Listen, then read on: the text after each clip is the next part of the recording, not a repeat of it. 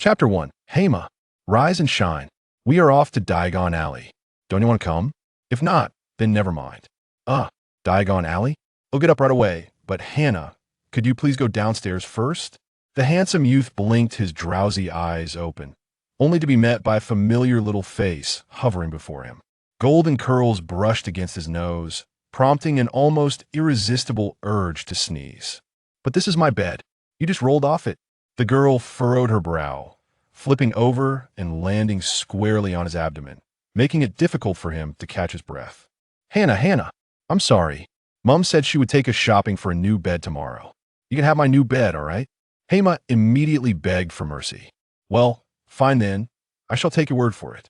Hannah flashed a smile, climbed down from the bed, and dashed out of the bedroom. Watching Hannah in her long robe, Hema couldn't help but feel a twinge of sentiment. After all, his dear sister received her acceptance letter from Hogwarts last year, yes. She is indeed the steadfast Hannah, while he, as her brother, had received nothing. Yet, this was hardly surprising. He was not a child of the Ibel family, but rather an adopted orphan from the Starting Point orphanage, no less. Still, one might argue that he was a reincarnated individual, a veritable template of a protagonist, so why had he not even received a single letter? Surely my owl hasn't been intercepted and devoured by some nefarious character?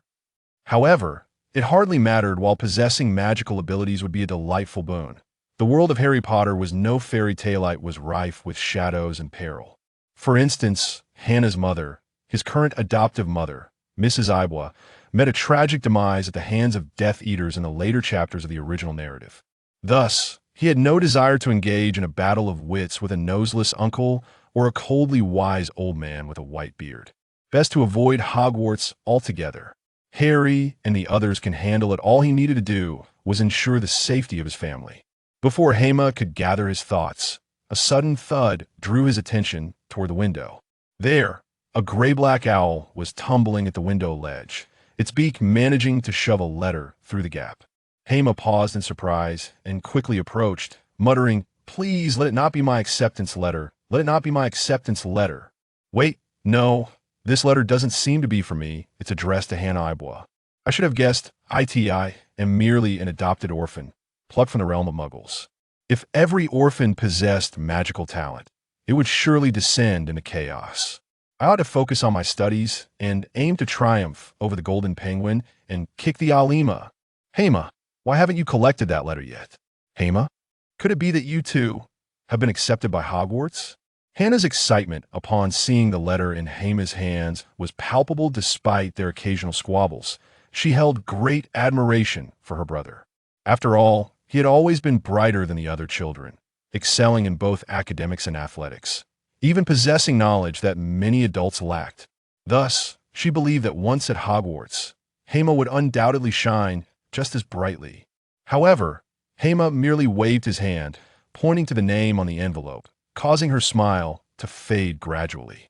Seeing Hema's despondent expression, Hannah mistakenly assumed he was disheartened due to a lack of magical talent. Hema, don't be sad. Even if you lack magical abilities, you are still the best among muggles. I believe in you. Upon hearing Hannah's encouragement, Hema's gloomy facade softened into a smile as he affectionately ruffled her hair. Yet, he soon realized that Hannah was actually slightly taller than him. It appeared that girls often matured faster than boys. I'm fine, Hannah. Truly, whether or not I possess magical talent is not what matters most. The only thing that truly counts is that you and Mother can enjoy each day with happiness. All right, let me see what the letter says. Hannah promptly tore open the envelope, her previously calm expression warping into one of alarm from Hema's perspective. Oh no, Hema, we have an important guest coming to our home. The headmaster of Hogwarts, Professor Dumbledore. I must go tell Mother. With that, Hannah abandoned the letter and dashed out, leaving Hema standing there, a headache forming. Dumbledore is coming to see Hannah? Who's the real-time traveler here? Me or you? Well, for now, I'd prefer to avoid an encounter with that sagacious old wizard.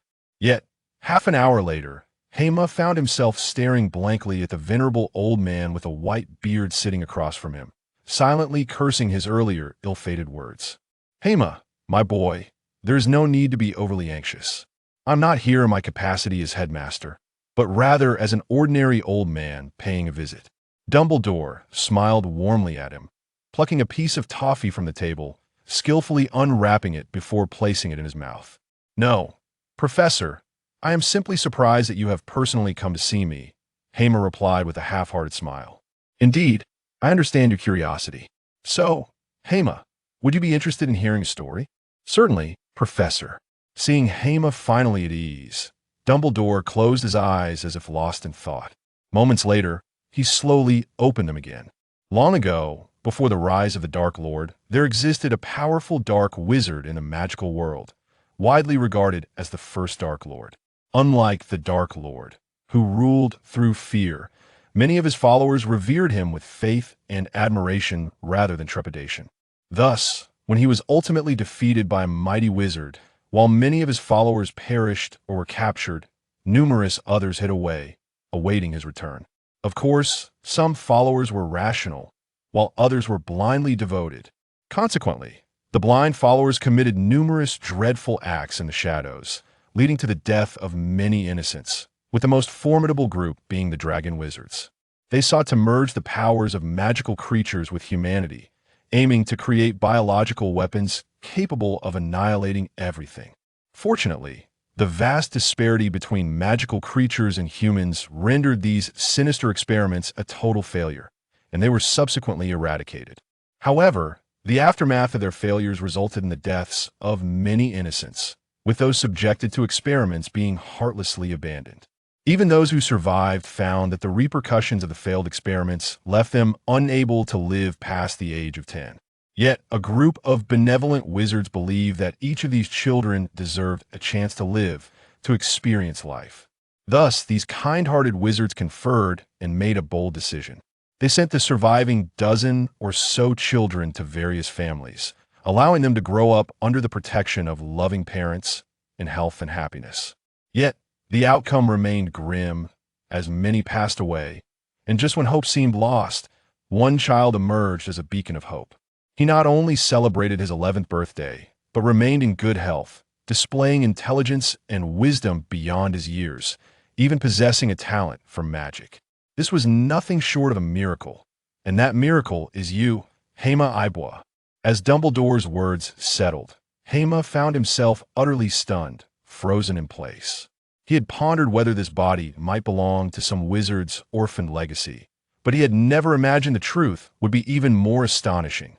"And I must also congratulate you on your birthday. Happy birthday, Hema." With that, Dumbledore reached behind him and placed a large box on the table, unmistakably a grand cake. "Thank you, Professor Dumbledore." Hema could no longer maintain his composure, standing upright and bowing deeply to Dumbledore. "There's no need to thank me, but when you arrive at Hogwarts, I hope you can impress the professors," Dumbledore remarked, watching as Hema unwrapped the cake. A genuine smile crept across his face. In his hand appeared another letter, bearing the gleaming Hogwarts crest. Hema's hands hovered over the cake, thinking to himself, "I can't believe this. You crafty old man. Well, it seems I have no choice but to accept this. I must attend Hogwarts. Now, Mrs. Ibwa and dear Miss Hannah, please don't hide in the corners. Come out and enjoy the cake. Besides the cake, I've also brought some of my favorite candies." As Dumbledore's gaze swept across the room, the mother and daughter duo who had been eavesdropping at the staircase corner shyly stepped forward. Half an hour later, after helping Hema celebrate his birthday, Dumbledore hurriedly departed, leaving him with 100 galleons. This left Mrs. Ibwa feeling somewhat disheartened. Although their financial situation had not been particularly favorable recently, she could manage to support her child's education. Moreover, given Hermione's remarkable qualities, even in times of financial constraint, it is imperative that she be afforded the opportunity to study at Hogwarts without any worries. However, as this was a kind gesture from Dumbledore, she refrained from voicing any objections. In truth, the arrival of the headmaster impacted her less than the revelations regarding Hermione's background. Nevertheless, for her, regardless of who Hermione's biological parents might be or the suffering he has endured, one thing remains unchanged. Hermione is her son. At that moment, Hannah had transformed into a little glutton, eagerly shoving strawberries in her mouth one after another. For this young girl, What mattered most was that Hermione could attend Hogwarts, just like her. Was there anything more delightful than that? Once the table was cleared, Madame Abbott officially led the two young wizards onto a regular bus heading towards the Leaky Cauldron. Concerned that Hermione might lack magical aptitude, Madame Abbott had relocated to the Muggle side a few years prior, ensuring he received a suitable education in advance. It was a heartfelt attempt to provide Hermione with a safety net.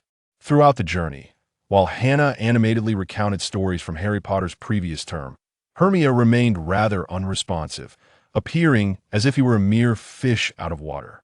After all, Hermione was currently engulfed in a storm of thoughts. His entry into the magical world came a year later than Hannah's, meaning he would be stepping into the second installment, the Chamber of Secrets, right after the conclusion of the Philosopher's Stone.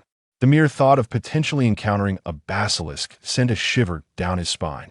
Although he had envisioned the possibility of becoming a wizard and had familiarized himself with a considerable amount of magical knowledge, it remained a theoretical exercise. Furthermore, having never experienced a surge of magical energy in his youth, he feared that his wizarding talent might be rather lackluster. Thus, exercising caution was prudent. Hermione, we've arrived. As the trio entered the Leaky Cauldron, a hunched, bald old man suddenly appeared before them. Hannah took a startled step back, yet Hermione boldly approached. "You must be Tom, the proprietor?" Hermione inquired confidently, despite the somewhat intimidating appearance of the man. Tom, however, was not a malevolent figure. "Ah, yes indeed, young wizard. What can I get for you?" Tom was momentarily taken aback. He was accustomed to startling young witches and wizards, yet this child seemed distinctly different, exceedingly polite. "Tom, how about we visit Diagon Alley first and return to patronize your establishment afterward?" Of course. Tom's old face broke into a not-so-pleasant smile, clearly appreciative of Hermione's respectful address. Meanwhile, Hannah gazed in astonishment at Hermione's composed demeanor, suddenly feeling that her status as either an older sister or a mentor was under threat. This was Hermione's first visit to the Leaky Cauldron, yet he remained remarkably calm, truly astonishing. "Hermione, do you know the way to Diagon Alley?" Madame Abbott, noticing Hannah's expression, signaled to Hermione. "Oh, I'm not sure. That would be up to Hannah." "Absolutely." Observing the slightly dejected Hannah suddenly beam with delight, Hermione shook his head, marveling at how easy it was to understand her. However, compared to her character in the original story and film, Hannah seemed a bit more cheerful, perhaps due to my influence. In the narrative of my previous life, she was an only child. My involvement may have significantly shaped her personality. Just as Hermione lifted his gaze once more, he saw the young girl waving her wand, successfully opening the gateway to Diagon Alley. As the aperture widened, a broad archway emerged before them, revealing a winding, cobblestone street that appeared to stretch into infinity. "Wow," Hannah exclaimed softly. Although she had visited Diagon Alley several times the previous year, the vibrancy of the alley this time surpassed her previous experiences. In addition to the diverse array of shops, the number of stalls along the roadside seemed to have increased significantly. This period marked a peak shopping time for young witches and wizards. Observing the novel sights and sounds, Hermione's usual poker face broke into a smile, and his one-stall eyes sparked with a hint of light. "Let us proceed. We have quite a few items to purchase today." Madame Abbott led the two young wizards into Diagon Alley, where they eagerly explored the bustling surroundings, with the Quidditch shop being the epicenter of young wizards' activity. However, Hermione found himself utterly uninterested in Quidditch, not because he disliked the sensation of flying, but rather because he deemed the sport rather unexciting.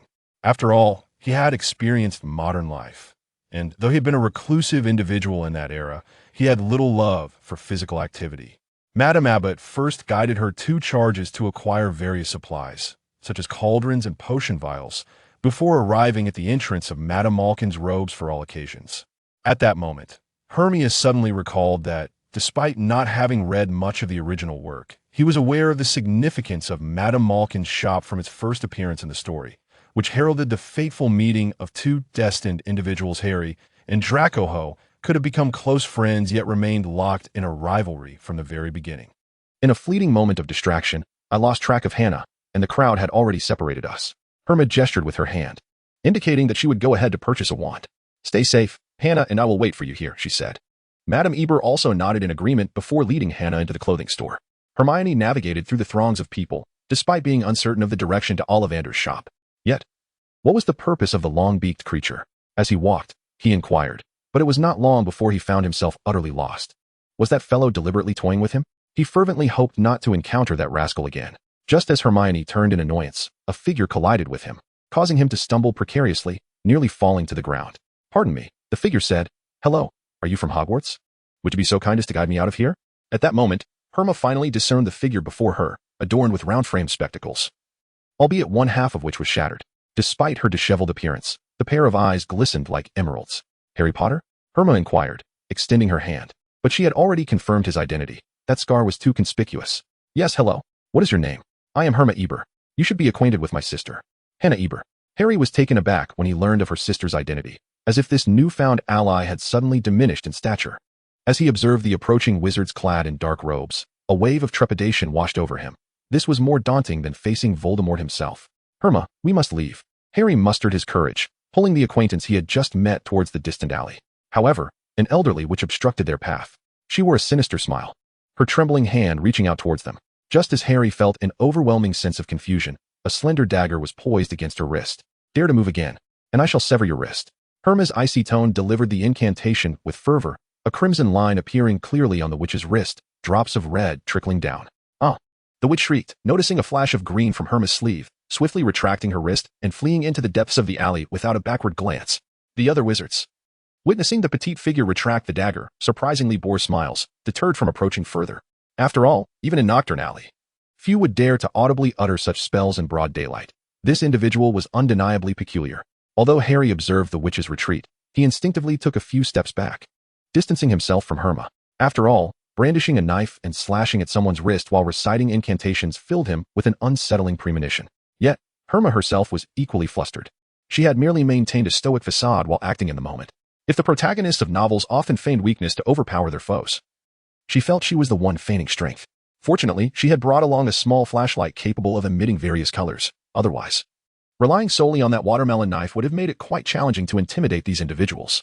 It's all right, Harry. Let us proceed. Huh? Oh, right. I understand. Harry observed Herma's return to her former poker-faced demeanor, leaving him somewhat bewildered. Moreover, the disparity between this Eber and the other Eber was stark. Yet, he recognized that she was not like those from Slytherin. She was kind and had protected him, a realization that brought him clarity. At that moment, Herma entwined her hand around his wrist, guiding him forward, and a wave of warmth dispelled much of his fear and anxiety. A smile broke across Harry's face. Indeed, this person was good-hearted.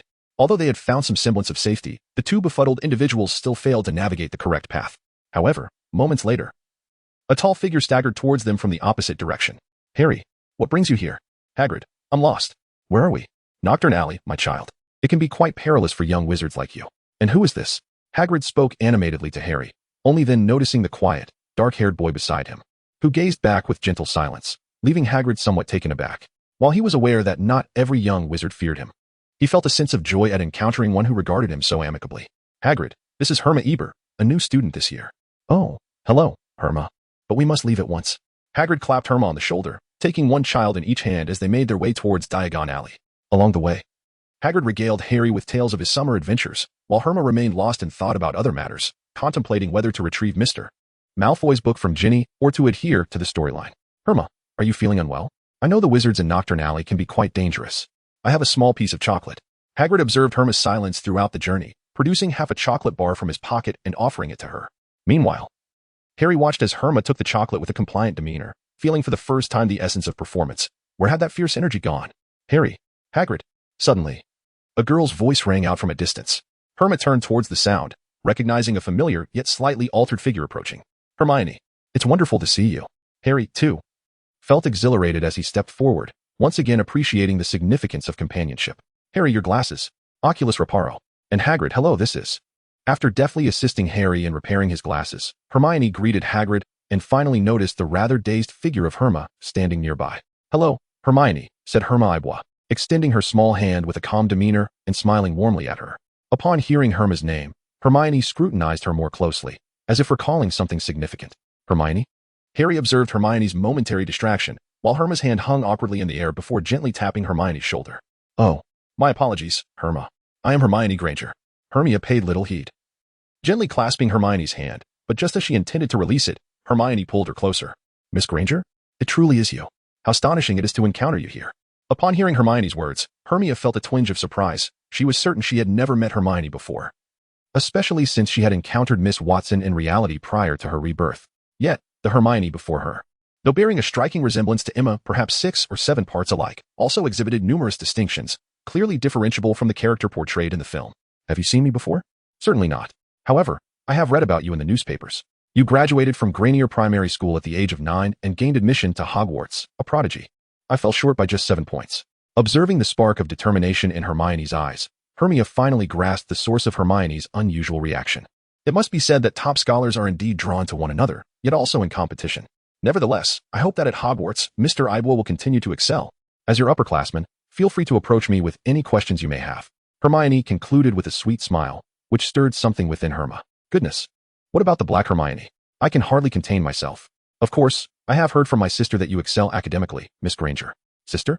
Hermione realized that Herma's sister was Hannah, and they were indeed quite different. She sensed that he would fit well into Gryffindor. Harry gazed at Herma, recalling how valiantly he had just rescued him, driving away those wizards. Surely, such a young wizard would find his place in Gryffindor. Well, let us hope so. Hermione cast a glance at the tranquil Hema, releasing the hand she had been holding tightly. Today, she had unraveled a knot from her past. After all, she had worked diligently in her studies yet failed to gain admission to Hogwarts, only to later see Hema's name in the newspaper. Although she received her acceptance letter from Hogwarts the very next day, heralding her future as a witch and a path diverging from that of the other, she remained somewhat troubled by the experience. It was not envy or jealousy, but rather a simple feeling of inadequacy, a yearning for a chance to validate herself. However, now that Hema was a freshman, regardless of which house he joined, there would be ample opportunities for their rivalry in the future. This time, Hermione Granger would not be defeated.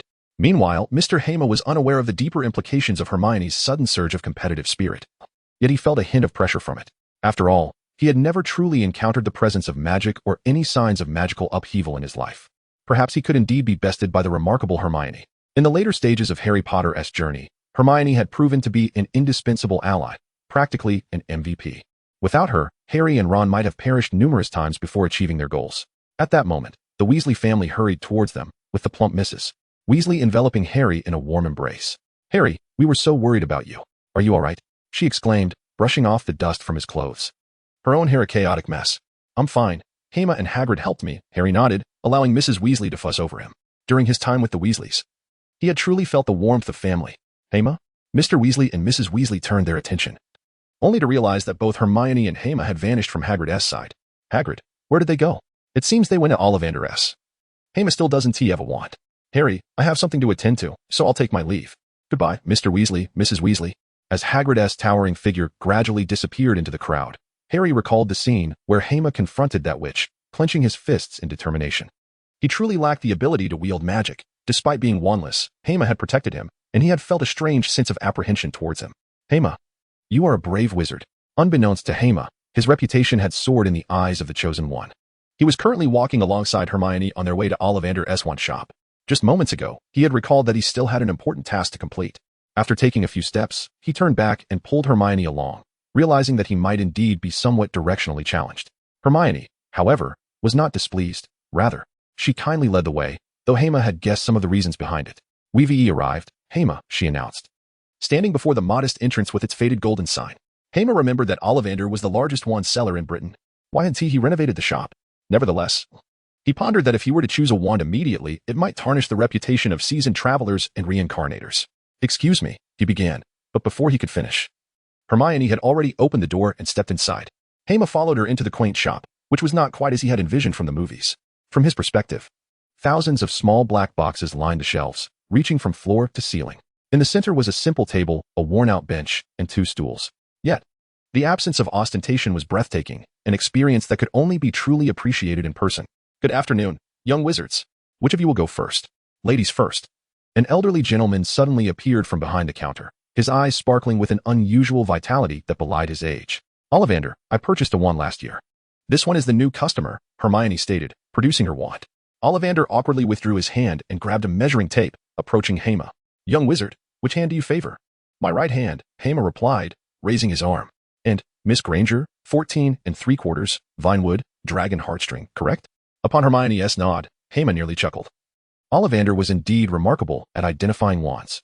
However, he found it slightly odd that some individuals recited wand details before identifying the owner. Miss Granger, it appears there is an issue with your wand.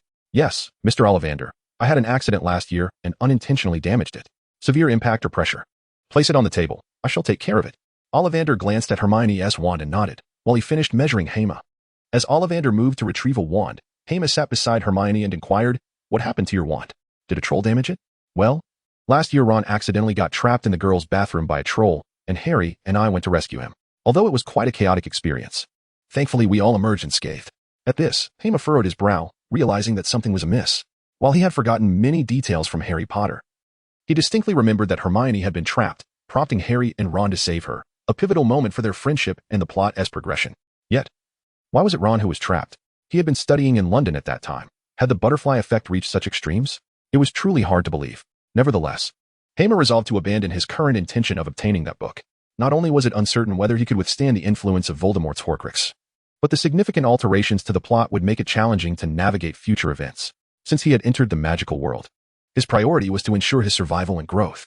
He needed to possess the ability to protect Madame Abbott and Hannah, which meant he would have to exert more effort than he did among Muggles. After all, achieving good grades among ordinary people was relatively easier, given his adult intellect and prior knowledge. However, magic was an entirely different matter, regardless of his innate talent, even if it was decent. He would struggle to gain strength before Voldemort's resurrection, especially without any special advantages. "By the way, is the system present?" Hema quipped lightly. "Are you looking for me?" "Who?" Hema exclaimed in surprise, while Hermione beside her turned her head in astonishment, wondering what was wrong with her classmate Hema Ibwa. "Are you unwell?" she asked. "Oh, it's nothing, really." Hema furrowed his brow and wondered within. "System? Are you there? Could it have been merely a figment of my imagination?" Just as he questioned his own hearing, a series of melodious and enchanting laughter resonated in his mind. A cluster of silvery light gradually erupted before him, coalescing slowly until a beautiful young girl clad in a flowing robe materialized before his eyes. Hermione noticed Hermione clutching a book, seemingly searching for something, while Ollivander busily climbed about the shelves, evidently oblivious to the peculiar scene unfolding nearby. Could it be that only he could perceive this? He once again steadied his mind and spoke. "You are not a system. Your robe bears the emblem of Slytherin." "Oh, are you quite clever, young one? What do you mean by that? Are you a ghost?" "I am Ziawena. In truth, I, too, am a reincarnate like you, though my arrival was rather ill-timed, coinciding with the days of Voldemort's reign of terror. Although I possess a system, it has yet to fully develop. For survival in the world of Harry Potter necessitates adherence to the main narrative. In the course of numerous events, I ultimately met my demise at Voldemort's hands. However, in the end, the system safeguarded me." At this juncture, her tone waned slightly, yet she soon burst into a cheerful laugh, a refreshing sight for Hermione, who had never encountered such optimism before. "It utilized the remaining reincarnation energy to preserve my soul's consciousness. Yet even as a soul, I do not belong to this world. Hence, I have been adrift until your appearance." At this moment, Helma suddenly recalled an incident. Upon his arrival in this world and assuming this corporeal form, he encountered an obstacle, for another soul already resided within. Yet, a figure resembling a goddess emerged to assist him, expelling the original soul and ultimately preserving his consciousness. "How did you manage to accomplish this at that time?" Hema gazed at her in astonishment. After all, a soul consciousness entity could not accomplish such feats. The system's consciousness had dissipated entirely to safeguard me, effectively sacrificing itself, thus binding the residual system to me. However, I am not the original system, as its functions have been largely compromised, so I cannot be considered the system itself. Yet, at that moment, you, as an external soul, existed similarly to me. Hence, I made that decision, for the system can only attach itself to souls from other realms. Upon hearing this, Hema grasped the entire context. Yet it seemed the other party still possessed some system capabilities, which might prove beneficial to her. "By the way, Sister Xiao, what kind of system is this?" "Oh, you may call me Sister. This system is rather unremarkable. It is merely an achievement system for League of Legends. One can earn rewards such as gold by completing tasks and achieving milestones, subsequently gaining the powers of certain heroes. Can I utilize it? Though the system has begun to gradually recover since it attached to you, I believe it will take a considerable amount of time to fully take over and reach the level of issuing tasks." "Ah, never mind then. I shall strive on my own." "Wait a moment, young one. Have you misunderstood something? I am not merely the spokesperson of the system. I am also the Old Master." "Old Master? What can you do?" "What can I do? I am a top student from Slytherin. What can I do?" "Then why were you defeated by Voldemort?" "That it deep, my friend." Just as Hema was about to extract more information from her, Ollivander approached, carrying 3 boxes. "Young wizard, your arm is quite special. It is longer than that of your peers. Based on your future growth potential, I have specifically selected these 3 wands, a mountain ash, 12 inches, with unicorn tail hair. Unicorn tail hair provides the most stable magic release, suitable for the use of most wizards. Hermes grasped the wand, and a gentle warmth flowed from his fingertips, ultimately coalescing atop the wand, radiating a brilliant golden light. Hema gazed at the golden light, his eyes sparkling with brilliance. For this was the first time since his arrival in this world that he had felt the manifestation of magic within his own being. Yet, before he could acclimate to this sensation and explore the flow of magic within him, Ollivander abruptly withdrew the wand from his grasp. It is indeed quite suitable, he remarked. But I believe it is still insufficient. Hermione was equally puzzled by Ollivander's words, gazing at him in confusion. After all, Ollivander had stated that it was the wand that chose the wizard, not the other way around. The recent incident clearly indicated that the wand had accepted her as its master, yet Mr. Ollivander had taken it back. Subsequently, he presented 2 more wands, one made of phoenix feather and walnut, the other of dragon heartstring and vinewood. The results were similarly impressive. Golden light erupted from them, and the last wand even exploded in a burst of rainbow color, all of which were suitable for Hermione's use. Mr. Ollivander, did you not claim that it is the wand that selects its master, rather than the wizard selecting the wand? Indeed, dear young witch, what is your name? Ollivander finally remembered to inquire about Hermione's name. Hermione Granger. You are Hermione Granger. Ollivander's eyes widened in astonishment as he fixed his gaze upon hers, gradually falling silent. So it is true. If it is you, then it cannot be mistaken. Please wait a moment. Ollivander, lost in thought, wandered deeper into the shop. Hermione watched his retreating figure in bewilderment. This was not what she had envisioned. The selection process, rather than being difficult, seemed remarkably straightforward. Do you understand why? Dear older student, perhaps it relates to your physical condition? Ah, is there something noteworthy about my body? Did you not hear what Professor Dumbledore said that day? I was even conscious of it in my slumber. He mentioned that you were a product of a magical experiment, although you survived due to the transformation of your soul. Your body might also be considered a successful case. So, my body underwent a change? This notion had not occurred to her, but if that were the case, it would indeed make sense. Hermione could only interpret the situation in this manner, and she was unaware of when she had positioned herself behind Hema. After all, she was well aware that Harry had taken considerable time to select his wand, which piqued her curiosity regarding Hema's similar experience. In a sense, this could also be seen as a preliminary gathering of information on a competitor, and Hema's reaction, indicative of a high adaptability to wands, caused Hermione to feel a slight sense of pressure. Half a minute later, accompanied by a muffled thud from the back of the shop, Mr. Ollivander approached, cradling a long box, which he subsequently placed on the table with a resounding clap. The dust on the table suddenly trembled and dispersed. And when Hermione lifted her right hand, she was astonished to discover that it remained motionless. What on earth could this object be? Hema let out a bitter smile as he extended both hands to grasp it, noting that it was nearly a meter long. Truly, it could be regarded as a wand. Mr. Ollivander, are you certain this is a wand? He inquired. Well, this wand is not of my making. It was discovered by my father and a close friend of his from some magical ruins. Upon my examination, it measures 39 inches. Crafted from ashwood and the nerves of a serpent. It is rather ordinary, or perhaps one might even say inferior. However, my father insisted that this wand is imbued with formidable power. Despite this assertion, no wizard has ever succeeded in activating it, not due to a lack of proficiency, but rather an inability to wield it at all. But Mr. Hema, he continued, as Ollivander's eyes brimmed with anticipation, slowly unveiling the wand's box. Before them lay a scepter of deep ebony, its shaft adorned with delicate golden runes, and at its apex, a dimly glowing blue crystal. Such a beautiful scepter. But it seems more akin to a staff than a wand, Hermione remarked, instinctively reaching out her small hand towards it. Yet, in the next moment, she felt a sharp pain in her finger and quickly withdrew. This wand is peculiar. Be cautious, Hema. This wand appears to possess an aggressive nature, Hermione warned. You too. Be careful. It seems this object poses a threat not only to the physical realm, but potentially to the spiritual as well. Upon hearing Hermione and Senior Zhao's words, Hema nodded in acknowledgement. However, as he gazed at the scepter, he was suddenly overwhelmed by a desire to dominate it. Come forth, he declared. With a swift motion, he grasped it firmly and raised the wand, which instantly found its place in his hands. A searing sensation surged through him, akin to touching a glowing brand.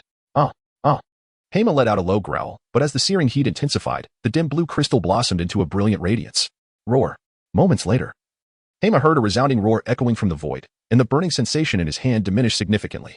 A faint energy began to surge from his body towards the wand. This energy was familiar to him, for it was his own magical power. As the staff stabilized, he felt the magic within him, which had previously felt stagnant like a mire, flowing swiftly and becoming vibrant. Very well, my child, this wand is now yours. I can sense the power emanating from it, and I believe you will achieve great things in the future. Ollivander smiled, retrieving a pocket watch from his coat, revealing photographs of Hema's father and grandfather. However, my dear Hema, Such a large wand is rather cumbersome for an adult to carry around all day. It is indeed inconvenient. This can be remedied with certain spells, such as the extension charm, but it is somewhat impractical for casting. Upon hearing Ollivander's words, Hema glanced at the wands he had just tested and had a sudden inspiration. If one wand was insufficient, then why not two? Mr. Ollivander, you mentioned that wands choose their masters, if they have both agreed. Then surely I can purchase an additional wand. Ollivander paused, recalling that he had encountered wizards who had proposed such a notion in the past. But he had ultimately declined due to concerns over wand compatibility. One well-suited wand is far superior to 10 unruly ones, yet this child is remarkably adaptable. Perhaps an exception can be made this time. Achoo! Hema stood dazed on the platform, flanked by signs indicating stations 9 and 10, yet he felt utterly dispirited. Indeed, he was suffering from a fever, marking the first time in his 11 years of life that he had fallen ill. This sensation felt eerily familiar, after all. The very reason for his rebirth was a sudden high fever that left him unattended at home, ultimately leading to his demise. His dread of fever was akin to a wizard's fear of an unforgivable curse, though he had taken medicine and the fever had subsided significantly. After purchasing a wand in Diagon Alley, he had parted ways with Hermione, deciding to postpone retrieving Ginny's Horcrux and instead sought out Hannah and Madame Abbott. Upon his return to Flourish and Blots, the trio had already departed, yet he encountered the dear Gilderoy Lockhart, a comical figure who was undeniably handsome. Once home, he embarked on his magical studies, grappling with many concepts, but both Madame Abbott and Hannah were there to assist him. Additionally, he and Miss Granger exchanged addresses. Although their correspondence was primarily academic in nature, however, with Hermione's remarkable aptitude for learning, he felt fortunate to be associated with her. With the school year commencing tomorrow, he had only managed to grasp a fifth of the material in his textbooks, a stark contrast to Hermione's prowess. As for matters of the heart, Hema believed it was premature to ponder such things. While everyone adored Emma Watson, she was merely Hermione in his eyes. They were still children. With a long future ahead and infinite possibilities, perhaps he would find himself drawn to Luna, Cho Chang, or even Fleur. "You're daydreaming again," exclaimed a voice. "Ah. Come on, you can't blame me for indulging in a bit of fantasy after my journey through time. I bet you imagine Cedric Diggory too." Initially planning to tease Hema, Shiowena fell silent, for she indeed admired Robert's looks. Yet, she lamented having arrived too early, as Cedric had not even been born at the time of her death, her greatest regret. "But Hema, have you succeeded in your magical research? I just woke from a deep slumber a few days ago. Do you think that's why I caught a cold? Let us hope this spell brings some surprises for everyone." He replied with a cold smile, causing those around him to recoil in fear, distancing themselves several meters. Just then, a short, chubby boy approached, pushing a cart filled with items, clearly a Hogwarts student. "Hello there, fellow student." As Hema observed the approaching figure, she politely greeted him. But he appeared momentarily taken aback and turned around with a hint of fluster. "Hello, fellow student. Which college are you from? I don't believe I've seen you before." "I am a freshman, Hema Ibwa," she replied. "You must be from Gryffindor, as indicated by the emblem on your suitcase." "I'm Neville Longbottom." "You can just call me Neville," he responded. "Let us hurry, or we might miss the train." Upon hearing his name, Hema felt a flicker of surprise. Could this chubby boy truly be Hogwarts' famed swordmaster? Although he did not resemble the actor from the film, if he were to slim down, he could indeed be quite handsome. Nevertheless, he still paled in comparison to her own beauty, such as the fortune of natural allure. Before Hema could finish her thoughts, the sounds of Showena's retching and spitting echoed in her mind. Following Neville, Hema successfully passed through the wall, revealing a brand new platform before her. The sign for Platform 9 shimmered in the sunlight with its golden borders. "Hema," Neville called out. "Hello, Neville," replied Hermione.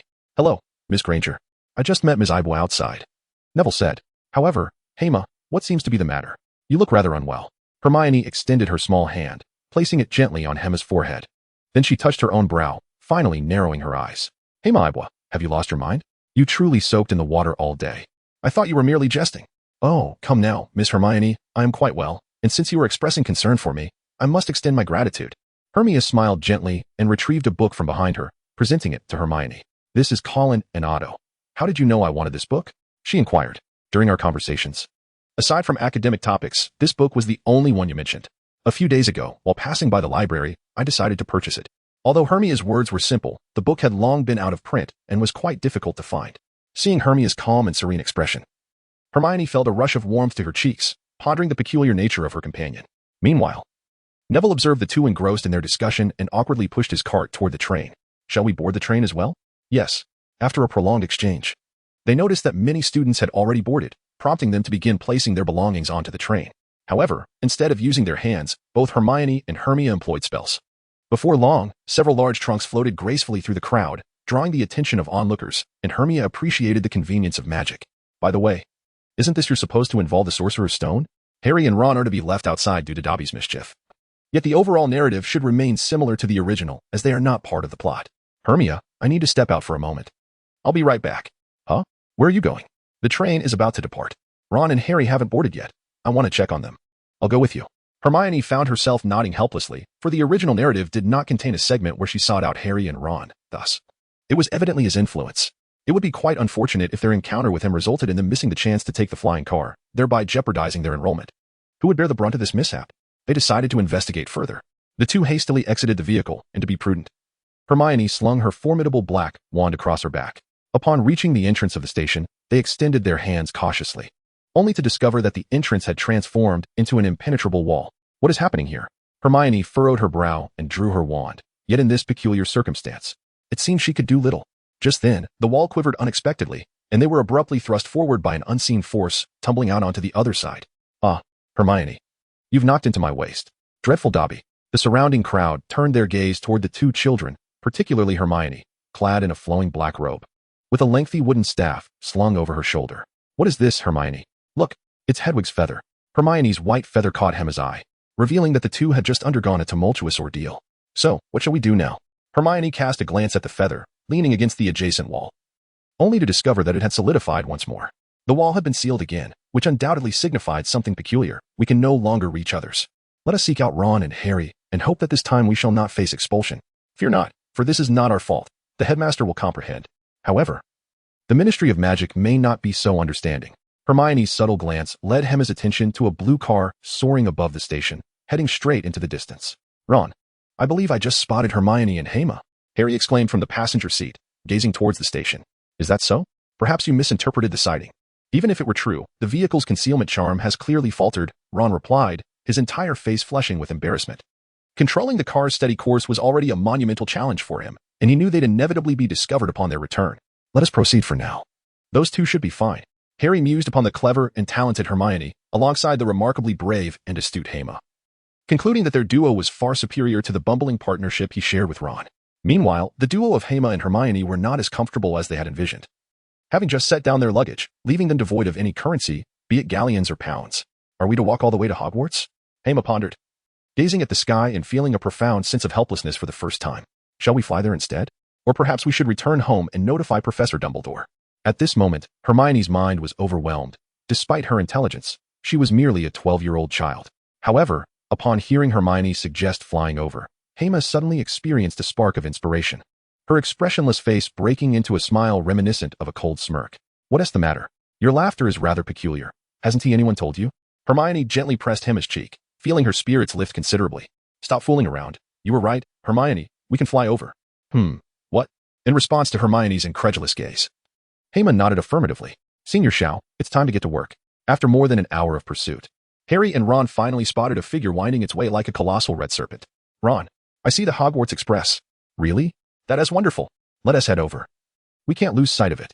Okay, Ron exclaimed, excitedly pressing the accelerator. But as the engine roared to life, the vehicle suddenly jolted. Ron immediately sensed something was amiss. The car began to drift uncontrollably through the air. Harry, watch out. The door on Harry's side was flung open by the force. The gust of wind swept Harry's slight frame out of the vehicle. Harry, Ron, noticing the passenger seat was empty, was momentarily paralyzed with shock. As the car gradually stabilized, he kicked the dashboard in frustration. He quickly glanced down, only to see a small dark figure below. He had no time to react. Just as Ron was on the verge of despair, a golden light burst through the clouds above him, slicing through the air like an arrow, heading straight for Harry. In Harry's blurred vision, a radiant golden glow drew nearer, as if heaven itself were calling to him.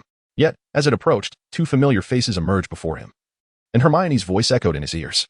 Harry, grab my hand. Do you truly wish to play house with God? Our savior? Hermione and Hema.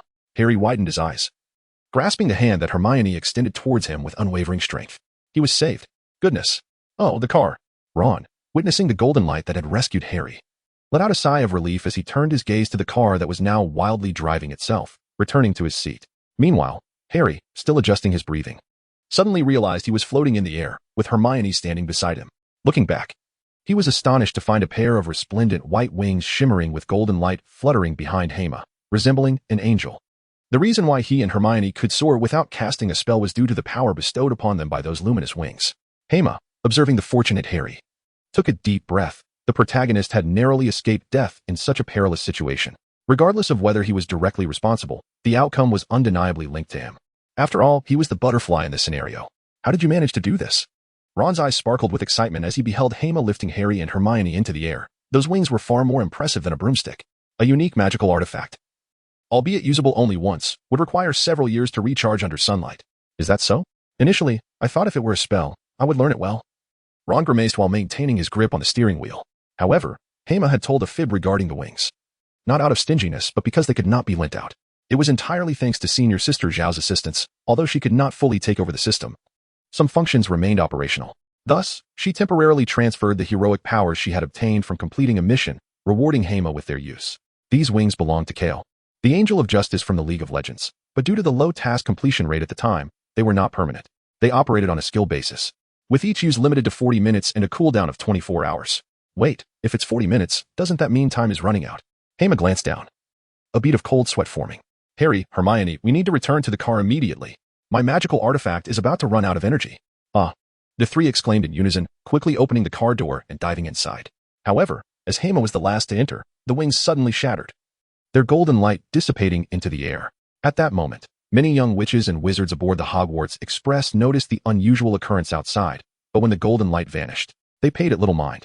Among the crowd, a handsome blonde youth leaned against the window, squinting towards the spot where Hema had just flown down. I couldn't have been mistaken. That fellow is the one I saw in Knockturn Alley along with Harry Potter. Draco Malfoy?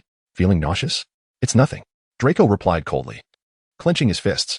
Father instructed me to build a rapport with that fellow, yet I don't even know his name. Nonetheless, Slytherin certainly needs such a powerful ally. As Draco pondered, a smile crept across his face, his mind drifting back to that radiant grin, even when surrounded by a throng of adult wizards. He acknowledged his desire to become such a wizard, and he was certain that the green light would find its way to Slytherin. His father's judgment could not be wrong. Ebo, Hermione, there are toffees in the back seat. Ron, seeing Harry's miraculous survival, became excited once more, but upon noticing Hermione's icy demeanor, he fell silent. He knew it was his fault that Harry had nearly met his demise, yet driving them here had been unavoidable. Hermione, don't blame Ron. It was my fault too. I didn't fasten my seatbelt. Harry chimed in to ease the tension between them. Hermione languidly reclined in the back seat, feeling waves of fatigue wash over her, as she had only just begun to recover from a bout of illness. After enduring the chill of the air for most of the day, she found it increasingly difficult to endure. She hoped that upon their arrival at Hogwarts, Madame Pomfrey would restore her to full health. Hermione felt a weight on her shoulder as a handsome young face suddenly appeared before her. She momentarily froze, then regained her composure. Hema has a fever and is feeling unwell. Let's allow him some rest and refrain from disturbing him, she suggested. Harry leaned forward, noticing Hema's pale, bloodless complexion, and nodded in agreement. However, Ron, through the rearview mirror, observed Hermione and Hema huddled closely together and felt a pang of displeasure. Hermione chose not to lecture him. Perhaps it was a good sign. Yet, why did she feel such unease? The four of them traveled in the flying car from morning until night. Although Ron grew somewhat fatigued during the journey, he was the only one capable of driving, so he pressed on determinedly. Ron, are we nearly there? Harry yawned, his face a picture of drowsiness. It shouldn't be far now. The train seemed to have begun slowing down, Ron replied, patting the steering wheel. Sensing an unsettling instability in the vehicle, perhaps it was merely his imagination. Let's descend and take a look. The clouds are obscuring our view below. All right. Ron pressed the accelerator once more, plunging downward. As they broke through the cloud cover, the night had already unfurled its dark veil, rendering everything shadowy and indistinct. Harry widened his eyes, scanning the surroundings. Yet, as his gaze sharpened, he perceived the darkness deepening ahead. Suddenly, he looked up to find a familiar structure looming before them. Ron, watch out, Harry shouted, realizing they were mere meters from the city wall. Turn, turn. Ron slammed on the brakes, frantically twisting the steering wheel. Hema, still lost in slumber, and Hermione were thrown against the glass. What is happening? No, no, no. Ron cried out, desperately maneuvering the steering wheel. In the final moment, the car executed a graceful arc, narrowly avoiding the solid wall. The engine began to rumble ominously, as if the vehicle had developed a mind of its own, swirling in a dizzying 360-degree spin through the air. Hermione and the others had to grip the two armrests tightly to prevent themselves from being thrown out of the vehicle. Hermione, what do we do? Harry shouted at her, his faith in her unwavering, especially after she had once rescued him like a knight. Even though she appeared equally bewildered now. Fortunately, they had not yet reached the point of despair, but what were they to do? Should they jump out instead? Please. My goodness, steady yourself, Ron implored softly. With a final, muffled roar from the engine, followed by a low whir of exhaust, the engine ceased to function entirely. Oh no, this is it, Ron exclaimed, his eyes vacant, sinking into silence. The vehicle was plummeting, descending ever faster, hurtling towards the unforgiving ground below. Hermione, do you know the cushioning charm? Hermione suddenly had a brilliant idea, envisioning a seemingly viable method to ensure their safe descent. Given the existence of the cushioning charm, they could simply leap down. Oh, do you think a freshman like me should be capable of this? Yet, I have devised a new plan. Trust me, everyone jump. Upon hearing Hermione's suggestion, Hema also conceived a plan, yet there was no time left to elaborate. They needed to disembark swiftly. Hema opened the car door and leaped out, followed by Hermione after a brief moment of hesitation. Harry and Ron, unable to react in time, watched as the two plunged forward, swiftly opening the door to follow suit. After all, even without jumping, a fall from such a height could prove fatal. The ground loomed just 3 or 4 meters below them. And as they prepared to meet it face first, Hema's voice suddenly resonated in their ears. Wingardium Leviosa. A beam of light flashed from the air, and the four felt an unseen force suspend their bodies mid-air, mere inches from the ground. All right, I'm about to release the spell, Hema announced as she observed Harry and the others adjusting their positions slightly before they dropped onto the ground, landing safely. Harry, we are saved, Hema exclaimed. Yes, Ron. We must hurry to the Great Hall, otherwise, we are doomed. Right, Hema replied, her eyes scanning the car overhead. What about your luggage? However, before Harry and Ron could respond, the car stabilized in midair and opened its trunk, unceremoniously ejecting their belongings as if discarding trash. Following this, a flame erupted from the trunk, producing a muffled explosion as it plummeted to the ground right in front of them. Startled, the car then veered off into the darkness, its 4 headlights flickering as it vanished into the night. Come back, you wretched thing, Ron shouted. I'm finished. My dad will surely kill me. Never mind that. We should quickly make our way to the Great Hall. If the professors discover we drove here and arrive late, we will undoubtedly lose points, Harry urged, glancing at Ron, whose expression suddenly shifted, while Hema maintained her indifferent demeanor. Well, Mr. Potter, thank you for your candid admission of guilt. Follow me. At the sound of that familiar yet fearsome voice, Harry slowly turned, his sharp gaze fixating on the figure before him. And you lot. Severus Snape's eyes bore into Harry. Yet he pointed a finger at Hema and the others, enunciating each word as he turned and strode towards the castle. The four stood, watching Snape's silhouette against the wind, resembling a black bat, and for the first time, Hermione felt the weight of being a miscreant. Do not worry, we are merely victims. I'm sure Professor Dumbledore will understand.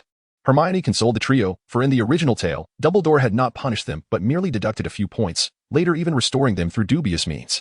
This time, they had not even harmed the Quidditch pitch, so perhaps Snape would show a modicum of mercy, and if not, there was always old Dumbledore. Let us proceed. Mr. Ibois, please come with me. Just as the group intended to follow, a tall, slender witch in green robes approached, her expression cold as she stood beside Hermione. Professor McGonagall. Good evening. Harry and his companions expressed their respect for their head of house with a deep bow, yet she continued to regard them with a stern demeanor. Professor Snape has sent for you, she replied. I am aware of the reason. Dumbledore will personally discuss it with Severus. I must now escort Mr. Ibois to the sorting ceremony, at which point we shall address his point deduction. With that, Professor McGonagall nodded to Hermione and proceeded towards the Great Hall. Well then, I shall take my leave. Perhaps we shall meet again tomorrow. With that, she followed McGonagall. Harry and the others felt a wave of unease wash over them. For McGonagall's mention of point deductions pertained to their trio. Should Hermione return to Gryffindor, the loss of points might ultimately extinguish their house's chances for the House Cup, leaving the three completely silent. Throughout their journey, Hermione and Professor McGonagall exchanged little conversation, as he was not one to indulge in idle chatter. Moreover, while McGonagall was inherently warm beneath her cool exterior, her current serious demeanor was somewhat intimidating. We are on the verge of the sorting. Fortunate that you arrived just in time, Mr. Ibois. Professor McGonagall entered through a side door and observed the students lined up, prepared to face the judgment of the sorting hat. Dumbledore, seated in a central position, caught sight of him and offered a slight smile. Hermione bowed her head in acknowledgement, contemplating whether Dumbledore would involve him in the plan to vanquish Voldemort. After all, Dumbledore had saved him as a baby, provided him with a good home, and even celebrated his birthday, demonstrating a genuine kindness towards him. Step forward, Mr. Ibois. You may very well be the first to be called, considering your sister was the inaugural name last year. I understand, Professor. Hema nodded thoughtfully, suddenly realizing that her frugal sister was, in fact, the most formidable fixture in all the Harry Potter books. Indeed, the indomitable Hannah lived up to her reputation. Hermione then walked towards the center of the hall, drawing the curious gazes of the other young wizards, causing a shiver to run down her spine. Hannah, is that your brother? Yes. Hannah looked at Hermione, relieved that she had not encountered him on the train, which had frightened her immensely. Ron and Harry, where are they? Neville inquired, glancing towards Hermione and then asking Fred and George beside him. Indeed, Fred, where could Ron and Harry have gone? We haven't seen them at all. Perhaps they were swept away by Snape's robes, George jested, unwittingly striking a chord, before resuming his conversation with Fred about prank items. Neville and the nearby Seamus exchanged exasperated glances at the twins, pondering that Ron must have been picked up along the way, but why was Hermione also absent? At the Slytherin table not far away, Malfoy pretended to read a book, stealing glances towards Hermione's direction. Draco, this year's students appear rather mediocre compared to our cohort. A sharp voice piped up next to Malfoy. A hand carelessly rested on his robe, startling him momentarily, and he furrowed his brow as he swatted the hand away.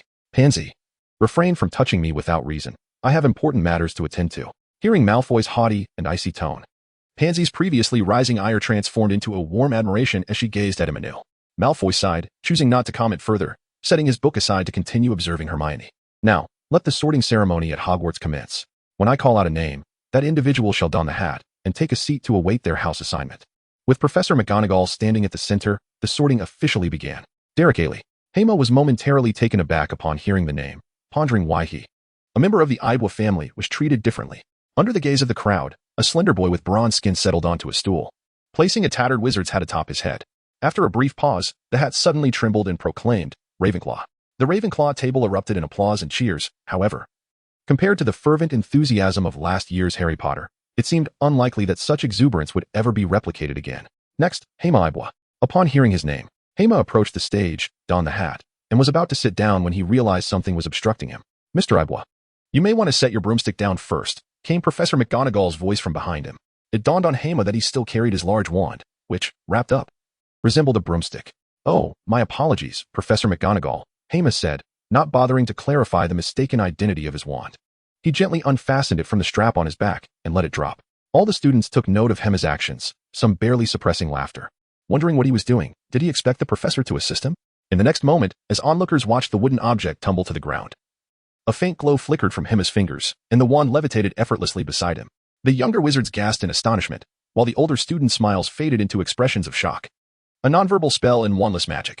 The silent incantation, typically taught in the 6th year, was a skill that even some 7th-year students barely managed without regular practice. Yet, this newcomer executed it with remarkable finesse, achieving wandless magic simultaneously. My goodness, this fellow must join our house. He is undeniably a prodigy. The academically gifted students recognized Hema's brilliance, even surpassing Harry Potter's directness.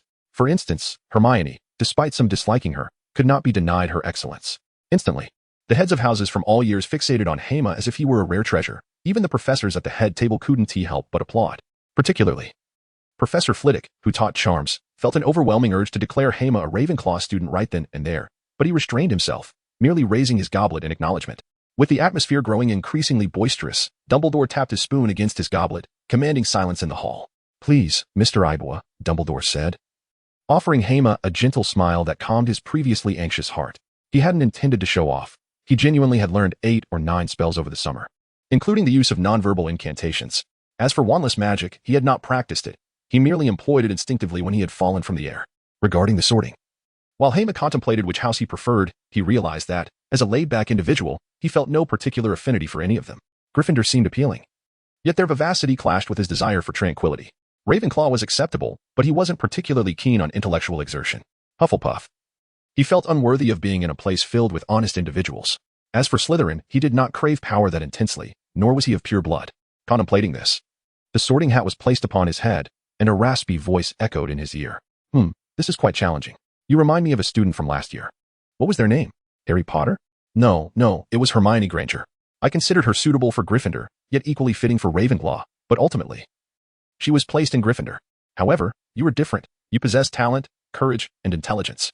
You have the ability to leverage every advantage, yet you also show kindness towards others. You embody traits from each house. Then where should I go? Where do you wish to belong? The sorting hat surprisingly inquired about the young wizard's own thoughts. For the first time unable to make a decisive judgment. I am indifferent, he replied, and indeed, that was his sentiment. Upon hearing his response, the sorting hat fell into an unexpected silence. Other young wizards and the students below gazed at him, who had been sitting there for quite some time, clenching their fists. Perhaps this lad could be sorted into Slytherin. Only we Slytherins deserve such talent. This child is a genius. Once he arrives at Gryffindor, he could potentially try out for Quidditch. As discussions resumed below, the sorting hat suddenly broke the silence with a resounding shout. Slytherin! Slytherin! Upon hearing the sorting hat's declaration, he nodded and removed the hat, just as the side door opened to reveal Snape leading a dejected trio. Harry and his friends witnessed him remove the hat and walk downwards, yet the ensuing cheers from the Slytherin side left them in a state of disbelief. He actually joined Slytherin. Compared to Ron, who was less familiar with him, Harry fervently wished that the brave boy who had aided him would be placed in Gryffindor. At the very least, he should have gone to Ravenclaw or Hufflepuff, like his sister. But why Slytherin? That simply could not be right. Hermione also noticed Harry's expression and gently patted him on the shoulder, reassuring him that the choices made by the Sorting Hat are seldom erroneous, and that not all Slytherins are malicious. Are you three merely spectators here? Return to your seats, Snape admonished, casting a glance at Harry before sweeping his robe and ascending the stage to take his place. Reluctantly, Harry and his companions returned to their seats in Gryffindor, their faces etched with displeasure. Where have you been? Fred inquired, draping an arm over Ron's shoulder. Ron cast a frosty glance at Hermione. We couldn't enter the station, so we had to fly here and were caught by Professor Snape. 30 points off for each of us. Flying? Ron, your father would surely have a fit. George chimed in, reveling in Ron's misfortune. Meanwhile, Harry paid little heed to their banter, feeling utterly dejected. First, the elf, then their inability to access the stations. And now Snape deducting points. Even Hermione had been sorted into Slytherin, and it seemed his luck had taken a turn for the worse. The subsequent sorting ceremony progressed swiftly, concluding in a short span of time, while Hermione found herself ensnared in an awkward exchange of questions. To his bewilderment, even the notoriously haughty Draco Malfoy wore a smile in her direction. What is this? A new type of broom? A plump Slytherin student remarked, eyeing the wand that floated nearby and reaching out to touch it. Be careful. Hema intended to offer a warning, but the other party was quicker, seizing the opportunity to grasp it. Subsequently, a whiff of something burnt wafted through the air. This is my wand. It is best not to meddle with it, or you may find yourself in peril. Hema clutched the wand, securing it behind her back, and then firmly grasped the boy's hand. The boy was momentarily taken aback, gazing into Hema's narrowed eyes with a tinge of fear, while the surrounding students looked on with curiosity. A star descended in grace. With a graceful wave of his hand, Hema summoned a faint golden glow that emanated from his arm, forming delicate feathers of light that gracefully cascaded onto the boy's arm. Under the astonished gazes of all present, the conspicuous burn swiftly healed, and the chubby boy instantly felt a lightness in his body as all pain vanished. Was this a healing spell? I had never witnessed such a phenomenon before. Did you see those feathers? The surrounding Slytherin students stared wide-eyed at Hema, who remained expressionless. Very well, everyone. We have ample time to spend together. Hema cast a smile towards the surrounding students, revealing his rather unappealing grin, which seemed to instill an air of oppression among them. Even the upperclassmen instinctively turned their heads, heeding Hema's unspoken command, leaving them somewhat astonished. Was it a form of linguistic magic? Although Hema's demeanor was somewhat arrogant, the students around him did not express particular disdain. Rather, they perceived this as the quintessential personality of a Slytherin student. Once the quiet returned, Hema leaned over the table, indulging in a slice of beef, and took a deep breath. After all, acting was quite exhausting. Is Senior Xiao here? Has she gone into hibernation again? In truth, Xiao Wen's repeated slumbers were a blessing for him. After all, she had mentioned that once his magical energy awakened, the efficiency of her integration with the system inexplicably increased. Thus, it was likely that she would eventually fully embrace the system. Speaking of the healing magic earlier, it was indeed an angelic skill, the W skill. However, Senior Xiao had been rather lackadaisical, as a 70 task completion rate was required to attain the full effect of the W skill. Even a half-hearted effort could yield some results, yet she had only managed a mere 41, limiting the skill to healing only the most recent injuries. No wonder she had been defeated by someone without a nose. It was rather pathetic. Despite his grumbling, Hema felt grateful for the assistance rendered, as the simple task had granted him a taste of angelic power. The task entitled the Ascendant Couch Potato required him to spin in circles 10 times and then walk 5 meters while remaining awake. Of course, such leniency would no longer be possible. With the system's integration, future tasks would become increasingly rigorous. After all, the system's management could not entirely alter its fundamental nature, transforming it into a mere backyard. As the meal neared its conclusion, Dumbledore rose to impart some insights about Hogwarts rules and regulations. Even though the upperclassmen had heard them year after year, their ears nearly calloused from repetition. I wish you all a fruitful and enjoyable time at Hogwarts. This place is not merely a school, but your home. Accompanied by a round of applause, students from various houses stood and began to depart in an orderly fashion, following their prefects to the common rooms. Slytherin's dormitory was located underground, and Hema descended alongside Hufflepuff students, while Ravenclaw would venture away from the main castle toward their tower, and Gryffindor would ascend. In contrast to the green-toned lake view of Slytherin, Hema found himself more enamored with the ethereal ambience of Ravenclaw's dormitory. However, he had no choice but to accept the Sorting Hat's decision. In truth, Slytherin was not without its merits. As long as he polished his aloof persona and enjoyed a conducive environment for study, he could afford to be a bit lazy. By the 3rd year, he would evaluate whether he could thwart Voldemort's resurrection. If not, he could seize the opportunity during his 5th or 6th year to leave Hogwarts amidst the chaos. He envisioned departing England with Hannah and Madame Abbott, spending some time abroad, and returning only after Harry had triumphed. The notion of defeat had not crossed his mind. If Voldemort truly possessed such power, living as a Death Eater might not be so bad after all. Regarding Horcruxes, the other 6 needed to exercise caution. As old Dumbledore could help navigate the situation, But ultimately, it all hinged on Harry. After all, the Elder Wand belonged to Harry, and Voldemort wielded it, attacking Harry under the guise of ignorance to fulfill the basic condition. Should his presence or other factors alter the plot, complications could arise, making things quite tricky. For now, besides the prospect of escape, his sole hope lay in Senior Zhao's ability to master the system entirely. With the system and the old man at his disposal, he might stand a chance against Voldemort. We have arrived. A tall and robust prefect from Slytherin approached a wall, placing his hand upon it and uttering, "Everything above all." With a click, the wall shimmered, revealing a stone door to everyone's view. The prefect led the way, ushering the new students inside. Just as Hema stepped into the room, a chilling voice resonated from above, penetrating his eardrums. "Kill. Pure bloodshed." Hema's eyes widened in astonishment as he glanced upward, yet he found nothing amiss. The surrounding individuals seemed oblivious to the peculiar sound, engrossed in their own conversations. What on earth is this? As the sound receded into the distance, he felt a strange itch on his arm. Rolling up his sleeve and illuminated by the nearby green oil lamp, he discovered a scale-like pattern adorning his skin.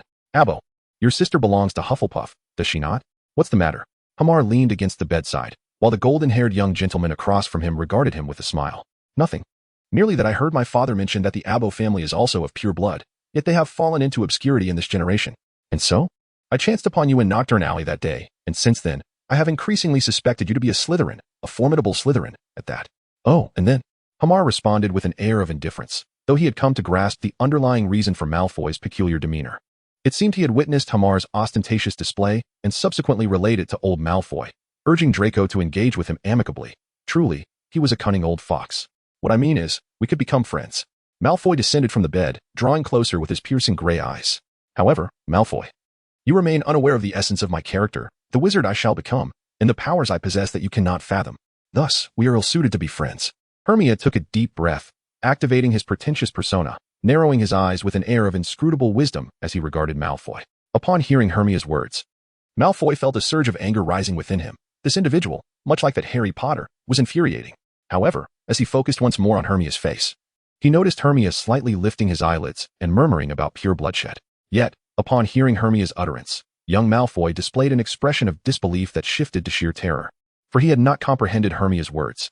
What emanated from Hermione's lips was merely a sinister hissing sound, akin to a venomous serpent flicking its tongue, sending a chill creeping up Malfoy's spine. Parseltongue. He had encountered this in books, and his father had spoken of it in his youth. Noting that the most renowned user of Parseltongue was Salazar Slytherin, one of the founders of Hogwarts. "Are you not of the Abbott family? Who I am is of little consequence. Sleep now, Malfoy, and thank you for your twin room." With that, Hermione set his book aside, pulled the covers over himself, and embarked on his own journey into the realm of dreams. Meanwhile, Malfoy stood frozen in place, gazing at Hermione sprawled across the bed, his expression shifting repeatedly. Uncertain of how to proceed, Hema nestled beneath the covers, rolled up his sleeve, and gently caressed his left arm, only to discover that the solitary scale had now multiplied into 2. Although he was uncertain of the cause behind this transformation, he surmised it was linked to the magical experiments his body had undergone. This led him to wonder, would he truly become a fish or a serpent? The thought of Nagini suddenly crossed his mind. Unlike Harry, he could comprehend Parseltongue, albeit with less proficiency. It felt more akin to learning a new language rather than having it implanted within him. Yet, what if he were to transform into a fantastic creature, perhaps a dragon? The idea did not appeal to him. After all, how delightful it was to merely be a fish. He decided to set aside these musings until he could inquire with old Dumbledore. For now, he would embrace slumber, for tomorrow promised a joyful day of learning. In contrast to Hema's contemplative demeanor, Harry lay restlessly in bed, gazing at the starry sky with a sense of dissatisfaction, his forehead throbbing with discomfort. Early the next morning, Hema rose with the dawn, only to realize he had forgotten an important detail. The owl he had purchased had yet to arrive. Indeed, during his visit to Diagon Alley, he had neglected to acquire an owl, and though Madame Abbott had bought one on her way out, she had forgotten to bring it along. It was likely to arrive in the morning alongside letters and parcels. With this thought in mind, Hema grasped 2 textbooks on potions and made his way to the Great Hall, determined to make the most of his early study session. Regardless of the subject, he had performed well in Snape's class, and as a Slytherin, it would be far more convenient to seek assistance or obtain a library pass for inquiries. Just as he rounded a corner, he inadvertently collided with someone, and the figure tumbled directly into his embrace. "Good morning, sir," came the greeting. Hema anticipated that she would articulate something, yet the response she received was utterly unforeseen. The other party rose to her feet, her tousled long hair and dreamy little face evoking in Hema the image of a remarkably beloved character. "Luna Lovegood? Indeed. Would you care for a dose of contrariness?" Luna tilted her small head, exhibiting no surprise at Hema's recognition. Instead, she produced a magazine from her hands and presented it to Hema. 7 gnats, Luna nodded, extending her petite hand to Hema's forehead. You have a cold. Hema, however, found solace in Luna's presence, for merely gazing into her eyes, filled with an ethereal purity, was immensely comforting. It was perhaps her peculiar manner of speaking and acting that hindered her from forming numerous friendships. Yet those fortunate enough to befriend her must surely be kind and trustworthy. Hema did not possess 7 gnat, so he retrieved a West coin and placed it in Luna's palm. I would like to take all 3, if I may, he inquired. I believe it is better for more people to see, Luna replied, shaking her head. She declined Hema's money and turned to walk into the distance. Ah, I shall give it to you next time. Hema called after her, but the only response was Luna's soft, angelic whispers. Where should I go to find what is right or wrong? Hamar paid little heed to this and continued his strides toward the auditorium. However, he had scarcely taken a few steps when several senior wizards clad in green robes noticed him and approached. A sense of foreboding enveloped Hema. Could they be seeking trouble? Although my foundational strength is undeniably lacking at present, I sincerely hope they do not overstep their bounds. I have no desire to resort to that self-destructive tactic, which inflicts harm upon both the adversary and oneself. Ah, is that not our little prodigy from Slytherin? I do not consider myself a genius, at least. I lack the innate talent for Quidditch that you possess. I am merely a humble wizard traversing the earth. Hema squinted and smiled at the 3 individuals before him. This gesture was not intentional, but rather a habit cultivated since childhood. Over time, he also recognized the advantages of closing his eyes, such as concealing his emotions from others, exerting passive emotional pressure on them, and warding off certain hexes. The 3 individuals initially intended to confront Hema, the provocateur, yet following his remarks, they found themselves at a loss for retorts. Moreover, his friendly demeanor made it difficult for them to retaliate. As the saying goes, one does not strike a smiling face, which rendered their strategic moves irrelevant. Gentlemen, I shall make my way to the auditorium, Hema declared as he continued forward. At that moment, the trio happened to descend the staircase, catching sight of Hema in the corridor alongside several upperclassmen from Slytherin. Is Hema in trouble? Should we go assist him? Harry's sense of justice surged once more as he grasped his wand, ready to descend. Harry, do not act impulsively. Those are upperclassmen. It would be wiser to seek Professor McGonagall instead. That would be a safer course of action. Though Hermione was deeply concerned for Hema, she opted for a more rational solution. Setting aside the question of whether points would be deducted for the conflict, the sheer strength disparity rendered success impossible. Go intercept that brat, Marcus exclaimed. Come on, he's just a kid. It's not a big deal, someone responded. I've heard that Malfoy lad is rather chummy with him. The leader, Marcus, grew increasingly irked by the counsel of the 2 nearby, especially after the incident last night, when that boy had the audacity to issue him commands, something he simply could not tolerate. If you're too timid, that's your problem. I'll teach this boy a lesson, ensuring he remembers to show some respect to his elders. With that, he drew his wand, pointing it menacingly at Hema, spinning it rapidly. Hema, be careful. Hema, upon hearing Hermione's voice, was immediately propelled into action by a sense of urgency. However, the spell's velocity was unmistakably swifter. Out of the corner of his eye, he discerned a beam of white light hurtling towards him. Just as it was about to strike, he instinctively extended his arm, and the spell met its target.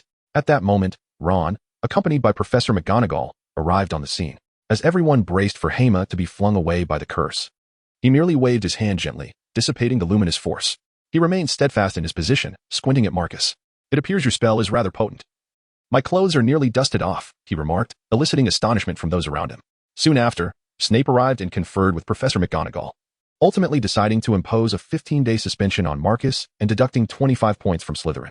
Meanwhile, Hema maintained a nonchalant demeanor as he engaged in conversation with Harry and the others while heading toward the Great Hall. How did you accomplish that? Ron exclaimed, standing up excitedly and mimicking Hema's gesture with narrowed eyes. Oh, that? Consider it my little secret. Perhaps I'll share it with you another time. Upon hearing this, Ron recalled the wings Hema had displayed the previous day, instinctively attributing Hema's ability to block the attack to some magical artifact. Hema, since you're all right, let us hasten to the Great Hall. Indeed, along the way, they exchanged amusing anecdotes, which lightened Harry's mood. Hema was indeed quite different from the other Slytherins. Upon reaching the Great Hall, Hema parted ways with Harry and the others, making his way to the Slytherin table. However, as it was still early, the area was sparsely populated. Seeking a moment of tranquility, he deliberately chose a seat at the edge, yet before long, he was surrounded by a throng of Slytherin students. He genuinely wished to remain inconspicuous, yet the outcome was contrary to his intentions. Speaking of which, he wondered why Hannah had not sought him out.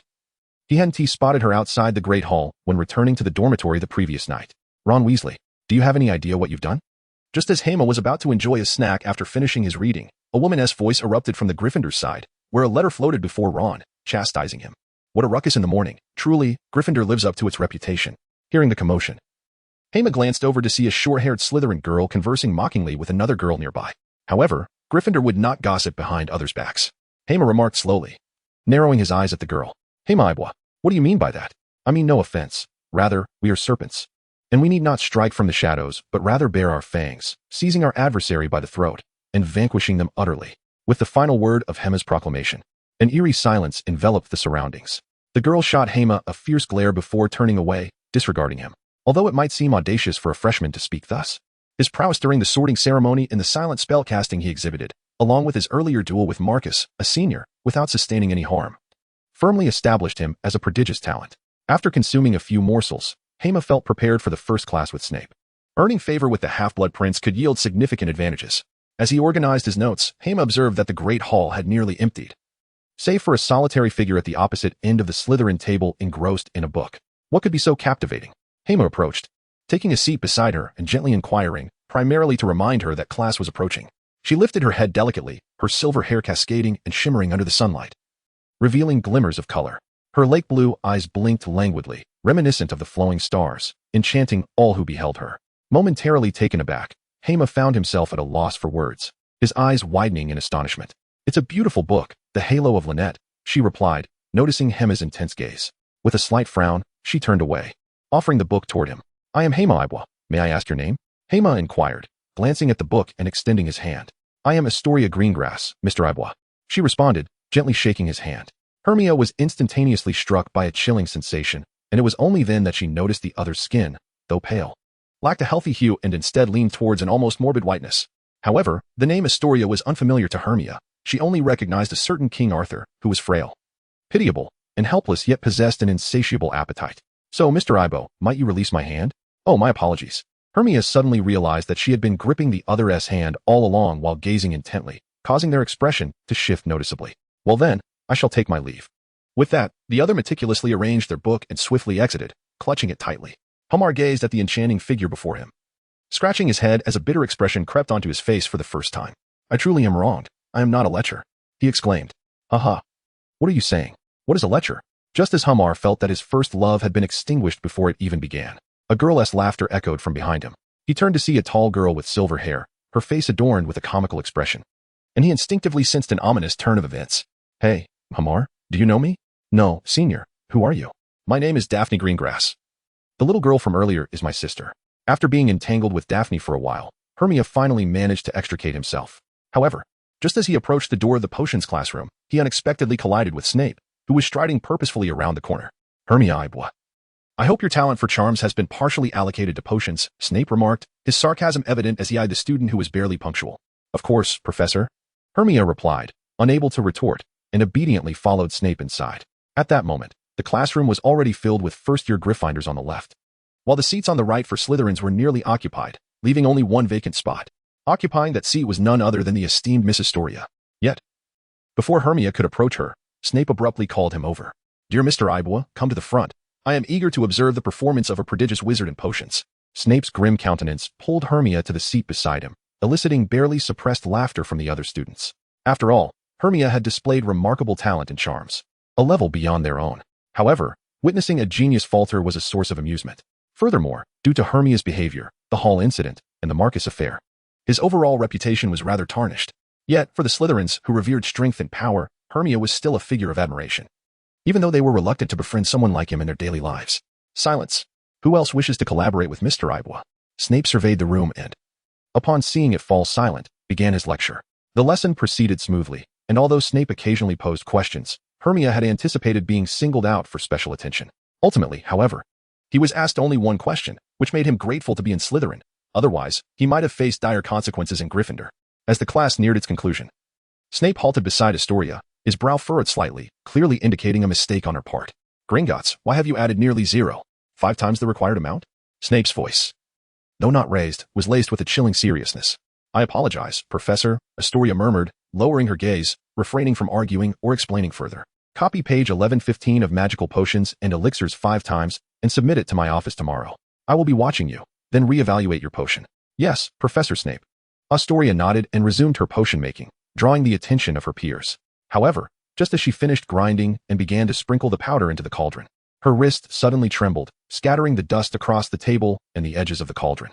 Oh no, was taken aback and rushed over amidst the astonished gazes of everyone.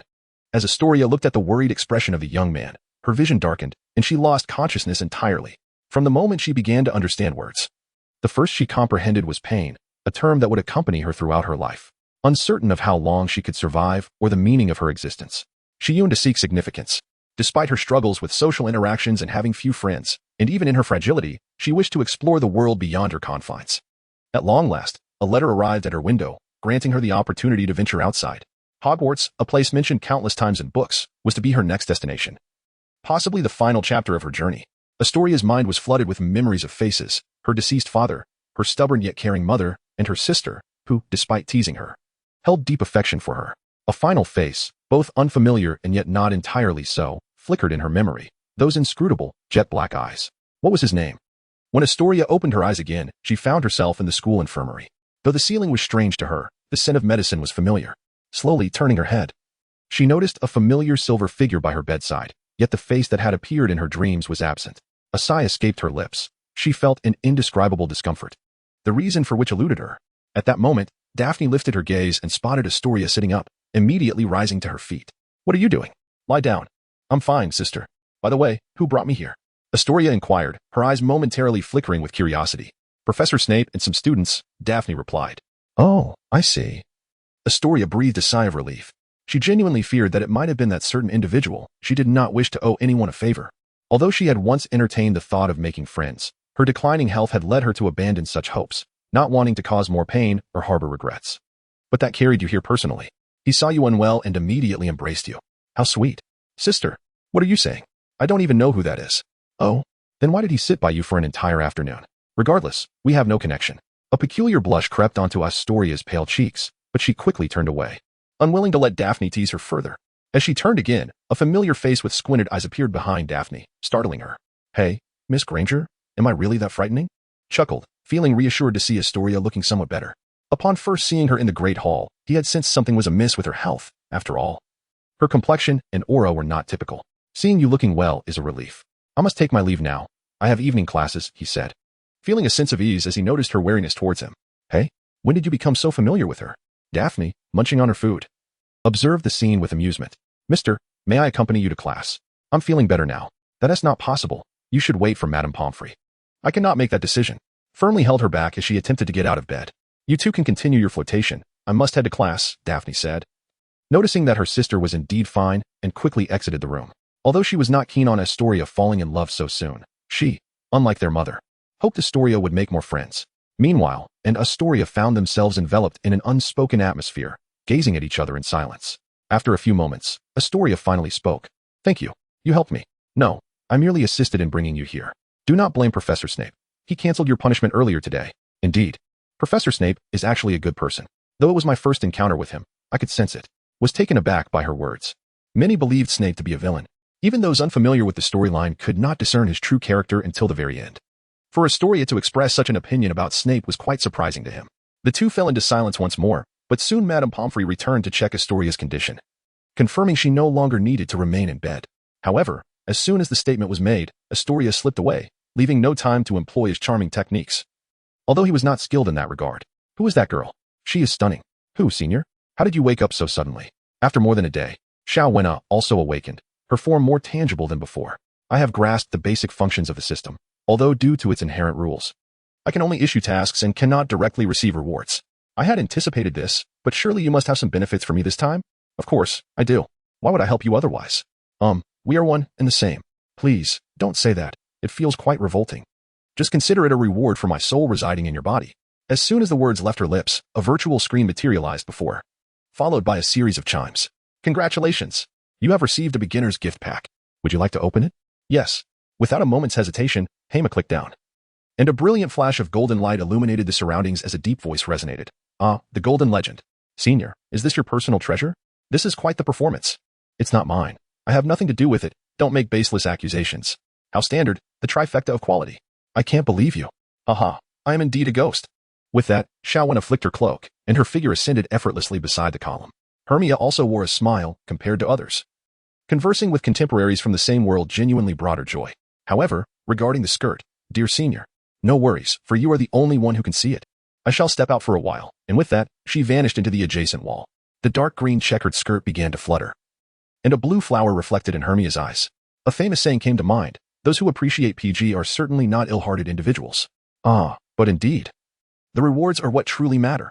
Up, up. The voices of little snakes echoed across the grass, and Hermione, following suit, began to shout as well. Yet, in contrast to Harry, the Quidditch prodigy, her success was unlikely in a single attempt. Nevertheless, Hermione held firm confidence in her magical prowess. Whether due to her physical condition or not, she exhibited remarkable sensitivity and control over her magic. 10 minutes later, while all the little witches and wizards lifted their brooms, Hermione was still engaged in her attempts. Indeed, she had not succeeded even once, and the broom remained utterly still. What could be the reason for this predicament? Madame Hockley, observing nearby, was slightly taken aback. After years of teaching, she had encountered students of varying talents. But this was the first time she had witnessed such a situation with Hermione. Hermione, why not take a break? Tomorrow morning, come to the training grounds, and I shall make some tailored adjustments for you. Very well, Professor Hockley, Hermione replied with a resigned nod, eliciting a wave of laughter from the surrounding young wizards. To them, a genius should embody multifaceted brilliance, so it was surprising to see Hermione struggling with something. Mr. Abbott, are you perhaps feeling a tinge of envy? For my part, I certainly envy those who can soar freely, Astoria remarked, settling beside Hermione and gazing at the young wizard suspended in midair, surprisingly filled with admiration. Hamar gazed at the pale-faced Astoria, his heart heavy with concern, reminiscent of his closest friend before succumbing to stomach cancer. Let me take you flying, he offered gently. First, address your own issues, wise Mr. Ibwa. Astoria smiled faintly at his words, treating them merely as a comfort. However, Hamar earnestly grasped her hand. Dear Miss Astoria, we can fly right now. The following morning, after finishing breakfast in the hall, Hamar heard a familiar voice emanating from the walls. Though faint, it was unmistakable. It had to be the basilisk. Yet, he felt ill-equipped to confront it. Perhaps he should consult Ginny about the Horcrux? Just as he stepped outside, he encountered a trio in the corridor. Hamar, we missed you all day yesterday. How wonderful it would be if you joined Gryffindor. I am certain there are many in Slytherin who cannot stand you. Harry's conviction that all Slytherins were villains left Hamar at a loss for words. To claim that Slytherins were all harmonious and friendly seemed utterly implausible. Among the students, there were even those with connections to Death Eaters, yet, some, through cleverness, managed to extricate themselves from such circles. However, to generalize them all was unfair, as there were indeed remarkable and kind-hearted individuals, like Miss Astoria. Harry, it matters little where we are. What truly counts is holding steadfast to our true selves. Regardless of the house, we are all Hogwarts students. I understand. By the way, Hamar, we should visit Hagrid. Would you like to join us? We have time before class, and I have nothing else to do. The group made their way to Hagrid's hut, but while Harry and Ron were lively, Hermione fell into silence. Hamar wondered if she was unwell, but she merely cited fatigue from her studies. Harry, Hamar, did you know that because of that car, my mother is cutting my allowance for 6 months? It was already meager. Ron complained to them. Before long, Hagrid's hut appeared in the distance, where a tall figure squatted beside it, engaged in some task. Hagrid. Oh, Harry. Ron and Hamar, right? And the lovely Miss Hermione. What are you doing here, Hagrid? Harry asked, noticing a large hole Hagrid had dug. I don't know why. But all the chickens died. I can't figure out what killed them. Hagrid's words sent a chill down Harry and Ron's spines. While Hamar suddenly remembered, if the chickens were slain, it meant the basilisk was stirring. What if his presence led to others encountering the basilisk, resulting in real casualties? He needed to retrieve that Horcrux from Ginny as soon as possible. Even if he couldn't destroy it, at least he could temporarily avert danger. If all else failed, he could hand it over to Dumbledore. By the way, why did you think of me? Hagrid asked as he tossed the dead chickens into the pit. Oh, Hermione's wand had issues last semester, so she left it with Ollivander for repairs over the summer, but she didn't manage to retrieve it when school started. The group looked at Hermione, who sat off to the side, seemingly oblivious to their conversation. Hermione. Huh, what is it? Hermione looked up, puzzled by their stares, and scratched her head. Don't you need Hagrid to help you retrieve your wand? Oh, my parents can't go to Diagon Alley for me. Hagrid. If you have time to go, I would be grateful if you could pick it up. Otherwise, I might lose points in charms and transfiguration. Not a problem, Hermione. I might go tomorrow. Thank you, Hagrid. Not at all. By the way, would you like some cheese pastries? Hagrid suddenly remembered something and hurried into his hut, emerging with freshly baked treats. However, when he stepped outside again, he found a few small figures already walking away. Hagrid, Hamar and I are off to Quidditch practice. Harry called out. Harry, how did you know I was heading to the training grounds too? Huh, I was just guessing. You know, Hagrid's food, while tasty, is quite hard on the teeth. But why are you going to the Quidditch pitch? Are you joining Slytherin? Harry was delighted. Although Hamar had joined the Slytherin team and became his rival, he was thrilled that his friend possessed talent in Quidditch. Well, I'm not particularly skilled at flying. So Madame Hooch asked me to specifically train Hamar, but I felt embarrassed saying that. Goodness, I can't believe there is something you aren't adept at. But it's all right. As long as Quidditch is entertaining to watch, that's what matters. Ron patted Hamar on the shoulder. though he hadn't struggled to the same extent as Hema. He too had faced numerous challenges before mounting a broom. Wait, Ron, Hema, that's the Gryffindor and Slytherin teams. They seem to be arguing. Hermione and Ron turned their heads as well, discovering a cluster of small snakes clad in green robes and little lions donned in red, entangled in a heated dispute. They hurried over without delay. Hema, amidst the crowd, spotted a familiar figure and approached, yet Hermione, trailing behind, remained in a daze. Hermione? Hema, what is happening over there? Hermione suddenly snapped to attention, glancing towards the distance, her spirits lifting slightly. Let us go take a look. Additionally, you should visit Madame Pomfrey for a thorough checkup. You appear as though you have suffered from insomnia for several days. I will, thank you, Hema. Woods.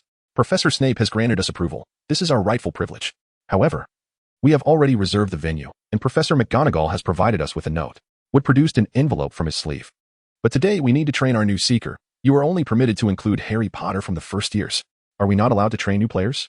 A tall upperclassman interjected, and the leading Slytherin student ceased conversing with Wood, advancing directly towards the Gryffindor team. Harry hastened forward to block the path of Slytherin's Malfoy. Are you insistent on training today? Potter, this is not my concern. This is our designated training time. Malfoy retorted defiantly, brandishing his new broomstick. Nimbus 2001. Where did he acquire that? Ron gaped at the broom. He had yet to purchase a brand new one. These are gifts from Draco's father. What do you think? Perhaps you Gryffindors should scour the second-hand market for some new brooms. But at least no one from Gryffindor needs to pay to join the team. Revived. Hermione switched to her confrontational mode, striding up to the tall boy. Are you the know-it-all? Our affairs do not concern a mere mudblood. Before the boy could finish his retort, a shadow darted past, and the tall figure was abruptly sent sprawling. Pureblood does not grant you the right to insult others. I have made it clear. Snakes do not merely hiss, they strike. With a radiant smile, Hema crouched beside the individual, exerting a forceful tug that effortlessly dislodged the silver serpent emblem of Slytherin. At the very moment Hema tore away the opponent's house insignia, Dumbledore and Madame Hooch appeared not far off, leaving Hema feeling a profound sense of helplessness. Madame Hooch, since you were already aware of the circumstances here, why not intervene directly? Even the most unruly Slytherin student would heed the words of a teacher. This has left him branded as a violent ruffian. Despite being an exemplary student, Hermione rose from the ground, pulling the other person up in the process, and then obediently walked over to Professor Dumbledore's side. Headmaster Dumbledore. He audaciously called Miss Hermione Granger by that derogatory term. In such a situation, how should one address this? Madame Hooch, I leave this matter to you. I shall converse with Hermione. Dumbledore cast a glance at Hermione before turning away. Hermione and the others looked at Hema with concern, but Hema smiled and nodded, indicating that he was fine, before following Dumbledore. Throughout their journey, the two remained silent, which made Hema somewhat anxious. However, considering the previous incident with Marcus, which was entirely the other party's fault, Dumbledore should not penalize him. Upon arriving at the headmaster's office, Dumbledore sat down and then turned his gaze towards Hema, gesturing with his hand to conjure a chair in front of him. Hema, it has been nearly 2 months since I celebrated your birthday, and we have not spoken privately since. Is that correct? Yes, Headmaster Dumbledore. Do not feel apprehensive. I have noticed that you become quite tense whenever we are alone. I sometimes wonder if I have done something wrong. No, Headmaster, it is merely that I feel somewhat insecure in the presence of such a remarkable wizard as yourself. Hema can only offer a word of flattery. He cannot openly express his fear of your ability to manipulate thoughts and unexpectedly impose your plans upon him. Hema, in truth, you are exceptionally intelligent and remarkably gifted. At your age, I certainly could not perform wandless and silent magic. You also possess a kind heart. Despite our limited interactions, it is evident. Although your actions today were somewhat extreme, I cannot deem you as being in the wrong. Hema listened quietly as Dumbledore continued to speak, her eyes wandering around the room. Most of the headmasters were absent, while the few remaining appeared to be in a state of slumber, though it was uncertain whether their sleep was genuine or feigned. Dumbledore's praise towards me made her wonder if he harbored some ulterior motive. However, before she could ponder further, a sudden burst of flame ignited on his shoulder. A magnificent crimson bird alighted upon him, its keen eyes scrutinizing his face with great curiosity. It seemed to be fascinated by you, Hema, which serves as a testament to your pure heart and courageous spirit. This was also the first instance Dumbledore witnessed Fawkes willingly perch upon the shoulder of a stranger. Headmaster, what exactly do you wish to convey? Hema, somewhat startled by the compliments, opened her eyes wide and gazed earnestly at Dumbledore. Upon seeing her expression, Dumbledore finally smiled, rising slowly to his feet. As the portraits of past headmasters on the wall squinted their eyes in unison, Hermione finally realized that her reluctance to fully engage had led to a lack of meaningful conversation. She feared this very scenario. Old Dumbledore, you are truly remarkable. Hermione continued. You must be aware of the mysterious figure's reappearance, right? Indeed, I've heard numerous accounts regarding Harry's ordeal last year, he replied. What do you foresee for the future? How shall we confront him? With your presence, I believe no issue is insurmountable. Hermione gazed at Dumbledore, her words emanating from the depths of her heart. Setting aside all else, when it comes to sheer power, Dumbledore is undeniably the strongest. Neither Grindelwald nor Voldemort could ever hope to defeat this greatest of white wizards in direct confrontation, were it not for Voldemort's Horcruxes in a one-on-one battle. Old Dumbledore could easily vanquish him without a second thought. Thus, if circumstances become dire, it would suffice to relay the information regarding the Horcruxes to Dumbledore, allowing him to handle it himself. However, I am now aged, Dumbledore remarked solemnly. Though I am deemed the greatest wizard, even the most extraordinary individuals must eventually face death. While death heralds the beginning of a new journey, before I depart, I wish to dispel the last vestiges of darkness from Hogwarts. Dumbledore's demeanor shifted to one of unusual seriousness. Even his favorite sweets were set aside. His blue eyes sparkled with intensity as they fixed upon Hermione. Thus, relying solely on me is insufficient, for the future belongs to you, the youth. This new era has no room for individuals of my generation, whether it be myself or the mysterious figure. Upon hearing this, Hermione realized that from the time frame of the second installment, Dumbledore had resolutely decided that, even at the cost of his own life, he would eradicate Voldemort. Headmaster Dumbledore, I assure you, you will not fail. Dumbledore replied, Hermione, I must admit that in the past, I was uncertain. However, now I possess confidence, for you are indeed the beacon of hope. With that, Dumbledore approached Hermione, enveloping her hands within his. Humar suddenly recalled that old Ding was a quintessential English gentleman, sending a chill through him. Yet, as the magical energy radiated from those hands, he regained his composure. Do you know why you possess more magical power than the average person? Magical experimentation? Indeed, but after all, humans and magical creatures are two distinct species. Therefore, it's not just a matter of success. Even the survival of the test subject would be a miracle. Are you suggesting that my survival signifies the success of the experiment? Hamar suddenly thought of the scales on his arm that could thwart spells. Had he already begun to transform into a magical being? In a sense, yes, Dumbledore remarked, observing Hamar as he withdrew his hands and grasped Hamar's arm, rolling up his sleeve. What had begun as 3 or 4 scales had now expanded to cover nearly half of his forearm, the gleaming silver scales shimmering like blades, surrounded by flickering blue light. I won't check unless you wish to share it with me. Headmaster, I intended to inquire as well, but I feel no. You may ask me anything you wish to know, regardless of the matter or circumstance, as long as I possess the answer. Dumbledore gazed at Hamar, and in that moment, the nearly decade-long connection of the soul-sucking spell came to a complete halt. Hermione gazed at Dumbledore, relinquishing her lingering skepticism towards everything. For she had navigated the complexities of society for far too long. What indeed is the nature of these scales, Old Dumbledore? Can they be eradicated? Old Dumbledore? Ah, what an amusing moniker. However, I would prefer if you refrain from addressing me as such in the presence of others. It diminishes the dignity of the most formidable wizard. Dumbledore, observing Hermione's complete lowering of her guard, responded with a jest. These are not mere scales, you see. Do you know why the Dragon Wizarding Society is named as such? Their malevolent magic aims primarily to merge humans with dragons, transforming humanity into beings endowed with draconic strength, resilience, and magical prowess, while maintaining the finesse of spellcasting and mastery over magic. Thus, should the experiment succeed with you, you might become the first, and perhaps the only, mage to embody the power of a dragon. Hermione, Dumbledore hasn't punished you, has he? Just then, Harry and Hermione approached swiftly after Hermione had exited the headmaster's office. It's nothing. We merely discussed a few matters, rest assured. Hermione, thank you. I was unaware that the other party intended to insult me, and only just grasped the vile nature of the term mudblood. Not to worry, we are friends after all. Even if we belong to different houses, our friendship transcends that. Moreover, I am concerned with right and wrong. They are in the wrong, and that is indisputable. By the way, where's Ron? Hermione inquired, as Hermione glanced back to see only a tuft of silver fur hidden around the corner, with no sign of the red-haired boy. He got into a row with Malfoy after Madame Hooch left and was inadvertently caught up in a mishap. He has since gone to Madame Pomfrey's. Very well. It is my responsibility. I shall ensure Malfoy is kept in check. Hermione, you must be cautious. Malfoy's father is not to be trifled with. Hermione recalled the insufferable, oversized Draco she had encountered while purchasing books. Oh, I nearly forgot to mention, I share a dormitory with Malfoy. He is now my roommate, and I trust he will be sensible about certain matters. Hermione and Harry were conversing when their gazes inadvertently drifted towards the corner, where the bashful Miss Greengrass was still eavesdropping. Well, I must attend my class now, or I shall surely be late for my first transfiguration lesson. And Professor McGonagall will have my head, she remarked. Harry chuckled, reminiscing about his own inaugural transfiguration class when he and Ron had arrived tardily, nearly mistaking Professor McGonagall for an ordinary cat. We shall take our leave as well.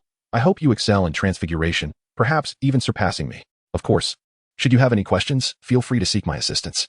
With that, Hermione grasped Harry's hand and led him downstairs, while Hermione quietly approached the corner and gently took Astoria's hand. What are you doing? Astoria inquired, a hint of surprise in her voice. That should be my question. Dear Miss Greengrass, why are you spying on me? I'm not. I merely came to check if you were punished for kicking Klein. That incident has spread throughout the entire school. Does that mean I've become somewhat of a celebrity at Hogwarts? However, this notoriety is not particularly beneficial. Even my sister advised me to keep my distance from you lately. Yet you still came. Are you worried about me? Humph, I only came to remind you. And perhaps out of concern that you might lose your way to the classroom. Astoria's cheeks flushed with a faint shade of pink. I never expected someone as expressive as you to be so tsundere, Hermione teased, only to be met with Astoria's bewildered expression. By the time Astoria guided Hermione to the Transfiguration classroom, several young wizards had already arrived, leaving only a few seats against the back wall. Hermione and Astoria were not particularly concerned, as both preferred tranquility and solitude, making the back row a perfect choice. This first Transfiguration class was attended jointly by Slytherin and Hufflepuff, which caught the attention of the reclusive Badger, who had little interest in troublesome affairs. As it noticed the recently renowned Slytherin prodigy, Hema noticed the other party staring at him, and thus waved his hand amiably.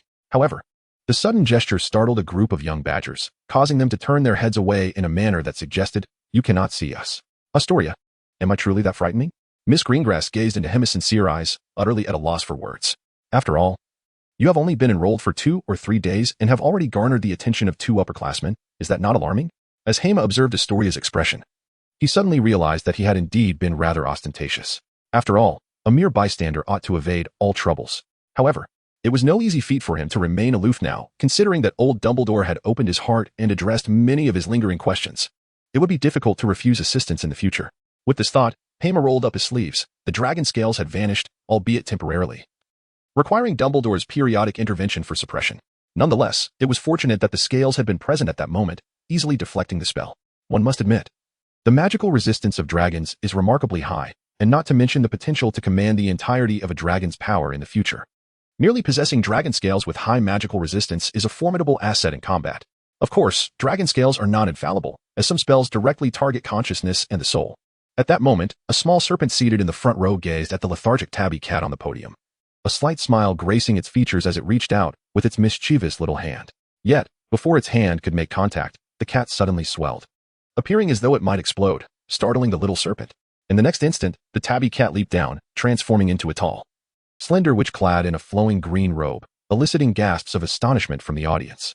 I am Minerva McGonagall. I trust no further introduction is necessary. Mr. Creevy, please return to your seat, McGonagall instructed, pointing at the small wizard who had just failed in his attempt to pet the cat. Her stern expression sent a shiver down his spine, and he hurriedly sat back down.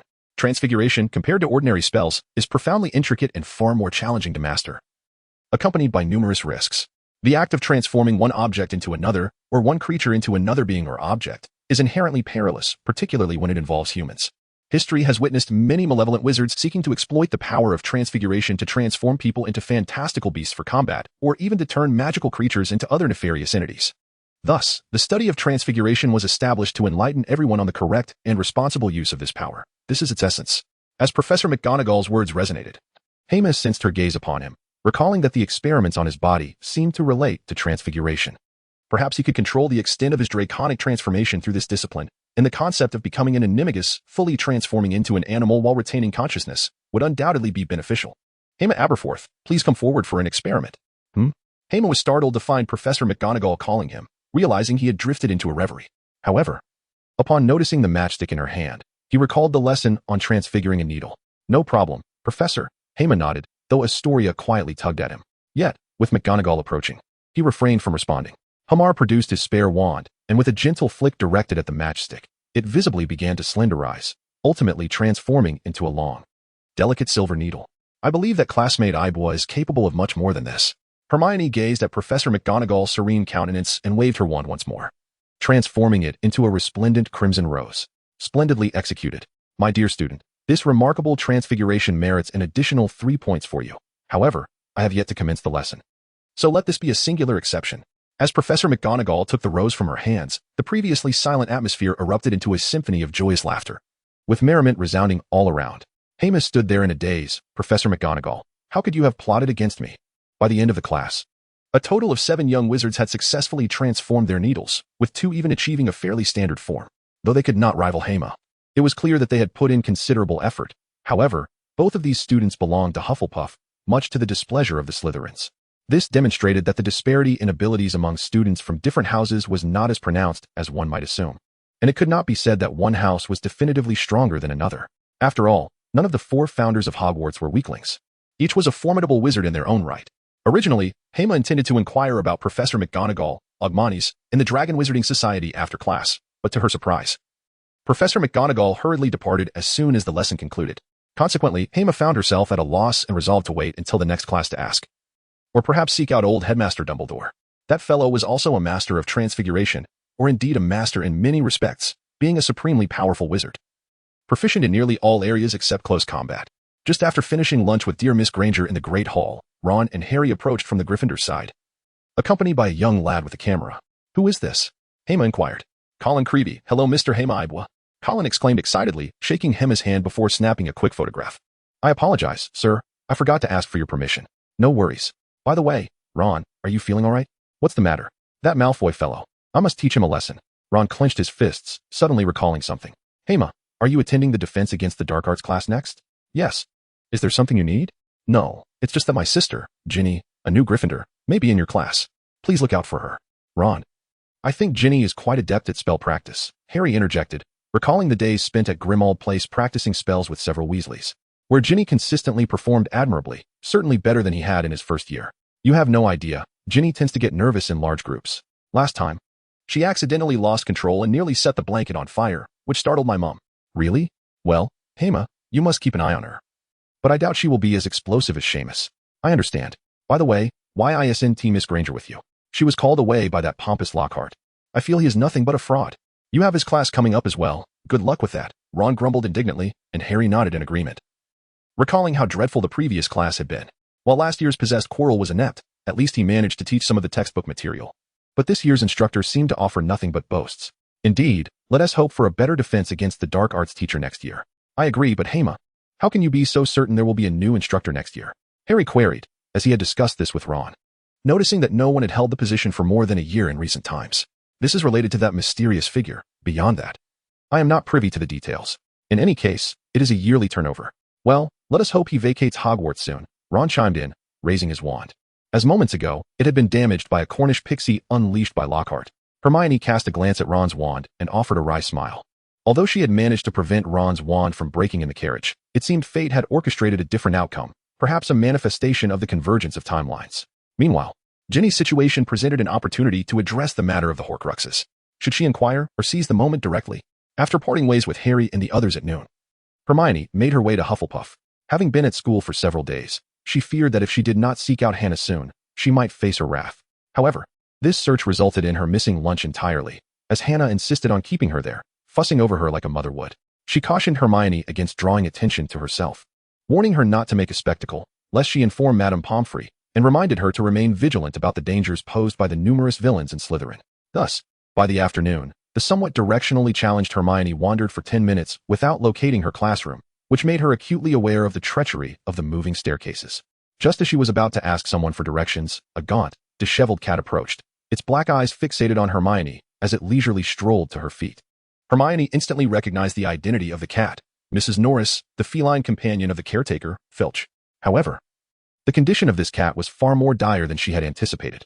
Yet, Hermione was not a veterinarian and could not discern the source of the ailment. She rummaged through her pocket and retrieved some dried fish snacks she had purchased at the supermarket prior to arriving at Hogwarts. Mrs. Norris cautiously sniffed the treat before tentatively licking it, ultimately gingerly taking the fish from Hermione's hand. "What have you fed her?" Filch stormed over, his eyes narrowing with suspicion, glaring at Hermione before Mrs. Norris could finish her snack. "It was merely a bit of dried fish, Mr. Filch. I must be on my way to class," Hermione replied, squinting slightly as she nodded and deftly maneuvered past him, ascending the nearby staircase. Filch, observing the silver serpent emblem on Hermione's robe, cradled Mrs. Norris in his arms, inspecting her closely before finally exhaling in relief. Yet, as Hermione moved away, she once again found herself in a state of confusion. However, she had not taken more than a few steps when a group of young Ravenclaw students approached her. Hema immediately spotted Luna, the little angel, amidst the crowd. However, he knew that inquiring about directions from her could lead to unpredictable responses, so he decided to approach someone else at random. With a smile, he walked over and gently tapped a Ravenclaw student who was moving forward. Yet, upon turning to face him, the student and a few companions abruptly averted their gazes, hastening their steps away. "What did I do?" Hema mused in bewilderment as he watched the group retreating further away, letting out a resigned sigh. "I shall refrain from seeking trouble in the future. Is Senior Shao around?" Hema waited a few moments, only to fall into silence again. My goodness. How can there be such a lethargic system? Mr. Hema, may I inquire why you are speaking to yourself? A celestial voice floated from behind him. Hema turned around, suddenly recalling a thought. Is it peculiar to talk to oneself? Is this not something you often do? Yet, when it comes to me, it becomes an oddity. Luna gazed at Hema, tilting her little head, causing him to suppress an urge to exclaim in admiration. However, he needed to hasten to class. Miss Luna, could you kindly direct me to the classroom for defense against the dark arts? Today is the first lesson, and I am unfamiliar with the way.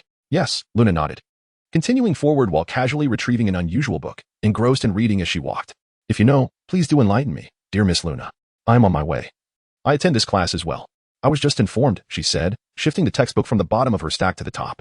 What on earth is Lockhart up to? Upon arriving at the classroom, Hema surveyed the room and noted that what could have been a spacious area was nearly filled to capacity, with numerous additional seats added. Students from various houses seemed to have mingled freely, sitting wherever they pleased. Hema scanned the room, surprised to find that Astoria was absent, though Miss Weasley was present. Engrossed in a book, although he was uncertain whether it was Tom Riddle's diary, he knew he needed to take action. However, Hema's subtle movements were anything but inconspicuous to the other students, as his distinctive features, black hair, dark eyes, and a slight squint, were easily recognizable. Yet, he paid little mind to this and made his way to the back row, settling next to Ginny. Next to her sat Colin and another Gryffindor girl he had encountered earlier that morning. It was Ginny's first time meeting Hema, and she appeared slightly nervous. Offering a nod without uttering a word, while Colin extended his hand in a familiar manner, Hermione seized the opportunity to glance at Ginny's desk, only to discover that Riddle's diary was conspicuously absent. Had it been stashed away in the dormitory? This posed quite a conundrum, necessitating the assistance of those three little ones. Given my current reputation, infiltrating Gryffindor without detection seemed nearly impossible unless I mastered the disillusionment charm or borrowed Harry's invisibility cloak. Moments later, Gilderoy Lockhart made his entrance. Clad in a resplendent robe, a smile illuminating his face and revealing 8 gleaming white teeth. Although many of the girls were captivated by Lockhart's striking appearance, handsomer than in the films, Hermione felt an overwhelming urge to retch. However, before she could fully register her discomfort, a figure appeared beside Lockhart, causing her to gasp in astonishment. It was Hermione, carrying a stack of test papers on Lockhart's behalf. "It's Hermione!" exclaimed Ginny, while another Gryffindor girl beside her shared in the surprise, leaving the other students somewhat bewildered. After all, they were all first-year students, not yet well acquainted with the superlative scholar Hermione, despite the whispers of the moniker Miss Know-It-All that had circulated, though few realized it referred to her. "Good afternoon, everyone. I am your defense against the dark arts instructor, Gilderoy Lockhart. Many of you may recognize me, honored with the 3rd Class Order of Merlin, a lifetime honorary member of the Society for the Promotion of Elfish Welfare, and 5-time recipient of the Witch Weekly's Most Charming Smile Award." He gestured toward Hermione. "This is my assistant for this grand class, Miss Hermione Granger, a second-year prodigy and top of her year, a peer to my own academic prowess in my day." Lockhart's enthusiastic oration stirred applause from Hermione, and the students, eager to show their respect, joined in with a smattering of claps. Hema lowered his head in silence, retrieving his textbook to study independently. If he encountered any difficulties, he could always consult old Day2, who had mentioned that he was available for questions anytime. However, as the lesson commenced, something utterly unexpected occurred. Lockhart actually began to teach earnestly, albeit covering only the most elementary material. Nevertheless, he was indeed conducting a class, with Hermione assisting him by distributing worksheets and quiz questions, which felt entirely normal, leaving Hema increasingly perplexed. Attention! The disarming charm is among the most commonly used and practical spells for defending against dark magic, and it is quite simple, Lockhart continued. Hema glanced at Ginny, who appeared well and was diligently taking notes, and at Hermione, who wore a somewhat infatuated expression. He took a deep breath. Could it be that Lockhart had absconded with that book? Yet, that seemed implausible. Even if Lucius had handed the book to Lockhart, he would have surely transformed into a more astute version of himself. Just this morning, he had still exhibited his foolish demeanor, inadvertently releasing the Cornish pixies, which resulted in students being attacked. Moreover, Hermione lacked her wand, and Professor McGonagall had to intervene, which was likely why she left as soon as class ended. Why not just ask Malfoy directly? At some point, Ziowena had awakened and floated over. "Draco, you mean?" "Yes." Harry later went to the Leaky Cauldron, where Lockhart dragged him into a photo, and while Lucius conversed with the Weasley family, he secretly placed the book inside. "I see. Malfoy must have accompanied his father. Since that fellow is keen on ingratiating himself with me, I might as well indulge him this once. By the way, what did you get from the novice pack?" 500 gold coins, the Doran shield, 3 red potions, 3 blue potions, and a Poro doll. Speaking of which, what era is your system from? It still has blue potions? When I arrived, blue potions were already obsolete, but the system retains all items and equipment, regardless of their deletion. So what use do these gold coins have? Can they be used to purchase heroes? Not at all. Do you believe you could summon the Dragon King for a mere 300 coins? With a single command, the entire world could be in disarray. Then can I buy equipment? But I can't even equip the Doran's shield. The inventory in the upper left corner isn't accessible. That's because you haven't completed the task. Your level and permissions are insufficient. Gold coins can be used to purchase equipment or draw cards, which may grant certain abilities, like angelic skills and wings. Indeed. But the drawing is determined by background strength rather than game effects, making it exceedingly difficult to obtain unique ultimate skills. There are also different tiers. For instance, the complete Angel W skill is an A-tier card, allowing revival as long as the user is not dead, and can be unleashed in a group, exceeding the game's power. So you just gave me a downgraded version? You brat, I worked hard to earn this after completing 2 side quests. I generously gifted it to you. And you dare complain. My apologies, I spoke thoughtlessly. Hema quickly apologized, realizing that if he angered her, his greatest reliance would solely be on the dragon's power. Furthermore, the dragon's power was perilous, requiring him to learn it, which contradicted his vision of sustainable development as a slacker, so he decided to refrain from speaking carelessly. Typically, there are 2 types of card pools, one for equipment and one for heroes. Of course, there are other pools, but I want to disclose them now. Each draw costs 100 gold coins. It is possible to draw a complete hero inheritance, but the odds are lower than winning the lottery, typically. One receives fragments of hero inheritance or skill fragments, with 30 fragments required to forge a complete one. That sounds quite disappointing, Hema pondered. Even if I were to fortuitously draw a skill fragment 10 times, that would still require a total of 1,000 coins. Now you understand the importance of completing tasks, right? Naturally, there will be event UPS in the card pool, specifically enhancing certain series. For instance, if this round is the Freljord card pool and you desire the Frost skill or bloodline, drawing them would yield higher chances than mixing with all heroes. Having gleaned the overall mechanics of the card pool, Hema resolutely opened the draw interface and executed a single draw. Amidst the void, the sound of falling coins resonated, and a colorful chalice reminiscent of the Goblet of Fire materialized from the ether, with a swirling, multicolored flame contained within. As the coins continued to fall, the flames within the chalice began to bubble, then suddenly erupted into a radiant beam, prompting Hema to instinctively shut his eyes. Upon reopening them, he found the chalice had vanished, replaced by a small blue chest floating before him. The blue hue indicated an item of BA rank. Thankfully, it had not descended to the green tier. What could it be? Hema rubbed his hands together, reminiscing about the years gone by when he indulged in card-drawing games, spending his next month's meal money in the process. Just as he was lost in thought, the voice of Lockhart suddenly pierced through the air beside him. Let us invite the little genius, Mr. Hema, to demonstrate the useful spell of weapon removal. Oh, I can't do that, Professor. Hema replied, and Lockhart was momentarily taken aback. His smile frozen in place, having not anticipated such an outcome. The other students turned their gaze toward Lockhart, watching with an air of amusement, as they believed that the seemingly silent and wandless Hema must certainly know the spell, merely choosing to put Lockhart in an awkward position. Observing Lockhart's reaction, many students felt that Hema was being somewhat excessive, especially since Lockhart had performed commendably in class, contrary to the infamous tales of his ineptitude. Hema abruptly sensed the resentment emanating from those around him, furrowing his brow. Everyone, I genuinely cannot do this. Would you like me to perform an aerial acrobatics act instead? Hermione hurried over and tugged at Lockhart, saying, since Hema is unable to perform, let it be. Our goal is to ensure that every student can learn. Lockhart awkwardly withdrew his hand from Hema's shoulder, glanced at Hermione, nodded, and began to discuss some practical applications of defense against the dark arts. Although many examples sounded like fabricated tales, all the young wizards present seemed to enjoy them, and the 2 lengthy classes concluded in a typical educational manner. Meanwhile, Hema had done nothing, leaving himself covered in dust, and even the Badger House wizards, who had previously been somewhat amiable towards him, began to regard him with hostility. However, Luna, the little angel, continued to converse with him normally, albeit about promoting the latest issue of her magazine and various peculiar trinkets. As the students exited the classroom, Hema took a deep breath, realizing that the time for the basilisk's movements was approaching. Yet, his presence had led to numerous plot alterations. He could not ascertain whether the basilisk would act today or the outcome of such an encounter. Thus, he resolved to take the initiative. After all, he had inadvertently unlocked a valuable item from the blue treasure chest earlier. Blind Blow Dart. Usage limit, 10, B-class effect. Temporarily blinds the enemy for 10 seconds and inflicts a slight poisoning effect. Cooldown time, 60 seconds. The usage limit card seemed rather lackluster, yet at least it was not a shard, and the blinding effect was, for him at present, a formidable weapon against the basilisk. After all, although the basilisk possessed high magical resistance, a large physique, and venomous fangs, its greatest strength lay in its eyes. Thus, blinding truly was an MVP skill. Senior Xiao, do you know how to get to the restroom? You're headed to the Chamber of Secrets?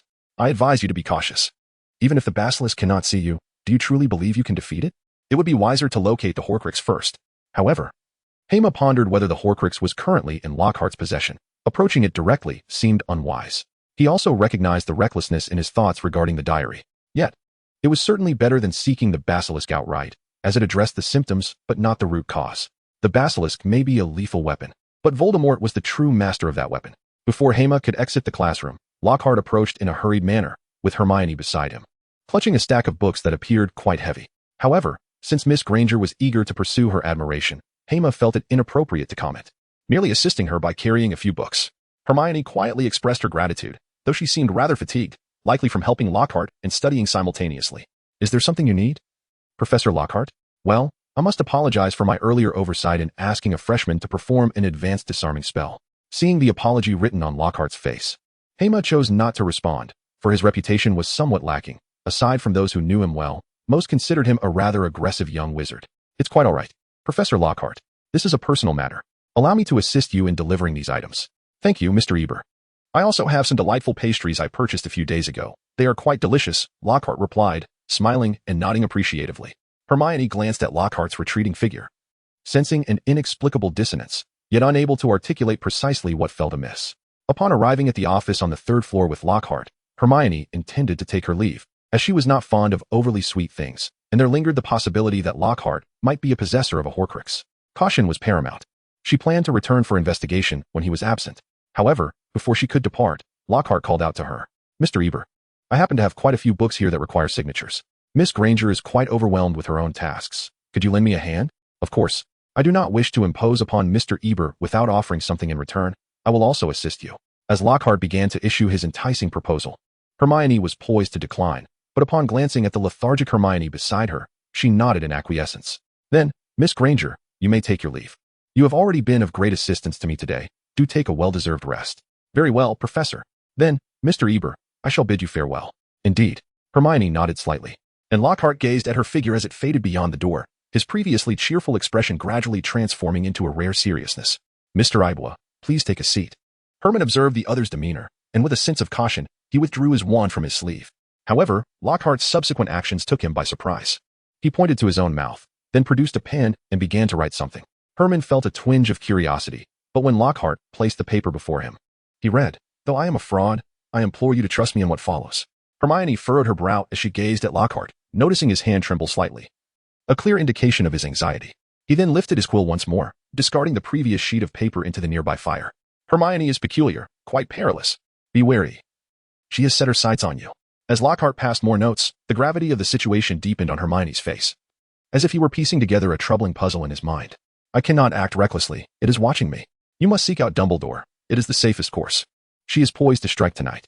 With Lockhart ceasing his writing, Hermione abruptly rose to his feet, the voice echoing in his ears once more. Hermione, where are you headed? Ah, I recall that Dumbledore wishes to see me. I shall return shortly. Very well, do take care. Lockhart inhaled deeply, offering a reassuring smile once again. Hema pushed the door open and sprinted towards the sound of the serpent creature, racing down from the third floor to the second, and finally to the ground level, where he halted at a corner. Suddenly, a colossal shadow darted past the bend. Hema let out a low growl and charged forward, only to inadvertently trip over an unseen object beneath his feet, crashing violently onto the ground. Hermione struggled to her feet as a cacophony of voices erupted from both ends of the corridor. A throng of wizards, freshly emerged from their meal, surged towards her, and she found herself ensnared by the gaze of countless eyes. Blood trickled down the walls, and a chilling message materialized before the crowd. The chamber has been opened by me. Death shall follow in my wake. All enemies of the heirs shall face demise.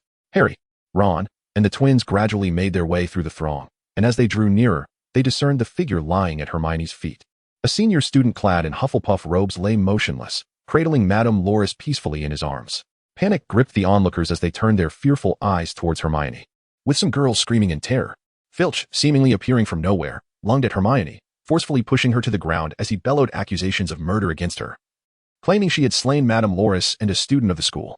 Teachers emerged from the crowd, intervening to restrain Filch, while Hermione slowly rose from the floor. As she surveyed her surroundings, she noticed that everyone began to avert their gaze from her. Whether familiar or strangers, even many Slytherin students looked upon her with fear. The teachers regarded Hermione with trepidation, acutely aware of Voldemort's legacy and the potential for the emergence of a second Dark Lord. Enough. This is intolerable. With a furious roar, Herma struck the adjacent wall with a powerful fist, In the astonished gaze of all present, the solid wall trembled violently, splitting open a gash that followed the trajectory of Herma's punch. The plaster cascaded down in a shower, and the blood-red inscription was utterly obliterated from the sight of the onlookers. Hermia withdrew her hand, inhaling deeply before gradually opening her eyes, her crimson pupils standing erect, ignited like flames. Voldemort, behold as I scatter your ashes to the winds. Truth be told, Hermia had anticipated the possibility of unforeseen events. Yet she never expected them to manifest so swiftly. Whether it was someone falling victim prematurely or Lady Loris repeating her tragic fate, it undeniably bore a connection to him. After all, chaos does not arise without cause. Without his butterfly effect, the original narrative would surely have unfolded normally. The imposing presence of Hermia instilled a profound sense of fear among the surrounding students, akin to a wild beast poised to pounce and inflict harm upon them. At that moment, Dumbledore approached, accompanied by Snape and Professor McGonagall. He cast a glance at Hermia before directing his attention to the individual and cat lying on the ground. Rest assured, we shall thoroughly investigate whether this incident pertains to Mr. Hermia Ibwa, he announced gravely. Furthermore, Mrs. Loris and Mr. Khan are not deceased. They have merely been petrified. Therefore, I request that all head students escort their charges back to the common rooms. Tonight's classes are suspended. Take this opportunity to rest. Dumbledore's voice, amplified by a spell, resonated with authority, and the students felt a measure of relief upon learning that the victims were merely petrified. Under the guidance of the head students and other faculty, the students began to disperse, with only Harry and Ron remaining, their gazes fixed upon Hermia. Mr. Weasley and Mr. Potter, you two should return. Leave this matter to us. We will uncover the truth, Professor McGonagall said, gently placing a hand on Harry's shoulder. Ron tugged at Harry's sleeve, urging him to depart. Harry, I trust Hermia. Let us go home and await further news. Indeed, Hermia, I believe you would never harm anyone. You are a brave and kind-hearted individual. Harry called out to Hermia one last time before being led away by Ron. Hermione gazed at Harry's retreating figure, a subtle smile gracing her lips as the flames of anger within her began to wane. She found herself perplexed, uncertain as to why she had nearly lost control of her emotions moments before. Yet, as her eyes fell upon the wall that bore the marks of her clenched fist, a realization dawned upon her. Dragons, these formidable creatures, were not inherently benevolent. Hermione, come with me. I trust you will provide a satisfactory explanation, Dumbledore said, gently removing his spectacles and carefully cleaning them. I understand. Professor Snape, Professor McGonagall, good night. Hermione offered a slight nod to the two before following Dumbledore toward the headmaster's office. Madame Pomfrey soon arrived, assisting in escorting the young Hufflepuff wizard to the hospital wing, leaving only Snape, McGonagall, and Filch behind. Argus, rest assured. Once the mandrake reaches maturity and the potion is concocted, we will be able to reverse the petrification of Mr. Khan and Mrs. Loris, Professor McGonagall reassured, observing Filch's troubled demeanor. Nevertheless, Filch continued to mutter Hermione's name incessantly. But it was him. At midday, he fed Mrs. Loris something. And now look at the state she is in. McGonagall recognized that attempts to clarify the situation were futile at this juncture. Argus, do you trust Dumbledore? If so, then everything will be resolved. Meanwhile, Snape, listening to McGonagall's words, seemed lost in thought, his deep-set eyes reflecting a stillness akin to a placid lake, devoid of ripples. I shall return now, Professor McGonagall, he stated. Severus, remember to have a thorough discussion with Albus, McGonagall remarked, though she did not need to articulate it further. She could discern Snape's intention to head to the headmaster's office. Understood. As McGonagall watched Snape's silhouette gradually fade into the distance, a smile crept upon her face. Regardless of his outward demeanor, that boy was ultimately one we saved together. Hermione was unaware of the relationship between the three individuals and himself. Presently, he found himself seated at Dumbledore's desk, indulging in small bites of a pastry, though he typically had little affinity for sweet delicacies. The absence of dinner had rendered the cake unexpectedly delightful. Hermione, as you mentioned, shouldn't Mr. Lockhart be in the clear? He pondered. Well? Even though it was Lockhart who informed me of Hermione's need for action, it does not absolve him of suspicion. However, what do you believe is controlling them? The mysterious figure or something else? I am uncertain, yet there is one thing I am quite sure of. Hermione took the last bite of cake, extending her hand, which bore a faint red hue, a mark she had deliberately smeared from the wall upon her departure. What do you mean? This should be chicken blood. This morning, several of us, including Harry, visited Hagrid, only to discover that all his chickens had perished. What does this signify? The implications are quite evident. These petrifying creatures exhibit a fear of chickens or certain characteristics associated with them. Dumbledore observed Hermione's puffed cheeks, and deep within, he had already reached a conclusion. Old Dumbledore, are you familiar with the Chamber of Secrets? Familiarity is a relative term. While I cannot claim to be well acquainted, since it pertains to Slytherin's chamber, it is best left to those of Slytherin, such as Severus. As Hema turned around, the sharp beak-like nose of Snape came into view. The latter said nothing and casually settled down beside him. The basilisk is no easy adversary. Should it truly be a basilisk, I might still require your assistance. Snape glanced at Dumbledore, However, as Dumbledore removed his glasses once more, it seemed he understood something. Perhaps I can manage on my own, without the aid of others. No, Severus, Dumbledore replied. Unity is essential in overcoming our foes. Even against the Dark Lord, despite the lack of trust among us, we must raise the banner of darkness together. Hema, sitting nearby, discerned that old Dumbledore seemed reluctant to take action against the basilisk, instead leaving it to Snape, while emphasizing the importance of unity. This notion filled him with an unsettling premonition. Therefore, Severus, I entrust this task to you and Mr. Hema. Of course, you may seek additional assistance, perhaps. Dumbledore cast a glance at Hema, who suddenly thought of Harry and Ron. This old headmaster truly intended to draw us young wizards into the fray. Understood. I shall take my leave now, Snape said, having listened to the matter regarding Mr. Eber. He stood, ready to depart, but suddenly recalled Hema. Severus, I shall have arrangements for this by tomorrow morning. Dumbledore offered no further words, merely waving his hand. Subsequently, Snape departed, and Hema picked up a cup from beside him, beginning to sip his beverage. However, compared to the myriad of drinks from his past life, the current offerings felt rather monotonous. Mr. Hema, were you not a tad impulsive just now? He replied. You should have explained yourself to the others rather than letting anger cloud your judgment. Old Dumbledore. Do not deceive me. You are well aware of my circumstances. It was the power of the dragon that influenced me. Moreover, regardless of whether I explained myself or not, I would have been perceived as a villain.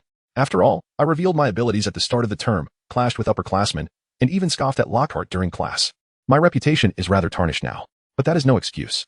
Regardless of how formidable one's power may be, it must be controlled, rather than allowing it to control you. Dumbledore's eyes gleamed, and his expression grew somewhat grave. Hema realized he was likely recalling Tom Riddle, the very embodiment of Voldemort. Well then, in light of this, until the matter is resolved, I request that you, Mr. Hema, maintain a stern demeanor for a while. As a consequence for your breach of school rules. Ah, old Dumbledore, do you not sit all day? Should I not offer you a shoulder massage? With Hema's unyielding charm. The next morning, Dumbledore personally arrived in the Great Hall during breakfast, summarizing the events of the previous day for everyone. While he ultimately clarified that Hema had merely been in the wrong place at the wrong time, and that the petrification could be remedied, many students remained skeptical. After all, the heir of Slytherin, as a wizard, must undoubtedly possess exceptional talent, and Hema was also from the Eber family, a pure-blood lineage. Naturally, Dumbledore, being the most powerful white wizard, had his words carry weight, ensuring that Hema would not be openly antagonized. Hema, however, was not overly concerned, for those willing to befriend him would continue to do so, while those unwilling would find him blameless. Thus, following this incident, Hema finally welcomed a period of respite. Though as time passed, October brought with it a chill in the air. Though he contemplated charging into the Chamber of Secrets with Snape to slay the serpent, he could not fathom how he came to know the location of the chamber.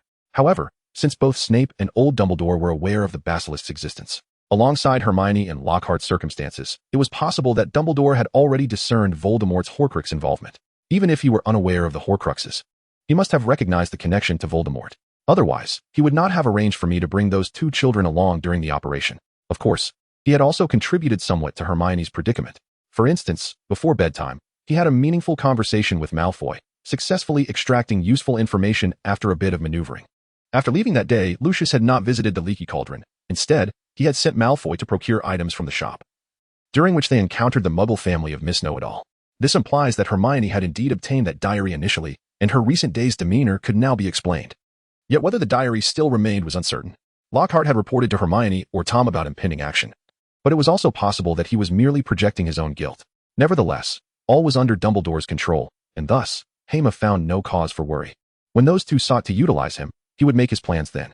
What astonished Hema most was that the recently revitalized Hermione had begun to investigate the truth behind the petrifications, unlike in the original story where Harry was wronged. For Hermione, who loved learning and shunned trouble, to delve into this matter, with Harry and Ron diligently assisting, warmed Hema's heart. On yet another crisp morning, Hema strolled along a narrow path as drizzles of rain fell from the sky, bringing with them a refreshing chill. However, Hema felt little of it. Ever since he grasped his wand, his magical power had been activated, steadily growing day by day, with his dragon transformation becoming increasingly pronounced. Thankfully, with Dumbledore's assistance, he could temporarily suppress it, though the headmaster had warned him that at this rate of magical expansion, by the 4th or 5th year, even he might find it challenging to maintain control. Thus, aside from his regular studies, Hema needed to learn how to master his dragon transformation or, more precisely, how to finally control his magical energy. Hema raised his gaze towards the sky, slowly opening his eyes as his silky hair danced gently in the breeze. The delightful weather evoked an unexpected fondness within him. Passers-by, particularly the students nearby, turned their attention to Hema, displaying expressions of astonishment. soon followed by the soft giggles of the girls. Hermione quickly lowered her head and continued walking forward, unable to deny that her appearance was still quite satisfactory. Hermione, Harry, Ron, Hermione, what brings you to seek out this so-called evil heir? Huh, do not jest. Dumbledore has already proven you are not. Those individuals simply revel in fanciful notions. We shall investigate thoroughly. By the way, your hair is growing remarkably fast. Have you employed some sort of magic? Ron observed that Hermione's hair, once comparable in length to his, had now grown as long as Severus Snape's. Oh no, it's simply my natural state, though magic does influence the rate of growth. Hermione replied, scratching her head. This must also be a reaction to my draconic transformation. Speaking of which, Hermione, we are to attend Nick's memorial soiree this evening and would like to extend an invitation to you. After all, Ron and I are not particularly eager to go. Yet Nick has personally invited us. Very well, I shall attend. However, it seems Miss Hermione has something she wishes to discuss with me beforehand. Hermione cast a sidelong glance at the perpetually silent Hermione, who in turn exchanged a knowing look with Harry. Suddenly, Harry grasped Ron's arm, prompting their swift departure. We'll see each other tonight. Until tonight, Hema, Hermione called after them. By the way, Harry, why are you pulling me along? As Harry and Ron vanished into the distance, Hema gently patted Hermione's shoulder and settled onto a nearby bench, assuming the role of a life mentor. It seems you have something on your mind. You appear quite distressed. Hema, I admit defeat. I truly apologize. Hermione gazed at Hema for a long moment before bowing deeply. If you have nothing else to say, I shall take my leave. Hema, refusing to assist her, rose and prepared to depart. As Hermione executed her strategy of feigned retreat, the card manifested its effect instantaneously, with her robe being seized by her opponent. There are certain matters I had yet to disclose to you, but now they come to mind. During the summer holiday, I indeed made a visit to Diagon Alley. Please proceed. Hermione took a seat, gently guiding the trembling Miss Granger beside her to instill a sense of calm. Upon returning home, I discovered, for reasons unknown, that among my purchases lay an unusual black diary. This was no ordinary diary. It possessed memory and wisdom. It introduced itself as Tom Riddle, a former student of Hogwarts, and assured me that it could assist me in achieving all my aspirations, be they sheer power, knowledge, or extraordinary gifts surpassing those of any wizard. Initially, I harbored skepticism. A sense of unease washed over me, yet after several exchanges, he imparted vast knowledge, and gradually, I began to understand. As Hermione lowered her head, Hermione pieced together the narrative, realizing that Lucius had indeed bestowed the diary upon Hermione. Initially cautious, Hermione resisted Tom Riddle's allure, but as my own troubles unfolded, the pressure to compete with me began to take its toll on her. The adept manipulator, Voldemort, seized the opportunity to exert control over Hermione, although certain aspects remained ambiguous. Hermione, where's that diary now? I do not know. Before Madame Norris and Senior Kane of Hufflepuff were petrified, I discarded it. It was in the girls' lavatory on the second floor, but when I returned a fortnight later, it had vanished. Did you kill the chicken? No, it was precisely this incident that heightened my panic, prompting me to dispose of the diary. Were you the one who opened the Chamber of Secrets? It was that person who urged me to do so, but at the time, I was in a daze, unaware of the chamber's location or how to access it. Where were you on the night Madame Norris was petrified? I had thrown away the book, still feeling lightheaded. So I went to Madame Pomfrey's quarters, only to see Senior Kane being brought in later. Did you never mention the diary to Lockhart? I'm uncertain, but it seems he may have mentioned something about a diary to me. This remains unclear, but first, you must accompany me to see Dumbledore. Gringotts, what troubles you, Mr. Malfoy? We should not be so acquainted. Astoria cast a wary glance at the proximity of Malfoy, feeling a surge of anxiety. Although she now considered Hermione a friend, her struggle with social interaction persisted, a vicious cycle stemming from her childhood isolation. I intended to find Eber, so please pass this on to him. Malfoy, with a self-assured toss of his hair, presented a broomstick to Astoria, the Nimbus 2001. However, she sensed that neither she nor Hermione had any need for such an item. By the way, for Malfoy to gift Hermione something, there must be a reason. If I accept it, will Hermione be displeased? Miss Greengrass, why do you hesitate to accept? Malfoy's brow furrowed, but he soon recalled Hermione's strong bond with the girl, tempering his irritation. Since it is a kind gesture from you, Mr. Malfoy, I shall accept it. However, should Hermione refuse, it shall be mine.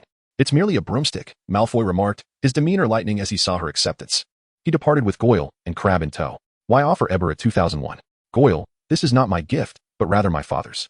A few days ago, I spoke to him about Hermione's affairs at school. Subsequently, he sent me this broomstick along with a letter, suggesting the possibility of future collaboration. Although I remain uncertain of his intentions, after leaving the headmaster's office, Hema leisurely made his way towards the charms classroom.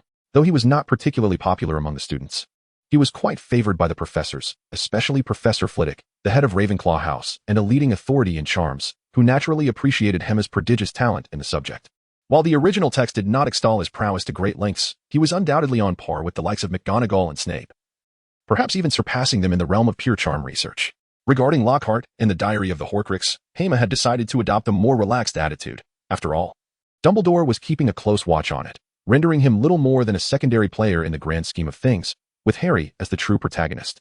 This was certainly the case before he could defeat Voldemort, as Harry was Voldemort's target and, in essence, half a Horcrux himself.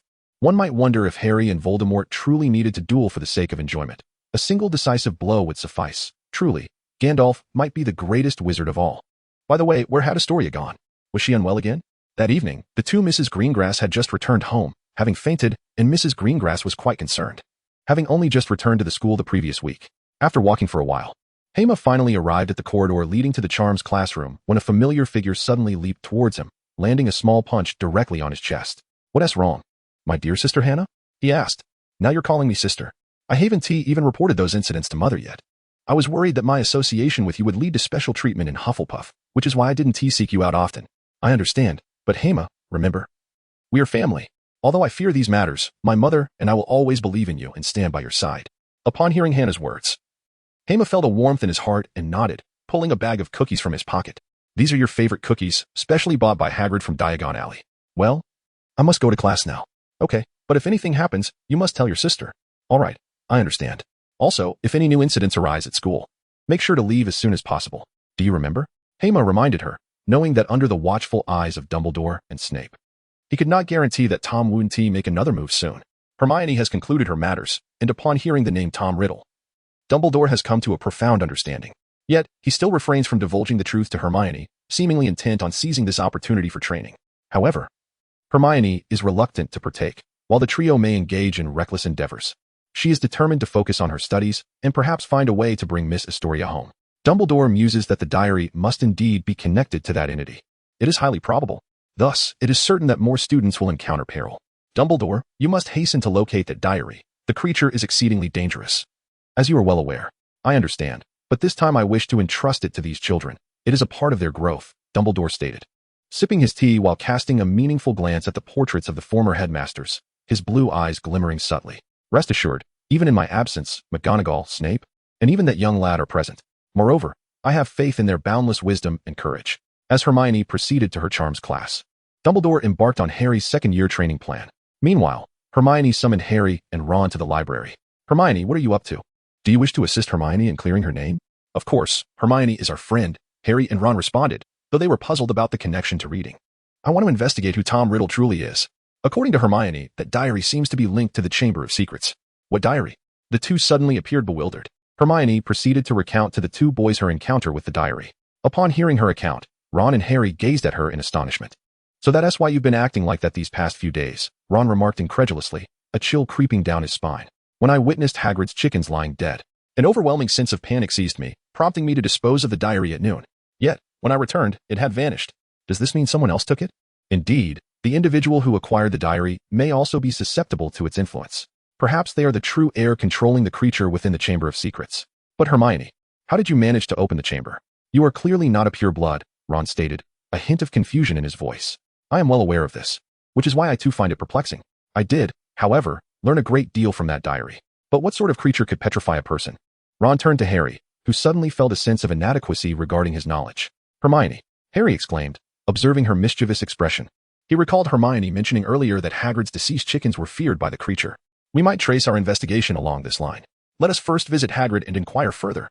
Ron, now intrigued, rose from his seat. "This might prove more expedient than searching through books here." Harry nodded in agreement. However, before Ron could take more than a few steps, he suddenly froze by the window, retreating a few steps in trepidation. "Harry, Hermione, there's a spider." "Ron, what is there to fear about a spider?" "But I am genuinely terrified of spiders," Ron replied, his face etched with unease, as he positioned himself behind Hermione. Hermione cast a reluctant glance at him, yet as the group drew closer, she and Harry discerned the peculiar trajectory of the spider swarm, as if they were in a frantic escape. "Hermione, have you ever seen spiders behave like this?" "No, I haven't. It's quite strange. Should we follow them?" "All right." With that, Hermione and Harry hastened down the stairs. "Hey, wait, Hermione. Harry, wait for me. There are spiders at my feet. Help. They're climbing onto my shoe." "Oh no. Today, we shall learn the levitation charm, though it appears some students are already quite adept at it." Professor Flitwick cast a sidelong glance at Hermione, Now, let us invite Miss Hermione Granger to demonstrate the spell for us. Hema nodded slightly and produced her wand, crafted from the tail hair of a unicorn. Wingardium Leviosa. As the tip of her wand shimmered, a feather from the desk began to rise gracefully into the air before gently descending back to its original position. A splendid spell indeed. Slytherin gained 5 points. Professor Flitwick smiled warmly, clearly pleased to have discovered yet another talented young witch, aside from Miss Granger. Moreover, this particular student's aptitude surpassed that of any wizard he had previously encountered. Even the legendary figures of yore did not possess such formidable power. Thus, this accolade was not merely a point for Slytherin, but an acknowledgement of Hema's individual prowess. Witnessing Hema's remarkable display, the other young witches and wizards eagerly attempted to spell themselves, though most were met with lackluster results. Only 2 Slytherin students managed to lift their feathers slightly.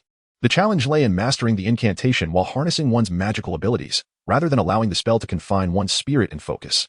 Consequently, the classroom reverberated with a series of attempts, with many failures, yet thankfully devoid of any explosive mishaps reminiscent of Simon's antics. Hema continuously engaged Professor Flitwick with inquiries regarding various spells.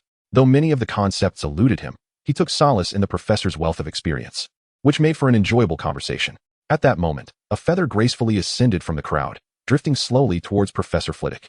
All the students turned their gazes in unison, for this was the second young wizard to successfully cast a spell. Oh, Miss Ginny Weasley, splendid. Gryffindor earns 3 points. Upon seeing her vibrant red hair, applause erupted from the crowd, contrasting sharply with Hema's earlier reaction, despite a few Slytherins having clapped for him. It must be noted that Miss Weasley had always exhibited remarkable talent for magic, or perhaps the women of the Weasley family were simply formidable. It occurred to him that he had yet to converse with Mrs. Weasley. Yet, as Hema cast another glance at Ginny, he noticed a black notebook she had placed atop a stack of books nearby. Hermione was somewhat taken aback. Unexpectedly, Ginny had stumbled upon the diary. Could this signify the convergence of the timelines? Yet, that seemed implausible. Regardless, Professor Dumbledore would undoubtedly orchestrate everything meticulously. She decided to relinquish her concerns for the moment. Why did Hermione place her unwavering trust in Dumbledore? The reason was quite straightforward. In the original narrative, despite the tumult caused by the basilisk, not a single life was lost, with Harry ultimately resolving the issues surrounding the Horcrux and the Serpent. One could attribute this to the protagonist's halo effect. Yet it was also evident that once the Chamber of Secrets was declared opened, Dumbledore had already begun laying the groundwork for what was to come. Furthermore, he possessed all the pertinent information this time around. As many have remarked, while Dumbledore was alive, Hogwarts was the safest haven in the wizarding world, an assertion with which Hermione wholeheartedly concurred. Of course, she had to exercise a modicum of caution, after all. While petrification could be overlooked, should a fatality occur, she would not bear that responsibility. Before long, the 2 classes concluded, and Hermione chose not to dwell on Ginny's situation. It was Professor Flitwick who called her back, handing her a note adorned with his signature and a request for assistance with books. Should she encounter any difficulties, she was welcome to seek his guidance. Flitwick's words deeply moved Hermione, as he had never previously broached the subject of the restricted section. Remarkably, he had remembered a minor incident from when she borrowed a textbook intended for second-year students, now applicable to third-year studies. Professor Flitwick, thank you ever so much. Hermione bowed graciously and exited the classroom with a buoyant spirit. Flitwick observed Hermione's retreating figure and nodded with satisfaction. She was a diligent and gifted child.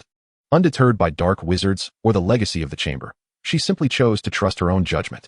Hermia excitedly made her way toward the library, but upon recalling that Astoria had not attended class, she turned back, intending to check the common room first. Upon entering the common room, Hermia immediately noticed Astoria sprawled on the sofa, clutching a broomstick. Dear Miss Greengrass, why did you skip class? I was fetching medicine from Madame Pomfrey. This was just left here by Malfoy, who said it was for you. And please, do not call me dear. Then shall I call you Astoria-chan? What is that supposed to mean? Astoria tilted her head, causing Hermia's heart to race once more. How could this child be so endearing? It's just a nickname. Let me see what Malfoy's family is up to now. After picking up the broom, Hermia set the broom aside and tore open the letter affixed to it. Already having an inkling of Lucius's intentions, a brief glance revealed the content. A hope that he could befriend Draco, mentioning that both the Abbott and Malfoy families were pure bloods, and urging him to be understanding when he assumed his position at Hogwarts, among other things. Essentially, Lucius sought to cultivate a friendship, motivated by Hermia's talents and accomplishments that piqued the interest of this former Death Eater. Such overtures were merely a form of investment. Although Voldemort had not yet resurrected, Lucius remained shackled by the fate of a Death Eater and yearned to extricate himself from it. Thus, he sought to align himself with young, powerful wizards, not only for support but also as a means of breaking free from control. However, Hermia did not exhibit any profound reaction to this, as the Malfoy family, despite their wealth and power, appeared fragile in the face of Voldemort and truly deranged dark wizards. True strength was paramount. Once attained, it would prevent any form of subjugation, allowing one to reign supreme without reliance on others. Moreover, it was evident that Lucius, fully aware of the book's troubles, sent it to Hogwarts to sow discord and undermine Dumbledore. Yet, old Dumbledore was not so easily toppled, and as for Fudge, that bumbling fool should simply fulfill his duties as minister without stirring up trouble. Astoria watched as Hermione's expressions shifted and couldn't help but smile, though the thought of Malfoy's letter filled her with concern. After all, compared to the Greengrass family, the traditional demeanor of the Malfoys was far from gentle or respectable. Hermione, is something wrong? No, he is merely trying to get closer. The Malfoys have their own struggles as well. By the way, what exactly is wrong with your health? Can you enlighten me? I'm quite worried about you. Hermione widened her eyes and grasped the cool little hand of Astoria. The latter was taken aback, blushing fiercely as she shyly withdrew her hand. Hermione has also ceased to take action, for they are still but children, and should take their time. Presently, Astoria likely harbors no precise understanding of what love truly is. Furthermore, he harbors genuine concern for Astoria's well-being. After all, in the original narrative, this angel passed away at the tender age of 30 after marrying Draco. Thus, while Hermione does not proclaim the ability to save the world, vanquish Voldemort, or eradicate darkness, assisting this girl in surviving remains a paramount goal in his life. Do you wish to remain silent? Hermione gazed at the suddenly quiet little face. No, I'm simply hungry now. Let us discuss it another time. Haha, then let us go dine. It is not yet mealtime. Who says it is not yet mealtime? You shall soon find out. Hema smiled softly and gently pulled Astoria up from the sofa. Astoria felt the warmth and surprisingly did not pull away. Walking along the path, she felt a sense of trepidation. Each time they ventured out, numerous eyes were upon them, which made her somewhat anxious. She understood the reason well enough. It was undoubtedly Hema who drew the most attention, as she typically wore her hood, only removing it in less crowded spaces. You're not planning to take me to Hogsmeade, are you? We can't go there yet. Only students in their third year and above can with parental consent. Of course not. I am an exemplary student. How could I engage in such behavior? Ah, we have arrived. Following Hema's gesture, Astoria beheld a painting depicting a silver bowl filled with fruit, which appeared rather ordinary. Pay attention, Hema instructed, extending her finger to scratch the pear depicted in the painting. To Astoria's astonishment, the pear seemed to come to life, giggling merrily before transforming into a green doorknob. What is this place? Astoria gasped. The kitchens of Hogwarts. Did you think the food we consume simply materializes? Astoria glanced upwards, beginning to comprehend why food would suddenly appear in the great hall. It was prepared here and then sent up. As soon as the door swung open, a youth with grayish-yellow hair approached, a piece of bread clutched in his mouth. Upon spotting Hema, he froze. Ernie, what are you doing here? Ernie felt an unexpected wave of nervousness. Although Dumbledore had assured him that Hema was not the heir of Slytherin, she still held a certain sway over him, especially since he had been caught sneaking food. Don't be nervous, upperclassmen. We are here for a snack, just like you. Oh right, I'm Ernie Macmillan, a good friend of your sister's. Hello, Macmillan. Well then, I shall take my leave. Goodbye, upperclassmen. After exchanging a few brief words, Macmillan hastily departed. On his way, he scratched his chin, reflecting that Hema was quite polite. Dumbledore had indeed been correct. Macmillan, where have you been? Cedric? I was just wandering around. Ernie felt a flutter of nerves in the presence of the striking Cedric, who, while not yet a prefect, would undoubtedly be a top candidate next year. His reputation was well established among both boys and girls alike. Well, although there's nothing wrong with getting a snack, it does violate school regulations. If you wish to become a prefect, you must strive for excellence in all matters. Cedric clapped Ernie on the shoulder before departing. Ernie stood there, bewildered, watching Cedric's retreating figure, furrowing his brow. I never said I wanted to be a prefect. As Hema and Astoria ventured deeper, they were greeted by the sight of a miniature hall, adorned with an array of delectable dishes.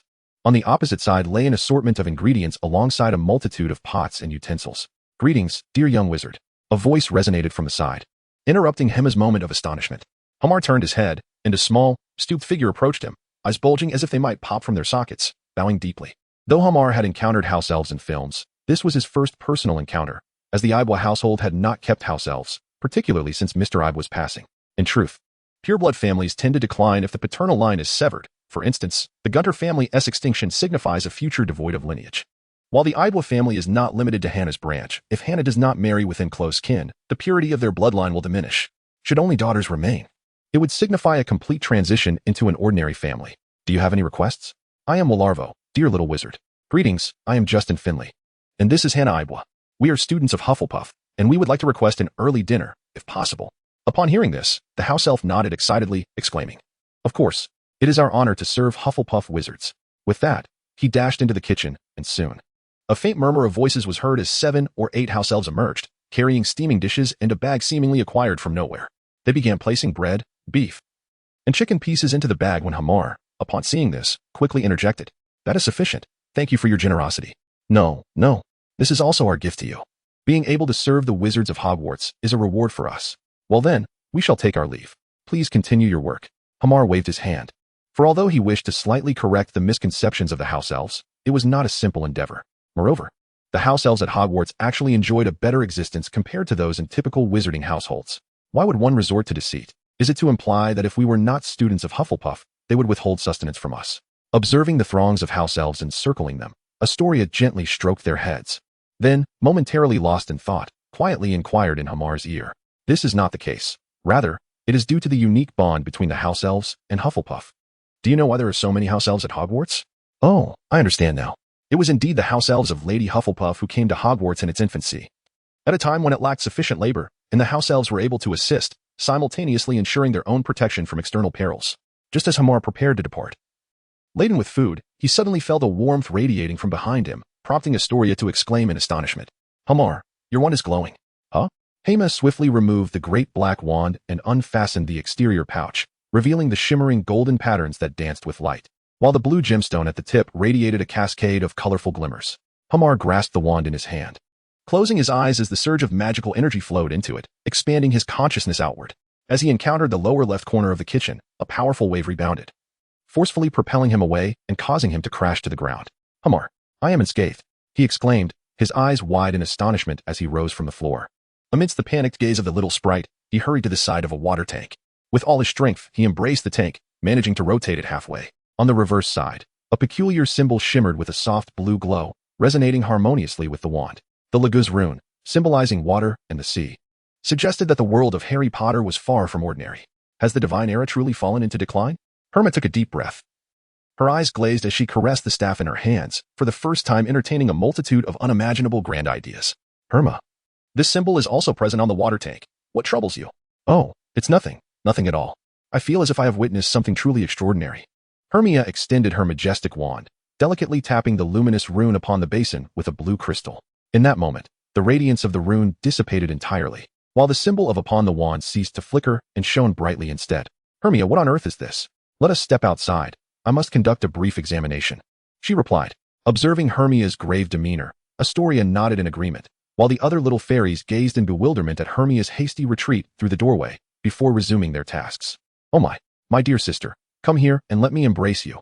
Upon their return to the common lounge, they encountered Daphne, who had just returned from class. She rushed forward, enveloping Astoria in a warm embrace, nuzzling against her cheek. Astoria attempted to push her away, yet Daphne towered over her, leaving Astoria with no choice but to endure the gentle onslaught of her sister's affectionate embrace. Hema observed the tender bond shared between the two sisters, aside from the Weasley family, and smiled gently. However, he seemed to have more pressing matters at hand. Speaking of runes, many are familiar with them, primarily through films, anime, and novels. Yet, runes indeed exist in reality, or rather, they represent an ancient script, commonly referred to as runic letters or the runes. In both this world and his own, they have long been extinct. Runes are not merely letters that once existed. They are imbued with mythological significance. Legend has it that the runic alphabet was bestowed upon humanity by Odin, the chief of the Norse gods.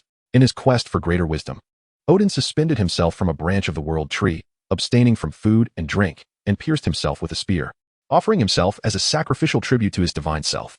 After enduring this for 8 days, on the 9th day, the blood that dripped to the ground formed unique symbols and patterns, revealing profound secrets. These letters are known as the primordial runes. Subsequently, Odin entrusted these mystical symbols to the 3 goddesses of fate, and they eventually spread to the human realm. There are also legends of Odin sacrificing his own eye in exchange for access to the wellspring of all wisdom. Thus, runes are undoubtedly one of the existing miracles, at least within the world of Harry Potter, which, notably, is situated in Northern Europe. The usage of runic letters also spread through Scandinavia and Great Britain, making the Harry Potter universe encompassed within that realm. Armed with his library pass, he initially intended to delve into advanced spells and transfiguration. However, it now seemed imperative to seek additional information. If he could not find it, he would consult Dumbledore, although Dumbledore might not possess complete knowledge of ancient magical powers. Nevertheless, he would likely understand far more than this novice. Moreover, the rune on the water basin represented water, while the staff itself bore 25 runes, 2 of which were currently illuminated. This indicated that at least 1 rune on the staff was already glowing. If the sensation of burning did not originate from the staff itself, it must be a result of that rune's influence. Despite having studied runes in his original world, His recollection was now hazy. Thus, he needed to acquire a deeper understanding of runic knowledge. He hoped that the Hogwarts library would assist him. And even if it did not, he was certain that similar information could be found among muggles, albeit in a non-magical format, yet still containing valuable insights. Hermione had made up her mind, taking a few casual bites of food before heading towards the library. However, before she could ascend the stairs, she encountered a trio who, without waiting for her to say anything, pulled her along. "Take us to the Forbidden Forest, Hermione," Harry exclaimed, his wide eyes fixed on her. "Wait, what are you all planning to do in the Forbidden Forest? Professor Dumbledore mentioned it is quite perilous. We are aware of the dangers, but we must uncover the truth. I discovered that when Hagrid was still at the school, 50 years ago, the Chamber of Secrets had been opened, and he was involved." Hermione spoke earnestly, cradling 2 books in her arms, one of which appeared to contain a compendium of magical creatures. Although he was reluctant to voice it, the spiders were inevitably heading towards the Forbidden Forest. Ron, standing beside her, wore a serious expression, despite his exaggerated reactions stemming from his fear of spiders. Hermione gazed at the 3 individuals, scratching her head in contemplation. The matter concerning Hagrid was indeed unrelated to the Chamber of Secrets. It must be said that Hagrid was not particularly discreet. You must have extracted the name Tom Riddle from him. Once Hagrid learned of this, he would naturally refrain from further discourse, for it was precisely due to Voldemort's machinations 50 years prior that Hagrid had to leave school prematurely. Currently, it appeared that Lucius's intention was to sow discord within the school and subsequently usurp Dumbledore's position for himself, making Hagrid an unwitting scapegoat. Reflecting on this, Hermione nodded. While the study of runes was one aspect, Dumbledore had already laid out his plans for training, so she would lend a modest hand. "Since that is the case, I shall accompany you," she declared. "However, remember, should any issues arise, they will be managed according to my arrangements. Now, are we ready to depart? By the way, Ron, do you genuinely intend to join us? Of course, I am also in pursuit of the truth, to clear both your and Hagrid's names. But aren't you afraid of spiders?" "Hermione, I actually do not fear spiders. I merely dislike them. In any case, I am unafraid." With that, Ron cast a sidelong glance at Hermione, then at Harry, who was stifling laughter, and exclaimed indignantly, "Very well, when shall we set our plan in motion? After class, I suppose. We shall go directly." Agreed. Having settled their plans, the trio hurried towards the Great Hall, astonishingly skipping breakfast in their eagerness to commence their endeavors. Hema felt a twinge of envy towards the tireless youth surrounding him. Although he was not particularly old, he was nonetheless a bit more mature. "Xiao Senior, are you awake?" he mused aloud while walking towards the library. "Huh, how did you know?" came the voice of Xiao Wenna, as a graceful figure slowly emerged from his body. "The system has added a new sign-in feature. Is that so? Let me see how it works. It took me quite a while to set it up this time." Hema opened a user interface reminiscent of the League of Legends client, clicking on a small money bag icon in the upper left corner. A page akin to a web game sign-in appeared before him. Day 1, 100 gold coins. Day 2, 100 gold coins, until days 6 and 7, where one could receive 300 gold coins and a limited-time hero skill experience card, random. "Isn't this rather low quality?" Hema mused, unable to contain his disdain. "Is this all they have? Where's the sophistication?" But what was there to fear in such simplicity? After all, this presented a source of income. He pondered. "How did you manage this?" "Quite simply," came the response. "The system operates on a task-reward mechanism, strictly adhering to its rules. However, while I may not possess full authority over the system, I need not be entirely bound by its regulations. There exists a certain degree of discretion in reallocating gold coins within the system, which I have exploited to establish this framework. Yet, as an agent, I can only divert approximately 1,000 gold coins at a time. Thus, I devised a system where rewards reset every 7 days, seamlessly creating a sign-in reward structure. Impressive. My dear sister, now that a steady income is secured, shall we indulge in a tenfold draw? Is there a guarantee by any chance?" "Such guarantees do not exist. Simply draw more." After a brief conversation with Zyawena, Hema made his way to the library. Strangely, he found himself without the sight of Mrs. Pins, the diligent librarian. Renowned for her commitment, Mrs. Pins rarely strayed from the library, utilizing magic to monitor and maintain order within its confines.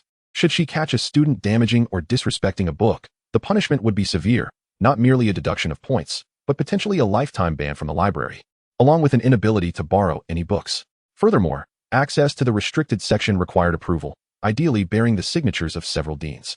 Of course, this year, having Lockhart's signature seemed particularly effective. After all, who doesn't admire a dashing magical knight, provided, of course, that his tales of valor are indeed his own? Hamar, observing the absence of anyone around, did not breach the regulations by entering the restricted area. Instead, he commenced his search outside, based solely on his intuition. He surmised that the information provided by Lwyn should not be classified as forbidden literature. He initially scanned through several rows of historical texts but found no records pertaining to Lwyn, Norse mythology, or events from millennia past. While the book Harry Potter alludes to the establishment of Hogwarts, the turmoil and instability of ancient times, and even mentions the Deathly Hallows. It ultimately fails to elucidate the true nature of the ancient magical world. At least within the confines of his knowledge, no one appeared to possess such insights. Furthermore, regarding the Deathly Hallows, although their potency was not vividly portrayed in the original narrative, the existence of such relics implies that the figure of death may indeed exist. The question remains, however, which incarnation of death are we referring to? After all, there are numerous representations of death, varying across different pantheons and regions. Even common wizards remain oblivious to the various deities adopting the moniker of death. Nonetheless, perseverance bore fruit, as Hema astonishingly discovered a tome within the category of Muggle studies titled Myths of the Muggle World. This book chronicles numerous myths from the Muggle realm, including tales from Chinese mythology, albeit not comprehensively, yet it captures the essence of renowned stories. Upon reaching the latter portion of the Norse chapter, he encountered the mention of Lwen, which, despite lacking any practical applications or combinatorial methods, provided a succinct introduction to the 25 letters. For Hema, at this juncture, such information proved to be of paramount significance. Hermione clutched a book and sought out a seat, placing his wand and the tome on either side of him as he incessantly compared the two. Upon his ebony wand, only 2 runic letters illuminated, and the latter of which he had discovered at the water tank. Though perplexed as to why a water tank bore the inscription of a potent primordial rune, he recognized that the wand itself was endowed with the rune. This letter symbolizes a torch, embodying the essence of luminous wisdom, flames, warmth, and kindness. Thus, the searing sensation emanating from the wand was indeed a manifestation of this rune's power, leaving him with the need to commit the remainder to memory. Suddenly, he recalled that he had not brought a notebook and intended to borrow a few sheets from the young sorcerer beside him. Yet, before he could utter a word, he cast a glance and noticed the other had deftly evaded his gaze. Hema sighed, feeling that his grievances could only be vindicated once the serpent creature was vanquished and the soul artifact destroyed. Yet, he could not afford to refuse alone. Unconcerned with appearances, he casually approached a small wizard nearby and extended his hand. "Classmate, please lend me something. Don't harm me. I will give you anything. I am begging you. I shall take my leave." With that, he flung all his possessions onto the table and fled in a hurry, leaving behind a few books and several coins that spun gently on the surface. "Oh well, never mind. I have a pen and I have the book." However, before Hema could retrieve the notebook and return to his seat, a slender hand suddenly reached out from the side and snatched the notebook from his grasp. Is it amusing to bully others and then steal their belongings? A beautiful girl with striking black hair and dark eyes, embodying distinct East Asian features, stood before him, her eyes wide with indignation. "Classmate, I merely wish to borrow a piece of paper. The misunderstanding lies with that other student." Hema cast a glance at the Ravenclaw emblem adorning the other's chest, thereby discerning the individual's identity as Qiu Zhang, a young wizard hailing from China, who could be considered a fellow countryman. However, Qiu Zhang harbored no belief in Hema's dubious words, notorious for his unsavory reputation among students. With a glare directed at him, Qiu Zhang resolved to depart, intending to return the items to the student encountered earlier. Hema hesitated for a fleeting moment, ultimately deciding to embrace the chaos. Without further ado, he surged forward, swiftly snatching the notebook from his opponent's grasp. In a fluid motion, he pivoted and pressed Qiu Zhang against the nearby bookshelf. Their breaths intertwined in an instant, and Hema's dark eyes widened, fixating intensely upon her. With a resounding clap, Hema's cheeks flushed a deep crimson. Qiu Zhang, equally flustered, pushed him away, leaving only the silhouette of her retreating figure. "Enough of your antics. Now let us get back to work." Hermes had no intention of acting thus. Yet given his striking handsomeness, failing to flirt with a young girl would be a squander of resources. Fortunately, he did not go so far as to kiss her, otherwise, what would become of Miss Astoria? Hema smiled, swiftly grasping his notebook, and began to document his findings on the runes. After a while, he planned to search further, for there might be additional materials available. This pursuit of knowledge consumed half the afternoon. Originally, there were no classes scheduled for that day, and according to Hema's laid-back disposition, it should have been a day spent leisurely in his dormitory with a book. However, the emergence of the divine legacy piqued his interest, for delving deeply into the runes might enable him to master the power of combinations, potentially allowing him to transcend the combat barriers of the Harry Potter universe. By evening, Hema had uncovered 9 tomes pertaining to runes. While the gathered content was not extensive, he managed to compile around 8 or 9 pages of notes, and he had yet to explore the restricted section.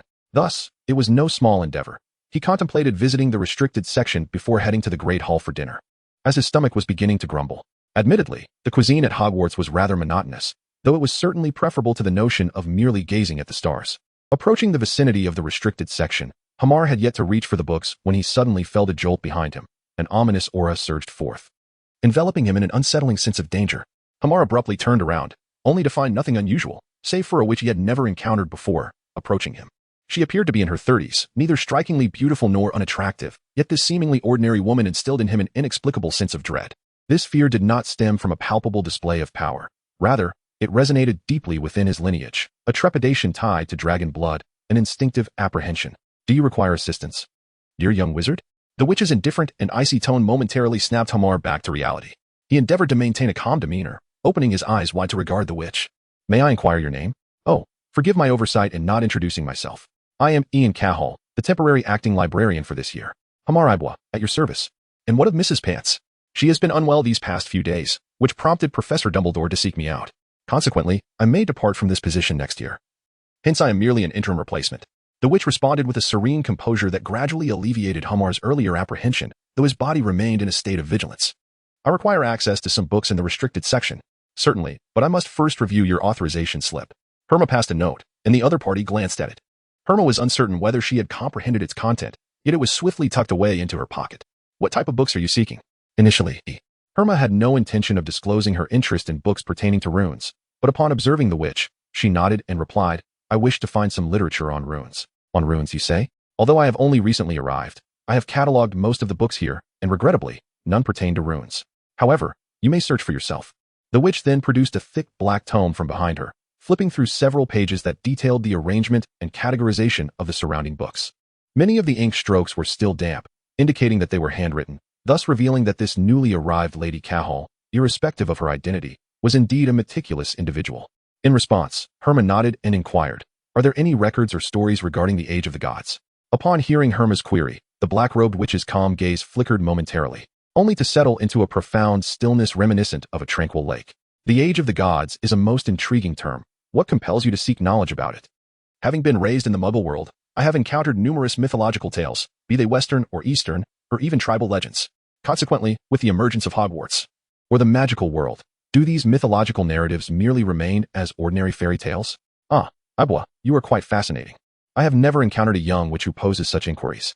Regrettably, I possess no answers to your question.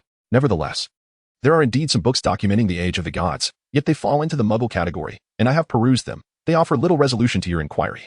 Thus, I believe it is more suitable for you to study runes. The witch circled back to Herma's original quest for rune-related literature. But did you not mention that there are no books on runes here? Moreover, can runes truly be studied? Herma feigned ignorance, adopting an expression of mere curiosity. Indeed. There are no books on runes here, yet I can teach you how to wield the true power of runes. Hema, in shock, lifted her gaze and beheld the other party rolling up her sleeves, revealing a series of runic symbols intricately etched upon her arms, extending from her forearm to her shoulder. Though she could not unveil the fabric to glimpse further, it was evident that her body was adorned with these runes, which radiated a soft azure luminescence, creating an extraordinarily peculiar spectacle. Moments later, the witch lowered her long sleeves, causing the glow of the symbols to dissipate, and then turned her attention back to Hema. In a sudden surge of respect, Hema bowed deeply and exclaimed, Thank you, teacher. The witch, Cahall, witnessing Hema's earnest demeanor, managed to smile and nodded in acknowledgement. Subsequently, she swiftly seized the wand from Hema's back. This is a fine instrument, yet you presently have no need for it. Moreover, mastering runes does not necessitate a wand. With a casual flick of her wrist, the dark wand vanished into the palm of her hand, and she grasped Hema's shoulder, startling him momentarily. Despite her claims of understanding runes and her willingness to teach him, Hema remained uncertain about the veracity of her words. Just as he contemplated seeking counsel from old Dumbledore to ascertain the truth and consider his next steps, another large hand landed on his back. Hema, I had intended to introduce you in due time, but it appears you are already acquainted. Therefore, let us proceed according to Ms. Cahall's guidance. Dumbledore? Hema was comforted by the familiar voice, while Cahall cast a sidelong glance at Dumbledore, letting out a soft sigh. Dumbledore, you have certainly brought me a troublesome student this time. Not only is he grappling with dragon transformation, but he must also learn runes. Dumbledore was momentarily taken aback, realizing that the educational content he had in mind differed from what Hema envisioned. However, he quickly came to terms with the notion that learning together would not pose any inconvenience. Miss Cahall, I have full faith in your ability to guide him. Entrusting him to you is far more reassuring than handing him over to any other wizard. Oh, your confidence in me is much appreciated. Very well. I shall take this student under my wing, though his progress will ultimately depend on his own efforts.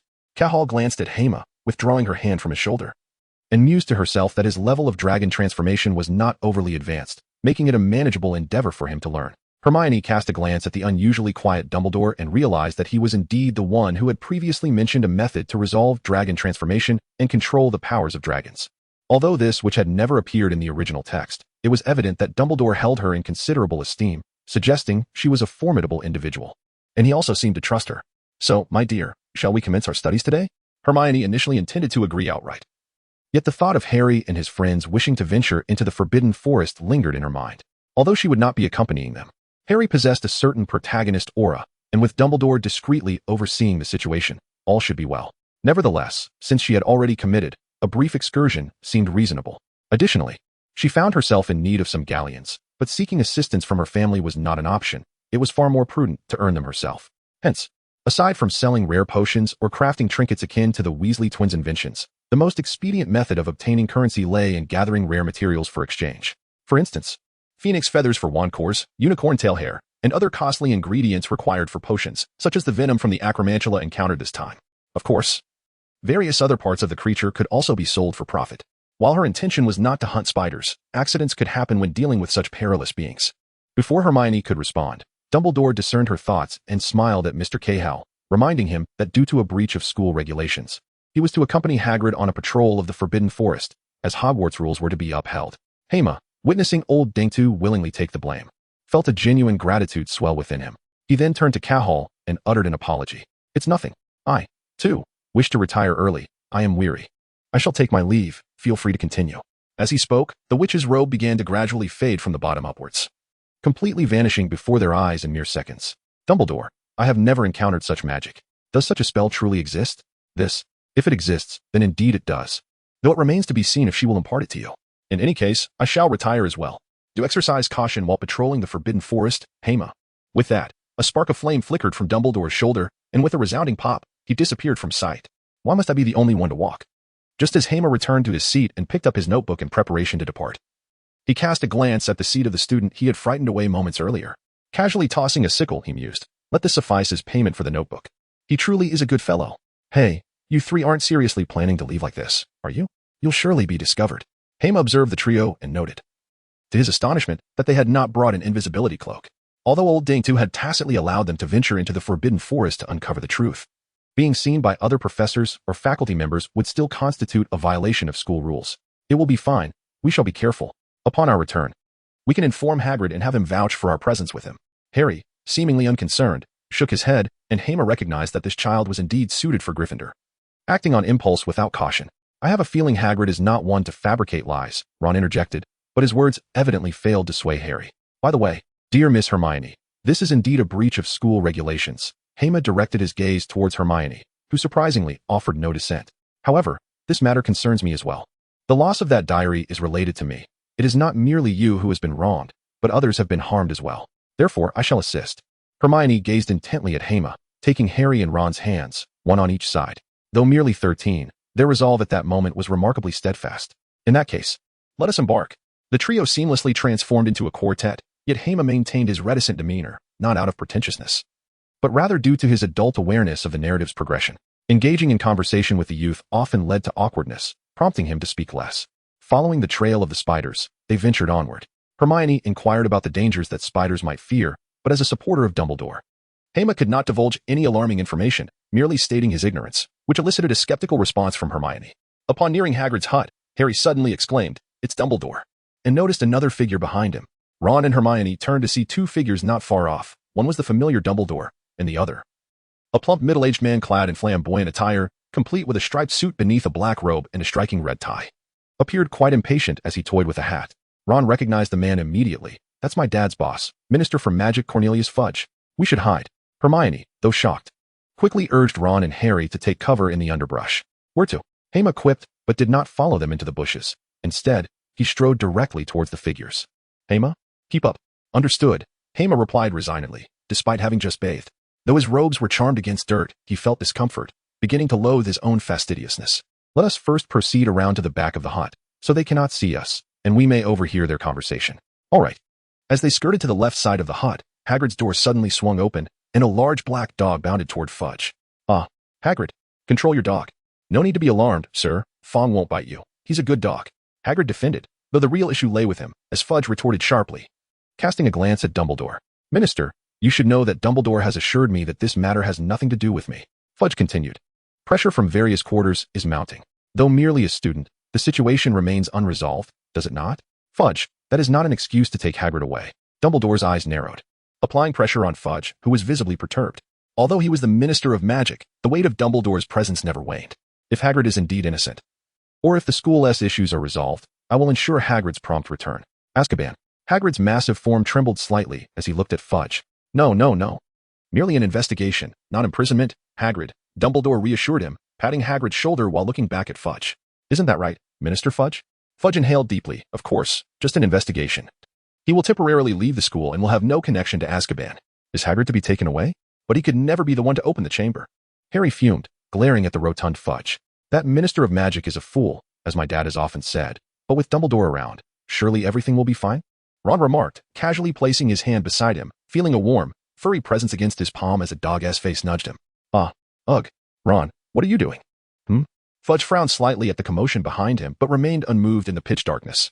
Well then, I shall not take Hagrid today, but Dumbledore. You had best ensure he comes to the ministry tomorrow.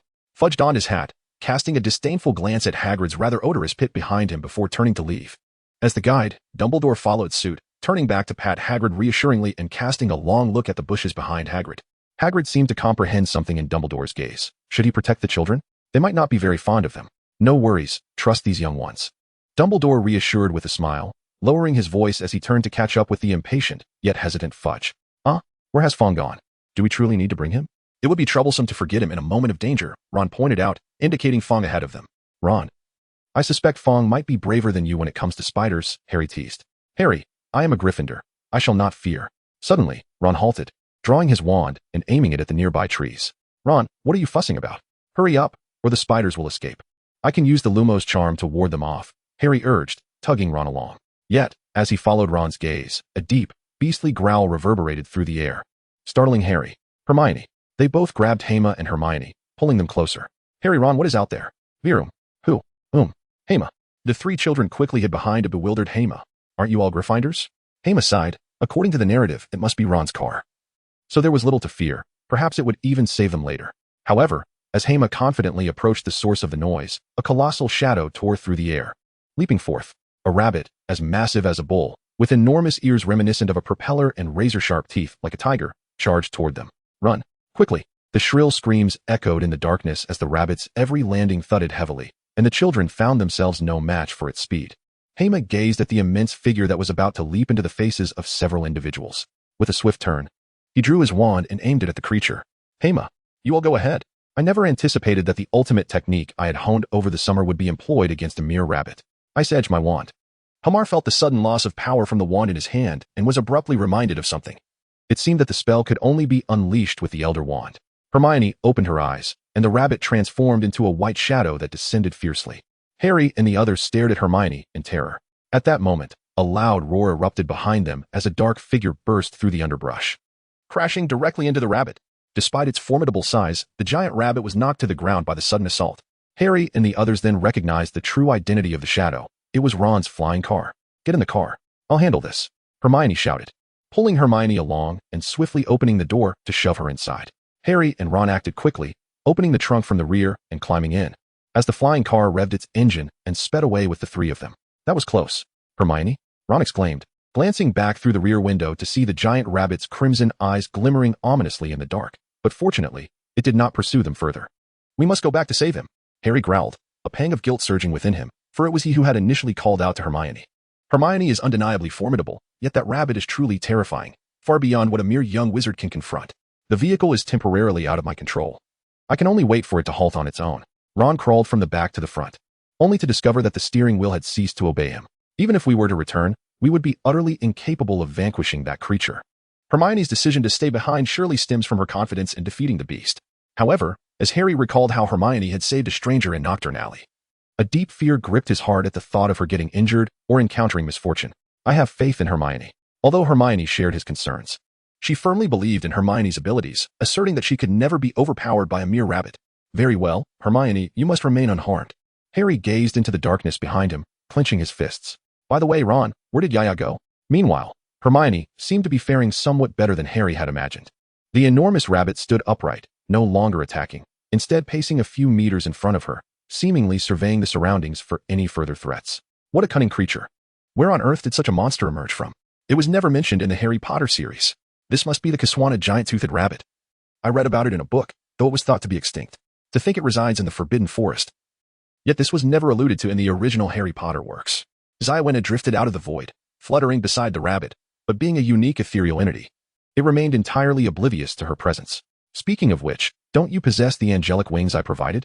You could simply fly away and be done with it. Is this creature valuable? What do you mean by that? Ziawena regarded Hermione with a look of incredulity. Do you think that's why I stayed behind? I could have left earlier, but then I wouldn't be able to indulge in this rabbit meat. Magical creatures are valuable, after all. You truly are obsessed with money. Although this rabbit is a rare species, it lacks particularly valuable parts, apart from its eyes, which hold some worth. Well then. With that, Hermione smirked enigmatically, tossing her wand aside and shedding her robe to warm up. Come on, bunny, prepare for a spicy rabbit head. Upon hearing Hermione's taunt, the giant rabbit ceased its pacing. Its hind legs suddenly pressed backward, its body bending like an arrow poised on a bowstring. Roar! Here it comes. Blinding blow. A flash of green light illuminated the scene, plunging the giant-toothed rabbit's vision into darkness. As Hermione readied herself for the incoming assault, she rolled up her sleeves, executing a swift slice. With a rush of air, dragon scales erupted from her forearm, transforming into a shimmering array of lethal blades, like cutting through paper. They silently penetrated the giant rabbit's abdomen, slicing from its jaw to its tail in an instant.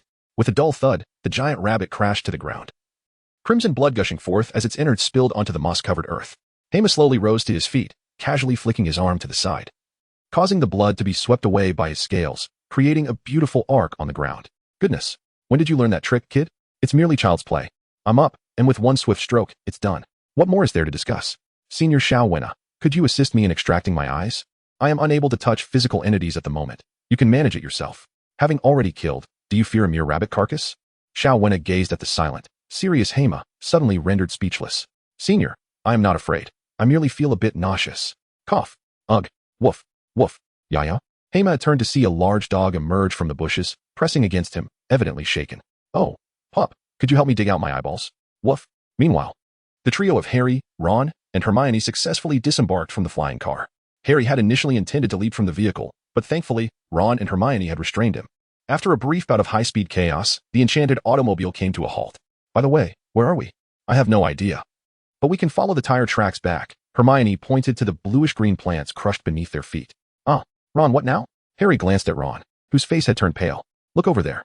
Following Ron's gesture, Hermione and Harry beheld countless spiders surging from all directions, ultimately converging at a nearby cave.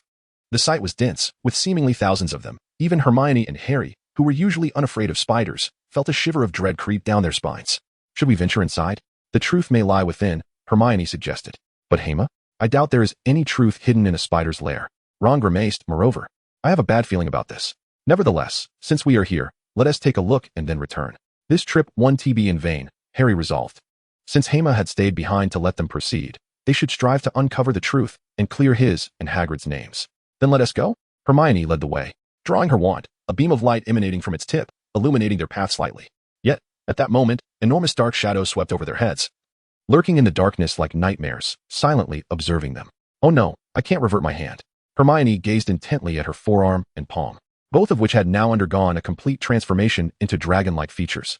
Despite Dumbledore's warning against recklessly wielding the power of a dragon, circumstances had unfolded differently. Nevertheless, she managed to secure the eyes of the giant tooth rabbit. After all, the claws of a dragon are exceptionally sharp, and with a mere flick, she extracted them. Yet, in the end, she found herself feeling somewhat queasy. This was her first experience with taking a life. While the act itself had an air of elegance, the aftermath was rather chaotic. Nonetheless, the two rabbit eyes, valued at 200 galleons, provided a sense of reward for her efforts. As for her hand, that was a matter to address later. For now, she needed to locate those little ones. Yaya, lead me to Harry and the others. Hema gently patted Yaya's back, and it blinked its tiny eyes before making its way toward the direction where the car had just departed. Though Hema was unsure whether the dog truly comprehended his words, following the tracks of the vehicle was indeed the only viable option. Perhaps we should return, Harry, Ron exclaimed as enormous dark shadows descended from above, leaving him in a state of dismay. Hermione and Harry exchanged a glance, grasping Ron's hand, though fear gripped their hearts. The fact that the colossal spiders did not initiate an attack was a reassuring sign. Suddenly, a grayish-yellow spider descended, spinning a web as it circled above them, and began to articulate human speech, which astonished the three young wizards. The enormous arachnid extended its formidable pincers, brushing against Harry's robe, causing him to swallow nervously. Bring them, the spider commanded, as its side claw ensnared Ron, soon followed by two other spiders capturing Hermione and Harry. The trio found themselves dangling in midair, being transported by the three massive spiders into a small valley. Although Ron desperately wished to cry out for help, he feared that an angry response might lead to his consumption. Where are we being taken? Hermione glanced at Harry, and they silently drew their wands. Moments later, the spiders brought them deep into the valley, where they set them down. The leading grayish-yellow spider crawled to the edge of a cave entrance. "Aragog, humans," it uttered. "Hagrid?" At that moment, with a series of cracking sounds, a spider even larger than the one they had previously encountered tore through the webbing of the cave and emerged. Its 8 enormous eyes rolled, but the milky whiteness of its gaze revealed that it had completely lost its sight. "Is it you, Hagrid?" "3 strangers," Aragog declared. "Kill them. Don't wake Morak." Upon realizing that it was not Hagrid, Aragog casually waved a massive hind leg. "Wait, we are friends of Hagrid," Harry shouted urgently, prompting the surrounding spiders to halt their advance. "Friends of Hagrid?" Aragog inquired. "Hagrid is in some trouble, connected to the Chamber of Secrets from 50 years ago." Taking a deep breath, Hermione stood tall, bravely declaring, 50 years ago, Hagrid has never been involved in that incident. He was wrongfully accused. The creature that lurked in the chamber was responsible for the girl's death. Yet others, out of fear, accused Hagrid and me, a mere child at the time. Ultimately, Hagrid was forced to leave the school to protect me. If you did not emerge from the chamber, then what lies within it? Aragog queried. "I am certainly not the monster of the chamber. I was given to Hagrid as a child. He raised me and eventually brought me here to find a mate. The monster is our mortal enemy, a formidable creature whose name we cannot utter." The enormous spider's tone softened slightly at the mention of Hagrid, but it trembled at the mention of the chamber's creature. "So, you have never taken a life. It seems we must seek further knowledge in the library." Hermione cast a fleeting glance at the spider, contemplating that the library might yield fruitful information regarding the natural enemies of the Acromantula. It was not entirely devoid of merit. As for Aragog, we shall take our leave. Upon realizing that direct answers were elusive, Harry nodded in agreement, preparing to depart. However, at that moment, Aragog's voice grew ominously cold. "Leave? I promised I would not harm Hagrid, yet my offspring require sustenance of flesh and blood. So, farewell, Hagrid's friends. Run, quickly." Just as Aragog's final words echoed in the air, Hermione grasped Ron's arm, and they dashed away. Yet, Harry looked up to discover that the entire canopy of the valley was a colossal web. The hundreds of slumbering spiders now stirred, cascading down like raindrops. They immediately realized their escape was fraught with peril. Just then, a familiar whistle pierced the air, and a beam of light sliced through the web, illuminating the group like dawn's first light. Woof, woof. A shadow darted past, and Fong collided with a moderately sized spider, toppling it to the ground. "Get in the car." Hermione's voice rang out, prompting the group to swiftly open the doors and leap inside. The swarm of spiders surged forward, but the vehicle roared to life, executing a stylish tailspin that flung several approaching spiders aside. The car surged forward, crushing a multitude of spiders as it sped out of the valley, ascending the slope they had previously traversed. Aragog gazed at his departing progeny, suddenly hearing a low growl emanate from the cave, a wave of trepidation washing over him. "Thank goodness for you, Hermione," Ron exclaimed, enveloping her in a fervent embrace. "Thank you, Hermione. We were nearly consumed by spiders." Harry and Hermione, too, were drenched in cold sweat from the harrowing ordeal. After all, the spells they had wielded were barely sufficient, especially against creatures with considerable magical resistance. "All right, let us vacate this vicinity. Those spiders will not relent easily." Hema cast a glance at the forest behind her, an ominous series of muffled sounds escalating her unease. Something was in pursuit. Roar! A colossal wave of sound erupted from behind the vehicle, nearly lifting the entire car off the ground. Hema gripped the steering wheel tightly, just managing to stabilize the car. Good heavens! What on earth is that? In the dim light, a massive claw severed trees as thick as a person's torso, and 8 legs stirred up a whirlwind of dust, charging towards them with the force of a mountain descending. Like an elephant. Could such a monster truly exist? Harry, too, was momentarily stunned. Though he had encountered that enormous 3-headed dog last year, a profound sense of terror welled up within him at this moment. "I can't take it anymore." Ron stammered, his lips trembling as he slumped half-conscious into the back seat, covering his ears. "Don't give up. We can escape. Trust me."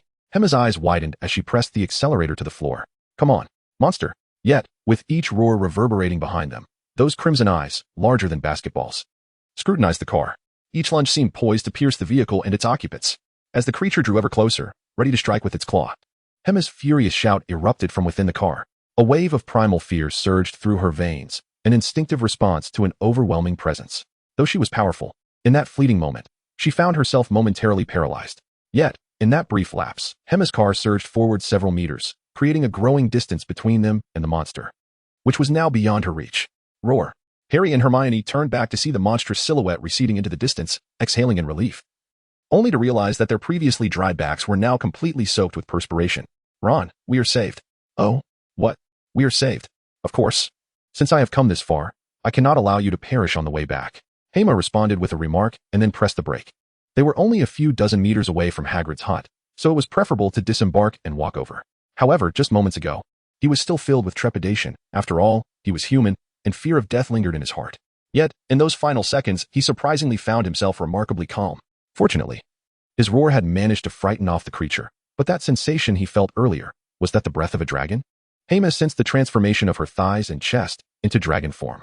Nevertheless, surviving was the greatest blessing. The few who emerged from the calamity successfully returned to the castle of Hogwarts. Hema bid farewell to Harry and the others, as she needed to visit Professor Dumbledore to address the issue with her arm. Fortunately, her sleeves were sufficiently long, and no one noticed. However, it would be prudent to avoid such situations in the future and consider alternative means of earning. Upon reaching the office of the headmaster, Hema entered without a password, indicating that Dumbledore was indeed present.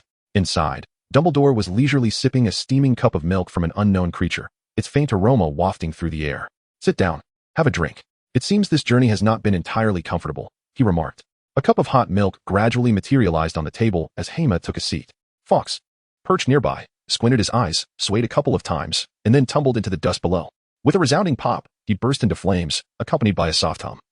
Vanishing completely, the phoenix had undergone its rebirth. Hema, while one cannot physically be reborn, the spirit can certainly transform, eternally adhering to its true essence and evolving. This is also a form of rebirth. Well then, old Dumbledore, I am uncertain how to proceed. Yet I am confident that this path holds no errors. Ah, since you have come to see me, it seems your dragon transformation has intensified. Dumbledore observed with a glance at Hema's hand, instantly grasping the situation. You did not inform me in advance that there were such creatures in the Forbidden Forest. You mean those rabbits? That was my oversight. They were brought by your professor, Madame Cauldron, merely 5 or 6 in number, incapable of reproduction, and thus, they would not impact the ecosystem of the Forbidden Forest. I allowed it to pass. I was referring to that enormous spider. Even if I risk my life and become a half-dragon, I would stand no chance against it. The giant spider? Aragog? No, it must be his mate. Far larger than an elephant. Even if the creature from the Chamber of Secrets confronted her, defeating her would be a daunting task. Upon hearing Hema's description, Dumbledore furrowed his brow, falling into silence as he glanced at the other headmasters nearby, thinking it was time for them to take action, otherwise, it would reflect poorly on him. Albus, I believe this situation may stem from the creature in the Forbidden Forest. Perhaps you should investigate it when you have the chance, suggested one of the seemingly amiable portraits, suddenly opening its eyes. Hema recognized the name Armando Dippet, a figure she was quite familiar with. Though she had forgotten many details of Harry Potter's story, Dippet, as Dumbledore's predecessor, had been mentioned frequently. Above him in the portrait hung the stern visage of Sirius's great-great-grandfather. I understand, but regarding that incident from the past, you did indeed handle it poorly. Ah, but now that you are here, I feel reassured. You are far more capable than I am. The Chamber of Secrets is hardly a concern, Dippet replied, shaking his head with a hint of melancholy. It was the Chamber of Secrets incident that had led to his resignation from the position of headmaster, partly because he believed Dumbledore was better suited for the role. Meanwhile, Hema finished her warm milk and stood up. Could you assist me in reverting my arm back to its original state? Well, take another look at your arm. This milk was provided by Madame Cauldron. It can temporarily alleviate the dragon transformation, but to resolve it entirely, you must learn from her in the future. Indeed, I will express my gratitude to Madame Cauldron. Is there anything else? I shall take my leave. By the way, Hema, do you know where that diary is? Dumbledore called out with a smile. I do not know, Professor, Hema replied with a resigned expression. Clearly aware that Dumbledore was already cognizant of the diary being in Ginny's possession, along with the connections regarding Lockhart and Hermione. Now, he merely feigned ignorance to observe Harry and the others' performance, though she understood Dumbledore's intentions in nurturing the next generation. Leaving aside others, Harry, with his remarkable talent and the identity of a savior, was certainly worth Dumbledore's efforts in cultivating him to become a vanguard against Voldemort. Well then, Hema, sleep well. And you as well, Professor. By the way, could you assist me with something? Before Hema could inquire further, she noticed the staircase beneath her feet beginning to descend. Following the spiral staircase out of the headmaster's office, she spotted a group of older students gathered near a statue, engaged in hushed conversation. Dear students, are you in search of the headmaster for something? She quipped, exasperated. Old Dumbledore keeps assigning me tasks. Hema gazed at them, and they returned his gaze. However, at that moment, he sensed a softness in their eyes that was absent on ordinary days. What had transpired? Ibwa, another person has been petrified. We intended to inform Professor Dumbledore, but we are unaware of the password. At this juncture, a senior from Ravenclaw approached and spoke. Who? Daphne Greengrass from Slytherin and Colin Creevy, a first year from Gryffindor. Daphne, Astoria. I apologize, senior. But the headmaster mentioned he is occupied and advised me to consult the head of my house first. I must take my leave. With that, he hastily traversed the corridor towards the Slytherin common room. Colin was at least with Harry and the others, but Astoria had few friends at school. If something were to happen to her only remaining relatives and he was not by her side, it would be dire. Yet, before Hema could reach the common room, a hooded figure caught his eye, slowly making her way there. Although it had been stated that running in the corridors was forbidden, Hema sprinted a few steps forward, embracing the girl from behind and covering her small hands with his own. Astoria was startled, yet feeling the warmth of his palms brought a smile to her lips. Hema, what is the matter? It's not good for others to see us like this. Astoria, your sister, she has been petrified. Astoria gasped. I'm sorry. I couldn't protect her.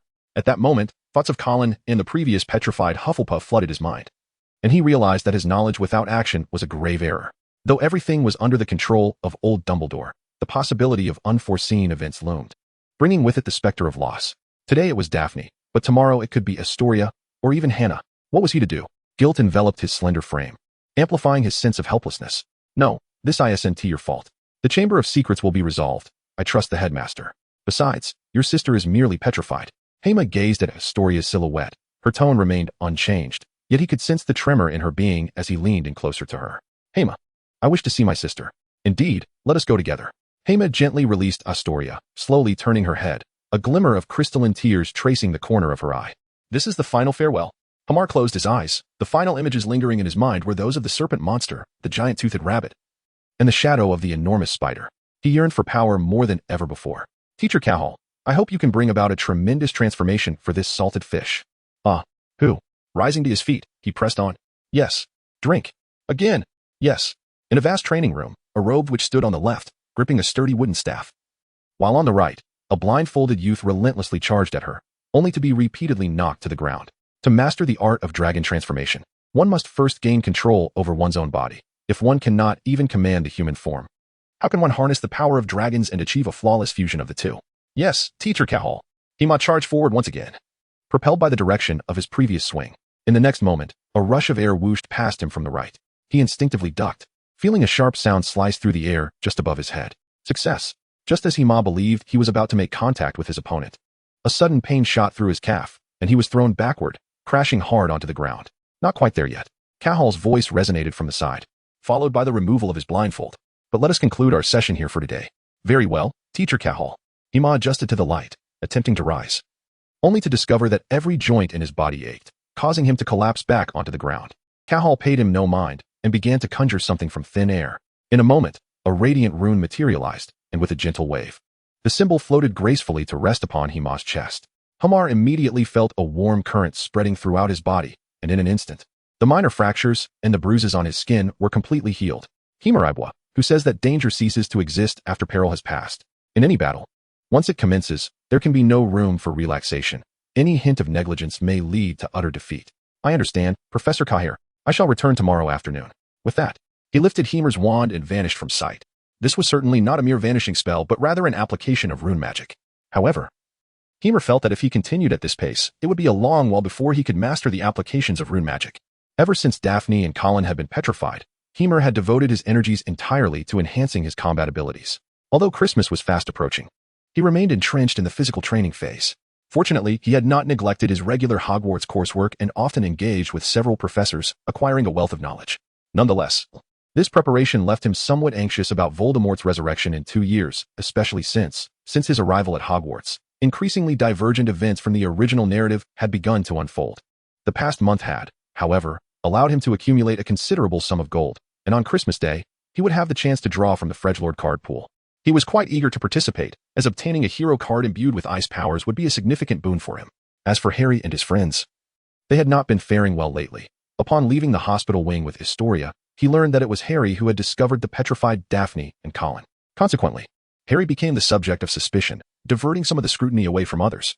The many rational students sensed something amiss, if indeed it were the heir of Slytherin. Why would he harm Daphne, a scion of a pure-blood family and a true Slytherin witch? And such a curse of petrification was far beyond the capabilities of a novice like Harry. Many upperclassmen believed that even Hemer would struggle to achieve such a feat, given the intensity required to cast a curse that could not be easily dispelled. The truth was, Hemer did not possess the petrification spell at all. With the recent spells he had learned, his total repertoire barely exceeded 15. During several unusual incidents or skirmishes, he had found himself engaging more in physical combat, a trait perhaps indicative of his dragonborn methodology. After a brief respite, Hema departed from the room of requirement. Although it currently housed a Horcrux, the Ravenclaw diadem, he deemed it safer to leave it there until he could devise a plan to manage it. Upon returning to his dormitory, Hema resumed his second task, drafting a manuscript, though he was uncertain whether those in the magical community had any inclination towards reading. He had already enlisted Hagrid's assistance in dealing with the eyes of the giant toothed rabbit.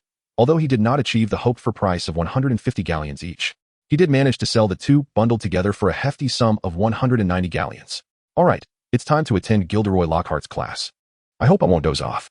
Indeed, while Lockhart had surprisingly maintained a semblance of seriousness during the first large lecture, it appeared his knowledge extended only to superficial topics, and he had begun to slip into a state of complacency. Each day in class would commence with him boasting for several minutes, followed by storytelling, and concluding with students reciting texts and noting key points. Thus, a class would come to an end.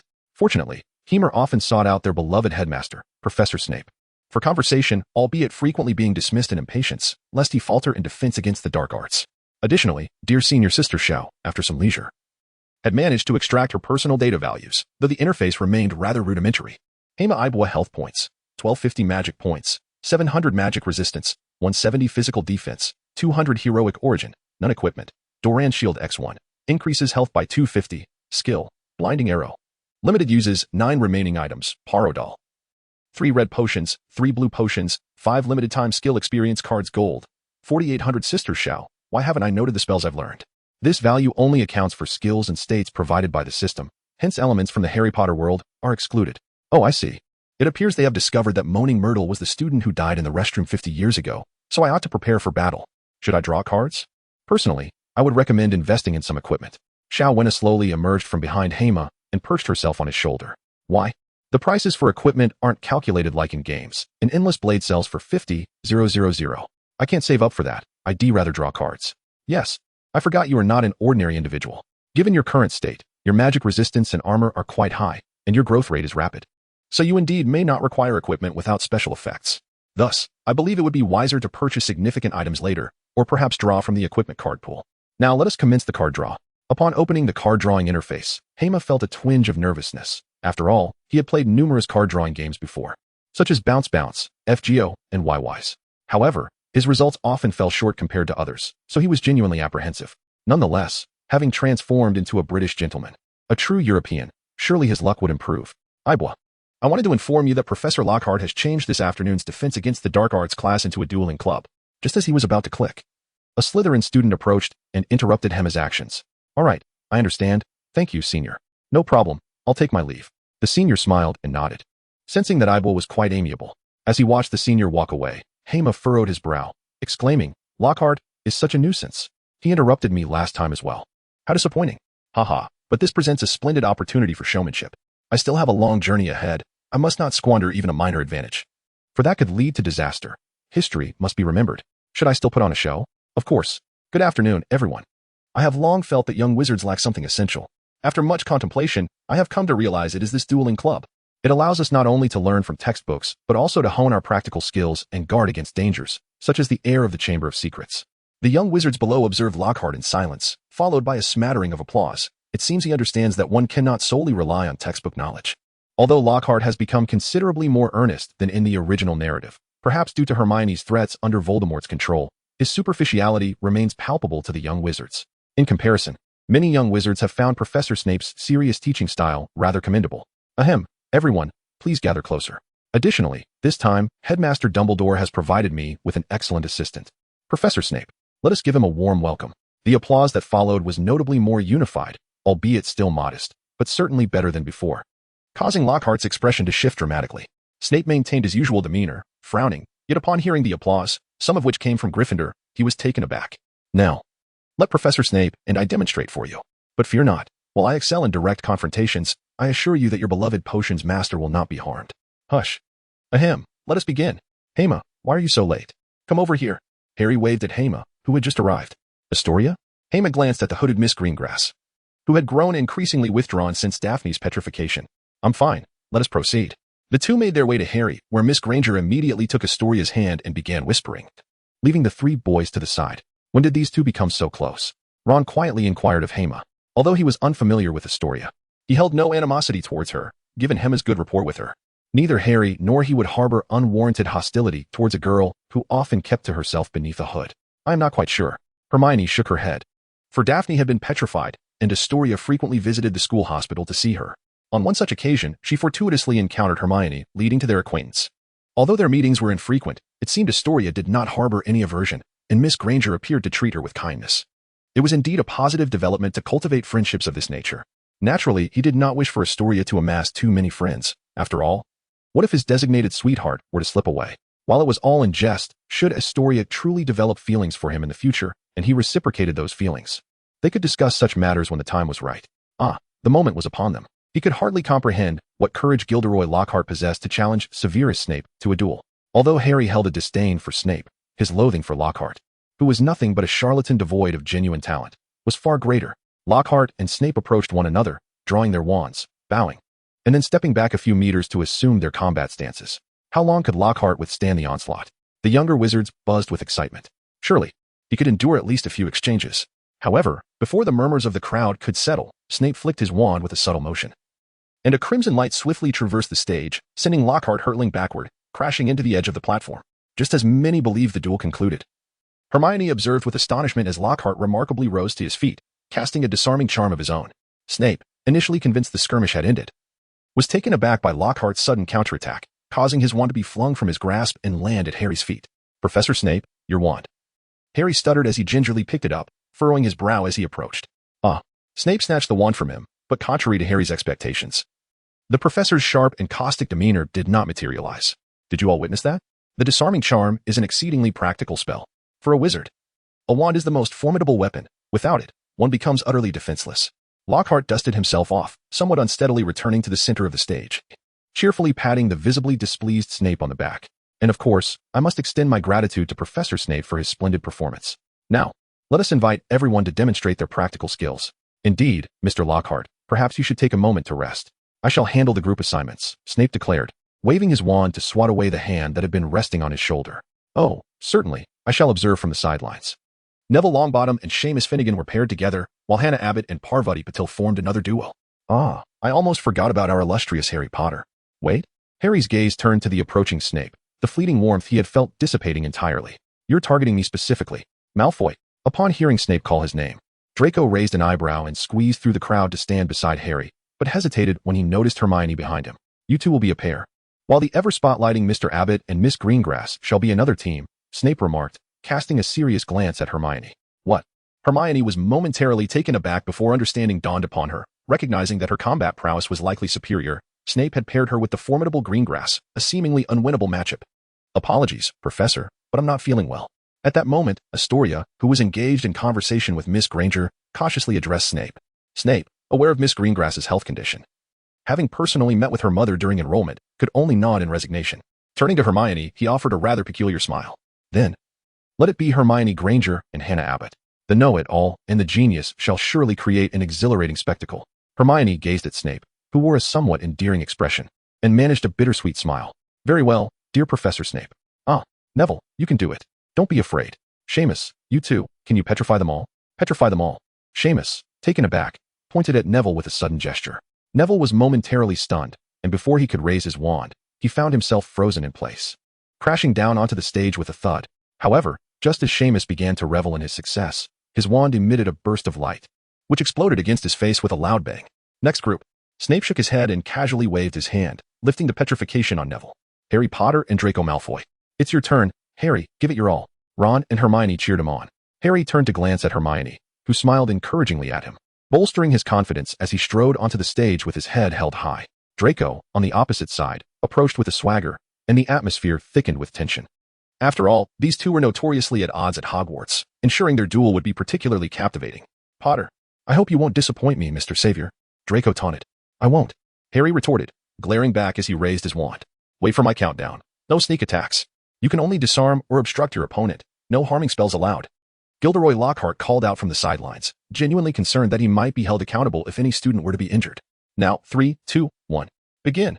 Snape disregarded Lockhart's caution and initiated the duel. With the command, both wands emitted brilliant beams of light. Here we go. In an instant, Harry fell to the ground, landing in a heap, while Draco doubled over in laughter, clutching his stomach. Harry frowned, preparing to attack again, but hesitated upon seeing Draco kneeling on the ground. Suddenly, Draco raised his wand. Counter-levitation spell. Harry was propelled into the air, performing a 720-degree spin before he was about to crash down, only to find himself suspended mid-air. Avoiding a fall. Hermione Granger, you are interfering with the duel. Draco shouted irritably upon noticing Hermione's outstretched hand. I will save you in danger, so rest assured. I am merely preventing any unfortunate incidents. Hermione responded, her eyes wide open, exuding an air of authority. Humph, this isn't over yet, Potter. Serpent's emergence. Draco's wand tip swelled ominously, and with a flash of white light, a sinister black serpent leapt forth, landing between them, poised to strike. Its eyes darting around as the wizards encircling the stage recoiled in terror. Hermione? Astoria looked at Hermione, who had pulled her aside, puzzled. As dealing with a small snake should have been effortless for Hermione. I'm afraid of snakes, do you believe me? Hermione gazed at the scene unfolding on the stage, refraining from any action. After all, she did not wish to disrupt Harry's dramatic display of Parseltongue. It was not that she intended to undermine Harry, rather. She preferred that he endure a bit of disdain now, so that when the truth eventually emerged, he could garner more acclaim. Ultimately, she was merely a bystander, and it was clear that Harry was a crucial player in the battle against Voldemort. Thus, he was far more suited to be the hero than she was. Dumbledore had understood this from the very beginning, which is why he had begun mentoring Harry in the first book. The trials faced by the trio and Harry's navigation through the Chamber of Secrets were all orchestrated by the wise old headmaster behind the scenes. She found it hard to believe that, in the original narrative, Dumbledore could have been oblivious to the chaos in the chamber, with the victims fortuitously petrified rather than killed. Harry, do not move. Allow me to handle this. Professor Snape exclaimed, hastily drawing his wand as he approached. However, before Snape could act, the bumbling Lockhart sauntered over, casting a spell right before everyone's eyes. The black snake immediately began to writhe, as if it were on the brink of death. What? Could it be that this fool has suddenly gained insight? This is astonishing. I concede my error. The snake trembled a few more times before it inexplicably swelled, transforming from the thickness of a thumb to that of a wrist. Ah, it is coming down. A wave of screams erupted from the crowd, both male and female, with the loudest cries emanating from the direction in which the snake was slithering. Harry glanced at Justin Finch-Fletchley and approached, muttering for him to keep his distance. The now massive serpent, upon hearing Harry's voice, turned its head to regard him, halting before Justin. Justin was breathing heavily, trembling. His mind was a muddled mess.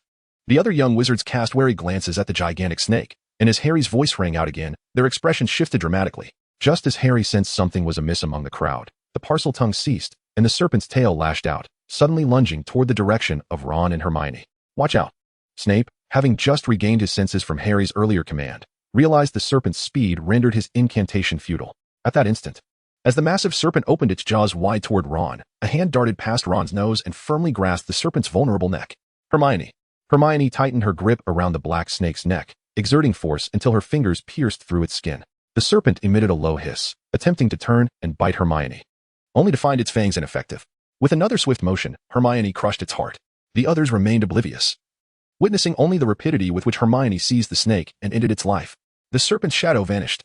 Snape, meanwhile, cast a spell, causing the snake's carcass to dissipate into a cloud of black smoke. Harry, why would you do such a thing? Was it amusing? Justin cast a glance at Harry, slowly breaking free from his fear, parting the crowd as he fled toward the hall's exit. Harry stood bewildered on the platform, watching Justin retreat, surrounded by whispers that left him perplexed, scratching his head in confusion. At that moment, Ron and Hermione approached, urging Harry to step down. We should leave. We can discuss the rest later. Eh? Malfoy observed Harry's retreat with a furrowed brow, astonished that Harry was a Parselmouth. Wasn't he one too? However, recalling Hermione's presence nearby, he quickly averted his gaze. It would be wise to refrain from speaking recklessly, whether or not this fellow was the heir of Slytherin. He was not someone to provoke lightly. Speaking of which, Father mentioned he would visit the school today. I wonder what brought him here. But if he is willing to come to Hogwarts, it must be for something favorable. Although the duel between Harry and Malfoy was interrupted, Snape showed no signs of halting, continuing to call up groups for their battles. However, after the earlier display of spellcasting between Harry and Malfoy, the subsequent matches were rather lackluster. Considering this batch comprised third-year wizards, their mastery of spells and knowledge was limited, and the upperclassmen could not boast of superior combat skills. They merely exhibited greater proficiency and variety in spellcasting. Next group, Granger and Aberg. Aberg, you shall pair with Ginny Weasley, Snape instructed. Suddenly, Hermione remembered that Ron Weasley and Hermione Granger had yet to finish their duel before slipping away. Wait, Aberg was equally taken aback. Anyone would do. But I truly cannot handle Ginny Weasley. She is still under Voldemort's control. If during the duel, she unexpectedly cast an Avada Kedavra, not even my dragon scales would withstand it. After all, the killing curse is more than mere physical destruction among the 3 unforgivable curses. Both the Cruciatus and the Soul Stealer cause not just surface harm, but obliterate from within. Thus, the killing curse, which leaves no scars, can still take a life. While a phoenix can survive the killing curse, it would be unwise to gamble on such a matter. However, observing Snape's impatient expression, Aberg furrowed her brow and slowly ascended to the platform. The shield charm was ineffective, leaving her with no choice but to evade. Ginny also approached the stage. Feeling no significant change, her spirits buoyant, her fiery hair resembling a blooming rosebush. Surely, Aberg wouldn't bully a girl. Alas, if she were to duel with the know-it-all Miss Granger, wouldn't that constitute upperclassmen taking advantage of lowerclassmen? Well, that is not quite accurate. Aberg has already faced several upperclassmen. Although he has been rather compliant lately, his strength is undeniable, especially with his ability to cast spells wandlessly and silently. That is quite impressive. Could that mean he is nearly as formidable as the professors? Unlikely. The professors wield a vast array of spells. But consider Lockhart. Listening to the discussions below, Aberg smirked, thinking, please, do not place such lofty expectations upon me. Aside from my prowess in close combat, I am merely an average student in all other respects. Ginny Weasley, Hermione Aberg. Prepare. Hermia and Ginny bowed to each other, then withdrew a distance of 5 or 6 meters, adopting a stance for battle. However, after a moment's contemplation, Hermia decided to place his wand into his pocket. He was somewhat unaccustomed to wielding it, swinging the slender stick back and forth. It seemed he possessed an innate ability for wandless magic, the underlying principle of which was rather straightforward. His physical form and scales served as the exterior of the wand, while his organ's neural structure functioned as the core. Coupled with his abundant magical power, he could cast spells directly. Go, Ginny. You can do it. Cheered a few Gryffindor cubs and some of the Weasley brothers from below, while Hermia found himself in a rather unfortunate situation. Yet, in the next moment, he noticed Miss Astoria, shrouded in a hood, raising her hand and waving at him. Struggling to reach her full height, she even stood on her toes, prompting an unexpected smile from Hermia. The rare sight of his smile caused many girls to flutter with excitement, especially since the stigma of being the heir of Slytherin had been erased. Albus is so handsome, one exclaimed. He has always been quite charming, albeit a bit young. Being young was of little consequence. Although Hamar did not hear the girls' discussion, the faint laughter wafting through the air sent a chill down his spine. Ready, set, petrify. Before Hamar could fully comprehend the situation, Ginny unleashed her attack with great ferocity. Yet, just as everyone assumed that Hamar, without his wand, would be caught off guard and swiftly defeated, he raised his hand with a subtle motion. With a muffled thud, the spell struck his arm, shattering into a myriad of shimmering particles that vanished into the ether. Once more, Hamar narrowed his eyes and strode towards Ginny. Petrify them all. As the incantation halted, Hamar extended his palm, a burst of azure light flashing forth, and the spell of petrification materialized before him, allowing him to advance unimpeded. In an instant, flames ignited. A streak of crimson light darted forth, directly hitting the palm of Hamar's hand, erupting into a conflagration that, before it could spread, was completely extinguished. Hermia cast a glance at Ginny, confirming that this was indeed the maximum power of spells she could wield under normal circumstances, considering she was only in the second year. What harm could such spells possibly inflict? Astonishingly, those incantations were effortlessly dismantled by his mere fingertip, akin to the tales from storybooks. Goodness, what would happen if he approached Ginny? It seemed exceedingly daunting. In the fleeting seconds that followed, Hermia transformed into a formidable figure, advancing leisurely yet ominously closer, causing beads of sweat to appear on Ginny's brow. Fragmented, Snape's eyes widened in alarm. This incantation was not one that a second-year student could execute with precision, and it was fraught with peril. Yet, Hermia merely glanced at the scene and, with a swift flick of his sleeve, tore it open with a rip that revealed his fair arm, unmarred by any injury. It is over, Miss Weasley. Your spell casting was both rapid and remarkably precise. Hema finally stood before Ginny Weasley, softly uttering a few words. Under the gaze of all present, he gently extracted the wand from her hand. With a delicate flick, the wand floated gracefully into the air. He then swirled his robe and leaped off the dueling platform, striding towards the entrance of the great hall. Hema Ebo, someone called out, and a wave of applause erupted from the audience, predominantly from the Slytherin students. They watched as Hema's figure receded, feeling a genuine allure emanating from him for the first time. This round, Hema Ebo emerged victorious. Snape cast a sidelong glance at Hema. This child, regardless of whether he walked in the shadows or in the light, would undoubtedly become a powerful wizard surpassing both Dumbledore and Voldemort. There was no doubt in his mind. However, the more rapidly he grew, the more it would provoke changes in Dumbledore's plans, not to mention the attention of those lurking in the shadows. What path will you ultimately tread, Hema Ebo? Professor Snape? Lockhart, you carry on with the upper years. I shall take a brief respite. Of course, feel free. Lockhart waved his hand, recalling the sting from his recent fall. Meanwhile, Hema exited the great hall, with Astoria trailing behind him. However, after just a few steps, he suddenly broke into a fit of coughs. Hema, cough, cough. I'm fine, just my arm hurts a bit. Astoria, her small face peeking from under her hood, looked anxiously at him. You should go see Madame Pomfrey. I simply didn't expect that shattering spell. That is definitely not something a second year could wield. Then why did you try to catch it with your hands? Honestly, Astoria puffed up her cheeks, staring at Hema, who wore an indifferent expression. Are you worried? Hema reached out his left hand, gently brushing her cheek. With a swift motion, Astoria swatted his hand away. Ouch. Stop pretending. I'm going back to watch the duel. Hey, wait for me. I want to watch a little longer too. Hema, did you know Harry can speak Parseltongue? And he doesn't even realize it's a rare ability. A few of them sat in the library, Ron quietly expounding, while Hermione searched for information, and Harry wore a glum expression. I can now feel the pressure you were under back then. But how could I possibly be the heir of Slytherin? Frankly, I don't feel like a pure-blood wizard at all. But now, it's no longer about blood status. Didn't you see Daphne was petrified too? This indicates that the motives of the mastermind are far more complex than mere blood purity or murder. Hema glanced at Hermione. The young girl was drawing ever closer to the truth. Tom Riddle was the true villain behind it all. What do you think, Hema? What do I think? Hema looked at the trio, pondering whether or not to give them a hint. If he revealed that the girl's lavatory was the location of Moaning Myrtle's demise, perhaps they would inquire of her, and the Chamber of Secrets could be unraveled. Yet, Christmas was still some time away. Revealing the information too early could lead to unforeseen complications. He had resolved not to let danger arise again. But if tasked with confronting the basilisk now, he felt a pang of dread. Bringing along Snape and the others would thwart Dumbledore's intention to test the young Gryffindors. Old Dumbledore, you truly know how to challenge me. What old Dumbledore? It's nothing, just feeling a bit fatigued from studying lately. You all can meticulously piece the clues together. You might just uncover something valuable. Indeed, Hermione nodded, pulling out a notebook. I shall take my leave now. I need to visit Dumbledore. All right, take care of yourself. Harry surprisingly expressed concern. Okay, take your time, but remember, even if you discover the chamber, do not act recklessly. You know how formidable the basilisk is. It may not be as easily dealt with as the creature we encountered that day. Upon hearing Hema's words, Ron recalled the giant spider that resembled a mountain, instinctively trembling. Hema bid farewell to the group and made his way to the room of requirement on the 8th floor, his training ground. Although he was uncertain how Professor Cahill managed it, every time he arrived, without fail, Cahill awaited him inside. He approached the training area and paced back and forth 3 times, at which point a door gradually appeared before him.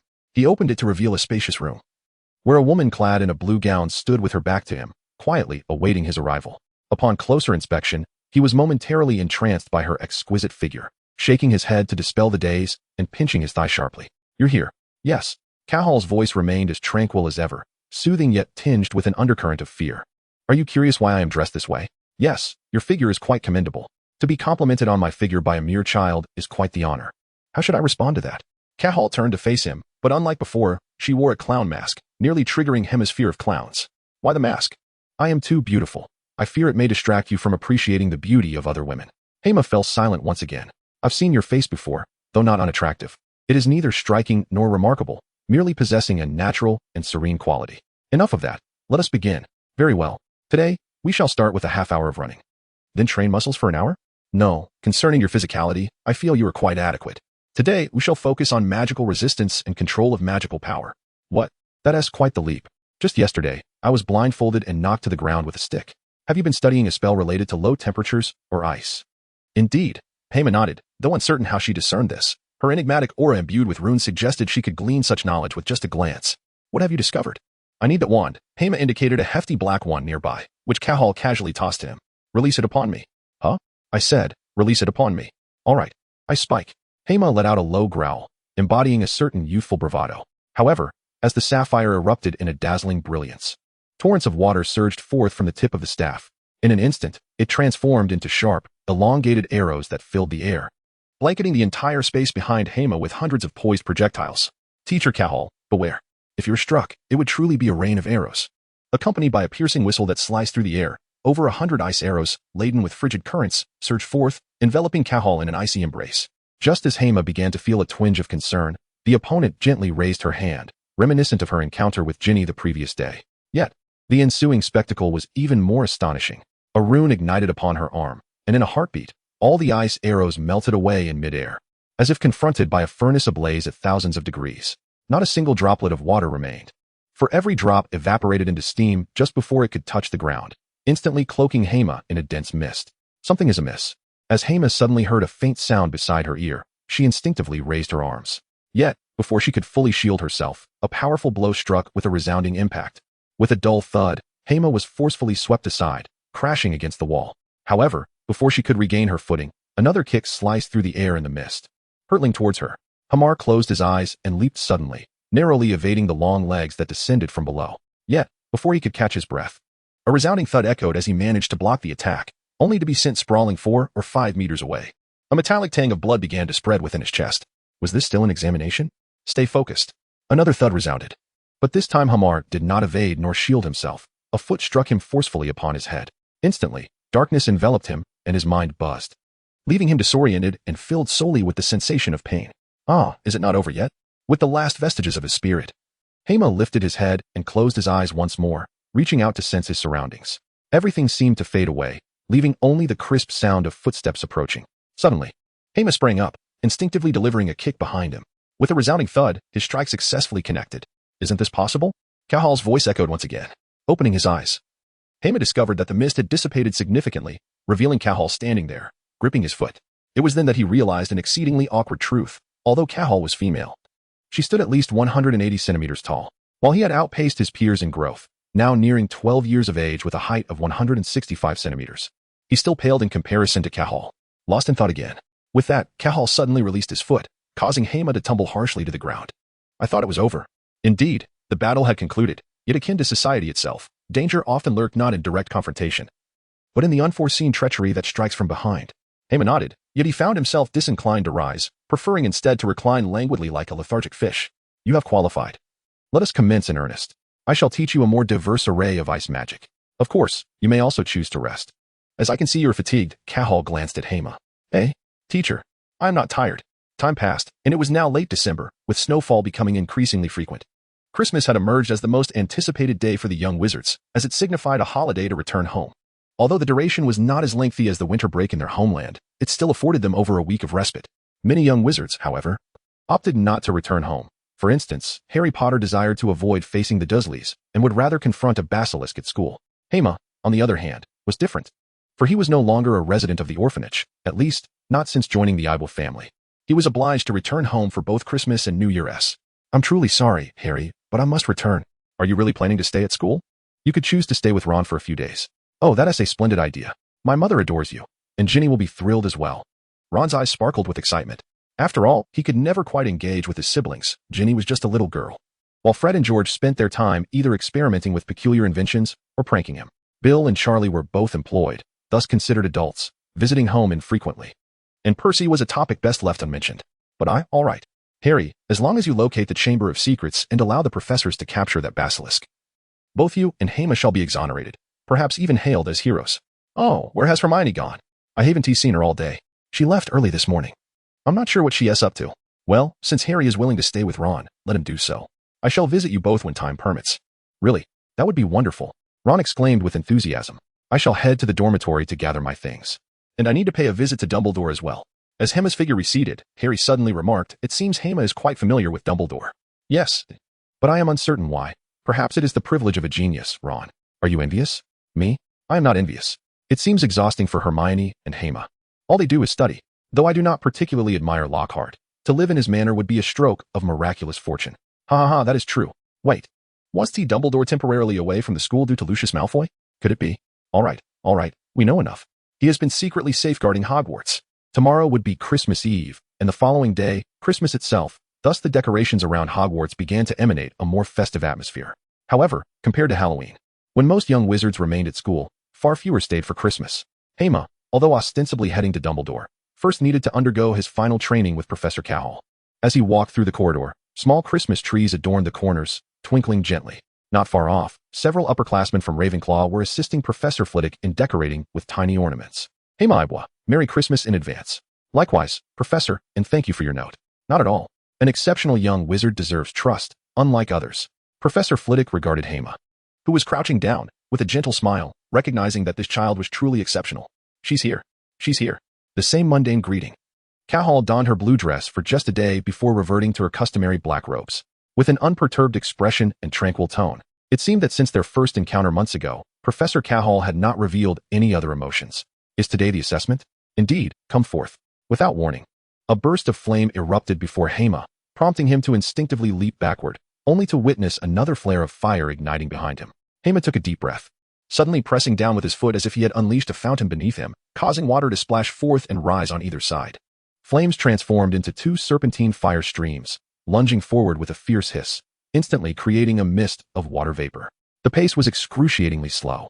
It took nearly 5 seconds to summon the water, and if one could not master the water invocation spell, how could they even contemplate harnessing the primordial rune's power? Should I provide you with a wand? The next time I strike, I shall not wait for you to conjure the water. Do you understand? Call waved his hand, and to Hema's astonishment, a fire serpent, thicker than a giant python, tore through the ground and advanced toward him in an instant. Hema instinctively extended his hand with the black wand, invoking the water summoning spell. The azure rune responded to him remarkably. Suddenly, the blue crystal illuminated, and in an instant, Hema felt a gurgling sound from behind him, as flames leaped towards him. Yet, before the fire could scorch his garments, a towering wave, dozens of meters high, crashed down from the vaulted ceiling. The entire training ground was instantly inundated with water, transforming it into a small lake, while Hema floundered momentarily in the depths.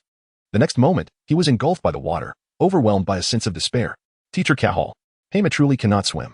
Although there is a small river adjacent to his home, he has always been a poor swimmer in his past life, and has never practiced since.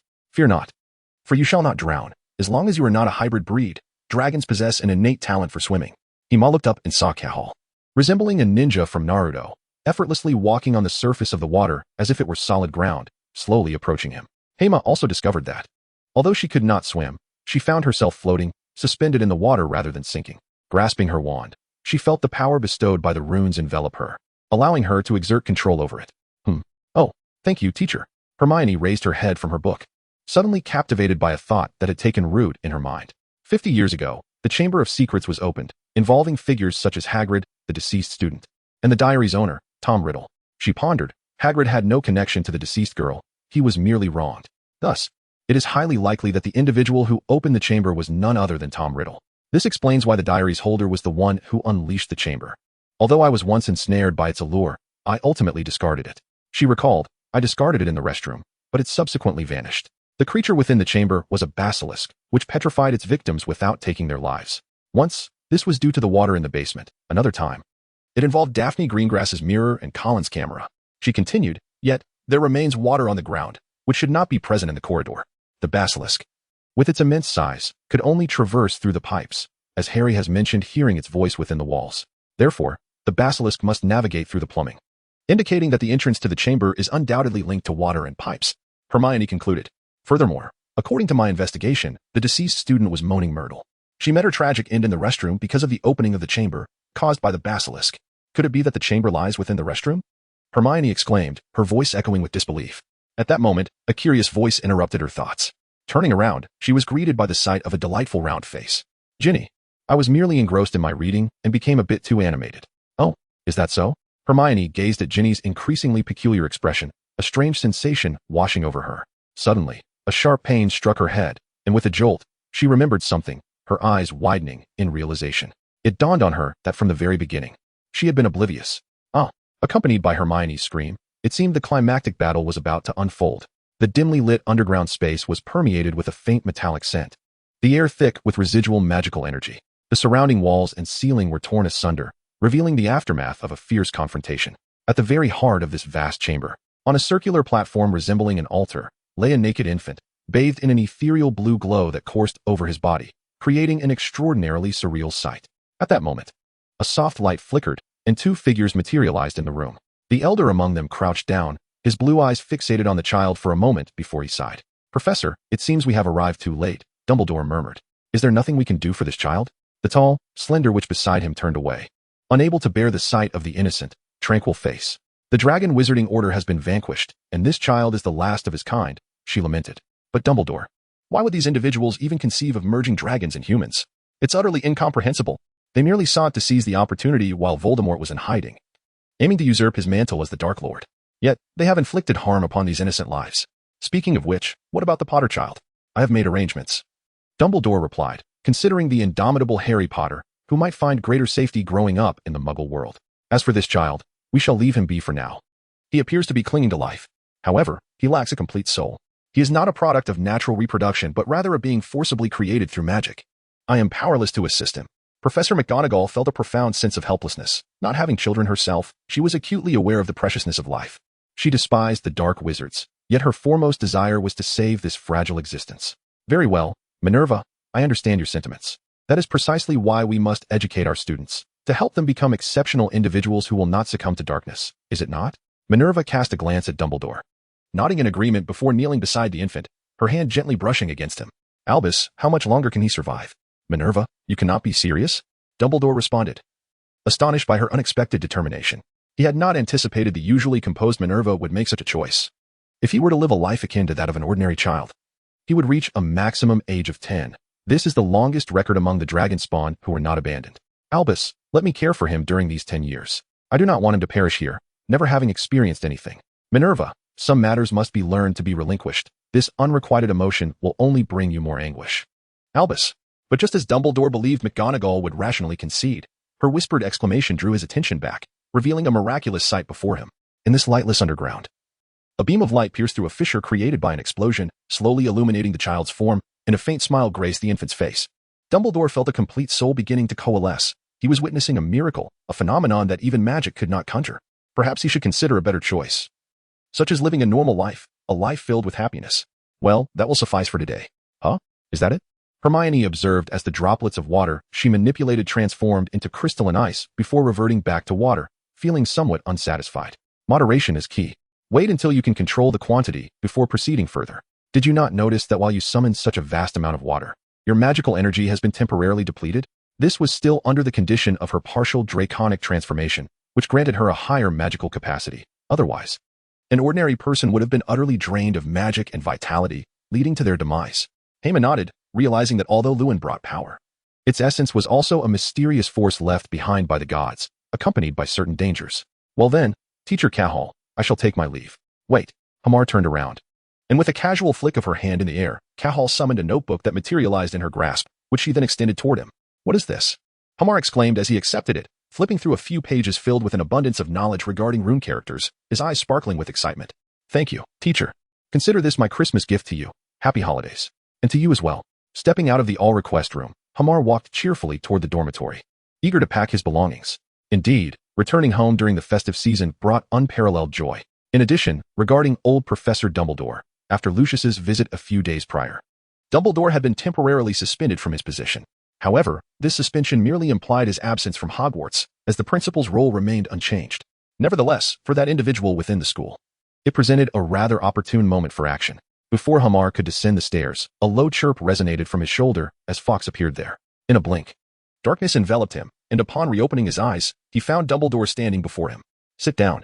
It seems your training has been quite rigorous, Dumbledore remarked, waving his wand, which caused Hamar's drenched robes to dry significantly.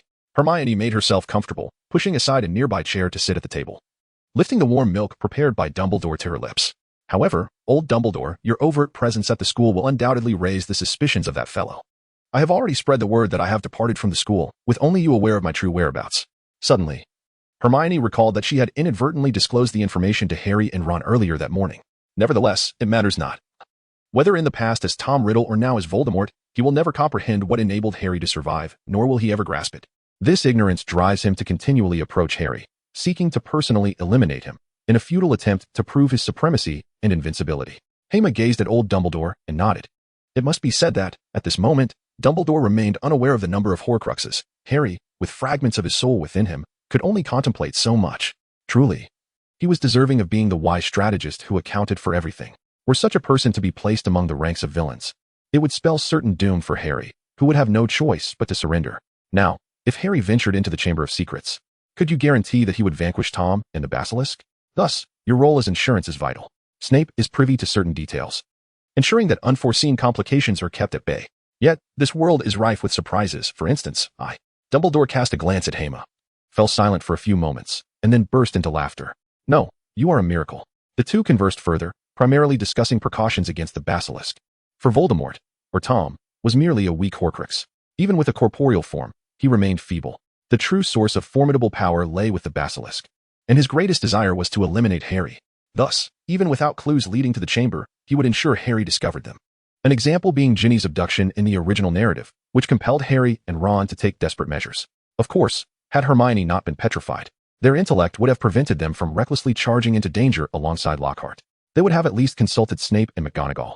However, he remained uncertain of how the plot would unfold. Nonetheless, with Dumbledore present, the risks had undoubtedly diminished. Yet before Hema could take several steps from the headmaster's office, Harry and Ron rushed towards him, causing a sudden jolt of pain in his head. Something was amiss. What happened? Hermione has been taken by the monster in the chamber. Hermione? Hema stared in shock. It was not Ginny but Hermione. What had transpired to alter the course of events? Voldemort's diary contained merely the weakest fragment of his soul, requiring complete control and consumption of an individual to allow him to move freely. This individual must be the one he had dominated the longest, as that person would grow increasingly frail and easier to manipulate. Clearly, Ginny was a more suitable candidate than Hermione for such a role. What do you plan to do? We must find Dumbledore. Professor McGonagall and Snape had absurdly decided to send Lockhart into the chamber. What a farce. We know the location of the chamber now. Who told you Dumbledore was at the school? You did? Harry and Ron pointed at one another. Well, Dumbledore is truly not here. In fact, you two know where the chamber is located. You should seek out Snape, who is responsible for matters concerning the chamber and student safety. However, Harry and Ron exchanged glances and shook their heads. They preferred Lockhart over teaming up with Snape, as that felt far too ominous. All right, let us find Lockhart first. Your presence will suffice. Harry pondered for a moment before seizing Hema's sleeve and tugging him toward Lockhart's classroom. What do you mean my presence will suffice? I am of no use. The trio hurried to Lockhart's office. Upon opening the door, they were greeted by a disheveled Lockhart, sweating profusely as he hoisted a large suitcase. Oh, hello, dear young wizards. I have matters to attend to. He attempted to squeeze past them, but before he could exert any effort, a greater force struck him, sending him crashing to the floor. Dear Mr. Lockhart, where do you think you are going? Harry and Ron swiftly drew their wands, outpacing Lockhart. Do you have any idea how terrifying the monster in the chamber is? Lockhart shouted from the ground. That night, I happened to witness Hermione Granger and Ginny Weasley, and right behind them was that monster, a serpent thicker than a tree. What are we to do? Ginny, what are you talking about? Ron exclaimed, grabbing Lockhart by the gem-encrusted collar. Yes, Ginny Weasley. Both she and Hermione have fallen under the monster's control. That is why they have moments of normalcy followed by strange behavior. Hema observed Lowart with a furrowed brow. Why did you not inform me about Ginny? She inquired. On that day, Ginny Weasley was situated just behind us, within the confines of the bookshelf. Had we spoken of it, she would have summoned that monster, and we would all have perished. So you deceived me? What choice did I have? Initially, the creature intended to disseminate this information through you, subsequently abandoning Granger to ensure its own safety. Yet, I never anticipated that you would become a subject of suspicion. At that moment, my existence became futile. Thus, I endeavored by every conceivable means to project an aura of strength, hoping to instill fear in the monster. Hema finally grasped certain truths upon hearing this. Hermione and Ginny were not independently controlled. Rather, they were both under the same influence, though the exact sequence and method remained unclear. At present, Voldemort primarily relied on Ginny. Yet due to Lockhart's discovery of their circumstances, he chose to resort to threats, considering his own weakened state. Eventually, Voldemort deemed Ginny easier to manipulate and decided to abandon Hermione, thus instructing Lockhart to expose Hermione Granger through me. Little did he anticipate that I would bear the blame. After all, he was unaware that the basilisk was not the true focal point of all this. It was Tom Riddle, or rather Voldemort, who orchestrated everything behind the scenes. Though some questions lingered, everything became clear upon reaching the Chamber of Secrets. Voldemort would undoubtedly be waiting there for Harry Potter to meet his demise. Why should I accompany you? I asked. To be frank, as you can see, those events were not my personal experiences. I am merely a fraud and cannot assist you in any meaningful way. Lockhart's tousled blonde hair stood on end, a result of Ron snatching his wand moments ago, lending him a rather comical appearance. Nonetheless, he was still a graduate of Hogwarts and far superior to us novice wizards. Harry clutched his wand tightly, wary of Lockhart's potential escape. Naturally, however, I believe it would be prudent for us to seek out the professors first, such as Professors Snape and McGonagall, or even Flitwick. That won't work. Even if I informed them, they would not easily believe it. Besides, with Hema present, the basilisk hardly poses a threat. Harry and Ron exchanged glances with Hema, giving her a thumbs up, which rendered Hema somewhat speechless. Children, is it truly wise for you to place such faith in me? If Timo's skills cannot blind the basilisk immediately, I lack the means to combat such a creature. Although, if all else fails, I could call upon old Dumbledore for assistance. Harry Potter, what are you doing? Just as they descended the stairs, a voice that Harry dreaded echoed behind them. Professor Snape, these children wish to venture into the chamber, which I perceive as perilous. I cannot allow them to accompany me, yet they insist on following. Lockhart raised his hand the moment he spotted Snape, and Harry hesitated to keep his wand directed at him, inadvertently pushing Lockhart closer to Snape. The chamber? How remarkable that Professor Lockhart has managed to locate the entrance so swiftly. Please, lead me there, Snape remarked. Lockhart suddenly faltered, realizing this was not part of the script. I have no objection to following you. Let us proceed. Snape cast a sidelong glance at Hema, who understood that Dumbledore had already spoken with him, for he would never agree to guide this group of young children otherwise. Given that, why not enlist a few more formidable professors? I fear that creature may prove challenging to confront, Lockhart said with a wry smile to Snape, acknowledging that safety was paramount. However, he did not expect the usually calm and serious Snape to shake his head in refusal. We have sufficient support, and besides, we have the genius Hema with us. My heavens, I truly have no role to play. I am merely here to assist. Do not place your trust in me, for I may very well let you down. Hermione felt an overwhelming urge to cry out, suddenly empathizing with the sense of helplessness that Lord had experienced. Professor Cahill, I fear my Christmas may be doomed, she lamented. A group of men approached the girl's lavatory, and upon entering, they beheld moaning Myrtle perched on the toilet. Her head bowed in tears. This had become her customary state. Oh, so many visitors today, and all men. Are you here to torment me? She whimpered. No, Myrtle. We have pressing inquiries to make. Do you know where the Chamber of Secrets is? Ron inquired urgently, for the matter concerned his dear friends and sister, and he could not afford to remain at ease. Oh, isn't the chamber merely a legend? Myrtle responded. However, Harry produced a page from Hermione's notes that detailed the lavatory's significance. Then how did you die? Hermione stepped forward, her curiosity piqued. What a charming young man. I've never encountered someone like you before, she remarked. Ahem. Snape interjected, clearing his throat, his brow furrowed as he directed a stern gaze towards Myrtle. Although she was unafraid of Snape, having no familiarity with him, she recognized him as a professor and thus regarded him with a measure of respect. Quickly wiping her tears, she pouted and recounted, I perished in this very stall. I was mocked by Oliver, so I sought refuge here, weeping alone. Suddenly, I heard someone enter, not a girl, speaking in a strange tongue, something foreign and utterly bizarre. I stealthily opened the door, hoping to shoo him away, only to be met with a pair of enormous yellow eyes, and that was when I met my demise. As she recounted her tale, the spectral form of Myrtle trembled, her fear evidently still rooted deep within her soul. Where did you see those yellow eyes? Snape suddenly inquired. Right by the sink. Myrtle pointed to the area beside Lord, startling him in the process. Is there nothing more for me here? Then I shall take my leave.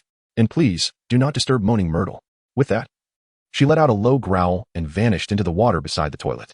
Snape, Harry, and Ron immediately began searching around the sink, and half a minute later, Harry suddenly froze in realization.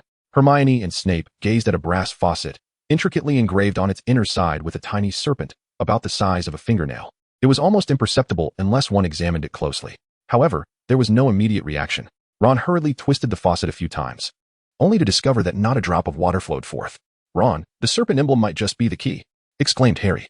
Indeed, he lifted himself, brushing his fingers against the faucet as he uttered the word open. Accompanied by Harry's hissing voice, the faucet quivered violently, enveloped in a burst of white light, then began to spin. The basin and pedestal started to sink, ultimately plunging down to reveal an ominously dark tunnel wide enough for an adult to enter. What is this? Snape remarked, his surprise evident. After all, he had heard the legends of the Chamber of Secrets. It was hard to find a Hogwarts student who had not. Yet witnessing the reality of the legend was an entirely different sensation. Are we to descend from here? It appears bottomless. Ron peered anxiously down the abyss, then glanced back at the still calm Hermione and Snape, as well as the utterly flustered Lockhart. Of course, for Hermione and Ginny. Yes, the thought of Ginny, unaware of her plight, and Hermione, who had also been captured, filled Ron with determination. This time he would not falter. Professor Snape, there must be numerous dangers within. Should I call the other professors for assistance? Ron proposed.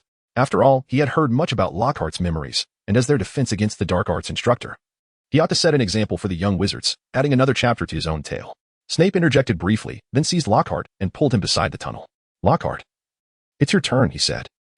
Lockhart spun around, catching sight of Hermione at the entrance, his heart sinking. This child was rather bold. With eyes shut, he took a leap, diving into the tunnel, only to be swallowed by darkness. Moments later, a loud thud echoed, followed by Lockhart's voice. Ah, my shirt, it's ruined. All right. No worries, Hermione. Ron and I will go first.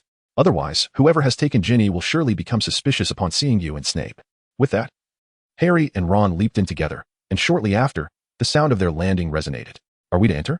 Hermione glanced at the tunnel, then at Snape, who was adorned in his new robes today. Wait. Dumbledore said to wait. Snape replied, closing his eyes, choosing not to elaborate further.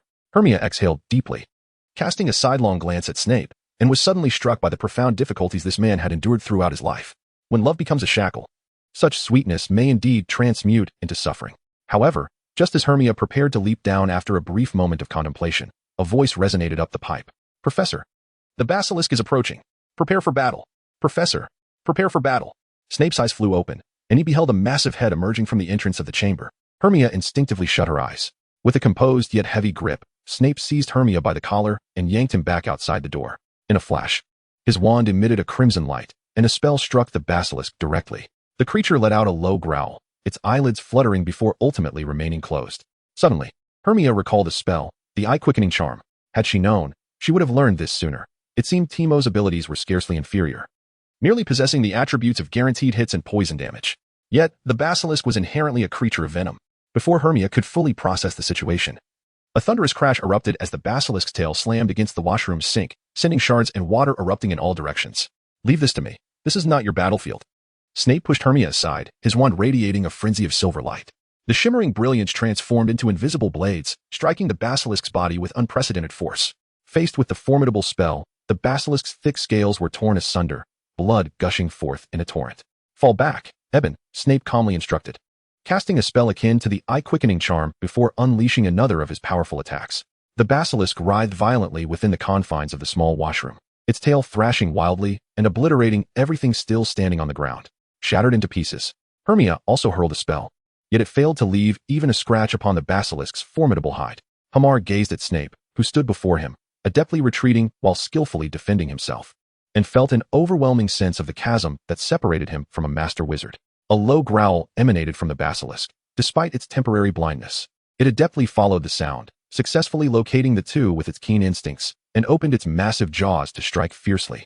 With a disdainful snort, Snape unleashed a spell, his wand glowing with an emerald light. However, in the next instant, the basilisk's tail whipped around, launching a colossal stone like a stealthy arrow that struck Snape with tremendous force. Snape was sent sprawling to the ground, yet he managed to cast the killing curse, which erupted forth and dispersed upon contact with the serpent scales. The basilisk let out a tortured roar, its massive body convulsing in agony. Its tail, thicker than a tree, swung once more, crashing into the doorframe and causing the entire wall to splinter and crack. "Shout, the red potion!" Hema shouted, and Shawna emerged from within him, a glass vial filled with crimson liquid gently descending into Hema's outstretched hand. Hermione swiftly uncorked the vial and poured its contents into the semi-conscious Snape. A faint green light emanated from the wound on his abdomen, and Hermione felt a surge of hope. The health potion from League of Legends was known for its ability to restore vitality. To her astonishment, the recovery was indeed rapid. Within moments, Snape's pallor improved considerably. Yet, the serpent creature, after convulsing for a time, raised its head once more, opening its gaping maw and lunging towards the door again. "Blindness blast," Hermione commanded, unleashing a stream of green light that pierced the creature's mouth like a bullet. The serpent, which had just regained its sight, was abruptly plunged back into darkness, accompanied by a searing pain in its throat. With a resounding crash, it collided against the wall beside the door. "Is this spell ineffective?" Snape, jolted awake by the impact, slowly rose from the ground, his dark robes thoroughly soaked. "What did you just have me drink?" "A potion that rapidly heals injuries. Did you concoct it yourself?" Snape regarded Hermione with skepticism, but she knew such a potion was not available for purchase. Had it existed in the market, it would surely have been in high demand. "Yes, the preparation is quite straightforward. The key lies in the formula." Hermione refrained from elaborating further, recognizing that her access to the potion stemmed from her exclusive ability to procure it from the marketplace. After all, it was her proprietary recipe. "Let us deal with the serpent first." Snape, noting Hermione's reluctance to divulge more, rose to his feet and abruptly raised his wand. A plume of dark flames erupted forth, exploding towards the serpent that had just regained its sight. With a thunderous roar, a foul odor reminiscent of burning plastic filled the air as the serpent growled and charged towards the door, only to be halted by a sudden burst of light. "Complete barrier." Professor McGonagall's voice echoed from the corridor as a golden light enveloped the wall, restoring the previously cracked surface to its former state. The golden defense at the doorway illuminated even brighter, leaving the serpent trapped and vulnerable. In an instant, tear asunder, Professor Flitwick dashed forward, employing a spell unknown to Hermione that struck the serpent with precision. The creature let out a pained cry, struggling to open its eyes. But Snape's curse and Hermione's venomous spell were poised to strike at any moment. Roar. Half a minute later, the serpent's scales lay scattered across the floor. Although it bore few visible wounds, each spell aimed at it held tremendous destructive power. Blood trickled from the green scales, mingling with the water from the pipes, saturating half the washroom with its metallic scent. With a couple of sharp sounds, Snape's stunning spell once again struck the serpent's head, leaving 2 gaping wounds as its breath began to falter. During this period, Hema played a supportive role. Every time the serpent monster opened its eyes, he would swiftly launch a poisoned arrow, inflicting some damage. Gradually, the serpent monsters diminished their assaults on the defensive barrier, opting instead to lie on the ground, silently enduring the professor's attacks. However, in contrast to the professor's relaxed expressions, Hema remained vigilant, for he could perceive some fundamental data regarding the serpent monsters. Their current condition was far from as feeble as it appeared. Serpent Monster, Leyland's health, 1-819-050-000 hunger status, 30 reduction in health. Bleeding status, losing 71 health points per second. Hema gazed at the blood levels with a slight unease, for they were indeed alarmingly high. Typically, a normal human possesses a blood volume ranging from approximately 300 to 500. This conclusion was drawn from his observations of Snape, Professor McGonagall, and several students. He noted that Snape, in the prime of his life, had a blood volume of 420, while Harry and his peers hovered around 220. Professor McGonagall, being somewhat older, registered at about 350. Of course, he had not assessed Dumbledore or Professor Karkaroff, although they were unaware of the existence of the system and senior sister Shao. Any attempt to observe them would immediately reveal his presence. Nevertheless, Dumbledore was still a normal human, his strength not derived from physical prowess. In contrast, Hagrid was notably formidable. Being a half-giant, with a blood volume of 3,120, second only to the basilisk he had encountered, which boasted a staggering 50,000. However, the basilisk's immense blood volume was rather intimidating, and he hoped nothing unforeseen would occur. Wait a moment, the basilisk emerged from the Chamber of Secrets, which is connected to numerous passages. The professors must realize that the chamber links to various tunnels throughout Hogwarts. The basilisk intends to escape. Suddenly, Hema shouted, and Professors Snape and Flitwick exchanged a swift glance before dashing inside. However, the serpent creature, which had appeared languid, abruptly raised its head and lunged at Flitwick. In that critical moment, a burst of verdant foliage materialized, obstructing the creature's maw. Professor Sprout. The plump Professor Sprout wore a serious expression as she tossed a seed, and with a flick of her wand, a spell illuminated the air, causing the seed to rupture instantly. A vine-like plant surged forth towards the entrance of the tunnel. Hiss! The serpent emitted a low growl and shattered the vegetation in its mouth, violently thrashing its body and sending several professors sprawling. Fortunately, a protective charm had already been cast, resulting merely in a tumble. Yet, the serpent seized this fleeting moment to break free from the botanical entanglement and slither into the pipe. This cannot be allowed. It could traverse the tunnels to any corner of Hogwarts. Professor McGonagall furrowed her brow, exhaling deeply. The students would not depart until the afternoon. They were still within the school, and the rampaging serpent would surely attack them. Professor Sprout anxiously contemplated the Hogwarts students outside. McGonagall. I shall pursue it and simultaneously locate Granger and Potter. You assemble the students and ensure their protection, Snape declared as he rose from the ground, ready to leap into the tunnel. Hema, observing Snape's determination, followed suit without hesitation. What are you doing, Mr. Ibwa? Do not presume that mastering a few spells will suffice to confront the serpent. You wouldn't even be able to shed a scale. However, Professor, while I am not a Parselmouth, I can comprehend the serpent's utterances and perceive them from a greater distance. Thus, if you take me along, I can be of assistance. Hermione gazed at Snape, extending her wand. Furthermore, I am also a member of Hogwarts. Severus, let Hermione accompany you. Professor McGonagall approached and gently patted Hermione's shoulder. Hermione cast a glance at Professor McGonagall, Professor Flitwick, and Professor Sprout, all of whom nodded in unison. Very well, but remember, should you encounter any extraordinary danger, I shall not shield you. My priority will be the annihilation of the basilisk. Onward. With a flourish of his black cloak, Snape leapt into the abyss, and Hermione followed suit, the darkness enveloping them both instantly. The tunnel was shrouded in impenetrable blackness, seemingly extending into infinity. As Hermione's wand illuminated the surroundings, a network of pipes branched off from the main line. Moments later, they emerged from the tunnel, Hermione executing a graceful somersault to land steadily on the ground, while Snape tumbled awkwardly, appearing rather disheveled. With a swift incantation, Snape murmured 2 spells, and miraculously, his attire was rendered immaculate. The mud from his hair entirely vanished. Unfortunately, Hermione could not replicate his magic, as she was unfamiliar with those particular spells. Where's the sound? Let me listen, Hermione said, inhaling deeply and shutting her eyes. Despite the myriad of tunnels and the multitude of forks, her ears were far from ordinary. With the cacophony of the surrounding pipes, Hermione exhaled and, with a piercing gaze, declared, I cannot hear anything. Snape furrowed his brow, flicked his cloak, and advanced ahead, searching for the entrance to the secret chamber.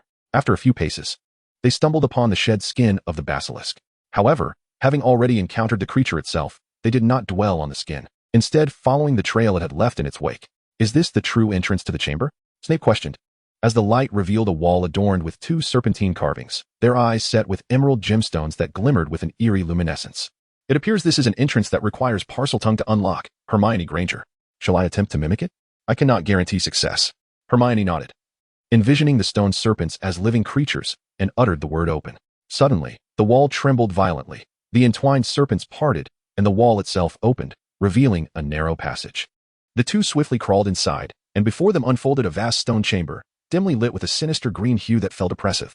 Towering stone pillars coiled with more carved serpents ascended towards the ceiling, disappearing into the darkness, while on either side, unfathomable depths of water and pipes lay hidden from view. Hermione? Hema gazed ahead and finally spotted Harry and his companions, but the scene before her appeared somewhat bizarre. Harry and Ron stood to one side, while Ginny lay nearby. Opposite them were Hermione and Lockhart, with Hermione aiming her wand at the prone Ginny. In an instant, Hema comprehended the situation and rushed over. Ah, another spectator has arrived. Hermione seemed unusually different from her typical self. Her tone and demeanor revealed that she had been overtaken. You must be Tom Riddle. Or should I say Voldemort? Hema approached Harry and Ron, drawing her wand from her pocket. Oh, you recognize my identity. It seems I have indeed been rather careless. He replied. No, I know much more. Since your arrival at the school, you have been controlling Ginny Weasley, not Hermione Granger. Really? Ron and Harry looked at her in astonishment. Huh, Hema, I didn't expect you to be so clever. Indeed, from the very beginning, I have been controlling Ginny Weasley. I initially intended to manipulate Hermione to open the Chamber of Secrets, but I found her to be far more challenging to seduce and deceive than I had anticipated. At that time, I was exceedingly weak and unable to siphon more energy from her. It was then that another girl inadvertently opened the diary, and I discovered she was even easier to control than Hermione. Thus, I took control of Ginny, compelling her to steal the diary, gradually absorbing her mental strength and growing stronger. However, since I ceased my manipulations, the astute Hermione Granger has become increasingly aware of the diary's issues. Consequently, I had to possess Ginny, altering Hermione's memories and discarding her as a pawn to gain time for my recovery. But alas, that fool ruined everything. As Hermione spoke, she furrowed her brow and shouted at the seemingly lifeless Lockhart beside her, before breaking into laughter. But now, the die is cast. As long as Leyland's can stall those teachers for 10 minutes, I shall regain all my power, and I will be even stronger and more vibrant than I am now. Do you really think you can hold us off? Harry glanced at Hema, his confidence bolstered. He had always held a deep respect for her strength. Hand over Ginny. Ron shouted, his anxiety reaching its peak as he observed Ginny's increasingly pale complexion. Ha ha ha, are you making a joke? Hermione cast a glance at the controlled Lockhart and the unconscious Ginny. I am the great Dark Lord, and I currently hold the upper hand. Throw your wands to the ground, or I shall execute Lockhart and Ginny Weasley. Of course, you could also choose to surrender Harry Potter. I would spare you for now. I am quite curious how a defenseless infant managed to vanquish the most powerful dark wizard. Harry, where's the diary? Hema hadn't anticipated such a turn of events. Unlike the clumsy Tom Riddle of the original story, this version had devised a more cunning plan, with Hermione wielding the wand. Hema believed that if they could seize the diary, they could expel him from Hermione's body. Harry, through Lockhart's and Voldemort's explanations, grasped that the diary was indeed the crux of the matter, but if they didn't act within 10 minutes, even the diary would be futile. Yet, Ginny was on the verge of collapse. What were they to do? Ron clenched his fists in anguish. They had no choice but to gamble everything and attack Hermione. Even if you kill this young girl, I shall not perish. I am immortal. Hermione growled. Now, throw down your wands. What to do? Harry and Ron exchanged glances with Hema, who suddenly recalled something important. Snape was missing. Indeed, while the current Voldemort was merely a manifestation of memories from the diary, the Horcruxes did not share knowledge. Harry and Voldemort could spy on each other due to Harry's uniqueness. Thus, this young Voldemort's knowledge was limited to what he had acquired through controlling Ginny and Hermione. He might not even be aware of Snape's existence. However, Snape had taken precautions to safeguard his undercover identity, which proved fortuitous. Just then, a familiar voice began to resonate in his ear. Hema suddenly turned to see a flash of light, and Hermione's wand flew out of her hand. Hema transformed 3 steps into 2, delivering a punch to Hermione's abdomen.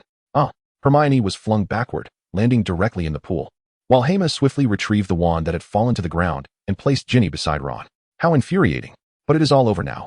This time, the voice was no longer Hermione's. Instead, it was a crisp male voice.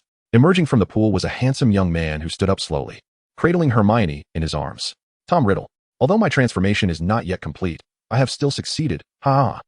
Now, it is time for your execution song. A chilling hissing and Parseltongue echoed as the still waters erupted violently. The basilisk, eyes closed, opened its massive jaws, and a wave of lethal intent spread forth. This was merely the beginning of the peril. It is over, everyone. Blinding blow.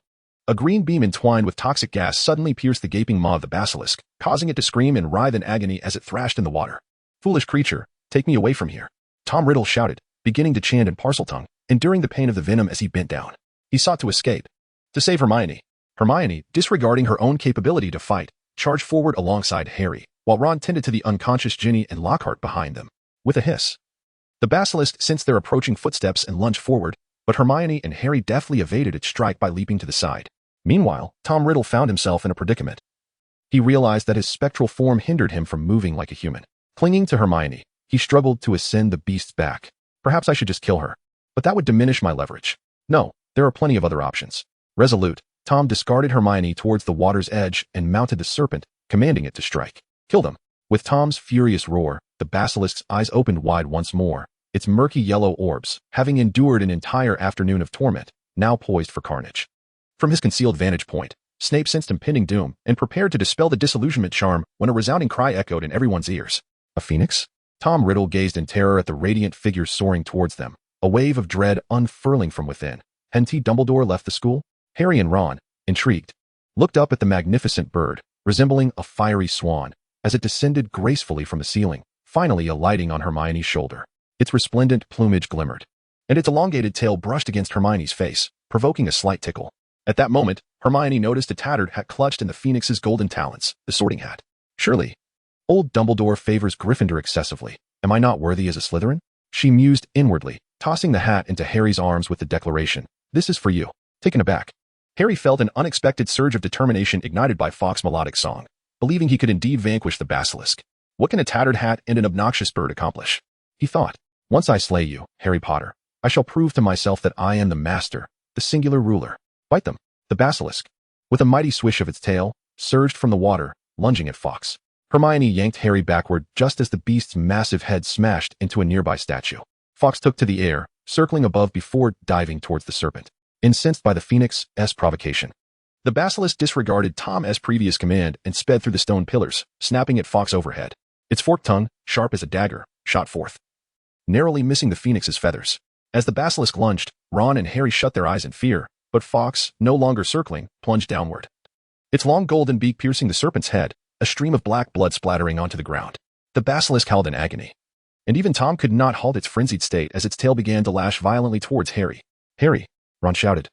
But it was clear that there was no time to intervene. In that instant, a small figure appeared before Harry, arms outstretched. A beam of white light shot forth, piercing the basilisk's tail and sending it reeling back nearly 10 meters. "You, Dobby!" Harry exclaimed incredulously at the little elf, who had previously caused him no end of trouble, making it impossible for him and Ron to board the train and often unwittingly breaching school rules, even nearly causing him to fall off his broom during a Quidditch match. Yet here he was, protecting him? It was almost beyond belief. Dobby promised he would protect Harry Potter, the elf declared, winking before vanishing once more. The basilisk, now seemingly soulless, lay prostrate on the ground, turning to reveal its enormous, luminous yellow eyes, which had been pierced by Fawkes. Blood streamed from the wounds, pooling on the floor as the creature gasped in pain. Surely, this is the end. Tom Riddle. No, no.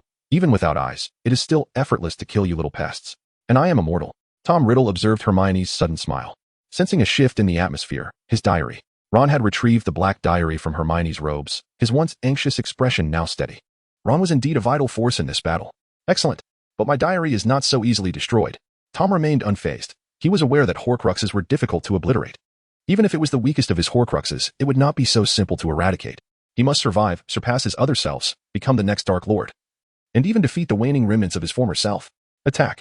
With Tom Riddle's forceful command, the basilisk, despite its agony, charged once more at the group.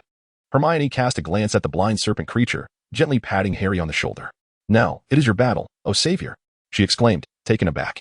Hermione leaped to Ron's side, each of them holding a young girl, and together they ventured to the far end of the chamber. Harry stood resolutely before the basilisk, clutching the sorting hat. "Well then, summon me," he murmured, his thoughts adrift in memories of his parents and friends. The sorting hat grew heavier in his grasp, and slowly, a sword adorned with a hilt of rubies materialized within it. "What is this?" he exclaimed. "Come forth, basilisk," Harry shouted fiercely, brandishing the sword of Gryffindor as he charged at the creature. Hermione and Ron stood at a distance, watching as Harry's slender figure seemed to grow more imposing.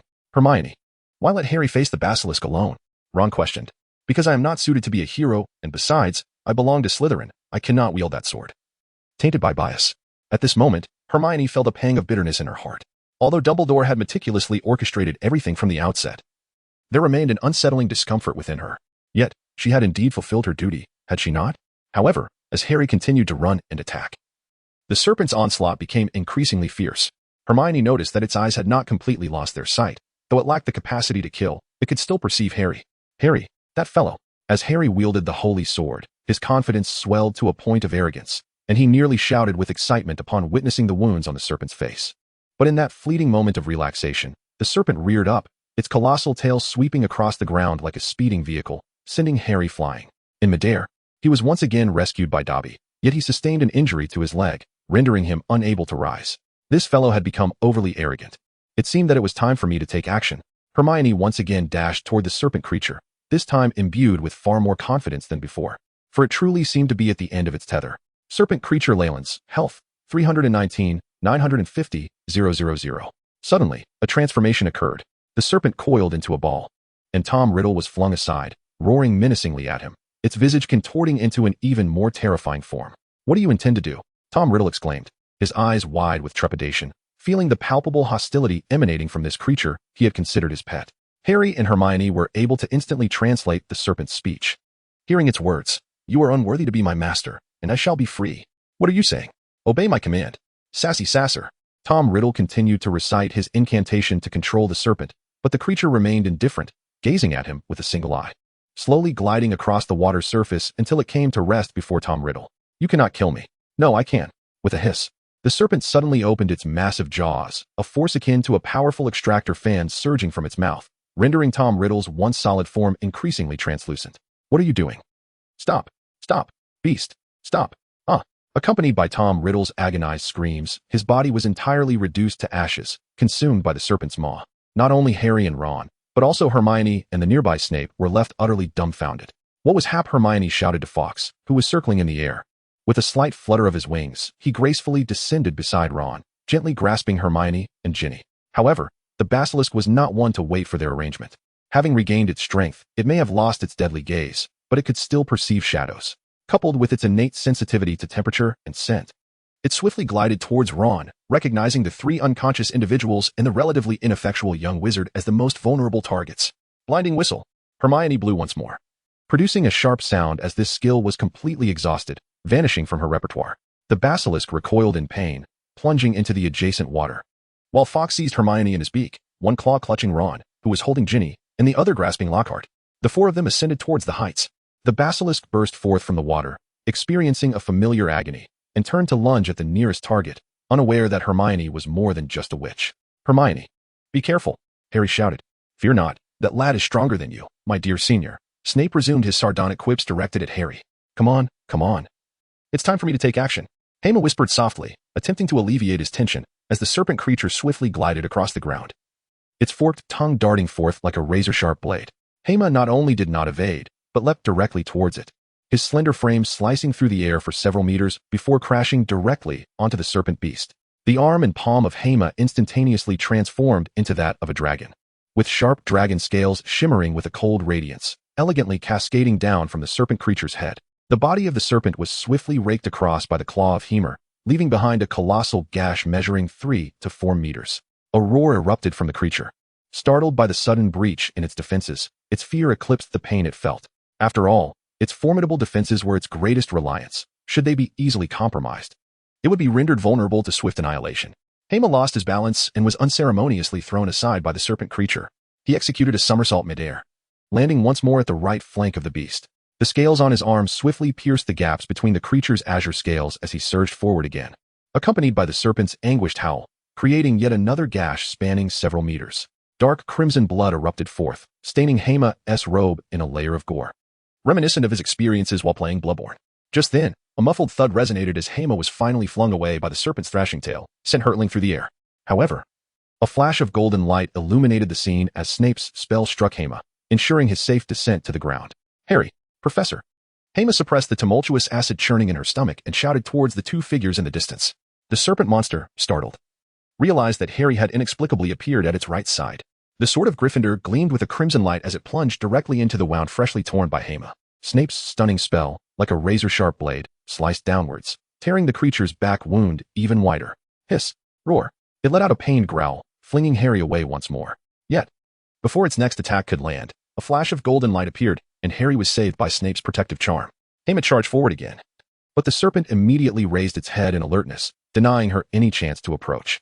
Now, unlike moments ago when it felt reborn with excitement, it began to sense a greater pressure, all stemming from that which could slice through it at will. It craved more souls to regain its fighting strength. The voice had promised that by becoming stronger, it could achieve true freedom. Hema observed the serpent's movements with a sense of perplexity. It had inexplicably ceased its onslaught. Although his defenses and Snape's offensive maneuvers were proving effective, the serpent's vitality remained at a tolerable level. Serpent Larine's vitality, 18,741. Something was amiss. The serpent intended to flee. Before Hema could fully articulate his thoughts, the creature swiftly burrowed into the pipe behind it. Snape hastily cast a spell, but it was futile against such a colossal beast. Hema, the serpent will surely pursue the pipeline to attack others. We must return immediately. Snape grasped the reason for the serpent's retreat. But how shall we proceed? Hema cast a glance at Fawkes, who had already taken flight. The three of them knew that departing would not be a simple task. We could also follow the serpent through its pipe, Harry suddenly proposed, raising his hand. However, Mr. Savior, how can we possibly match the serpent's speed? Hema glanced at Harry, who fell into silence. Just as despair began to settle over them, a voice unexpectedly resonated in Hema's ear. I shall lend you this temporarily. Professor Cahill, Hema exclaimed, prompting both Snape and Harry to turn their attention towards him. In the next moment, a radiant glow emanated from Hema's palm, intensifying until it transformed into an elongated shape. Hermione suddenly clenched her fist, and that familiar black wand returned once more, though it was only for temporary use. She had already devised a plan to catch up with the basilisk. Harry, have you ever slid down a water slide? She asked with a mysterious smile, raising her wand high.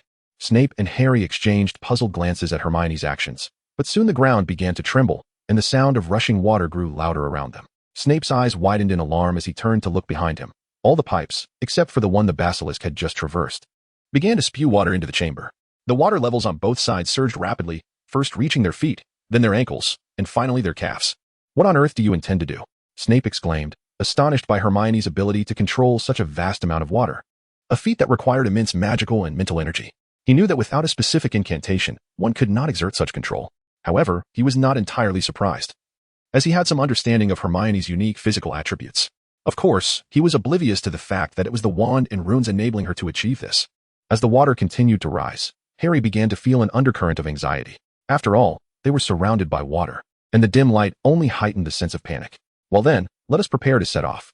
Both of you hold on to my clothes, Hermione commanded, assessing the rising water. She nodded firmly and raised her wand. Learn to cooperate with all elements rather than forcibly controlling them. Let us go. With a fierce shout, the water surged violently, a tremendous roar erupting as a colossal wave gathered behind them, rising ominously. Hermione, this seems rather perilous, Harry shouted, his brow furrowed as he glanced back, only to see the wave crashing down upon them. This is definitely a problem. As the monstrous wave struck, the three of them were swept into the pipe, the force of the water propelling them forward like cannonballs. In that moment, Harry noticed something peculiar. Despite the torrent's ferocity, they were not being submerged, but rather pushed onward. Ahead of them, Hermione appeared to be half floating within the current, as if all the water were obeying her direction. This remarkable ability left Harry with a profound sense of Hermione's uniqueness. Not merely a display of power, but an extraordinary essence that felt fundamentally different from anyone else's. After half a minute, Harry suddenly heard the basilisk's voice and shouted, "There's a fork ahead." It turned right. Understood, Hermione replied, waving her wand to redirect the water, guiding the three of them through the pipe in a swift drift towards the basilisk's path. Snape observed Hermione's figure, his expression wavering. With such power, if she continued to develop steadily, the issue of Voldemort in the future would surely be manageable. Meanwhile, at Hogwarts, several professors had already alerted the heads of houses, instructing them to gather all students in the Great Hall. While a unified gathering posed certain risks, it was deemed safer than being dispersed. With professors present, the older students could look after the younger ones. The basilisk had sustained considerable injuries, making it nearly impossible for it to breach the professor's defenses, thus opting to remain concentrated. In Slytherin, due to Snape's absence, the older students and the ghostly figures of Barrow and Professor Binns quickly relayed the information. In no time, the Great Hall was filled with students. Although it was not mealtime, the anticipation of Christmas tomorrow, with the impending departure in just a few hours, meant that there were no classes in the afternoon. Astoria had just arrived at the Great Hall, having been forced to leave the hospital wing where she was caring for her sister. She looked around, not spotting Hermione, and overheard professors mention that she had gone to assist Professor Snape in pursuing the creature within the chamber. Though still concerned, she felt a sense of relief. At least Hermione would not bear the stigma of being the heir of Slytherin, attacking fellow students. Professor Sprout mentioned that the potion to reverse petrification would be ready in a few days, allowing her sister to awaken in time for their reunion at home.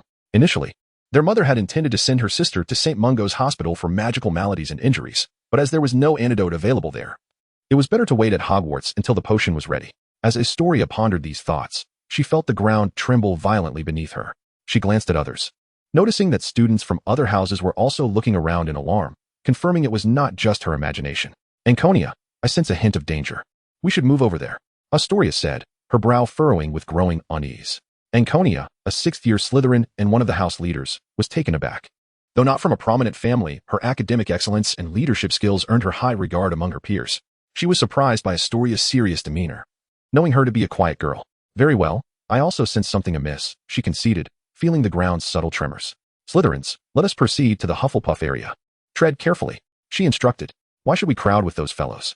Someone questioned, but the ground continued to shake. What? Is the monster capable of emerging from beneath us? Despite some grumbling, the heads of houses commanded attention, and ultimately, the students complied with Anconia and Doran's directives, making their way toward the Hufflepuff section. Anconia hastily approached the Hufflepuff leader to discuss their passage, knowing they needed permission. Fortunately, despite the rivalry between their houses, the Hufflepuffs, adhering to their values of kindness and simplicity, graciously offered a space for the Slytherin students. After Professor Sprout, McGonagall, and Flitwick had arranged most matters, they returned to the Great Hall. Now, apart from Snape, Hermione, and Harry, everyone else had gathered. The hall, being quite spacious, had ample room even after most tables and chairs had been removed. Many Quidditch enthusiasts among the students were even discussing the possibility of transforming the hall into an indoor Quidditch training ground. Professor McGonagall. Just then, a boy's voice rang out from the entrance, and Ron, drenched, stumbled inside, with a few figures trailing behind him. The professors hurried over, and the Gryffindors near the entrance immediately recognized Ron, who had been absent earlier. George, Ron has returned alive. Mum will have to cook another meal, one exclaimed, while another asked, is that Ginny? They rushed over in excitement, but Astoria's voice cut through as she demanded, what happened, Weasley? It was Voldemort. Ron gasped. He exerted control over Ginny to open the Chamber of Secrets, and subsequently over Hermione. Yet, he is now deceased, while the basilisk still thrives. Although Ron spoke in a hurried manner, lacking in details, his message was succinct, allowing the professors to grasp the situation swiftly. What about Potter, Ibua, and Professor Snape? They are still within the chamber. They instructed me to leave first. Professor Sprout, you and Professor Flitwick remain here. Madame Pomfrey, please attend to these two children. Upon seeing Gilderoy Lockhart lying there, even snoring, Madame Pomfrey furrowed her brow. Do not concern yourself with him. Let him lie here. Professor Sprout, typically amiable, expressed her displeasure, as she despised those who boasted yet accomplished little. Ron, is Ginny unharmed? She should be fine. After all, Voldemort has been vanquished. You mean the Dark Lord? He has been defeated? I am uncertain.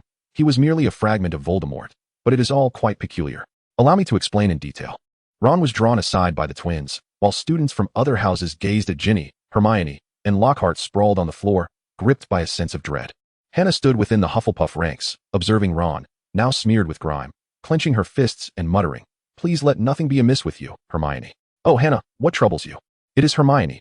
I fear she may be in danger. Nonsense. How could anything happen to that strong individual? Why does the ground feel a bit unsteady? Concurrently, all the students sensed the tremors beneath their feet, akin to an earthquake, with several collapsing to the ground. Is that the sound of water? No. There are also animal cries. Professor McGonagall gazed toward the rightmost side of the hall, where the Slytherin area had just emptied, inhaling deeply as she pressed her wand to her throat, commanding, all students, retreat this way. Yet, before her words could settle, a thunderous roar erupted from the ground, followed by a muffled explosion as the earth was pierced, and a colossal shadow burst forth, sending waves of water splashing. With emerald scales and enormous gray-yellow eyes scanning the surroundings, the creature's immense form cast a shadow over the hall. Roar. With a fearsome cry, the basilisk lunged toward the students it perceived as prey, triggering a wave of panic-filled screams. The prefect struggled to maintain order, but many younger students buckled under the pressure. Racing toward the exit, the crowd began to jostle one another, with numerous students falling to the ground, their professors' voices drowned out by the chaos. Astoria was thrust into the open by the throng, positioned perilously close to the basilisk. The creature snapped its head, aiming to bite Astoria and two nearby Hufflepuff students. At that critical moment, another thunderous sound erupted as water gushed forth from the newly formed opening, piercing the basilisk's neck like a spear. Astoria felt droplets cascading over her, and a familiar figure materialized before her. I apologize for the fright, Miss Green. All witnesses beheld the basilisk's colossal form crash to the ground, as water poured down like rain, quelling the once agitated crowd. Hermione Granger?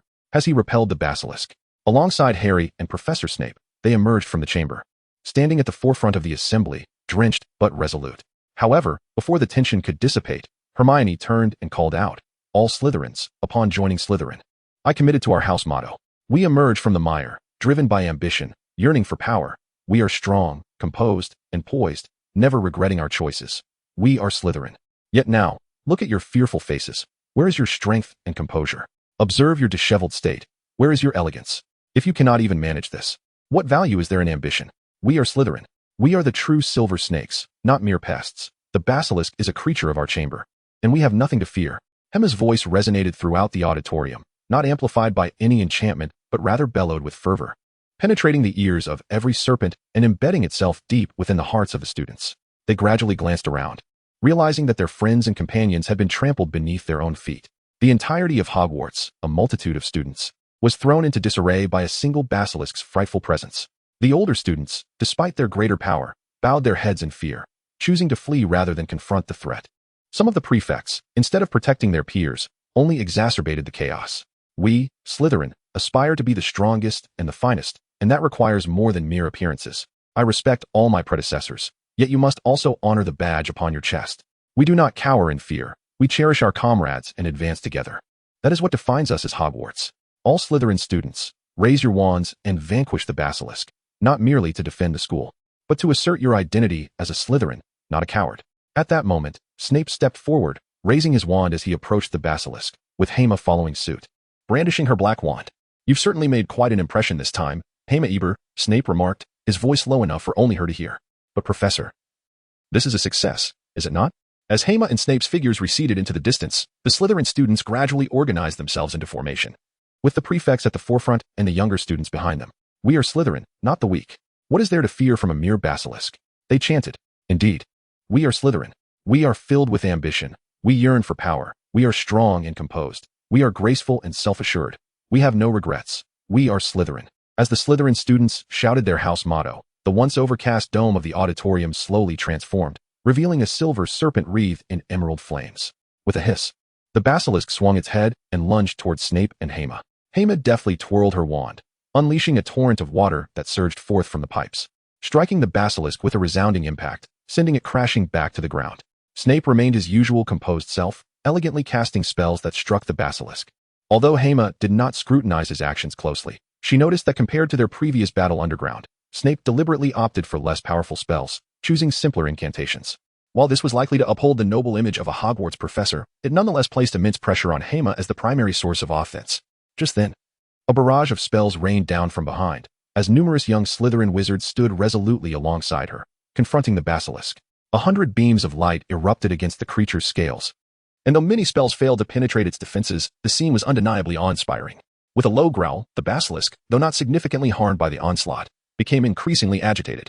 In the next moment, it lunged downward, and the crowd assumed the basilisk had sustained grave injuries. But in an instant, a shadow surged forth with a thunderous crack. Armor of protection. Just as Hema realized she had no time to defend herself, a low growl resonated, and an invisible barrier materialized before the line of students, halting the basilisk's assault with a resounding thud. The creature's tail rebounded, slamming against the adjacent wall without causing any damage, indicating that Hogwarts' structural integrity was fortified with special protective measures. The Slytherin students turned to see their peers from other houses gathering as well, with several prefects and upperclassmen standing at the forefront, casting Hema encouraging smiles. Subsequently, the 7th-year Gryffindor prefect, Dowrick, turned to his fellow Gryffindors and proclaimed, "We are the brave lions. We shall not retreat or succumb to fear at any moment. We are fearless and selfless. We are Gryffindor. We are fearless and selfless. We are Gryffindor." The unified cry resonated through the air, and the dome of the auditorium echoed with a lion's roar, projecting the phantom of a lion ablaze with crimson flames. Harry gazed up at the lion above and at the inscription on the sword in his hand, his eyes shimmering with determination. There was no doubt in his mind. He was undeniably a Gryffindor. The students of Hufflepuff and Ravenclaw gazed up at the lion above, clenching their fists, determined not to lag behind as students of Hogwarts. To their astonishment, it was Slytherin who had set an example, and that individual prompted a resolute spirit among their houses. The students of Ravenclaw proclaimed, "We are scholars cloaked in darkness, yet able to perceive the shadows. We are the ravens soaring through the skies, ever mindful of the earth below. We are Ravenclaw, the epitome of wisdom. We possess exceptional intelligence. We think with composure. We never concede defeat. We are Ravenclaw. We may not possess the innate talents of the silver serpent, the courage of the golden lion, or the sagacity of the blue eagle, but we have always persevered, always advanced. We are Hufflepuff. We are steadfast and loyal, resilient and honest, unafraid of adversity. We are Hufflepuff." With the united cries of both houses, a raven traversed the starry sky, transforming into a blue eagle shimmering with starlight. The last badger slowly raised its head from the earth, locking eyes with the blue eagle above, for creatures symbolizing the 4 houses gradually converging. The basilisk raised its head once more, gazing vacantly at the light of the houses above, slowly recollecting its past. It had been brought here by Salazar Slytherin, and had never witnessed such a spectacle. Or rather, it had never truly beheld the wonders of Hogwarts, each time it emerged from the chamber. It was under the control of that man, compelled to kill and to wreak havoc. It found no joy in taking lives compared to satiating its hunger. It yearned for freedom, but if it were free, where would it go? Was Hogwarts its home? Not quite, for they all feared it, and it had harmed them, needing sustenance while they served as its prey. Yet, apart from this place, where could it possibly venture? It was utterly ignorant of everything, with nowhere to turn. Is this the curse you have bestowed upon me? Voldemort, I shall ultimately meet my demise here, returning to the dust of Hogwarts. Taking a deep breath, the basilisk shook off the blood that clung to its scales, its dim eyes gleaming with renewed clarity. Though it had not regained the power to kill, its sight had nearly returned. Hogwarts, I shall battle until the very last moment. The basilisk suddenly opened its mouth and stammered a few words in the human tongue, then charged toward the cohort of Hogwarts. Everyone prepared to attack. A cacophony of spells erupted from the crowd. A barrage of arrows even more thunderous than before hurtling toward the basilisk, countless sounds ringing from its form. In Hema's vision, the basilisk's life force began to wane slowly. Despite its high magical resistance, there were limits to its endurance. Each round of hundreds of spell assaults was not something any creature could withstand indefinitely. Basilisk Leyland's life points 150,008,0000. Life points 145,088,0000. Life points 136,498,0000. The basilisk emitted no cries of pain, continuing its advance, yet each time it approached the line, it was thwarted by the simultaneous casting of shield charms by 20 students. If a breach occurred, Hema would summon a torrent of water to block the basilisk's assault. If that failed, the professors would intervene directly. Thus, what initially appeared to be a formidable battle transformed into a practical training session for the students. For without the ability to slay with its gaze, the basilisk posed a significantly lesser threat. Hermione, too, felt a sense of disinterest. After all, in the presence of so many onlookers, he could not transform into his dragon form. He merely resorted to scratching with his claws. Harry, on the other hand, was in a more distressing predicament, grasping his sword yet finding no opportunity to engage directly. The twin brothers, however, relentlessly employed their makeshift research tools to assault the basilisk. Though their efforts were ineffective in inflicting damage, they nonetheless found a worthy target. Per basilisk, Hermione genuinely thought, despite the fact that a significant portion of its health had been depleted by his and Snape's efforts. As time ticked away, the basilisk's frequency of attack diminished. Likewise, the students began to tire. Although Harry Potter never mentioned a health bar, it was evident that exertion had taken its toll. This was particularly apparent among the lower-year students, who, aside from a few upperclassmen, could no longer cast spells. Health points, 5310, weakened state, reduction in magical resistance and physical defense. Not only had its health diminished, but its very defenses had also waned. The basilisk was truly at its last gasp. Hissing, the basilisk lay on the ground, breathing heavily, with each exhalation accompanied by a trickle of blood from its maw. It chose to gather its strength for one final struggle. Professor McGonagall and the other faculty members stood at the back, observing as the students from each house huddled closely together, their faces alight with smiles. Severus, your house has produced an exceptional student, Professor Flitwick remarked with a hint of envy, for he held a fondness for Hermione, the prodigious spellcaster. Though he had not anticipated her to be from Slytherin. He is a student of Hogwarts, Snape replied, a rare acknowledgement escaping his lips, which elicited a smile from Flitwick in return. Professor McGonagall gazed at the emblems of the four houses above, her heart brimming with joy. While all students belonged to Hogwarts, there existed a considerable amount of competition and rivalry among them. This was the very essence of the four houses, fostering growth and effort through reasonable competition, providing each student with the most suitable platform for their development. Yet, as a professor at Hogwarts, she was genuinely pleased to witness their united efforts in battle. Furthermore, Hermione's rallying cry had likely instilled a sense of responsibility and strength in many upperclassmen, empowering the younger students to confront fear and danger, to fight, and to support their peers. She felt a deep sense of pride and honor in having saved this child in years past. Minutes later, the basilisk raised itself once more as twilight descended, the last vestiges of light streaming through the windows and illuminating both the creature and the students. Everyone prepare. With the call of the prefects, the wands in the hands of all students flickered to life once more. Suddenly, Leolon surged forward, positioning herself at the forefront of the group. With a flourish of Hamar's wand, the water surged once more, transforming into a formidable wall that shielded the group ahead. However, to their astonishment, the basilisk suddenly lunged, skirting the flowing water and darting across the ground, aiming to strike at Hamar and the senior students in front. Simultaneously, several professors sprang into action. Professor Sprout's massive vines ensnared the creature instantly, while Snape's swift spell and Professor Flitwick's fiery incantation reached their target without delay. The basilisk absorbed the onslaught of spells, emitting neither growls nor roars, and slowly collapsed to the ground. Its enormous head loomed just a meter away from Hamar. And it whispered something incomprehensible to others, yet Hamar understood its words clearly. Salazar, I have come to find you. I suppose this means I am home. Basilisk Larians, health points, 101. Extremely weak, famished, severely wounded, near death. The basilisk was on the brink of collapse. It was time to finish it off. Let Hamar take charge. Wait, you all go ahead. I feel uneasy about killing, Hamar expressed. Though reluctant to relent, the creature's murmurs stirred discomfort within him. Then let us prepare to strike together with Shatter.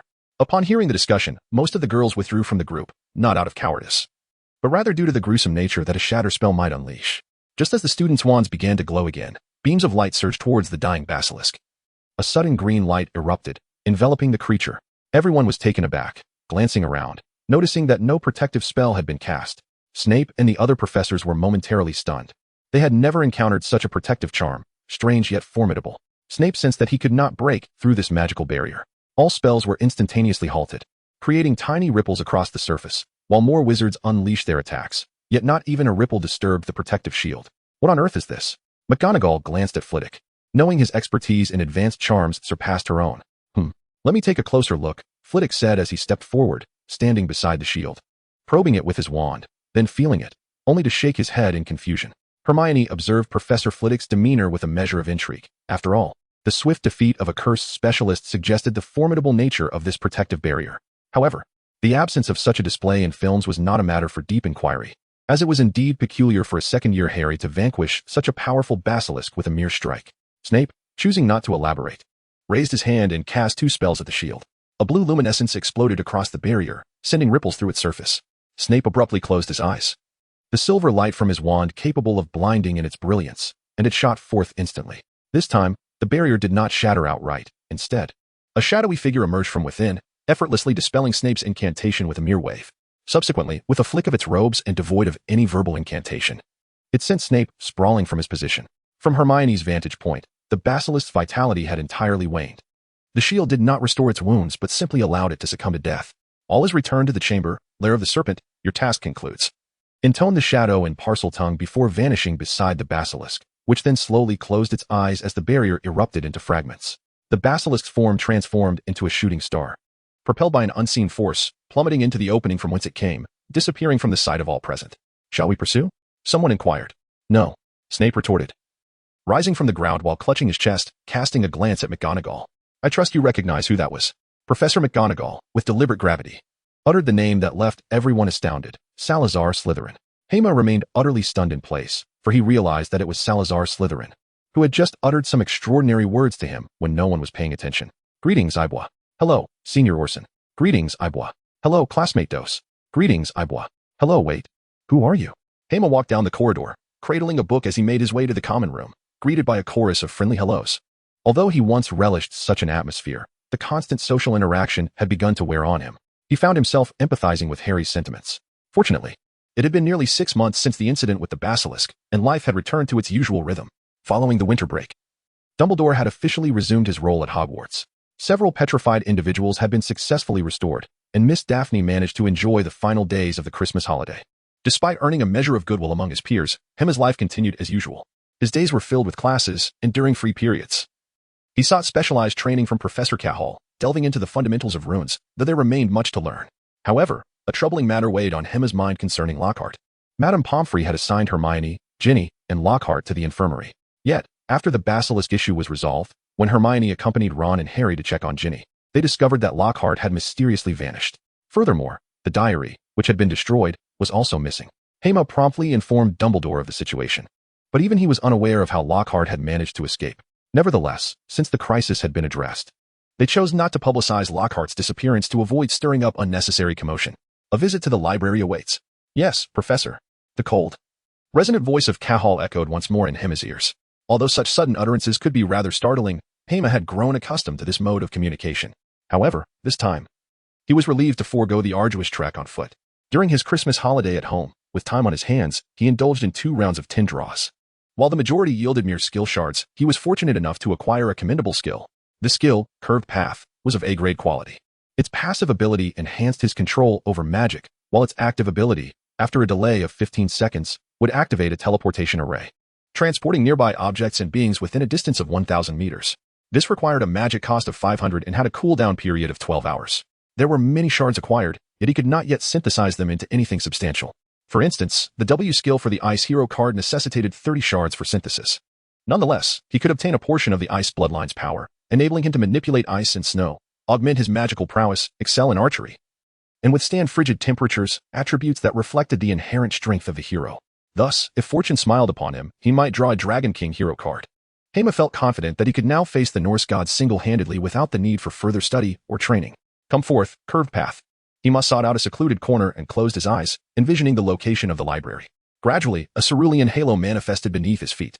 Then, accompanied by a resonant sound of spectral vibrations, Hema felt his body plummet and, upon reopening his eyes, discovered himself in a corner of the restricted section. Success. It worked splendidly. Gratitude to the bald uncle. Hema, I perceive that you utilized Rise's ultimate merely to spare your legs. Surely, Rise would unleash dozens of Q skills upon you with delight. Shawana also ventured out for her daily stroll. After all, despite the existence of a system space within Hema's body for creation, there remained a lack of biological companionship for meaningful interaction, rendering the atmosphere rather lifeless. Yet, the efficacy of the skill is undeniable. Apart from fleeing and pursuing, it serves little else. Why not make use of it? Haha, speaking of the Slytherin chamber, you will indeed rely on this skill. Oh dear, had you not mentioned it, I would have completely forgotten. Hermione suddenly recalled the final moments of the battle against the basilisk, when the creature was taken back to the Chamber of Secrets by Salazar Slytherin's apparition, which subsequently sealed the chamber completely. Later, Harry attempted to use parcel tongue, but found that the entrance to the bathroom was irrevocably shut, while the pipes remained accessible. The passage leading to the chamber was enveloped by a green barrier. Yet, at the instant the basilisk was removed, he perceived Salazar Slytherin's voice. Come to the chamber. Take it away. What could he mean by that? Was he instructing me to retrieve the basilisk? However, it is already deceased. And I believe resting in the chamber is not an unfavorable fate for the creature. Who knows? Oh, here comes my dear mentor. I must take my leave. With that, Shawana leaped upwards, passing through the wall above Hermione's head, disappearing into unknown escapades, where she would remain unseen by others, posing no issue. Cahal was still donned in his customary black robe, yet Hermione couldn't help but steal another glance, for the memory of his silhouette in a dress lingered vividly. Instantly, a fragment of thought flashed through his mind. Was that admiration? Was it mere desire for her form? How base. What is the matter? Nothing. This week marks the end, ushering in summer vacation. During this time, it will be imperative for you to engage in self-directed study and practice, as I shall assess your progress in the upcoming term. Understood, Professor Cahal. Additionally, I have reactivated your wand. Now, should any dormant runes appear nearby, your wand will respond. I hope you can gather them all soon. Indeed. I shall strive to do my best. Cahal formally returned the wand to Hermione, but at that moment, it felt heavier.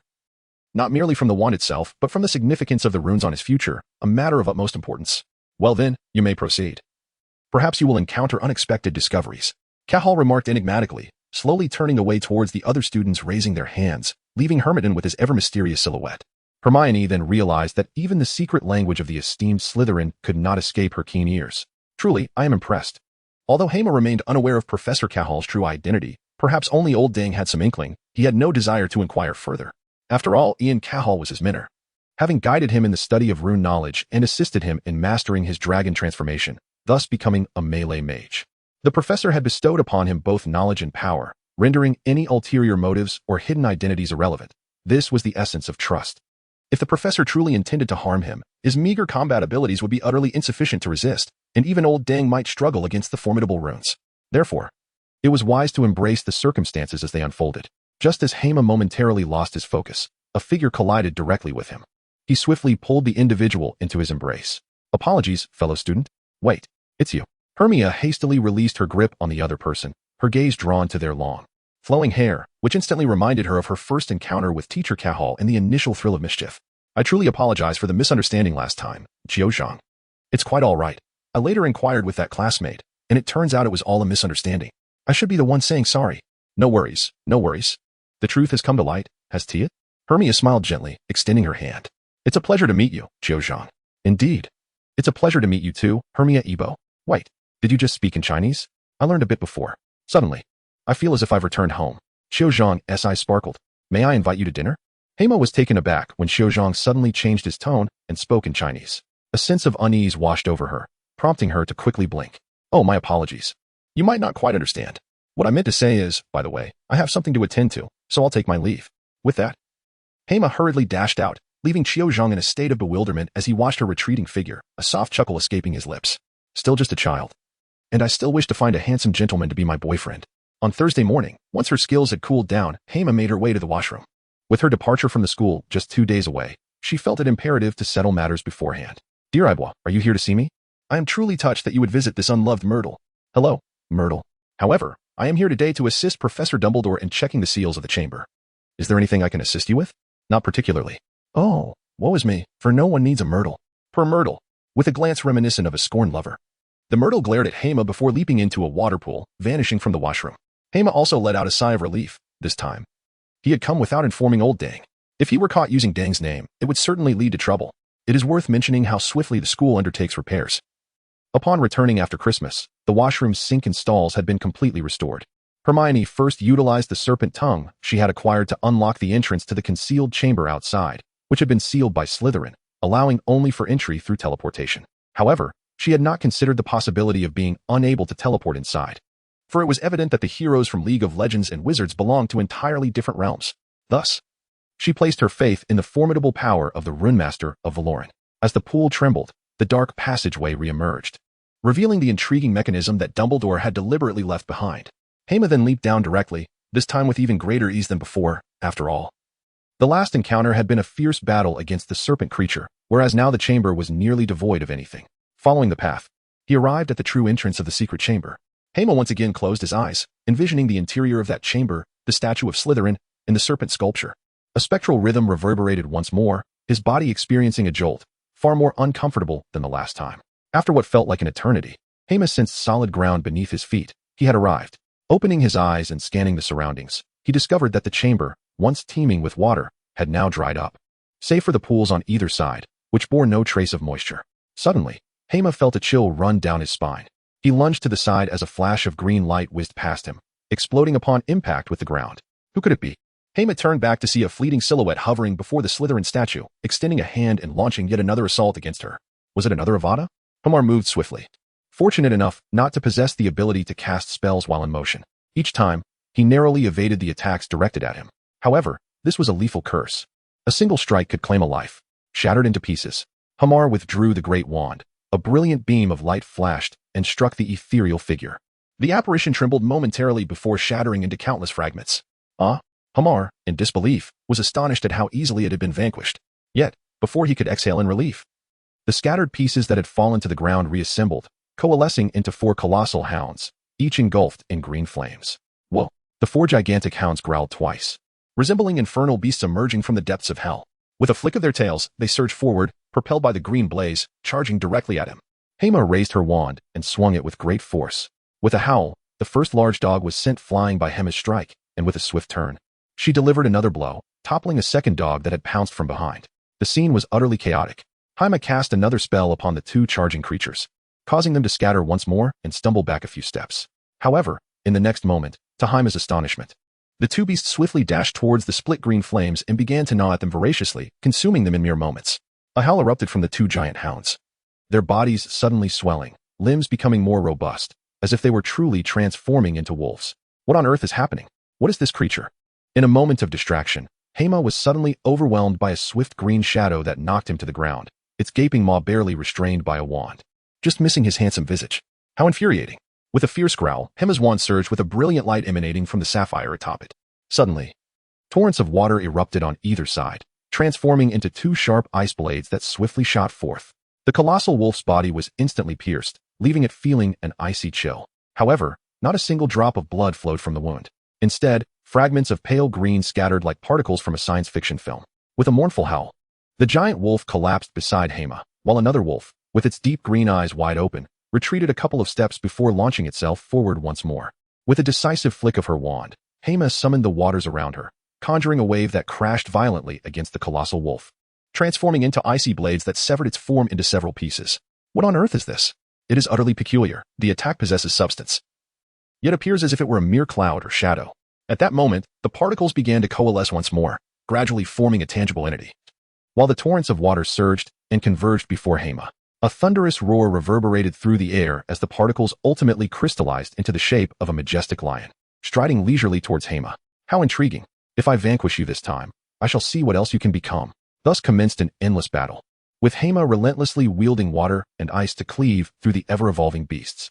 The adversary only grew stronger and more outrageous, morphing from dogs and wolves to lions, tigers, eagles, giant pythons, elephants, and more.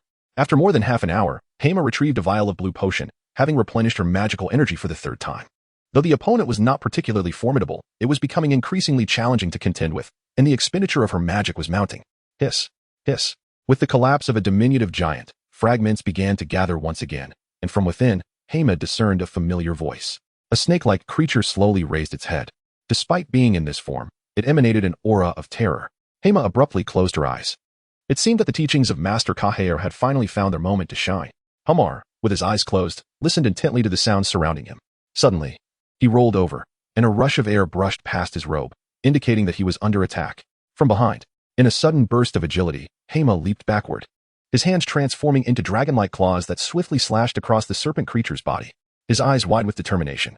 He stepped upon the writhing form of the beast and seized its left eye, yanking it with fierce intent. Fragments of green splattered forth. With a roar, the serpent's tail arched menacingly, sweeping toward Hema, who executed a graceful somersault, deftly hooking the other eye as well in one swift motion. With a resounding thud, Herma fell to the ground. Yet, gazing upon the now blinded serpent creature, Herma chuckled softly, "Little one, you are almost out of reach of that fellow. Wingardium Leviosa." Hamar abruptly pointed, and the colossal form of the serpent creature surged into the air. With a casual flick of his left hand, he waved his wand, causing the surrounding waters to instantaneously crystallize into a shape resembling a sharp spike beneath the serpent. Rapid freezing. As Hema retracted his right hand, the serpent, deprived of its levitation charm, plummeted downwards, piercing the transformed water below, which had solidified into a half-meter-thick icicle. With a resounding thud, it embedded itself directly into the creature's vital point. Surely, there can't be any more lurking below. As the serpent's corpse gradually disintegrated, the fragments floating around began to coalesce once more, though this time they did not amalgamate into anything grand. A human silhouette slowly emerged not far from Hema. Moments later, a strikingly handsome figure clad in a black robe, with long hair reminiscent of Severus Snape, took shape, nodding slightly in Hema's direction. "Greetings, young wizard from the future. I am Salazar Slytherin." "Slytherin?" Hema exclaimed, astonished. Though the statue behind him was indeed that of Slytherin, it depicted an elderly visage. He had never encountered such a youthful incarnation of the founder. Whether you believe it or not is inconsequential. What truly matters is that you have successfully passed the trial. Salazar Slytherin continued to regard him with a gentle smile, making his way to the water's edge, where he seated himself. A trial? The trial of the heir to the Chamber of Secrets. Did you think Tom Riddle could inherit it simply due to possessing a sliver of my bloodline and the ability to speak Parseltongue? That would be far too trivial. With a casual gesture, Salazar conjured an apparition of Tom Riddle within the chamber. However, it appeared more as a fragment of memory than a tangible being. Why can't I inherit the chamber? I am the true heir of Slytherin. The ensuing battle mirrored Hema's own, beginning with dogs and escalating to tigers, lions, and other extraordinary magical creatures. Ultimately, Tom Riddle emerged victorious, claiming the chamber and its serpent. Was this truly the rightful manner of inheritance for the heir? At that time, Tom Riddle was merely a fifth-year student, yet he fought with the demeanor of a seasoned dark wizard. In truth, I care not for the dangers of dark magic, for it is merely a manifestation of power. However, you are different from Tom Riddle. I perceive greater potential within you. Me? Hema replied incredulously, casting a glance at the figure before him. While he acknowledged possessing some abilities, he lacked the bloodline advantage and the innate talent that surpassed Voldemort's. You are younger, and you harbor more unique possibilities. Salazar Slytherin's gaze fell upon Hema's wand, continuing, "Moreover, you possess something Tom lacks, a resolute willingness to forsake your life. Those who fear death will ultimately be consumed by it, while those unafraid of death will grow stronger, whether driven by love or hate. Only those who dare to sacrifice can truly gain." Voldemort fails to comprehend this. Mr. Slytherin, I must confess, I do not grasp this either. I harbor no grand ambitions. I do not seek to become a champion for the students of Hogwarts or my friends. I merely feel compelled to act, to safeguard those I love.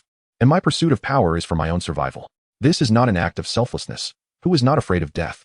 Hermione sat beside Slytherin, feeling like a mere salted fish, burdened by the weight of existence.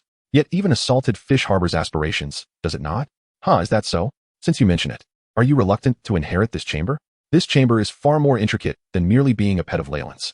Do you believe that Voldemort's strength is solely a product of innate talent? At times, even talent necessitates proper nurturing, and a solid material foundation is indispensable.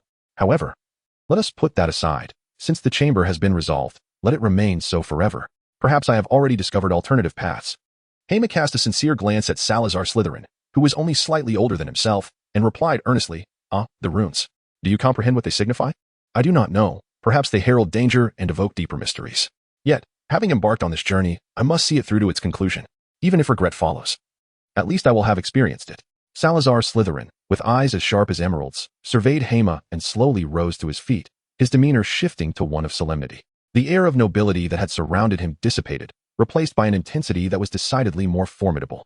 Hema hastily leaped back, creating distance between himself and the other party, uncertain of their intentions. So, have you chosen to inherit something else? Upon speaking, Salazar Slytherin raised his right arm, causing the Slytherin statue behind him to tremble violently, its eyes slowly opening. Can this thing move its eyes as well as its mouth? Hema couldn't help but remark, but as the eyes opened, he discovered that they were not eyes at all, but two small boxes nestled within the eye sockets. With a flick of his hand, Salazar Slytherin summoned the boxes, which floated gracefully to his sides. Indeed, Hogwarts is home to more than just the Slytherin chamber. Many of the founders left behind numerous treasures for their descendants. Beyond the chamber itself, the greatest treasure lies in the powers of the four great wizards. And do you know the source of our most formidable power? Salazar Slytherin gazed at Hema as the two boxes opened completely. One contained a ring adorned with a green gemstone, while the other held a mass of green particles, akin to the essence that formed these beings and Slytherin's current corporeal form. We have not entirely shunned the mysteries of the divine age, yet we have fallen short of achieving our desired outcomes. Nevertheless, these artifacts hold power comparable to that of the divine age in today's wizarding world. Are you certain you wish to inherit them? Slytherin observed Hema as the ring floated and gently settled onto his middle finger, while the green particles coalesced into the shape of a lightning bolt. With a resounding crack, the green lightning streaked across the ground, carving a deep trench and leaving a charred mark in its wake. Though a mere imitation of Zeus's thunderbolt, diminished countless times, it still bore the essence of divine power. Are you truly prepared to inherit this? I never expressed a desire to inherit your power, nor the chamber. I don't want any of it, Hema exclaimed, his gaze fixed on the lightning, yearning only to return home. However, leaving now proved troublesome. The cooldown for his winding path skill would take a considerable amount of time. And with the other party unwilling to let him go, escape seemed impossible. That won't do. Make your choice. The scion of the dragon. Will you choose the chamber or the true power of Salazar Slytherin?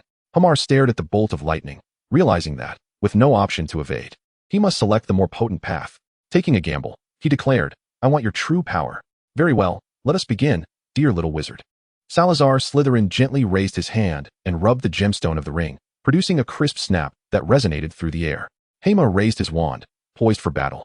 But in the next moment, the surroundings were engulfed in impenetrable darkness. A flicker of luminescence emanated from him, yet no light materialized. It was then that he realized a startling truth. He could not see his wand. He brought his hand close to his face, but felt no sensation or change in his field of vision.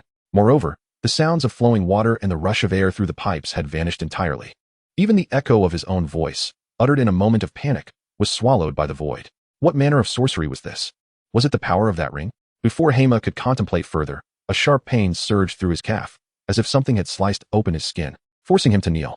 Although all external sensations had dissipated, the pain from the wound was more acute than ever. It was the lightning that was striking. Ah, hiss. Hema immediately assumed a defensive stance, and mere seconds later, a sharp pain shot through his right wrist, accompanied by an agonizing burn on his flesh. Enduring the torment, Hema delivered a powerful kick to his right. He sensed a solid impact and a smile crept upon his face. He had succeeded. However, before he could launch another counterattack, an excruciating pain suddenly erupted from behind him. An overwhelming force then descended upon him, toppling him to the ground. Hema, suppressing the pain, sprung to his feet with a sudden motion, only to deliver a kick that ultimately failed to connect with his opponent. Should he continue? Yet, the specter of death loomed. The voice of Slytherin echoed around him, and Hema found himself unable to discern the direction from which it emanated. Nonetheless, one truth resided within him. He was not ready to concede. He yearned to persevere. Come on. This is where it truly begins. Ah, how commendable is courage. Yet I harbor an aversion to such valor. A searing pain erupted across Hema's chest, tearing through him. Since the commencement of this battle, he had lost count of the number of times he had been struck. Fortunately, each of his adversary's assaults lacked fatal intent, designed instead to induce a slow demise unless he surrendered. Yet, after enduring so much injury, to yield would be a disservice to himself. Thus, at times, it is permissible to employ a few underhanded tactics. Hema no longer relied on his senses to explore the surroundings. Instead, he reached into his mind. And with a sudden burst, an interface materialized before him. It was the League of Legends system interface. Although Ziawena was absent, it remained accessible. If you dare to bully me, a mere child, do not be surprised if I utilize this system to turn the tables on you. A peculiar smile crept across Herma's face as she instantly scanned her surroundings, and the silhouette of a figure emerged within the depths of her pitch-black vision. The memory specter of Salazar Slytherin appeared, bearing the status, health, indestructible unit. Summoned forth. As Hema inhaled deeply, he discarded his wand and, with a powerful kick, his entire arm transformed into a dragon's limb as he lunged toward the nearby Slytherin. The apparition momentarily hesitated, and with a tremor in his palm, a flash of electricity erupted from a hidden location, striking Hema's right arm. The dragon scales quivered slightly, yet Hema felt no pain, indicating he had successfully thwarted the attack. However, given the condition of his scales, it seemed that with a couple more hits, they would surely be torn asunder. Nevertheless, now that he could discern roughly where the threat originated, the situation became manageable. I shall evade. Just as the adversary lifted his wrist, Hema leaped backward, narrowly avoiding the attack. Yet, before he could regain his footing, a surge of electricity suddenly coursed beneath him, searing through the ground beneath his feet with a sharp crackle. Hema swiftly transformed her feet, barely managing to halt the spread of the lightning. Meanwhile, the shadow of Slytherin's memory, standing not far away, gazed in astonishment at Hema. He was baffled as to why she had suddenly become so enlightened. Logically, without mastering that particular rune, it was utterly impossible to unravel this illusion. Hermione also noticed the other person standing there in a daze, suddenly realizing that her behavior had been a bit excessive. Consequently, she took a step back and fell directly into the water. Slytherin was equally taken aback. Was there truly no way to break through this? Could such a level of achievement be attained merely by intuition? Hema slowly emerged from the water, only to see the opponent once again wave his left hand. This time, Hema deliberately chose not to evade. With a sharp sound, Hema felt a sudden paralysis enveloping his entire body, though fortunately, the adversary did not intensify his assault. Do you still wish to persist? By the way, why are you reluctant to inherit the chamber? The chamber, Hema replied, I believe it has lost its significance. It was created solely for the purpose of purifying those of impure blood.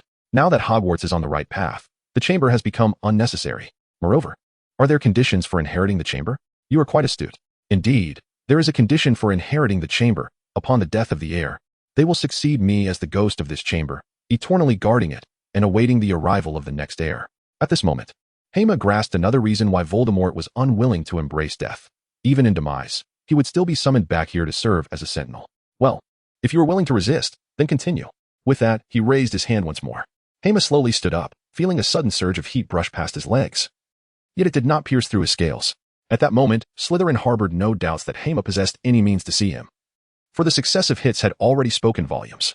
He truly did not believe that a mere child could possess the ability to unravel this magic. As he launched another attack, Hema seized the instant Slytherin raised his hand, leaping forward with ferocity, his claws striking decisively against Slytherin's right hand. In the next moment, a blinding light engulfed the surroundings, revealing Slytherin's finger severed, including the middle finger adorned with a ring.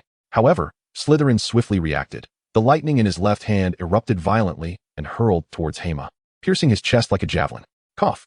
Hema suddenly collapsed to the ground, a stream of dark blood erupting from his mouth and nostrils. As flashes of black and white flickered in his mind, a pungent odor, reminiscent of charred flesh, emanated from his body. Trembling, he grasped the ring, slipping it onto his finger. With a gentle rub, the illusion of Slytherin plunged into darkness. Ah, Hema growled, fiercely clutching the lightning spear embedded in his chest and yanking it out with all his might. The unscaled part of his palm instantly tore open, blood gushing forth and coagulating into chunks, yet the pain of extraction was a torment he could not endure. With a sharp sound, the lightning spear was pulled free, plunging Hema into a haze. Fortunately, he swiftly retrieved a small glass vial from his pocket and downed its contents in one gulp. Health, 3, 731. 600 health, 3, 831. 600 health, 3, 931. 600 He nearly succumbed, but thankfully, he was not left feeling utterly chilled to the bone. Hema tore open his robe, which had been shredded by lightning, revealing a circular wound the size of a bottle cap, surrounded by charred dragon scales. Fortunately, his heart remained unscathed. After a brief moment, the effects of a vial of red potion wore off, prompting Hema to uncork another bottle and consume its contents, restoring his health to approximately 900. Casting a glance at the spear of lightning still crackling on the ground, extending outward, he sensed the leniency with which Slytherin had approached him, apart from the final strike. There had been no genuine assault directed at him. Hema gazed at the palm of his hand, which was healing, and gradually transformed it into a dragon's form, enveloping it with a layer of dragon scales. He reached towards the lightning on the ground, but just as he grasped it, a resounding explosion erupted. 2 bolts of lightning instantly splintered forth, violently shattering the surrounding walls and stone statues. Then, they surged back towards him with ferocious speed. Hermes turned around to discover that Slytherin had, unbeknownst to him, arrived behind him, with a remaining hand pressing against his neck. You choose to wield my weapon against me. But enough is enough. I am weary. Let us conclude this here. Upon finishing his words, Slytherin levitated effortlessly, gesturing toward the severed hand, which flew back to him and reattached as if it were a mere component of a mechanical being. Little wizard, did you truly believe this lightning merely served as a close combat weapon? That earlier burst was but a fraction, 1% of its true power. Here, it cannot be fully unleashed, lest the entire chamber collapses upon us. Slytherin waved the bolt of lightning in his hand, and a flash of green light struck the ground beside Hermes, creating a crater several meters wide as if it had been obliterated. I must admit, my earlier mention of holding back seems rather modest. This is akin to unleashing the ocean. Very well, since you are unwilling to inherit the chamber, I shall not press you further. However, I welcome your continued challenges. Of course, I shall invite others as well. Yet, if they cannot even surpass the preliminary trials, their demise is not my concern. Now, pick up your wand and be on your way. Wait. Hermes was taken aback by Slytherin's sudden change of demeanor, who had seemed so intent on inheriting the chamber. Nevertheless, Hermes dared not question further. Very well, how about you escort me out? The candidates I have invited to inherit may enter and exit the barrier freely. Yet, how did you gain entry? Hema was taken aback, exclaiming, What? Why didn't you mention this earlier? Had I known, I would have simply fled through the pipes instead of being transported here. I completely forgot. I shall take my leave now. Hermione, fearing that the other party might suddenly retract their decision, hastily retrieved her pitiful wand from the water and made her way towards the main entrance, just as Harry had done during his last visit, departing the Chamber of Secrets. As she exited, a growing sense of unease enveloped her. She suddenly glanced down to find the green ring still adorning her finger. Perhaps I should return it. You need not return it to me. If you can vanquish Voldemort and compel his memories and soul to serve me, I shall refrain from troubling you further and will bestow upon you the gift of lightning. A voice resonated from her hand, sending a shiver down Hermione's spine. What was I thinking coming to the chamber? I truly know how to invite trouble upon myself. Hermione Granger, should you ever act foolishly again, you must offer your apologies to Dumbledore. Hermione, I wish to ask you for a favor. Hermione meticulously packed her belongings when, surprisingly, Harry arrived at the entrance of the Slytherin common room in search of her. Fortunately, Harry had bravely ventured into the Chamber of Secrets to confront the battle, and the Slytherin students exhibited a lesser degree of hostility towards him this time. Of course, the absence of Malfoy contributed to this shift. He seemed to have gone off in search of trouble with his two lackeys, a fact Hermione did not seek to impede. Draco's character was a perfect inheritance from his father, or perhaps he was even less suited to grand confrontations than Lucius Malfoy, a true villain he was not. What is it? If you're here to borrow money, forget it. I can't compete with your wealth, Hermione jested, though the thought of Harry's vast fortune of gold galleons brought a slight moisture to her eyes. It's not that I wish for your assistance in liberating Dobby from the Malfoy household, but I find myself at a loss. Dumbledore has promised me a favor, within his means, yet I hesitate to squander this opportunity here. You are aware that Dobby is the Malfoy family's house elf. Do you truly believe this task is straightforward? Speaking of Dumbledore, he was rather partial. I have exerted myself tremendously this time, and yet he has not mentioned a promise of assistance. Alas, the old man exhibits bias. However, to extract Dobby seems to necessitate employing that method Harry devised in the film, but now the diary is no longer in existence, and Lucius has not graced the school with his presence. Potter, what brings you here? At that moment, a cold, haughty voice interrupted from behind Harry. Draco Malfoy, exuding an air of aristocracy, squeezed himself beside Harry, flanked by his two companions. Malfoy, what do you want? Harry shot a glance at Hermione, drawing his wand. He knew well that Hermione, with her steadfast character, would not come to his aid. A statement she had made during a previous conversation resonated deeply within him. If one cannot protect oneself, how can they claim to safeguard those they cherish or aspire to protect the world? You're blocking my way. Malfoy retorted, the path is ample. Why must you encroach upon my space? Harry glared back, and the tension between the two escalated instantaneously, drawing a crowd of onlookers among the students, eager to witness the unfolding drama. Surely, they wouldn't resort to violence. Otherwise, it would not merely result in a loss of points, and with departure from school imminent. Malfoy had indeed been spoiled by his father. Hermione? Hermione and Ron had arrived beside him at some point, though Miss Granger's expression was rather grim. After all, due to the events surrounding the Chamber of Secrets, Hema had bravely ventured into the chamber, rescuing Ginny and Hermione, and subsequently led everyone in combat against the basilisk, earning Slytherin an impressive 200 points. This brought their total score to 590, an unparalleled achievement. Even though Ron and Harry had also entered the chamber, garnering an additional 60 points each, their earlier deductions had merely offset the gains. If Harry were to engage in a brawl with Malfoy today, incurring further penalties, they might find themselves at the bottom of the leaderboard, a prospect that was intolerable to Miss Granger. Harry, let it go. We're heading home this afternoon. There's no need for this, Ron surprisingly urged, grasping Harry's arm. Yet the more they implored him, the more Harry's stubbornness flared. He stood resolutely in Malfoy's path, preventing him from entering the common room. Harry Potter, Malfoy growled, and Goyle charged forward in support. However, before conflict could erupt, a cold, authoritative voice pierced the air. Draco, father, Malfoy gasped, startled, as he turned to see Lucius Malfoy standing there, his face shrouded in shadows. Other students hastily stepped aside as Lucius approached swiftly, resting his cane lightly on Harry's shoulder. What brings you here? I have a matter to discuss with Dumbledore. But what is the situation? And our dear champion, Mr. Potter? Father, he is blocking our way and preventing us from entering the common room. Draco exclaimed, his bravado swelling. Emboldened by his father's presence. As Lucius drew nearer, Harry furrowed his brow, filled with a desire to strike him. Yet he was acutely aware of the repercussions such an action would entail. After all, it was this man who had placed the diary in Hermione's possession. Bringing chaos to their school, he was the true instigator. Mr. Malfoy, this is a school. Hermione, her eyes wide with displeasure, tugged at Harry. Her heart swelling with indignation at the sight of so many hurt and the insult directed at her parents. Mr. Malfoy, greetings. I too must pay a visit to Dumbledore. Perhaps we could go together. At that moment, noticing the awkwardness of the situation, Hema stepped out from the crowd and approached Hermione, discreetly patting her hand. Ah, you must be Mr. Ibua, the one I've long wished to meet. It is indeed a rare occasion.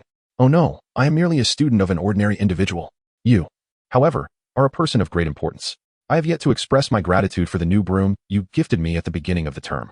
Hermia presented an exceedingly polite demeanor, prompting Lucius to reluctantly offer a smile and extend his hand for a handshake. Shall we converse as we walk? Hermia gently gestured outward, inviting him to proceed. Lucius glanced at Hermia, his lips pressed together. This young fellow was not merely intriguing in terms of strength. Observing his foolish son, he thought. I shall take my leave. This trivial matter hardly warrants discussion. Handle it yourself. Quite absurd. With a sharp glare directed at Draco, he uttered a few stern words before following Hermia towards Dumbledore's office. Draco, meanwhile, stared at his father's retreating figure, momentarily taken aback. This time, I assure you, I am not the troublemaker, father. I am your own son. Meanwhile, Hermione seized Harry's arm, whispering, Hermia advises you to seize this opportunity. It is a singular chance. As they walked, silence enveloped the two. Hermia was disinclined to converse with the cunning old fox, and Lucius, in turn, was loath to engage with Hermia. After all, it was Hermia's group that had disrupted his original plans. Although no lives were lost, the situation had been resolved, and Dumbledore remained in power, marking his failure. Headmaster Dumbledore. There is a visitor. Hermione also intentionally teased Lucius. As a member of the Hogwarts Board of Governors, he was hardly a complete guest. Oh, Mr. Malfoy. What a rare visitor you are. Please, take a seat. Dumbledore maintained his usual demeanor, seated there with a broad smile. As if the two chairs at the table had been prepared in advance. Hema settled comfortably into his seat and began sipping the coffee before him. Compared to the milk during previous visits, it was evident that Old Dung had grown more familiar with him. Malfoy refrained from taking a seat and, with an air of impatience, addressed Dumbledore. Welcome back to Hogwarts. What is it that you summoned me for? Hema was momentarily taken aback upon hearing Lucius's words. It was indeed old Dumbledore who had summoned him. Given the utter defeat they had suffered, it was understandable that he wouldn't dare confront Dumbledore recklessly. Lucius, do you know who caused the crisis at Hogwarts this time? Who opened the Chamber of Secrets? How should I know? What does it concern me? Lucius inhaled deeply and seated himself across from Dumbledore. Oh, it was Voldemort. But he is already dead. Lucius maintained his impassive gaze upon Dumbledore. Is there anything more I need to elaborate on? Lucius, this is Hogwarts. I do not wish for our personal grievances or that individual to jeopardize the growth and safety of the students here. Dumbledore's profound blue eyes bore into Lucius, his fingers lightly tapping the tabletop, as if striking at Lucius's very heart. Humph, Dumbledore, I am also a governor of Hogwarts. My sole concern is the welfare of this institution. Naturally, I care for the students here, including my own child. However, some governors have warned me that if I do not acquiesce to the suspension of my position, they will curse my entire family. Absurd. Dumbledore, be wary of my reporting your slander to the Ministry of Magic. Furthermore, the Dark Lord is dead. He cannot open the chamber nor harm the students within the school. I have never claimed it was Voldemort himself. This time, he manipulated Ginny Weasley and Miss Hermione Granger to unlock the chamber and unleash the basilisk. Therefore, this is even less related to me. But as far as I understand, Voldemort's control over Granger and Miss Weasley was facilitated through a diary, and this diary. As Dumbledore spoke, he feigned reaching into a drawer, but did not produce anything. Such nonsense. You should discuss these matters with Fudge and see if he believes your absurd tales. The Dark Lord is dead. Lucius slammed his hand on the table, causing milk from the cup to spill onto his sleeve. Dobby, master, help me clean this up. Yes, master. Dobby hurriedly and nervously attempted a spell to assist Lucius in tidying his attire. Hema cast a glance at the little sprite, and then at Dumbledore, pondering that the milk was indeed meant for him. How cunningly clever. Dumbledore, I hope that next year, you will still grace this place with your presence. Let us depart. Dobby. Yes, master. Take care. Dumbledore called out without the slightest intention of rising, while Hema continued to savor his coffee sip by sip. Old Dumbledore. Might this be too excessive? Such stern warnings may provoke a dangerous game. However, Lucius would not take such risks. I know him well, just as I understand his son. With this, Dumbledore revealed a sardonic smile, glancing around as if the very air whispered a single word: coward. Hema, with the holidays upon us, what are your plans? What plans do I have? Perhaps to rest for a while. Apart from studying, it has been nothing but training. I have never felt so exhausted in my life. Yet, there have been numerous gains, have there not? Dumbledore regarded Hema with a knowing look, then retrieved a notebook from his drawer and presented it before him. This notebook is something I acquired from an old acquaintance. It may prove beneficial to you. Hermione gazed at the gilded title on the cover, The Secrets of the Four Founders of Hogwarts, and a smile graced her lips. Ah, old Dumbledore. He could never keep anything hidden from him. Additionally, there is a matter I must entrust to you. Recently, near the quaint town of Robian in Dorset, an array of peculiar creatures has emerged, leading to numerous unfortunate incidents among the local fishermen. However, upon investigation, the Ministry of Magic found no evidence of these creatures. Yet, subsequent reports of missing persons have surfaced, and the Ministry, being quite occupied, lacks the resources to address these concerns. Hema gazed into old Dumbledore's eyes and let out a faint sigh. Is it truly appropriate to send a mere first grader, barely stepping into the second grade, into such perilous circumstances? I hardly believe that a warrior capable of vanquishing a basilisk could be someone as diminutive as Mr. Hema Ibois, a rather weak wizard at best. Besides, I have already arranged for some assistance. What sort of assistance? You shall discover that in due time. I will notify you. By the way, it seems you lack an owl. What is the story there? Upon the mention of owls, Hema's expression soured. Initially, he had forgotten to procure one, but then Mrs. Ibois had kindly purchased one and sent it to Hogwarts. However, at that time, his dragon transformation was not as controllable as it is now. The owl, upon encountering him, fled in fright before they could even exchange a word, terrified of becoming its next meal. Later, Hema had enlisted Hagrid's help to acquire another. Yet it too exhibited the same trepidation, daring not to approach him. It was rendered useless as a companion and merely served as a reserve supply. How about this? Let Fawkes accompany you. After all, he seems quite fond of you, even though I cannot fathom why a phoenix would choose to follow a little dragon boy like you. Upon hearing this, Fawkes squinted, inadvertently relaxing his grip and tumbling into the dark ashes below with a soft thud. He emitted a low chirp before swiftly ascending, gently landing on Hema's shoulder. However, as Hema beheld Fawkes' transformation from vibrant crimson to a dull red, he helplessly remarked, Old Dumbledore, do you have a cleaner one at home? Please, let me have a replacement. Alas, do not peck at me. I was merely jesting. Hermione hurriedly retrieved a piece of jerky from her pocket, soothing Fawkes' emotions for quite some time until he finally calmed down, though she felt he was deliberately trying to extract sympathy from her. That old Dumbledore, I have no other business here, so I shall take my leave. I need to return and tidy up my belongings. Until next semester. Wishing you a delightful summer break, Mr. Hermione. Dumbledore said with a gentle smile as he rose from his seat. The same to you, Professor Dumbledore, Hermione replied with a slight nod, politely excusing herself. Fawkes then flew back to Dumbledore's side, circling around him twice before transforming into a burst of flames and vanishing from the headmaster's office. Hema departed from the principal's office, not heading directly to the dormitory, but instead making his way to Professor Flivvy's chamber. Upon knocking, the professor's voice resonated from within. As Hema entered, he was greeted by the sight of not only Professor Flivvy, but also a familiar figure standing there, clutching a book and appearing somewhat dazed. Remember not to conduct experiments in the dormitory next time. Frightening your fellow students is hardly a friendly act, the professor admonished lightly. I understand, Professor. Next time I shall utilize the lounge. The lounge is also not suitable. By the way, Ibois, is there something you wish to discuss? Primarily, I wanted to express my gratitude for your immense assistance and charms this semester. As he spoke, Hema bowed respectfully to Professor Flivvy. Although he was not particularly invested in emotional exchanges, he recognized the importance of showing the utmost respect and courtesy to those who had aided him. Well, I haven't been of much help, considering I have never encountered that spell to summon water, Professor Flivvy replied, waving his wand, which caused Hema's body to levitate slightly. Hema then retrieved a box from his pocket and placed it upon Flivvy's desk. What is this? The professor inquired. Tea from Huaxia. I believe you will enjoy it. I have long heard of tea. Thank you, Hema. No, it is I who should be expressing my gratitude to you. I shall take my leave now. Wait. I have a second-year textbook here. Consider it a token of my appreciation. Hema had initially no intention of accepting anything, but upon noticing Vivi continually raising his hand, she took it. As she flipped through a few pages and observed the dense annotations, a smile instantly graced her face. Thank you, Professor. It is of no consequence. I have faith in your talent and diligence. Now off you go. All right. By the way, do take this little girl with you. Thus, Hema joyfully embraced the book and departed for Vivi's office with her little angel, Luna. Hema, do others not like me much? Actually, Luna, remember this. The most crucial thing is to be yourself. Life is to be lived for your own sake, not for the approval of others. Moreover, who says they do not like you? You are a wonderful girl, intelligent, kind, a true little angel. Just pursue what you wish to do. Sometimes, being too genuine may lead to some hurt, but I believe you are not one to shy away from it, are you? Hamar gently patted Luna on the shoulder, offering a faint smile as he made his way downstairs.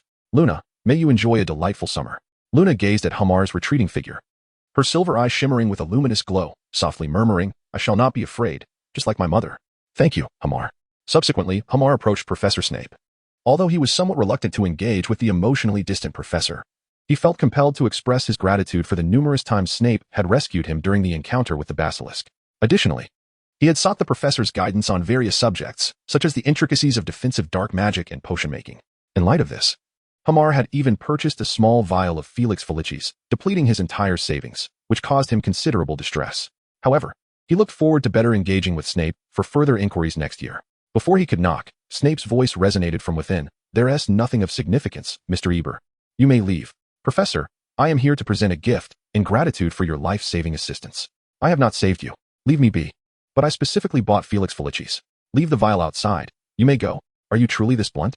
Finally, Hamar arrived at the Hogwarts grounds, observing a few students soaring through the training field, who waved at him. As he advanced, a small figure cloaked in a hood caught his eye, sitting beneath a tree. Engrossed in a book, a gentle breeze swept by, carrying the scent of fresh grass and blooming flowers, lifting her hood to reveal cascading silver hair that glimmered with a celestial radiance in the sunlight. She hurriedly glanced around, intending to replace her hood, only to have Hamar grasp her small hand. Hamar, what is it? Nothing, just wanted to admire the lovely Miss Astoria. Perhaps even steal a kiss. As he spoke, Hamar pretended to embrace her. Startled, Miss Astoria hastily tossed her book aside and fled into the distance. Hema also pursued with a smile, yet due to Astoria's swift pace, he deliberately slowed down. However, as Astoria suddenly decelerated, Hema inadvertently collided with her, and both tumbled onto the grass. Hermione and Astoria lay side by side on the verdant grass, feeling the gentle breeze caress their cheeks and the warm sunlight enveloping them, evoking a sense of returning to a mother's embrace. Hermione, I am so happy, Astoria exclaimed. Have you been running? Well, after all, no one ever encouraged me to exercise before, nor did I ever consider it. Then you should engage in more physical activity. It shouldn't pose any difficulties. Indeed, but Hermione, do you know what brings me the utmost joy? Astoria suddenly turned her head, her starry eyes fixed on Hermione. It is because I have you by my side. Hermione, a young lady is here to see you. Who is it? Before Hermione could rise from her bed, Hannah darted out. I suspect it is Miss Granger. She is the only one who could be up at this hour. Hermione glanced at the alarm clock on her bedside, the digits reading 5:50 glaringly bright. It is summer vacation. How does she manage this? I can only applaud such discipline. Speaking of which, summer break had commenced for half a month. Yet Dumbledore's task had yet to materialize. Fox would occasionally drop by, sneaking bites of the jerky he had laid out to dry. During her visit, Hermione sought to learn from Hema, and it was evident that Mrs. Ibois preferred the eloquent and astute Miss Granger over the languid Mr. Ibois. Meanwhile, Harry found himself once again confined, though Ron had intended for Harry to come directly to his place. However, the Dursleys remained Harry's guardians, complicating matters. Regarding Hema's perspective on the Dursleys, she harbored neither intense hatred nor affection. Rather, their feelings towards Harry were a complex tapestry of emotions. There existed fear and jealousy, along with a hint of warmth that emerged later, emotions typical of ordinary individuals. Initially, the Dursleys were antagonistic towards Harry, characterizing them as villains, while their eventual openness revealed a softer side, rendering them somewhat sympathetic. The delineation between good and evil can be clear, yet elusive. One cannot categorically label a person as wholly bad or wholly good.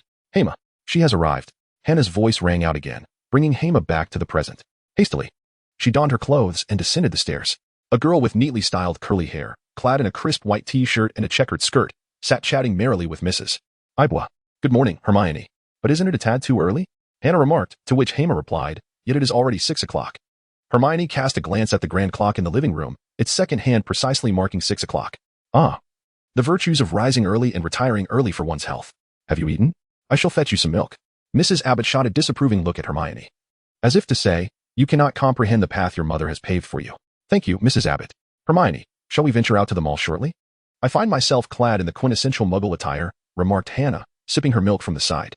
Well, I must apologize, but I have received a task from Professor McGonagall that requires my attention. Of course, we can go together afterwards. A task? Perhaps you should reconsider. Hannah languidly flopped back onto the sofa, prompting Hermione to think, this is indeed my narrative. What task? I hope you're not seeking me for something, Hermione inquired, suddenly sensing an ominous turn. You can join as well, and there is a reward of galleons. Is that so? I shall help a friend, yet what is my duty? What is the task? Hermione was almost amused by the sudden onset of the peaking opera's face-changing performance, yet she restrained herself, adhering to her image as a refined lady. A few days ago, Professor McGonagall visited my home and conversed with my parents, just as she was about to leave. She remarked that education is not solely about writing and reading. It is predominantly about practice. Thus, this task came into being. Hermione felt that those surrounding Dumbledore seemed to have a penchant for orchestrating activities to train students, showing little concern for potential mishaps. Moreover, students are not permitted to cast spells outside school, as they are monitored by the Ministry of Magic. However, according to the letter that Fawkes brought back recently, it appears this task has been reported. It is indeed advantageous to have influential figures around. But has Hermione's task been reported? If not, she would likely need to rely on her own prowess to handle the situation. What exactly is the task? Hermione inquired, lifting her cup and downing a swig of hot milk. To help Madame Beta find her cat, Hermione replied, her cheeks flushed and her tone cautious. With a splutter, half of the milk shot from Hermione's mouth, her eyes wide with astonishment. But without your assistance, my parents would never allow me to venture far. Are we in the countryside? Not exactly. We are on Backerloo Road, but it is still quite a distance from my home. However, we cannot use magic. That area is not particularly safe. Do you not find it perilous? That is precisely why I sought you. Aren't you adept at tearing apart basilisks? Hermione suddenly recalled what Ron had said when he was chatting with Harry. Who said that? I merely enhanced my abilities with potions, mind you. Hermione could not genuinely claim she could tear apart a basilisk. That would be too peculiar. However, finding a cat should pose no significant issue. Why is the task to find a cat? Because Madame Beta's husband was a wizard, but he has since passed away. She is elderly and finds movement challenging. And now her beloved cat has gone missing. Professor McGonagall, being a close friend of Madame Beta's husband, initially intended to undertake the task herself, but then decided to delegate it to me. Ah, so it was you who volunteered. How did you know? I am quite familiar with Miss Granger's kindness and integrity. Hermione's cheeks reddened once more, and Hermione looked at her helplessly. This girl truly struggled with deceit. Very well, you shall accompany Hermione. I can enjoy the couch in solitude. Hannah lazily remarked. All right then, consider it a brief outing. When shall we depart? After breakfast. You are remarkably efficient, Hermione sighed, taking a bite of her bread. Is it truly that easy to find a cat? I do not know, but this particular cat vanished unexpectedly. Madame Beta might be fearful of being caught by other children or encountering misfortune. Hermione often witnessed some delinquents capturing cats, securing them in one place, and pummeling them with stones until the life was extinguished. She was not keen on witnessing such atrocities. I understand, then let us set off shortly. Hermione suddenly recalled that in the original text, she had an immense fondness for cats, and it was around this time that she acquired Crookshanks. This incident also sparked a rivalry between Hermione and Ron. Considering Ron's pet was a wretched rat named Scabbers, one of the most detestable characters, Peter Pettigrew. Hermione was indeed contemplating whether to eliminate him first, as it would certainly ease the burdens of the upcoming semester. Nevertheless, she decided to defer the matter for the time being, recognizing the necessity of effective communication with Ron. Just as Hermione was lost in thought, a familiar voice resonated from outside the door, startling her and causing the milk she had just sipped to splatter. Hermione, are you home? It's Ron. And George. Hey, we're not that familiar. Hermione, it's Fred. You're not familiar with me either. Haha. George, Fred, your jokes are truly lacking in warmth. Ron, what do you know? By the way, why hasn't anyone opened the door yet? Perhaps we should say, open sesame. Yes, we ought to invent a key that can unlock any door. Why not use the unlocking charm? As the twins engaged in their banter, Hermione's door swung open, revealing her small head peeking from behind it, much to Ron's surprise. Hey, Hermione, what are you doing here? It was Ron's first visit to Hermione's home, and he hadn't anticipated her presence. For some reason, he felt a pang of nostalgia. I'm here visiting. My house is quite close. Didn't I mention it? Ah, perhaps you did. Is Hermione at home? What's the matter, dear Ron?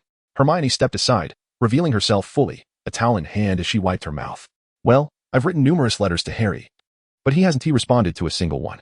I fear he is once again confined by those relatives. You don't intend to repeat last year's escapade, do you? That flying car is still roaming the Forbidden Forest. Hermione marched over, glaring at Ron. Yet, Harry is our friend. We cannot stand idly by as he suffers.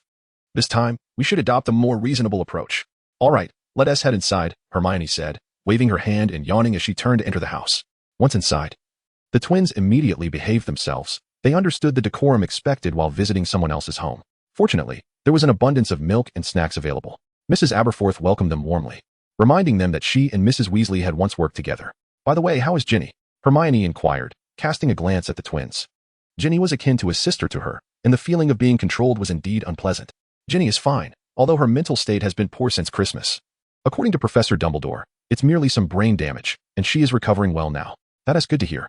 So, do you have any plans to rescue our beloved savior? Hermione teased. It's quite simple. We shall go directly to his home and forcibly bring him back, Fred casually declared, pulling out an object of uncertain origin. "Isn't that criminal?" Hermione exclaimed, slamming her palm on the table, her previously smooth curls becoming disheveled. "Calm down, Hermione. I didn't mean to imply we should snatch him away. We won't resort to violence, and you know we cannot use magic," Ron quickly interjected, preventing Hermione from exploding in anger. He then tugged at George, who reluctantly retrieved the prompt from Fred's grasp. "Humph. Well, since you have ideas, be advised not to seek my assistance." Ron froze, taken aback by the abrupt rejection before he could even speak. "Actually, Aberforth, you needn't do anything. We'll handle bringing Harry out ourselves." "Of course, we're a bit apprehensive about potential complications," Fred admitted sheepishly, scratching his head. After all, they were just 14-year-old boys without any spells at their disposal, and recklessness was out of the question. "Why do you all blindly assume I can assist you?"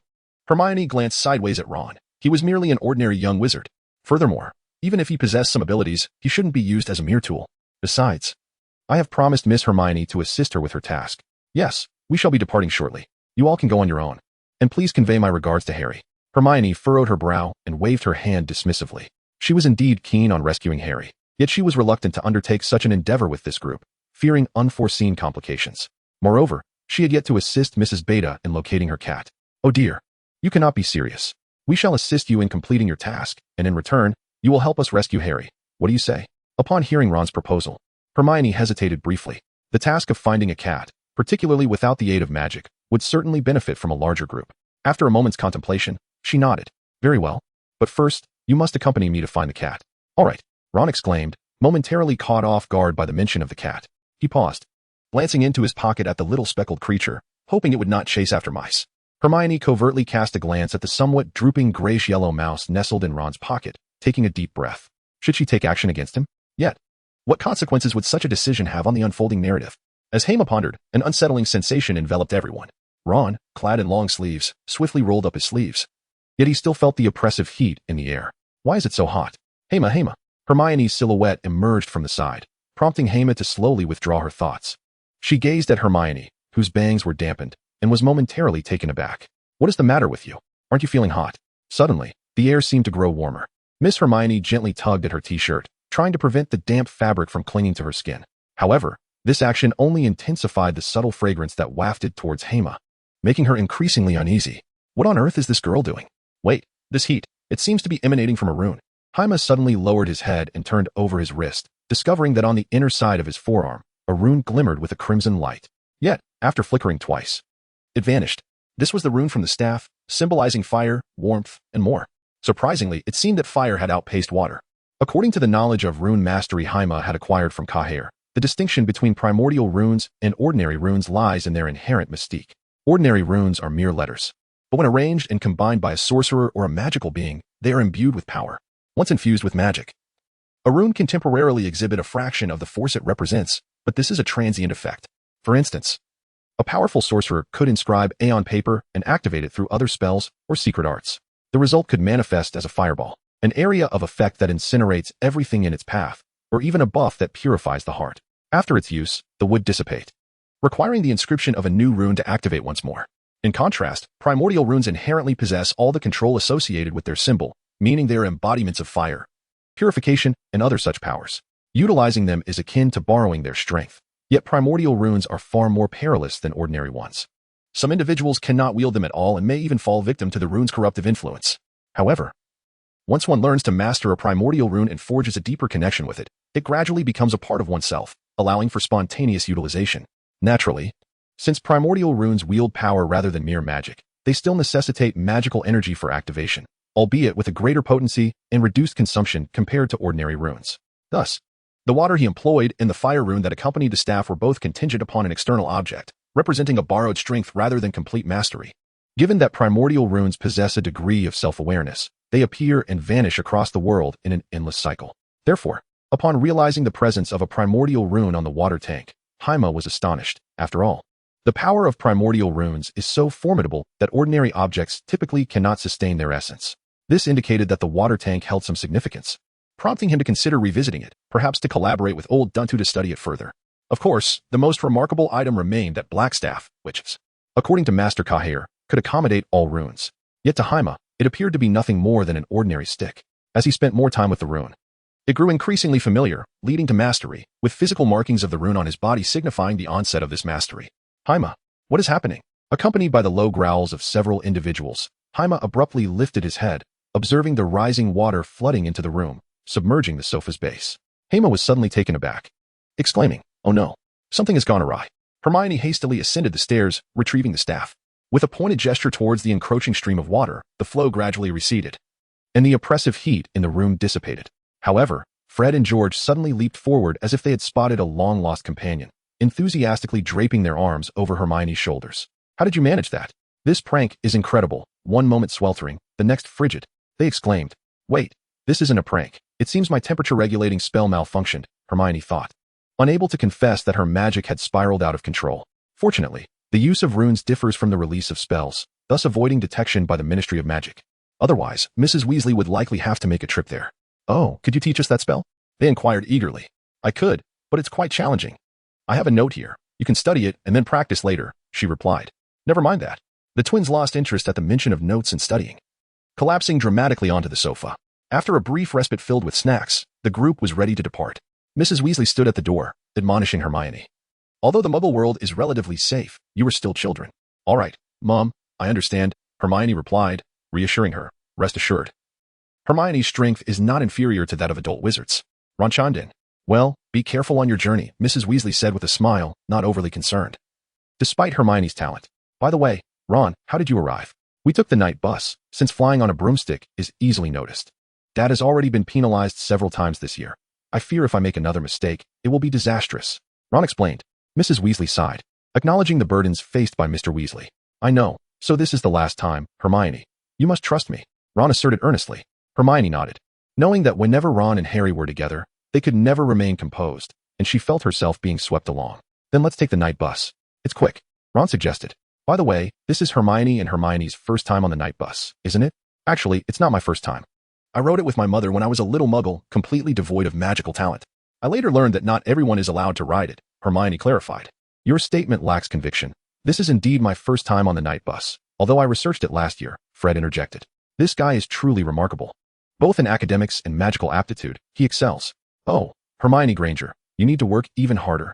I'm certain Harry has no idea such a thing exists," Fred teased from the side. When it comes to distinguishing between Fred and George, Hermione found it quite simple, by their scent. Though she lacked a dog's nose, she possessed a dragon's. One only needs to remember a person's magical essence. Each individual emits a unique magical aroma, and thus far, Hermione had not encountered anyone with a similar magical feel. At that moment, with a flourish of Fred's wand, a series of honking sounds began to resonate, gradually growing louder and more urgent. Accompanied by a sudden screech of brakes, a massive purple triple-decker bus materialized from a swirl of enchantment, emblazoned with the words "Night Bus" across its windshield. "Well," Hermione and Hema could not help but exclaim as a young man clad in a purple work uniform leapt from the vehicle. "Welcome to the Night Bus, an emergency bus specifically designed for wizards in dire straits. Extend your wands, board the bus, and we shall transport you anywhere you wish. My name is Stan Shunpike." "Oh, you three gentlemen have just arrived, haven't you?" Stan remarked, his lips pursed, for the night bus was indeed an emergency service. He harbored a disdain for those who, merely to save a little time, occupied the precious spots of wizards in genuine need. Fortunately, today there were not many passengers. "Apologies, sir, but we truly have an urgent matter." "Very well, hop aboard, esteemed guests." Stan pondered for a moment, then waved his hand dismissively, as long as there were patrons. It was a boon, after all. A few young wizards hurried onto the bus, and Hema provided their destination. After inquiring about the fare, he tossed 4 gold galleons to Stan Shunpike. Although Stan often lamented his poverty, he was still pleased to collect the fare, perhaps having earned a bit of extra coin lately. However, the bus fare felt exorbitant, 11 sickles per person, knowing that 1 galleon could be exchanged for 17 or 18 sickles. How much could a wand possibly cost? "Hema, we brought money," Ron interjected, hastily producing a galleon. Though his family was not particularly affluent, he understood that allowing others to foot the bill was never courteous. "Not to worry, it's merely the fare. Are you not aware that I've recently begun writing articles? While I haven't been featured in the Daily Prophet, I've appeared in 2 other publications, and the payment is rather decent." "Really?" Fred and George exclaimed in astonishment. For being published was indeed a remarkable achievement. "Come this way, gentlemen." Stan directed them towards the rear of the bus, where they discovered that it did not possess traditional seating. Instead, there were 6 single beds adorned with brass posts. A ladder ascended straight to the 2nd and 3rd levels, which presumably mirrored the arrangement below. At that moment, the lower bunks were sparsely occupied, with only one individual reclining at the far end, while the rest remained vacant. Ron gradually leaned closer to Hermione and Hema, whispering, "When Fred, George, and I arrived, that man was already lying there, and he still is. Where on earth is he headed? I don't know. It certainly feels rather peculiar." Hermione turned her gaze toward a man clad in a tattered robe, his sparse, graying hair exposed, and suddenly felt a sense of familiarity with this portrayal. "Everyone, brace yourselves, we're off," Hermione cried. "Hema, be careful." Ron and the twins shouted in unison as they leaped onto their beds, gripping the brass pillars tightly, as a cacophonous melody erupted once more. The conductor's stand rapped on the glass of the cockpit, receiving a swift acknowledgement before the accelerator was pressed down with fervor. With a deafening roar, Hema was startled into flinging herself onto the bed, desperate to avoid tumbling to the floor. The colossal bus surged down the road as if it were uninhabited, maintaining an astonishing speed without brakes or evasive maneuvers. Hema stole a glance out the window and felt that roller coasters paled in comparison. Thus, amidst this thrilling escapade, the group arrived at their destination after approximately 20 minutes. "We've arrived, everyone. And of course, Mr. Lupin is with us." Hema shook his head, attempting to clear his mind. But upon hearing the name Lupin, he was suddenly struck with astonishment. Goodness, why did that description sound so familiar? It was none other than Lupin. Remus John Lupin, one of his favorite characters from years gone by. As Lupin rose from his bed, his somewhat weathered visage unsettled Hema. After all, Lupin had endured countless hardships and tribulations. In the end, he had found himself standing alongside friends once more and discovered the love of his life, culminating in the birth of their cherished offspring. Yet, tragically, they both met with a fateful end. Lupin approached, his muted green eyes scanning Hema with a look of perplexity, only to be followed by an endearing smile, conveying warmth and kindness. Hema also came to her senses, nodding vigorously as she gazed at Lupin's retreating figure, taking a deep breath. What a rare and precious conclusion to find solace in this era. "Hema, let us go." "Oh." Hema regained her focus and hurriedly exited the vehicle, following Ron and the others. The night bus behind them slammed the door with a resounding thud, and the driver's voice, accompanied by Stan's cheerful invitation for the next ride, had scarcely faded when the bus roared to life, vanishing behind them with a thunderous sound. Do not be deceived by the bus's appearance. It conceals a plethora of enchanting spell combinations within. Hermione exclaimed excitedly. "Is that truly marvelous? I still have a life, Fred." However, before Fred could finish, George swiftly covered his mouth. Hermione, inspired by Fred and George's peculiar behavior, suddenly recalled the matter of the Marauder's map, a magical artifact that even J.K. Rowling has acknowledged as somewhat flawed. They had acquired this item from Filch since their first year, and it had significantly influenced their subsequent adventures. "What kind of item?" "Never mind, George, it is not something particularly noteworthy." "Well, it is a map that we procured from Filch's office." "Isn't that theft?" Ron exclaimed, his eyes wide with astonishment, while Hermione surprisingly remained silent. Or perhaps she realized that even if she cautioned them, they would persist in their antics. How can it be termed as stealing? Everything in his office was confiscated from previous students, and he no longer uses it. It has gathered dust. We are merely recycling. Aren't we? All right, Fred continued. This map is called the Marauder's Map. It is a magical map that reveals all information about Hogwarts. Every classroom, every corridor, every nook, and even secret passages that many remain oblivious to. Most importantly, it allows one to see the whereabouts of every person within Hogwarts, every minute of every day. Would you like to take a look? At this, both Ron and Hermione gazed eagerly at the twins. George smiled slightly and reached into his pocket. But in the next moment, he declared, "Unfortunately, we didn't bring it with us this time." "Haha, got you there. Hermione, let us go." Ron pouted, striding ahead, with Hermione following behind, her expression devoid of emotion. Hermione remarked, "Do you see them? They have no sense of humor at all. By the way, given how remarkable the Marauder's map is, the spells involved must be quite intricate. Perhaps next time, you could bring it for me to see?" "Certainly. That is absolutely no problem. To be honest, although the Marauder's map seems quite complex, it does not possess any abilities that would significantly enhance a wizard's prowess. Yet, possessing such a tool could undoubtedly make mornings far more entertaining." Hema nodded thoughtfully. It was quite remarkable that the quartet, still in their student years, managed to create such an artifact, yet they failed to devise any formidable spells or innovative tools, which is truly regrettable. As they strolled deeper into the street for several minutes, Hema noticed that Lupin's figure had inexplicably vanished from sight. The young wizards increasingly sensed that something was amiss in their surroundings. It was eerily quiet. Not a single pedestrian or vehicle had passed by for quite some time. "Hermione, what kind of place is this? It feels so desolate," Ron remarked, instinctively hunching his shoulders as an unsettling chill crept over him. "This is my first visit as well. I'm here to assist Madame Beta in locating her cat, though I must admit I have not personally interacted with her. However, she is acquainted with Professor McGonagall. So it should be fine, I suppose." Hermione glanced at the dim sky, a flutter of unease stirring within her heart, yet she steadied herself, reminding herself that she was not alone, for there was still Hema by her side. Hermione took deep breaths, inhaling the scents and magical residues in the air. Suddenly, A nauseating odor invaded her nostrils, an unpleasant aroma not merely pungent but infused with murky, repugnant magic that made her stomach churn. Unbeknownst to her, it was the first time she had encountered such a magical essence. After walking for 2 more minutes, they finally arrived near a 6-story apartment building. Compared to the previous solitary residence, the environment of this modest apartment appeared significantly less appealing. Ascending the dimly lit staircase to the 5th floor, Hermione stood before door 503, as indicated on the note, and gently pressed the doorbell. "Who is it?" A hoarse voice called from within, accompanied by a fit of coughing. "Good day, Mrs. Beta. I am Hermione Granger. Professor McGonagall should have informed you of my visit." "Oh, yes, Miss Granger. Cough, cough. Just a moment." The sound of a cane tapping against the floor echoed from inside. "It seems Mrs. Beta's health is indeed frail. Fred and George." "I hope you can be a bit more considerate," Hermione whispered. "We are aware of that," the twins replied in unison, smirking slightly. They had refrained from pranking in Hermione's presence, partly out of fear that she might become irate and wield that formidable wand against them. Had it not been for Hermione's earlier experience during the basilisk battle, where her wand conjured a protective stream of water, they would still be oblivious to its true nature. However, its considerable length was akin to that of a staff. Indeed, a giant would never wield a mere meter-long stick as a wand, but might consider it firewood or a melee weapon instead. With a soft creak, the door slowly opened, revealing a frail old lady leaning on a cane, who leisurely swung the door wide open. "Take your time," Hermione immediately offered her support. "It's quite all right. I merely have some trouble with my legs. But my health is fine," Mrs. Beta smiled. "Ah, and these young friends of yours, please, sit on the sofa inside." "Thank you, Mrs. Beta. Thank you." The group nodded in acknowledgement as they entered.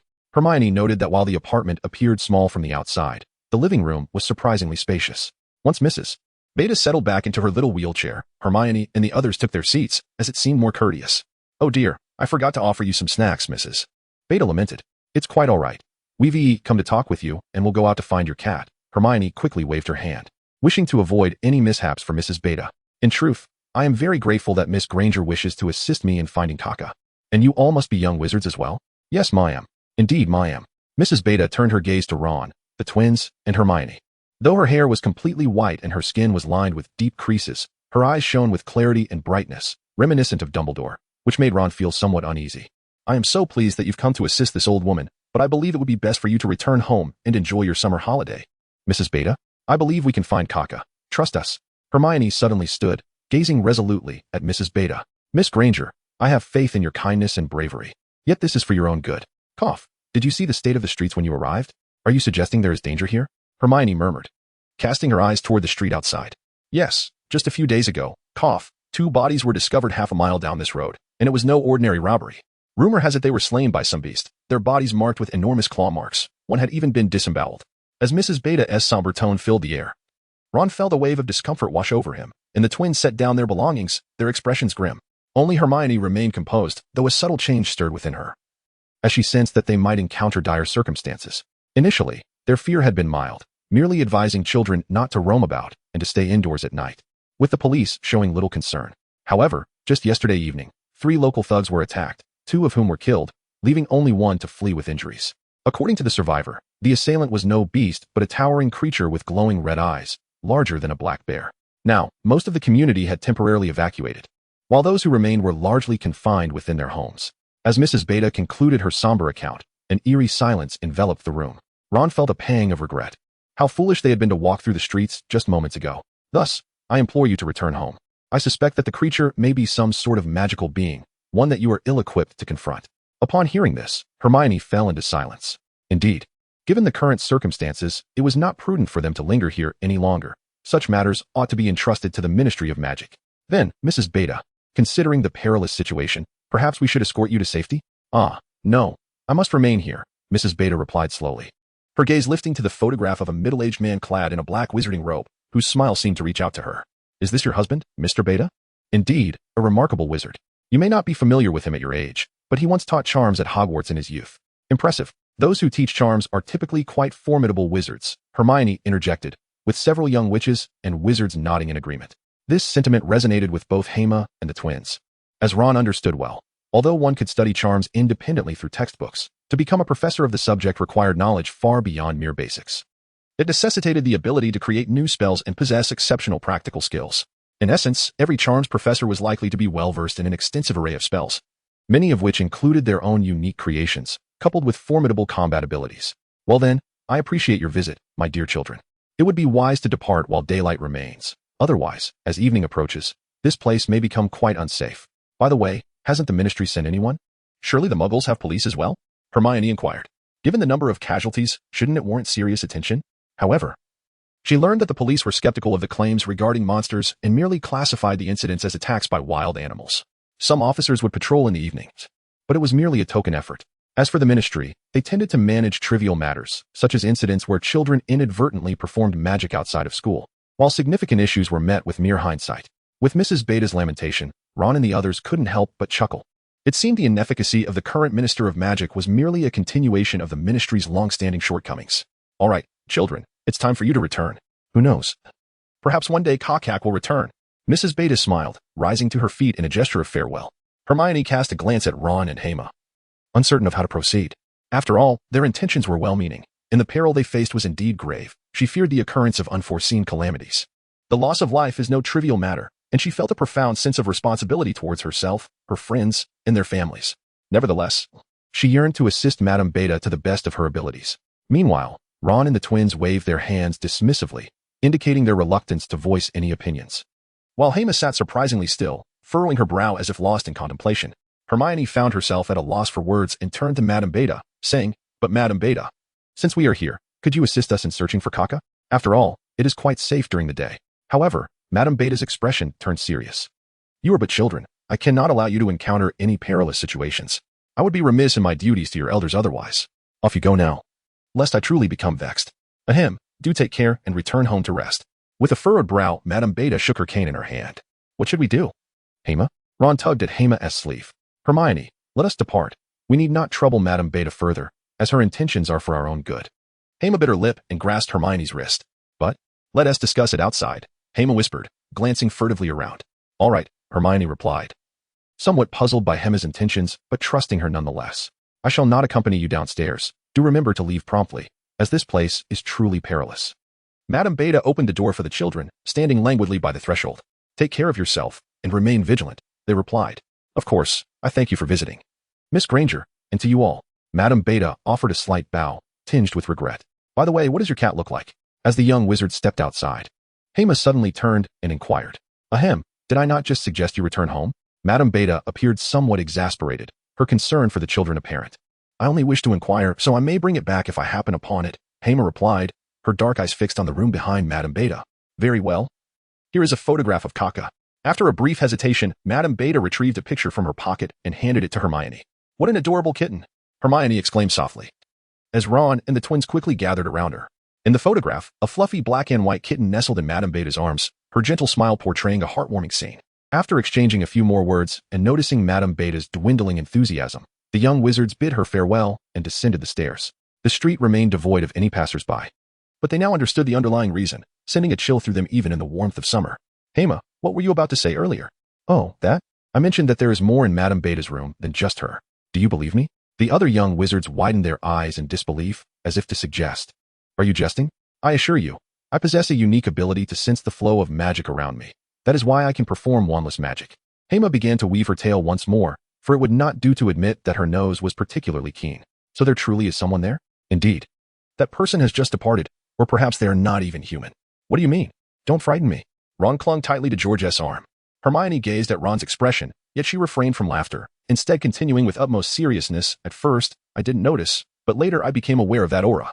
The murky magic, akin to what we encountered on the side of the street earlier." "Hermione, are you suggesting that Mrs. Beta is the murderer?" Hermione's disbelief was palpable as she stared at her friend. "No, she possesses no magic. She is an ordinary person, yet it is evident she is concealing something." "But Hermione, if Mrs. Beta is indeed hiding something, there was no need for her to inform Professor McGonagall about the missing cat, thus making the situation known to both McGonagall and us." "No, Professor McGonagall likely hadn't encountered any issues when she sought the cat, and whatever Mrs. Beta is hiding has only recently come to light. Her insistence on our departure was born out of goodwill." At this juncture, the young wizards began to sense the oddity in Mrs. Beta's earlier behavior. Her persistent urging for them to leave only seemed to affirm her benevolence. Is she truly connected to that monster? I cannot say for certain, but the aura does not deceive. However, I now harbor some suspicions regarding the monster's identity. Ron and the twins approached in astonishment. Has Hermione deduced the identity of the murderer so swiftly? If my conjecture is correct, it should be, "Greetings, young wizards. Just as Hermione was about to elaborate, a man's voice suddenly resonated from behind them. Hermione swiftly turned, positioning herself protectively in front of Ron. Do not be alarmed. I am Remus Lupin, a wizard just like you, and a former student of Hogwarts from decades past. You were the one in the carriage. Ron and Hermione recognized the still figure of Lupin, who lay motionless, asleep in the vehicle. What brings you here, Mr. Wizard? Hermione addressed Lupin cautiously, maintaining a facade of professionalism, despite their unfamiliarity. However, Lupin's subsequent revelation left them all momentarily stunned. He removed his tattered hat and spoke in hushed tones. I am here to capture a monster, a fearsome werewolf, whom wizards refer to as the Beast Beta. Beta. Yes, the grandson of Rona's Beta. The very same you just encountered, Mo Beta. But how could Mrs. Beta's grandson be a werewolf? She is merely an ordinary woman. Hermione's confusion was evident. A knowledge gap exposed for the first time. Yet, werewolves can transmit their affliction not just through breeding. They can bite their prey, infecting them with lycanthropy. Ron, having heard tales of werewolves and vampires since childhood, was all too familiar with the haunting stories that had left a lasting impression on him. Indeed, although the Ministry of Magic has a werewolf capture program under the Magical Creatures Department, it is evidently ineffective, particularly with that individual among them. Hermione glanced at Lupin, who met her gaze with a knowing look. Fenrir Greyback, the current leader of the malevolent werewolves. His name deriving from the giant wolf Fenrir of Norse mythology, a truly dreadful figure. Lupin cast a glance at Hermione, unconsciously touching his neck. A shiver of trepidation crossing his features, yet his visage betrayed a simmering rage and resolve. Are you here to assist Mrs. Beta? Hermione's concern shifted towards the building. Her worry for Mrs. Beta palpable. Certainly, after all, Mr. Beta was once my charms professor. However, considering Mrs. Beta's current state, it may pose some obstacles. For Mo Beta is her only remaining relative. Do you require our assistance? The twins and Ron stepped forward with unexpected bravery, demonstrating Gryffindor's indomitable spirit in the face of adversity. While I appreciate the offer, I believe it would be wise for you to depart swiftly.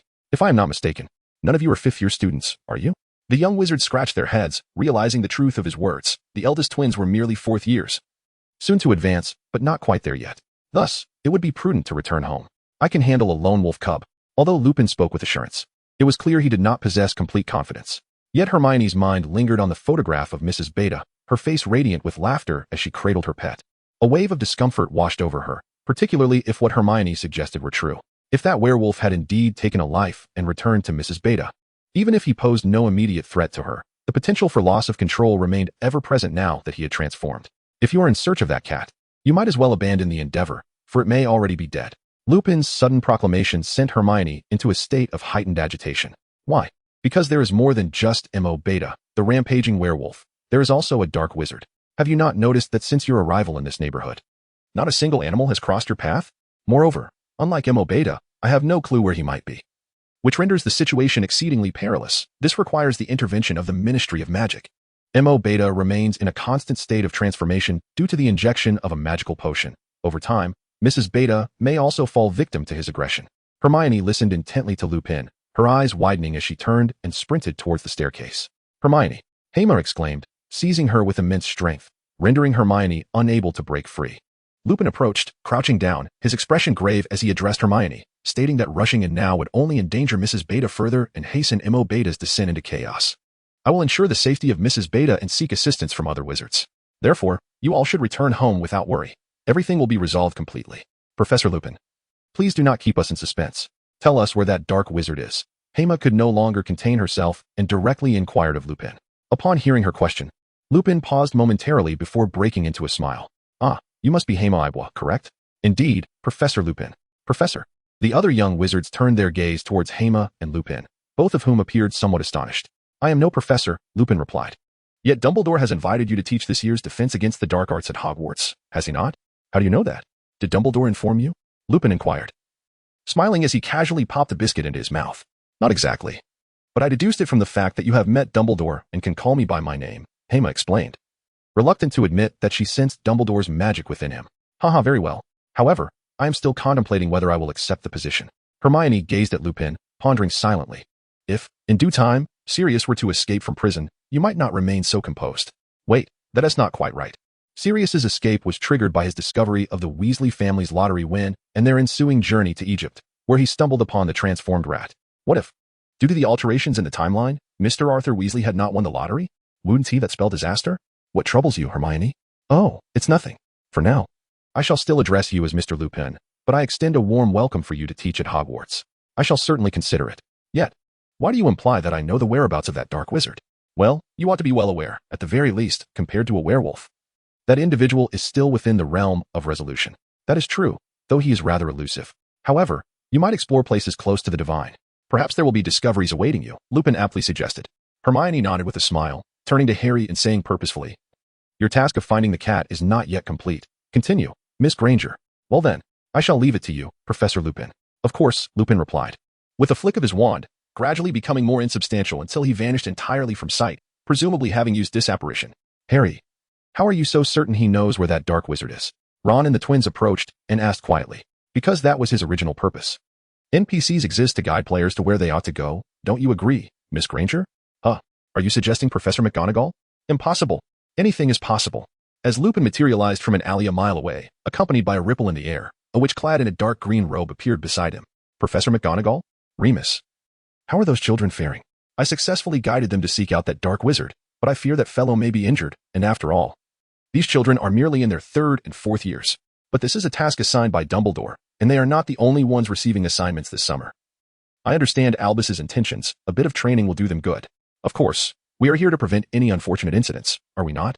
Yet, things have taken an unexpected turn. That werewolf poses a threat not just to these children, but to wizards and muggles alike." Lupin expressed his concerns. "So, if you require assistance regarding this werewolf, please do not hesitate to inform me, Remus." "Yes, I am aware. However, that student named Harry Abernathy is remarkably clever. Though I am unsure how he discovered my previous encounters with Dumbledore, he is quite the prodigy, despite being only in his 2nd year. He is on par with some upperclassmen, which is why I felt comfortable allowing Granger and the 3 Weasley children to accompany him." "Is that so? Wait. Did you just say the child is only in his 2nd year?" Lupin gazed incredulously at McGonagall. After her nod of affirmation, he offered a bittersweet smile, hoping no issues would arise. A group of children confronting a dark wizard. "Albus, I wonder what you are thinking. What does it mean to be close to the divine?" The twins surveyed the surrounding streets, finding nothing particularly wondrous. "Oh, by the way, Ron and the others may not fully grasp the Muggle concept of divinity," Harry suddenly recalled, realizing that wizards do not believe in any god. In the Muggle world, each country has its own religious beliefs, and many ordinary people here practice Christianity, which likely refers to God. So what places are considered close to the divine? Though Ron had heard many Muggle tales, he did not quite understand what it meant to be near God. Generally, it refers to churches. "So we should seek out a small church in this area to find that dark wizard," Hermione promptly declared. "However, this area isn't exactly small. How will we locate it?" Ron gazed at the blazing sun overhead, feeling warm, yet still sensing the pervasive chill around him. "We could simply ask a local for directions." Fred and George chimed in, pulling Harry and Ron closer and pointing aside. 3 boys, appearing to be around Harry's age, were approaching while holding a basketball. But upon noticing the group, they halted at a distance. "Don't be afraid, we won't eat you," George said, producing a small slingshot from seemingly nowhere and shooting it towards the boys. Though startled, the boys soon recognized that Harry and his friends were merely children of similar age. And they relaxed. "What are you hitting us for?" The leader, a boy clad in a yellow t-shirt, shouted, though he hesitated to confront Fred, who towered over him. "Oh, it's just to make you a bit braver." George laughed, brandishing another slingshot. The boys instinctively recoiled, fearing George might shoot at them again, while Fred exchanged a knowing glance with George before tossing his slingshot, which landed perfectly in the arms of the second boy. "A gift for you." "Huh, why?" The yellow-shirt boy, grabbing the 2 slingshots, looked at Fred and George with suspicion. "Because we would like to inquire about something." Fred casually draped his arm over the boy's shoulder. "What is it? Is there a church around here?" "A church? This is a small place. There isn't one. The court where we used to play basketball doesn't count? But what's south wrong with that place?" Hermione suddenly stepped forward, startling the boy, yet he answered truthfully. "Many years ago, before we were born, that area was indeed a small church, but it fell into disrepair after the clergy left, and it became a basketball court. Recently, a strange old priest showed up, prohibiting us from playing there, and someone was killed by a beast, so no one goes there anymore." "Strange fellow." Ron glanced at the speckled creature in his pocket, reassuring it and himself, "It's fine, nothing to worry about." After obtaining the precise location, Fred handed the boys some candy, urging them not to wander too far, as there truly was a beast, before they set off towards the abandoned church. "By the way, aren't they just kids too?" The boys watched as the group departed, eagerly consuming the candy. "By the way, George, was the candy you gave them normal?" Ron inquired, given that these 2 brothers often fed him peculiar items. "Rest assured, it's just a bit unusual in flavor. Care to try some?" Fred offered, pulling out 3 pieces of candy to present to Ron, Hermione, and Harry. "I think I'll pass." Ron quickly waved his hand. "Thank you. May we return safely." Harry took the candy and popped it into his mouth, whereupon a burst of sourness enveloped him, which he relished. Returning safely, Hermione suddenly realized that this had all been her own desire. Whether it was initially seeking the black cat, enlisting Harry's help, or later insisting on investigating further, every step was fraught with danger. What was meant to be her own quest had inadvertently entangled them in peril. What if something truly went awry? At this moment, Hermione suddenly understood Madame Beta's sentiment. It was an act of kindness to prevent others from falling into the same peril as herself. Hermione? Ron observed her furrowed brow, seemingly recalling something, and glanced back at George. George remained silent, yet chuckled softly, playfully tossing a piece of candy into Hermione's mouth. It was quite sour. Aha. Don't drift away, dear Miss Granger. However, Hermione pondered, is this truly acceptable? Because of my own predicament, everyone else might also encounter danger. I ought to be considerate like Madame Beta. Hermione, you seem to have overlooked one crucial point. We are friends, are we not? George and Fred also adopted an unusually serious demeanor. Hermione regarded George and Fred, then cast a sidelong glance at Ron, nodding earnestly as she smiled. Indeed, we are friends. We are the brave and fearless Gryffindors. What about me? Hema, who had swiftly recovered from her earlier despondency, couldn't help but internally scoff, even though there was danger. I am capable of self-defense, yet this is rather too pragmatic. By the way, Miss Granger, did you not comprehend my earlier conversation with Lupin? Surely, someone is guiding you from behind. It is unlikely that any harm would befall the students, or so one would hope. Oh, and I almost forgot about Hema. Hermione then turned and playfully slapped Hema on the shoulder. You brilliant genius. Our safety will rest in your hands shortly. I've mentioned this numerous times. Is it truly wise for you all to place such trust in me? Just as she finished speaking, Hema detected the once tart candy morphing into a most unpleasant odor. Fred, George. In a light-hearted atmosphere, the group walked for about 4 or 5 minutes until they arrived near the so-called Little Chapel, which turned out to be merely an ordinary 2-story building, albeit with a slightly larger courtyard. The surrounding walls, having succumbed to years of neglect, had crumbled by half, allowing easy access without the need to enter through the front door. Before they even stepped into the courtyard, they beheld a cleared patch of ground and a frame affixed to the wall, corroborating what the children had mentioned. By the way, if that peculiar old man is indeed a dark wizard, how should we confront him?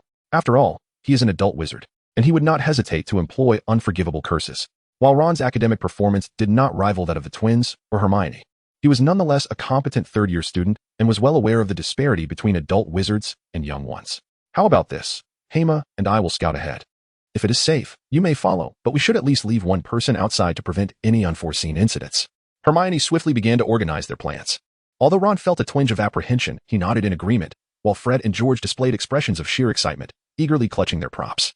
Just as they prepared to take action, Hema strolled leisurely out, making her way to the entrance, where she delivered a powerful kick. Dust erupted into the air. Is anyone there? Come greet your guest. A cloud of dust billowed from the door as Hema stepped back, revealing a crack in the church's entrance. As she felt a sharp pain in her foot, she realized that a substantial portion of the door was made of metal. This is not a place for children. Before Hema could push the door further, an elderly man wearing a black top hat and a long black priest's robe rushed forward. I merely wish to search for my missing cat. I've heard from others that it was seen nearby. Father, I would like to enter and look for it. Absolutely not. This is a sacred place, and I am currently conducting repairs. I cannot allow you inside. The old man glared, blocking the doorway with his body. Then may I search in the yard? Hema sought a compromise, aware that a rash attack could provoke unwarranted attention, especially since the old man exhibited no magical aura. Suddenly, the old man hesitated, pulling down the brim of his hat. After a few moments of silence, he lifted his gaze and replied, Fine, but do not disturb me. With that, he swung the door open wide, stepped inside, and slammed it shut with a resounding thud. Hema, are you all right? Come over here. Hema waved her hand and walked toward the courtyard, and the few young wizards hiding behind her hurriedly followed, completely forgetting their prior plans. Hema, was that old man a wizard? No, he displayed no magical aura, though it is peculiar. His essence is certainly not that of a wizard. Thus, the so-called dark wizard must still be within. The group circled around to the side of the small building, discovering numerous windows, all securely boarded up with wooden planks and wire mesh, making an outright intrusion quite challenging. Just then, Ron let out a sudden scream. Initially, they thought he was overreacting, but they froze in place when they beheld the scene before them. At the far end of the courtyard, among the grass, lay countless small animal carcasses, mice, squirrels, various unidentified birds, and of course, cats and dogs. The meaning behind Lupin's words became painfully clear. This wizard appeared to be conducting some nefarious experiment, capturing and slaughtering the missing animals. Hermione, momentarily stunned, quickly regained her composure and began to search among the pile of lifeless creatures. For her primary task was to locate Kaka. Minutes passed, yet they found no trace of Kaka. And witnessing the vibrant lives extinguished around them ignited a surge of indignation within. We must defeat that wizard. Defeat him? Just the lot of you? Who do you think you are? They turned to see the old man in the priest's robe reappear not far away, his expression now more menacing. And in his hand glimmered a half-meter-long blade, reflecting chilling sparks of light. Hermione, Ron, step back. Leave this to me. Haha, I knew you were no ordinary children. Any typical child would have fled in terror at such a sight. Hermione did not respond to him, taking a sip of an ambiguous crimson potion. The dragon scales on her arms instantaneously began to spread. The twins, Ron, and Hermione were all taken aback. What was this maneuver? It is a potion that can enhance the physical form, Hermione casually remarked, though it was merely a common red potion. However, without a pretext for her dragon transformation, she could not summon the strength of her corporeal form. As the scales on Hermione's arms sprang forth like blades, she propelled herself with a sudden kick, her body soaring several meters before delivering a powerful strike aimed at her opponent's chest. Yet, Hermione overlooked a crucial detail, her opponent's height. In an instant, he reached out with his left hand, grasping her calf and effortlessly flinging her aside. Following this, a blade arced menacingly toward the fallen Hermione. Just then, the twin brothers hurled an unknown object, which exploded with a resounding bang before the old man. A mass of green, gel-like substance enveloped him instantly, binding his feet to the ground, rendering him immobile. Subsequently, an overwhelming stench reminiscent of rotten bananas filled the air. Oh my goodness! Do they wish to poison me as well? Hema shouted, but seizing the moment of immobility, he swiftly rose and wrapped his arm around his opponent's neck. However, the anticipated sensation of scales piercing flesh did not materialize. Instead, he heard a crack, akin to a blade striking stone. In the next moment, a dull ache surged through his chest, and Hema coughed out a mouthful of blood. He forcefully kicked his adversary, creating distance between them. It was then he realized that his opponent had first stabbed himself before the blade had found its way into Hema's back. Hema. Hermione rushed over, enveloping Hema's swaying form from behind. You've been wounded. The others stared in shock at the crimson stain spreading across Hema's chest. Panic set in among the group, for they were still but children, and none had anticipated such a turn of events. I'm fine. Hema nonchalantly picked up the unfinished vial of blood and drank from it, feeling his vitality stabilize. 760-2000-780-2000. After losing so much blood, how could I possibly be fine? I assure you, I'm truly okay. If you stab me a couple more times, I'll still be all right. This potion is remarkably potent. Hema jested as he slowly rose to his feet, lifting his t-shirt. The others gazed upon him and observed a small, fingernail-sized wound on his chest, not deep but profusely bleeding, though it had now ceased. With this sight, the young wizards calmed, yet Hema could still feel the searing fire within him. After all, no matter how powerful the healing potion, recovery was a gradual process, and the damage to his lung would require time to mend. Meanwhile, the old man, who had inflicted the wound upon himself, remained half-kneeling and motionless, presenting a rather chilling spectacle. Is he dead? No, he was dead from the outset. Did you witness my attack on him, or did he harm himself? Apart from traces of my blood, is there any other sign of bleeding on him? The words of Hema compelled several individuals to instinctively retreat a few steps. Although they had never encountered such a creature as a zombie, countless similar legends abound across the globe. How amusing. This little fellow, he chuckled darkly.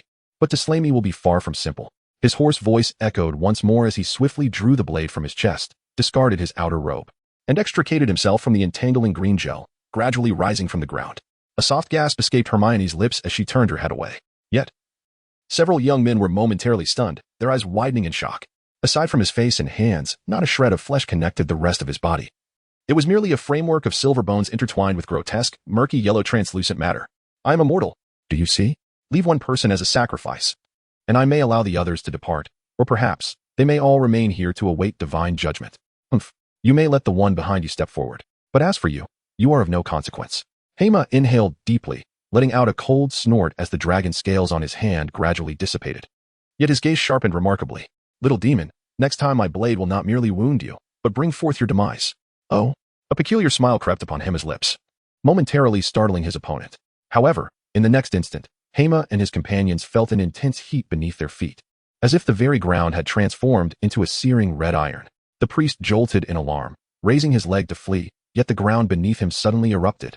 A torrent of crimson flames surged forth, coalescing in the air into a colossal serpent that lunged at his neck, instantly consuming him. As the flames enveloped the priest, the anticipated stench did not materialize. Instead, a subtle fragrance pervaded the air, suggesting the materials within this puppet were of exquisite quality. Master Puppeteer, reveal yourself. Are you afraid of us mere children?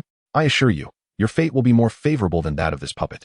Hermione shouted towards the heavens, and beside her, the priest's form was reduced to a pile of black ash within moments, consumed by the flames of the runes. Puppet Master, such a fitting title. Yet why must we engage in battle? That hoarse voice echoed again, and everyone instantly understood that only one had been speaking from the outset. The father was merely a marionette.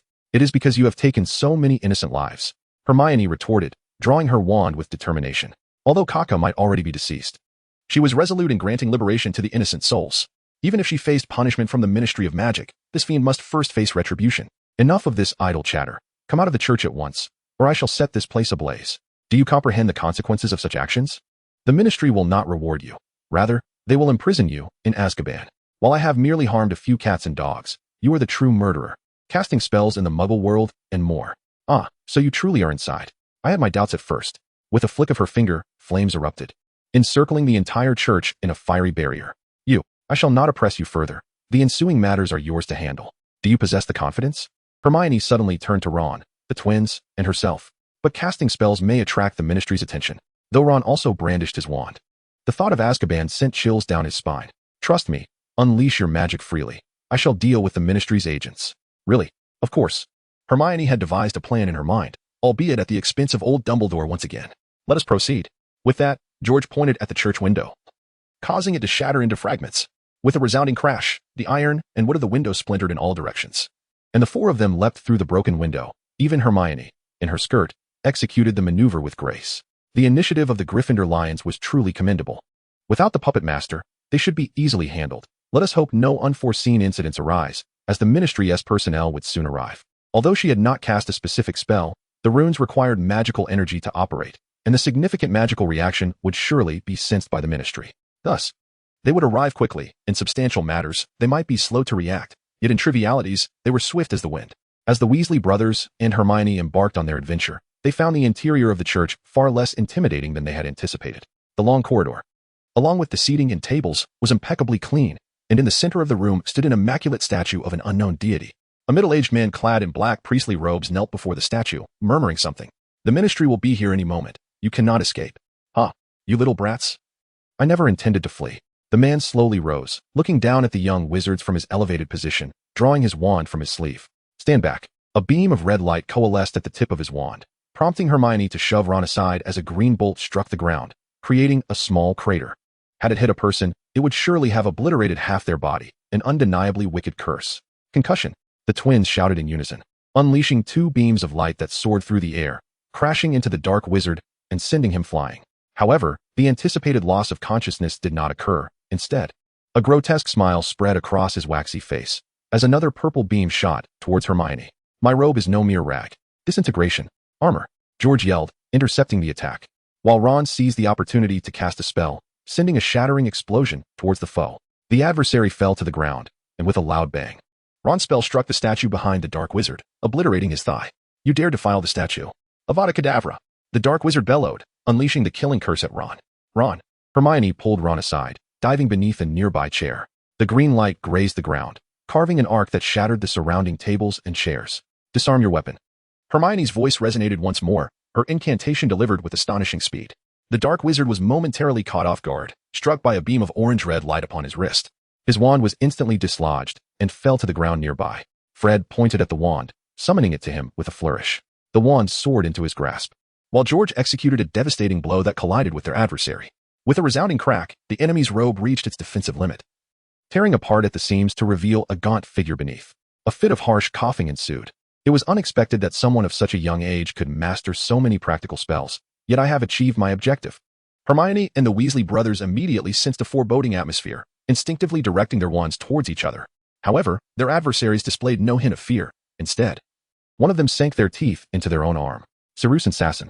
Hermione resolutely cast a spell, yet before her wand could fully align, the ground suddenly trembled, causing her spell to strike the adjacent wall instead. It's over.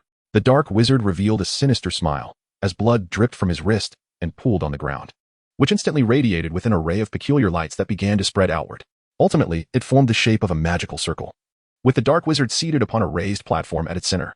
Now, even if the Ministry of Magic arrives, I have nothing to fear, for the power of the divine is beyond your comprehension. At that moment, Hermione heard a tremendous crash from outside. Turning to look, she saw a blinding beam of light piercing through the ceiling, revealing a strange magical circle suspended in the air. This is certainly not Harry Potter, she thought, bewildered.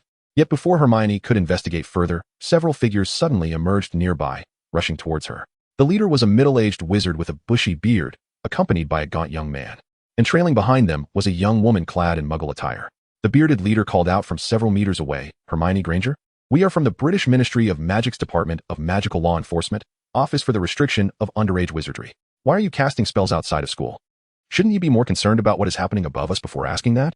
Hema pointed upwards, and several individuals stood stunned, gazing at the radiant light and the object resembling a magical circle. "What on earth is happening?" the bearded wizard exclaimed as he rushed forward, only to be thwarted by a ring of flames encircling the house. "Lon, we must base our actions on reality. We have not detected the casting of any specific spell, merely a reaction of magical energy."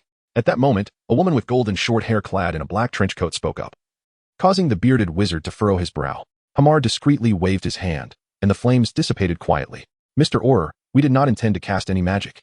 My classmates and I came to visit an old friend of my mother's, but her cat went missing, so we set out to find it. After asking a few local children, they mentioned seeing the cat nearby, which led us here. However, upon entering, we were attacked by a dark wizard.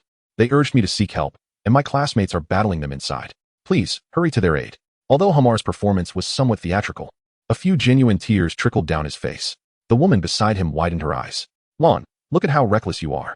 Fear not, we shall rescue them at once." "Root, Lon, you go in first to save them. A mere dark wizard should pose no challenge for you." "Of course." The slender youth smiled slightly, while Lon, feeling a bit awkward, quickly nodded and jumped through the window. "Enough of the charade, you little rascal." "Huh?" Hema rubbed his eyes and lowered his hand, realizing the other was grinning mischievously at him. "Hema Ibwa, your reputation precedes you. I am unaware of any notoriety I possess. You must be mistaken." Hermione replied blandly, casting a glance at the halo behind her. Surely, the handling of such matters would be of greater significance than our trivial concerns, especially with that dark wizard involved. This was only natural, yet the tale of Hermione Eber leading the students of Hogwarts to vanquish the basilisk and emerge as a hero was no small feat either. The golden-haired woman, with amber eyes glistening like jewels, scrutinized Hermione from head to toe, and, of course, the extinguished flames nearby. Who let this information slip? It was clear that old Dumbledore had issued a gag order. There shouldn't have been anyone intentionally spreading this news. Ha ha ha, trivial matters are indeed trivial. By the way, may I inquire about your identity? Hermione had already discerned that the two wizards were under the command of this young woman, Clara Dogan, director of the Department for the Regulation and Control of Magical Creatures, set to assume office next month. You may not be familiar with me. Prior to my position at the British Ministry of Magic, I served as the director of the Magical Creatures Control Office in the United States. Furthermore, Cedric Diggory is my cousin, although our families have not been in contact for many years. Coming to work in Britain naturally provides the opportunity to catch up with my only relative. The explanation from the other party instantly illuminated to Hermione why she knew him and how she was aware of the events occurring at the school, clarifying her identity and purpose. "Greetings, Miss Dogan. With talents like you in the British Ministry of Magic, the future is undoubtedly bright." Hermione offered a casual compliment. Clara wished to engage this intriguing young man in further conversation, but suddenly, the beam of light behind them dissipated, and the shout of the bearded man echoed from within. "We must go." Clara leaped into the room, and Hermione promptly followed suit. Upon entering, they were met with the sight of two large men sprawled on the ground, while Hermione and the Weasley brothers had retreated to the back. In the center stood a figure radiating a blinding white light. "Ruth, Lorne, are you unharmed?" The lanky youth rose from the ground, assisting the bewildered bearded man to his feet. "Hermione, that dark wizard has transformed into this form through a peculiar ritual. The spells are ineffective against him." Hermione shouted towards Hermione, and the figure slowly turned to face them. "Oh, you are the little imp who burned my puppet. However, that is of little consequence now. With divine power, I am invincible, and you shall all face judgment." The voice of the white figure grew from a rasp to an ethereal echo, yet Hermione felt a wave of nausea wash over her. What a farce. Central electric burst. Before anyone could react, Clara's spell was unleashed, and a bolt of purple lightning exploded from the figure's form. The arc of electricity instantly tore through the carpet beneath and the walls beside them. It had inflicted no harm upon the figure. Child's play. In the next moment, with a mere flick of his hand, the white light transformed into a spear, piercing towards them with deadly speed. Armored shield. Double defense. Clara's spell was as efficient as her demeanor, and the dual incantation swiftly materialized before her. However, even under the dual defense, the luminous barrier was swiftly torn asunder. Hermione leaped to the left, inadvertently causing McGonagall to stumble beside her. The spear of light instantly pierced the wall behind them, erupting outside with a resounding explosion that reverberated through the air. Gazing through the window, they beheld the low thicket of trees disintegrate into mere dust, leaving not a trace behind. Is this still Harry Potter? Professor McGonagall, is this truly the task you assigned to Hermione, one that no one could possibly manage? Hema muttered to himself, yet he felt no real concern, for he sensed the tremors of the runes upon his arm, indicating that this individual merely wielded the power of the runes. However, rather than employing other substances to channel the runes, he had directly fused them with his body, exerting control with forceful amalgamation. Thus, without the need for a confrontation, this individual would inevitably self-destruct. It was merely a matter of time. Nevertheless, contemplating an escape now seemed futile, as they would not be granted such an easy exit, especially since they had been the ones to intrude first. By the way, Hema, could you kindly refrain from encroaching upon my personal space? Oh, my apologies. Hema immediately rose, awkwardly gesturing towards the white shadow, commanding it to be consumed. In an instant, a fiery scarlet blaze erupted, transforming into a serpent of flames that lunged with a gaping maw towards the white shadow. Do you truly believe that your methods for dealing with puppets would suffice against me? The white shadow extended a hand, and the radiance enveloping him coalesced into a multitude of spears that pierced forth. Yet, the spears swiftly penetrated the flames, merging seamlessly with the fire serpent, dissipating into nothingness. How is this possible? The silver figure growled, suddenly unfurling a pair of luminous wings from his back, soaring towards the ceiling. Yet, the fire serpent was clearly swifter. Snapping at the airborne silver figure with voracious intent, the crimson flames swiftly engulfed him, transforming from red to an increasingly pale hue, indicative of its relentless consumption. Why? This is divine power. The silhouette raged impotently amidst the flames, with white splatters erupting around, reducing furniture and decor to mere rubble. A stray flame inadvertently brushed against the statue behind, which, already weakened from a previous explosion by Ron, could no longer withstand its massive form and came crashing down upon the dark sorcerer. With a resounding crash, the dark sorcerer was instantaneously pinned beneath it, while the white flame spread to the stone figure, gradually erasing it into particles of dust. My heavens, how on earth did he accomplish this? Lut and the bearded wizard gazed at the petite Hema, for the first time questioning their own perception. Dogan also raised an eyebrow. Realizing that the rumors regarding such phenomena were indeed credible, it seemed prudent to cultivate a favorable rapport with this young brother in the future. Hermione and the Weasley brothers exchanged a relieved smile, exhaling deeply as they acknowledged the conclusion of their ordeal, grateful that there were no casualties, truly a flawless execution of their mission. However, just as they believed the battle was over, the dark wizard, who had been lying on the ground, slowly began to rise, stepping through the flames towards Hema. Did you not anticipate this? The victor is still me. I have consumed your flames, little one. The power of the divine is invincible. The dark wizard spread his palms wide, and the temperature of the surrounding air surged dramatically, continuing to rise. Hema, Hermione and her companions called out in alarm from a distance. Yet Hema, unfazed, waved her hand dismissively, squinting as she replied. The power of the divine is indeed formidable, but it depends on how one wields it. I initially intended to spare you, but it seems you are lacking. What are you talking about? I wield the power of the divine, boundless divine power. The dark wizard bellowed, and the flames behind him surged forth like a tremendous wave, crashing towards Hema. The figure of Hema was instantaneously engulfed by the flames of the Hokage, causing the ground to sag slightly under the intense heat. The tongues of fire relentlessly spread in all directions. Hermione and her companions were momentarily taken aback, before rushing towards the flames. Hema, stay back. Leave this to us.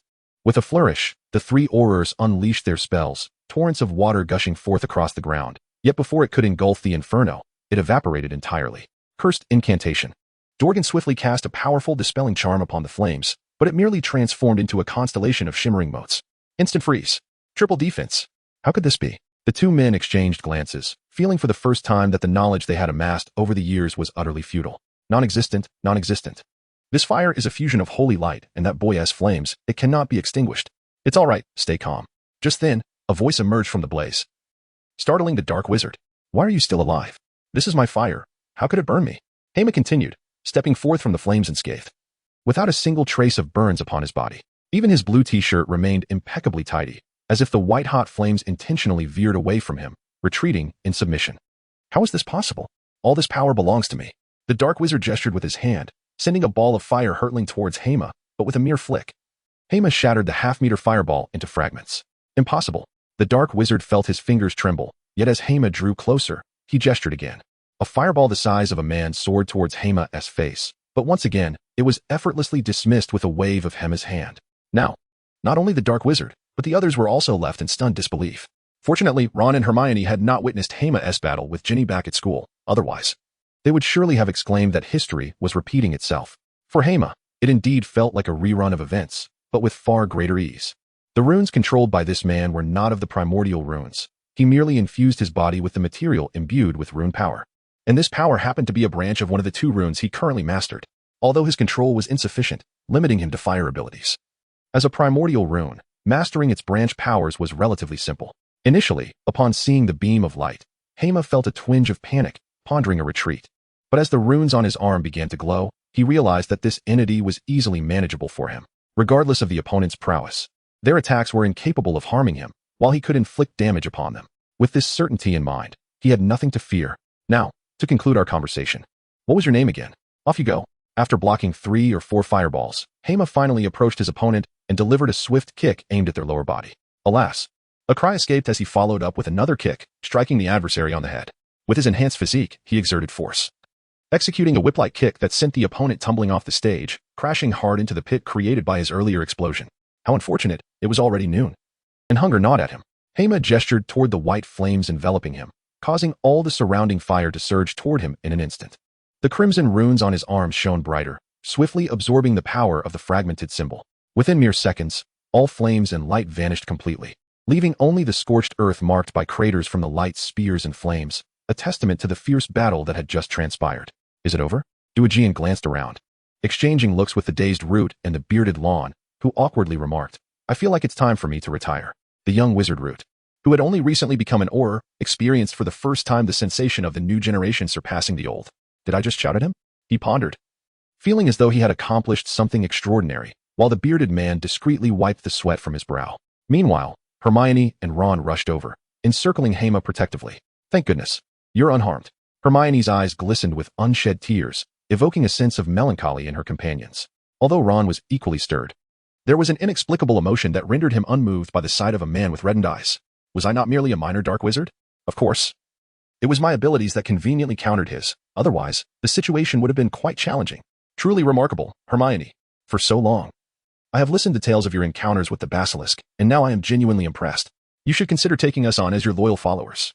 The twins, in their jesting manner, expressed their delight, while Hermione, though amused, remained concerned about the handling of the 3 individuals below. Are you 3 going to take this fellow back with you? Naturally, came the casual response from Lute. After all, he was a dark wizard who had caused considerable turmoil, and his identity was certainly not ordinary. The burly figure and Diagon had already approached the lifeless dark wizard. Wait, it's actually him. Upon hearing Diagon's exclamation, Hermione and the others hurried over to investigate. The man had lingered in shadows, concealing his features from view. He appeared to be a rogue dark wizard. A defector? The burly Ron surveyed the slender man, whose appearance bore no remarkable traits. Indeed, this individual is known as the Grave Robber. In his earlier years, he was notorious for plundering wizard graves, and at some point, he acquired the dark magic to control corpses. Despite the efforts of magical authorities across various nations to apprehend him, he has evaded capture by blending into Muggle society. His last known appearance was 4 years ago in America. Coincidentally, I had just entered the Magical Congress then, saw his wanted poster, and participated in the patrol, thus becoming somewhat familiar with him. So, have we accomplished something significant? The twins exchanged high fives, fully aware that their involvement in capturing a dark wizard would surely garner them rewards, especially considering the notoriety of this particular individual. Certainly, we have. However, we must report the details to our superiors. Speaking of which, why haven't any ministry officials arrived yet? Despite our use of Muggle repulsion charms, wizards should at least detect the surge of magic in this vicinity. That one happened because this man is not employing ordinary spells, nor is he using dark magic. He wields something that has been passed down from ancient times. Hermione offered an explanation from the side, yet did not mention the existence of Lune. She then addressed the 3 dear Aurors, inquiring whether they could possibly conceal the events of the day, promising that all credit would be attributed to them. What do you mean by that, you rascal? Are you threatening us? Despite knowing he might not stand a chance against the adversary, the bearded man confronted her boldly. Hema also smiled faintly, narrowing her eyes as she continued. In fact, you could be considered as our ally in this endeavor. How could I possibly pose a threat to you? Regardless, the matter has been satisfactorily resolved, and you stand to receive commendations while we can entrust our mutual friend. After Hema finished speaking, he extended his small hand, though he felt a twinge of apprehension within him. After all, his earlier confrontation had been a matter of restraint. Facing an actual combat-oriented Auror left him uncertain of his own prowess. He was unwilling to merge runes with his body, risking his life for a brief increase in magical resistance. Thus, should the opponent unleash a barrage of spells, he would find himself at a loss. Fortunately, before the burly man could react, Duggan's hand clasped his with a smile, signaling their ongoing camaraderie. However, a visit to the Ministry of Magic was still necessary, as they were implicated in the unauthorized use of magic by minors. You can consult Professor Dumbledore. He will assist us, Hema suggested, scratching his head, reluctant to approach the ministry. Yet, Dumbledore was not present, and they had not committed any wrongdoing. Come with us. Duggan's eyes sparkled as if he had ensnared Hema in his plan. Nearby, Lon and Ruth exchanged glances, acknowledging the artfulness of the woman's persuasion. The twins and Ron, along with Hermione, whispered among themselves. You don't think they'll actually take us to the ministry, do you? Ron questioned. We haven't done anything wrong. It was self-defense. Even if we go, there's nothing to fear. Hermione, clearly well-versed in regulations regarding the misuse of magic, reassured them. Yes, we wish to see the ministry as well. Who knows what the twins are scheming now? However, Hema wore an expression of exasperation. His main concern was that if too many people learned of his predicament, it could spell trouble. His abilities had yet to reach an ideal level, and attracting the attention of Death Eaters or Voldemort would have dire consequences for his future. Additionally, it would inadvertently increase the hidden threats and dangers surrounding those close to him. Just then, a crimson light suddenly erupted from Hema's shoulder, and a magnificent bird appeared, squinting as it nuzzled his face. A phoenix. Fawkes. Everyone instantly recognized the creature, though it was clear that Diagon and the others were unfamiliar with Fawkes' name. Do you want jerky? I didn't bring any today. Don't peck me. Hema had not finished speaking when the bird's long beak tapped his cheek. Is this phoenix yours? Diagon, a former wizard from the Department for the Regulation and Control of Magical Creatures, was well aware of the nature of phoenixes. They were immensely powerful and mysterious creatures, yet among magical beings of their caliber, they were comparatively docile. However, it was known that no phoenix had ever been entirely domesticated. No, this phoenix belongs to Fawkes, Dumbledore's phoenix. You must be familiar with the tale of the Dumbledore family. Hema suddenly recalled an exceedingly important matter, the whereabouts of the magical creatures. He had only watched the first installment, and the second had just been released. He had yet to see it before being transported to this world. It was rumored that the saga concluded with a trilogy, and Rowling had introduced numerous new elements and concepts. He felt a wave of apprehension wash over him, as these seemed to be rather unstable factors. Speaking of which, Hema noticed something on Fawkes' foot. Upon closer inspection, he discovered a small note, which, when he lifted it, instantly transformed into a larger sheet of stationery. I originally intended for each student to receive training and had arranged tasks accordingly, but evidently, this situation has exceeded my expectations.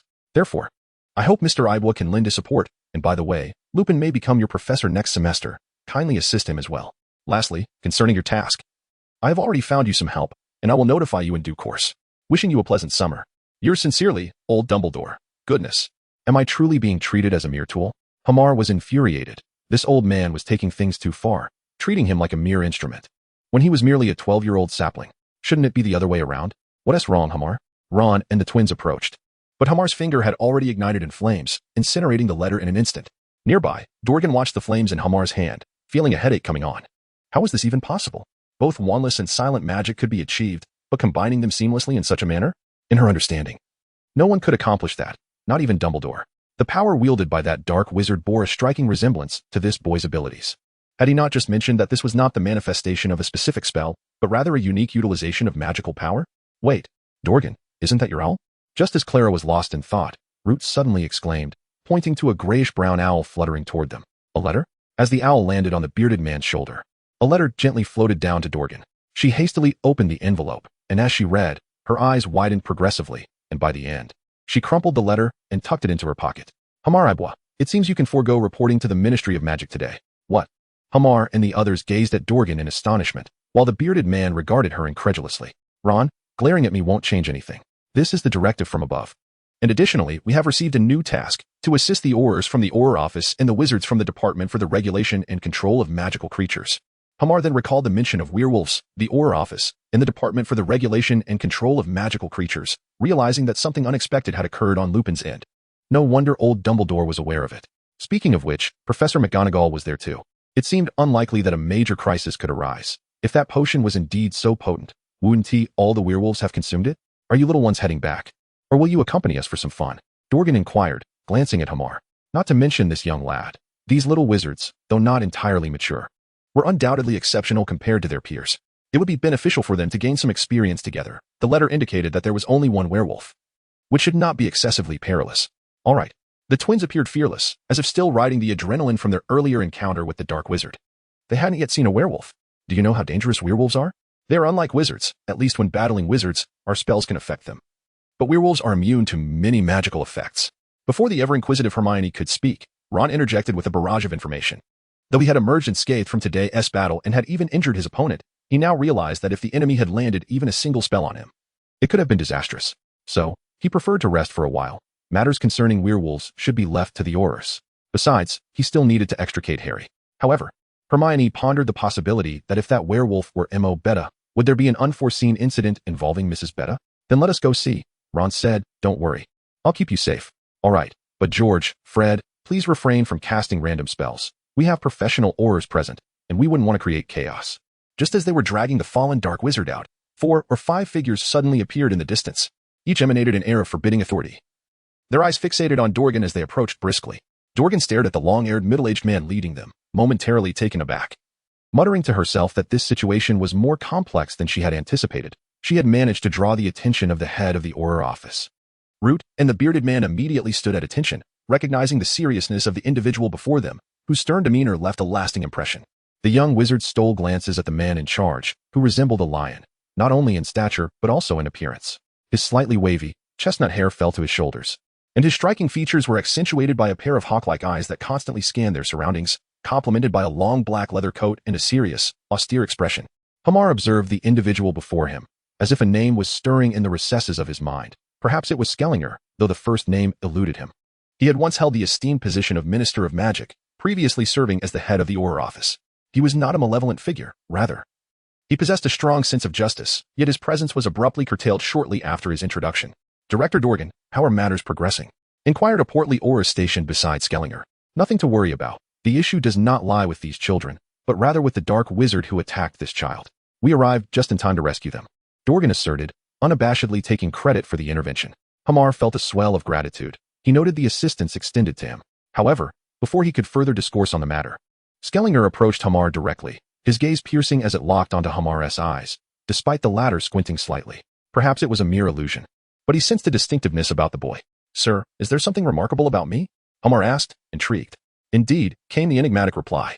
Hema slowly turned his head and met Fox's bright, sparkling eyes, instantly realizing that it was not he who was overly conspicuous, but rather that this phoenix was excessively so. However, Scringe offered no further commentary, instead turning to approach the lifeless body of the black wizard sprawled on the ground. This was the grave-digging sorcerer, Ketten. Indeed, Director Scringe. It is undoubtedly him. I participated in the capture operation against him back in the United States. I would not mistake him for anyone else, Diagon remarked from the side. Moreover, this fellow seems to have delved into some new dark magic, employing the blood of animals to craft sacrificial spells. Oh, I see. Your efforts have been commendable. The 3 of you. It is no trouble. We are all colleagues, members of the Ministry of Magic, and our responsibilities need not be so distinctly delineated. Beside them, Root and Lon remained somewhat silent. While the toil was indeed strenuous, they felt they had not contributed significantly, and such a realization left them feeling slightly embarrassed. Subsequently, the 2 Aurors took the unconscious black wizard away, as it was wiser to escort him back first. With 6 Aurors and the arrival of the Department for the Regulation and Control of Magical Creatures, they were more than equipped to handle a lone werewolf. What shall we do with these young wizards? Let Brother Lon escort them away. He deserves a moment to rest. I am not fatigued. It would be beneficial for them to practice alongside us. Do not underestimate these youngsters. They provided us with considerable assistance during our confrontation with the Black Wizard. After the bearded man spoke, he glanced at Hema and Diagon, who secretly gave him a thumbs up in approval. Hema nearly burst into laughter, initially believing that you were a man of great principles, only to discover your exceptional acting skills. Splendid. However, Director Scringe, this seems to contravene the regulations, remarked a tall and proud Auror nearby. Fear not. A single werewolf, even with some enhancement potion, remains merely one. Let them accompany us. We shall escort them back. Though it will necessitate additional manpower, for the time being, that will suffice. Scringe hesitated, not wishing for the children to trail behind. Yet upon noticing the phoenix perched on Hema-Ibwa's shoulder, he wavered. That phoenix seemed vaguely familiar to him. He trusted that any young wizard he had faith in would undoubtedly excel, regardless of the path they chose. Director, representatives from the Department of Magical Creatures have arrived. Huh? No, wait. 3 figures appeared in the distance, 2 supporting the one in the middle, who staggered towards them. Atran and Duncan, from the werewolf capture unit of the Department of Magical Creatures. This way. Scringe swiftly tackled Atran to the ground as the other Aurors rushed to surround them. I'm fine. Check on Joss. He is gravely injured. Atran whispered, with Duncan supporting a young man who had already lost consciousness. His upper garments were torn asunder, revealing 3 ghastly wounds across his chest, evidently claw marks from a beast. Is he suffering from excessive blood loss, possibly due to that werewolf? Inquired a female Auror, casting a healing spell upon the unconscious young wizard. Indeed, Mo Beta, we never anticipated that fellow would become so formidable after consuming that strange potion. His speed is astonishing, rendering our spells ineffective. Director, it seems the healing charm is proving ineffective. It would be prudent to transport him to a magical hospital, lest his life be in jeopardy. Very well, but we lack personnel. Before Scringe could finish, a howl echoed from afar, drawing nearer, sending a wave of tension among all present. Lone, Root, Escort these 3 to the hospital. The remaining oars, prepare for battle. Understood. In an instant, the remaining 3 oars formed a line. While Scringe and Dorgan positioned themselves behind them, wands raised. Lone and Rude each took one injured individual and vanished using apparition, leaving behind the wizard who appeared to be less gravely wounded. I will ensure your safety. Werewolves are perilous. The wizard slowly approached Hema and the others. No need. Pray tell, where do you intend to take us? Home, or toward demise? Hema suddenly pushed Hermione and Ron back a couple of steps, while the twin brothers swiftly drew their wands. You're quite astute. Avada. As a flash of green light erupted, Fawkes soared from Hema's shoulder, his sharp talons tearing through the assailant's arm, causing their wand to clatter to the ground, slick with blood. The wand. George swiftly seized the fallen wand, while Fred hastily dashed forward and with a forceful twist, broke it in 2. You lot. Vine bind. Dorgan, noticing the unfolding situation, cast a spell that summoned numerous vines from the ground, ensnaring the assailant completely. Who are you really? Scringe demanded, kicking the fallen Duncan in the abdomen. Cough. Huh. Wanna know? No, you must know. With wide eyes, he growled, a searing heat emanating from him. Everyone retreat. Fawkes. The phoenix swooped down, clutching Hermione and Ron in its claws, while the twins and Hema dashed several meters away. In the next moment, the bound wizard erupted violently, a thunderous roar resonating as a conflagration surged upwards, slowly transforming into a cloud of black smoke, coalescing midair into a peculiar emblem. That is not the dark mark. The swirling smoke expanded, gradually forming the visage of a head resembling either a serpent or a lizard, ultimately resembling a distorted dragon's head. Hema gazed at the dark dragon's head looming in the sky, and suddenly, a sharp pain pierced through his mind, accompanied by a wave of profound nausea. Hema? I find this thing utterly revolting. Just then, a wolf's howl resonated in everyone's ears as 2 shadowy figures raced towards them. Upon closer inspection, the foremost figure was an ordinary human, while the one behind was a colossal creature on all 4s, distinctly different from an ordinary werewolf. Its fur emitted a faint crimson glow, exuding an eerie aura. Prepare for battle, young wizards. Retreat. This is our fight. Hema exclaimed. Wait, is that Mr. Lupin ahead? As the 2 figures drew closer, Hema shifted his gaze and realized that the one fleeing was indeed Lupin. He appeared to have recently endured a fierce battle. His already tattered robe was now in shreds, yet he bore no visible wounds. Fawkes. The phoenix soared once more into the sky, but hesitated, contemplating before descending and extending its tiny tongue. Next time, I'll send you 2 pounds of my homemade jerky. With a sharp cry, Fawkes flapped its wings and swiftly flew towards Lupin. First, I must apologize for the late update today. I have prior engagements to attend to. Many are aware that I am quite busy with my work, which has hindered my updating schedule. Although I am not working a 996 schedule, I am still at a 967, so I hope for your understanding. Currently, I have written 160,000 words, and the target of 200,000 for publication is not far off. I wish to inform you of the plans ahead. For now, I will maintain a single update, but once published, I aim for 2 updates regularly as I need to earn a living. Depending on circumstances, I may stockpile content, although my current reserves are nearly non-existent. As for the plot, the original storyline will transition swiftly, expected to conclude around Chapter 80, leading into the serious Black Arc, which I intend to write with great diligence. I acknowledge the various concerns raised by many, yet having invested considerable effort already, it is challenging to undertake a comprehensive rewrite. Therefore, I will focus on gradual improvements in subsequent chapters. Moreover, regardless of how the publication performs, I am personally not troubled about completing the story, as writing is a passion of mine alongside my work. Achieving greatness may not be guaranteed, but it is a necessary journey of growth. Lastly, I extend my heartfelt gratitude for your continued support. Irrespective of your opinions on the narrative, whether you abandon or persist, your feedback propels my progress. And that is immensely gratifying. As Lupin clutched his shirt at the chest, he realized his only intact garment was now completely ruined. However, before attending to his own dismay, he needed to confront the creature. Yet, the beast's speed was overwhelming. He could not land an attack, though he possessed a portion of a werewolf's heightened senses. Even spotting the creature did not allow his body to respond in time. The Muggle repulsion had already spread widely, indicating that the group ahead were likely Aurors. Working alongside them could prove advantageous, but he had to remain cautious to avoid raising suspicion, especially with the full moon approaching. Lupin, where do you think you're running to? Those Aurors cannot protect you. Join us, and that will be your only chance of survival. The beast suddenly halted, its crimson eyes surveying Lupin as its massive claws glinted ominously, drawing closer. But I am not a werewolf. I am human. I was once human too, just like you. However, as time passes, you will understand. Humans have their limits. Hence, I have forsaken my humanity. Lupin. Morbeda rose slowly, casting a shadow over Lupin that felt oppressive, instilling a deep-seated fear within him. Morbeda, but what of your family? They would not wish for you to become this way, even with great power. Look at what you have become. As Lupin's words fell, he abruptly raised his wand and cast a spell towards Morbeda, only for the creature to raise its arms. causing the spell to explode harmlessly against its claws. Lupin, you remain too merciful. Perhaps using a forbidden curse might yield better results. Of course, I might spare you half a life. Morbeta slowly retracted its claws and kicked at Lupin. Yet, before the blow could land, a flash of red light surged from the side, and Morbeta's foreclaw was suddenly slashed, leaving a deep crimson gash. Roar. A phoenix? Is that Dumbledore? Lupin thought as he noticed Fawkes land beside him for a fleeting moment before turning and running towards Hema. Who is that? Lupin inquired. Mr. Lupin, a friend of Dumbledore. Hema replied swiftly, concerned that the werewolf might harm Lupin, inadvertently leading the Aurors to strike their ally. Fawkes, hovering in midair, tilted its head slightly before gliding down to grasp Lupin's clothing, vanishing with a soft thud. Morbeta, momentarily stunned by Lupin's sudden disappearance, charged towards the others once more.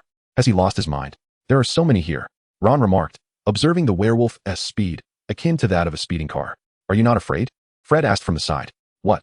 I'm not scared. Fred, what do you mean? Ron exclaimed, turning to Fred with wide eyes, but before he could collide with him, he tripped over his own feet and fell. Is it you? Lupin suddenly emerged beside them, startling several Aurors. However, seeing Fawkes darting from shoulder to shoulder, they found themselves at a loss, as Fawkes, being a creature of Dumbledore's, posed no threat, merely mischievous. Meanwhile, Morbeta had approached the Aurors, eyeing them with predatory intent before rising. Ah, if it isn't Mr. Scrimgeour. I never imagined a mere dark wizard like myself would warrant your personal attention. The crowd reacted to Morbeta's audacity with surprise. Though werewolves might lose much of their rationality, it was evident that Morbeta not only gained power but retained all the intellect of its humanity. Yet Scrimgeour, seasoned in such encounters, quickly regained his composure. Against darkness, we respond in kind. It must be utterly eradicated. Scrimgeour's one glowed fiercely as the nearby Aurors raised their wands, prepared to cast their spells at a moment's notice. Hema gazed at the several Aurors, involuntarily nodding in acknowledgement. Setting aside other considerations, the raw power of the Ministry's Aurors was indeed formidable. After all, they were the elite among the elite. Faced with an Auror possessing considerable combat experience, he found that aside from relying on the mindless activation of runic power or employing heroic skills, mere spells and close combat would scarcely suffice. Yet, how can one unequivocally deem werewolves as malevolent and humans as benevolent? Is it not humanity itself that has perpetrated the greatest evils in this world? Morbeta coldly remarked, gradually lowering his body into an attack stance, as if poised to pounce at any moment. Mr. Lupin, did you not assert that lycanthropy diminishes cognitive faculties and self-control? Well, I'm not entirely certain. The current circumstances can only suggest that the potion has indeed evolved. This organization is truly terrifying. Organization? Are they not Death Eaters? Hema suddenly felt uneasy at the mention of this term. Not at all. This is an organization that predates Voldemort, though it was eradicated in the past. Remnants later re-established what is now known as Top Blood. This organization has been clandestinely researching forbidden potions and biological experiments. Although it is a relatively new entity, it has already garnered the attention of most European ministries of magic. What was the predecessor of this organization? The predecessor was the Dragon Lich, or the Dragon Blood Sorcerers, a dark wizard organization that was vanquished by Dumbledore and many esteemed wizards in its time. Hema felt a sudden pang in her heart upon hearing Lupin's response, her eyes glistening with a hint of red as a surge of inner rage welled up within her. I knew it. Ibwa? Lupin cast a surprised glance at Hema, sensing a feral aura emanating from the young wizard. No worries, but are they going to fight or not? Whether they can engage in battle is another matter. With Morbeta's enhanced strength, a moment of inattention could lead to dire consequences for the Aurors. However, from my observations, Morbeta's defensive capabilities are still on par with an ordinary werewolf's. If struck by a potent curse, he could certainly perish, especially when facing the most seasoned Aurors. By the way, did you capture that dark wizard? He has already been sent away. Speaking of which, Mr. Lupin, have you considered becoming our instructor? Just look at how exceptional we are. Huh. Feeling proud for defeating an injured dark wizard? Lupin smirked playfully. That so-called gravedigger was not injured at all. Ron interjected from the side. Is Mr. Lupin so formidable that the dark wizard is deemed weak? Gravedigger? No. My observations indicate that the dark wizard who fled from France is the infamous Black Father, Quell. It turns out that Fred and George also recalled the puppet that Hema had burned. By the time we arrived, that individual had already been transformed into a puppet. The true adversary is the gravedigger. How did you manage that? Lupin suddenly felt a wave of concern for the children. He was aware of the gravedigger's reputation as a truly wicked dark wizard. It was thanks to Miss Dorgan's assistance. Hema quickly added, fearing that the other children might divulge too much information. Given the recent events, it seems that these dark organizations have infiltrators who exploit any vulnerabilities. Wait a moment. If the individual who just left was a decoy or an infiltrator, then the two bearded men and that young man are in peril. Miss Dorgan? Hema called out to Dorgan, who was present, clearly aware of Lupin's words. Do not worry. Although those two may appear unassuming, their combat prowess is quite commendable. The enemy is outnumbered, and that Auror is genuinely injured. Though Dorgan spoke confidently, she harbored some apprehension. After all, direct combat and ambush tactics are entirely different realms. At that moment, the werewolf finally launched an assault on the group. However, as its claws swiped through the air, a defensive charm was instantaneously activated before them. Scalinge and Dorgan simultaneously cast 2 offensive spells. The werewolf's massive form left a blurred afterimage in midair, narrowly evading the light from the 2 wands before it pounced again. The Aurors remained utterly unperturbed, the defensive charm unwavering, while Scalinge and Dorgan rapidly unleashed their offensive charms. With a thunderous boom, a colossal light shield effectively blocked the werewolf's claws, sending it hurtling away. Yet, in the air, the 2 offensive spells missed their target once more. In truth, the spells they cast were immensely destructive. A single hit would incapacitate Mobita. Of course, the Aurors did not shy away from employing lethal curses like the Killing Curse, but such spells were typically reserved for solo or small team operations, as appearances must be maintained. How intriguing. No wonder they are seasoned Aurors. By the way, Mr. Scalinge, your accusations against me lack any foundation. What do you mean? Scalinge narrowed his eyes. None of the individuals here were slain by my hand. Or do you perceive me as a mindless brute indiscriminately hunting humans? Mobita opened his mouth wide, sharp teeth glinting with an eerie blue light, yet the smirk on his lips was unmistakably mocking.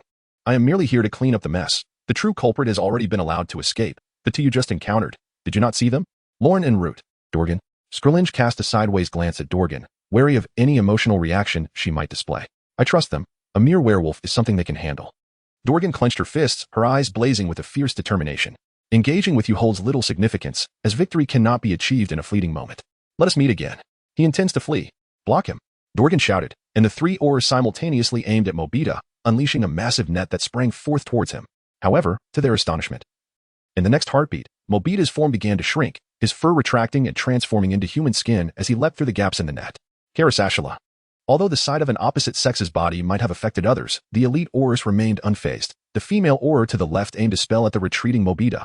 Yet, even in his human form, Mobita's speed was astonishing, darting 6 or 7 meters away, a faint red glow striking the ground. But just as Mobita involuntarily smiled, the hard pavement suddenly cracked open, a rope ensnaring his ankle. His forward momentum sent him crashing to the ground, skinning his arms and drawing blood. This spell can suppress magical flow. You cannot escape. Furthermore, you are currently unarmed. Ugh, how amusing. But Pansa, Dorgan, and Scalinge abruptly realized that among the 3 Aurors, the tallest male Auror had drawn a dagger and turned to stab the female Auror beside him. The young female Auror faltered, and Scalinge and Dorgan barely had time to cast a protective spell. Just as the dagger was about to pierce her chest, an arm intervened, the blade penetrating through, pinning it against the female Auror. Pansa, what are you doing? The male Auror yelled, punching the assailant to the ground, while Scalinge cast a spell to render him unconscious. Meanwhile, the blade had pierced Hema's slender arm, dark red blood streaming down to the ground. Ibwa, you need immediate medical attention. Maine, Dorgan shouted to the still-dazed female Auror. Maine quickly regained her composure, kneeling beside Hema to begin a healing spell. Hema immediately felt a warmth enveloping her, the pain subsiding slightly. This spell was not the same as the one she used to heal the previous Auror. It seemed to be a special incantation, and the words whispered were peculiar, not in English. Nevertheless, the priority remains capturing that individual. I have specialized potions prepared for this. Kurobo, incapacitate that person first. Mental imprisonment. Powerful slumber. Kolobo unleashed 2 incantations upon Mobita, who valiantly resisted the encroaching force of control. However, with the additional spell cast by Scringer striking him on the head, he succumbed and collapsed onto the ground. The substantial loss of blood rendered Hema momentarily faint. Yet he uttered not a single cry as he forcefully yanked the dagger from between his bones. Those nearby gasped in astonishment, as if they could feel a phantom pain in their own limbs. Hermione and Ron, crouching beside him, had previously witnessed Hema's defiant extraction of the blade. Yet the sight still sent shivers down their spines. He then opened the final vial of red potion, pouring half of it onto his wound, and the remainder directly into his mouth. Hermia also noticed that the once smooth golden hair of the witch named Maine had suddenly sprouted a few silver strands. He abruptly grasped the other's wrist. Stop. My potion will take effect swiftly. Although the intention was kind, he despised the magic that utilized one's own life to heal others. Maine was momentarily taken aback, observing Hermia's serious expression, and slowly withdrew his hand. Maine, who would have thought you would be saved by a mere child? You truly lack maturity. Young one, you should consider becoming an Auror in the future. Beside them, the usually frowning and stern Scrimgeour suddenly revealed a faint smile and patted Hermia on the shoulder. Thank you. But, before Hermia could finish, Kurobo, who was approaching to bind Mobita, suddenly let out a shriek. A spray of blood erupted into the air, and the Auror collapsed to the ground. Blood flowed along the sloped road towards them, creating a particularly unsettling scene. Kurobo, now I possess a wand. Mobita chuckled softly. Under the gaze of everyone, he silently cast a spell, causing a foot to fall cleanly from his leg. Hermione and Ron immediately covered their mouths, and the twins widened their eyes, overwhelmed by a wave of physiological disgust. Even Hermione, who had battled a basilisk and slain a giant rabbit, could not help but admire this individual's ruthlessness. Avada Kedavra! Scrimgeour exploded in fury, casting the killing curse at the werewolf Mobita. However, before the curse could strike, Mobita's form began to fade, vanishing from sight. The spell sailed through where he had been, creating a charred crater in the ground. Damn! Why Mobita? Diagon, in contrast to the unexpected attack, gazed gravely at the nearby unconscious Auror, who had transformed into another person's visage. So these individuals are not undercover agents, but genuine wizards? What on earth has transpired? Scrimgeour, what exactly has happened? Cornelius Fudge, seated behind his desk, regarded Scrimgeour and Diagon with a serious expression. We encountered some unexpected circumstances while apprehending the werewolf Mobita. Unexpected? A werewolf, who had consumed a bit of potion, resulted in the sacrifice of an Auror, one missing Auror, and the disappearance of 2 wizards from the Department for Magical Creatures. Cornelius Fudge felt a throbbing headache, as he did not wish for any complications during his tenure, especially not of such a perilous nature. We are still unclear, but it appears that Pansy was impersonated and infiltrated our ranks, and their whereabouts are unknown. I have confirmed with the Department for Magical Creatures that those 2 wizards were also imposters, and the one pretending to be injured was taken away by Mr. Rowan and Mr. Root. Fudge lowered his head, looking at the grim-faced Diagon. What is the situation on your end? Rowan and Root returned safely, and the genuinely injured wizard from the Department for Magical Creatures was taken to the hospital, but the impersonating wizard did not return to the Ministry of Magic. I do not blame you, but the repercussions of this incident will undoubtedly incite chaos within the magical community. We must suppress it for now. Fudge hesitated for a few seconds before addressing Diagon and Scrimgeour. However, Minister, if we do not inform others, their actions will be more erratic. It is crucial for other wizards to be aware of the dangers around them to avoid being attacked and infiltrated. Scrimgeour, not known for his patience, stood up, slamming his palm on the table, glaring at Fudge. Jasper, I understand your feelings. Losing brave colleagues from the Ministry of Magic saddens me as well. But certain matters must be considered in the grand scheme. Seeing that he could not sway Scrimgeour, Fudge began to appeal to emotions. But the principled and somewhat stubborn Scrimgeour was not easily swayed. Fudge, I know you fear losing your position as Minister of Magic, but you must realize that it is through the collective efforts of Aurors and all wizards that the ministry exists. Scrimgeour, what do you mean by that?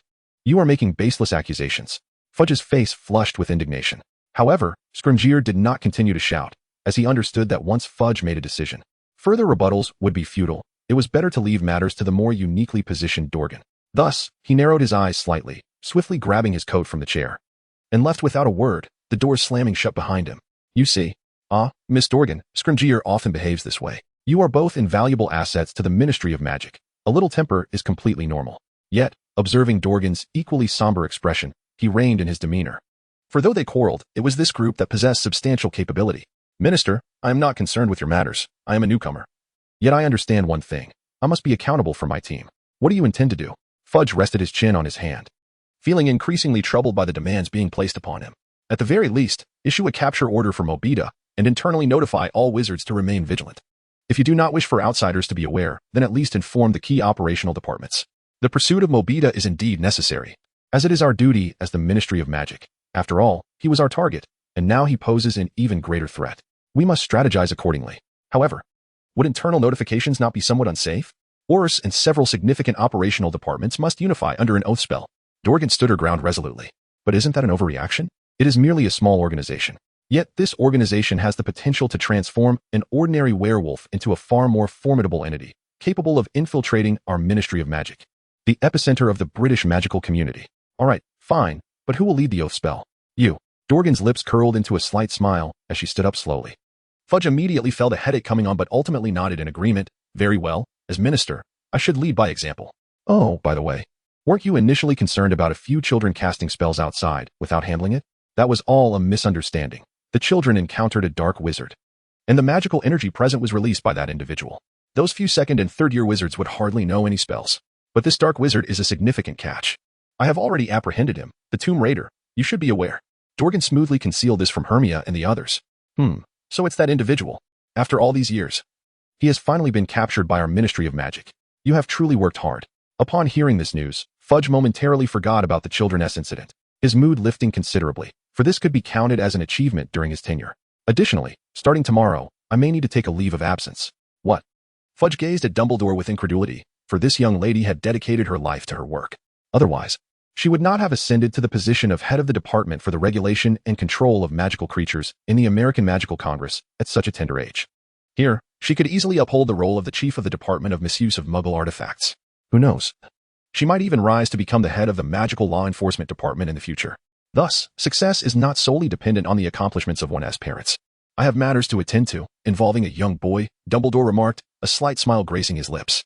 Fudge was momentarily taken aback, his cheeks flushing with unexpected warmth. Ah. Youth, I understand. Meanwhile, over by Hermione, the young wizards followed Lupin toward Mrs. Beta. Mr. Lupin, is Mrs. Beta truly unscathed? Hermione persistently inquired throughout their journey. Lupin could only respond affirmatively, though he himself remained uncertain. During the onset of the battle, he had been engaged in a confrontation with Mo Beta outside Mrs. Beta's apartment. Moreover, after Mo Beta had fled, it was not beyond reason for him to return to Mrs. Beta, considering she was his grandmother. Even in his werewolf state, he had not entirely lost his humanity. He would not harm Mrs. Beta, for such an action would serve no purpose. As the group rounded a corner, they spotted the children Fred had given the slingshot to, who were now approaching with 2 small kittens in their arms. Kittens? I must take a look. Hermione swiftly dashed forward, intercepting the children. Hermione, I fear she has become quite obsessed, Ron remarked, scratching his head as he observed Hermione's retreating figure. After all, even if the kitten had not been harmed, it would surely be difficult to locate after such a prolonged absence. Ron, Hermione, come quickly. Huh?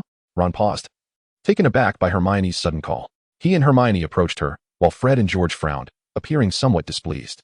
Fred, I believe we ought to refrain from pranks today. George blurted unexpectedly, a statement that would likely have left those familiar with him believing he had lost his mind. Indeed, George. Today we have encountered numerous terrifying foes. Yet we have been of little assistance. Yes, we must devise the most formidable magical tools, enabling every young wizard to possess the means to protect themselves. Precisely. By the way, George, I have heard that Muggles possess a particularly powerful weapon, known as nuclear. At this moment, Hema was perplexed, unaware that the twin brothers had embarked on a peculiar line of thought. He glanced at the 3 children cradling kittens in their arms, casting a questioning look towards Hermione. Aren't these just caca? Ron remarked, eyeing the 2 kittens, one black and the other white. Where did you acquire these cats? Hermione did not respond to Ron, but instead continued her inquiry towards the boys. We found them in the pipe next to the new stadium. There are 4 in total. But we couldn't carry them all. We left 2 behind. They explained, we weren't reckless. We visited several times and didn't see any adult cats around. We feared they might starve, so we decided to take them home first. Could you take us to see where you found them? The 3 children exchanged glances, somewhat reluctant to make the trip again, yet feeling indebted to their companions for the slingshots and candy, albeit the latter was rather unpalatable. Although Lupin wished for a place to rest, he feared a potential ambush from Mo Beta, so he followed closely behind the little ones to ensure their safety. The small wizards arrived at this so-called stadium, which was essentially an abandoned storage shed, its tin roof partially exposed. On one side of the cement floor, there was a massive pipe opening, likely for drainage. Inside, 2 kittens were nestled, eyes closed, mewing softly, their fur a striking combination of black and white. Suddenly, Hema comprehended something and turned to glance at Hermione, who responded with a gentle smile before approaching the 2 small kittens and slowly extending her hand. In an instant, a dark shadow darted past, and Hermione's wrist was abruptly marked with several streaks of blood. Meow, wail. The shadow gradually came to a halt before the 2 kittens, its throat vibrating, its back arched, and fur bristling, as its eyes fixed fiercely on the few individuals in front of it. What is this? Kakaka. Yet, Ron and the following Weasley twins suddenly exclaimed, for this cat bore an exact resemblance to Kakaka, albeit slightly larger. Gently dispel. At this moment, Lupin stepped up beside Hermione, his tall figure conveniently obstructing the boy's line of sight, as he raised his wand and a beam of white light glided over Hermione's wrist. Hermione felt a slight pain in her wrist, which soon morphed into an itch. Within moments, the wound vanished entirely, leaving no trace of sensation. This is quite effective, Mr. Lupin, might you teach me how to use it? Lower your voice. We shall discuss this later. First, tend to the matters at hand, Lupin instructed, gesturing towards Kaka, having learned from Professor McGonagall the purpose of Hermione's visit. Taking a deep breath, Hermione approached Kaka, who was evidently in a state of agitation, poised to pounce at any moment. What are you 3 standing around for? Return the child, the twins prompted, nudging the 3 bewildered boys. Oh, yet. Before they could reach Kaka, the creature lunged forward, tearing at the calf of the leading child. This startled the boy in yellow, causing him to retreat a couple of steps, though fortunately, it wasn't too painful. Give them to me, Hema said, gathering the 2 small kittens into her arms as she advanced towards Kaka.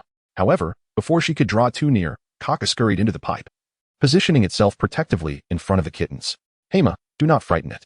I understand, Hema replied, though she knew there was little she could do to quell the creature's fear. With his increasing dragon-like traits, It was only natural that ordinary animals would instinctively recoil from him, though magical creatures were an exception. Otherwise, that pesky bird would have fled long ago, rather than attempt to snatch his jerky. Speaking of which, it seemed he could not currently contend with Fawkes, especially considering the latter's ability to teleport. Hema momentarily lost her focus, quickly placing the 2 kittens she held at the entrance of the pipe. Hermione smiled and extended her hand once more, gently nudging the 2 little felines inside. Kaka, with her large eyes, blinked at Hema and Hermione, her ruffled fur slowly settling, yet she remained cautious, taking a few steps forward and then retreating. Kaka, we mean you no harm. We are here to take you home. Hermione gazed at Kaka, whose fur was now somewhat soiled, and thought of Mrs. Beta waiting for her at home, her eyes nearly misting with emotion. Meow. Kaka seemed to understand Hermione's words, tilting her head slightly and giving a soft meow, but she made no further movement. Instead, she picked up one kitten and placed it behind her, then gently took the last kitten and moved further inside. Kaka, Mrs. Beta misses you dearly. Shall we take you back? Hermione reached out towards Kaka, but Kaka suddenly leaped and struck Hermione's arm, fortunately without extending her claws. Meow. At that moment, another feline cry echoed, and from the depths of the pipe, a pure white cat emerged, softly nuzzling Kaka's cheek. The kittens seemed to sense their mother's presence and slowly crawled towards the white cat, who lay down gently, allowing all 4 kittens to nestle against her belly. Kaka tenderly licked the corner of the white cat's eye twice, gradually leaning against her, providing support for the mother cat. The golden twilight outside filtered through the shattered window, casting a warm glow upon the family, resembling a picturesque scene beneath the setting sun. As Hermione beheld this touching sight, she slowly closed her eyes and withdrew her hand. Hema, it seems I am destined to fail in this mission. Yet, she has found her home, hasn't she? Mrs. Beta will understand. At least she is alive. Let us go and speak with Mrs. Beta. Very well. Hermione rose, hesitating momentarily, yet ultimately resolved not to forcibly take them. After all, Kaka had found a new home, one that could not exist without her. Of course, she felt compelled to inform Mrs. Beta. She could not make decisions for others. If Mrs. Beta truly wished to see Kaka, she would be willing to assist. At that moment, another thought emerged within her heart. She too desired to adopt a cat, a longing she had harbored for quite some time, now intensified. Meanwhile, Ron suddenly felt a tremor in his pocket. Curious, he pulled out Scabbers, only to find nothing amiss. Are you afraid of cats? Well, it makes sense, considering you are a rat. Thankfully, there is only one cat at Hogwarts, so you are quite safe. After departing from Kaka, the group arrived at Mrs. Beta's residence. Lupin, initially hesitant to meet her, ultimately decided to join, but Mrs. Beta did not answer the door. Mrs. Beta, are you there? Mrs. Beta, with her limited mobility, would not venture out. Could something have happened? Mr. Lupin, please help us open the door. Is that appropriate? Although Lupin had once used spells to enter abandoned houses during his wanderings, those had been uninhabited. I'm fine. You need not enter. Mrs. Beta's voice emerged from within, notably cold. Mrs. Beta, I have found Kaka, Hermione said softly, stepping forward despite Mrs. Beta's unwillingness to open the door. She has found her home, hasn't she? Mrs. Beta replied slowly, leaving Hermione momentarily taken aback. Had Mrs. Beta already surmised the truth? After Kaka left, some neighbors and friends helped me search for her, but we found nothing. If she is alive, then she must have a new owner, a new family. I would not blame her, rather. I am grateful to Kaka for allowing me to leave in peace. What are you saying? Mrs. Beta, your legs may be weak, but your mind is sharp. Enough. You should leave. Hearing Mrs. Beta's words, Hermione was at a loss, not having anticipated such an attitude from her. Mrs. Beta, this is Lupin. Do you remember me? I was taught by Mr. Beta during my time at Hogwarts. Yes, you should take the children and leave. It's not safe around here. Mrs. Beta still did not approach the door, though her tone softened slightly. Very well, I understand. I will visit you again when the opportunity arises. Lupin nodded helplessly, gesturing for the children. In that case, let us not disturb her further. She deserves rest. Fred and George were indifferent, eager to return and experiment with new gadgets, while Ron's thoughts lingered on his dear friend Harry. Hema gently patted Hermione's shoulder as Lady Beta learned that Kaka was still alive, which was the outcome she had most fervently hoped for.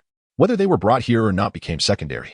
After speaking, Hema proceeded down the stairs, while Hermione lingered at the door, taking a deep breath before turning to follow.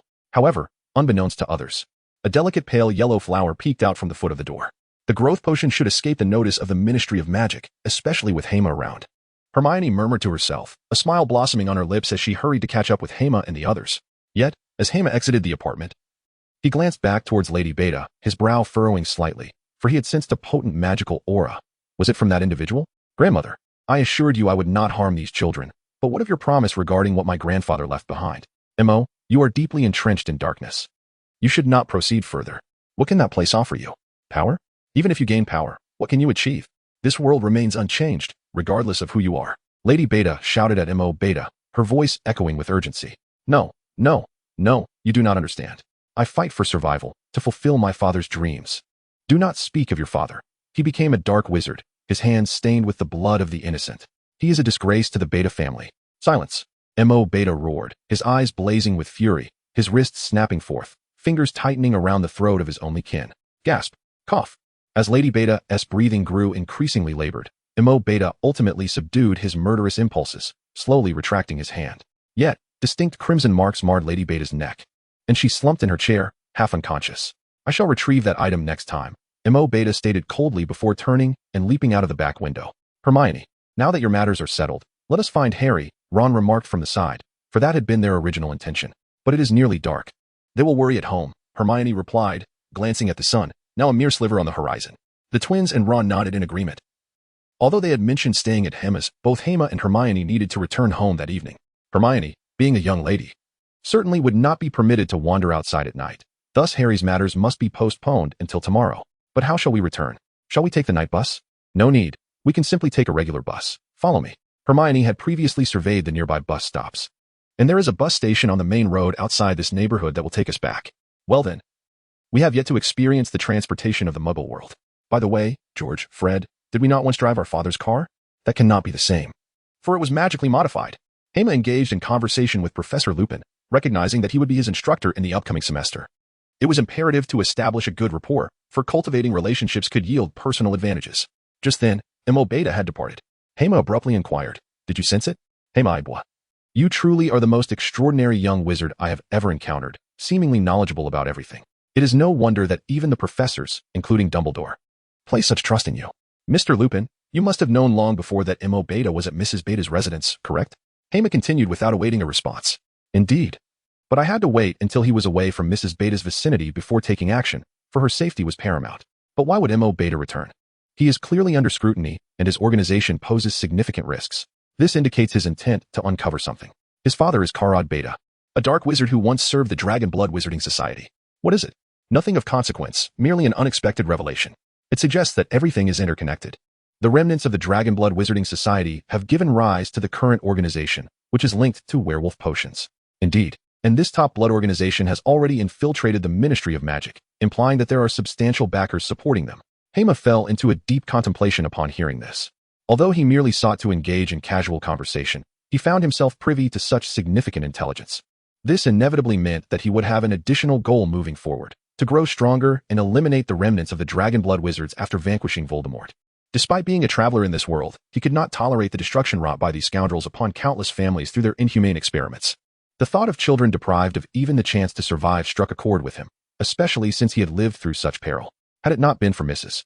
Abbott's kindness in adopting him and the intervention of Dumbledore and others, he too might have met a grim fate. Thus, he vowed not to allow such atrocities to continue. He would eradicate the vile remnants, even more nefarious than Voldemort himself, for it was imperative to eliminate them entirely. The group decided to first escort Hermione home, for it was indeed a grave matter for the young girl to be out so late. Subsequently, the Weasley brothers would spend the night at Hema's residence, planning to seek out Harry the next day. Mr. Lupin, after a brief discussion with Hema, vanished with a flick of his wand, intensifying Hema's desire to learn advanced spells. Albeit he recognized that as a second-year wizard, he was perhaps a tad ambitious. What he urgently required was the Patronus charm. Especially since if Sirius Black had indeed escaped from Azkaban, Dementors would still pose a threat to Hogwarts. All of this stemmed from Mr. Weasley winning a prize and traveling to Egypt, which inadvertently led to Sirius discovering Peter's trail. Had Mr. Arthur not won, or had that little rat not been in the spotlight, the narrative could have shifted significantly. Hema pondered whether his presence might directly alter the plot of the third installment. Hema, what are you thinking? Oh, nothing much. I was just considering the recent annual award from the Daily Prophet. I wonder who will be fortunate enough to win it. Before Hema could finish, the twins suddenly flanked him on either side, their expressions a mixture of shock and intrigue. Hema, I now suspect you might be a seer. What do you mean by that? Ron, suppressing a chuckle, approached Hema and Hermione, whispering, Dear Mr. Weasley, you are incredibly lucky. Just yesterday, you won the grand prize from the Daily Prophet. However, this news hasn't yet hit the papers. It will be announced the day after tomorrow. Hema, you're quite remarkable. Is it the 700 galleons? Hermione nearly exclaimed, having kept an eye on the event herself, initially dismissing it as a mere gimmick until she learned someone had actually won. Yes, we discussed it last night and decided to travel. Though we haven't settled on a destination yet, George added. Shouldn't you save that money instead?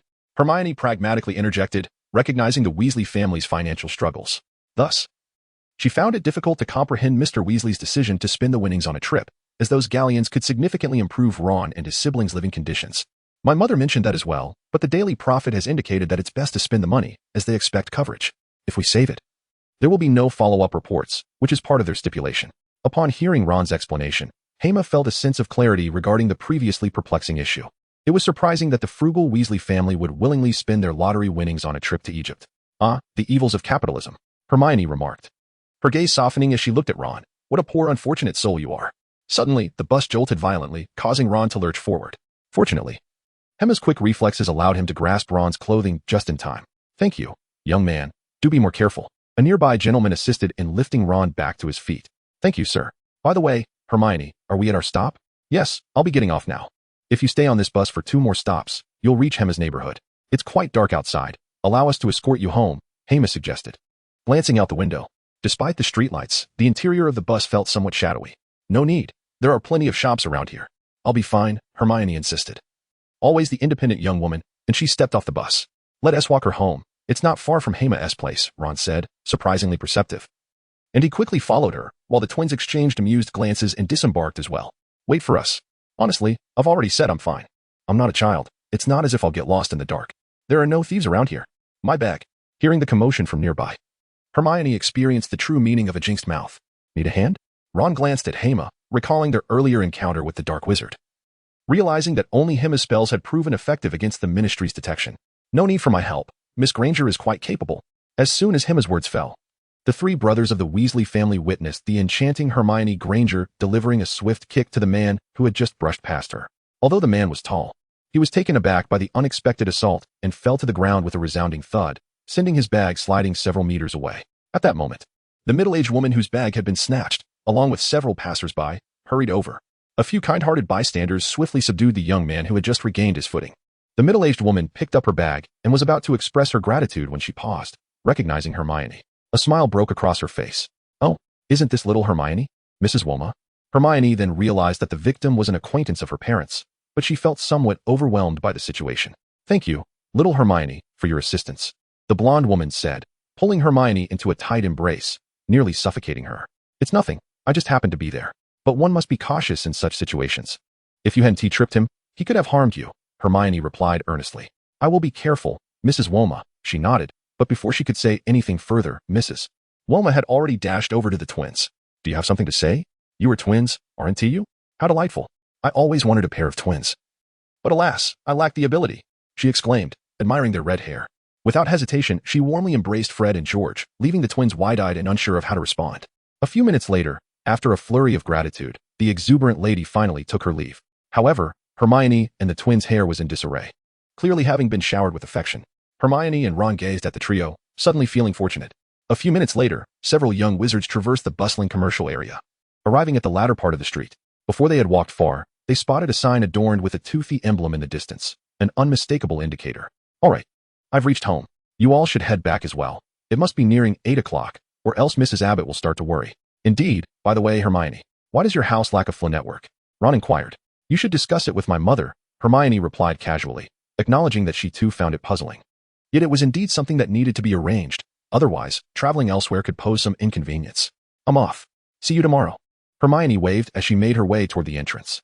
See you tomorrow, and remember to rise early to rescue our esteemed Harry, Ron reminded, never forgetting their dear friend Harry.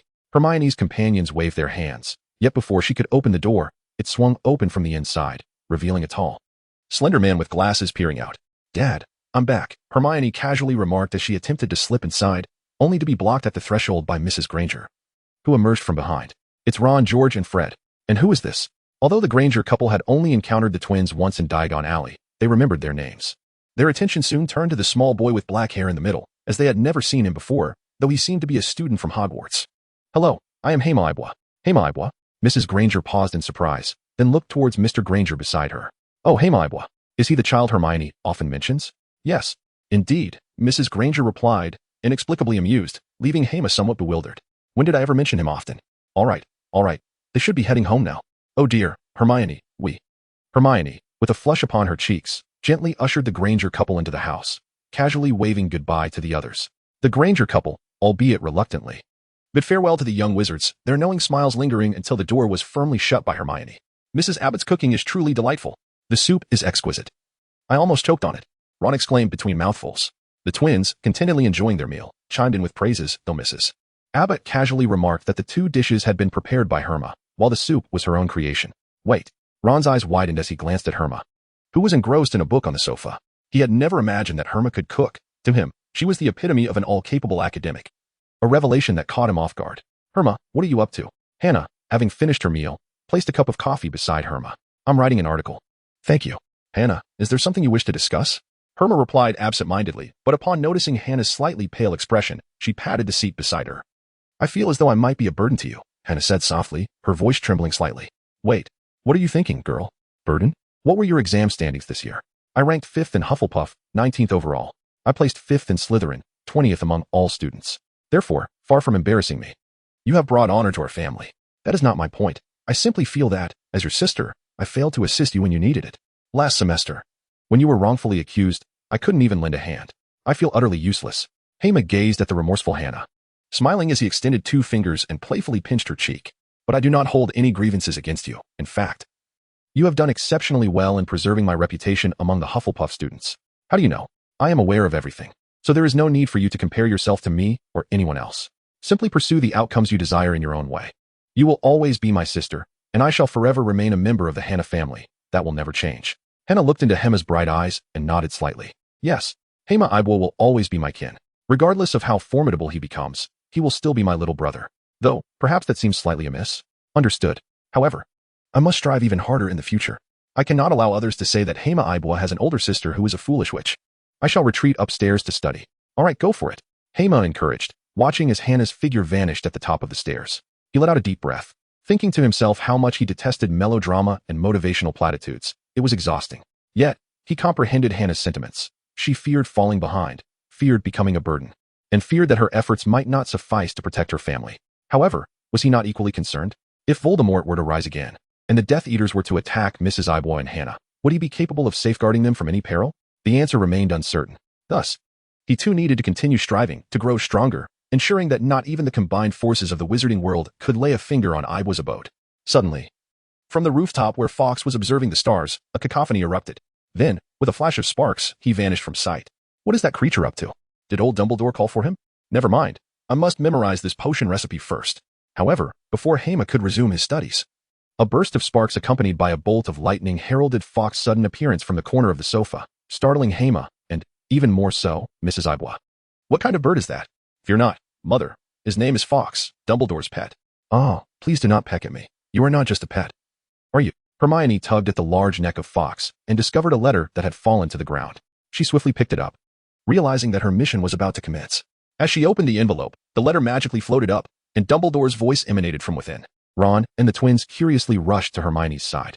Hermione, I have arranged your itinerary. For your safety during this operation, I have enlisted several highly experienced wizards to accompany you. You may already be somewhat familiar with them, Mr. Lupin, Miss Tonks, and Mr. Scamander. Additionally, to ensure that every promising student is involved, Cedric from Hufflepuff, Cho from Ravenclaw, Harry Potter from Gryffindor, and Malfoy from Slytherin will also be joining you. Wait, what is this lineup? Hermione exclaimed. I understand Cedric and Cho are exceptional, and Harry's favoritism is one thing, but why Malfoy? Are you worried about the team dynamics? It's hard to believe Harry won't end up in a brawl with him. However, it was evident that this letter was not a live conversation. Dumbledore's voice continued uninterrupted, disregarding Hermione's reaction. I understand that you may have reservations about this team, but trust me, they will undoubtedly unleash extraordinary potential. For further details, we will discuss them when you all gather. The safety concerns should be minimal. The primary aim is to develop your skills. My goodness, develop our skills? The task you assigned to Hermione to find a cat led to an encounter with a dark wizard utilizing shattered runes and a transformed werewolf. And I barely managed to handle it. Now you say it's just exercise? I can't help but worry for my well-being. Speaking of which, aside from Tonks and Lupin, Scamander? No way. He may be a protagonist, but isn't he in his 70s now? Old Dumbledore, you can't be that cruel. However, now I understand why Tonks. The strict Auror, didn't he bring them to the ministry? Dumbledore must have intervened. But how does he know Tonks, who hails from America? Wait a moment. Newt Scamander, who found love in America, has Cedric as a relative. Everything is interconnected. Well played, Dumbledore. Furthermore, the assembly time is set for tomorrow morning at 9 o'clock. Near your residence. Don't be late. Good luck, Hermione Granger. With that, Dumbledore's message concluded, and a burst of yellow flame erupted from the envelope. transforming it into a pencil that landed on her notebook. Hermione, that was Dumbledore, wasn't he it? Ron remarked, his head reeling from the barrage of information. Despite not being directly involved. Yes, a task similar to the one Hermione had, she replied. That means. The twins exchanged glances, excitement mingling with trepidation. Although the prospect of battling dark wizards was thrilling, they were not eager to endure a second experience. Indeed, it's perilous, Ron added, though Dumbledore has selected well. I have a strong feeling that Malfoy and Harry will definitely stir up trouble. By the way, if you can represent Slytherin, why bring Malfoy along? Ron furrowed his brow, clearly irked. Hey? Hermione, if I heard correctly, the meeting is tomorrow morning. Harry, right now? Hermione suddenly realized, her eyes widening as she snapped the pencil in half. Dumbledore. You truly have a knack for timing. I might have to step out tonight. Where are you off to at this hour? Mrs. Granger emerged from the kitchen, noticing Hermione's distressed expression. Meanwhile, at number 4 Privet Drive, Harry was laboring unhappily in the kitchen, having eaten the least during dinner, yet burdened with the most chores. He had grown accustomed to this treatment, as it had been his life since childhood, particularly since he had not spent the Dursleys' money during his 2 years at Hogwarts. Surprisingly, the Dursleys had shown him a modicum of kindness over the summer, even purchasing him 2 brand new t-shirts. Though Dudley remained his usual self, Harry found it impossible to focus on his homework amidst the constant scrutiny of his relatives. If only he had agreed to stay at Ron's house. He could have slipped away when no one was home. However, he had no idea how to get to Ron's place and was uncertain about Hermione and her whereabouts in the city. Perhaps he would sort it out tomorrow. Just as Harry set down a dish, there was a knock at the door, followed by Uncle Vernon's voice from upstairs. Harry, answer the door. Fine, Harry replied absent-mindedly, placing the dish down and trudging to the door. Who could possibly be visiting at this hour? But when he opened the door, 3 red-haired figures glimmered in the porch light, and he nearly burst into tears, stifling his emotions as the Dursleys had not yet retired. What are you doing here? Harry asked. Of course, we're here to fetch you. We barely made it for the last train, and the only way back is to walk. Ron joked as he embraced Harry. Happy summer, Harry. The twins chimed in unison, wrapping him in a hug, before Harry could express his gratitude. They shoved a peculiar candy into his mouth, bitter and unpleasant. Cough, cough. Harry wanted to spit it out, only to discover that the candy had completely melted in his mouth, leaving a lingering bitterness. Fred, George? Harry attempted to say something more, but the next moment, a sweetness akin to honey burst in his mouth, washing away the bitterness. Isn't that the saying, after hardship comes sweetness, Hermione? Hermione? Where is she? Upon hearing Hermione's name, Harry glanced around but failed to spot her. Right here. By the way, why are your glasses broken again? Hermione's voice came from the shadows, and Harry moved closer to see her.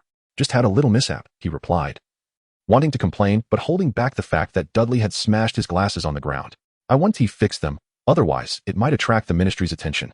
Hermione mused, feeling a twinge of annoyance at the situation. No worries. What are you 4 doing out so late? I can't leave yet. I haven't tea even packed. Don't fret. We're here to help you make a clean getaway, Fred said, shaking off the dust from his clothes. Initially serious, but leaving Harry with a sense of unease as he glanced at Hermione, who seemed the most reliable among them. Although last year's escape from this place had been exhilarating, thanks to the twins and Ron, Harry had faced reprimands from school and warnings from the ministry. Don't look at me. I'm just here to accompany Ron. I have no idea what they plan to do, but I will do my best to keep things under control, Hermione reassured. Ron nodded, giving the twins a gentle push inside. Guests have arrived. He shouted up the stairs. Fred, George. Harry gazed in disbelief at the 2 individuals before him. From upstairs came the rapid sound of footsteps, and down descended a tall, portly man with a bushy beard, accompanied by a slender, blonde woman. Who are you? Coming to our home at this late hour? Good evening, Mr. Dursley. George cheerfully waved at Vernon. I just wanted to inform you that Harry will be staying with us for 2 days, and we'll return him to you next year. Harry Potter is not going anywhere. Vernon Dursley stormed down the stairs, gripping a broomstick tightly. If you dislike Harry so much, why keep him here? You're spending your money on his food and drink. Just take him away to spare you the trouble, just like last year. Fred chimed in, leaving Harry momentarily stunned. He hadn't anticipated that the twin brothers possessed such verbal prowess. Wasn't it you who broke my window last year?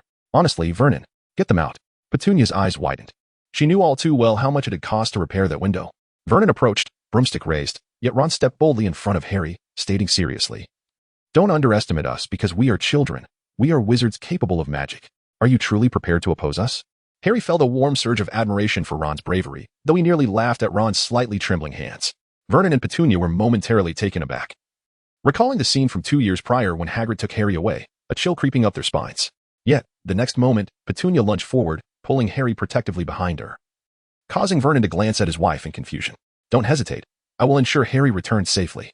Regardless of the circumstances, you are his last relatives, and I want to force any changes upon you. I only hope you grant him respect and a measure of freedom. Hearing Hermione's words, the Dursleys remained as they were. Broomstick in hand, but their expression softened slightly.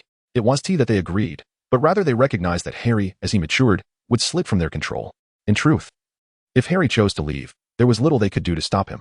Furrowing his brow, Vernon leaned closer to Petunia and whispered, "Perhaps we should just send the boy away. It will make our summer quieter without that crowd of annoying birds. But what if those oddballs bring strange things? Can anyone harm them? It's a good thing they don't hurt ordinary people." "Fine." Seeing Petunia remain silent, Vernon looked up at the others with a cold snort. "If that's the case, take him away, but don't let him come back this summer. It's a waste of food." Though Vernon's words were harsh, Harry felt a surge of joy. He could finally leave this place without question and enjoy his summer. "Go pack your bags," Ron shouted, and Harry dashed upstairs, only to be halted by the twins. "We've packed your things." With a loud thud, Harry's tattered suitcase fell from thin air, startling the Dursleys, who nearly tripped on the stairs. Dobby. Although the Dursleys did not see, Harry caught a glimpse of the small figure as the suitcase dropped.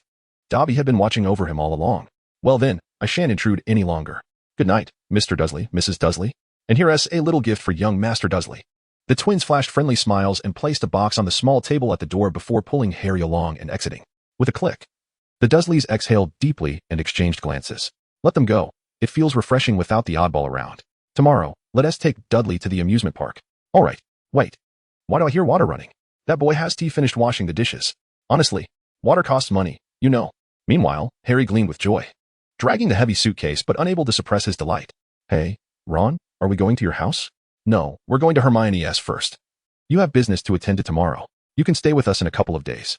"Business? I wasn't informed. Didn't you receive the notice?" "Old Dumbledore can be quite forgetful. Let us just head back and discuss it," Hermione remarked, yawning as she gazed at the moon above. "By the way, if I hadn't spoken up, were you planning to abscond with Harry and his luggage? But that would break any rules. We didn't damage their property or frighten them. With Dobby's help, we didn't even need a spell. Isn't that splendid? Speaking of which, Fred, George, what did you give them as a gift?" Ron asked, though he suspected it might not be anything pleasant. "Oh, it's a surprise. Hermione, rise and shine. If you prefer to stay asleep, then so be it." Hannah's voice echoed in her ear, and Hermione felt as though she had returned to a previous moment. Rubbing her eyes, she glanced at the clock. It was only 8:30. "Just a few more minutes," she murmured. "But you have an obligation at 9. Besides, everyone is waiting for you downstairs." "Everyone? Have Harry and the others woken up?" "Yes, and Mr. Lupin and that Auror lady arrived around 7, and Cedric just got here." "I'll get up now." Hermione sprang up, quickly dressing. As the host, she couldn't allow a group of adult wizards, seniors, and others to wait for her. She could afford a bit of shamelessness, but Mrs. Weasley had her pride. After brushing her teeth and washing her face in a minute, Hermione grabbed a book and descended the stairs dramatically, only to be taken aback by the sight below. The once spacious sofas were now filled with people. On the left sat Harry, Hermione, and the Weasley brothers, while the right was occupied by Lupin, Tonks, Cedric, and a sulking Malfoy. This gathering, which had seemed extravagant when she heard about it, appeared even more astonishing in person. It was indeed curious how this motley crew could operate together. "Junior, come eat. I'll fetch you a spoon." A girl in a floral dress popped her head from the kitchen and dashed to Hermione's side. "Thank you, Autumn, for helping my mother." "No problem. We're just here to enjoy the food. Helping out is no trouble." Autumn nodded and hurried back to the kitchen. "What a good child," Mrs. Weasley remarked. "Indeed, she is a good child, but Mrs. Weasley, please don't select daughters-in-law so carelessly," Hermione silently critiqued as she approached the sofa. "Good morning, everyone." "Good morning. It seems you rested well." Diagon was impeccably dressed today, though a backpack now hung in front of him, its contents a mystery. However, being a professional, one could presume its contents were of significance. "I am also grateful for your assistance yesterday. Without it, my stay at the Ministry of Magic would have been quite uncomfortable. The coffee is delightful, albeit perhaps not the most prudent choice for the morning." Lupin smiled as he waved his coffee cup, greeting those around him. Yet his countenance revealed that he had not rested well the previous night. "Do take care to rest, Mr. Lupin. This journey will span several days, providing you with ample opportunity to recuperate." Harry and Malfoy immediately rose, intending to offer their seats to Hermione. In an instant, Harry shot a glare, as if to convey, "Do you not recognize that this is my brother's territory?" Malfoy, undeterred by the crowd, refrained from raising his voice and simply invited Hermione. "Come, Hermione, have a seat." Herma gazed speechlessly at the two individuals, both older than him, yet behaving like children. "Well, there are still chairs available. Good morning, everyone." He had no desire to make any choices and casually grabbed a chair, settling down beside the table. "Good morning, classmate Ibwa." Cedric, seated closest to Herma, extended his hand with a smile. Hema also took hold of the situation, and to be honest, compared to others, he felt that Cedric was truly a remarkably trustworthy member. With commendable talent and strength, he differed from the likes of Malfoy and Harry, who were brash and impulsive. Cedric exuded a calm wisdom.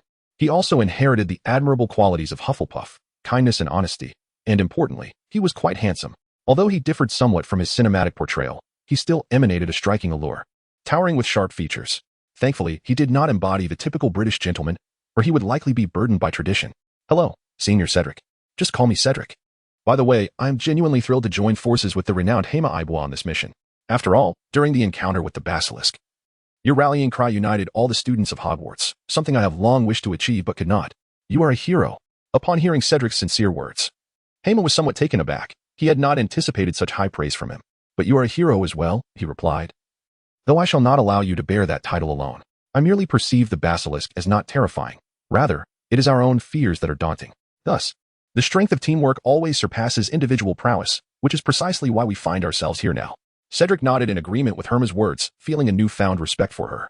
Initially, he believed that his diligent nature could not possibly align with the brilliance of a prodigious wizard like Hema.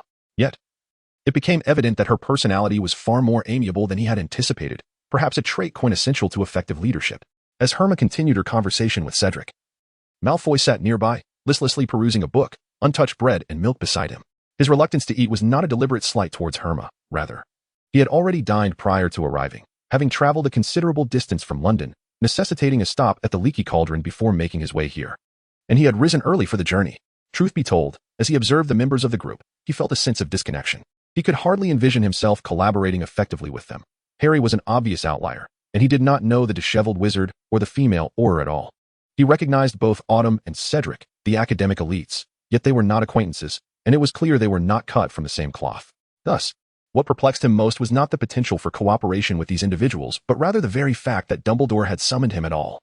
Upon seeing the names Hema and Harry, he had contemplated a refusal, but Dumbledore had not afforded him that opportunity, having sent a missive to his father. What transpired within that letter remained a mystery, yet Lucius had readily acquiesced, prompting Malfoy to shift his perspective. After all, there was some satisfaction to be gained from vexing Potter. Hema, your milk, Autumn interjected. Thank you, Autumn, Hema replied, as she accepted the cup. However, before she could secure her grip, she felt a piercing gaze directed towards her. Hema cast a glance outside and noticed Harry's furtive glances directed toward her.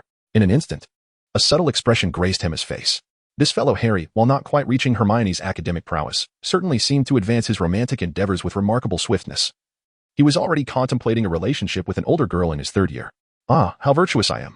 However, a girl like Qiu Zhang, youthful yet exuding an air of maturity, would likely be more enamored with someone like Cedric. After all, her initial connection with Harry was merely a byproduct of her lingering ties to Cedric. Upon reflection, Hermione perceived that the interactions between Autumn, Cedric, and Harry might yield a peculiar chemical reaction. However, the next moment, as she observed Lupin sipping his coffee and Diggory inspecting his wand, a thought struck her. The representatives from the four houses had indeed arrived, yet it seemed they were missing one adult wizard. Mr. Lupin, have you encountered Mr. Scamander? She inquired. Huh, Mr. Scamander? Is he coming? Lupin replied, his expression a mixture of confusion as he glanced at Diggory, who merely shook his head. Newt Scamander? The author of Fantastic Beasts and Where to Find Them. Cedric, usually composed, stood up abruptly, for Newt was indeed a significant figure in their Hufflepuff house. Hermione, momentarily bewildered, pondered Dumbledore's intentions, realizing that neither of the two seemed to be aware of the surprise in store for them. Before Hermione could utter another word, a voice resonated from the entrance, interrupting her thoughts. Hello? Is anyone home? I am Scamander. Is anyone there? May I come in?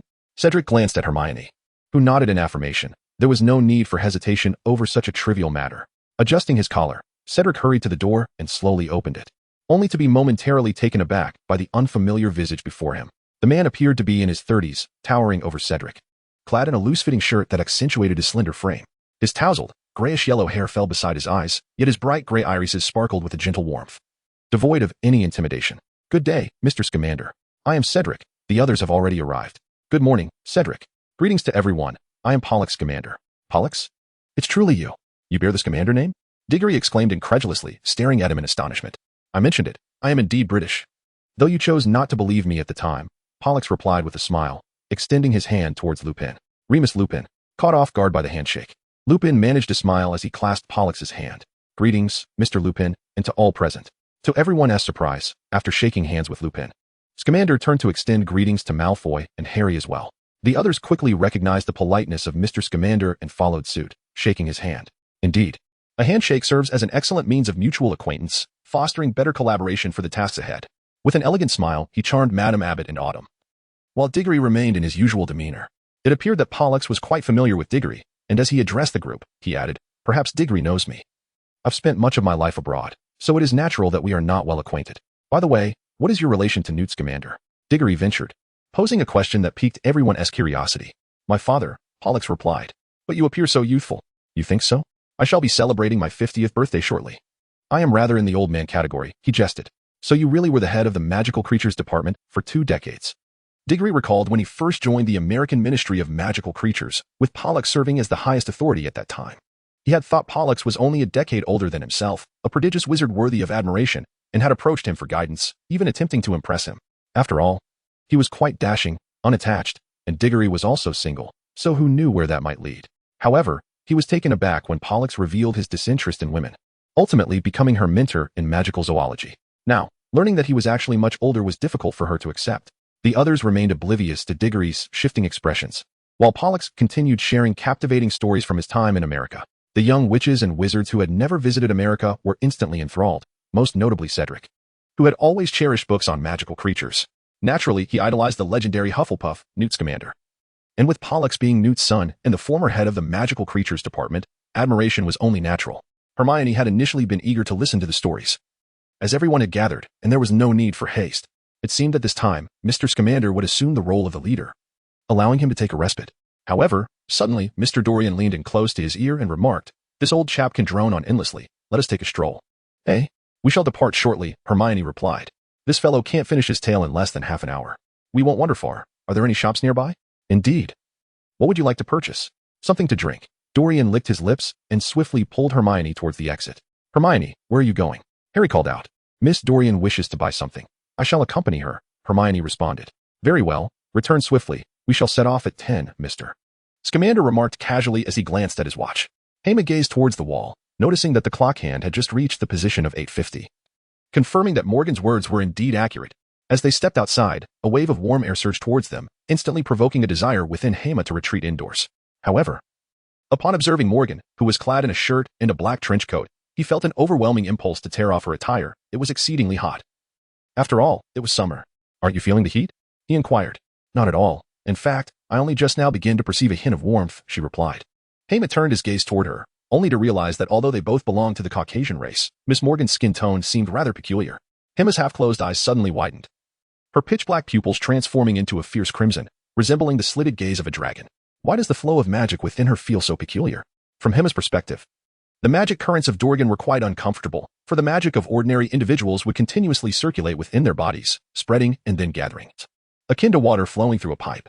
However, Dorgan's magic flowed at a lethargic pace, as if it were not water but rather a viscous glue. Although it coursed through him, a portion adhered to the superfluous flesh, only to be consumed by his corporeal form. This implied that her magic lacked a unified reservoir, instead achieving a semblance of storage through its languid flow, perpetually generating and utilizing energy. Thus, considering the unique manner in which magic nourished the body, this individual ought to possess formidable physicality. Yet, this observation was perplexing, as she herself did not seem to share such attributes.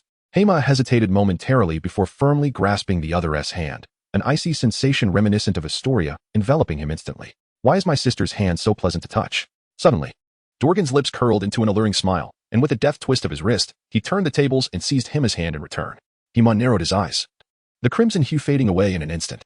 Yet, with a sudden surge of strength, he seized his opponent's hand. Diagon, however, revealed a smile and swiftly withdrew his hand, delivering a swift kick aimed directly at Hema's face. Hema executed a swift backflip, deftly evading his opponent's attack. Yet, just moments later, a shadow flickered, and he felt a violent jolt to his chest. He was sent sprawling, crashing onto the nearby lawn, a metallic taste flooding his mouth. Coughing, he wondered if he was all right. The one who had struck him, Diagon, stood frozen, as if he intended to unleash such force, and hurried over. That hurt. He nearly broke a bone.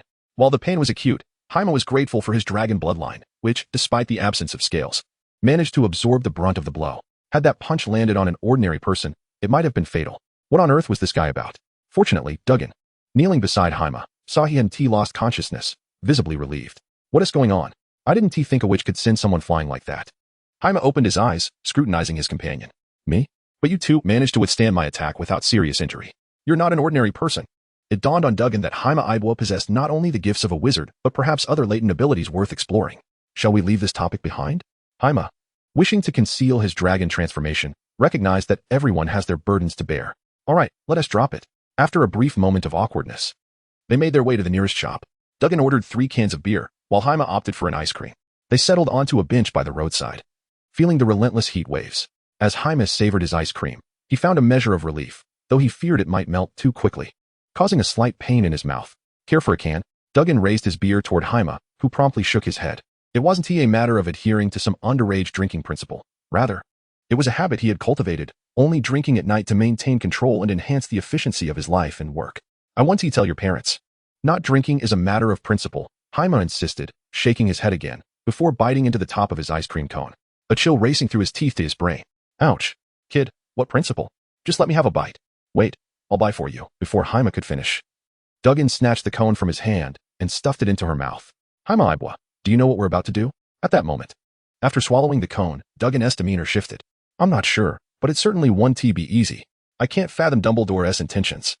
He'll do as he sees fit. Huh. This is the first time I've heard someone speak of Dumbledore like that, even in the American magical community. His reputation is untouchable. He's a symbol of our era.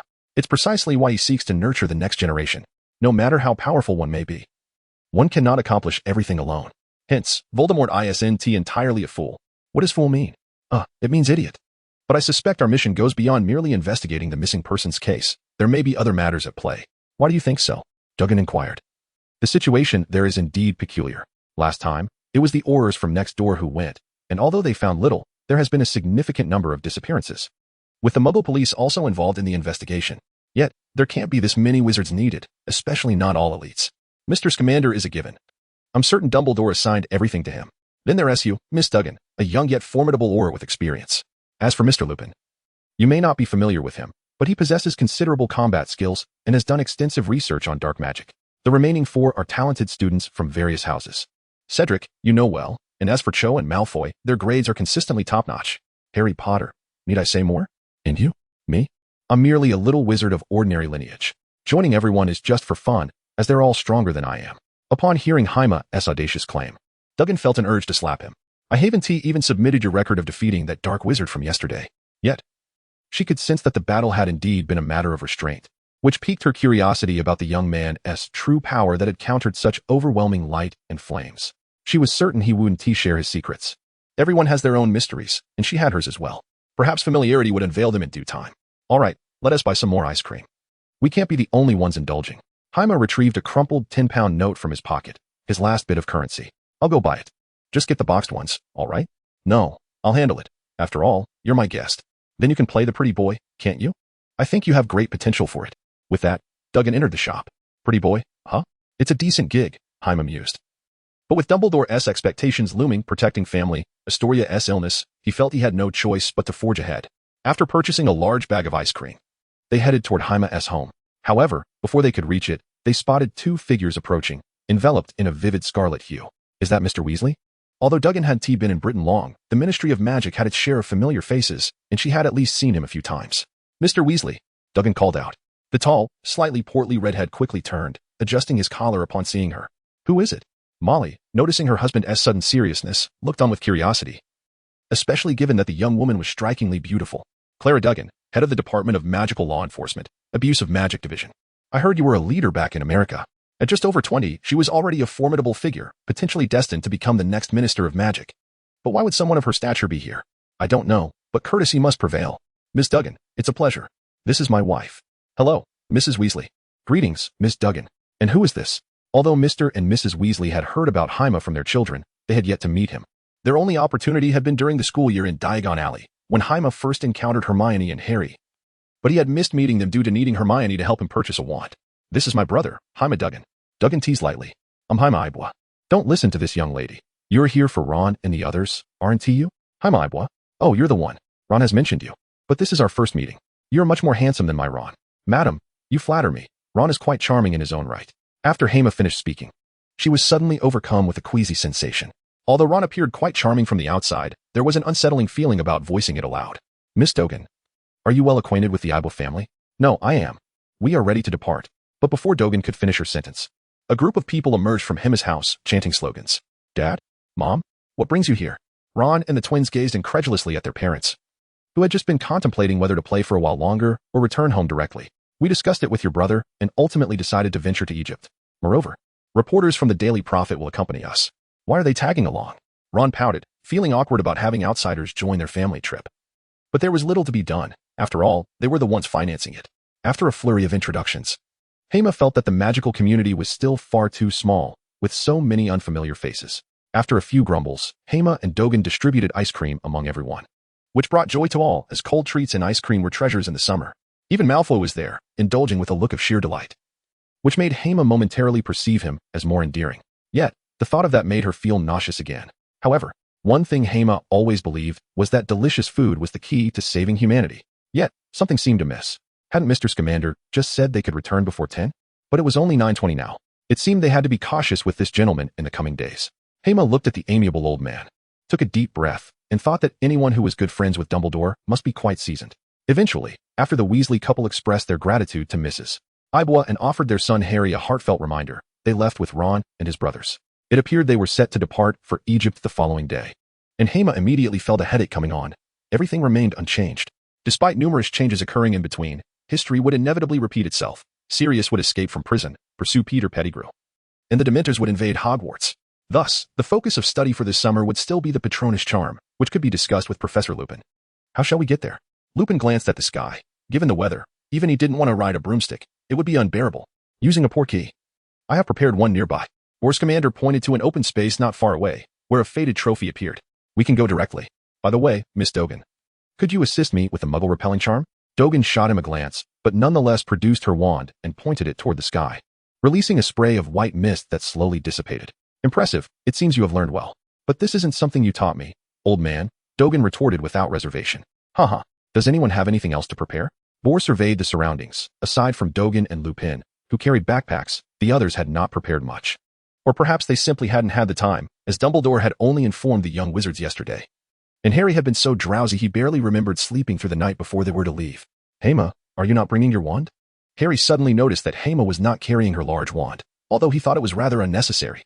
That one has been entrusted to Fawkes. I can call for it when needed. I still have this one, Hema said, shaking her ordinary wand made from unicorn tail hair. By the way, what is a portkey? You will find out shortly, Hema smiled, confident that as a brave Gryffindor, he would not fear it. Nearby, Malfoy nearly laughed aloud but then felt a chill of apprehension. Hema Ibwa was truly capable of ensnaring anyone. Cedric and Cho were standing quite close, with Cho appearing as if she wanted to say something but was at a loss for words, and Cedric seemed equally perplexed. Although Lupin had never spoken directly with Harry, he had been watching him, knowing that this little savior was the child of his good friend, James Potter. Yet he refrained from approaching, not wanting to touch upon Harry's pain, especially since he could do nothing to help. That man was still in Azkaban. Everyone, we are ready to set off. Mor's voice rang out again, and everyone quickly gathered around the trophy, forming a circle. For those using a portkey for the first time, there might be a bit of dizziness, but it should be quite safe. Lupin seemed to recall some unpleasant memories and addressed the young wizards. Well, actually, Cedric and Cho had both used portkeys before. Even Cedric had been using them since childhood due to his father's influence. Thus, only Harry and Hema were complete novices. However, having watched the films, Hema at least felt reassured that it wasn't likely to harm anyone. Grab the trophy. The group squatted down together, gripping the trophy. Although there were many of them, the trophy was not too small. However, fatefully, Harry and Malfoy's hands collided, and Malfoy shot Harry a glare. Potter, can't you just give way? Malfoy, don't push it too far, Harry retorted quietly, unwilling to engage in a quarrel in front of so many people, as that would seem rather foolish. Hema, too, had no time to attend to these two individuals. He grasped the rim of the cup, while simultaneously, two hands approached, one small and one large. Hema turned his head and was greeted by a charming smile that instantly left him momentarily stunned. What could this mean? Especially coming from Cedric, despite the fact that Cho was already perplexing enough? However, before Hema could voice his bewilderment, the trophy suddenly radiated a brilliant light, and the door key was unlocked. Suddenly, Hema felt as though a cord had re-emerged from his navel, and with a sudden force, the cup extended forward, tugging at his cord and propelling him forward. In that moment, the slight sensation of tearing dissipated, and his body became weightless. His feet had lifted off the ground, and he soared into the air. This experience differed distinctly from the flight induced by angelic powers. It was a sensation of floating that was beyond his control. Yet it brought an unparalleled sense of relaxation, as he needed not to think at all to soar through the skies. This feeling was truly enchanting. Hermione could not help but marvel at the ingenious designs within the world of Harry Potter, creations that truly embodied the genius of imagination, beyond what an ordinary mind could conceive. However, in the next moment, a tremendous gravitational force surged forth, as if a vortex were violently drawing everyone towards it.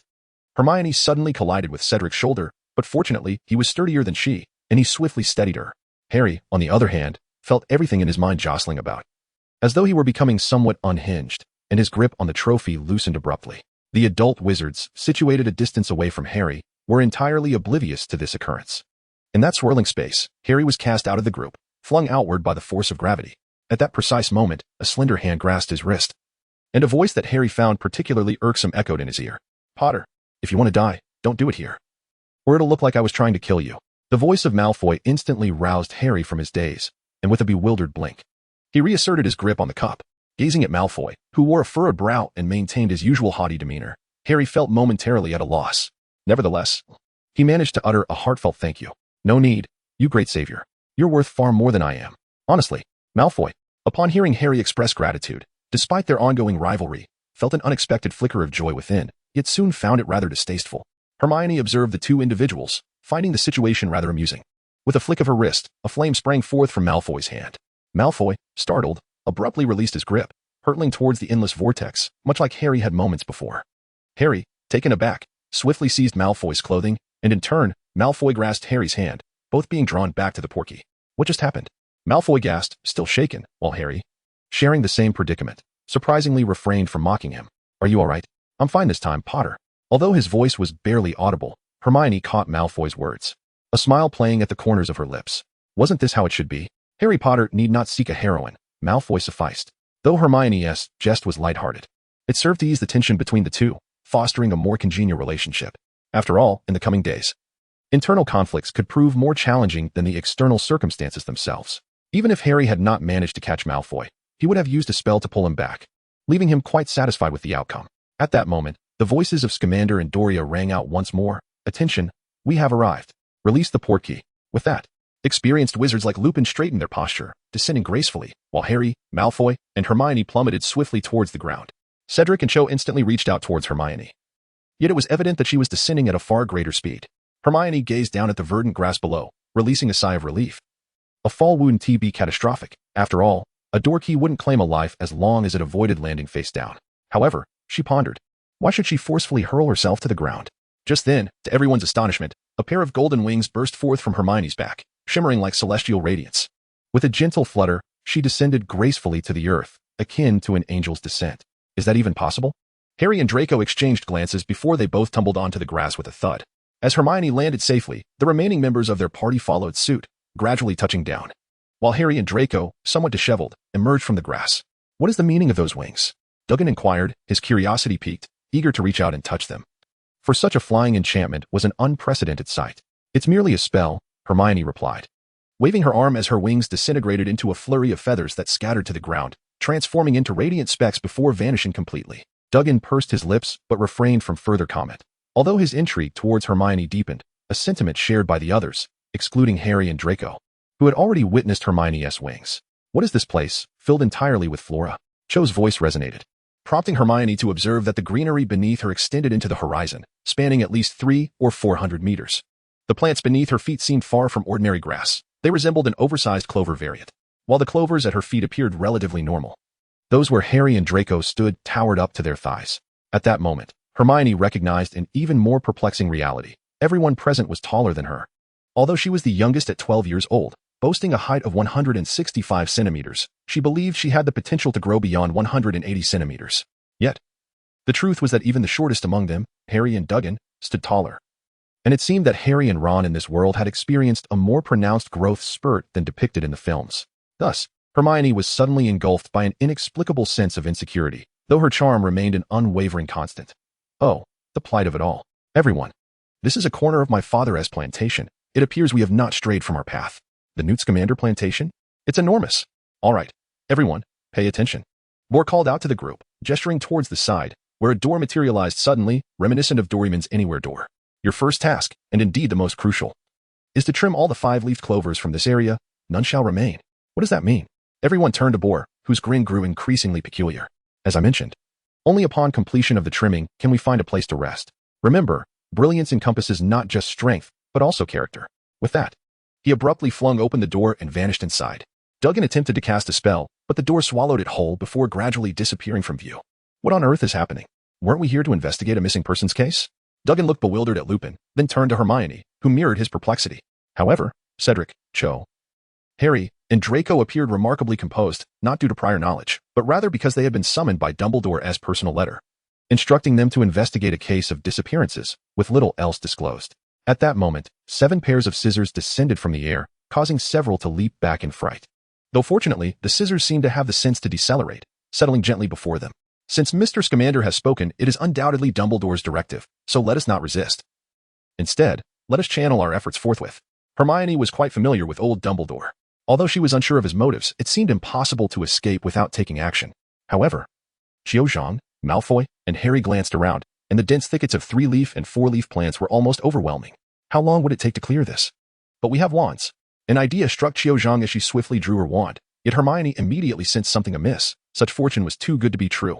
A faint golden light emanated from the scissors, striking like a venomous serpent, and in an instant, Xiao Zhang's wand vanished from her grasp. My wand.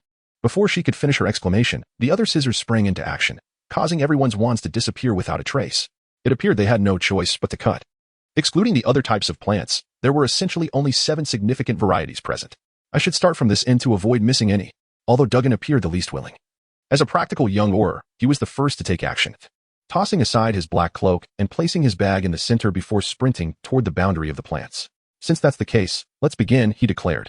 Although it seemed somewhat exaggerated, I estimated that the area was roughly 3 meters wide and about 50 meters long. Surely, we 7 could manage this. Cedric glanced at his cousin, turned his head, and smiled at Hermione before picking up the scissors and swiftly following suit. This sibling duo was impressive. Despite having just lost their wands, they managed to survey the task at hand within mere seconds, proving Cedric's prowess as a prefect. Hermione watched Cedric's retreating figure, intrigued by this man, while Harry's expression grew less favorable. Prefect, wait for me. How about we each take a side and meet in the middle? It will be quicker and less likely to miss anything. After pondering, Xiao Zhang waved her hand towards Cedric. All right. Cedric readily agreed without further thought, while the usually silent Lupin had already joined Duggan's side, meticulously searching the ground along a vertical line. At that moment, he felt a mix of understanding and confusion, as he sensed that perhaps Dumbledore intended to train these gifted young wizards in patience and foundational labor. After all, their magical talents were remarkable. Yet their temperament posed an issue that needed addressing through more comprehensive learning and improvement. However, he truly did not require this. I already have enough on my plate. Though he thought this, Lupin continued to diligently press forward. Hermione, let us pair up for efficiency. But before Hermione could respond affirmatively, Scamander's voice unexpectedly interrupted her. Everyone, take note. There are a total of 305 leaf clovers here. To keep you from getting lost, I will display the current count. As he spoke, a virtual screen appeared in midair, reminiscent of his makeshift system, showing a descending number, 297, 296, 294. Oh, and I forgot to mention, this is not a collaborative activity. It is competitive. The first place will receive a special reward, a better lounge, and gourmet food. So, good luck. What on earth is he up to? Duggan exclaimed, though his hands continued to sift through the grass, for after all, first place comes with a reward, though not overly significant. The intrinsic competitive spirit awakened by the promise of prizes was undeniable for humans. Suddenly, everyone's enthusiasm surged. Harry surprisingly ceased to discuss collaboration with Hermione, and instead turned his gaze toward Malfoy, who met his stare. Harry, Malfoy, let us settle this. Let us see who can cut the most. The synchronized declaration ignited a fierce competition, and they dove into the thicket, ready for battle. Witnessing the unfolding scene, Hermione sighed deeply. Why must I do it myself? While labor is commendable, having tools at one's disposal is undeniably more efficient. Shawena, help me. With Hermione's call, a girl clad in a Slytherin robe emerged, bathed in silvery light. What's wrong? Help me pull the grass. Sure. Wait, that's not right. The launch date is December 1st. I am about to be scrutinized by the data of the big shots. Can I have a moment to lament my struggles? All right, actually, I have a lot to say regarding the launch feelings, so I will summarize it for everyone. First and foremost, I want to thank my editor, Xuan Wu, for the 4 consecutive recommendations last month, despite my tendency to update infrequently. I also want to acknowledge myself. I write part-time, so my family is unaware of my endeavors and doesn't provide support, leaving me to shoulder the burden alone. Though I may only update once, I manage to persevere, and I commend myself for that. Lastly, I express my gratitude to all of you. Although my writing may not be the finest, many friends have supported me until now. This time, the results may not be particularly stellar, considering I only have 2,000 collections. Given the normal ratio of 15:1, it's hardly impressive. Nevertheless, I maintain that finishing the story is a certainty. This is my promise to myself. Many editors and fellow authors in various groups have emphasized that completing a story is a good habit that fosters personal growth. Personally, I adhere to the belief that if you cannot provide readers with an ending to your book, how can you expect to write a popular work and achieve success? Regarding updates, as I mentioned previously, post-launch, I will shift to 2 updates daily, with occasional 3 updates. On the launch day, I have little stockpiled, currently. I only have 1.5 chapters in WPS, hence, there won't be much more. On December 1st, expect 3 updates. If the first subscription exceeds 200, I'll add 2 more updates for a total of 5. Otherwise, it stands as is. More accomplished authors aim for monthly tickets and first subscriptions. Targeting 500 to 1,000, I will refrain from such ambitions. For rewards, please contribute according to your means. Regardless of the amount, I appreciate it. For additional updates, a donation of 100 yuan will earn 1 extra update, though I sincerely hope not to depend on that. Lastly, I kindly ask for everyone's support. The journey to completion remains long.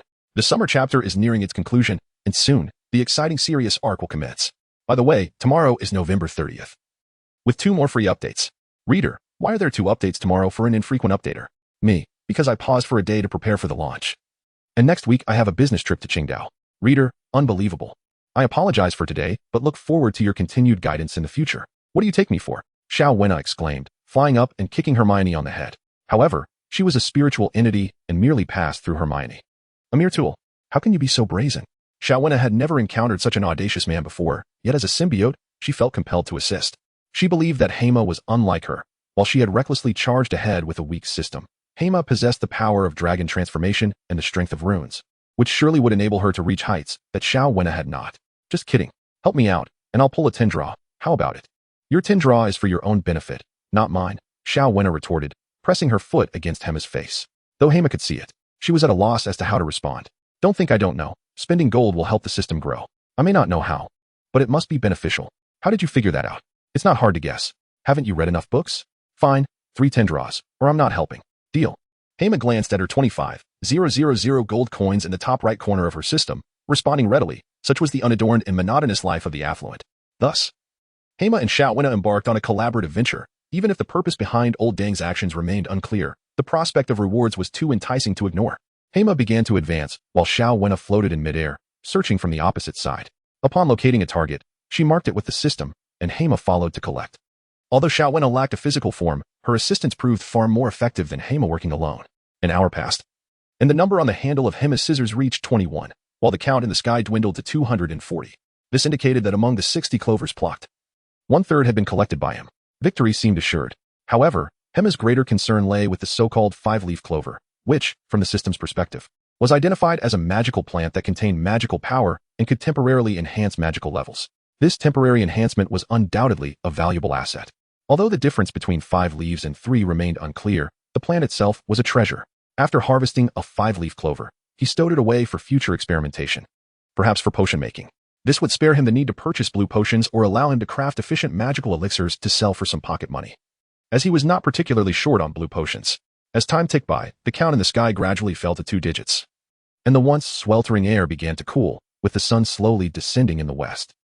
Where are the last 30? Diagon sat on the ground, furrowing his brow at the numbers above him.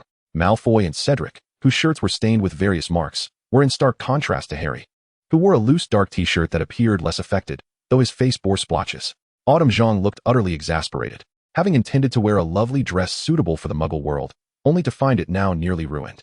Diagon and Lupin emerged unscathed, their garments untouched, suggesting they must have been enchanted. Hema suddenly felt that school uniforms were indeed preferable, as they required no washing. Shall we each take a moment to check for any remaining clovers?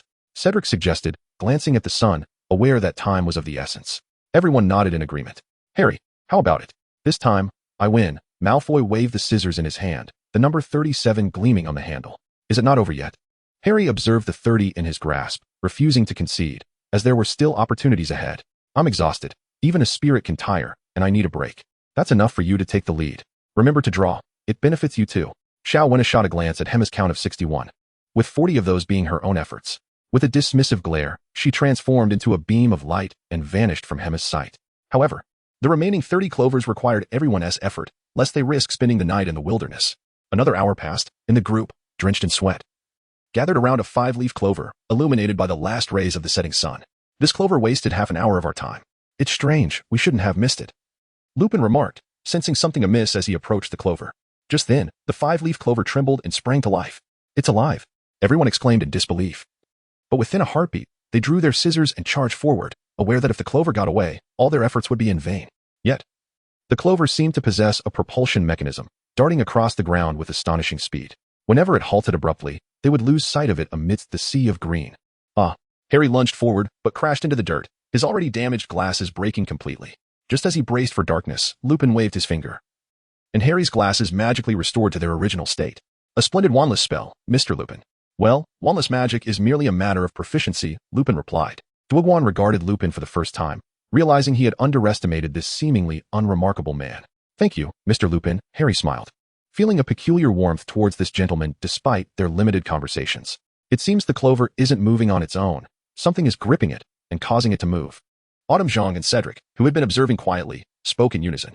They exchanged knowing glances, and Harry, still seated on the ground, felt a pang of inadequacy. "Potter. She's a Ravenclaw genius. Why would she be interested in you?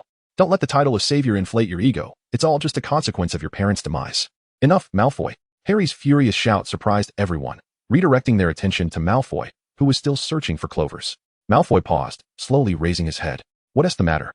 Why are you all looking at me?" "Harry?" Hema crouched beside Harry, noticing his unusual demeanor. Harry felt bewildered. He had distinctly heard Malfoy's voice. Yet why?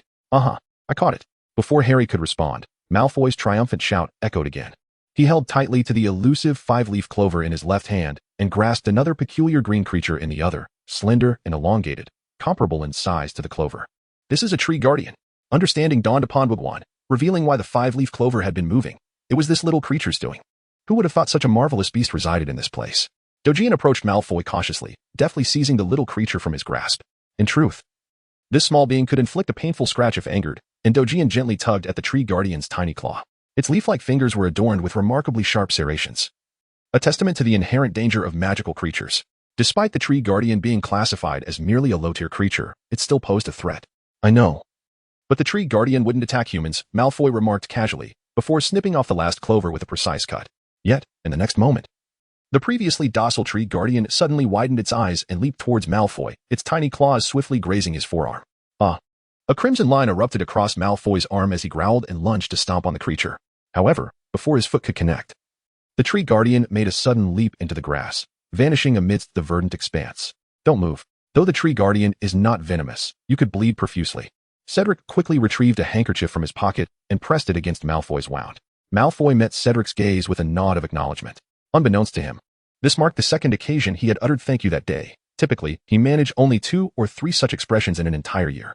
Hermione, standing nearby, approached and activated her healing spell. Although Malfoy was often portrayed as insufferable in their original narrative, he was, at least, a decent classmate. After all, over the past year of shared dormitory life, he had afforded Malfoy ample personal space, never intruding before bedtime, and even sharing his provisions generously. While his relationship with his father and the influence of Diagon played a role, it suggested that Malfoy was simply not the brightest, rather than inherently malicious. As the golden light of celestial grace burst forth from Hermione's hands, accompanied by shimmering feathers, it cascaded over Malfoy's wound. "In a few minutes, you should be fine," she assured. Although she could have waited for the spell's cooldown to cast again, she felt it prudent for Malfoy to endure a modicum of discomfort to learn not to act so recklessly in the future. "Thanks, Ibua," Malfoy replied. Hermione was taken aback by Malfoy's expression of gratitude, as if the sky were about to fall. Yet, it seemed that this fellow had become increasingly adept at expressing thanks lately. "By the way, Cedric, you carry a handkerchief with you?" Diggory observed the pristine cloth, wondering if his cousin might have some peculiar inclinations. However, Cedric quickly clarified, "This is not mine. It was given to me by Cho Chang." "Oh." Diggory cast a sidelong glance at Cho, his tone elongating meaningfully as he shot a glance towards Harry, ultimately resting on Hermione. Hermione also noticed the change in Dorian's gaze. Momentarily taken aback, could it be that someone here is connected to me? Just then, the voice of Porpentina Scamander resonated once more, causing everyone's eyes to light up. For the day was drawing to a close. "Ladies and gentlemen, congratulations. Today has been a day of labor, and also one of harvest. I hope you have gained insights and rewards.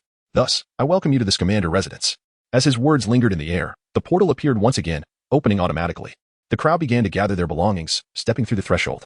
A blinding light flashed, and they found themselves standing in a spacious living room, where Porpentina Scamander sat comfortably on a sofa, sipping red tea. "Please, take a seat and enjoy some tea.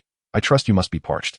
Harry, Malfoy, Cho Chang, and Cedric hurried to the table, lifting their cups and draining them in one swift motion, quenching their thirst and washing away their fatigue in an instant.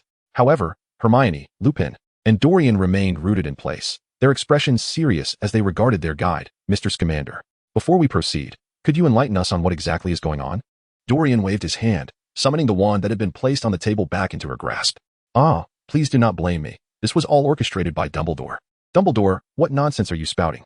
Despite being invited by Dumbledore, who also brought along a few Hogwarts students for a bit of exercise, what could possibly be his motive for such actions?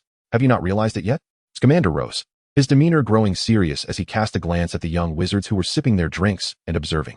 It is about cultivating your character, is it not? Lupin interjected suddenly. Correct, cultivating your character. This is what you must engage in besides resolving the current case of disappearances. Of course, you may choose to forego it. But believe me, or rather, trust Dumbledore. This will be beneficial for you. Have you noticed this point? Each of you possesses remarkable talent as wizards, which allows your external powers to grow rapidly. However, if your inner strength does not keep pace, imbalance will ensue. Perhaps this period may not transform you into paragons of virtue, but it will at least help stabilize your hearts and teach you to understand the self beyond your powers. Thus, labor becomes a means of inner cultivation. Upon hearing Porpentina's words, the young wizards remained in a state of bewilderment, for they could hardly grasp the meaning behind his discourse. Naturally, Dorian and Lupin were equally perplexed by the implications, especially regarding the notion of character development. Why should they be included in such a discussion, especially when these young children could simply practice? Nonetheless, since it was Dumbledore who had suggested it, Dorian reluctantly accepted this premise, though in her mind, resolving the disappearance case remained paramount. Now, let me share the rankings and rewards from this labor. The first place goes to Hermione Granger, who managed to sever 65 strands. This evening, you shall enjoy the privilege of sleeping in a private room upstairs, while the rest must make do with the living room. What? Sleep on the floor? Malfoy exclaimed. Not only that, Scamander waved his wand again, and a feast appeared on the table, featuring steaks, chicken legs, cakes, and various delicacies. These are the dinners for Hermione Granger, the second-place winner, Dorian, and the third place, Mr. Lupin. Cedric and Malfoy, however, found a small corner of the table adorned with 4 pieces of bread and 2 cups of milk. As for Cho Chang and Harry Potter, they received no food at all, left to anticipate tomorrow's performance. Upon hearing this, the expressions of Harry and Cho soured considerably. For having gone nearly a day without food, their stomachs began to rumble.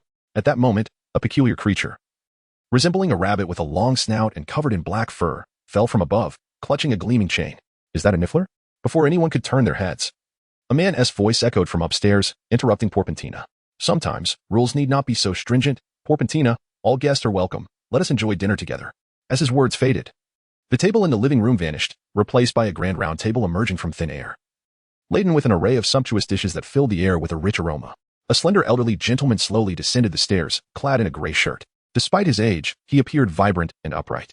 Father, good evening. I apologize for the intrusion. Intrusion? Quite the opposite. I invited these young individuals to visit. Who would have thought that Mr. Dumbledore would orchestrate such an affair? Haha. Please, everyone, have a seat. In that instant, everyone suddenly realized that the elderly man referred to as Porpentina's father was none other than Newt Scamander. Mr. Scamander, we apologize for the disturbance. Lupin and Dorian quickly bowed their heads, acknowledging the esteemed and renowned magizoologist. It is quite all right. Tina prefers tranquility, which is why she moved to Dorset a few years back. However, it seems a bit too quiet here. I am delighted by your presence. Hermione gazed at Newt Scamander's smiling face, and for a fleeting moment, she could almost perceive his youthful visage, reminiscent of the character in the films. This thought warmed her heart, for when she arrived in this world, the movies had yet to be completed. She had not even seen the second installment. Yet, the memory of this wizard and the bond he shared with Tina lingered in her mind. Thus, hearing the name Tina from his lips brought her a sense of joy. For perhaps the essence of true love lies in the companionship that endures until the very end. Everyone, please take a seat and enjoy the dinner, she said, expressing her gratitude to Mr. Scamander for his hospitality. The others echoed her sentiments and gathered around the round table. As dinner commenced, Mr. Scamander began to recount tales from his time in America, sharing stories and insights about magical creatures. While everyone listened intently, a sense of familiarity washed over the scene. Indeed, the son resembled his father. What of Mrs. Scamander? Asked Dorgan, his tone laced with concern. I have no wife, Newt replied. But my mother has taken Rolf to investigate the case of the missing persons. Dorgan's worry was palpable. At their age, a wizard's mobility often diminished significantly. Do not fret. Newt reassured them. We have largely resolved the matter. It is not as perilous as it seems, though it remains quite perplexing. The revelation that the incident had been investigated left everyone momentarily stunned. Then why are we here? Dorgan inquired. As wizards, we may not fully grasp the allure of mystery to muggles. which has given rise to various religions and beliefs. However, if some individuals exploit mystery to manipulate the hearts of the unsuspecting, blurring the lines between muggles and wizards, the situation becomes complicated. Are you suggesting that a wizard is masquerading as a religious figure or preacher, deceiving ordinary people? Dorgan and Lupin's expressions turned grave. They had encountered similar scenarios before, particularly during Dorgan's time in America, where a routine magical creature case spiraled into chaos. A mutated sphinx, known for its lethal tendencies, had escaped while being transported for execution, leading to a manhunt to prevent further harm.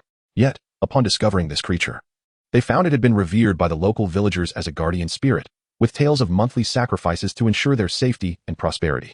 However, the wizards understood that such beliefs were unfounded. No documented magical creature had ever behaved in such a manner, let alone a deranged sphinx. It was evident that misinformation had spread among the locals, and the notion of sacrifice was but a remnant of dark superstition. Yet, when they attempted to approach the sphinx, the villagers formed a protective barrier around it, thwarting any chance of capture. The sphinx, not lacking in intelligence, would retaliate if the wizards attempted to cast spells against the muggles, placing the wizards in a dire predicament. Ultimately, it was the minister of the American Ministry of Magic who intervened, allowing the Aurors to disperse the crowd before ultimately subduing the creature. Mr. Bull had participated in that operation and was acutely aware of the complexities involved. If this incident also involved manipulation of the masses, the implications could be severe. A single misstep could result in unnecessary casualties, a burden neither the Ministry of Magic nor the Muggle government could bear. Thus, the investigation had yielded no tangible findings. As the situation remained delicate, and Fudge, being averse to complications, had refrained from making any reports. Do you believe that if this were merely a case of ordinary disappearances, we would require such an assembly of talented wizards? Bull remarked, taking a sip of water. The gravity of the conversation weighed heavily on everyone, save for Malfoy and Harry, who remained unacquainted with such matters. Well, let us postpone these discussions until tomorrow, Newt suggested with a sudden smile, lightening the atmosphere.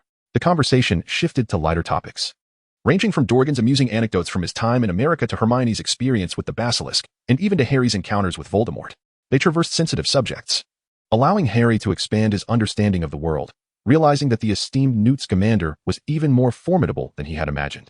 Voldemort may have silenced many, but he was not the first dark wizard. That title belonged to the legendary Grindelwald, whom Dumbledore had defeated, earning him recognition as the most powerful wizard of his time.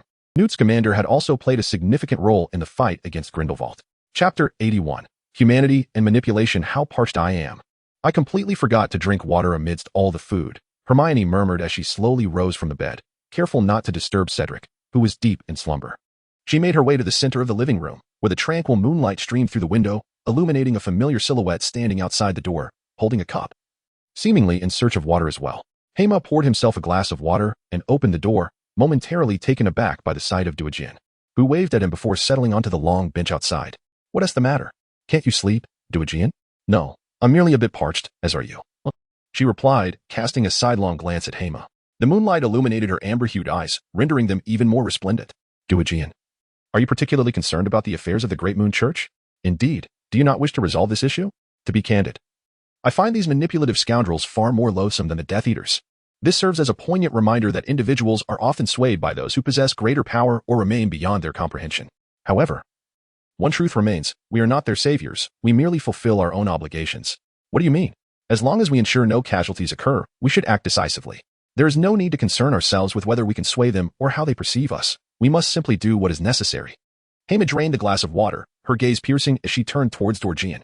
Indeed, a reckless approach proved to be the most effective method, without exception. I understand. But it seems labor is still involved. Even if conversation serves as a means of cultivating one's temperament, it should be left to you lot, Dorgan complained.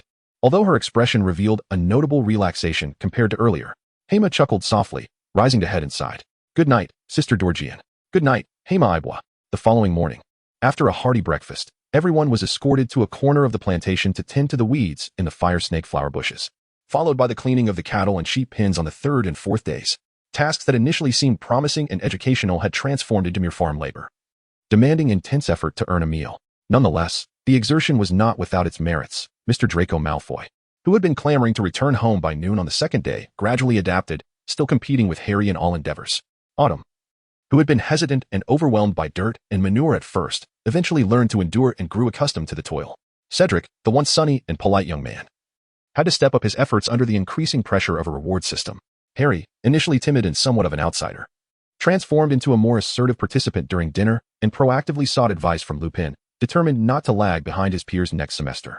Georgian and Lupin remained unchanged, though it was curious that Mr. Lupin did not transform during the last full moon. Hema pondered how Mr. Bull or Mr. Scamander managed that. Ultimately, Hema felt a sense of respect for old Dumbledore. Indeed, the notion that labor is the most honorable endeavor compensated for what each individual lacked.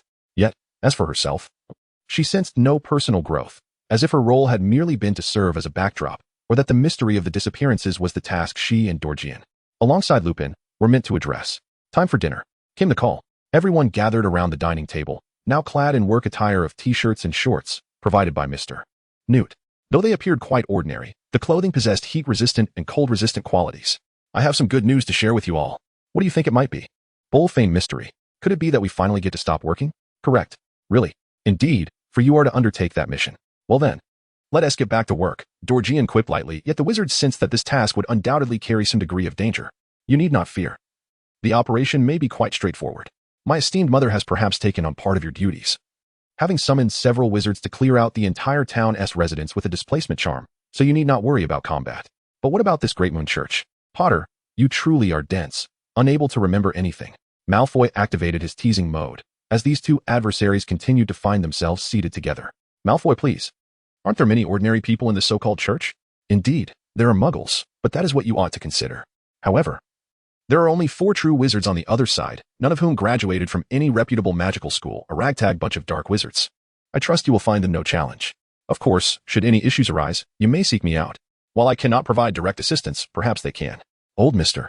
Newt Scamander added, as the 3 creatures he had raised emitted a low growl beside him. All right, we understand. Safety first. After dinner, everyone gathered to play a round of poker. And Hema eagerly introduced the game of do de jeu. However, due to having only one deck of cards and a relatively large group, they took turns playing. At this moment, Harry, who had been quietly sitting nearby, approached Hema with a grave expression. Dear Savior, what troubles you? Hema, there is something I wish to discuss with you. Ah, must you even ask? Allow me to guess. Have you been plagued by nightmares of late? Huh? How did you know? Harry looked at Hema in astonishment, feeling that aside from her slight clumsiness, she seemed to possess an uncanny awareness of everything, almost akin to Dumbledore himself. Hermione's deductions were not merely whimsical guesses, they were grounded in observation. Recently, Harry's mental state upon waking had evidently been troubling. During his daily activities, he would suddenly exclaim "mommy" or other strange phrases. This was not merely the result of nightmares. The source of his distress was rather predictable. It was undoubtedly the remnants of Voldemort's soul embedded within him that were causing these disturbances. However, he found himself powerless to remedy the situation, as it required Voldemort's intervention. Otherwise, it would mirror the original narrative, where Voldemort would have to kill him with the Elder Wand, which, of course, only Harry could wield. The resolution seemed elusive, with the only recourse being to master the art of mental occlusion. In the film, it was Harry's inadequate grasp of this skill that allowed Voldemort to exploit him. At this juncture, it seemed Harry was unaware of Voldemort's existence, and vice versa. Harry, do you comprehend the reason behind your nightmares? No. Because you have been attacked by Voldemort, you are more susceptible to fear and nightmares, compounded by your lack of control over your mind. Therefore, I propose 2 highly effective solutions. What are they? Learn to cultivate happiness, or seek a formidable wizard to teach you mental occlusion, enabling you to exert complete control over your mind. Who? Can't you?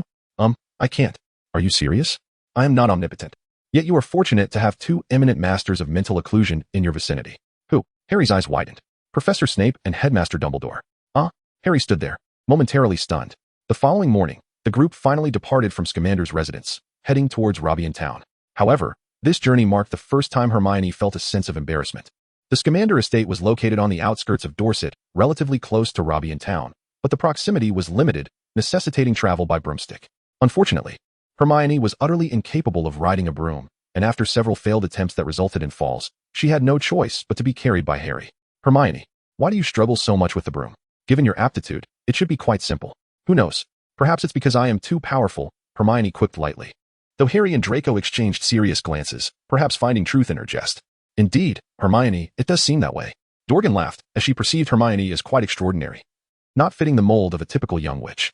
By the way, are we truly going to assault that church? Certainly, this is the most effective solution. We must strive to minimize casualties. Due to the imposed restrictions, at least Dumbledore and I have been in contact, and you are permitted to use your wands for a limited time. Enjoy it.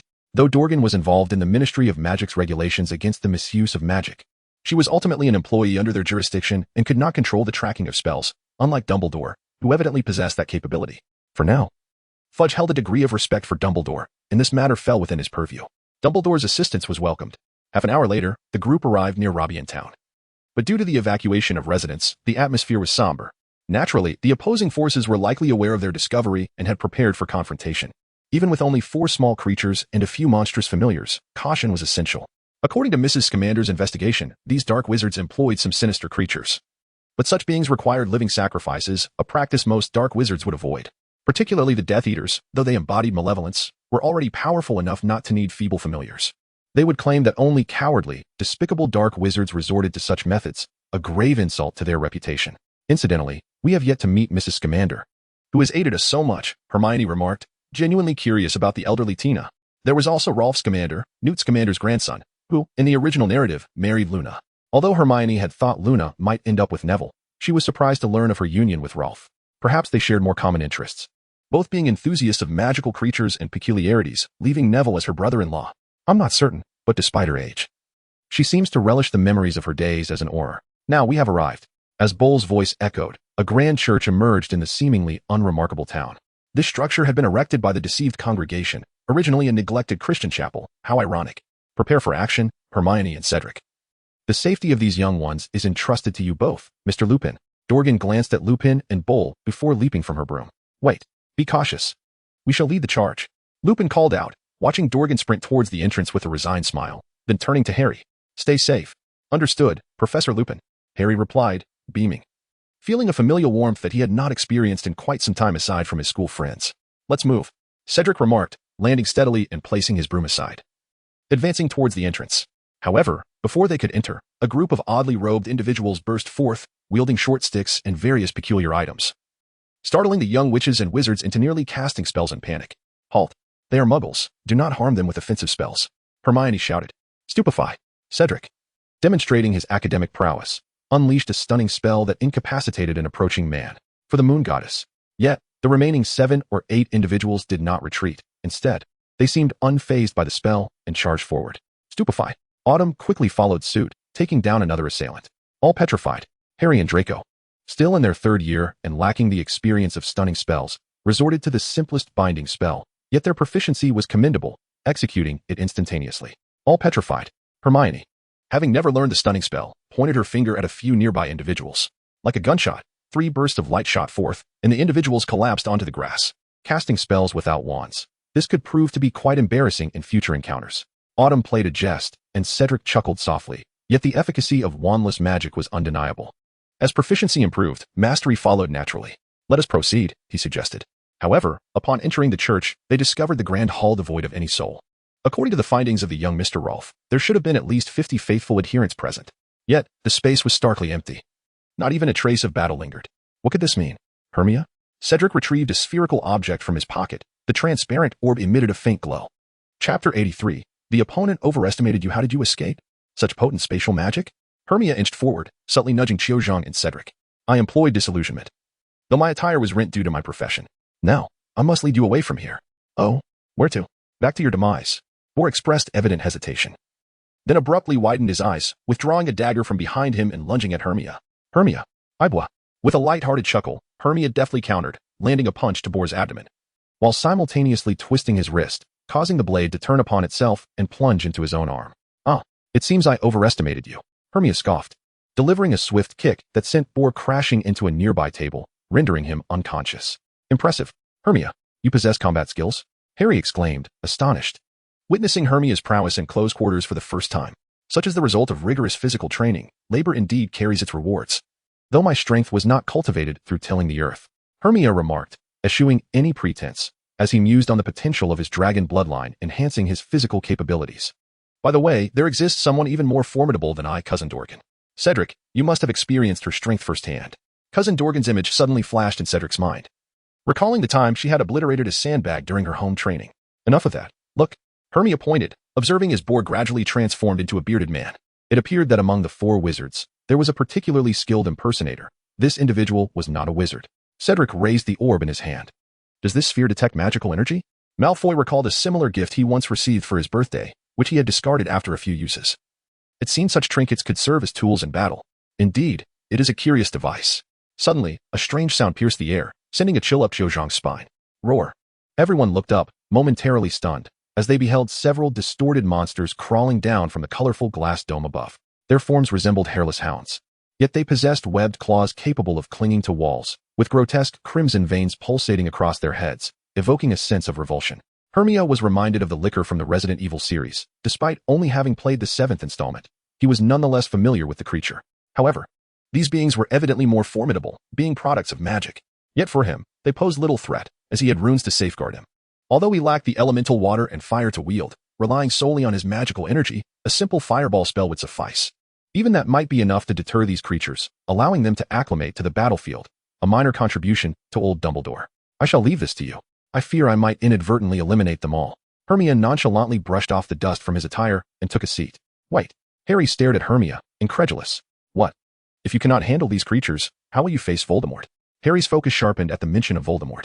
If he could not overcome such adversaries, how could he hope to avenge his parents? Understood. However, the other three felt a sense of dread, for these creatures appeared far from easy to defeat. With a resounding crash, two monsters landed before them, dust swirling as shadows lunged toward them. Malfoy and Xiaozhong were momentarily paralyzed, while Cedric, recovering, brandished his wand. Disintegrate. Cedric's spell grazed the monster's head, shattering the glass behind it. Alas! Cedric stumbled back, rolling on the ground just in time to evade the creature's claws. Though his wand was flung away, all petrified, Harry hastily cast a spell at the monster beside him, blue light illuminating its skin, causing it to freeze momentarily. Shatter. Cedric swiftly retrieved his wand and unleashed another spell, striking the creature's spine. With a crack, it splintered, and blood erupted forth. Everyone was momentarily stunned, involuntarily screaming as the pungent scent of blood assaulted their senses, causing Hermione's stomach to churn. Yet the remaining creatures, sensing the blood, became frenzied and lunged at the group. There's no escape. With Hermione's voice echoing through the air, darkness enveloped the scene, swallowing all light and sound. The monsters were momentarily bewildered, their senses extinguished, and a primal fear began to swell within their small minds. Moments later, their senses returned, and they looked ahead only to find the figures of the humans had vanished. Ready? Fire. All petrified, they fell to the ground, disintegrating into fragments amidst the brilliant flashes of light. The lead three creatures were instantly petrified and subsequently obliterated by the barrage of spells. The remaining four, sensing imminent death, clung to the walls, attempting to escape to the dome above. Malfoy and Harry exchanged a glance. All petrified. Wingardium Leviosa. Harry's spell soared through the gaps of the crystal chandelier like an arrow, striking a fleeing monster directly. Following this, Malfoy's levitation charm swiftly followed suit. As the creature familiar was petrified, it ascended under the levitation spell. But Malfoy soon released the spell, plummeting from a height of 7 or 8 meters. With a thunderous crash, he crashed onto the wooden floor, his limbs having been petrified, shattering upon impact and meeting his demise on the spot. Flames blazed fiercely. A dual explosion ensued, on the side of Xiaozhong and Cedric. Two immense offensive spells were unleashed, crashing into the monster's head. One creature's skull exploded from within, while the other was instantly engulfed by flames. At that moment, the only surviving familiar had already reached the ceiling, intending to escape through a hole in the glass, but Hema's hand was evidently quicker. Thank you for your flames. Xiaozhong. With a flick of Hema's finger, the lingering flames on the wall suddenly surged, slithering like a venomous serpent down to the monster below, consuming it entirely and reducing it to dust. However, where had Professor Lupin and the others gone? Harry was clearly anxious about Lupin's safety, and so were the others.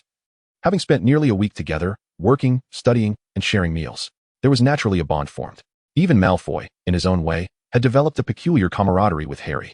Although they were still in a phase of rivalry, Hema believed that their relationship would surely improve with time.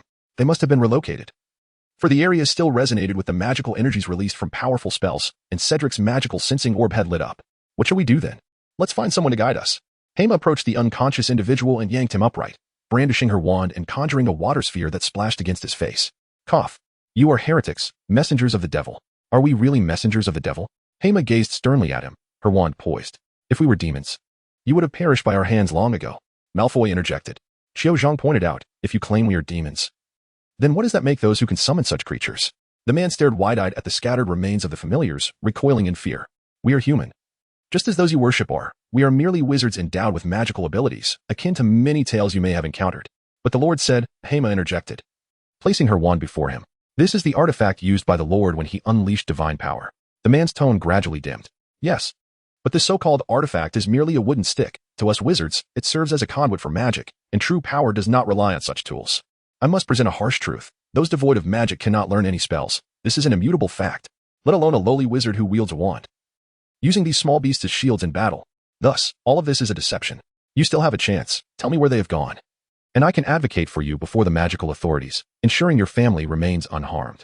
Hema squinted, placing a heavy emphasis on the word family. Observing the man before her, who appeared to be in his 30s, it was evident that he had both elders and younger ones relying on him, making the concept of family a potent trigger. Upon hearing the word family, the burly man with a beard also subtly flinched, his arms and cheeks betraying a moment of vulnerability. Yet Hema successfully captured this fleeting reaction. Do not underestimate the 4 feeble individuals here who can defeat the magical enforcers. Many among them do not even require wands. Look, Hamar raised his hand, and a fiery blaze cascaded from the dome, erupting upon the ground and gradually forming into a flame-hued hound, towering at half the height of a man, baring its teeth as it approached him. No, don't let it come closer. The man felt the searing heat radiate across his skin, and with it, his fear began to swell. Those magical enforcers are exceptionally formidable, far more so than I can convey. You cannot fathom their prowess. Even if we perish, and the 2 abducted officers meet their demise, more will come to apprehend you.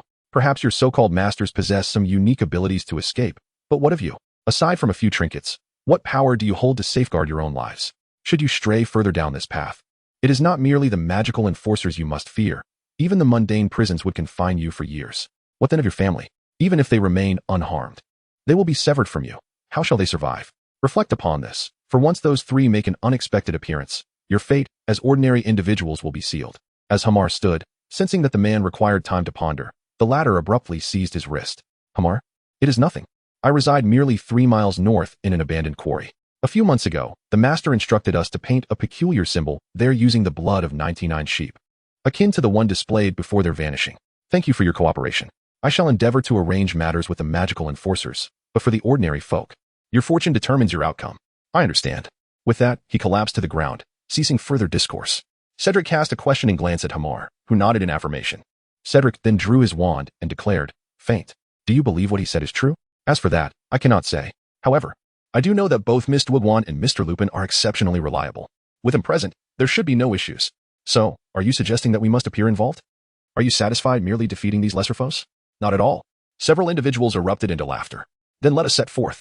But what of Hamar and his company? Someone will attend to them. Yet before Hamar could finish, they peered through the doorway, spotting several small black figures hastily approaching. It is the Ministry of Magic. We must leave. Indeed, they responded in unison, though evident tension surrounded them. After all, it was the Ministry of Magic, and possibly even Aurors, an intimidating presence for young wizards. However, as the figures drew nearer, Hamar nearly chuckled, for only 3 wizards arrived, 2 of whom he recognized. Ah, Miss Dwagwan's 2 young associates. It seems she is quite beloved by her subordinates, or else they would not have rushed to her aid at the slightest hint of trouble. Hey, is that you, brat? What do you mean, you bearded gentleman? Hamar shot a sidelong glance at him. Ha, Lorne, you rascal, always teasing the child, Rutger exclaimed, tugging at his beard. You've managed to upset this little one. As they soared toward the abandoned quarry, the group engaged in casual conversation while still en route. By the way, how did you young wizards come to be involved in such a perilous task? Although those 4 may be second-rate dark wizards, they are still exceedingly dangerous for you. Mr. Man regarded the youthful wizards, whose average age barely reached 13 or 14, with curiosity. What puzzled him further was the sentiment the ministry's wizards held for the boy named Abbott. It was merely coincidental. We were here to complete our extracurricular assignment, studying in the vicinity, and unexpectedly found ourselves embroiled in this situation. Hamar's nonsensical chatter had now evolved to the point where it could be conjured without a moment's thought, leaving the 4 bystanders utterly astonished. So that was it. However, it was possible that by the time we arrived, they had already resolved the situation, for I had heard that Mr. Scamander was part of the action team. Yet, he referred to himself as the unknown Scamander. With Paul absent, Hamar began to jest. Haha. Perhaps to you he is, but for the wizards on our side, he is far from an obscure figure.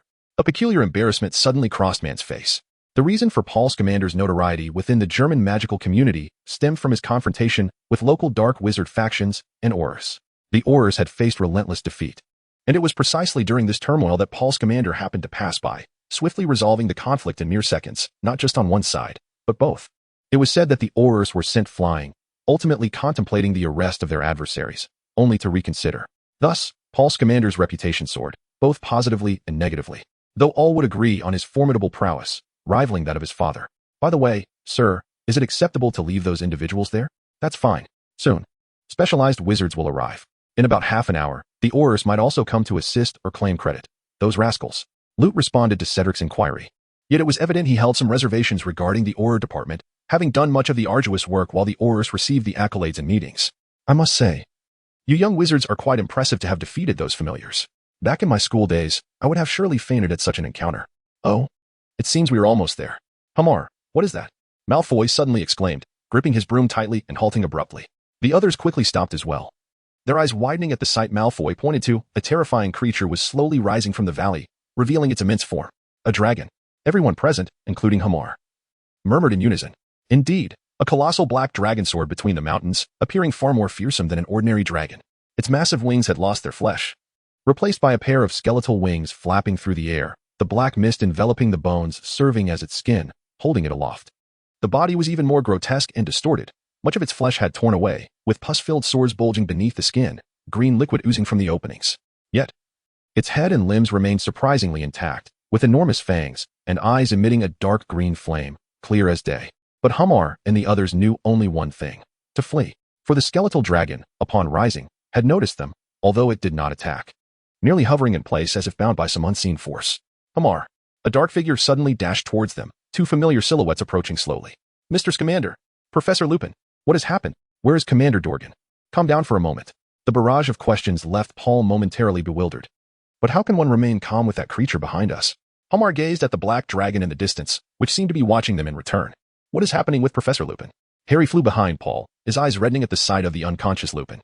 He's fine. He was just thrown back and hit the wall, fainting. I've already treated him. And what of that dragon? Those 4 wizards sacrificed 30 followers, transforming the deceased dragon's corpse hidden in the valley into a bone dragon, a type of familiar. What about Commander Dorgan? Yes, where is she? She stayed behind to cover our retreat. She must not be in danger. Paul suddenly recalled something and turned back sharply. A flash of crimson flickered in the valley, prompting the colossal dragon to roar, its voice thundering like a storm in their ears from hundreds of meters away. Damn it, that fool! Hamar growled, unable to suppress a curse as he leaped down from behind Harry. Hamar, Ibwa, leave it to me, with a pair of wings bursting forth from his back. In the next moment, his figure transformed into a streak of golden light, vanishing from sight. Meanwhile, Dorgan seemed to morph from a mage into an assassin, darting along the valley's edges, scaling walls with agility.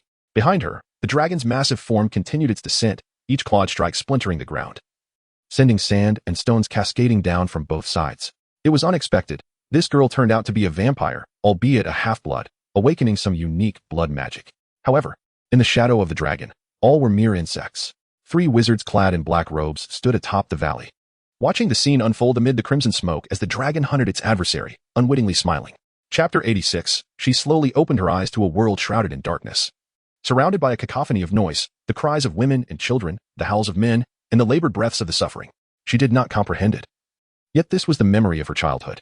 From the moment she could remember, she had grown up in an orphanage, knowing only a fragment of her parents' existence or her life before the age of 5. As she matured, she gradually became aware of her differences. She seemed somewhat distinct from others, though she could not articulate how. Then, one day, a child from the orphanage bullied her dear friend, and with a single punch, she sent him flying, realizing in that moment just how unique she truly was. She felt a sense of pride, for she could wield this power to aid others, her friends, her family, and those ordinary individuals who were bullied, until one day, she received a letter, one she had awaited for years, stating that her father would come to take her away from the orphanage. However, in the end, she did not meet her father or mother, but rather an ordinary couple who adopted her. The days that followed were remarkably mundane, yet she felt an extraordinary happiness, as if this normalcy was precisely what she desired. Yet, one day, she fell gravely ill. Upon awakening, she found herself in a hospital and inquired of the nurse about her parents. The response was met with strange looks. Later, she learned that her parents had been attacked, bloodied, and bruised, while she lay unconscious on the living room sofa. Afterward, she never saw that couple again, only knowing that they had suffered from some mental afflictions. As she grew older, she came to a profound realization: those parents had not been attacked by anyone. It was another version of herself that had harmed them. It was she who had inflicted pain, ultimately hiding the truth from herself. She began to fear herself, to dread the very power that was initially meant to protect others. However, after she declined several families' offers for adoption, a peculiar old man found her, claiming to know her parents and understand her abilities. Yet, these details were trivial. What mattered was that she could finally attend school. This old man was none other than Mr. Salazar, the esteemed magizoology teacher at Ilvermorny School of Witchcraft and Wizardry, to whom she owed immense gratitude and assistance. Upon arriving at the school, she discovered that the children there were much like herself, each possessing extraordinary powers. Gradually, she began to comprehend the essence of wizards and the nature of magic. However, as time passed, she also realized that the other aspect of her identity was not merely magical power, but something far darker. Ultimately, it was Mr. Salazar who aided her, revealing the identities of her parents and the intertwined destinies that led to her existence. Her father was a pure-blood vampire, distinct from the later developed lineage of vampires. Pure-blood vampires possessed formidable strength, capable of suppressing their bloodlust while inheriting ancient magic alongside their enhanced physical prowess. Her mother, a witch from England, had graduated from Hogwarts and moved to America, where she became a member of the Department for the Regulation and Control of Magical Creatures, eventually meeting her father during her duties. At that time, Mr. Salazar was her mother's superior, and he had witnessed the union of her parents firsthand. Their relationship was discovered by the American Magical Congress, leading them to flee the country. To shield their newborn child from suffering, they chose to hide her and escape separately. Mr. Salazar, being the head of that apprehension operation, had discreetly warned her parents, allowing them to prepare in advance. Ultimately, he rescued her from a concealed chamber beneath her bed, transporting her to a nearby orphanage, as adopting her would undoubtedly attract unwanted attention and pose a danger to her. Under her teacher's guidance, she gradually learned to suppress her darker powers, graduating from school with commendable results and joining her mother's and Mr. Salazar's department, the Department for the Regulation and Control of Magical Creatures. By this time, she had matured and was aware that her parents were still alive. Thus, she yearned to find them. However, even her teacher was unaware of their whereabouts or whether they still lived. The only clue she possessed was that her mother had a relative in England, another witch. Consequently, she requested a promotion from her teacher, the head of the American Magical Congress, to temporarily transfer to the British Ministry of Magic for an exchange position. Now, she had located that relative, but it seemed he too was oblivious to her mother's fate, with everything remaining a blank since her mother had moved to America. Yet, she believed that aside from America, England was the most probable place where her mother might be, though time was of the essence, and she had plenty of it. During her time in England, she made many new friends, particularly some delightful subordinates. Later, during a mission, she encountered a remarkable boy named Hema. Though he appeared to be an ordinary young wizard, he exuded a unique aura of maturity and determination in both speech and action, forming a stark contrast to her past self. He also possessed some special magical abilities. But what intrigued her most was his comparable physical prowess. Subsequently, while executing a mission with others, they fell into an adversary's trap. Although she and Paul vanquished a dark wizard, the remaining wizards sacrificed numerous innocent lives to summon a skeletal dragon. Under this duress, the darker side of her whispered, "You cannot do this. Let me take over. I can defeat them." Yet she believed that she too could prevail. She opened her eyes, invoking the blood power within her, feeling confident that they could conquer their foes without relying solely on her darker half. "Clara Dorgan, you can do this." Every thought transformed into reality as the crimson light in Dorgan's hand flickered, causing an adversary's hand to fall to the ground, their cries echoing throughout the valley. "Greetings, everyone. How could you possibly think you could escape being pursued by the skeletal dragon?" taunted the stout wizard in the center, his fingers severed. "But if I kill you, won't that resolve everything?" Dorgan's crimson gaze fixated on them, her fingers once again forming 3 blood-red blades. "No, it will not perish with our deaths. In fact, if it escaped our control, that monster is truly terrifying. I doubt either you or the Ministry of Magic wishes to witness such an outcome," the witch spoke gravely, while a male wizard produced a potion from seemingly nowhere and drank it down. His bleeding hands gradually ceased, and the wounds began to heal. Dorgan realized she could no longer afford to wait. With a swift flick of her wrist, her form transformed into a crimson shadow as she charged toward the 3. They immediately sprang to their feet and leapt into the gaps behind them without hesitation. But in the next moment, a colossal shadow enveloped her. A few dark wizards, standing atop the dragon's head, mocked her with laughter. "Ha, little girl, do you still think you can take us on?" jeered the tall wizard, cradling his injured hand, a chilling glint in his eyes. "Skeletal dragon, crusher." With a thunderous roar, the dragon extended its massive claws toward the hill where Dorgan stood. The ground trembled as the hill collapsed, dust swirling. Yet before the 3 dark wizards could relish their triumph, a figure swiftly ascended along the dragon's claw. "Stop her." A burst of green light pierced the smoke, hurtling toward Dorgan, but she moved faster than they anticipated. A slight turn of her head allowed the green light to graze her silver hair, detonating upon the dragon's leg, releasing noxious fluid in a foul spray. Fortunately, the skeletal dragon was merely a lifeless entity. In its current form, it lacked a soul and was driven by instinct and magic. With only a fragment of its will still under control, the killing curse of Avada Kedavra would not affect it, but it could still inflict physical damage upon impact. Thus, many dark wizards proficient in the killing curse would sometimes employ it as a means of ordinary attack, taking advantage of the chaos to potentially strike their enemies. Clearly, among these 3 inept dark wizards, only the witch could cast the killing curse. The one with severed fingers likely could not even wield his wand. Seeing this, Dorgan surged forward with determination, reaching for her fingers. A flash of crimson erupted upon her fingertips, and with a whispered incantation, a chain of blood red formed. "Go." The chain sliced through the air with a piercing sound, and the dark wizards hastily retreated. Yet before they could escape, they found themselves ensnared, unable to flee. "Hee. We never mentioned fleeing, did we? You. Diagon was momentarily taken aback, and the next instant, a surge of pain shot through her leg. She collapsed directly onto the dragon's back.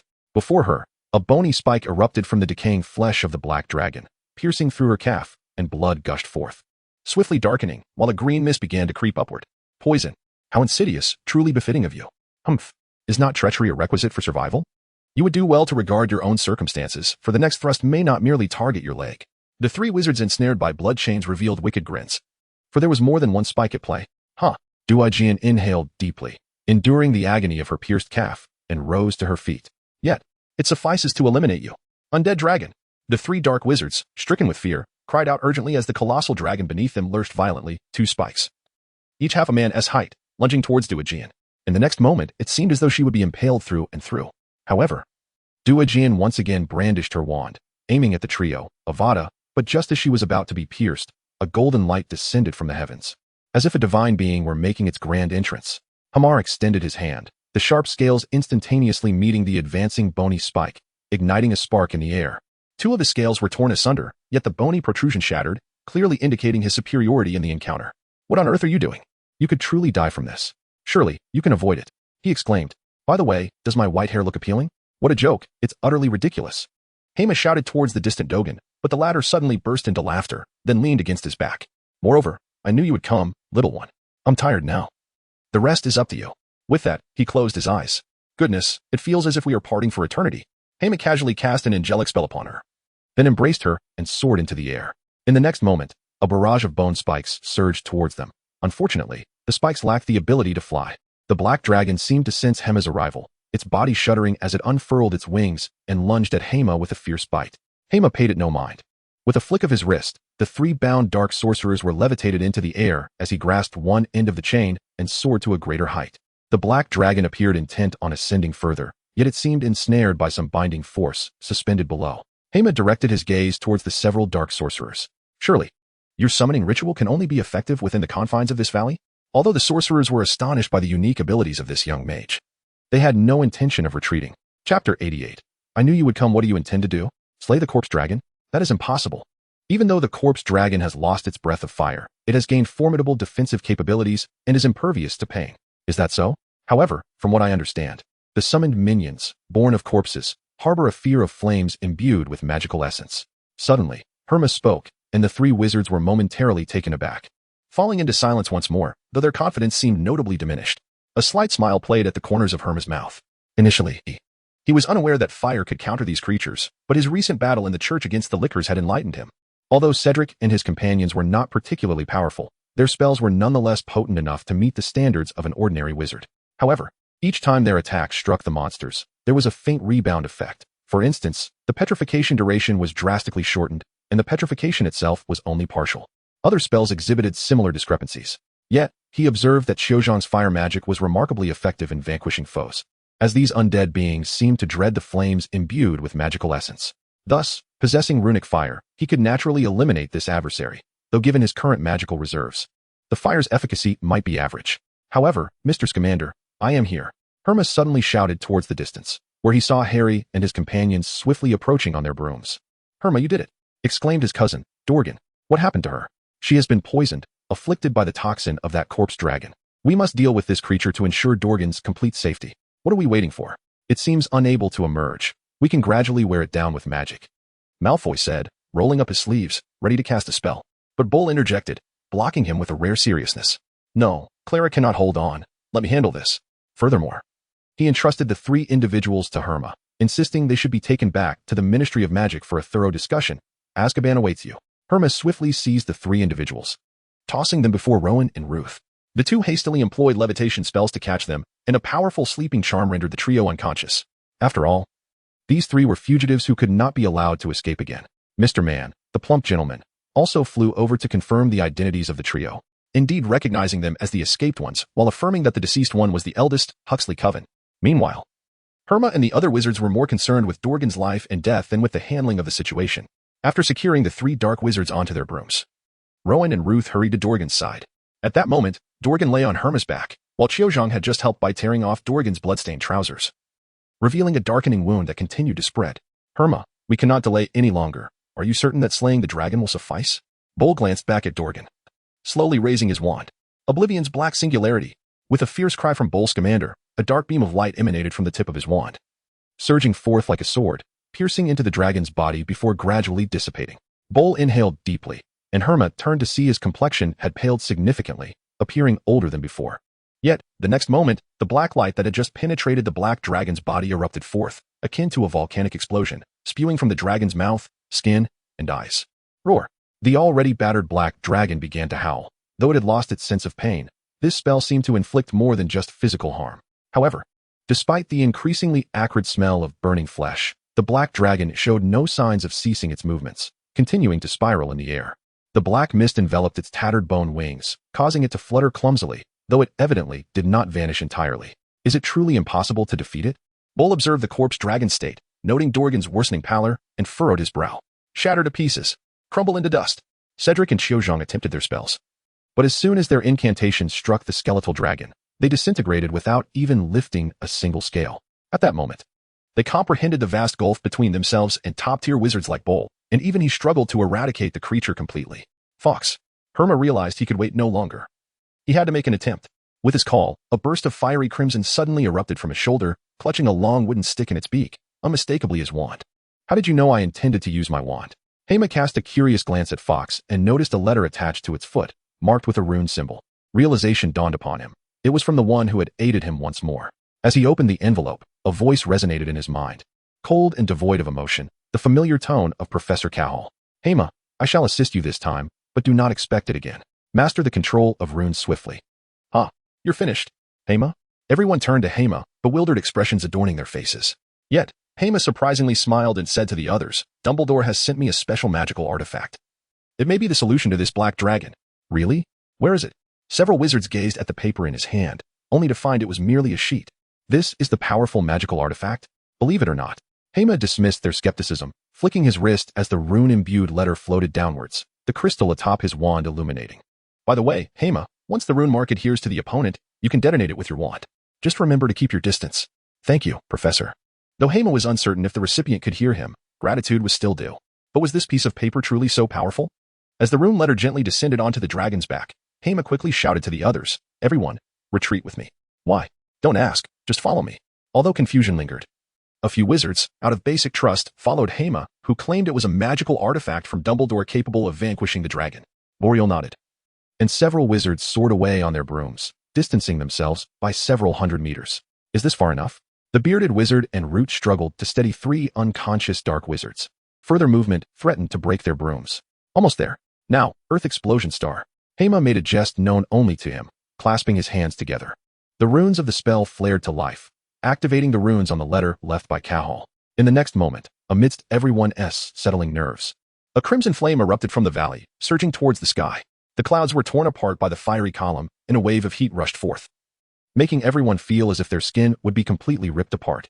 After a brief moment, a light haze of dust settled, but two hurricanes silently dispersed it, revealing a scene that left them agape. The valley had vanished from their sight. All that remained was a charred earth and torn clouds. An apocalyptic vista etched into their memories. Hema, are you sure this is a magical artifact? A warm sensation touched her face as Dorian slowly opened her eyes. The ceiling adorned with four-leaf clovers, eliciting a smile. So, I am still alive. What? Is being alive not good? At that moment, Hema's voice suddenly rang out. She gently propped herself up, only to be struck by a sharp, tearing pain in her lower body. Hey, what are you doing? Your leg isn't fully healed yet. It's only been a day. You haven't slept long enough. Hermione swiftly pressed Diagon down onto the pillow and began peeling an apple. However, before she could slice through the skin, Diagon called out to her. Stop. An apple is much tastier with its skin on. Why do you all insist on removing it? It's quite perplexing. Ah, but this is to prepare it into bite-sized pieces for you.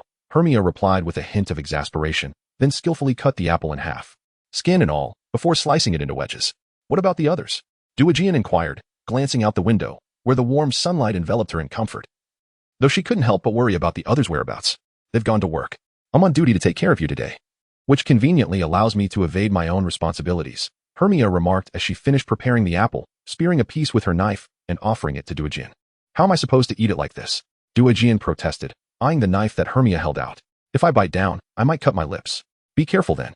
You might as well eat it yourself, Hermione replied, moving closer to support Diagon's head, gently helping her sit up against the wall behind her. You really have no idea how to care for someone. truly a self-important little brat, Diagon retorted, shoving 2 pieces of apple into her mouth in one go. Heh. And what about your disheveled golden locks? They hardly compare to the elegance of white waves, Hermione teased lightly. Did you see that? What about the others? Diagon asked. Her curiosity piqued. What about them? Hermione replied. Just the hair.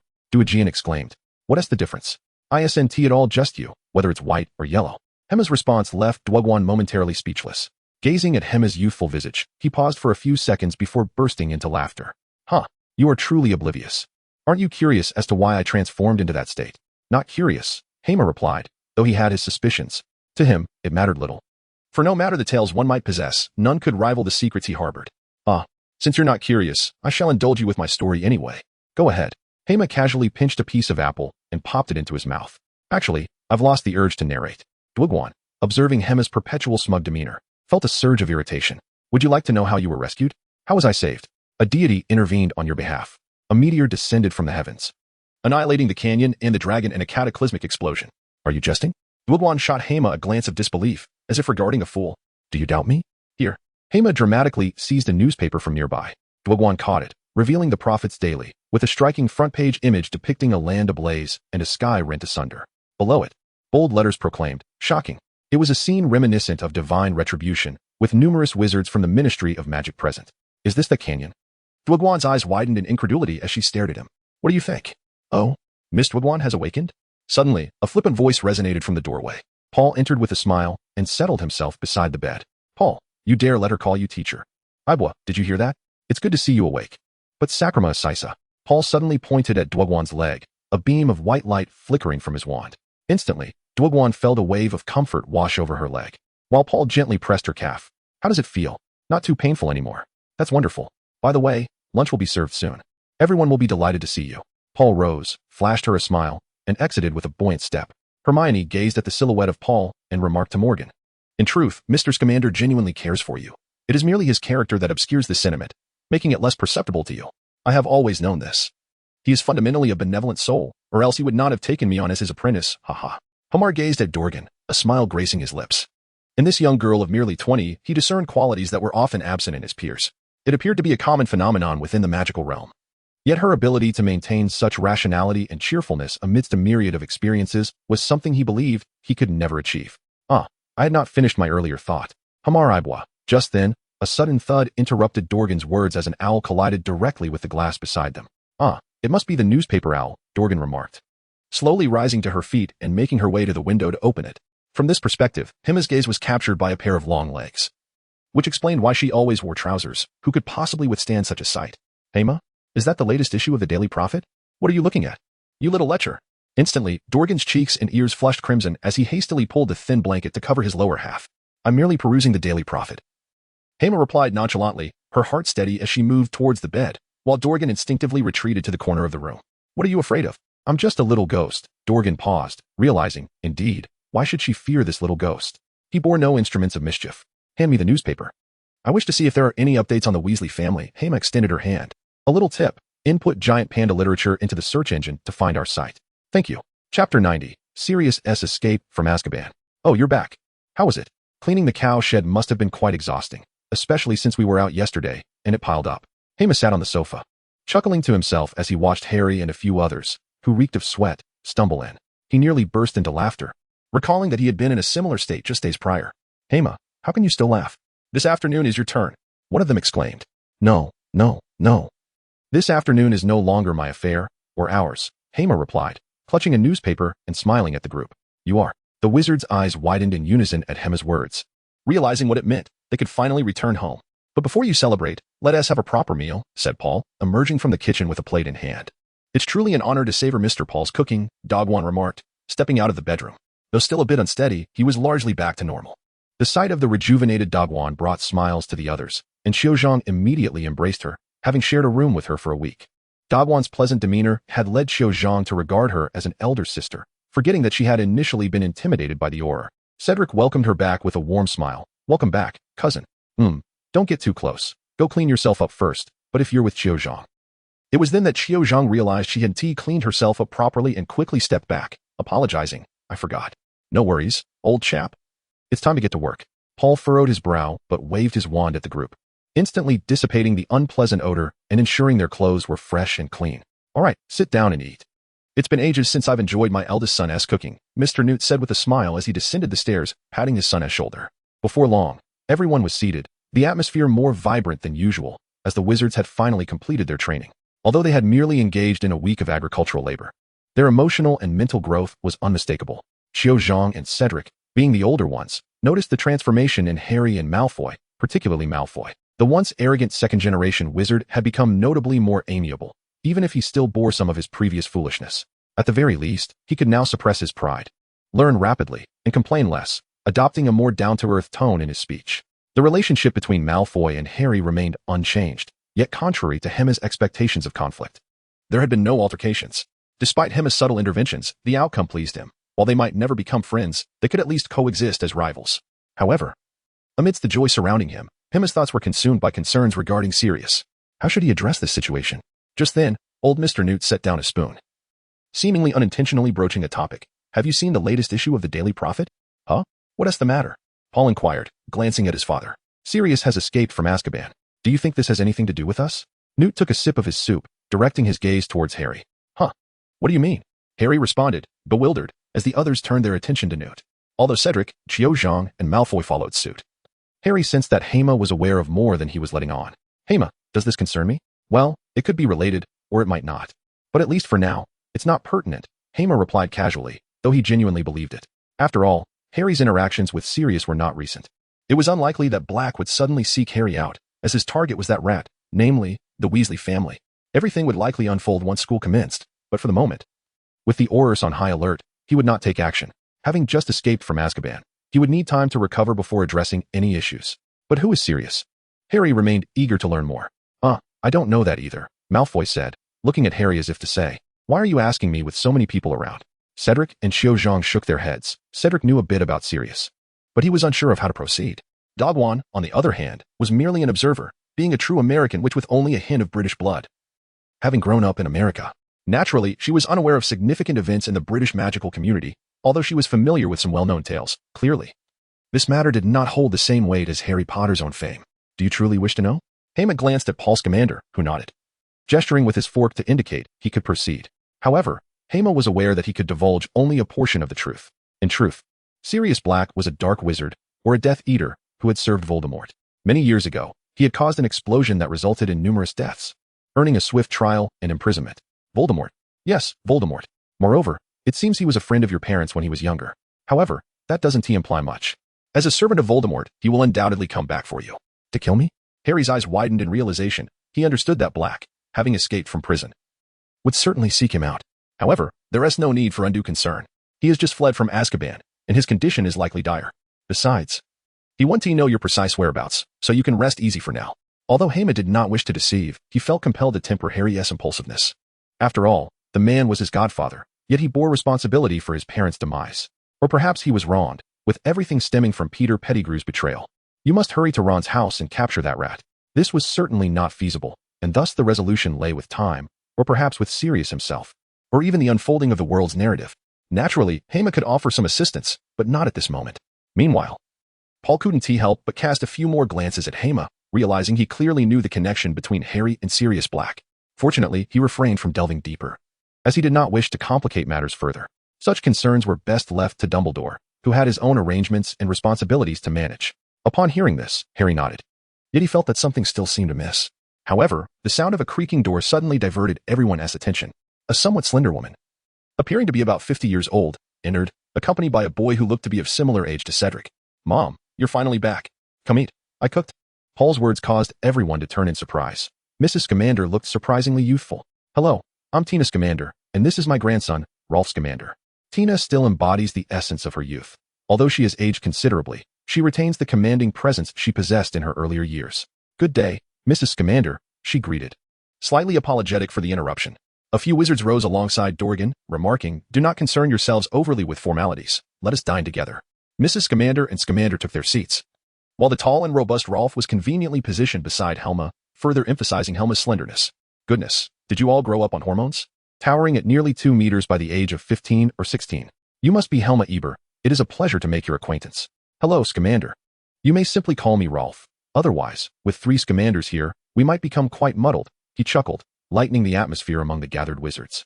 Hema gazed at the robust and square-faced Rolf, pondering whether Luna had an affinity for such masculine figures, though he felt unqualified to judge. He couldn't help but wonder how someone from a family of elongated features could produce a visage capable of rivaling his own. Perhaps, he thought, it would eventually grow longer and change in appearance.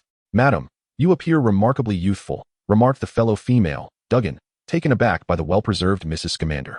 After all, despite Mrs. Scamander being a few years older than Mr. Scamander, she was still well over 80, even with the aid of magic and various arcane practices.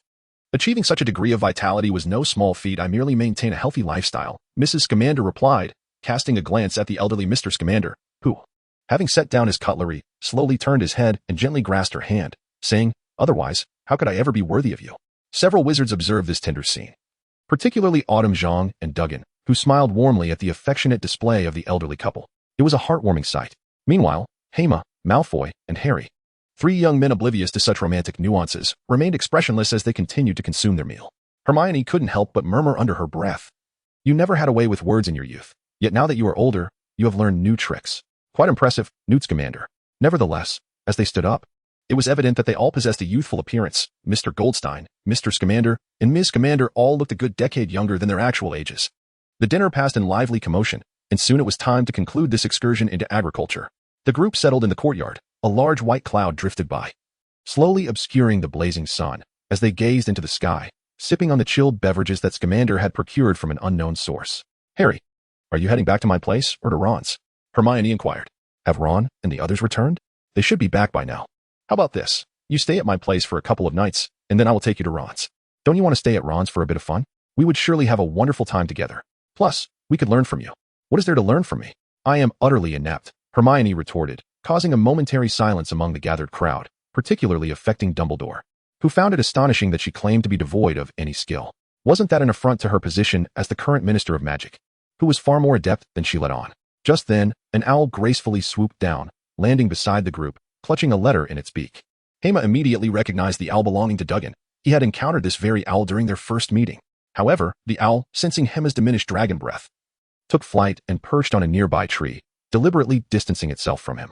"Look, even the owl is opposed to you," Hema chuckled. At that moment, Diagon opened the envelope, and, upon reading its contents, his expression turned grave. Taking a deep breath, he declared, "I must depart." To the Ministry of Magic? Cedric, clearly familiar with his cousin's demeanor, understood that a summons from the ministry was unlikely to bode well for her. Due to the issues surrounding Sirius's escape, the Auror department was short-staffed and had to guard against the incursions of that organization. The entire ministry had mobilized, even the Dementors. "Then I shall accompany you," Cedric said, rising to his feet. After all, having a cousin capable of apparition made leaving far more convenient than going alone. "In that case, let us take our leave as well. Mr. Newt deserves a proper rest. We've disturbed him enough these past few days." "I'm perfectly fine, and you're all welcome to visit whenever you like, Mr. Scamander and Mrs. Scamander smiled in response. "Are you not going to order anything, oh instigator?" Diagon teased, directing a grin at Bull. "What can I say? This is all Dumbledore's arrangement.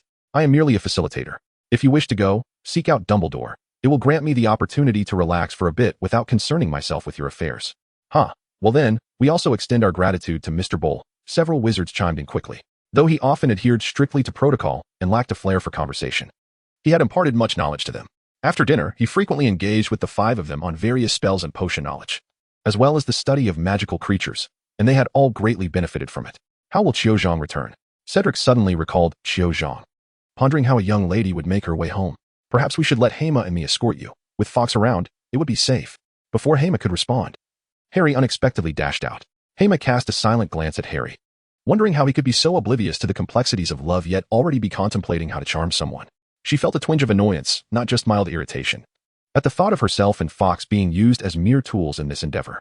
After all, she, Astoria, had yet to make her own moves. Qiuzhang shook his head in response, expressing gratitude to Harry, stating that he would be taking the Flu network directly to the Leaky Cauldron shortly, as he had errands to run in Diagon Alley. Harry, resigned, merely nodded in acknowledgement.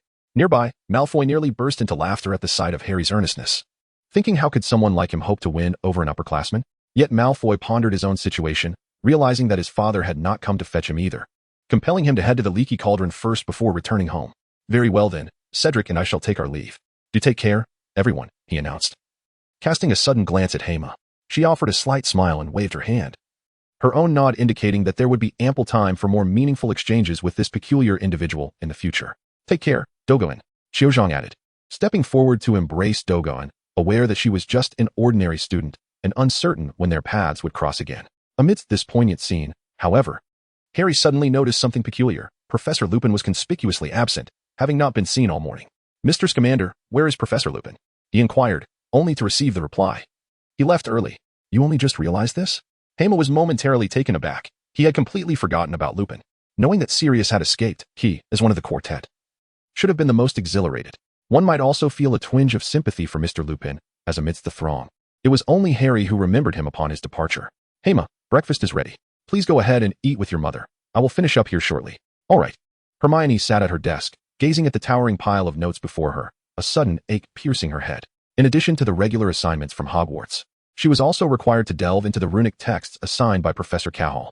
Furthermore, with the remnants of the Slytherin shadow still stirring in the Chamber of Secrets, Hermione found herself compelled to study the secret histories of the 4 founders of Hogwarts, as imparted by old Dumbledore.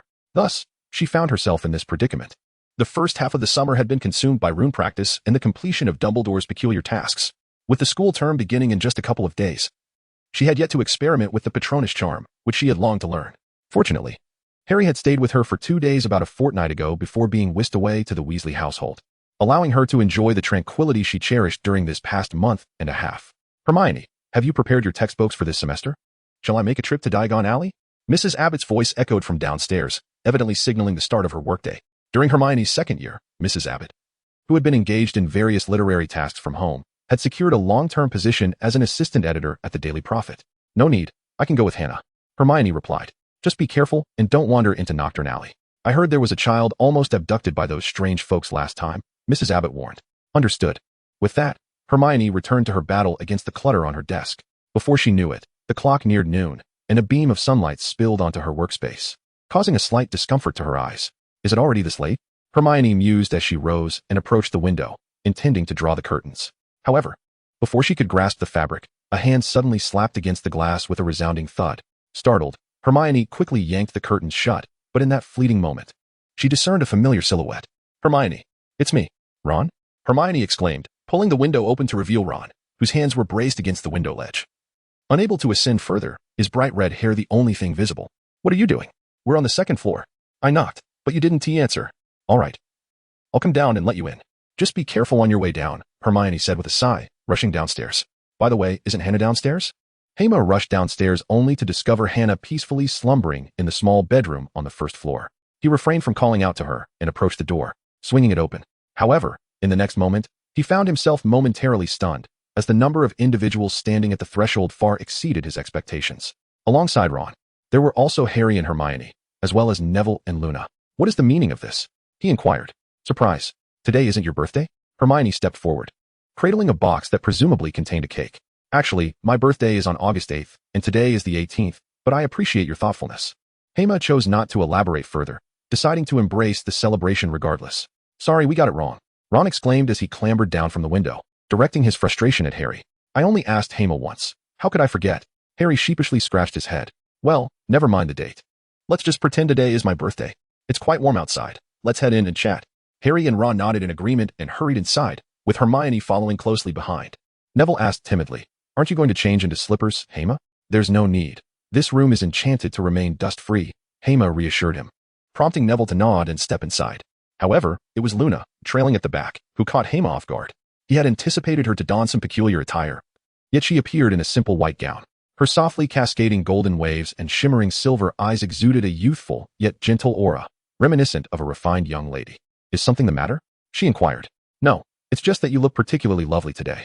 Upon hearing Hema's response, Luna's cheeks flushed unexpectedly, causing Hema to gulp audibly. Goodness. The normal version of Luna is truly formidable. This is for you, she said, returning to her usual demeanor and handing him a book. Thank you, Luna. Hema glanced at the cover, the care and feeding of the Nargles. I see I was mistaken. You truly are remarkable. No need to thank me.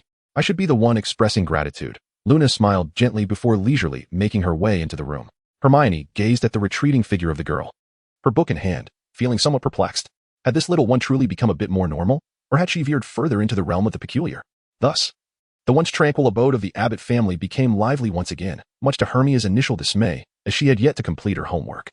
By the way, how did classmates Longbottom and Luna happen to cross paths with you? Oh, we encountered them at the Leaky Cauldron. We initially intended to celebrate your birthday and then head to Diagon Alley, and they happened to have the same destination in mind, so we decided to come together. I apologize for not bringing a gift, chimed in Neville. No worries, just your presence brings me joy, replied Hermia. Indeed, Neville nodded again, feeling somewhat unfamiliar with Hermia Abbott, even harboring a hint of reverence. Although he had always felt this way, he now sensed that Hermia was not the type to possess overwhelming power or an arrogant demeanor, which perhaps allowed Harry and the others to befriend her. However, Hermia suddenly recalled something. Since Neville and the others had come directly, they were unaware of her birthday, which meant that Luna's gift, that book, must be her own, right? Chapter 93. The Pursuer is a dog after enjoying the cake. Hermia and Hermione engaged in some psychological encouragement for Harry, who eventually relented. Yet, Hermia knew that before the conclusion of his third year, his doubts would remain unresolved. Nevertheless, daily life must carry on. So Hermia roused Hannah from her slumber, preparing for their grand shopping expedition to Diagon Alley, despite her feeling that her pockets were rather empty. The group took the bus to the Leaky Cauldron, as Hermia's home lacked access to the Flu network, or rather, the likelihood of activating it was minimal. The connection to the Flu network requires the Ministry of Magic's approval, and recently, due to Sirius Black's escape, the Ministry had tightened its regulations considerably, resulting in the suspension of the Flu network for the time being. Upon entering the Leaky Cauldron, the group noticed that despite the repercussions of the Sirius incident, the atmosphere was notably more vibrant than usual, with an increase in young witches and wizards as the school term approached. However, as they traversed from the Leaky Cauldron to Diagon Alley, the impact became more pronounced. The stalls lining the streets had significantly diminished. Yet the throngs of pedestrians showed no signs of waning. How curious. With fewer vendors, I assumed the shoppers would dwindle as well. I was mistaken, Ron lamented, resigned to the crowded conditions. Just then, a familiar figure ambled over from a distance, seemingly oblivious to their presence. Upon spotting the individual, Harry's previously melancholic demeanor transformed into one of exuberance. Professor Lupin. Oh, Harry. Lupin hastened towards him, enveloping Harry in a warm embrace before lifting his head to notice Hermia, Hermione, and Ron. Good day, Miss Abbott, Miss Granger, Mr. Weasley. It has been a while, he greeted. Mr. Lupin, it seems you have not been faring well lately, Hermia remarked knowingly, fully aware of the impact Sirius's escape had on him, likely second only to Peter's situation. No worries, just some bothersome matters, Lupin forced a smile. By the way, Mr. Lupin, have you decided whether you will return to Hogwarts? I eagerly anticipate your presence as our defense against the dark arts teacher. It would surely be a vast improvement over last year's instructor, Ron interjected. Hermia shot Ron a glance, remembering his lingering resentment towards Lockhart, who still seemed to have vanished without a trace.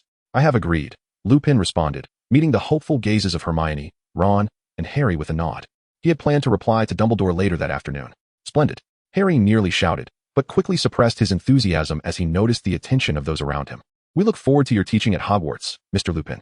Hermione expressed her delight, stating that although she did not know Remus well, based on their two encounters and Harry's commendations of him, he would likely prove to be an excellent teacher. Oh, Mr. Lupin, are you headed to Hogwarts? Congratulations. At that moment, a familiar voice interrupted Hermione's thoughts. It was Diagon, clad in her customary black attire, followed by the burly Ron and the slender figure of Root, her two lieutenants. Hermione couldn't help but wonder if the Department for the Regulation and Control of Magical Creatures consisted solely of these three individuals. Greetings, Ms. Diagon. Remus acknowledged with a slight nod. Hello, Ms. Diagon, Harry and Hermione politely chimed in, nodding in return. And you, young one? Diagon remarked, noticing Hermione's lingering silence, her irritation bubbling to the surface. Good afternoon, Miss Diagon. If you were to don a skirt, I might be a tad more pleased, Hermione quipped softly, glancing at the approaching Diagon. In response, Diagon leaned closer, whispering mischievously, however, I am on official business. If the opportunity arises, do come to my home, and I shall don it for you myself. Herman's neck and ears flushed crimson, yet fortunately, the others remained oblivious to this change. You still have a long way to go if you wish to challenge me, Diagon remarked with a devilish grin. Meanwhile, Hermione watched in bewilderment, pondering when the two had grown so familiar with one another. Just as Herman intended to consult Diagon regarding a recent academic dilemma, two figures abruptly interrupted his thoughts. Ladies and gentlemen, I have a matter to attend to. I shall take my leave for now. Let us reconvene at the Leaky Cauldron shortly. Huh? Herman. Before the others could call out to him, Herman's silhouette vanished around the corner of the Leaky Cauldron. What on earth is he up to? Ron and Harry stood there, utterly perplexed. However, Hermione, who had just caught a glimpse of the two figures, clenched her small fists for reasons unknown. Herman is truly with the two Mrs. Greengrass. Wait for me. Upon hearing Herman's voice, the two figures, one tall and one short, abruptly halted in their tracks. Astoria, adorned with a charming top hat, swiftly turned around. Upon confirming Herman's presence, she dashed towards him with enthusiasm. Hema embraced her directly, gently grasping her hand, his warmth gradually thawing the icy chill in Astoria's palm. "Oh, I'm still here. You too. Sister." Astoria, caught up in the moment, momentarily forgot her sister's presence and turned her blushing face away. "Are you two in love?" Daphne observed the pair with a playful smile, prompting them to immediately distance themselves by half a meter. "Don't be nervous. It's surprising to see our Hogwarts hero shy away. Haha, we are not in a romantic relationship. We are merely friends." Before Hema could respond, Astoria answered her sister. Oh, Daphne chose not to pursue the matter further. After all, whether they were in love or not was of little concern to her. What mattered most was her sister's happiness, despite her own condition. "Daphne, how have you been feeling lately? I heard that you experienced some discomfort after the petrification was reversed." "I'm fine now. In fact, I still need to chapter 94, becoming her hero. Time flies. It has been over 10 days since I last met with the dear Miss Astoria, and the day of the new school term has finally arrived." Hema and Hannah smoothly made their way into the illustrious platform 9 3/4. Why was it described as smooth? Because Hema had missed the train during his first year due to Harry and his companions, but this year, he was resolute that no such mishap would occur. "Good morning, Ibwa. Good morning. Good morning, Ibwa. Good morning." Yet, before Hema could even set down his luggage, a flurry of greetings enveloped him. Many of the faces were unfamiliar to him, yet it was evident that his remarkable performance last semester had garnered considerable attention. Fortunately, after Hema returned the greetings, most individuals promptly resumed their own activities, refraining from further conversation and displaying commendable politeness. "Hema, you truly are quite popular," Hannah remarked, playfully teasing him as Ibwa chimed in, recalling how last year everyone merely called him by his last name. "Honestly, I must board the train now." Let's go together. I'll seek out Susan and the others." Hema boarded the train, envisioning a scenario in which someone would invite him to share a compartment. Yet such an occurrence did not materialize. After all, Hema sought to find either Harry or Astoria. It was not that Harry held the same significance as Astoria, but rather Hema longed to encounter the Dementors, albeit he needed to conceal his intentions. Undoubtedly, the Dementors would seek out Harry, not for any other reason, but because Harry was the protagonist, the very focal point of this world's narrative. Therefore, as long as events unfolded as they should, it was inevitable that Harry would encounter the Dementors aboard the train. Thus, Hema resolved to follow the path leading to whichever he would come across. Yet after traversing the lengthy corridor, he still found himself unable to locate Harry or Astoria. Hema was suddenly engulfed in confusion. Could it be that he had lost his way to such an extent? Had he truly become disoriented in the straightforward corridor? "Ibwa, have you found a place to sit? Come this way." Just then, a door on the side swung open, and a tall, slender Slytherin boy called out to him. Hermione did not recognize the other person, yet the warmth of the invitation made it awkward for her to decline. She followed him inside, only to discover that she was alone with a dark-skinned Slytherin. "Abo, please take a seat. You might not be very familiar with me. I am Theodore Knott, and this is Blaise Zabini. We are both third-year students." "Oh, I see. You must be more acquainted with Malfoy." A flicker of recognition crossed Hermione's mind, as there were not many Slytherins mentioned in the films, and Theodore had a relatively high appearance rate. "Indeed, but to be honest, I am not his lackey. It's just that he tends to act without thinking. Of course, you mustn't mention this to him." Theodore lowered his voice immediately, but Blaise's expression suddenly shifted, and he burst into laughter. "What is the matter with you? Not. It's not good to speak ill of others behind their backs." A familiar voice echoed from the doorway, prompting Theodore to whip around, only to find Malfoy standing there, brow furrowed. "Ah, Malfoy, I was all right, I shall not argue with you," Malfoy interjected, taking a seat beside Hermione and gently pushing the sliding door. Theodore and Blaise exchanged incredulous glances at Malfoy's unperturbed demeanor, scratching their heads in disbelief. "Aren't you supposed to be at school looking for someone to beat me up? Huh? What is wrong with you? Why would I want to hit you? You're merely stating the truth." Malfoy adjusted his shirt, casually grabbing a chip and popping it into his mouth. Theodore was now even more bewildered. Had Malfoy changed, or was he the one who had lost his mind? Hermione glanced at Malfoy, suppressing a laugh. It was evident that he was irked, yet he managed to contain his emotions and put on an act. It appeared that regardless of his demeanor, he was indeed maturing. That week spent toiling in the fields had not been in vain, nor had the meals been wasted. "I acknowledge that I have my flaws, but one must refrain from speaking ill of others behind their backs. Such behavior is unbecoming. As members of Slytherin, we must strive to emulate our classmate Hermione Granger. We shall fight for the honor of Slytherin." Ahem. Hermione nearly choked on her drink, looking at Malfoy with a perplexed expression. "I genuinely wish for you to become wiser, but I never intended for you to transform into a model student." "Come now, Malfoy. Do not be so dramatic. Before anything else, we are students, and also young men. Thus, in certain matters, we should follow our hearts. If you wish to uphold the values of purebloods, that is your prerogative. You may shun half-bloods, but you cannot dismiss their convictions. For instance, While the Dark Lord seeks to eradicate half-bloods from this world, Dumbledore fights for the peace of ordinary wizards and the world at large.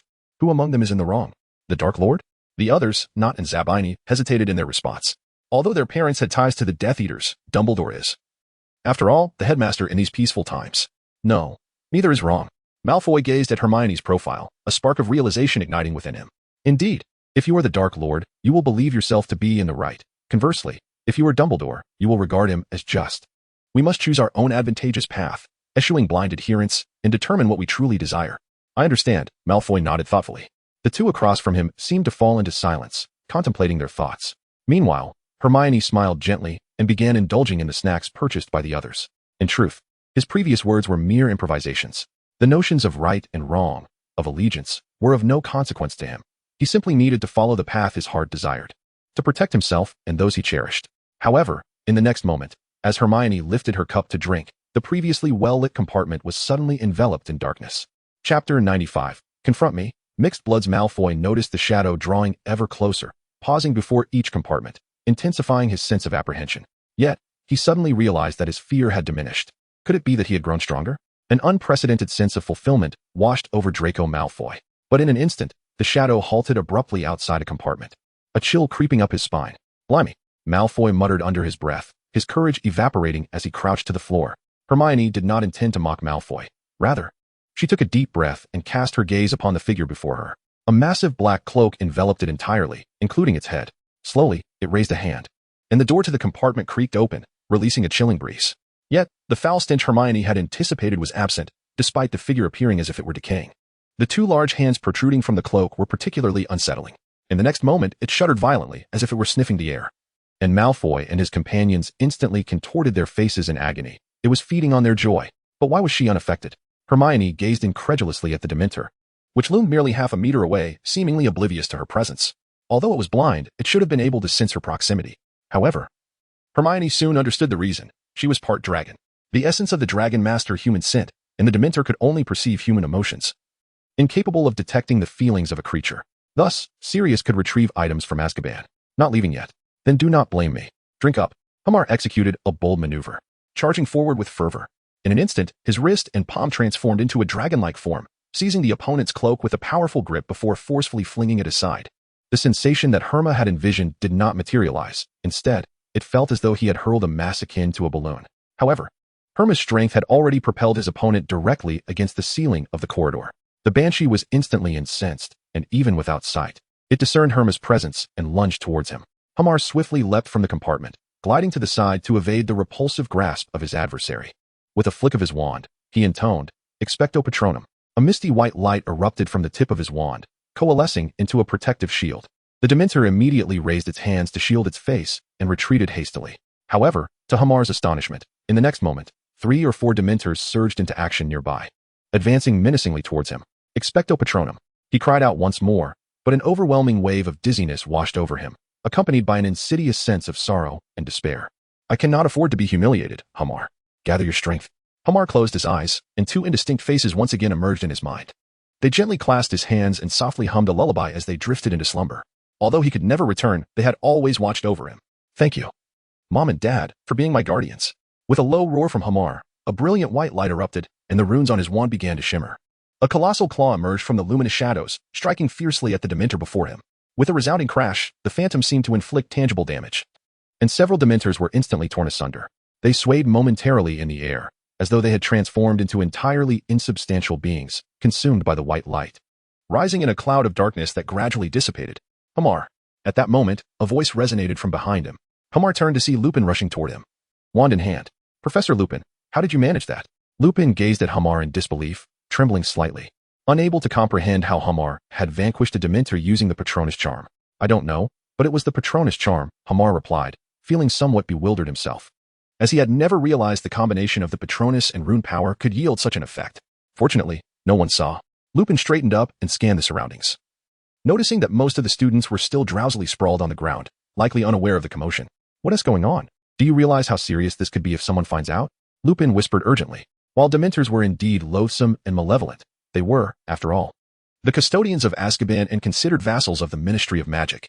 Surely, they would not provoke a conflict with Hogwarts over a few Dementors. That would be unlikely. especially with Dumbledore present. However, if they discover it was you, a mere young wizard, it could spell trouble. At this moment, Hema nodded in acknowledgement. Realizing that he had indeed been rather careless and impulsive earlier, however, he never anticipated that it could yield such lethal results. By the way, why didn't you seek out Harry? They have been waiting for you for quite some time, and even reserved a seat, yet you never arrived. Oh, I got lost. I couldn't discern which way led to the head boy, and which direction belonged to each house. Fortunately, I managed to locate the compartment for Slytherin. Haha. I never would have imagined that someone as impressive as you would truly be directionally challenged. Lupin chuckled unexpectedly. Shall I escort you there? No. I think I shall rest for a while. I am feeling a bit unwell after dealing with that group of creatures. All right then, by the way, eat some chocolate. It should make you feel considerably better. I need to check on the driver's cabin. I hope nothing has gone awry. Hema nodded in acknowledgement. But suddenly a thought struck him. The soul and spirit of Astoria were in a fragile state, and any disturbance could have dire consequences. As it would for Harry as well. Professor Lupin, where is Harry? And what of Miss Greengrass? Ah, Miss Greengrass is at the end of this compartment. Thank you. Hermione hastened to the rear of the carriage, peering through the glass. Chapter 96, The Banishment of the Dementor. Well, I must be off. I have other places to explore. I understand, but you seem exceedingly busy for a second-year student. There is ample time ahead. Allow yourself some moments of respite. I know. Yet there are certain matters that must be addressed. Hermione nodded, acknowledging that both Astoria's health issues and the confrontation with Voldemort needed urgent attention. However, as she stepped out of the compartment, Hermione suddenly recalled a detail. She had just inquired of Professor Lupin regarding Harry's whereabouts, but he had only mentioned Astoria's location. I genuinely wish to check on young Harry. You have misunderstood my intentions. Yet, in the next moment, two figures swayed into her line of sight. George Fred? Hey, Hermione. Did you just see that? There was a Dementor on the train. I cannot fathom what the Ministry of Magic is thinking. Calm down, both of you. Where is Harry? He is with Hermione and Ron in the next carriage. You should find them in the third one. But before Fred could utter another word, Hermione had already vanished from sight. She had intended to reveal something to him. George produced a rolled parchment from his pocket. Meanwhile, Hermione was unaware that she had just missed the Marauder's map, but as she entered the third carriage, she discovered that the train had resumed its journey. The surrounding students had returned to their jovial banter, though the sudden darkness and the Dementor had certainly startled them. At that moment, a ginger cat unexpectedly appeared at her feet, meowing and rubbing against her trousers. Hermione knelt down and picked it up.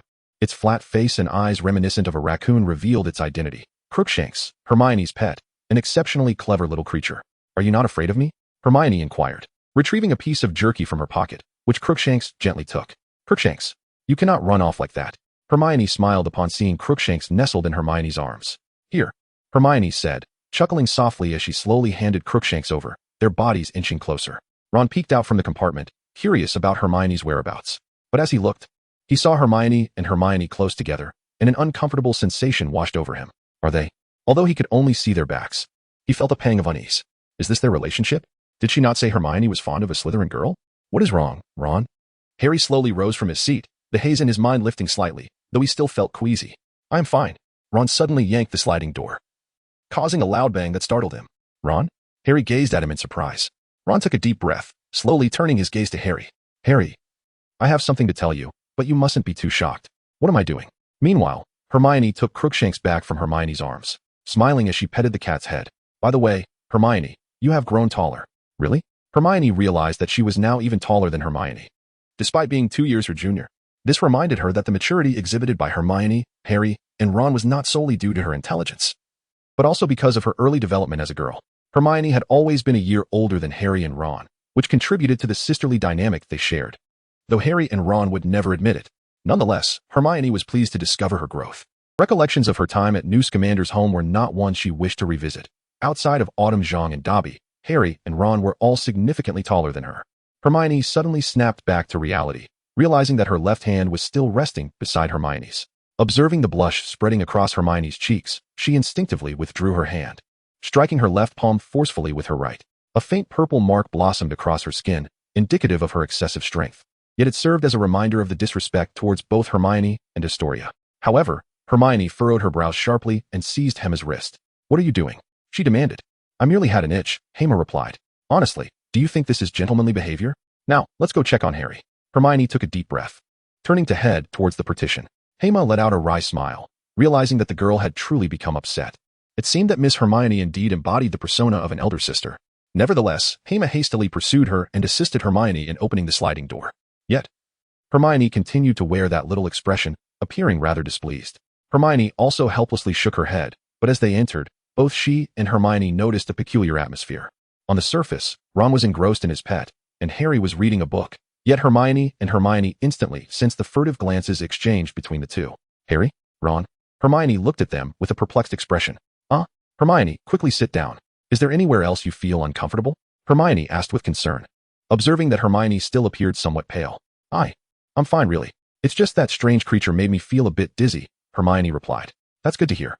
Actually, the brain-locking spell can alleviate it to some extent.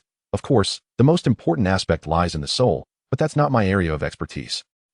Harry also responded with a nod, although he comprehended not a word of Hermione's explanation. What he was most curious about was the relationship between Hermione and Hermione. After all, Ron had just told him that Harry and Hermione were kissing in the corridor. How could that be possible? He found it hard to believe. But Ron insisted he truly needed to ask. It would be better if it was just a misunderstanding. Chapter 97. A peculiar misunderstanding. A blast of a whistle echoed in every wizard's ear, announcing one thing. They had arrived at their destination, or rather, at their home, Hogwarts. Subsequently, all the wizards hastily exited their compartments, having already donned their school uniforms, and began to disembark. However, the atmosphere in the compartment where Hermione was located was surprisingly awkward, primarily due to Ron's discomfort. After hearing Hermione's explanation, he still found it hard to believe and sought the opinions of several nearby passengers, all of whom had witnessed the scene of Hermione holding a cat.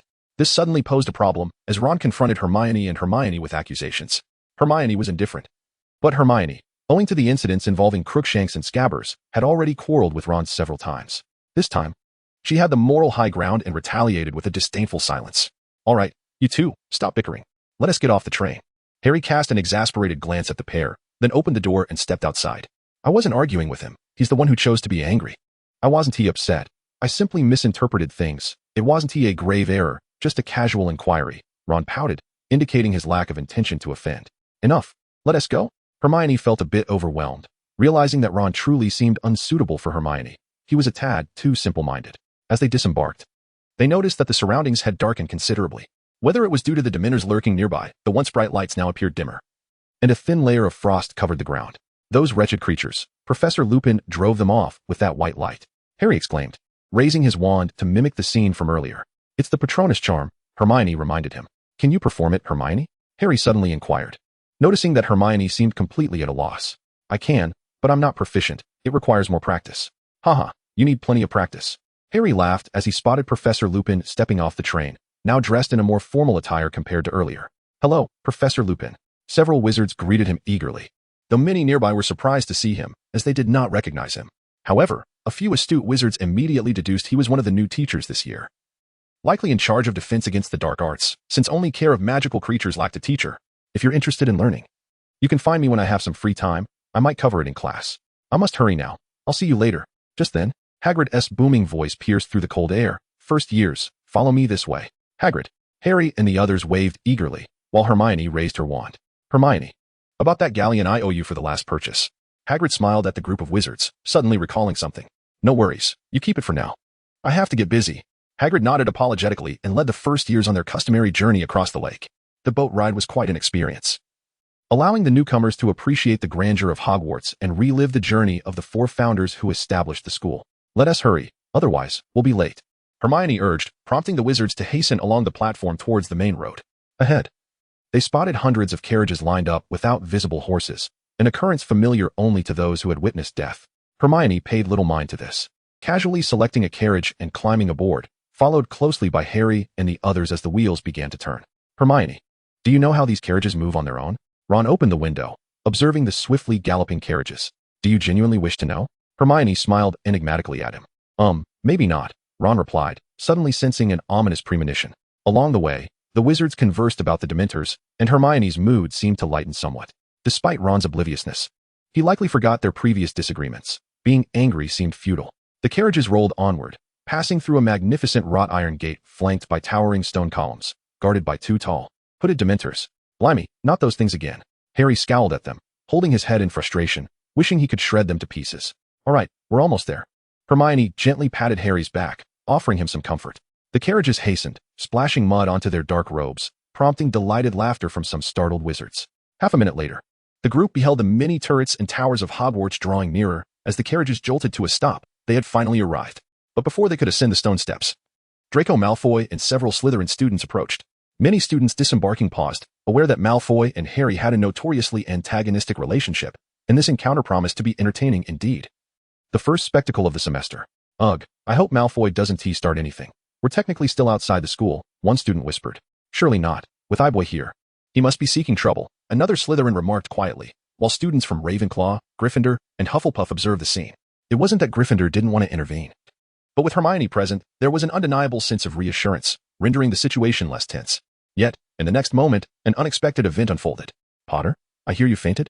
Harry gazed at Malfoy's face, furrowing his brow. Beside him, Ron intended to speak, but was restrained by Hermione's grip on his hand, reassuring him to simply observe. What is it? What are you thinking? She asked. Here, take this. It might bring you some comfort. Consider it a token of gratitude for cleaning up that mess for me.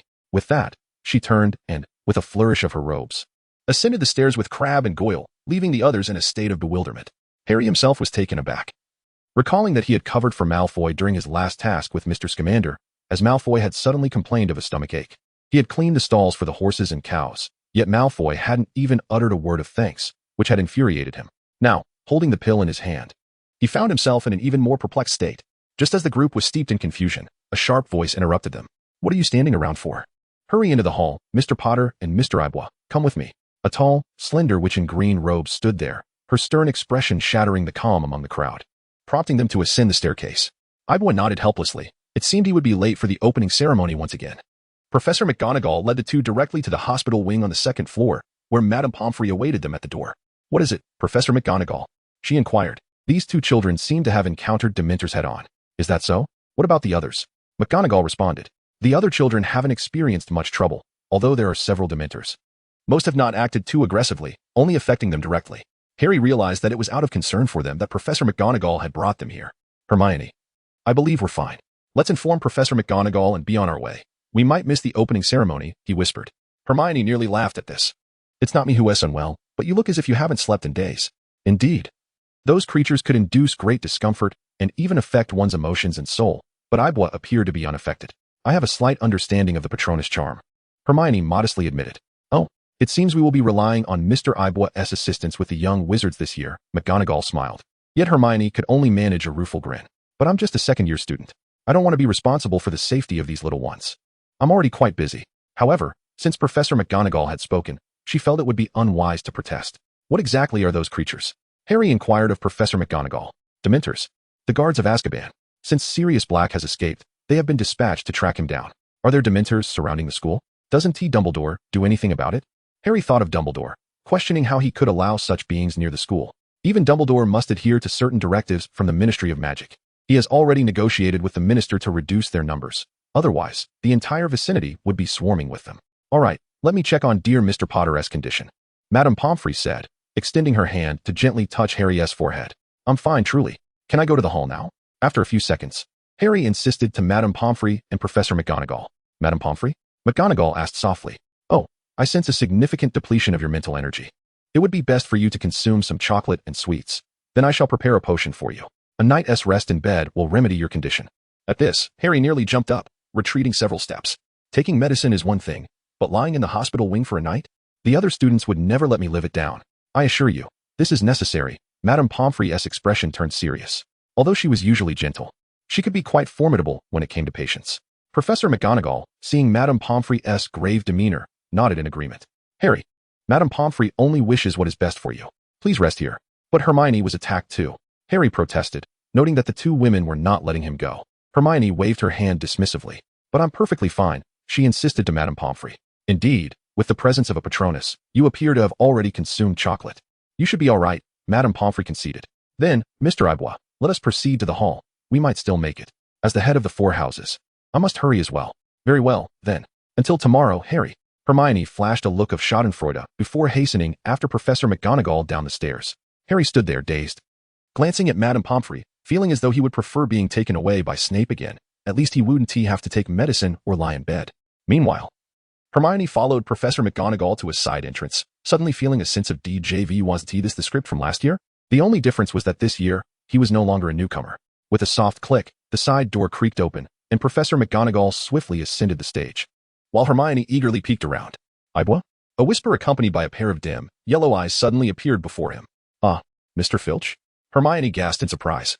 But upon closer inspection, recognized his features. Why are you just arriving now? Had to speak with Professor McGonagall. It took longer than expected. Very well. Enter slowly and do not disturb the others, Filch nodded, though he felt a twinge of embarrassment towards Ibois. After all, during the Chamber of Secrets incident, he had unjustly accused the very person who ultimately defeated the basilisk. Understood. Hermione discreetly opened a small gap in the door and quietly slipped outside. At that moment, only a handful of young wizards remained on stage, indicating that the sorting ceremony was nearing its conclusion. All eyes seemed to be focused there, and she hurried towards the Slytherin line. Some students noticed her, but said nothing. It's Hermione, Ron whispered. But where was Harry? Seamus and Ginny glanced towards the entrance. Yet Harry's figure was nowhere to be found. Malfoy raised one hand, gesturing to the side, seemingly making space for Hermione, who smiled and walked in that direction. However, the next moment, a familiar voice echoed through the hall, causing Hermione to freeze. Hermione Granger, wait a moment. Professor Dumbledore, is there something you need? Hermione replied awkwardly. Looking at Dumbledore a few meters away, the surrounding students noticed her, glancing at her, and then at Dumbledore, puzzled as to why the headmaster had called her. Please come to my office shortly, Dumbledore said, cheerfully raising the cup in his hand. Chapter 99. Professor Dumbledore, you have led me astray. Following that was the joyous dinner time, but before it commenced, there was, of course, Dumbledore's customary speech. Compared to the quiet wizards below, Lupin and Hagrid were evidently more excited. First and foremost, I would like to extend a warm welcome to the new students. Professor Dumbledore's voice resonated in the hushed hall, as if amplified by a charm. There are a few matters I must address with you all, one of which is of particular seriousness. It is perhaps best to clarify this before you become too dazed by this splendid feast. He continued, Sirius Black has escaped from Azkaban, and as a result, the Dementors stationed at Azkaban have been dispatched. They have already searched the Hogwarts Express, as you are all aware, but they also pose a threat to our students. Dumbledore's voice rose slightly, and several professors nodded in agreement. Even the usually stoic Snape gave a slight nod. However, they are under the Ministry's orders, and we have no authority to dismiss them. Yet, I would prefer they do not enter the school, so they are currently stationed nearby. During their presence, it is imperative that no one leaves the school grounds without permission. This is for your safety and the stability of the school. Dementors cannot be deceived by any tricks or disguises, even invisibility cloaks and spells, for they rely on something far beyond ordinary senses. As Dumbledore spoke, Ron and Hermione exchanged glances, realizing they needed to remind Harry, especially since the mention of invisibility seemed a clear warning. Dementors do not understand requests or excuses. So I warn each of you, do not give them any reason to harm you. I trust the prefects, as well as the newly appointed male and female student council presidents, to uphold this responsibility, and I believe our talented wizards can manage their friends well. Next, regarding the faculty, everyone knows this news is shared annually, as our defense against the dark arts position has been notoriously unstable. Dumbledore made a light-hearted joke, prompting soft laughter from the students. He then stood to announce the new defense against the dark arts teacher for this term, Mr. R. J. Lupin. We thank him for joining us at Hogwarts to fill this vacancy. A smattering of applause erupted, as most students were unfamiliar with him, save for those who had shared a compartment with him and received his guidance. However, as Hermione clapped enthusiastically, a portion of the students joined in, believing that a teacher endorsed by such a remarkable which must surely be commendable. Lupin stood and waved to the crowd, smiling at Hermione's profile, and then glanced towards her. Noticing that Harry was absent, was he still unwell? Meanwhile, Harry sat on a hospital bed, able to hear the faint sounds from the hall, which only added to his irritation. Mr. Potter, you may join the feast in the Great Hall and then return here, Madame Pomfrey said as she entered, spotting Harry sitting there. What? Hearing Madame Pomfrey's words, Hermione immediately leapt from the bed, flinging the door open and racing towards the Great Hall on the first floor. Yet, before she could reach it, she sensed something following her. Was it those creatures? No, hadn't Dumbledore assured that they would not enter the school? Harry, filled with questions and a hint of anxiety, hurried toward the Great Hall, and just as he pushed open the side door, he found Hagrid rising from his seat. May future care of magical creatures classes flourish under Hagrid's tutelage, Harry thought, admiring Hagrid's warm, hearty smile, and began to clap enthusiastically, only to be met with the collective gaze of the entire hall. Dumbledore lowered his glasses slowly, his blue eyes locking onto Harry, causing him to feel a wave of nervousness. Return to your seat, Harry Potter. Unexpectedly, Snape's voice broke through the collective attention of hundreds. Understood, Harry responded awkwardly, swiftly making his way to an empty seat beside the twins, as others gradually diverted their gazes. Hagrid appeared to breathe a sigh of relief. Hagrid, you may sit down now. Oh, my apologies. Dumbledore continued, and now, the final new faculty member, Professor Ian Cahill of Ancient Runes. Professor Babbling may be on an extended leave. Dumbledore glanced towards the far right of the staff table. A woman in black robes slowly rose. And it was only then that everyone, including Hermione, realized that Cahal had been in that corner all along. "Greetings, everyone." Her tone remained cool and detached. Yet all the wizards instinctively nodded in acknowledgement, a reflexive response to her presence. Hermione also tapped her fingers, realizing for the first time that Professor Cahal would become the instructor for ancient runic languages. It was indeed true that she left her position at the library last year, transitioning to a teaching role.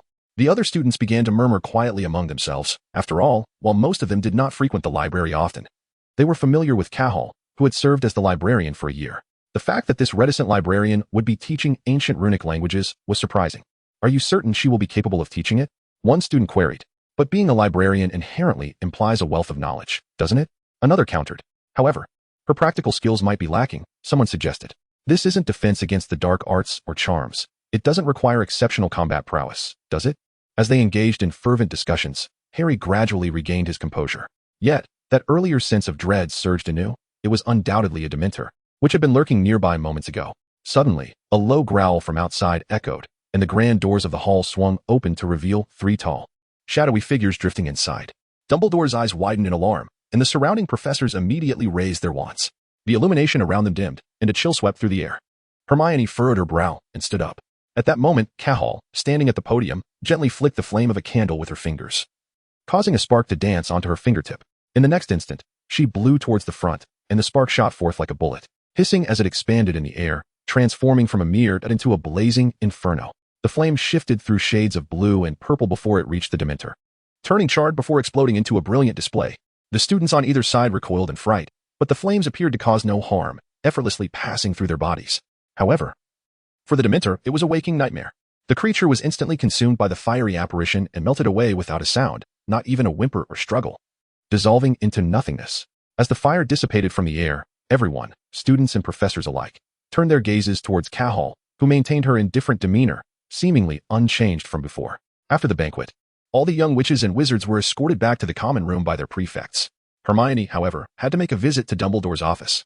As she ascended the staircase, a hand suddenly grasped her wrist firmly. Turning back, she saw a slender witch with round glasses holding on to her. "Professor Trelawney, is there something you wish to discuss?" Hermione inquired, regarding the eccentric divination teacher. Although she was not keen on engaging in conversation, she paused to listen. "I sense a darkness swirling around you. If you wish to address this issue, it would be prudent to enroll in divination courses next year," Trelawney advised. "Oh, that's not necessary, is it? Headmaster Dumbledore might still be waiting for me," Hermione replied. "Well, it's of no concern. Go on then," Trelawney said, releasing her grip and smiling. "Remember, you must attend." Hermione merely nodded, choosing not to elaborate further, and continued her ascent. Yet, her thoughts were now occupied with the subject of elective courses. Initially, she had intended to gauge the situation upon her enrollment, especially considering the potential return of Voldemort, which could threaten the school. In such a case, considerations regarding her OWLs in 5th year or the ultimate EWTs in 7th year would be moot. Now that she possessed a degree of self-preservation, she indeed aspired to graduate successfully, and achieving good grades was certainly within reach. Thus, she needed to ponder her choices carefully. Hogwarts offered a total of 12 courses, 7 of which were mandatory: Transfiguration, Charms, Potions, History of Magic, Defense Against the Dark Arts, Astronomy, and Herbology. In the 3rd year, electives would include Divination, Arithmancy, Ancient Rune Studies, Care of Magical Creatures, and Muggle Studies, with flying omitted from the count. Students were required to select 2, though it was feasible to take all, albeit impractical. Some, like Percy Weasley, Bill Weasley, and young Barty, managed it, though Hermione noted the immense difficulty of such an endeavor. As even she had not achieved this feat, it was evident that the Weasley children excelled academically, which indirectly placed considerable pressure on Ron. Personally, Hermione preferred to choose Arithmancy and Care of Magical Creatures. Taking more would be excessive, and she had already studied Muggle studies extensively. As for Divination, it seemed a trivial pursuit, and Ancient Runes was merely a simplified version of Norse rune studies. With Professor Cahal teaching, she would delve deeper into the subject privately, and revisiting the primary runes would feel like a waste of time. Thus, after careful consideration, she decided to settle on the remaining 2 subjects. As Arithmancy had garnered a positive reputation despite its challenges, while Care of Magical Creatures offered a delightful blend of intrigue and knowledge. Lost in thought, Hermione arrived at the statue before the headmaster's office. Before she could utter a word, the statue turned, creaking open the staircase that led inside. Hermione hurriedly approached, only to find Dumbledore sitting there, smiling at him, just as he always did. "Sit down. Why did you call me over with so many people around? Can't we talk after dinner?" Hermione pouted slightly, though deep down, she felt no significant irritation. However, As Dumbledore was one of the few individuals with whom she could indulge her whims, she decided to play along. Haha, all right, I'm doing this for your own good. I don't believe you. Just sit down and let me explain. Hermione cast a reluctant glance at the fruit platter before her, hesitating for a moment before taking a seat. Dinner consisted entirely of greasy meats, so indulging in some fruit was indeed a delightful alternative. How do you feel about your summer vacation? She inquired. Not great, but first, could you clarify what happened in the auditorium earlier? To be honest, Hermione, do you believe Voldemort poses any real threat at present? Isn't Voldemort always a threat? As long as the objects akin to that book remain intact, he is invincible. I understand that clearly, which is why the significance of Harry Potter is undeniable, and he is indeed a good lad. Dumbledore observed Hermione's composed expression and abruptly shifted his tone. However, I believe you are now even more capable, at the very least. You possess better self-defense skills than Harry and can assist those around you. What do you mean? Hermione was somewhat perplexed by Dumbledore's words. Based on the events of last term concerning the Chamber of Secrets, your existence must have come to the attention of certain individuals with ulterior motives. My restrictions on students are merely verbal. Many have numerous channels to acquire information, including Voldemort and his Death Eaters. Hermione inhaled deeply. Recalling her reckless actions in her first year, indeed, trouble had ensued. But fear not. Everything remains manageable, or rather, the current Voldemort likely wouldn't stand a chance against you. Is that meant to be comforting? Certainly not.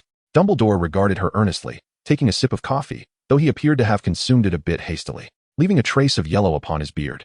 What exactly is your point? What I mean is that Hogwarts requires new heroes, yet Harry, as the bridge between us and Voldemort, remains the ultimate secret weapon. Until then, it falls upon you. Upon hearing this, Hermione fully grasped Dumbledore's intent. After all this time, she was merely a pawn. Won't you offer me some form of compensation? I can't simply serve as a human shield and target for ridicule. Oh, I have indeed prepared something for you. Dumbledore smiled knowingly. Having spent considerable time with Hermione, he understood her principles of action. She needed some form of incentive. Nevertheless, he could also discern that her motivations were not solely driven by monetary gain, thus his preparations might yield a delightful surprise. Half an hour later, Hermione emerged from Dumbledore's office with a furrowed brow, alternating between a smile and deep contemplation, unknowingly making her way to the second floor. Hermione, is that you, Hermione? Spotting a small box in her hands, she curiously inquired about its contents. Well, it's a small gift from Professor McGonagall, I suppose. Hermione's demeanor was somewhat hesitant. And as Hermione glanced at the little box, a thought flitted through her mind.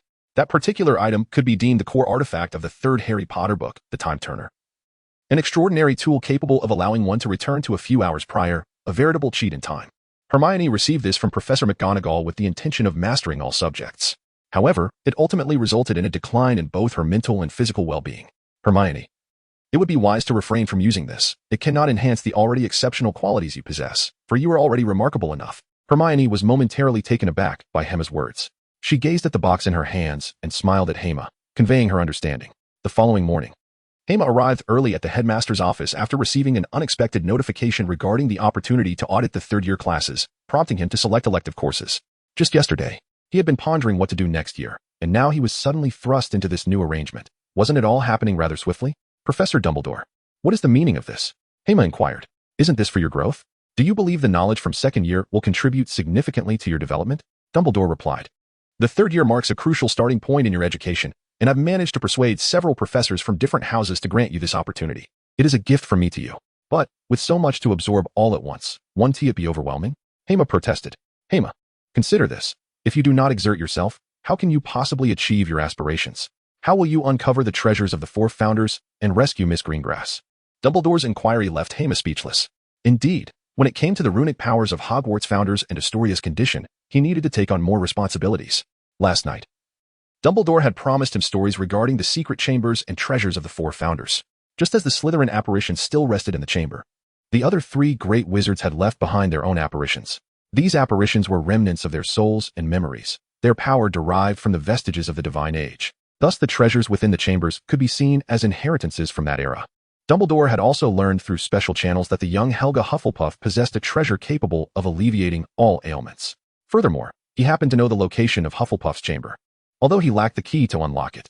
Nonetheless, this presented him with a lead on a potential cure for Astoria. If no other options were available, Hema would have to seek out other primordial runes, or perhaps request assistance from Professor Cahill. However, runes were not infallible, and whether they could heal Astoria remained uncertain. Very well, I shall accept this, but I must also review the second-year written assessments to ensure I do not overlook anything. Certainly. You may come to me for additional explanations. I have little on my agenda at present. Dumbledore raised an eyebrow and added, Thank you, Headmaster Dumbledore. Hema nodded, tears brimming in his eyes. After classes in the morning and a break at noon to visit Professor Cahill, followed by evening lessons with the headmaster. He felt more beleaguered than those working the grueling 996 schedule. Upon exiting the headmaster's office, Hema was immediately surrounded by several friends. Hema, what is going on? I heard you'll be attending third-year classes. I knew it. Your abilities cannot be fully realized in second year, George exclaimed, enthusiastically draping an arm over Hema's shoulder. But aren't you both in fifth year? You won't be able to attend classes with me, Hema replied. Hema, have you decided which elective courses to take? Harry inquired, producing his own form, which bore a checkmark for the Care of Magical Creatures class. I haven't yet. But I am leaning towards Care of Magical Creatures and Arithmancy. I am quite eager to see Hagrid's performance, Hema responded. Me too. By the way, what is your first class? Ron asked, looking forward to sharing the experience with Hema. Originally, I was scheduled for the second-year Transfiguration class, but if I'm attending third year, it should be my chosen electives. Why not join us for divination class and experience it? Harry suggested from the side. No. Hema is a Slytherin student and will naturally attend class with me. Malfoy interjected, pushing through the crowd with a group of followers, effectively separating Harry and Ron from Hema. The choice is mine to make, so do not presume to decide for others. Now, I must head to my second-year required class, Hema declared, flicking his robes and parting the crowd of young wizards as he swiftly vanished around the corner. Potter, this is your fault for annoying Ebo. Honestly, let us go. Malfoy cast a disdainful glance at Harry before leading his entourage away. This guy is insufferable, Ron grumbled. Well, that's just how he is. Besides, we still have Hagrid's Care of Magical Creatures class this afternoon. Hema will definitely attend. Let us hurry along to our own class. Was not angry or suddenly irritable. Rather, he was struck by the thought that the little girl, Astoria, had been by his side all day. If he suddenly left to attend a class elsewhere, she would be left alone. Thus, he hurried to the Transfiguration classroom, relieved to find he was not late. In the corner, the hooded girl was quietly engrossed in her book. May I sit beside you, Miss Gringlass? He inquired, lowering his voice and asking gently. Oh, is there someone there? Astoria lifted her head, only to see grinning at her mischievously. She playfully slapped his arm, though her touch remained tender. Weren't you supposed to attend the third-grade classes? How did you all come to know about this? Because Professor Dumbledore announced it during morning study in the hall. Most people are aware, and no one objected. I think it's evident that you are quite beyond our basic curriculum. Though she spoke as she usually did, there was an underlying tone in Astoria's words, laced with a hint of acidity, smiled faintly, and gently took her hand from beneath the desk. Rest assured, I will manage my schedule well. Just don't wander off and make it difficult for me to find you. Of course, the morning classes passed in a haze of sweetness between and Astoria. Despite her commendable academic performance, was concerned that he might disrupt her studies. To his surprise, upon returning to the common room at noon, he discovered that she had already completed the assignments given that morning. Such a diligent student. I can't compare to you, my carefree self. However, as he entered his bedroom, he found a stack of books still lying on the bed. He rushed over and, upon inspection, realized they were all third-grade textbooks. Though he had a modest allowance, purchasing books would still be quite an expense, especially with the additional materials required for the third grade. Who had sent these? Before he could ponder further, a small card embossed with runes slipped out from among the books, warming his heart. Thank you, Cahill. After class this afternoon, I shall come to see you. Are you heading to the Care of Magical Creatures class? Right away. For those eager to discuss Harry Potter and the Half-Blood Prince with like-minded individuals, follow the WeChat account for Yuta Literature, where you can chat about life and seek kindred spirits. Tip: input Giant Panda Literature into your search engine to find our site. Thank you. Chapter 102, The Unexpected Third Grade. Hermione discovered a peculiar textbook entitled The Monsters Book of Monsters amidst a pile of books. A tome that indeed possessed an uncanny appearance reminiscent of the film. However, Hermione felt a sense of reassurance, for the book contained soothing methods. And even if it were to bite, the question of whether it could penetrate her dragon scales remained uncertain. With the book securely in hand, Hermione made her way to the Care of Magical Creatures class, which was held in a designated area, a plot of land that Hagrid had painstakingly cultivated behind his cottage. It was evident that Hagrid had invested considerable effort into this endeavor, as he had managed this expansive area alone, likely cultivating it over a summer. The thought of it being disrupted by the bumbling Draco Malfoy was indeed a source of concern. However, Malfoy had undergone some transformation compared to his original self. She decided to wait and see. If any issues arose, she could intervene later, especially since the narrative had shifted. The bark of a dog from the previous night had already indicated to her that Sirius had arrived ahead of schedule. Astoria, do you have no classes this afternoon? Hermione inquired as she entered the common room and spotted Astoria nestled in a corner, quietly engrossed in her book. I do, but only one potions class. I have to wait for an hour, Astoria replied. Then accompany me to Hagrid's, Hermione suggested. But I do not have permission to audit the class. There will certainly be numerous witches and wizards attending. The first afternoon of the term is usually light for first and second years. Nevertheless, I prefer to read here. Once everyone leaves, it becomes much quieter. Astoria stated with a serious demeanor, prompting Hermione to reluctantly nod in agreement. Very well, I shall go alone, she conceded. As Hermione exited the dimly lit underground common room, she ascended towards the surface, coincidentally encountering her fellow Hufflepuff friends who had just emerged from their own common room. Leading the group was Cedric, accompanied by two unfamiliar Hufflepuff prefects, likely new to their roles this year. Hermione, where are you headed this afternoon? Why not join me for Charms class? Cedric jested. No, I think it's too soon for me to tackle 6th year material. I'm heading to Hagrid's for Care of Magical Creatures class. It should be quite intriguing. Enjoy yourself then, Cedric replied, along with a nod from the other students as they continued on their way. Amidst the crowd, Hermione noticed Hannah suddenly pop her head out, making a funny face at her. As Herma approached the vicinity of Hagrid's hut, he discovered a gathering of wizards encircling the area.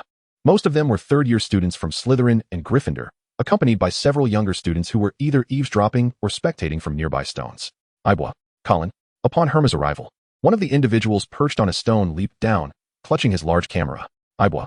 The sound of Colin's voice drew the attention of others, who turned to nod in acknowledgement, leaving Herma feeling somewhat disoriented. While being a public figure has its merits, it inevitably magnifies one's presence in the eyes of others, causing every action to be scrutinized, certainly a side effect of notoriety. Ibwa, over here. Malfoy swiftly maneuvered through the crowd, waving at Herma. However, the Gryffindors to his right also spotted Herma approaching, prompting Harry and Ron to raise their hands in greeting. What a dilemma. Herma inwardly sighed. Just then, a delicate hand grasped his arm. It's only one class. Let us stand in the middle together. Indeed, it's merely a class. Everyone, please take your positions. I am merely here as an observer, Herma promptly assured everyone. Harry and Ron lowered their hands, while Malfoy, observing Harry's gesture, flicked his wrist dismissively with a huff. Thanks. Hermione. Herma glanced at the fiercely determined Hermione, murmuring his gratitude. No worries. I appreciate your help. I suppose I shall make use of this. Though the 12-subject comprehensive guide holds little significance. Hermione also retrieved a golden pocket watch from her pocket, precisely the time turner gifted to her by Professor McGonagall. Have you used it? I used it once. The divination class was rather peculiar, so I chose to forego that elective. I find Muggle studies somewhat lacking in significance. Ultimately, I decided to retain arithmancy, ancient runes, and Hagrid's Care of Magical Creatures class. Although it can be a bit exhausting, at least I can manage. Well, that's good. I've always felt that learning anything is an endless journey. Therefore, while taking care of oneself, it is best to pursue knowledge in a manner that allows one to thrive. I understand. I sincerely appreciate your assistance, Mr. Ibwa. Hermione smiled faintly, her long curls gently resting on his shoulder, a refreshing fragrance wafting into his nostrils. Hermione caught Hema's eye once more. Although she bore little resemblance to Emma Watson, the Hermione of this world had blossomed into a striking beauty with age. In the film, Hermione in her third year was often heralded as the pinnacle of attractiveness, and this was beginning to manifest in reality. However, Hema was resolutely devoted to Astoria and firmly resolved not to stray. Yet, despite such thoughts, the occasional brush of their fingers and the subtle, unadulterated fragrance emanating from her stirred a certain restlessness within him. Fortunately, Hagrid had completed his preparations, and with his booming voice, the first lesson of Care of Magical Creatures officially commenced. Everyone, please gather by the fence and open your textbooks, Hagrid instructed. How does one even open this peculiar thing? Malfoy muttered, staring at the snarling textbook in his hands, feeling a sense of mental pollution. Simply stroke the spine gently as you open it, and it will calm down. Do not open it violently, or, Before Hagrid could finish, the strap on Neville's book snapped open violently, lunging towards his clothes. Petrify it, Hema commanded, pointing. And the rogue book trembled momentarily before freezing in place. Thank you, Eber, Neville stammered. It's nothing, Hema replied, extending a hand to help Neville up. The girls nearby gazed at Hema's gentle demeanor, whispering and giggling softly, while Pansy, standing beside Malfoy, frowned. Malfoy, I can't help but feel you are far more handsome. These girls clearly lack discernment, Pansy remarked. Indeed, I may be handsome, but people also appreciate strength. I must enhance my abilities rather than merely focus on superficial appearances. What about you? Malfoy retorted, casually flicking his bangs as he gazed at Hema, clenching his fist. Hema, I will match your pace and surpass you. Is everyone ready? Then let us welcome our main attractions. Hagrid suddenly remembered the next step and hurried towards the woods. Malfoy switched to his usual sardonic mode. Although he had improved slightly, he was still a spoiled heir, unable to curb his sharp tongue. What could this foolish teaching possibly offer the students? If I didn't think I could scrape together some points here, I wouldn't bother, he scoffed. Exactly. Goyle and Crabbe chimed in, their simple minds in agreement. Silence. Malfoy, Ron shouted back defiantly. However, before the confrontation could escalate, Harry restrained Ron. He just a loudmouth. Why bother? If something goes awry, we'll be the ones losing points. It's best to support Hagrid when we can. He won't take Malfoy seriously. Harry's words brought clarity to Ron, who suddenly felt as if his foolish friend Harry had matured over the summer, perhaps due to the hard work on the farm. Here they come, children. Hagrid's voice broke the tension in the air. Ron, look! Lavender Brown exclaimed, linking her arm with Ron's as she leaned toward him. Hermione and Hema observed keenly, for the first time truly comprehending the audacity of the young lady. Indeed, Madame Brown's figure was quite mature. It is no wonder that Ron's first love interest was she. Well done, Ron. Hermione cast a disapproving glance at Ron, suddenly pinching Hema's finger. Although it did not hurt, it was slightly uncomfortable. Hermione, what do you mean by this? Do all men enjoy such things? Hermione, with flushed cheeks, gestured an arc in front of herself. Haha, what are you thinking? I merely admire Ron's charm with the ladies. Besides, that trait is simply a manifestation of biological reproduction. It holds little significance for me. After all, that sister is not particularly noteworthy. All right. It seems Hagrid has prepared quite a few surprises for us. Hema adeptly shifted the topic. Behind Hagrid, 12 of the most extraordinary creatures Harry had ever seen approached them briskly. They possessed the body of a horse, with hind legs and tails, yet their forelegs, wings, and heads resembled those of an eagle. Their beaks gleamed like steel, and their large, bright orange eyes sparkled. The claws on their forelegs extended half a foot long, glinting menacingly as if ready to slice through one's throat at any moment, each beast adorned with a thick feathered collar around its neck. A long chain was fastened around each neck, the end securely held by Hagrid's massive hand, preventing them from becoming overly exuberant. Everyone, stay still and follow me, Hagrid bellowed, shaking the chains. Some of the creatures seemed to comprehend part of Hagrid's command, obediently following him to the fence. Most wizards took a couple of steps back in unison, while a few braver souls remained by the fence. Hagrid first secured the chains and then waved his hand to address everyone. The hippogriffs. Aren't they magnificent? Indeed. They are quite beautiful. I wonder if their meat is tasty? Malfoy remarked as he slowly stepped closer, gazing at the hippogriffs with a teasing tone. Malfoy, are you out of your mind? Hermione shot him an irritated glare. Ha ha. Malfoy chuckled at Hermione, falling silent, while Hema's face burned with anger. Though Hema stood by Hermione's side, he could not help but marvel at Malfoy's growing sophistication. His sarcastic remarks had evolved from mere brutishness. However, upon closer inspection, one might find these creatures rather aesthetically pleasing, their fur exhibiting remarkable beauty. Yet, one must acknowledge their inherent danger. While Hagrid believed that nothing was truly fearsome, even creatures like the fire dragon, which is classified as a 5x level dangerous magical beast, pose significant threats. It is crucial to note that danger does not necessarily correlate with a creature's abilities. For instance, the phoenix, despite its 4x danger rating, possesses extraordinary powers, such as immortality, tears that serve as healing potions, immunity to flames, and the ability to traverse space. Basilisks, on the other hand, cannot be tamed, and parcel tongue merely serves as a means of limited control, thus earning a perilous 5x classification. In terms of combat prowess, the griffin is undoubtedly superior to a mere acromantula. Yet the latter's 5x rating stems from its social nature and its propensity for human consumption. Alright, everyone, you may approach a tad closer. These magnificent creatures will not attack you without provocation, Hagrid continued, but his words fell on deaf ears as most of the girls stepped back a few meters. Firstly, regarding the griffins, you must understand that they are inherently proud, a trait derived from their lineage.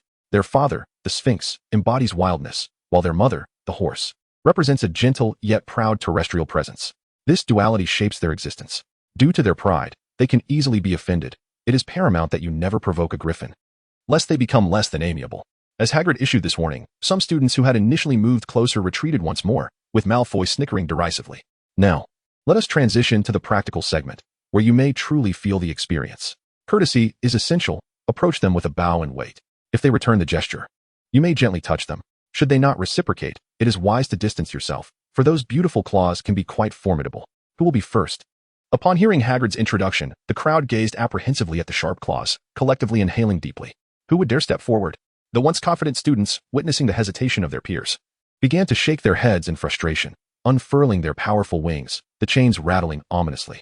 Even Harry, who had recently found his courage, began to feel a wave of trepidation, realizing the potential danger posed by these creatures. Is there no one? How about you, Ibwa? Hagrid scanned the crowd, his gaze finally landing on the calm-faced Hema. Me? Hema chuckled lightly. Is that permissible? Of course, Professor, he nodded. Hema, are you certain you are all right? Hermione tugged at his sleeve from behind, her eyes betraying a hint of concern. No problem at all. Go for it, Ibwa. Cheered the students from the other two houses, reassured by Ibwa's bravery, confident he could hold his own. In truth, Hema felt he couldn't offer much guidance, for as he advanced, a thought crossed his mind. Within him resided no ordinary fire dragon. As he drew closer, all 12 majestic griffins turned their gazes upon him. Hagrid, take it slow. Let them observe each other first, Hagrid urged. In an instant, under the watchful eyes of all, the 12 colossal creatures lowered their heads in unison, their wings flaring dramatically, encircling Hema like stars around the moon. My, I did not expect this. These haughty beings are bowing to Hema. Such a display is rare, even in the presence of more powerful creatures in the wild. Observing the magnificent beast nuzzling against Hema's arm, the others began to feel less intimidated, inching closer. Although Hagrid was taken aback, he felt a surge of joy witnessing the children's willingness to approach the griffins. All right, everyone, please allow Hema some space. We shall let the next individual demonstrate the proper method of interacting with the griffins. Upon hearing Hagrid's words, the creatures retreated a few steps. Yet they maintained a large circle around Hema, effectively enclosing him. Hermione also smiled gently as she lightly caressed the hippogriff behind her, which nodded its head and graciously made way for her. Well then, who else is willing to give it a try? As you can see, the gentle hippogriff is quite adorable and amicable. I will. Ron, emboldened by Hermione's carefree demeanor, summoned his courage. He was aware that many, including fellow Gryffindors, perceived him as timid. Of course, he recognized his tendency to be startled by sudden events, but today he was determined to prove that he, Ron Weasley, was a courageous Gryffindor. All right, let Ron go. Hagrid gave a thumbs up, and nearby, Harry, Lavender, and Parvati applauded him. Let us take turns. This one is Buckbeak, the most docile among them. Hagrid unfastened a chain and led Buckbeak out from the herd of beasts. Relax, Ron. The more anxious you are, the more likely you will be attacked, Hagrid cautioned as Ron approached Buckbeak. You must maintain eye contact and find a way not to blink. If you blink too much, the creature will lose trust in you. Taking a deep breath, Ron kept his eyes open despite the discomfort as Buckbeak's sharp beak gleamed with a metallic sheen. A wave of warm air wafting towards him. The regal head of the hippogriff, flanked by its two amber eyes, fixed an intense gaze on Ron. Its breath hot and heavy, causing his heart to race. You're doing well, Ron. You may bow now, Hagrid encouraged. Furrowing his brow, Ron forced a smile and bowed to Buckbeak. However, the creature continued to regard him with evident hostility, its claws scratching deep grooves into the ground. Ron, it seems Buckbeak is a bit displeased. Perhaps take a step back, slowly, without turning around. Just retreat, Hagrid advised. But in the next moment, a rustling sound came from Ron's pocket, and Scabbers poked his head out, instantly catching Buckbeak's attention. With a sudden lunge, Buckbeak unfurled its enormous wings. Its sharp claws aimed directly at Ron. Ron! The crowd gasped in unison, already bracing for the worst. Hagrid rushed to grab Buckbeak, but the creature's movements were too swift. In the midst of the panic, Lavender, standing closest to Ron, leapt forward and grabbed him. With a thud, Buckbeak's claws struck the ground, and Hagrid, wielding the chain, managed to restrain Buckbeak's beak, while Ron and Lavender tumbled to the ground. In that moment, Lavender Brown seemed to relish the embrace, her arms tightly wrapped around him. Yet Ron, still a naive youth, felt his face flush as he looked at Lavender, quickly extricating himself and standing up. Thank you, Lavender, Ron gasped sincerely, genuinely grateful that she instinctively came to his aid in such a perilous moment. I'm sorry, Ron, it was my fault. Are you hurt? Hagrid, having calmed Buckbeak, crouched beside Ron with concern etched on his face. I'm fine, Hagrid, please don't blame yourself. Continue. I believe I can handle this. Ron insisted. Ron. Harry and Hermione frowned upon hearing his declaration, with Hermione stepping closer to him. Don't be reckless. What if it attacks you again? But if I flee now? I'll only prove myself a coward, Ron stubbornly retorted, placing Scabbers into Harry's hands before striding back toward Buckbeak with determination. Hema gazed at the creature in Harry's hands, feeling an urge to resolve the matter swiftly, yet he refrained from acting impulsively. He understood that he must first capture the untransformed being before seeking justice for Sirius. Meanwhile, Hagrid, with a resigned expression, approached Ron, ready to pull him back should any danger arise. As Ron bowed slowly, Buckbeak noticeably calmed down, though it still stared blankly at him. Just when everyone thought the situation had stabilized, Buckbeak suddenly bent its front knee and lowered its body, clearly bowing. Well done, Ron. Yes, you can touch it now. Pet its beak. After a moment's hesitation, Ron extended his hand and gently patted Buckbeak's beak several times. This time, the creature showed no hostility, lazily closing its eyes as if basking in the sun like a cat. In the next moment, most of the wizards began to applaud, although Malfoy and his companions remained stoic. Is this really necessary? One of the Slytherin boys muttered, eliciting a smirk from Malfoy. Hey, why don't you give it a go? Malfoy teased the boy beside him. Haha, I'm just. The boy shrank back at Malfoy's grin, aware of the previous failures, and certainly reluctant to face the creature. Next, who wants to try? Hagrid called out. I do. Harry and Hermione exclaimed in unison, causing Hema to stifle a laugh. These three truly possessed remarkable courage, surely. Gryffindor's reputation was more than just recklessness. In the following minutes, Harry and Ron repeated the process, and many of the onlookers gained newfound bravery, with a few stepping forward to attempt their own interactions. Ultimately, they all succeeded in touching the majestic wings of the hippogriff, and many girls found the experience increasingly enjoyable, their initial fears dissipating. If the hippogriff is particularly friendly, I believe it would not refuse to give you a ride, Hagrid remarked, observing the beaming faces of the wizards around him. Really? The wizard's eyes widened with excitement, eager to hop onto the creature's back, but due to its size. They would need Hagrid's assistance to mount it. Who will go first? Hermione? Hagrid inquired. Is it all right? She asked. Of course. However, just as Hagrid was about to help Hermione onto the hippogriff's back, all the creatures suddenly became agitated. Fear flashed across Hagrid's usually resolute face as they retreated from the path the wizards had taken. Sensing something was amiss, Hagrid raised his arms and shouted for everyone to retreat to his hut. The wizards, taken aback by the sudden upheaval, began to back away.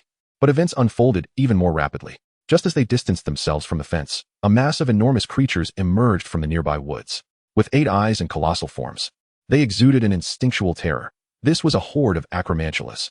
Spiders? Oh no. Ron, who had just been praised, felt his legs weaken, while Harry and Hermione exchanged worried glances and quickly retreated. Even Hema felt a bead of sweat on his brow. The previous encounter with such a creature had been a blend of nightmare and horror film. Everyone run. I'll handle this. Hema shouted, displaying a sense of responsibility. But upon turning around, he realized that aside from Hagrid and the trio, only Malfoy remained. It's just a bunch of spiders. My father taught me a powerful spell over the summer, Malfoy said, stepping forward with his wand drawn. These are no ordinary spiders. They are level 5 monsters. Hema warned. Are you scared? Malfoy quipped at Harry, pointing his wand at the advancing spiders. Gust of wind. A silver light erupted from his wand, slicing through the air and forming several wind blades. With a sharp sound, the leading acromantula lost a leg and became immobile. How about that? Malfoy grinned. But as he noticed Harry and Ron's expressions, a sense of unease crept in. Turning back, he saw that the initially small group of spiders had multiplied into dozens. Their hostility now clearly directed at him. About what? Malfoy felt a chill run down his spine and quickly ducked behind Hema. You all need to leave. I'll hold them off. Go back and inform Professor Dumbledore. Hagrid hesitated, feeling responsible for the situation, as he had introduced Aragog, the original acromantula, into the Forbidden Forest. He had not visited Aragog in some time, but he sensed that the creature's health was deteriorating, nearing the end of its life. But not now, even if it dies. These spiders won't invade Hogwarts, as they recognize the threat posed by the protective spells and the presence of wizards, Hagrid reasoned. We won't leave you, Hema. Trust her. Hermione, having witnessed Hema's mastery of the flame charm, expressed unwavering confidence in him. Though Harry and Malfoy had not seen Hema's unique spellcasting abilities aside from controlling water, they knew he often employed unusual tactics. Wait, what do you mean trust me? I don't even have my wand. There are too many spiders here, Hema exclaimed. Glancing at the vast sea of approaching acromantulas, this was beyond his capacity to handle. Hema, what do we do? Hermione asked, realizing they were surrounded. Everyone, gather around me. Twisted path, Hema shouted, a brilliant blue light igniting beneath them. The acromantulas sensed their intent to flee and lunged forward, but Hema's spell activated faster, causing him to vanish from the spot, while only 2 spiders grazed the edges of the spell's radius. Harry felt a jolt as his surroundings shifted, and when he opened his eyes, he found himself in a clearing near the Quidditch pitch. Hagrid had barely opened his eyes when he saw the approaching acromantula lunging at the still-dazed Malfoy. In an instant, Hagrid collided with the massive creature, the impact echoing as they crashed to the ground. Malfoy stood frozen, while another acromantula charged at Hermione, prompting Harry and Ron to quickly pull her back. Hermione rolled across the grass, swiftly drew her wand, and cast a petrification spell. With a cracking sound, the giant spider's leg was instantly immobilized. Hermione immediately raised her finger, and a flash of white light shot forth, sending the giant spider, which had just risen from the ground and intended to attack Hagrid, flying away with a loud bang. Hagrid nodded in gratitude. With his immense stature, he delivered a powerful kick to the creature's eye. Though he held a deep fondness for magical creatures, his primary duty at this moment was to safeguard Hogwarts, a responsibility he took seriously. The spider let out a horrific scream as 4 or 5 of its 8 eyes were crushed beneath his foot, yet its primal instincts compelled it to strike back, extending its front legs with venomous, sharp stingers aimed directly at Hagrid's back. Malfoy, having regained his wits amidst the chaos, was taken aback to see that it was the very Hagrid he despised who had just saved him. Nevertheless, he swiftly drew his wand and conjured a slicing wind that severed the spider's legs with a sharp crack. Thank you, Malfoy, Hagrid muttered in gratitude, before landing 2 more punches that extinguished the spider's life force entirely. Meanwhile, the spider that had been petrified soon broke free and charged towards Harry and Hermione. Just as its forelegs were a mere half-meter away from Harry, a white light streaked through the air, rendering the spider motionless. Dozens of gashes appeared on its hide, and blood oozed from beneath its skin, before it collapsed with a thud, lifeless. Stupefy, Hermione whispered, prompting everyone to turn and see Snape, clad in black robes and wearing that ever-familiar expression of someone owed a debt, slowly approaching. What happened? Snape inquired of Hagrid. It's like this, Harry began. But Snape interrupted with a wave of his hand. Hagrid, you may remain silent for now. Harry frowned, yet restrained his anger upon meeting Hagrid's gaze. Professor Snape, the acromantulas from the Forbidden Forest have come pouring out, converging on Hogwarts. I don't know the reason. I am aware of that. What I wish to know is how these two spiders came to be here. Snape regarded the body of the acromantula at his feet with evident curiosity. Hagrid hesitated, clearly at a loss, as he had no knowledge of their arrival. I inadvertently brought them back with us while using a teleportation device. Hermione finally spoke up. A teleportation magical artifact? I have never heard of such a thing, Snape replied, his gaze icy as he scrutinized Hermione. He genuinely had never encountered anything capable of transporting objects over a range. This is it, Hermione said, feeling compelled to explain her abilities. She had merely browsed through the system's marketplace and discovered a blue crystal that seemed impressive enough, which she promptly purchased. With a weighty thud in her pocket, she retrieved the palm-sized blue crystal and presented it to Snape. This is the teleportation device. Snape regarded Hermione with skepticism. Indeed, but it was just used and requires a lengthy recovery period, at least a week. Is that so? Snape remained unconvinced, however, as he held the crystal. He sensed a surge of magical energy within him, which struck him as peculiar. Hermione gazed at Snape's bewildered expression, nearly bursting into laughter. After all, an increase of 250 mana points was indeed remarkable. However, at that moment, a sudden plume of black smoke appeared in the air not far away, originating from the direction of Hagrid's hut. My house. I must return at once. Hermione Granger, accompanied by them, returned to the auditorium where the students had gathered. Hagrid, come with me, she urged. Snape narrowed his eyes at the billowing black smoke and, addressing Hermione and Hagrid, swiftly made his way in that direction. Hagrid immediately followed suit. Harry, Ron, and the others watched Hagrid's retreating figure, hesitating over whether to pursue him. Perhaps we should return to the castle first. The number of acromantulas is overwhelming. It's best to leave this to the professors. Although Hermione was indeed concerned about what was transpiring over there, they were powerless to intervene at the moment. Even Hermione could not contend with such a multitude of giant spiders. What was even more terrifying was the recollection of that colossal spider, towering like a small hill. It was hardly a magical creature, but rather a monstrous aberration or an evil deity. At this moment, Ron, seated on the ground and gazing at the lifeless spider beside him, felt that although he had mustered some courage, this creature was still quite fearsome. Let us return. We can leave the rest to Dumbledore. With him around, every problem can be resolved. Thus, the group made their way back to the Great Hall, their concern also extending to whether others had returned. On the way, Ron suddenly recalled someone. Professor Quirrell is quite remarkable. I have never seen a wizard dispatch a Dementor in such a manner. Just a gentle puff, and everything disintegrates. Quite impressive, Ron exclaimed excitedly. So, you enrolled in ancient runic studies? Hermione gazed at Ron incredulously. Yes, but it seems rather challenging. At least it feels far more reliable than divination, Ron casually remarked. Only to suddenly remember something else. By the way, Harry, didn't you mention that during divination, the result was a black dog? Doesn't that seem a bit off to you, Hermione? Do you have any insight? Hermione had not anticipated Ron would bring this up, and Harry let out a sigh. Hermione, I have indeed sensed something amiss lately. It feels as if something is following me. Initially, I thought it was due to the Dementors. But after the divination results this morning, the black dog symbol at the bottom of the teacup reminded me of the 2 instances I saw a black dog when I sneaked back to the Dursleys before the term began. And just last night, I encountered it again while heading to the bathroom. That may simply be a figment of your imagination. There are many black dogs. Do not worry. Harry, how could Hogwarts allow a dog to enter? Hermione gently patted Harry on the shoulder, offering him a word of comfort, yet the ever-silent Draco Malfoy, who had been trailing behind, chose that moment to speak. Potter, are you certain you saw the black dog? What do you mean, Malfoy? Harry turned to face him. A serious expression etched on his face. Because I saw it too, Malfoy replied, his demeanor equally grave. But in the next instant, he burst into laughter. Ha ha ha. You believe it too, Malfoy. Harry felt a jolt in his chest. This was truly infuriating. Thankfully, his impulse did not cloud his judgment. He had no desire to incur points for Gryffindor, especially not on the very first day of classes. All right, I won't tease you any longer, but indeed, many have reported seeing the black dog lately. If that madwoman's divination holds even a morsel of truth, you might want to be cautious and not get yourself killed, Malfoy remarked, his tone still laced with its usual flair.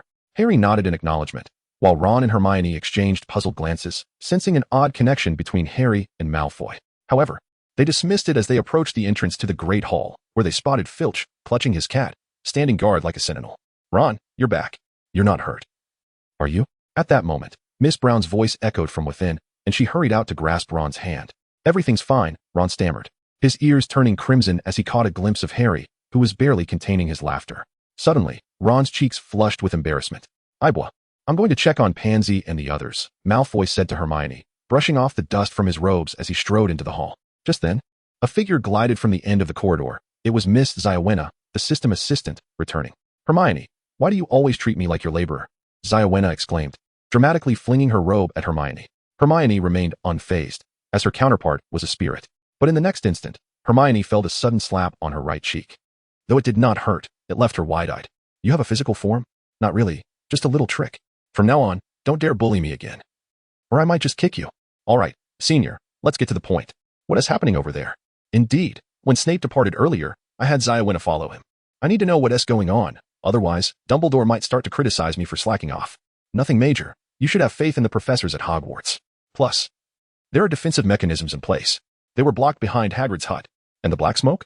It was caused by an explosion of the acromantula. Explosion? How could acromantula explode? Hermione gazed at Ziawena in disbelief, appearing as if she had been left momentarily speechless.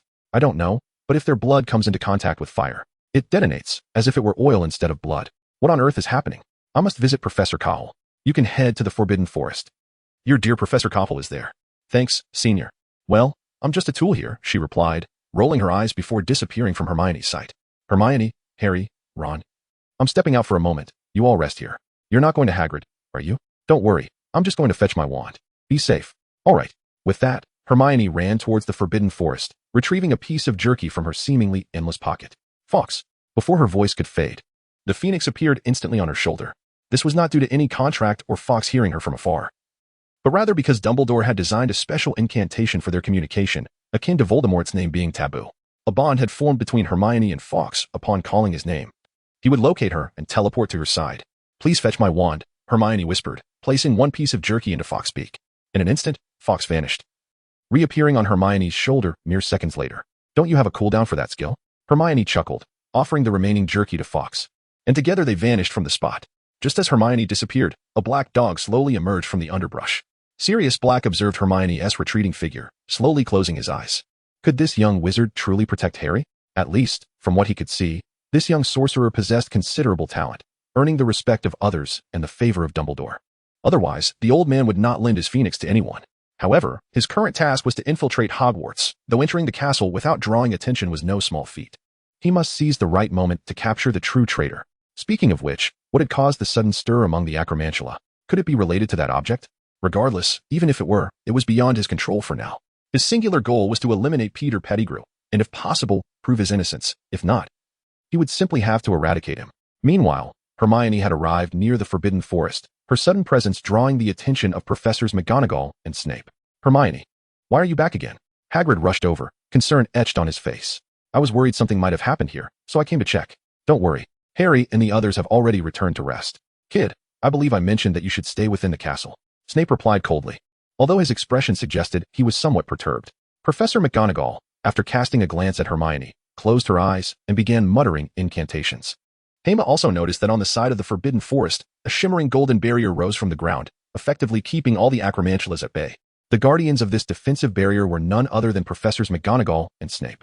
Fortunately, half a minute later, Professors McGonagall and Snape drew their wands from the ground, and the protective barrier was fully established. Dumbledore and Professor Flitwick ambled over from 100 meters away, clearly having just collaborated to conjure this protective shield. Hema, have the other children returned? Dumbledore inquired in a formal tone. They have all gathered in the Great Hall, Hema replied. Good, we are nearly ready here as well.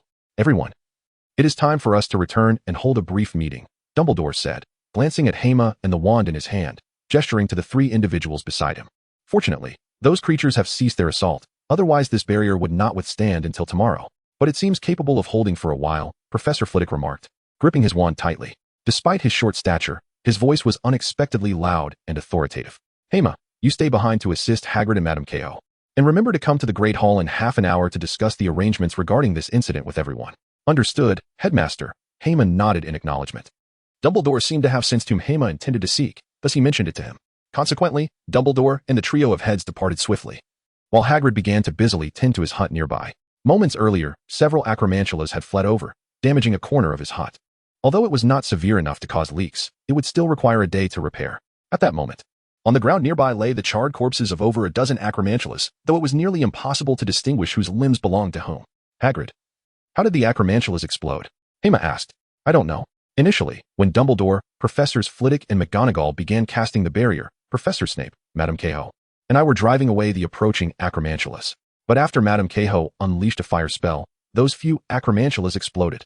Later, Professor Snape tried it as well and discovered that any contact of fire with their blood would cause an explosion. By the way, where is Professor K.O.? Hema asked, using a spell to clear a few corpses, but found no sign of Professor Cahill. Oh, she ran into the forest herself. It's so dangerous. Yet Dumbledore did not stop her. Indeed, Hema grasped her wand and headed towards the forbidden forest, while Hagrid, frightened, set down his small hammer and hugged Hema tightly. Hagrid? It's dangerous in there. I know those acromantulas well. If Aragog is truly dead, they have become exceedingly perilous, and we still do not understand why they explode. So I believe even Dumbledore would find it challenging to resolve this matter. By the way, do you know of Mozag? Hema suddenly recalled the enormous Spider Queen, which likely posed a threat greater than that of the basilisk. How do you know? Oh, it was last year when you went with Harry and the others, right? Mozag, on the other hand, is merely a larger acromantula. Larger? Yes, she grows rapidly. During her maturity, she is even a bit larger than Aragog. This might be the reason for the increasing number of acromantulas. However, the Mozag I encountered was not as you described. She was as tall as an elephant yet retained her agility. Faced with such a creature, I would rather battle a basilisk again. That is impossible. She is just an ordinary acromantula, and their maximum size is not even half that of a basilisk. Yet, Hagrid fell into contemplation, as he suddenly realized that although he visited Aragog every 2 weeks, he had not seen Mozag in quite some time. He had only heard her voice half a year ago, but she had not appeared. A few years prior, she would emerge to converse briefly with Aragog, but now Hagrid. Another point to consider is why these acromantulas have come near Hogwarts. There is simply no reason for it. Acromantulas typically do not leave their territory in droves unless threatened or commanded by their leader. Just as Hagrid furrowed his brow in thought, a figure slowly emerged from the shimmering barrier of the forbidden forest. Professor Cahill. Hema rushed forward in a single leap, for it was evident that Cahill was in dire straits. His usually neat robe had been rent open, and his face bore rare streaks of blood. His hair was in disarray, causing Hema to be utterly astonished, as he held his mentor in the highest regard, an unparalleled figure in his eyes. Yet, to his dismay, he found that his esteemed teacher had encountered a setback today. However, as he approached, he soon realized his initial thoughts had been misguided. Having vanquished over half of the adversaries, approximately 300 remained, and he was to inform Dumbledore that he had completed the task assigned to him. Dumbledore? Hema looked at Cahill. Confusion etched on his face. Oh, has he not informed you yet? Nevertheless, it matters little. With a wave of his hand, the grime on his face and hands vanished in an instant. In the next moment, he tugged at his collar, causing his dark robe to slip away, revealing a shirt and long skirt beneath. Before Hema could fully comprehend the scene, a faint floral fragrance wafted through the air, and several petals fell to the ground, disappearing in an instant.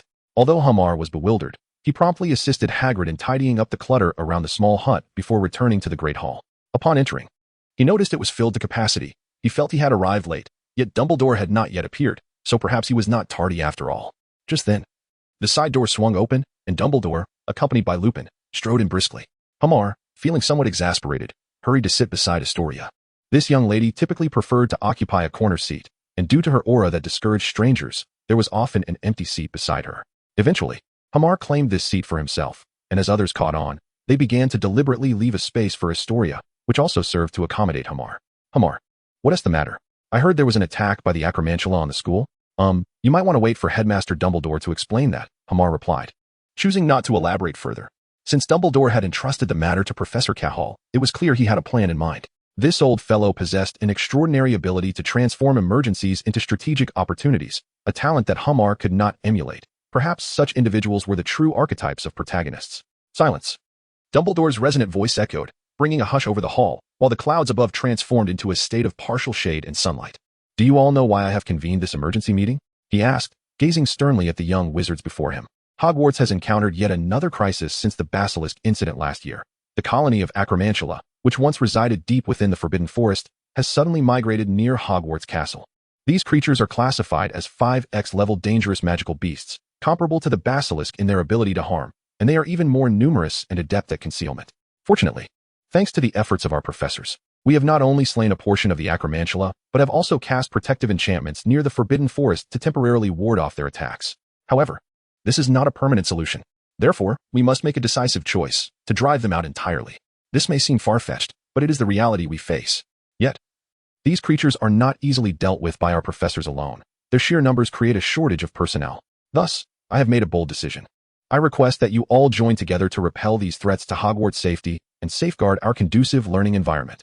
Of course, even upper-year wizards will face danger, so only those in 5th year and above may participate, and they must work in teams under the supervision of professors during the acromantula expulsion mission.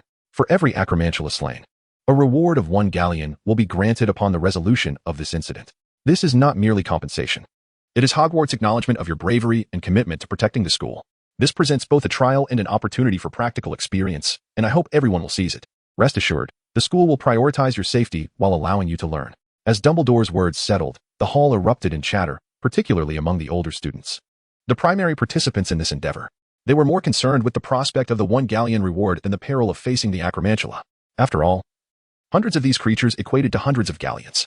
Even during the Quidditch Cup, the total bets rarely reached a few thousand, yet now, they were presented with the potential of acquiring hundreds, if not thousands, of coins. For young wizards, aside from school expenses, their yearly allowance was often a mere 20 or 30 galleons, sometimes even less. Of course, there were exceptions like Malfoy and Harry, who came from affluent backgrounds. But most were not so fortunate. Fred, do you think this might just be the opportunity we need to kickstart our magical weapon research project? George, you are absolutely right. Relying solely on our pocket money would take far too long. This is an excellent opportunity, but is it not too dangerous? I believe it's just a few little spiders. Besides, Harry and his friends managed to defeat 2 of them, so we should be able to handle it too. Fred, George, the acromantula are not so easily dispatched. They can resist certain minor spells, are quite swift, and possess venomous pincers. It is not as straightforward as you imagine. Hermione cast a wary glance at the 2 brash individuals and quickly interjected, expressing her deep concern that they might venture into the forbidden forest to slay spiders. And what if a monster emerged during their escapades? Would they use their heads to strike it? Fortunately, the others were aware of the perils posed by these creatures. However, before Hermione could finish her thoughts, a few younger students began to whisper among themselves. Why can't we go? I heard that Malfoy dispatched one with a single spell. It seems quite easy to defeat. Unfortunately, being merely second years, they doubted their chances of success. Even if they managed to sneak in, there would be no rewards. How frustrating. Meanwhile, at the adjacent table, discussions surrounding the acromantula commenced, particularly focused on Malfoy. Malfoy, I heard you killed an acromantula. How does it feel? What do you mean? How does it feel? Malfoy replied, rubbing his thigh, still feeling a bit weak. Is it really that easy to kill? A 6th-year Slytherin chimed in. Yes, quite easy. One petrifies it, and the other shatters it to pieces, Malfoy casually boasted, knowing he was too young to participate. You lot can go and try it out. Experience it for yourselves. Is that true? Indeed, but it possesses a degree of magical resistance, so one must be swift with their spells. Malfoy offered a timely warning. He suddenly realized that, in a one-on-one scenario, the acromantula was not particularly formidable, as long as one could confront it directly. They could indeed prevail with a control spell and a damage spell. However, the main issue was its rapid movement, and typically, they attacked in groups. Without the knowledge of area of effect spells, it would be quite challenging. So, you lot, just hope for the best. I assure you, I speak only the truth. At that moment, Hermione, listening to the surrounding discussions, let out a deep sigh. You lot have all been duped by old Dumbledore. He orchestrated a small training exercise over the summer and now has devised a grander one. Of course, to say it was a deception would not be entirely accurate. For Dumbledore aimed to enhance the individual capabilities of every Hogwarts student, all for the future. Hermione simply did not comprehend how allowing the younger students to practice would significantly benefit their long-term development. If safety were a concern, it was unwarranted, as Professor Cahill had already cleared out half of the acromantulas, leaving only a limited number. Excluding the hidden giant, the remaining spiders were rather average in combat effectiveness. Especially with teachers overseeing their protection during team endeavors, there should be no issues. Yet, before Hermione could finish her contemplation, Dumbledore continued his discourse. For those who feel apprehensive, participation is not mandatory. The professors will dedicate additional time to deal with the acromantulas, ensuring safety throughout. He acknowledged that younger students might have some grievances, which he had considered. To bolster each student's adaptability to danger, aside from first and second years, they can team up with 3 older students. Hence, if 7th-year students wish to bring along younger students, they must take responsibility for their safety. Finally, he announced that registration and actions regarding this matter would be organized a week later. For now, everyone should reflect and form teams. Safety need not be a worry. And they should maintain their regular study schedules. Additionally, registration would be conducted through their respective heads of house. Naturally, dangers still lurked in the Forbidden Forest, and Hagrid would become quite busy in safeguarding the magical creatures class, which would largely occur this week. Everyone could look forward to it. As he spoke, Dumbledore smiled at Hagrid, who abruptly stood up, accidentally knocking over a cup in front of him. Now, let us all enjoy our meal, of course. Evening classes will proceed as usual. With Dumbledore's speech concluding, an array of delectable dishes appeared before every young wizard, even more lavish than usual, reminiscent of the previous night's feast. All present felt the encouragement from Headmaster Dumbledore, heightening their anticipation for the task of driving away the acromantulas. However, not everyone shared this enthusiasm, particularly Malfoy and Ron, who had first-hand experience with the acromantula, their minds haunted by the creature's 8 unsettling eyes. Thus, This brief banquet concluded amidst a lively, yet somewhat peculiar atmosphere. Additionally, Hermione had not seen Professor Cahill in the Great Hall. She knew she would have to make a special trip to find him. After dinner, with some time before evening classes, Hermione departed the hall, making her way to Cahill's office, which could also be considered his current residence. Although Hema had spent a year with this teacher, he seemed to know little about her, only that she was exceptionally strong, unique, and possessed an admirable physique. "I am Hema."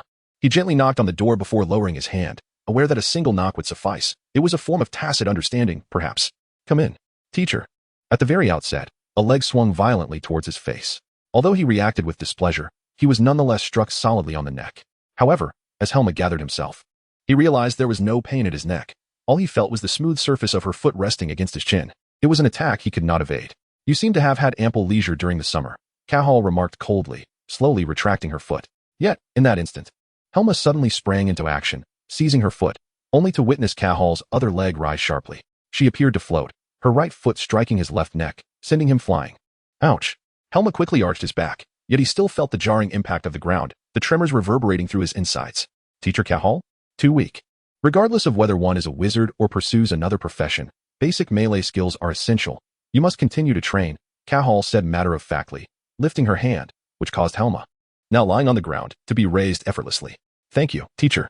He spoke, contemplating whether to inquire about the giant spider in the Forbidden Forest, when he suddenly noticed a delicate fragrance wafting from his hand. It was reminiscent of the scent that lingered when teacher Cahill had vanished that afternoon. Was it possible for her feet to emit such a fragrance?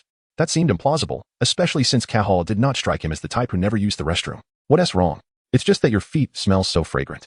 However, before he could finish, Hema realized something was amiss and quickly raised his arm, fearing a swift kick in retaliation. Yet Cahill remained unperturbed, casually stating, "Come in." "Oh." At that moment, Hema failed to notice the slight flush that had crept across Cahill's ears, hidden beneath her hair, but it quickly faded into her usual demeanor. "Teacher, I want to ask about the giant spider in the Forbidden Forest. Are you referring to the creature that has become dangerously obsessed with the power of the gods?" "Gods? Obsessed?" Hema was taken aback by the gravity of her words. It seemed this creature was more formidable than he had imagined. Hogwarts, despite its facade as an ordinary school, was entangled with numerous significant matters.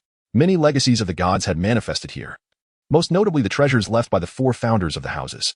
However, the Forbidden Forest, being a place of taboo, held its own significance, one that you need not comprehend at your current level. "I understand, teacher." Regarding that spider, upon my arrival at Hogwarts, I sensed her presence. After all, she is the only beast that does not conceal her divine power. Unbeknownst to him, others, too, possessed legacies, and her so-called unclaimed inheritance had led her astray. Upon hearing this, Hema grasped that there existed remnants of divine power within the Forbidden Forest. Some were inheritances, while others were unclaimed. This spider had inadvertently discovered an unclaimed inheritance that granted her power, yet this very power rendered her somewhat abnormal. After all, a creature like the eight-eyed giant spider, known for its carnivorous tendencies, was inherently abnormal. "Can you handle this, master?" This was his foremost concern, as it pertained to the safety of others. After all, it involved the divine legacy. "I have already severely injured it. Were it not for her sacrificing her lifespan to execute that attack, which breached my barrier, she would have perished long ago." "Master, are you sure this subtle display of prowess is wise?" "Nonetheless, that power was derived from the gods of Norse mythology. The crystal of the siren. Even if she was severely wounded, she was not something you, a mere novice, could confront." Cahill's bluntness elicited a rueful smile from Hema. Reflecting on the encounter, if the spider had still possessed divine magic, he realized they had been quite fortunate. "When you were pursued last time, if I had not been nearby to release my aura, do you truly believe it would fear Hogwarts' protective barrier?" Hema felt as though he had been struck with a sudden realization. "However, rest assured, she will not recover in this half-year. Dumbledore's plan is sound. You will have the opportunity to experience it. But I am only a second-year student. Fear not, Dumbledore will not overlook you." A suggestion: for more discussions with like-minded individuals about Harry Potter and Dragon Prince, follow Yuta Literature on WeChat to share life and seek companionship. Chapter 110. Dumbledore will not overlook you. Thus, after the school had weathered a rather significant attack, it returned to its usual atmosphere, and Hema gradually adjusted his study schedule. Apart from 2 elective courses, he attended certain mandatory classes alongside third-year students, interspersing some second-year subjects as well. This was not only to catch up but also to spend more time with Miss Astoria, for his days were predominantly consumed by study, as were his evenings. The promise of leisure seemed a distant memory, yet Hema recognized that once he resolved the issues with Voldemort and addressed Astoria's health concerns with his intellect and abilities, a life of ease would not be out of reach. However, for now, he needed to progress step by step. On Thursday afternoon, Hema intended to attend his first class in defense against the dark arts this semester, taught by Professor Lupin, whose reputation promised an improvement over his predecessors. The last class of the morning was Potions with Snape, a third-year course, and Hema could already envision Snape's focus on him. To his surprise, this lesson was shared with Slytherin and Gryffindor, which alleviated his worries. After all, with Harry Potter present in Potions class, Snape's only true adversary was the boy. As long as he did not err himself, lest he suffer the consequences. Carrying 2 books and a notebook, Hema hurried towards the Potions class when he was suddenly confronted by 2 familiar figures who blocked his path. Hermione was taken aback. For the individual before her was none other than the Slytherin upperclassman who had previously called her a muggle and was subsequently kicked to the ground by her. The other was Marcus, who had attempted to curse her but was thwarted by a rebound from dragon scales. How they had come together was a mystery to Hermione. Yet she dismissed the thought, acknowledging that she was no longer the person she had been a year ago. You two seem well. Is there something you wish to discuss? It wouldn't be revenge, would it? That would hardly align with Hogwarts principles. If a duel is desired, we can certainly spar during the winter holiday. No, we are not here to fight you. They clarified. We have come to apologize. Apologize? Hermione glanced at the two, suppressing a laugh. That should have been done a year ago. It's been so long that I'd nearly forgotten about it.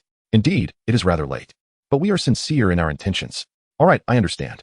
I must attend class now. Hermione nonchalantly responded, swiftly making her way past them towards the classroom. The two stood there, furrowing their brows and exchanging glances. Does this mean he has forgiven us? What are you two up to? Suddenly, a tall figure emerged from behind a column, casting an irritated glance at them. Granger? What business is it of yours? Your business is my concern if I suspect you harbor ill intentions towards Ibwa. Daphne rolled her eyes at them. After all, Hermione was now considered her temporary brother-in-law, and she could not allow others to take advantage of him. Although she found him rather astute, accidents could still occur. We have no bad intentions. We simply have a matter to discuss. How tedious. We merely wish to invite Hermione to join us for the giant spider expulsion task next week, Marcus grinned, revealing their true purpose. Ibwa is indeed quite formidable, but he is only a second-year student. This task requires at least third years. Not necessarily. Since Dumbledore has permitted Ibwa to audit third-year classes, making an exception for him is not out of the question. Furthermore, having Ibwa with us would negate the need for upperclassmen protection. In fact, it might be the upperclassmen who find themselves in peril, and he could come to our aid. How naive of you. Ibwa would never team up with the likes of you. Now, if you'll excuse me, I have class to attend. Daphne yawned and began ascending the stairs. Let them extend their invitation. Ibwa would certainly decline. However, if Ibwa were to participate, perhaps she might reconsider her involvement. For while galleons were secondary, the allure of adventure was too enticing for any girl to resist. Meanwhile, Hermione arrived at the potions classroom. Fortunately, she was not late this time, with many seats still available. Gryffindor occupied the left side, while Slytherin claimed the right. Yet, Hermione did not spot Harry and the others. However, familiar faces were abundant, including Neville Longbottom, the ever-volatile Seamus Finnegan, Lavender Brown, and Parvati Patil, among others she recognized but could not quite place. Hermione casually found an unoccupied spot to sit, while whispers began to circulate among the Gryffindors. Truly, it was Hermione Granger, remarkably. Not only her elective courses but also her compulsory ones were at the third-year level, making her seem even more formidable than Hermione herself. Seamus glanced at Hermione, exhaling deeply, confident that this cauldron would not explode. Well, she's certainly more attractive than you, Seamus, Lavender chimed in playfully. Then why don't you pursue her, considering you fancy Ron? Seamus retorted, shut up. I haven't even confessed to Ron yet, while Dean, who had been reading, shot a glance at him, though he quickly lowered his voice. Why don't you like Hermione Granger? Is it because she's a younger student? Parvati began to pry. Honestly, I feel like I can't handle a guy like that unless he likes me.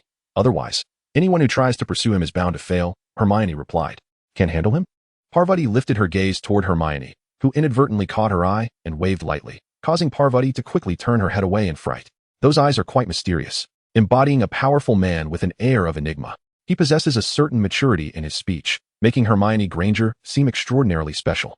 They nodded in agreement as Lavender concluded her thoughts. Ahem, Snape is coming. In the next moment, a student behind them interrupted their musings as Snape strode purposefully into the room. Before he could even close the door, Harry and his friends rushed in, eliciting a flicker of annoyance on Snape's typically impassive face. Don't you dare fix your gaze upon me, Harry Potter. Furthermore, each tardy Gryffindor will lose 5 points. Return to your seats and stand. You are not permitted to sit. Yes, Professor. Though the trio was irate, they said nothing, aware that arguing would only result in further deductions. They nodded and stood beside their desks. Just as Snape was about to shut the door again, a loud bang echoed as it slammed into a figure rushing in, followed by a pained cry. Who on earth? Slamming doors. Malfoy? Harry and his friends exclaimed, their eyes widening. The Gryffindors stifled their laughter, glancing towards Snape, the head of Slytherin. I will have a word with your father, Malfoy. Snape growled, causing Malfoy to spring up from the floor, recognizing the gravity of his misstep. From now on, in my class, you are not allowed to remain seated. Additionally, Slytherin loses 10 points. Return to your seat. With Snape's decree, Malfoy bowed his head and hurried back to his place behind Hermione. Granger, you nearly scared me to death. Malfoy, I will have a serious conversation with your father. Malfoy appeared utterly disoriented. The atmosphere grew tense among the Slytherins, while the Gryffindor Lions felt a sense of vindication. However, they did not anticipate that, despite Snape's anger and the points deducted from his own house, he would leave no room for Gryffindor to make mistakes without consequences. Now, let us commence the lesson. Snape stood tall, grasping his notebook, casting a stern glance toward the chuckling Harry. Hermione sensed an impending sense of doom hovering over Harry's head. An hour later, a seemingly content, yet still cold, Snape exited the room, leaving behind a cacophony of distressed students. This time, it was not just Harry Potter and his friends who felt the weight of Snape's wrath. Even Slytherins experienced the daunting power of their professor. During that hour-long class, Snape deducted a total of 27 points from Gryffindor and 19 from Slytherin, employing a methodical approach that was both meticulous and merciless. Each time a potion was mishandled, a point was deducted, accumulating into a psychological blow that was difficult to endure. Before each deduction, Snape would offer a scathing remark, creating an atmosphere of mental torment. Even Hermione, who had been well prepared, found herself reprimanded by Snape, though she ultimately managed to avoid any point deductions. Finally, it's over.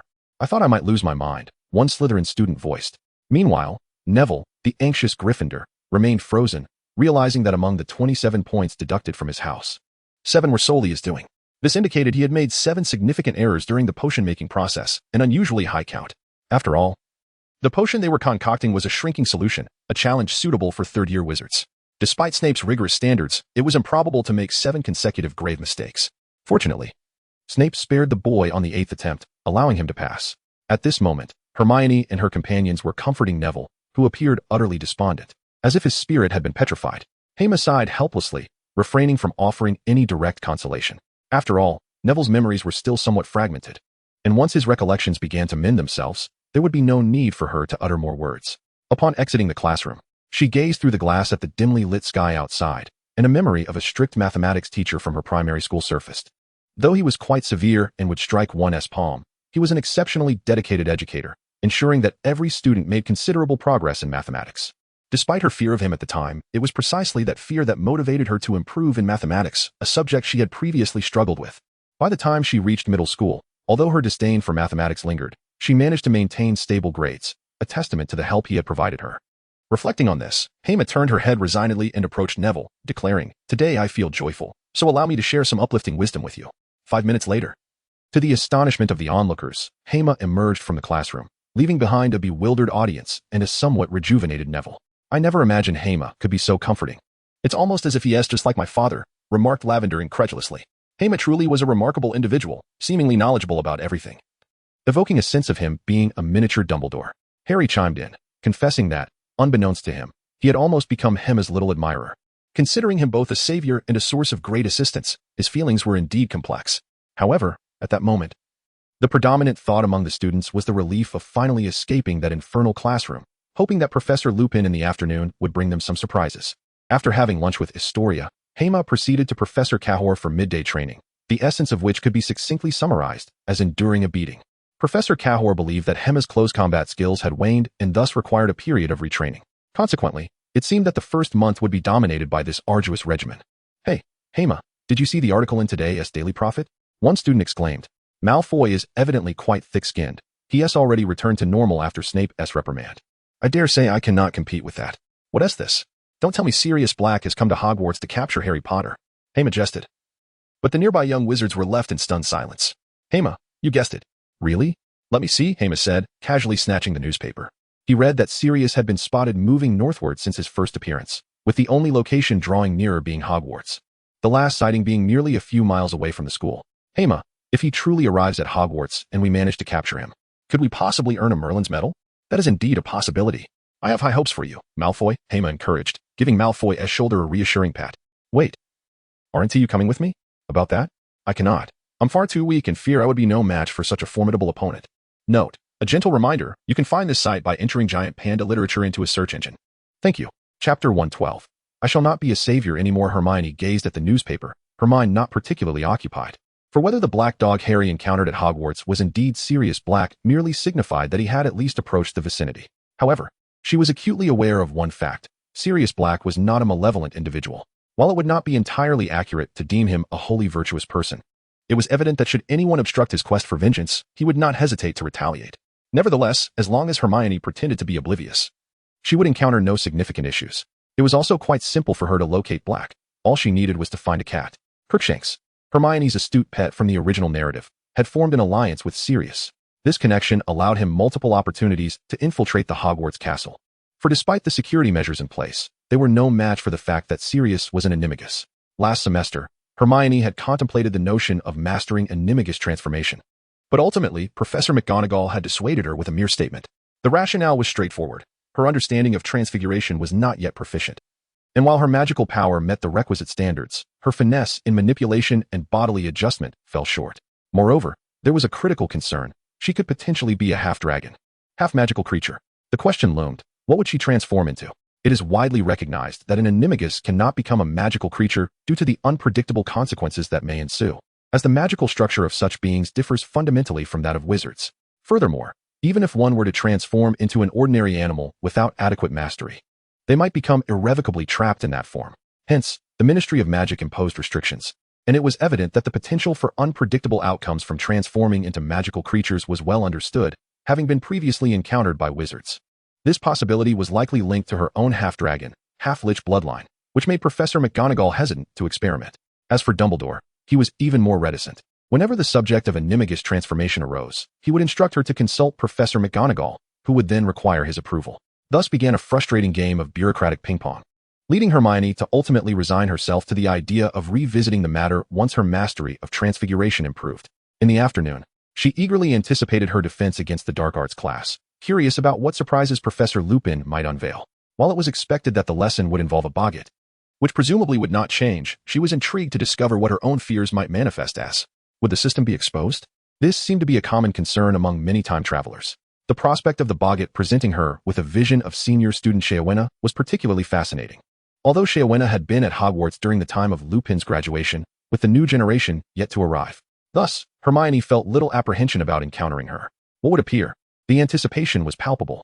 With eager expectations, Hermione arrived early at the Defense Against the Dark Arts classroom, finding it already populated by numerous students, nearly at capacity. This particular session was a combined class of Gryffindor, Slytherin, and Hufflepuff, due to adjustments in the timetable, making it akin to a large lecture. Hermione, over here. As soon as Hema entered, a girl's voice resonated, belonging to his beloved sister Hannah. This was a rare occasion for the siblings to be together in class, and she would certainly not miss the opportunity to engage with him. Hermione smiled as she approached, coincidentally finding Hannah seated beside two familiar Hufflepuff wizards, Ernie Macmillan and Justin Finch-Fletchley. Good afternoon, gentlemen, she greeted. Good afternoon, Ibois, replied the two, appearing somewhat reserved, as Hermione's reputation as a prodigy who had saved Hogwarts and vanquished the basilisk was quite formidable. Hannah, has anyone invited you to participate in the battle against the giant spiders? I believe you should consider it. With Dumbledore present, safety is assured. I have no intention of battling spiders larger than cars, and you can't possibly join either, can you? Hermione countered. Oh, who knows? Perhaps someone has extended an invitation to me. Although unaware that someone had taken an interest in him, Hermione contemplated the possibility. However, he was keen on assessing the situation. He would not easily accept an invitation from any random team. After all, he was the illustrious Dragonborn, Hermione Ibois, and had his pride. Then I shall participate and join your team. That's highly improbable. While I could make an exception for a third-year student, a team cannot accommodate two lower-year students. For safety's sake, then I shall pass, Hannah replied, revealing her characteristic nonchalance. Hermione felt a twinge of envy for her sister, who managed to graduate effortlessly and eventually became the owner of the Leaky Cauldron. Just then, Professor Lupin entered the room, gazing at the crowded classroom and inhaling sharply. Good thing I'm not teaching here today. Otherwise, I would struggle to navigate through this crowd. Good afternoon, everyone, he greeted. Good afternoon, Professor Lupin, the wizards responded. Hearing their reply, Lupin smiled, reflecting on the unique experience of being a teacher. This is precisely why I strive to protect these children better. The students began to take out their textbooks and pens, but Lupin waved his hand dismissively. In defense against the dark arts, what matters is not theoretical knowledge, but practical application. Follow me. With that, he lifted his tattered suitcase and walked outside, while the wizards joyfully closed their books and hurried out of the classroom. After all, whatever the lesson entailed, it was far more engaging than sitting at a desk listening to a lecture. Hermione, what is Professor Lupin planning to do? You will find out soon enough. Is there something you fear? Well, I'm not sure. Perhaps it's the giant spiders or large rats. All right, you will see in due time. Hermione chuckled mischievously. causing Hannah to feel a sense of foreboding. Nearby, some girls noticed Hermione's sudden laughter, their eyes sparkling with admiration. Boy is smiling. How charming. Indeed, quite endearing. Meanwhile, Hermione, standing among the girls, grew increasingly annoyed. She couldn't quite place why, but her gaze drifted towards Hermione, lost in thought. As everyone exited, they walked down a corridor. Turning a corner, where they encountered the most detested Peeves. He was currently suspended upside down in midair, stuffing chewing gum into the nearest keyhole. At this moment, Herma gazed curiously at the nearby Peeves, for this mischievous entity was not a ghost in the traditional sense. He could interact with the physical world and had the ability to float and fly, which was rather peculiar. Undoubtedly, Peeves was also quite exasperating, frequently engaging in pranks that made every wizard in the school reluctant to provoke him. However, Herma seldom encountered him and had not been the victim of any of his antics. Upon seeing Lupin leading a throng of people, Peeves was unperturbed and immediately broke into a broad smile, singing, "Oh, bumbling, foolish Lupin, ha ha ha." Yet, Lupin paid him no mind, cheerfully reminding him to remove the chewing gum from the keyhole, or else he would be in for a surprise. "Oh, is that so? Everyone, pay attention. This is the first spell I shall impart to you." Lupin raised his wand, aiming it at Peeves, and exclaimed, "Wadawasi." With a loud pop, the gum was propelled from the keyhole and landed squarely in Peeves' nostrils. However, in the next instant, Peeves let out a growl and charged toward the wizards. "Ah, ha ha. Foolish Lupin, you actually hit me. You little rascals should blame bumbling Lupin." Peeves swiftly darted over the heads of the crowd, each pass sending a cloud of dust into their faces and clothing, inciting the young wizards to shout in frustration. Yet, no matter how they waved their hands or brandished their wands, they could not reach the troublesome spirit. Everyone remained calm. Lupin frowned, aiming his wand at Peeves. But the mischievous spirit weaved through the throng, rendering Lupin unable to cast a spell. The other young wizards found themselves in a similar predicament. Casting a spell could inadvertently harm their own. Herma quickly sidestepped to avoid the dust that narrowly missed his face. "Herma, my robe," Hannah suddenly called out to him, pointing to her black wizarding cloak, which bore an unmistakable mark of dust. This fellow is really getting carried away, Herma thought, furrowing his brow as he drew his wand from his back. "Ibwa?" The surrounding young wizards noticed Herma brandishing his wand and quickly moved aside, knowing that his spells were often quite dramatic and could inadvertently injure them. Far worse than Peeves tossing a bit of dirt.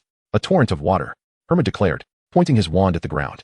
Peeves paused, perplexed. What could this little wizard intend? Even water did not frighten him.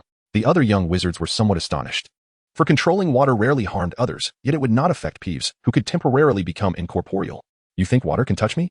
"Aha," Peeves chuckled, producing a handful of dirt from seemingly nowhere and aiming it at Herma. "Oh really? But what if it's water enhanced by the power of runes?" Accompanied by a flash of brilliance from the tip of his wand, a tremendous roar erupted as a torrent of water burst forth from the ground, slicing through the air with a sound like a cannonball. Caught off guard by the sudden assault, Peeves was launched backward, soaring down the long corridor and crashing through the window at the end. After a brief silence, all the young wizards erupted into applause, chanting, "Herma Ibwa, Herma Ibwa." Hermione waved her hand dismissively, while Lupin quickly urged everyone to lower their voices lest they disturb others in class. Soon, the group resumed their quiet excitement, following Lupin with cheerful anticipation. It dawned on many of them that the black stick was, in fact, a wand. Although they had noticed this detail during their encounter with the basilisk, witnessing spellcasting so closely today was indeed a fascinating experience. However, a question lingered in their minds. Why did Aberforth's summoning charm affect the poltergeist? Normally, physical attacks would be immune. With this curiosity and their eagerness for the lesson, they traversed the second corridor and paused outside the staff lounge. This space was designated for teachers, and most students rarely ventured here, often facing reprimands and standing in punishment if they did. Yet, Hermione was quite familiar with the place, having been summoned on various occasions to assist with chores, which, in essence, reflected the professor's concern for her. Each time she cleaned, at least one professor would be resting inside, allowing her to sweep while posing questions, contributing to her rapid growth. However, ever since the third-year curriculum commenced, her schedule had become so packed that she scarcely had time to return here. "This is our classroom for today," Lupin announced as he approached the door, opening it and leading the young witches and wizards inside. Once inside, all the students, particularly those from Slytherin and Gryffindor, gasped in unison. In a corner of the lounge sat Professor Snape, his expression as forbidding as ever, engrossed in a book, yet clearly aware of their presence. "Professor Snape?" Lupin began. "Oh, I didn't mean to interrupt your lesson. I'll leave immediately." Snape approached with a sardonic tone, standing beside Lupin. No, Professor Snape, you should observe this class. It will be quite interesting." "Interesting? Spare me," Snape retorted. "By the way, Professor Lupin, I must inform you that Mr. Neville Longbottom here is quite the talent. Do ensure he doesn't attempt any complicated maneuvers during class." Snape cast a lingering glance at Neville, then seemed to gaze beyond him at Harry. Miss Hermione and Harry were instantly filled with indignation. This individual, who had already been disruptive during their lesson, was now mocking Neville. The poor lad was already anxious, and yet he was being bullied. Was this truly what one would call a professor? However, in a surprising twist, Neville exhibited an unexpected courage and boldly addressed both Lupin and Snape, proclaiming, "I will do my best." "Very well, I shall look forward to your performance," Lupin responded, a broad smile gracing his face as he shot a glance at Snape. Snape, unfazed, merely curled his lip in disdain, his gaze sweeping over the young wizards before he strode out, the door slamming with a somewhat forceful thud. "Now let us begin," Lupin announced. With Snape's departure, the young wizards collectively exhaled in relief, their attitudes towards Neville shifting slightly. After all, this timid and bumbling fellow had dared to confront Snape. Lupin gestured for the entire class to gather at the end of the common room, where a solitary old wardrobe stood, devoid of any other furnishings. This wardrobe served as a repository for spare robes, a concern that did not trouble Lupin himself. As the students approached the wardrobe, it suddenly began to tremble. Banging against the wall with a series of thuds, the young wizards instinctively recoiled a few steps, with several girls diving into the arms of their nearby companions, leaving the boys blushing and flustered, unsure of how to respond. Meanwhile, Hermione found herself at a loss for words, feeling somewhat outdone by her older peers, who seemed much more composed than she recalled during her dates with Astoria. "Fear not, everyone. There are no monsters within, nor any large spiders," Lupin jested, giving the wardrobe a hearty pat. Inside resided a boggart, a creature perhaps familiar to some by name. Yet today, we would need to confront it. At this, a few young wizards clenched their fists. After all, the boggart's reputation for frightening children into obedient slumber was well established in the wizarding world. Boggarts thrive in darkness and confined spaces, not just wardrobes, but also the gaps beneath beds and the cabinets under sinks. They were quite commonly encountered. This particular boggart had been moved in just yesterday afternoon, and I had even consulted with Professor Dumbledore for this demonstration, given that these creatures do possess a certain degree of danger. Now, the first question is, what exactly is a boggart? Hermione and Hema instantly raised their hands. Yet Lupin bypassed them, recognizing that these two were ill-suited for the question at hand. "Neville Longbottom, please take a turn. If you wish to converse with more like-minded individuals about Harry Potter and the Half-Blood Prince, consider following Yuta Literature on WeChat for discussions on life and companionship. A gentle reminder, by entering Giant Panda Literature into a search engine, you can locate our site. Thank you." Chapter 114, The Boggart Me? Neville nervously glanced around before taking a deep breath and addressing Lupin. A boggart is a rather commonplace magical creature. What does it look like? It can transform into any shape it believes will frighten us the most. It becomes whatever we fear. Well answered. It appears that Neville Longbottom has prepared well. Why did Professor Snape claim you were incapable? I perceive you to be an exemplary student. 3 points to Gryffindor.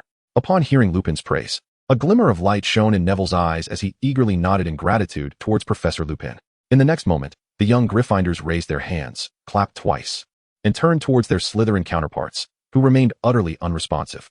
This was not due to their newfound tolerance, but rather a realization spurred by Hema's earlier speech in the Great Hall.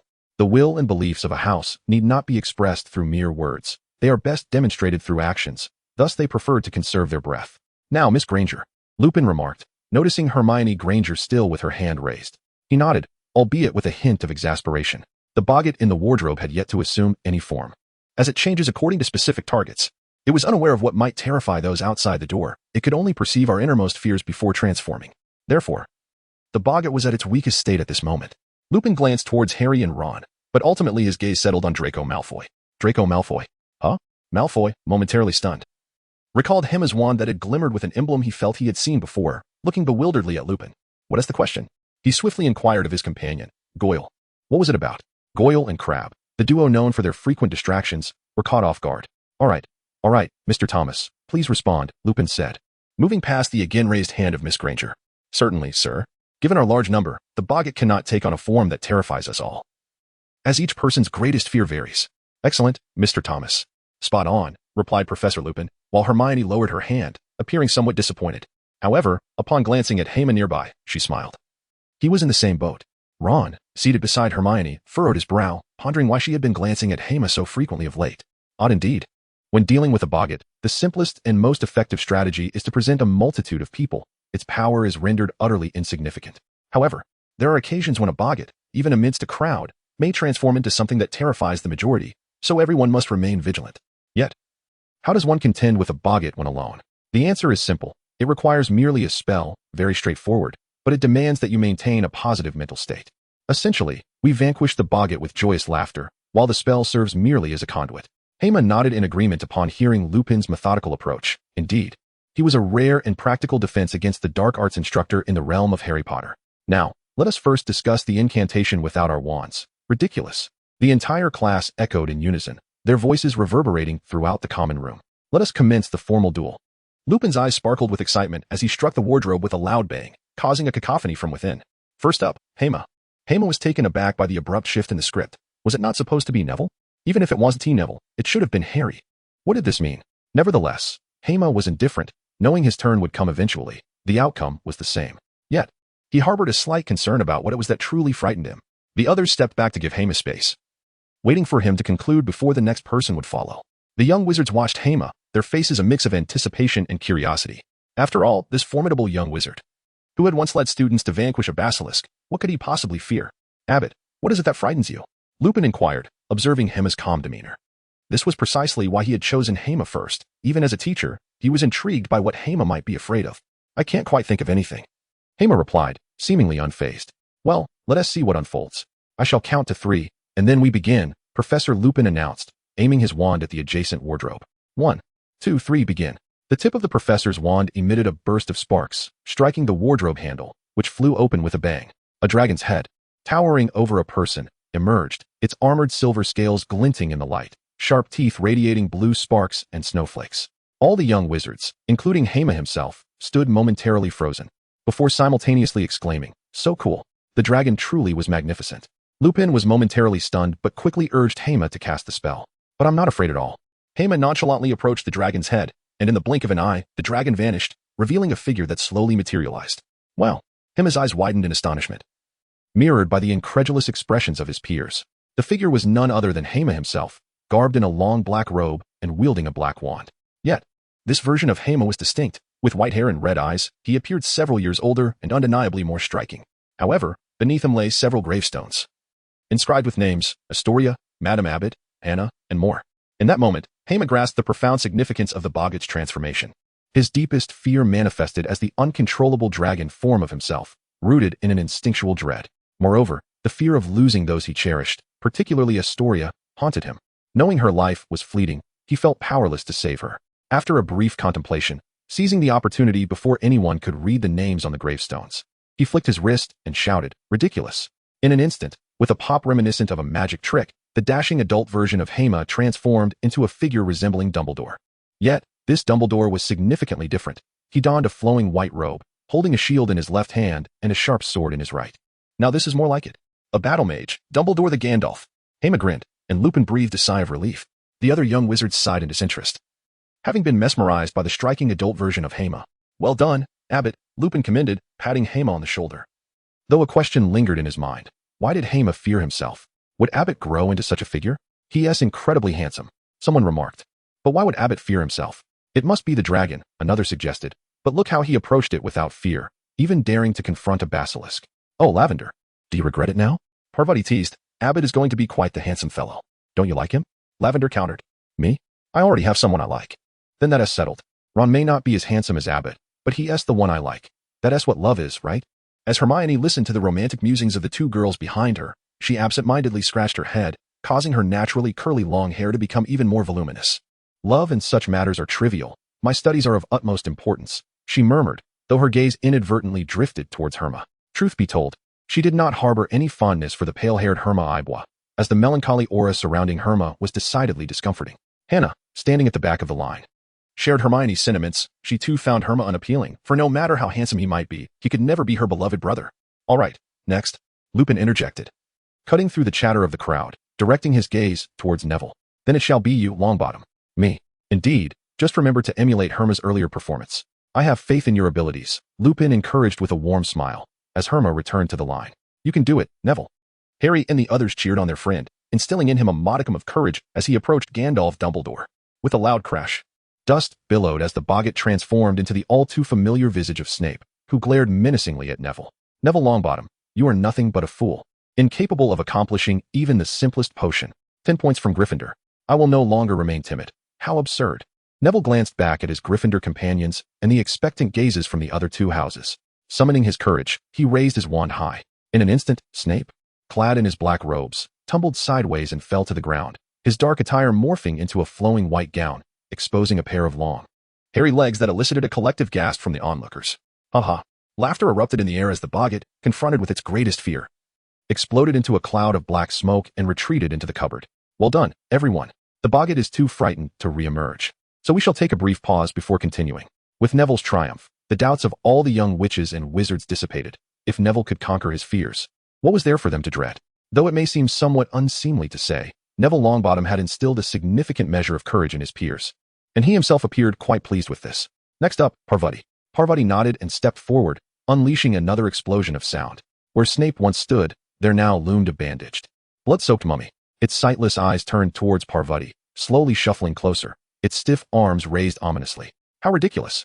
Parvati exclaimed.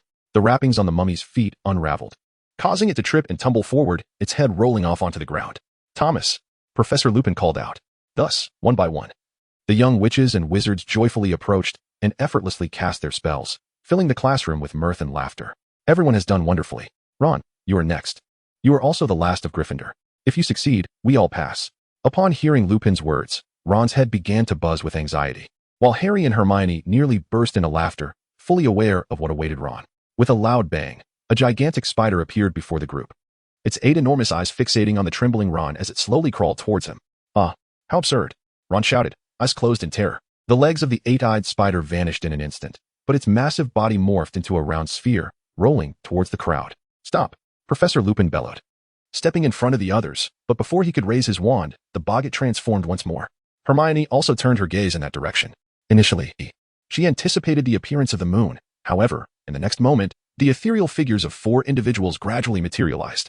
How absurd! Lupin exclaimed upon witnessing this. Though it was but a fleeting instant, Hermione caught a glimpse of the visages of the 4 figures, the youthful Sirius Black, Peter Pettigrew, Lupin himself, and Harry's father. Most attendees were unable to discern the identities of the apparitions, but one young wizard recognized one of them. Harry's eyes instantly glistened with emotion as he looked towards Lupin, but refrained from impulsively voicing his thoughts, instead fixating on Lupin's eyes. Harry? Lupin evidently noted this. Slowly turning to approach Harry, whispering, "Come to my office after class. We have much to discuss." Hearing this, Harry nodded in acknowledgement. Hermione glanced at the two, offering an awkward smile, sensing that the narrative had indeed shifted. As the class concluded with Lupin, most students found themselves increasingly fond of defense against the dark arts, certainly more engaging than in previous years. However, many remained oblivious to the specifics of the conversation that transpired in Lupin's office with Harry, a matter Hermione was equally unaware of. Nonetheless, she was not one to pry excessively, and she could surmise the topic revolved around the 4 friends' youth, particularly concerning Sirius Black and Harry's father. Yet, Hermione felt indifferent. Whether she learned of it now or later would have little bearing on the current storyline. As for Peter Pettigrew, she had already begun laying the groundwork, albeit cautiously, avoiding any rash actions that might alert others. She also contemplated the possibility of finding a partner for collaboration. The weekend arrived, and Hogwarts should have settled into a tranquil and serene state, devoid of classes. However, due to the presence of Dementors, students were unable to apply for leave. Surprisingly, Hogwarts buzzed with activity that weekend, primarily due to the commencement of sign-ups for the Acromantula extermination, with only a day and a half allotted for registration. By Sunday afternoon, the forms were to be submitted, and the actual extermination was scheduled for early Monday morning, with classes adjusted accordingly to the afternoon. The rearrangement was not haphazard. A full day's worth of classes in a single afternoon was unfeasible, thus the schedule was modified starting Thursday. While first and second years may not have felt the changes, the course load indeed increased. For instance, Gryffindor and Hufflepuff had an additional herbology and astronomy class on top of their singular defense against the dark arts lesson. The Acromantula extermination would not extend for long, given the current number of Acromantulas, with the professors offering some support. The issue could likely be resolved within 3 to 4 days. Moreover, Hermione had inquired with Professor Cahill, who assured her that the giant would not appear for the time being, thus ensuring the safety of the young wizards. Forming teams of 4, even with some students opting out, would still yield 100 teams, amounting to 400 upperclassmen wizards, provided they were not ambushed. Their spells would suffice to vanquish a multitude of Acromantulas. Although Acromantulas are classified as magical creatures of level 5 and categorized as dark beings, their individual combat capabilities do not surpass those of an average level 3 magical creature. Their magical resistance pales in comparison to that of a basilisk. Thus Hermione felt confident in Dumbledore's strategy. Strange that no one has approached you about forming a team, Hermione remarked, seated beside Hermione, flipping through a book while jotting notes. Well, it's not as if I must participate, Hermione replied casually, retrieving another book from the shelf. Indeed. The two lapsed into silence, the expansive library enveloped in stillness, while outside, voices buzzed with chatter and discussion. Moments later, Hermione suddenly lifted her head, hastening to the window and promptly shutting it with a decisive clap, startling Madame Pants. Who was dozing nearby? What happened? Nothing. Hermione was concerned about disturbing your rest and closed the window, Hermione quickly explained, casting a glance at Hermione. Apologies, Madame Pants. Hermione added, bowing slightly as she returned to her seat. Thank you, Hermione. I acted impulsively, but I truly despise being interrupted while studying. Should I perhaps keep my distance? Hermione teased, shifting slightly away. Yet, Miss Granger seized his hand, whispering, No, you can stay close. Did you not say we were going to the library? But before Hermione could finish her thought, a gentle voice called from nearby, causing Hermione to shiver and rise abruptly from his seat. Miss Astoria approached, cradling several books and scanning her surroundings before waving and making her way over. Hermione, Miss Granger, greetings. Hello, Hermione replied, appearing somewhat anxious as she stood and offered an awkward smile. What brings you here so suddenly? Hermione inquired, sensing Hermione's tension escalating, mirroring her own. Is it not permissible to visit if there's nothing amiss? Astoria replied with an unexpectedly mischievous smile, glancing at Hermione. No, just teasing. My sister asked me to find you. Your sister? Why didn't Daphne come herself? Well, she felt a bit shy. She actually wants to invite you to join her team for the Acromantula extermination. Oh, I assumed girls might lack interest in battling giant spiders. What about the other two team members? I must consider my options. One is a 7th year named Kalen, and the other is a 6th year named Jim, who happens to be a prefect. You should be somewhat familiar with him. Oh, I've exchanged a few words with him. And I've seen Kalen a few times. She was a prefect in 5th and 6th year, but due to academic issues this year, Professor Snape revoked her position. So, what are your thoughts? Astoria asked, sitting beside Hermione and opening her notebook. I'll think it over. After all, the deadline isn't until tomorrow afternoon. By the way, is your sister in 5th year? Oh, you didn't know? I haven't really looked into it. Hermione felt compelled to articulate that this particular detail was not elaborated upon in the Harry Potter series. It merely suggested that, compared to the upper years, she did not specifically inquire, thus remaining uninformed. However, if one were to consider the 5th year, then next year's Goblet of Fire would not involve Daphne. It is worth noting that even if age were sufficient, Cedric truly stood out among the 7th year students at Hogwarts. The other students were not lacking in wizarding prowess compared to Cedric. Rather, they lacked that distinct impression. Ultimately, it hinges upon talent, appearance, and, to some extent, personality. Chapter 117. The preparations begin after this peculiar atmosphere persisted for half an hour. Hermione could no longer endure it and decided to leave, suggesting that they study together later that evening. Yet, Hermione's words seemed directed not at her but rather at Astoria, who merely smiled in response, saying nothing. Miss Granger is quite charming, Astoria remarked softly, watching Hermione's retreating figure. Although her tone remained casual, Hermione sensed an underlying tension. Well, you are no less charming, Hermione teased, playfully tapping Astoria's nose with her finger, causing her cheeks to flush bright red. You do have a penchant for saying such peculiar things. I shall take my leave now. I need to speak with my sister about forming a team and have her come and discuss it with you. No need to call her. Before Astoria could take more than a few steps, a striking white-haired beauty clad in a black robe approached. In truth, compared to Astoria, Daphne could be considered the true embodiment of beauty in Slytherin, for who would not prefer Daphne, with her long legs and alluring figure, over a slender, flat silhouette? Hermione, even when he has nothing to do, often steals glances, albeit discreetly when no one is paying attention. Otherwise, where would the dignity of a valiant Hogwarts champion, the pride of Slytherin, be placed? Sister, what brings you here? Have I disturbed you? Hema nearly burst into laughter upon overhearing Daphne's teasing. The similarity in their expressions was amusing, truly a testament to their familial bond. What are you laughing at, you pesky little brother? She quipped. Ah, you certainly have a knack for coining phrases. Hema awkwardly chuckled, acknowledging that this term had been unwittingly crafted by their elder 2 decades prior. Well, you seem to be contemplating. I went out of my way to enlist 2 prominent figures for our collaboration and even facilitated the invitation from those individuals. Those individuals? Daphne clarified. You mean Marcus and his crew. Did you truly believe they sought you out merely to extend an apology a couple of days ago? Hema had already suspected as much, but he lamented, I'm merely a 2nd-year wizard. I can't be of much assistance. Are you certain you want me to partake in the division of profits? You're the one, Daphne asserted. By the way, it seems that most of our Slytherin peers are in quite favorable circumstances. Do we genuinely lack a few gold coins? You fail to grasp the essence of the matter. It is not solely about gold. If it were merely coins, the 6th and 7th years, engrossed in their examinations, would not engage in such affairs. Primarily, this exercise, seemingly trivial, serves as an assessment by the school of its students. Assessment? Is that so? Hema furrowed his brow, as he had not heard Headmaster Dumbledore mention such a thing. Surely, this was not a figment of their imagination. Regardless, you wouldn't comprehend it. Just lend a hand as needed, Daphne replied, though her anticipation for Hema's performance was palpable. Meanwhile, Astoria observed Daphne and Hema. Noticing something peculiar, why did Hema continually forget about his sister? Contemplating this, she lowered her gaze to her own unadorned robe, a wave of melancholy washing over her. It's all right. I'm only 12, and time is on my side, she reassured herself. As Hermione departed, she made her way to the Great Hall. The common room was simply too chaotic for her liking, and she yearned for a more conducive study environment. However, as she descended the staircase, she encountered a tall figure gazing at her without uttering a word or offering a wave. Professor Cahor? Hermione gazed into the past, but after 2 or 3 seconds, she could no longer maintain her resolve. Those eyes were unsettlingly calm. Nevertheless, Professor Cahor was one of her favorite instructors, not merely because of their shared gender, but because Professor Cahor's Ancient Runes class was genuinely fascinating. Despite her expressionless demeanor and lack of vocal inflection, the content was rich and enlightening, providing Hermione with a wealth of new knowledge. Recently, she had also noticed that the large dark wand Hermione carried seemed to be inscribed with ancient runes, also known as runic script, an ancient form of writing from the Nordic region. In her childhood, she had read many tales of Norse mythology and stories. Initially, she had intended to merely try the course, yet she found herself captivated by it.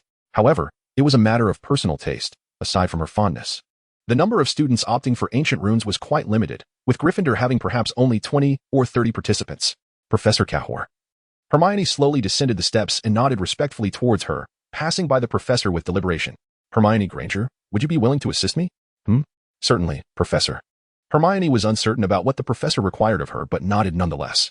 Follow me, Cahor replied with her usual indifference, ascending the stairs Hermione had just ascended, prompting her to follow closely. However, just as Hermione stepped onto the staircase, she felt a sudden darkness envelop her, and in the next moment, she lunged forward. Yet, she felt no pain. Her vision gradually returned, revealing her seated at a desk with a white floor beneath her, surrounded by a misty expanse. What is happening? Right? This is an examination. Professor Cahor. Cahor's voice resonated from all directions, illuminating the surroundings slightly. Suddenly, a test paper and a pen appeared on the desk before her. Is writing the only option? Hermione regarded the test paper before her, nodding, her anxiety noticeably lessened. Initially startled, she now understood it was an assessment from Professor Cahor, allowing her to relax somewhat. Yet, just as she began to breathe easier, a number illuminated in the darkness before her, hovering ominously. A countdown. I must hurry. With Hermione's words echoing, a tremendous bang reverberated, causing the ground beneath her to tremble.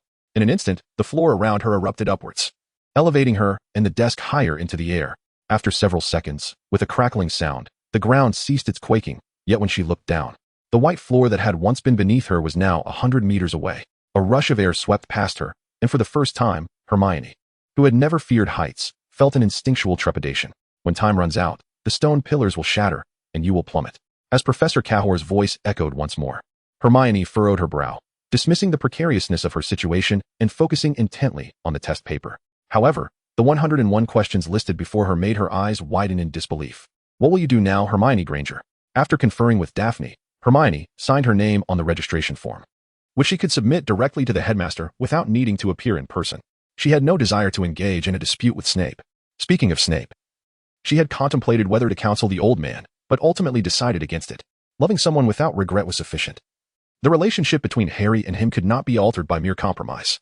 It was more prudent to prioritize resolving Voldemort's matters first. Once Voldemort was dealt with, the conflict between Snape and Harry would likely dissipate, though the outcome would depend on developments in the coming year. After her conversation with the Greengrass sisters, Hermione sat for a few more minutes, watching as the sunlight shifted from bright to a soft golden hue. It was time to visit Professor Cahor. However, just as she stepped outside, she spotted Cahor standing in the corridor, her voluminous black robes enveloping her figure. Her long black hair cascaded over her shoulders, framing her inscrutable gaze. Compared to their first encounter, Hermione felt less fear and more respect for her. Whether it was mastery over magic, physical conditioning, or knowledge of runes and their power, all were imparted to Hermione by Cahor, who had never asked anything of her in return. The knowledge continually taught her more. Yet Hermione felt she had little to offer in return, given Cahor's formidable strength. Professor Cahor, I was just about to seek you out. Well, today you could actually take a break. Indeed, but acquiring more knowledge is never a waste. I have no pressing matters, as long as it does not hinder you. I'm fine. However, I did engage in a rather tedious task today. Hermione Granger, are you familiar with her? I suppose you could say we are friends, Hermione replied, perplexed by Cahor's sudden inquiry about her. Then she may become your apprentice, provided she can pass my test. Apprentice? Test? Are you saying you're putting Hermione through that? Yes. And there are 100 seconds remaining. Her success depends entirely on her. The questions are not particularly difficult, akin to those you faced last time. Hermione recalled the Halloween exams from the previous year, where she had completed her test with just 11 seconds to spare, barely passing. Though she had not formally studied runes at that time, She had encountered enough material. Hermione, despite her extensive reading, would likely find it challenging to excel. I hope Miss Granger succeeds. Meanwhile, in another realm, Hermione felt the stone pillars beneath her beginning to fracture, the countdown dwindling to 82, 81. The total score was 100. And if she could answer 2/3 of the questions correctly, she would be close to passing, but she still needed to give it her all. Especially since the final question was worth 10 points. These questions were all concerning Norse tales and aspects of runic script. Fortunately, she had a fondness for these subjects. Or else she might have truly struggled to answer them. With each passing second, the countdown approached 30. With a resounding crash, Hermione glanced sideways to see that the pillars supporting her had become largely hollow. The center of the pillars was connected only by a thin layer of stone, threatening to snap at any moment, sending her plummeting to the ground below. However, it seemed she was one step ahead. Hermione withdrew her gaze and inscribed the final answer on her examination paper, subsequently filling in her name in the designated box on the first page. As she completed her task, the countdown timer before her ceased its relentless ticking, and both the paper and pen vanished instantaneously from the desk. In an abrupt turn of events, the desk itself vanished as well, followed by the sudden disappearance of the stone pillar. Hermione was momentarily stunned, feeling her body plummet abruptly, letting out a scream. However, before she could collide with the ground, everything around her transformed once more into swirling black mist, enveloping her senses and vision. After a few seconds, she began to perceive the sounds around her again. Slowly, she opened her eyes, and a familiar voice resonated beside her. Hermione? Hema? Gazing at the familiar face before her, she suddenly questioned whether everything that had just transpired was merely a dream. Was she still in the library? Hema. I feel as though I had a peculiar dream. I dreamt of Professor Cathall and that she took me to a place for an examination. Oh, you did not dream. Stand up and take a look. Hema nearly laughed, helping the weak-legged Hermione to her feet. Hermione gazed ahead and discovered that she and Hema were standing on the staircase, precisely on the step she had just ascended. Did I truly visit that place? What about Professor Cathall? She has gone to grade papers. She's merely slacking off. With a glance at your test, she can ascertain your score, dispatching me as her errand runner to assign tasks. But why would Professor Cathall do that? By the way, Hema, do you know something? Hermione also noted the reason behind Hema's presence here. This? Actually, I underwent a similar test from Professor Cathall last year, and she realized my passion for ancient runic studies. Consequently, I frequently sought her out in the library to pose questions. Is that so? But how did Professor Cathall manage what just happened? Did she transport me to another realm? Or was it merely a matter of mental manipulation? I'm uncertain. After all, the wonders of magic cannot be entirely encapsulated in textbooks. Nevertheless, rest assured, Professor Cathall is not a malevolent individual. I understand. Her lessons are, in fact, the most captivating I have encountered, detailed and diverse, even though the majority of students do not elect to study this subject. Chapter 119, The New Errand Runner Harry. Why are you up so early? Is there a Quidditch practice? Ron, rising from his bed, was taken aback to find Harry already dressed, having brushed his teeth and washed his face. No, I was invited by Wood to participate in the giant spider expulsion battle. Harry sheepishly scratched his head, securing his wand at his waist.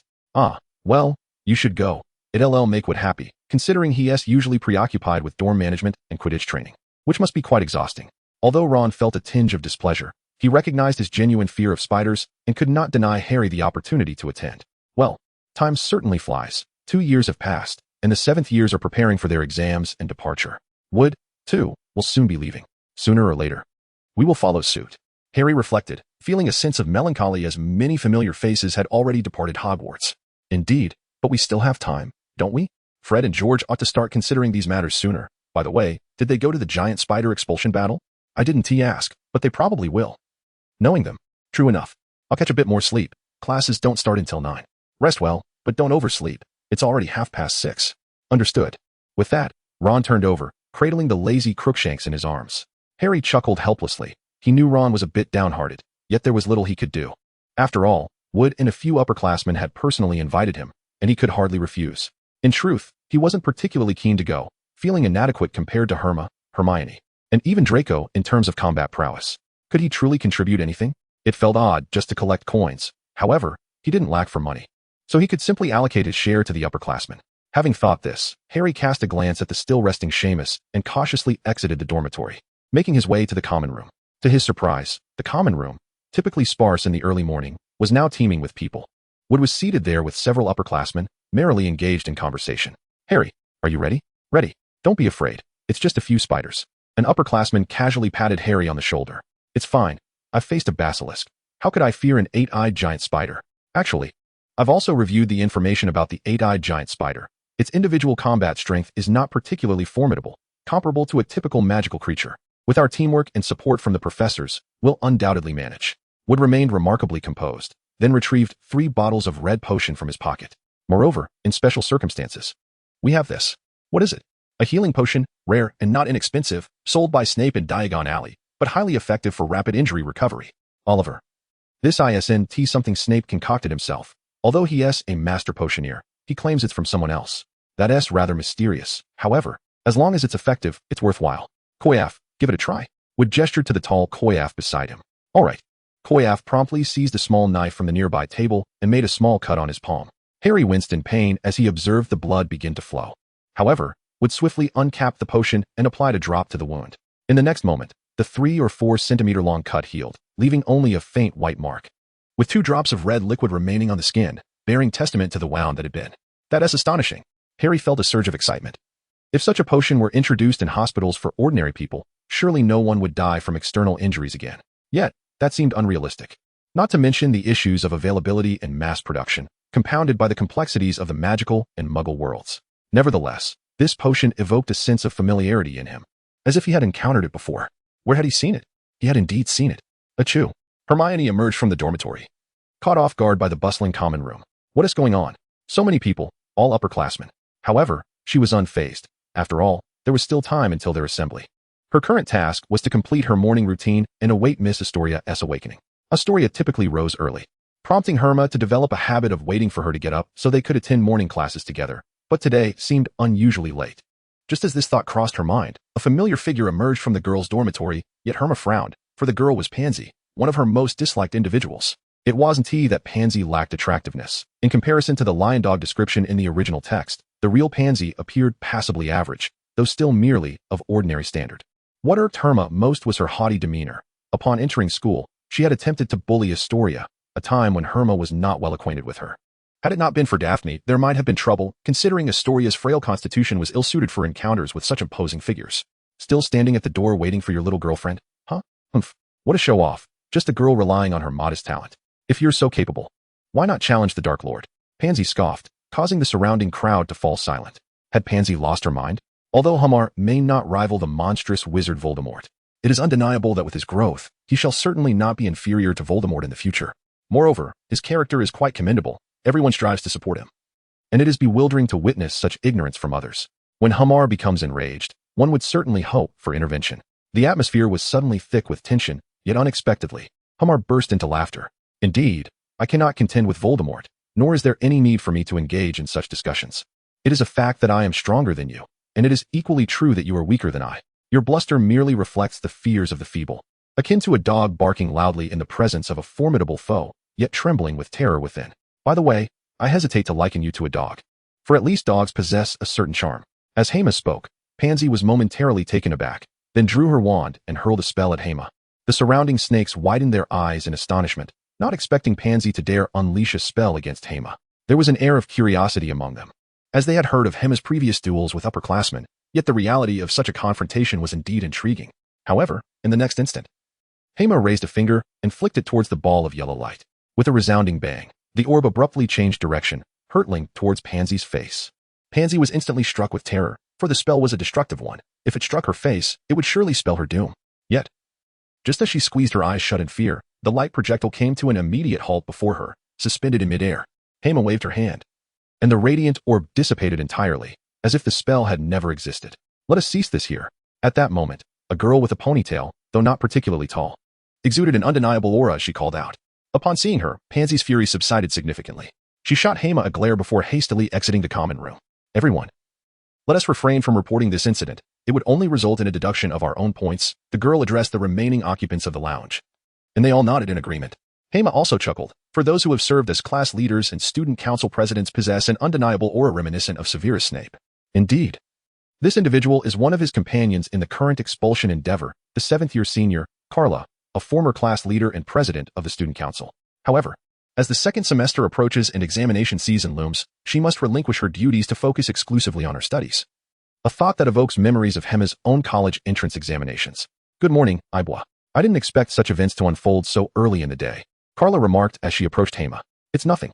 I've grown accustomed to it. The Slytherin snakes each possess their own distinct personalities, It would be unreasonable to expect them all to exhibit the same docility as the Hufflepuff children, Hema replied. True enough. But I wonder if that girl has some underlying issues to have acted against you. Frankly, I believe no wizard from our house could possibly defeat you in a direct confrontation. That might be an exaggeration. I merely have a grasp of a few intriguing spells. Hema quickly countered, for he could not bear the title of the strongest. In truth, he was not the strongest. In terms of wizardry, the number of spells he had mastered and the foundational knowledge he possessed paled in comparison to that of the 6th and 7th years. His advantages lay in his expertise in runic magic and the enhanced strength derived from his draconic transformation. However, in direct combat, he could not withstand dark magic, rendering magical resistance ineffective. Runes, too, depended on the current circumstances. They required the natural elements or spells to be prepared in advance to unleash their full potential. For instance, when battling a basilisk, without access to underground water, he could not summon sufficient torrents to launch an effective attack. Similarly, during the confrontation with that dark wizard, the fact that their runes shared a common source rendered him vulnerable, preventing any harm from being inflicted upon his adversary. Thus, Hema understood the exaggerated admiration expressed by fellow wizards who had witnessed his battles. However, the fundamental issue lay in his current lack of combat prowess. For example, he had yet to master the relatively simple yet frequently utilized spells, Shatter and Obliterate. As one is only taught the former in the 4th year and the latter in the 5th, do not be so modest. I shall check on Daphne in the dormitory. We cannot afford to waste any more time. Indeed, Watch has entered the bedroom, leaning against the corner, lost in contemplation over various matters while awaiting submergence. Just as tranquility settled in, a devilish voice echoed in her mind. How about 10 consecutive draws? Aren't you going to sleep? I am merely a tool. Sleep is a luxury I cannot afford. Once you draw your card, I shall return to slumber. The voice erupted within her thoughts. All right. I shall make a few draws. Hema opened the system interface in silence, realizing that he had seemingly forgotten to check in yesterday. Instantly, he felt as though he had lost a fortune. Yet, the system had an undeniable lack of presence, leaving him with no choice but to accept it. Although he had drawn useful skills, they always appeared in fragments, making it seem like acquiring a complete skill would take an eternity, especially without a guaranteed card to rely upon. Some skills were even ill-suited for him. For instance, he had drawn a frost-based W skill during the summer, which required a bow to activate. Where could he possibly find a bow? Furthermore, he would need to carry it with him every day. It would be far more practical to summon water with a spell and then coalesce it into ice arrows to shoot. Ultimately, it was a skill that served no purpose. Now, he decided to check his attributes. Health points, 4350 mana points, 2290 magic resistance, 400 physical defense, 390 heroic origin, none shattered origin, Angel Kailu 30 equipment, Doran's blade, Doran's shield, Doran's ring, blue crystal, amplification tome skills, path of twists, rise, barrage of arrows, ash, phantom shadows, Mordekaiser, binding light, lux, items, 19 health potions, 30 mana potions, several fragments, none available for synthesis, gold, 21500 in truth. The overall situation is quite similar to last year, albeit with significant enhancements in attributes and equipment. However, acquiring equipment is not as straightforward as one might hope. The items available for direct purchase in the shop are merely components. To obtain substantial items, one must rely on card draws, yet the pool of equipment prizes is exceedingly diverse. Aside from fragments, the rewards primarily consist of health and mana potions. Had he not transferred 50 bottles each to Snape and used some himself, he would surely possess a stockpile of 99 health and mana potions. Thus, despite the accumulation of gold, he hesitated to delve into the equipment pool. Nevertheless, today presents an opportunity to experiment a little. After all, funds are plentiful, and it is time to adequately arm himself for the journey ahead. Hema opened the card draw interface and was pleasantly surprised to discover that the Dimension limited time event had been activated. However, in the next moment, he realized it was a scheme, a plot orchestrated by Shawena. Yet, with only 10 draws available, he could hardly restrain his eager fingers. As he pressed on the screen, invisible to others, the center of the card pool illuminated, and the familiar multicolored Holy Grail leaped forth. Flames within began to bubble, accompanied by the delightful sound of coins bouncing. Moments later, as the flames of the Holy Grail gradually extinguished, a golden light erupted from within, almost blinding Hema with its brilliance, compelling him to click on it. Finally, with this 10 draw, could he possibly obtain the complete Hero Essence inheritance? Even if the skills weren't entirely effective, it would suffice. Congratulations. You have received Lux R, Ultimate Flash Fragment, 2, Garen E, Judgment, requires specific weapon. Zhao Xi in question Triple Strike Fragment, 2, Jarvan 4 R, Cataclysm, Dragonblood Warrior Vasilna Essence Fragment, 4. Damn, didn't it just emit golden light? This golden light signifies the value of the item, and indeed, the Dragon Lady Essence is worth its weight in gold, albeit not in complete form. Sigh. I knew this was unreliable. Garen's skill is utterly useless to me. Perhaps I should try my luck in the regular pool, Demetia, GCK. After a couple of complaints, Hema regained his composure and once again clicked on the ordinary hero pool, revealing the same 7-colored Holy Grail and flames. Seconds later, golden light erupted once more. But this time, Hema furrowed his brow, sensing something amiss. If this wasn't a complete skill, he vowed never to draw from the hero pool again this year. Congratulations. You have received Fiddlesticks Question Terror Fragment 2, Vladimir W. Blood Pool Fragment, Ash W. Volley Fragment, Kale Passive. Time in a Bottle Fragment, Gangplank W. Scurvy Treatment Fragment. Trundle E. Ice Pillar Fragment. Upon reading this, Hema felt a chill run through him. What are these? All fragments. Forget it. Let us head to the equipment pool instead. However, before he could close the interface, the final 2 lines of text appeared, leaving his hand hovering over the close button, as if he had turned to stone. Shao. Senior Shao, I finally struck gold once. Tryndamere R. Undying Rage. Shyvana R. Dragon's Descent. I wish to discuss Harry Potter and the Dragon Prince with like-minded individuals. Follow Yuta Literature on WeChat to chat about life and seek kindred spirits. A small reminder, input Giant Panda Literature into the search engine to find our site. Thank you. Chapter 121. The long-awaited card draw. Oh, I knew it. Once you reach a certain threshold, you will surely strike gold. I'll take my leave now. Xiao Wen's voice echoed again, though this time it carried a somber tone compared to earlier cheerfulness. Senior Xiao, what's the matter? Are you unwell? What's there for a spiritual entity to feel unwell about? Remember to draw for weapons. I'm going to sleep now. With that, she vanished completely from Hema's mind. Gazing at the 2 complete advanced skills on the screen, Hema felt a strange unease wash over him, though he couldn't quite articulate why. Perhaps it was best to examine the skills first. He opened the detailed descriptions of the 2 skills, and his previously calmed heart surged with excitement once more. The Barbarian King's ultimate had not undergone significant changes, or perhaps it had received minor enhancements. Endless Rage Effect activates when health drops below 20, rendering the user immune to all damage for 10 seconds. Cooldown, 1 hour, no mana or health cost. Although the ability to activate it at any moment was revoked to prevent being instantly killed, the duration was extended to 10 seconds. In reality, 10 seconds may seem brief. However, in combat against wizards or other foes, invulnerability for 10 seconds could provide tremendous support, allowing actions otherwise impossible. In contrast, the Dragon Lady's ultimate left Hema feeling somewhat apprehensive, or rather, hesitant to utilize it. Dragon's Descent S-Rank Effect transforms into a colossal dragon, gaining substantial attribute enhancements for 240 seconds, with battle intent prolonging the duration up to a maximum of 600 seconds. Cooldown, 24 hours, consumes mental energy. Caution. Due to the unique condition of the host's body, using this skill may result in unforeseen circumstances. The cautionary notes abruptly quashed Hema's initial intentions, as he had envisioned activating the dragon mode, while simultaneously unleashing the Barbarian King's invincible ultimate to wreak havoc among the enemy ranks. Now, it seemed prudent to reconsider. Furthermore, he had not inquired with Senior Shao whether the 2 skills could be used concurrently, so perhaps it was best to defer for now. Having the Barbarian King was sufficient for the time being. After all, preserving his life in perilous moments took precedence over all else. Subsequently, Hema briefly reviewed the skills before shifting his focus to the equipment pool. The equipment appeared to be categorized, such as magical, physical, etc. But Hema continued to draw from the mixed pool, as anything he obtained would be a profit. He clicked the confirm button, and a vibrant treasure chest materialized from the void. In the next instant, cracks began to appear on the chest's surface, culminating in an explosive rupture. Hema gazed at the animated performance and felt a twinge of criticism. If the system possessed such technical prowess, why not enhance the interface to be more aesthetically pleasing? It resembled a mere imitation of a browser-based game. Congratulations on acquiring a life potion, 3, a mana potion, 4, an iron elixir, a hunter's broad blade, and a Doran sword. His spirits dampened again, as the hunter's broad blade was essentially a jungle knife. What effect does this jungle knife hold in this realm? Effect: your physical attacks inflict an additional 5 damage to non-sentient beings, and your physical strikes will siphon 1 health point from the damage dealt to non-sentient targets. While not overwhelmingly powerful, it could prove useful in battles against magical creatures, so he decided to equip it. However, the rest were merely potions. He decided to call it a day for now. Equipped with the jungle knife, Hema instinctively shut the interface before being startled by the faces behind him. Astoria, Daphne, the recently departed Senior Kalen, and the team-seeking Senior Gum stood there. When did you all arrive?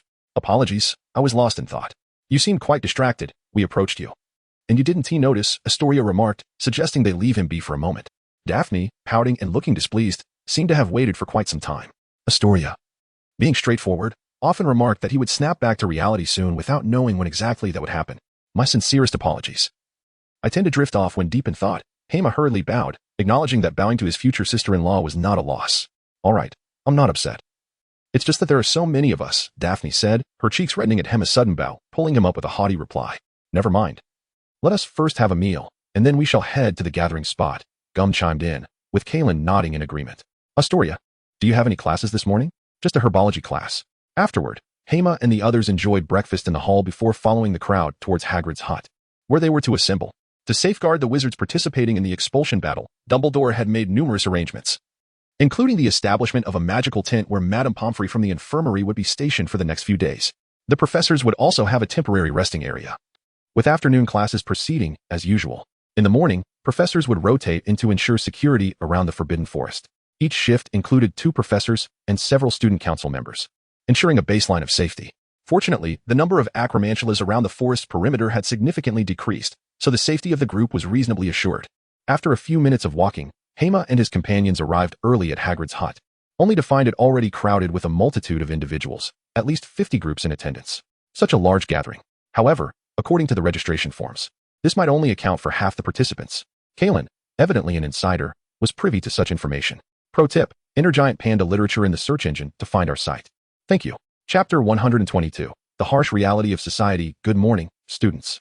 I trust you are all prepared, and most importantly, well-fed and warmly dressed. Dumbledore began his usual morning banter, while Professor McGonagall silently maintained order beside him. Following a preliminary cleanup by several professors, approximately 400 acromantulas remained, mostly dispersed, alleviating concerns of facing dozens at once. Nonetheless, complacency was inadvisable, for these were among the most perilous dark creatures, with only basilisks capable of decisively overpowering them. Additionally, some younger students were participating, and he urged the older students to look after them.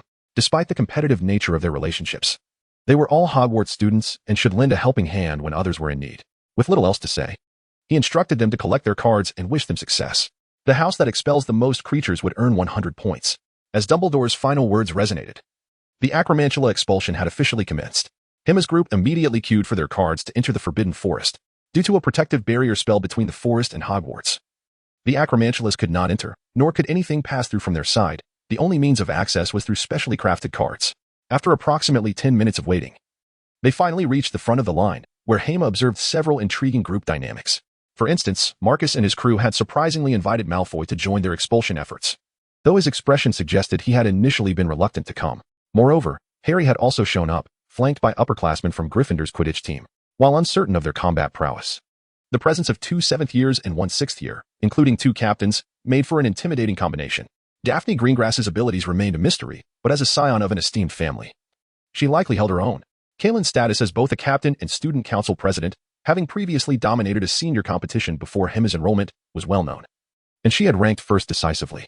Lastly, the bespectacled yet handsome senior Gum was also an exemplary student, making their group a formidable first tier among the assembled teams. Hema, however, did not include himself in that category. He felt content to be a passive participant, as he preferred not to reveal his potential. Relying on runic power and dragon transformation, it was wiser to maintain a low profile unless circumstances necessitated otherwise.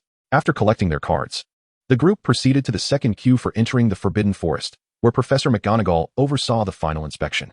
Each student was required to inscribe their name on their card using a magical pin, ensuring their data was transmitted directly to Dumbledore's record.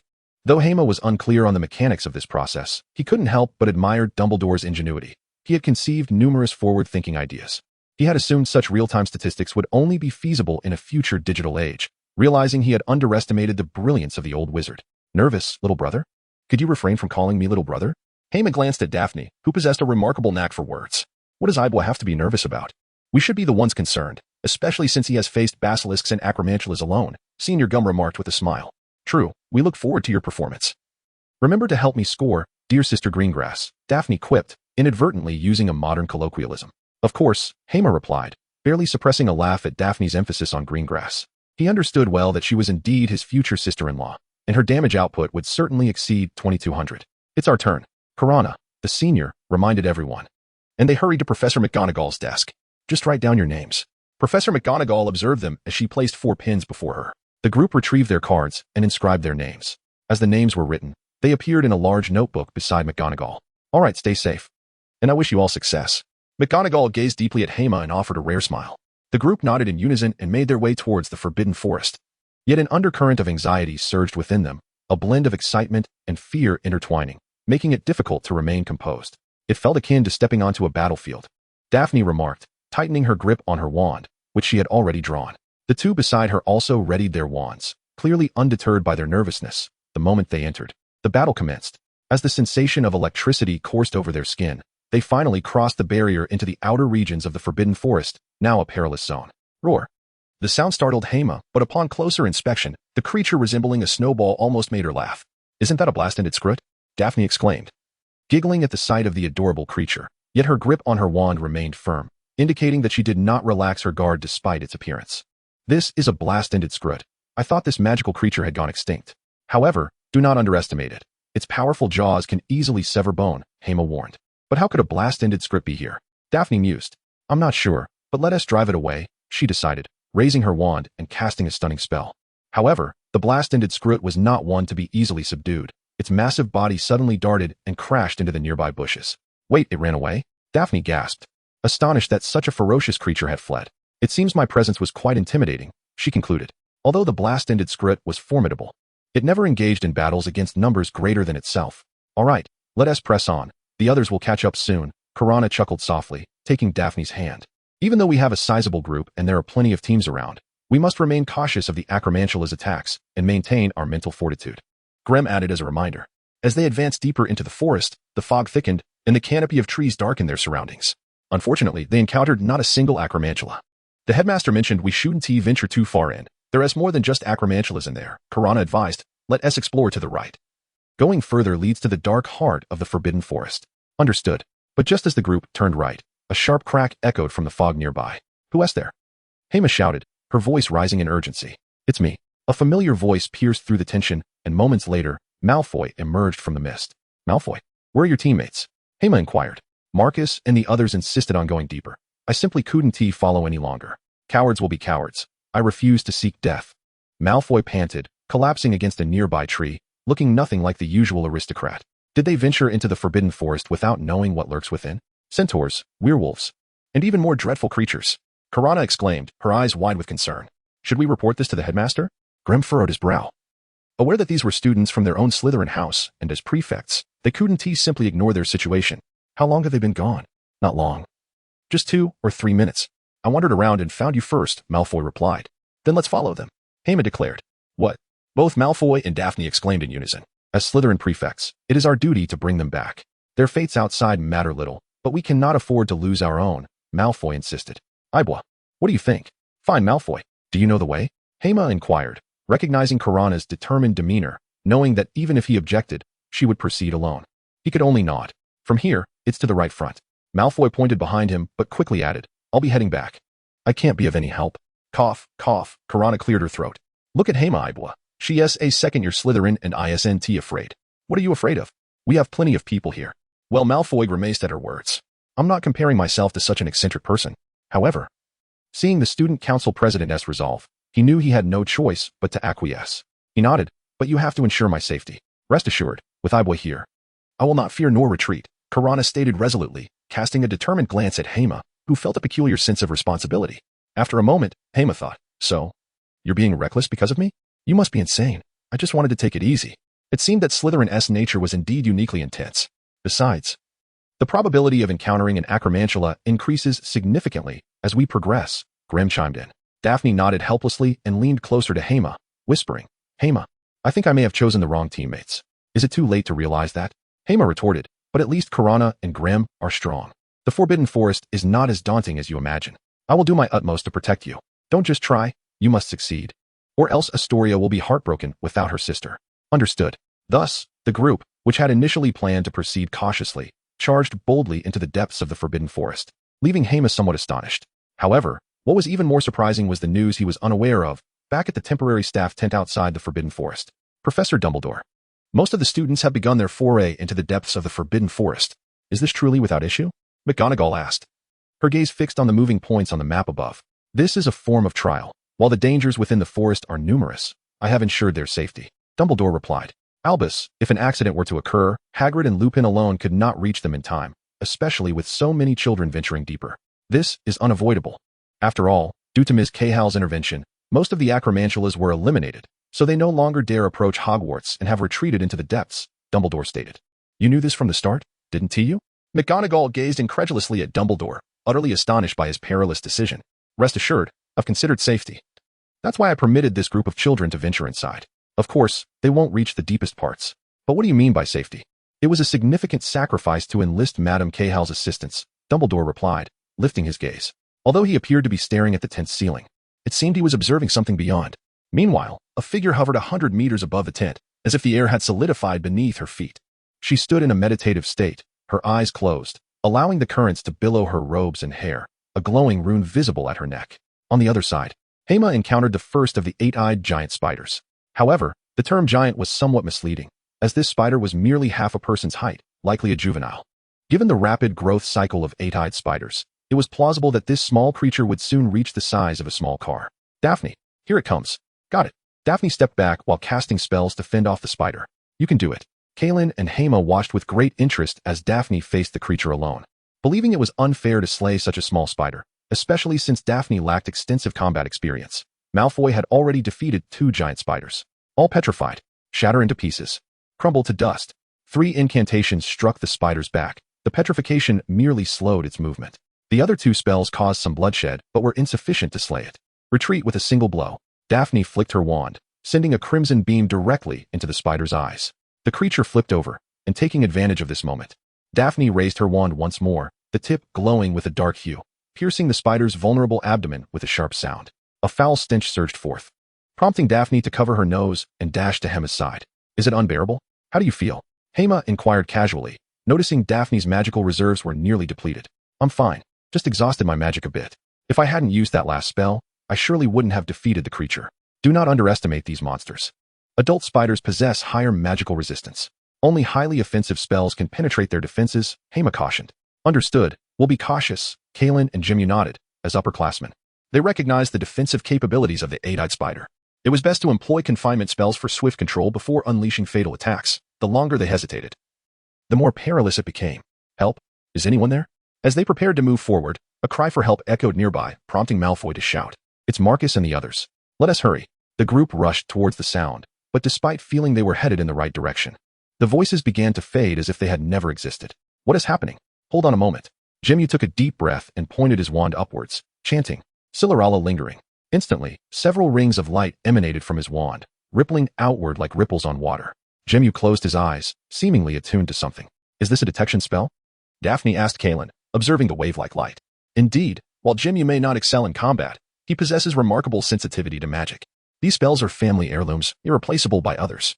It appears Hogwarts truly harbors hidden talents, Kaelin mused. The phrase hidden talents is quite intriguing. It originates from Chinese, does it not? Yes, but I believe it suits you even better. Kaelin chuckled. Oh, I'm merely a novice wizard with a few tricks. I can't even perform that detection spell. Such spells require specific magical attributes. Akin to becoming an animagus, Kaelin elaborated. Have you tried to become an animagus? Daphne queried, intrigued. Every young wizard has likely fantasized about it, as transforming into an animal is often safer than acting as a human, much like Professor McGonagall startled me when I first enrolled. Hema nodded, contemplating the implications of dragon transformation and animagus abilities. Meanwhile, Malfoy, bored, sat beneath a tree, casually tossing a stone into the nearby bushes, producing a sharp sound upon impact. Hey! With Malfoy's exclamation, Jimmy opened his eyes, astonished. Kaelin, we are surrounded. Malfoy quickly darted behind Hema, and the group instinctively formed a protective circle, their wands glowing ominously as they scanned the surroundings. How many are there? Kaelin inquired, glancing at Jimmy. Approximately 20. I cannot ascertain the exact number. One is closest in the left bush, while about 5 are in the upper right. The rest are behind us. Understood. Hema, you, Malfoy? And Daphne handle the spider in the bushes and those 5. The rest are ours, all right, Jimmy? Of course. Kaelin's voice exuded confidence, dispelling any lingering tension. Hema chuckled softly. Despite initially suggesting he should take charge, when combat commenced, they opted to assign the safer tasks to the lower classmen, which warmed his heart. Here they come. With Kaelin's command, everyone unleashed their spells towards the bushes. All petrified. Wind slice. Shatter into pieces. Hanging hook. Fiery explosion. The first giant spider leaping from the foliage was instantly petrified by Hema's spell. Before it could react, Malfoy's slicing spell severed its front leg, and Daphne's shatter spell obliterated its head in a resounding explosion. Meanwhile, Jimmy swiftly dispatched 3 additional spiders with his spell, while a burst of orange flames erupted above them. Not yet finished, everyone be cautious, as 3 charred giant spiders fell to the ground. A few individuals noticed that the surrounding dozen or so giant spiders had formed a circle, slowly encroaching upon them like dumplings being wrapped. They could not afford to wait idly. They had to charge in a single direction. Kaelin gestured and dashed to the left, with Hema and the others hastily following suit. However, it was evident that the 8 eyes of the giant spiders were not merely for show. Realizing the intentions of the group, the entire encirclement tightened swiftly. Clear water surged forth like a spring. Hema suddenly turned around and pointed to the ground. Under the guidance of his immense magical power, water instantly gushed forth, saturating the surrounding terrain. Ibwa. The others exchanged bewildered glances, questioning whether the water could truly thwart their advance. Ice vines. Hema did not respond. With a fierce roar, the flowing water on the ground immediately crystallized into solid ice. Every giant spider that stepped upon the water was instantly ensnared by a mass of ice, its long claws frozen in place. The water continued to spread along their bodies, the ice extending in tandem, and within moments, the entire form was encased. Blazing flames erupted. Winds sliced through the air. Bones shattered. Thunderous explosions resonated. The group snapped back to reality from their fleeing state, unleashing their most formidable spells with fervor. Hema was momentarily stunned. Was this not an act of stealing kills? Although Dumbledore's system did not award points based solely on individual kills, but rather on teamwork. It was evident that while both Malfoy's wind-slicing spell and Daphne's shattering curse were formidable offensive spells, they were somewhat lacking or perhaps inherently single-target. The two of them had barely managed to sever the neck of the giant spider, whereas Senior Kaelin's blazing inferno had directly sent several giant spiders flying, the flames instantly consuming their life force. Meanwhile, the seemingly innocent Senior Gem had unleashed a dark curse, a revelation that took Hema by surprise. For this was the very spell that had caused Peter to obliterate an entire street. As Kaelin's flames dissipated, a more thunderous explosion resounded, prompting several individuals to cover their ears. The first giant spider exploded, sending a bolt of electricity racing along the ground once more. Chapter 125. A minor dispute. Hema instantly noticed the approaching claw of the colossal spider, yet he remained motionless, understanding that disputes necessitate resolution. He preferred not to intervene and thus entrusted the matter to Senior Karen.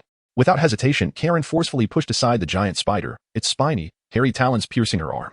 Daphne and the nearby Malfoy were startled by the sudden turn of events, while Jimmy stood there, utterly dumbfounded. Hema was also planning to intervene to save someone, but the ensuing developments took him by surprise. He witnessed the slender senior, Kaelin, suddenly lift her leg and deliver a fierce kick to the opponent's eye. Then, enduring the pain, she swiftly withdrew her arm, executed a roll, and in an instant, drew her wand, pointing it at the giant spider while uttering a spell that crystallized the blood into mud. The air was filled with flying sand and stones. The giant spider abruptly froze in place, and then a blue light grazed its skin. With a resounding bang, its entire body exploded from within. However, not a single drop of blood splattered. Upon closer inspection, the blood had entirely transformed into a cement-like substance, mixed with chunks of stone. I have potions. Daphne also reacted quickly, rushing over and pulling out a red vial that Hema was quite familiar with. Isn't this the life potion I gave to Snape? He sold it, only for the students to buy it back. Is this what they call reselling? Thank you, but I can manage, Kaelin replied casually, slowly sitting up from the ground and accepting the potion. You can drink some and then apply it to the wound, Hema added from the side, bewildered at how the information had spread, as it could actually be ingested. All right. Nearby, the dazed Gim slowly stood up and approached them, bowing his head in apology. I'm sorry, Senior, it was my fault. What do you mean, your fault? If you're referring to your reckless explosion earlier, I believe you were indeed mistaken. However, my act of saving you was merely my duty as a team member. Should I encounter danger, would you not come to my aid? Kaelin said to Gim, gently pouring the red potion over her wound. Ouch, that still hurts. Of course I would. I realize now that I was too impulsive. I apologize, Senior Kaelin. Gim, filled with genuine remorse, bowed deeply. Celestial grace. Hema glanced at Gim, sighed, and moved to Kaelin's side, extending his hand as a golden light with feather-like effects illuminated the area. Instantly, the dark blood from her punctured wound, which had been infected, became translucent, and the flesh began to renew itself. This is healing magic. How is it possible? Direct healing spells are exceedingly rare, Kaelin thought, observing Hema's profile, realizing that this junior of hers might be more intriguing than she had initially perceived. Daphne, noticing Kaelin's unwavering gaze upon Hema, quickly cleared her throat and said, Senior, it's time to take the potion. Oh right. Kaelin promptly took a couple of swigs from the red vial. From Hema's perspective, her health was nearly restored, considering it was merely a hand injury manageable for the potion. Of course, the red potion was not a panacea. It could heal wounds but could not replace missing limbs. For instance, while it could mend a hole in her hand, it could not regrow a severed hand. Daphne then seized Hema's arm, leaning in to whisper, You better not be too ostentatious. You are Astoria's boyfriend. Huh? Astoria? Daphne, have you lost your mind? There is nothing going on with Astoria. Humph. Just don't flirt with other girls, Daphne huffed, leaving Hema confused, wondering when he had ever flirted with anyone. Even with Hermione, there had been no excessive physical contact. Meanwhile, Malfoy, having seen the enemies vanquished, rummaged through the pile of bodies, as he was in dire need of money. Yes, the illustrious heir of the Malfoy family was in need of funds. The reason was simple. His father had recently embarked on some dubious investment, stating that the family finances were tight. Not only him, but even his mother had begun to cut expenses, which was quite unbelievable. Of course, the essentials like textbooks and food were still covered, but he found himself lacking funds since he needed to study. Though he knew that neither his father nor mother would believe his excuse, he had observed Hema's daily displays of superiority and had taken note of many impressive wizards. He felt a surge of determination, vowing not to be outdone by Harry. This was his obsession. Therefore, his plan was to collect venom from the acromantula. Yes, although the acromantula was dangerous and lived in packs, its venom was highly valued in the market, albeit scarce. His participation in this extermination was not merely for a few galleons, but rather for the galleons lying on the ground. Thus, he had hastily learned the method to extract acromantula venom, hoping to gather some gold.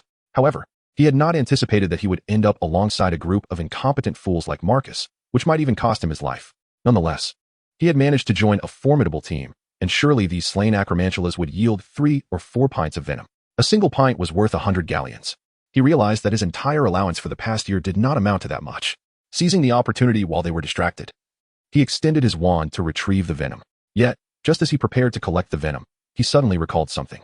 Earlier, while near the trees, he had thrown a stone at something. Initially, he had thought it was an acromantula, but during the battle, no acromantula had emerged from that direction. While it was possible that it had fled, that seemed unlikely, as the underbrush had remained completely still. Could it be something else? Should he venture to investigate? After half a minute, Malfoy, now holding a full vial of venom, glanced once more toward the underbrush, curiosity compelling him to approach. He slowly advanced, picked up another stone from the ground, and tossed it into the thicket, hearing a dull thud as it struck something. What could it be? It couldn't possibly be an acromantula. Could it be a centaur? A unicorn? That seemed implausible, as it had been struck twice without any reaction. Thus, Malfoy relaxed slightly, raised his wand, and cautiously parted the foliage. However, the moment he did, 8 enormous eyes met his gaze, causing him to scream in terror. Hermione and Daphne immediately noticed Malfoy's voice, and they hurriedly made their way towards him, only to see Malfoy suddenly rise to his feet. What is it now, Malfoy? Daphne asked, her tone laced with annoyance as she approached him.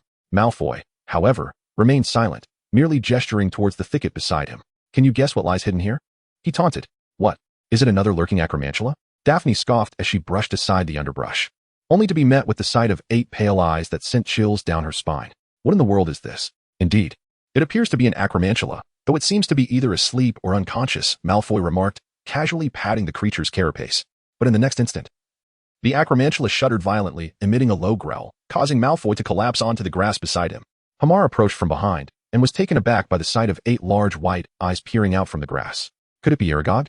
What on earth was he doing here? Upon hearing Hema's voice, Aragog slowly responded, though his voice was no longer the booming sound it once was. It had become hesitant and low, as if he were on the verge of losing his voice entirely. I am. What has happened to you? Hema observed the now frail Aragog, who bore numerous injuries that appeared to be inflicted by his own kind. Where's Hagrid?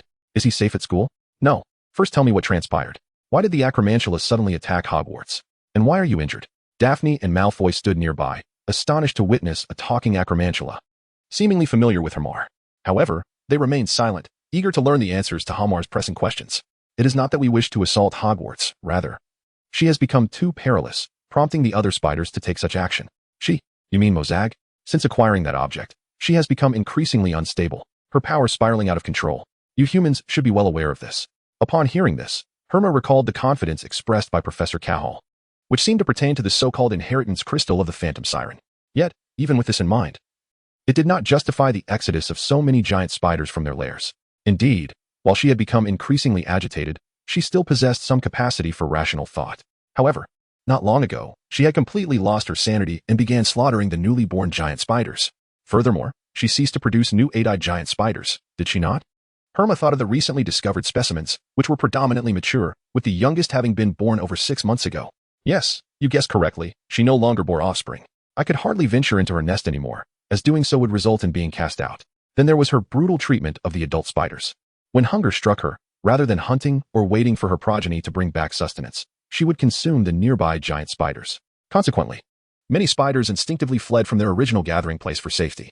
The Forbidden Forest is fraught with peril, even we cannot claim to be entirely safe. Thus, we could only migrate towards the fringes of Hogwarts. Of course, not every giant spider departed. For instance, some of the new generation of 8-eyed giant spiders completely obeyed Mozag. Yet, I hesitate to refer to them as 8-eyed giant spiders, for they appear to share Mozag's irrationality, mercilessly slaughtering their kin and exhibiting extreme aggression, driven solely by instinct like inferior beings. At this point, Aragog exhibited an unusual fury, his massive claws striking the ground with a resounding thud, prompting Daphne and Malfoy to retreat half a meter. However, I harbor contempt for you wizards as well. We had only just migrated here when we encountered such formidable adversaries, though she did assist us in dealing with Mozag. So what are you doing hiding here? An image of Cahal waving his hand, the large spider in a state of defeat, flashed in Herma's mind. I'm not hiding. I was merely caught in the crossfire of battle. No, you were struck by that group of children, were you not? Herma wore a mischievous grin, while Aragog's 8 enormous eyes quivered slightly, revealing a hint of embarrassment. Ahem, in any case, it is survival of the fittest in nature. I have aged. My eyesight is waned, and thus I have been naturally selected out. Yet, I have endured, which is a testament to the wisdom that comes with age.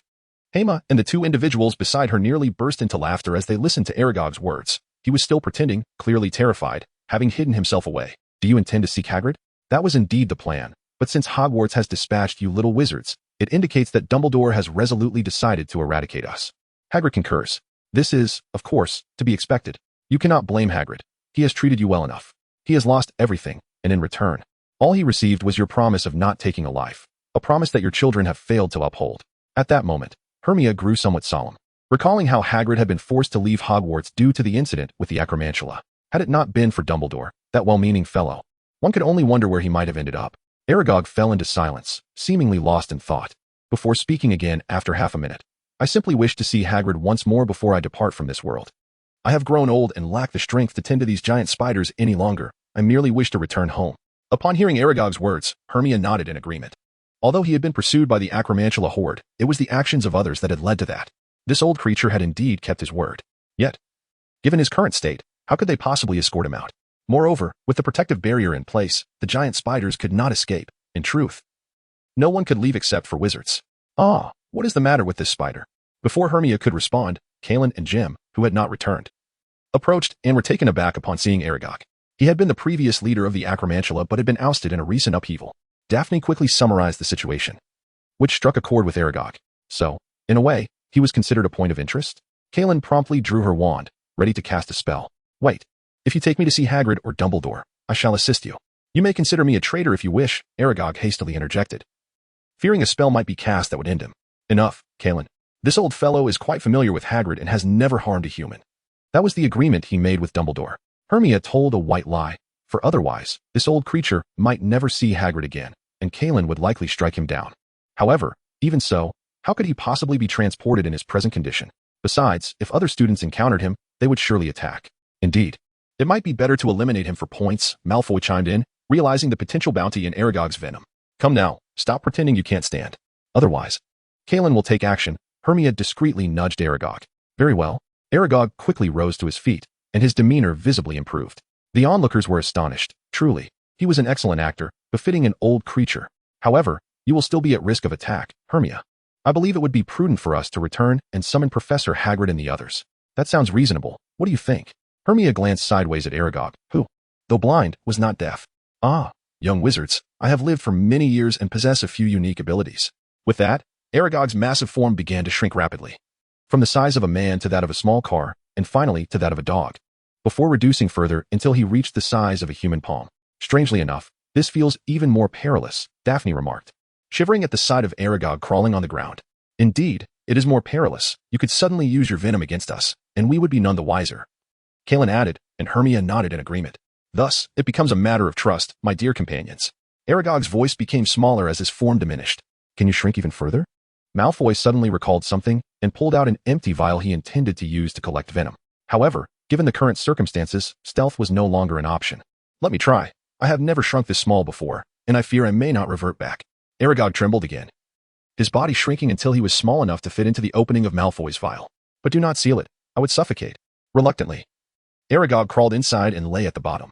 All right, take this, but I feel it is rather odd to be holding a spider. Only Hagrid, that foolish fellow, would willingly keep such a creature. You best keep your mouth shut, or I shall bite you, even in death.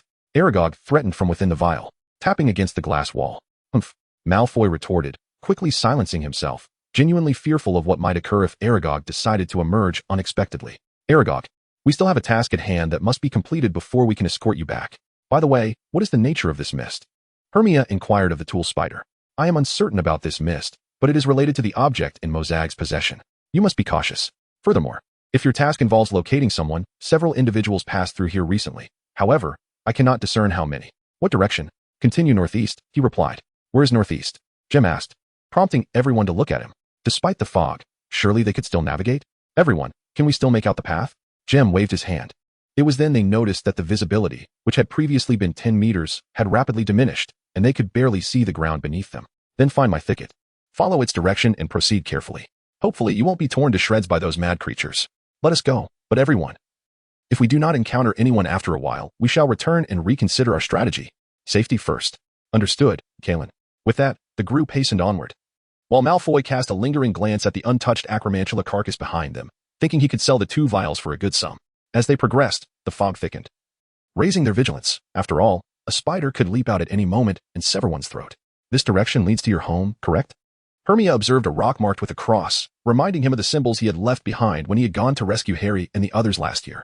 Yes, but you should return, for my lair has been overrun by those monsters, and you cannot contend with them. Very well, Kalen.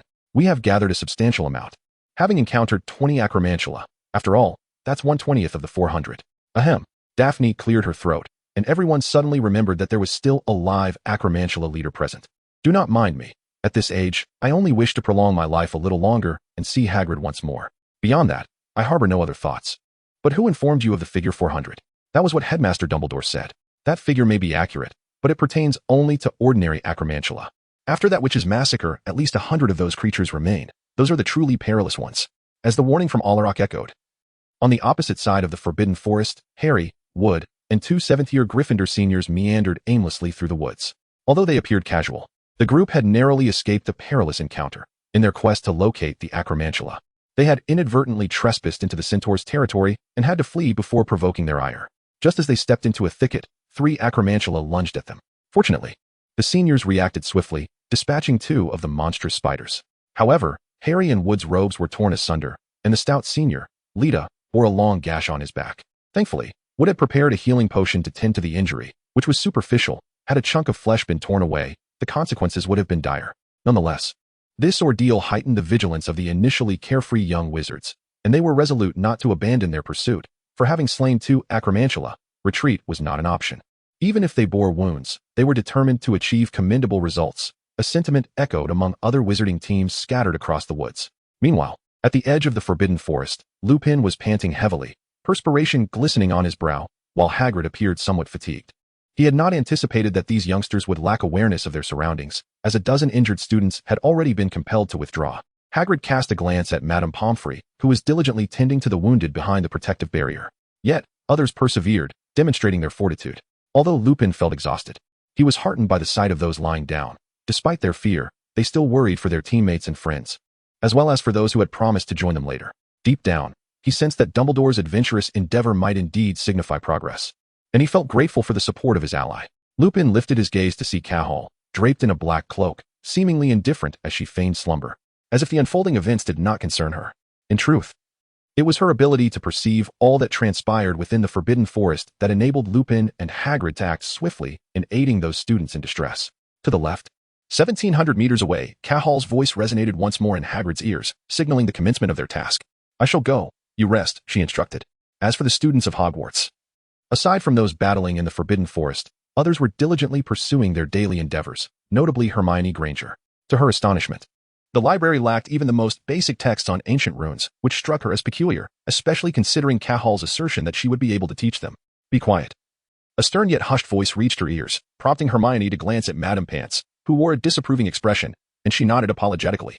Perhaps I should return to the common room and finish the 2 books Cathal lent me. There may be secrets to uncover, she mused, her anticipation growing. However, as she prepared to leave, a fleeting flash of white light atop a nearby bookshelf caught her attention, igniting her curiosity. Is there something on that shelf? She wondered. Yet, she lacked the necessary permission slip. Hermione hesitated, for the thought of violating school rules was a dilemma she had never faced before. Yet now, she felt an inexplicable pull, compelling her to investigate. Just as she crept closer, a small hand suddenly grasped her own. Ah, It's not what you think.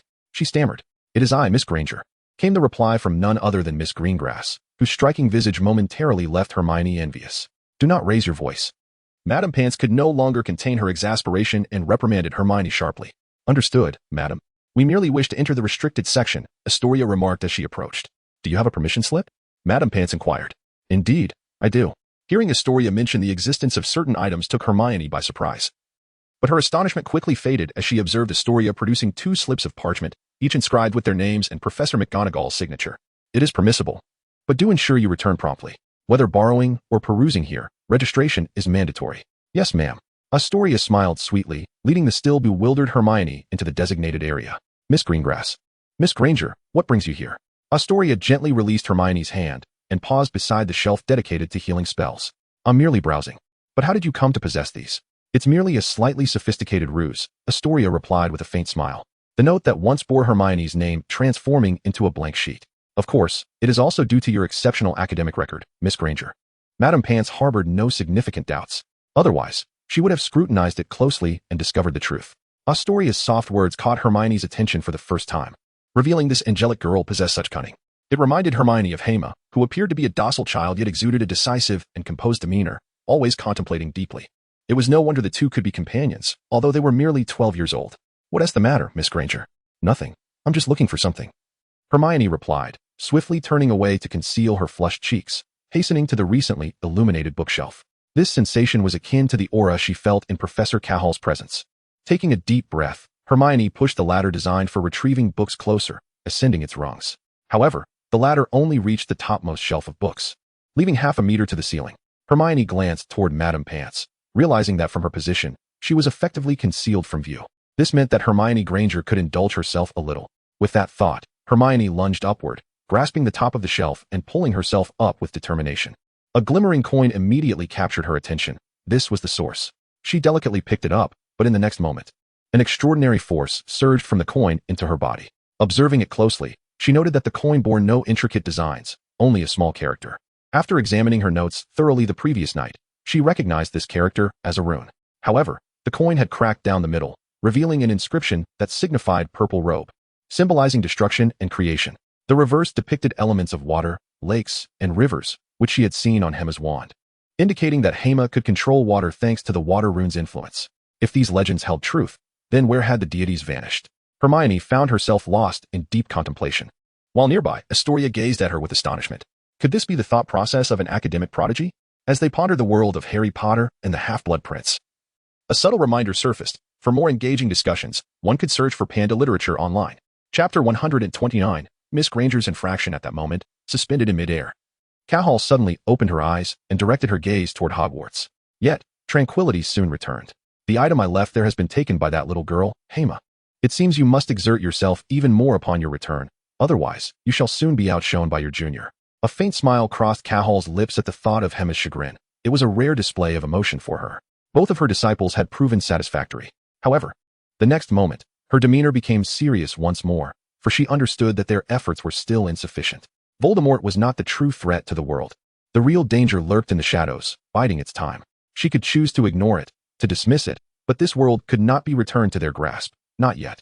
This was a pact she had made with those entities. The age of the gods had faded, and a new era had dawned. There was no longer a necessity for either of us to exist. The decline of the divine is not also your achievement? A coarse voice resounded beside Cahall, suggesting that Cahall was not her true name. The decline of the divine was inevitable. I am indeed a part of it, but this world is our true leader. It is time for you to silence yourself, Odin. That name brings back memories, yet it also fills me with discomfort. Now it is but a legend, a tale, but never a reality. Do you still crave reality? This world no longer permits the existence of gods. Your ability to speak now is merely a consequence of this runic survival. You are no different, Odin replied with a light chuckle, seemingly unfazed by Cahall's mockery. Indeed, we are alike. As previously stated, the age shall ultimately belong to humanity, and thus I must prepare for one final battle. May fortune be upon you. Those beings are not to be trifled with. If you fail, your fate shall not merely be death. I understand.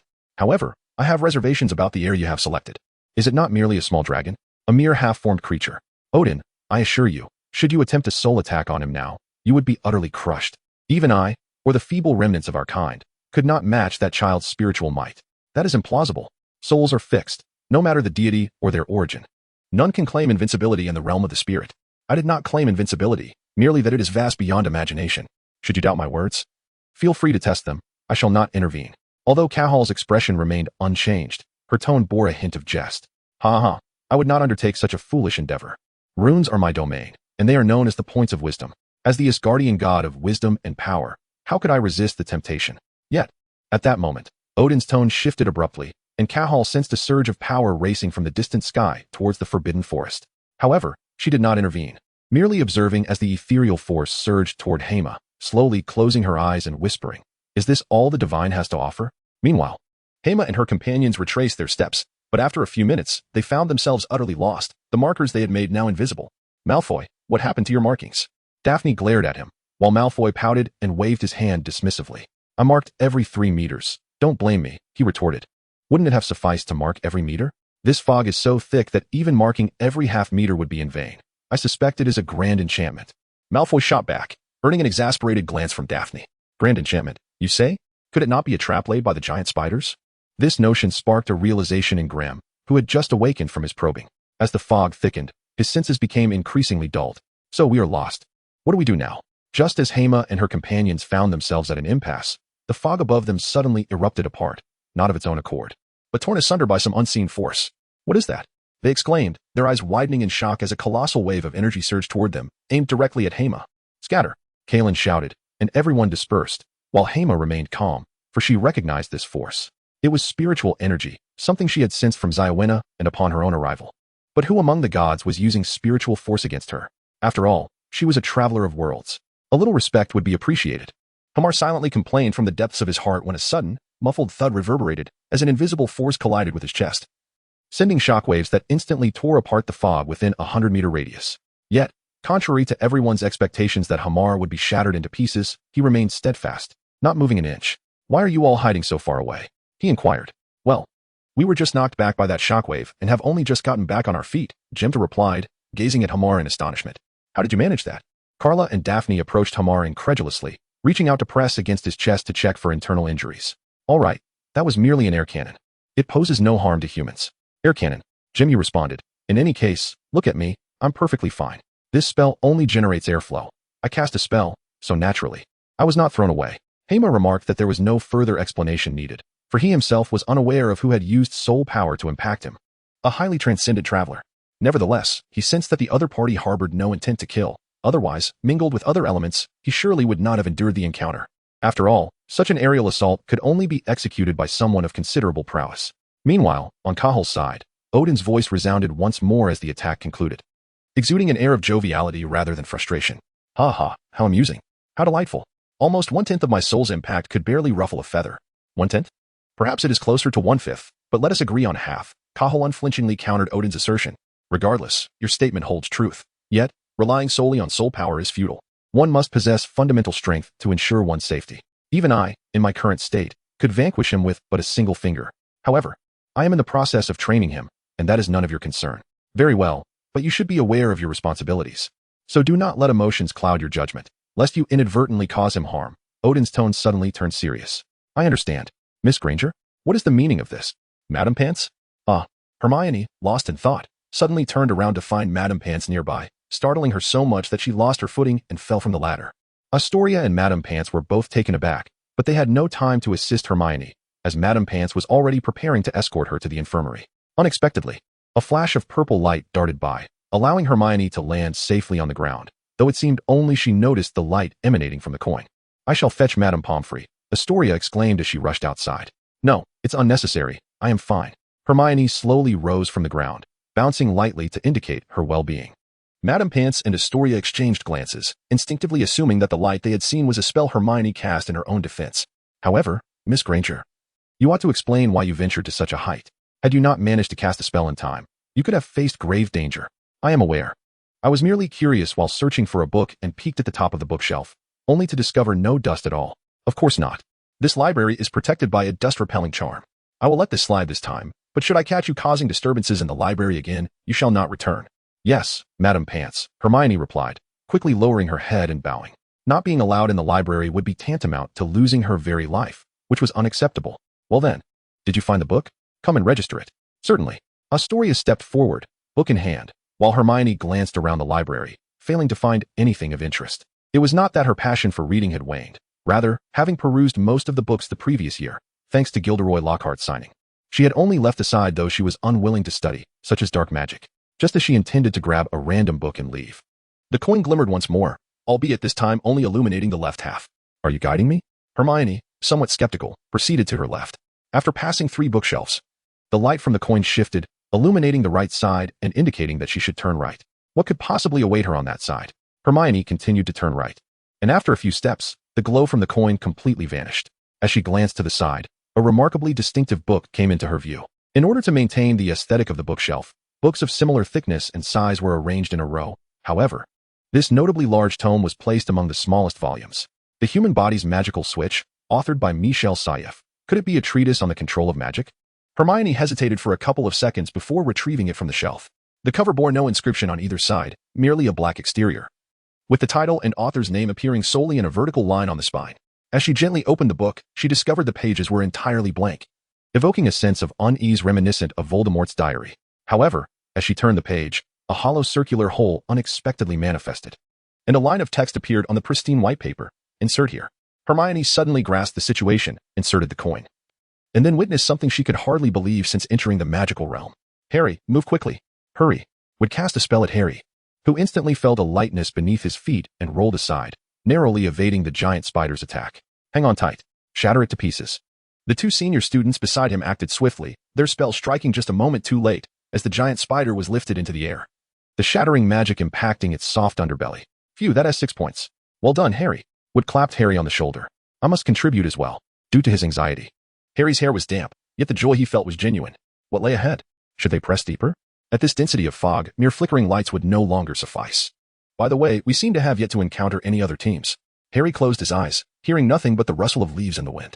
Indeed, nearly 100 teams had entered, around 400 people. The Forbidden Forest was vast, yet it was strange that they had not crossed paths with anyone.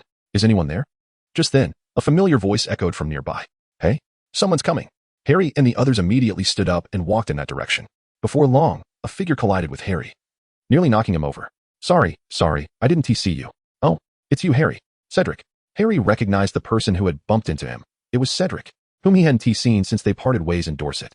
Oh, Wood, so it's your team. I thought it was someone else. What's the matter? Did you and your team get separated?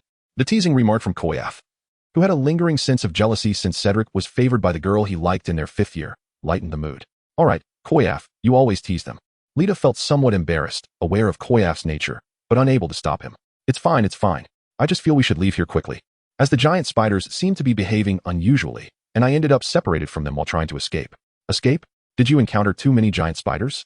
That is not a problem. Giant spiders are social creatures and lack intelligence. They will set ambushes.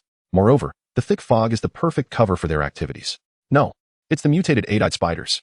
I can't even begin to describe them. Their aggressiveness is far greater, and ordinary spells cannot breach their defenses. So we had to scatter and flee. I still don't know what has happened to them. At this point, Cedric's expression clearly darkened. After all, this team was formed by him, and the 2 senior students and 1 junior had chosen to join him of their own accord. They were his good friends, and a sense of unease welled up within him. Take a moment to drink some water and calm down. Don't worry, the school's protective measures are in place. Trust in Dumbledore's assurances. Yes, but I wish to return promptly and notify the school. Those crimson 8-eyed spiders are not something students can handle unless they resort to lethal dark magic. Otherwise, their defenses are impenetrable. There is more than one. Upon hearing this, the group, which had remained relatively calm, suddenly felt an overwhelming sense of danger. Well, I've encountered 3, but the Forbidden Forest is so vast. If there are only 3, we might still be able to escape. What about the 5? Huh. Upon hearing Harry's slightly trembling voice, Cedric turned sharply, and a crimson figure slowly approached them. Ah, Miss Granger. Madame Pants heard Hermione shout once more and quickly made her way over, determined to expel her. Even with few people in the library, the rules must be upheld. Good students and bad students must be treated equally, without exception. When Madame Pants reached the bookshelf, she saw Hermione emerge with a thick black book clutched to her chest.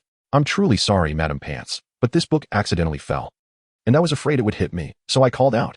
It was not my intention, Hermione said, her face flushed with embarrassment. Today might have been the day she strayed furthest from her principles, committing multiple infractions and even telling lies. Oh dear, Hermione. You're starting to learn bad habits from Ron and Harry. Meanwhile, Ron, who was busy writing in the Great Hall, and the others, including the endangered Harry and the rushing Hermione, simultaneously sneezed.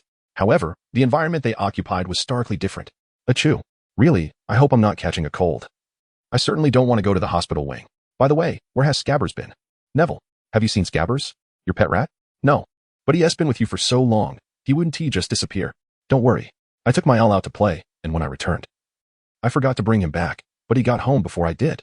No, this situation is dire. I must find him before Hermione's cat eats him. If he meets his end, I can't blame Miss Granger. Upon finishing his thoughts, Ron set down his quill and made his way towards the common room. After all, Scabbers was rather clever. Perhaps, as Neville suggested, he had returned to his nest. Meanwhile, Hermione and her companions discovered a simple method to disperse the fog by employing a spell to summon the wind or manipulate air currents to blow away the mist.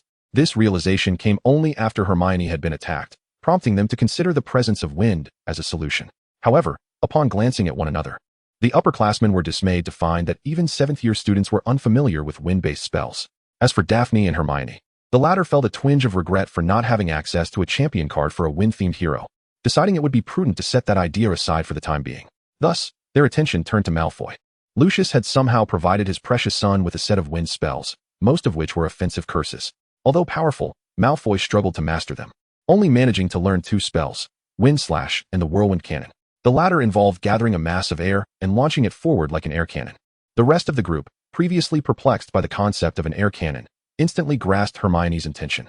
Consequently, Malfoy became the tool of their plan. By gathering air and unleashing the air cannon, he was able to clear a path, revealing visibility for several meters ahead. As for the others, he was unconcerned that anyone might lose their way back, for should the clock strike midnight without their return, with Professor Cahole and old Dumbledore present, they would surely not be lost. Nevertheless, Hermione harbored concerns regarding their safety. After all, their numbers were limited, and whether they could achieve a complete rescue remained to be seen.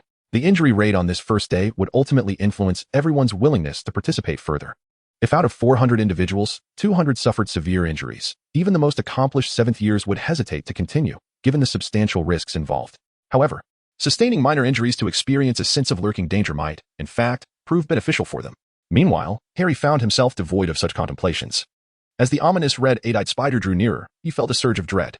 What in the world is that? Run. Our spells are utterly ineffective against them. Cedric shouted urgently, pulling Harry along as they began to flee. The other 3 raised their wands in unison, shouting, Protego, move swiftly. With a resounding thud, the massive claws of the creature collided forcefully against the shimmering golden barrier, sending a gust of air swirling beneath their feet as they swiftly vanished from the spider's line of sight.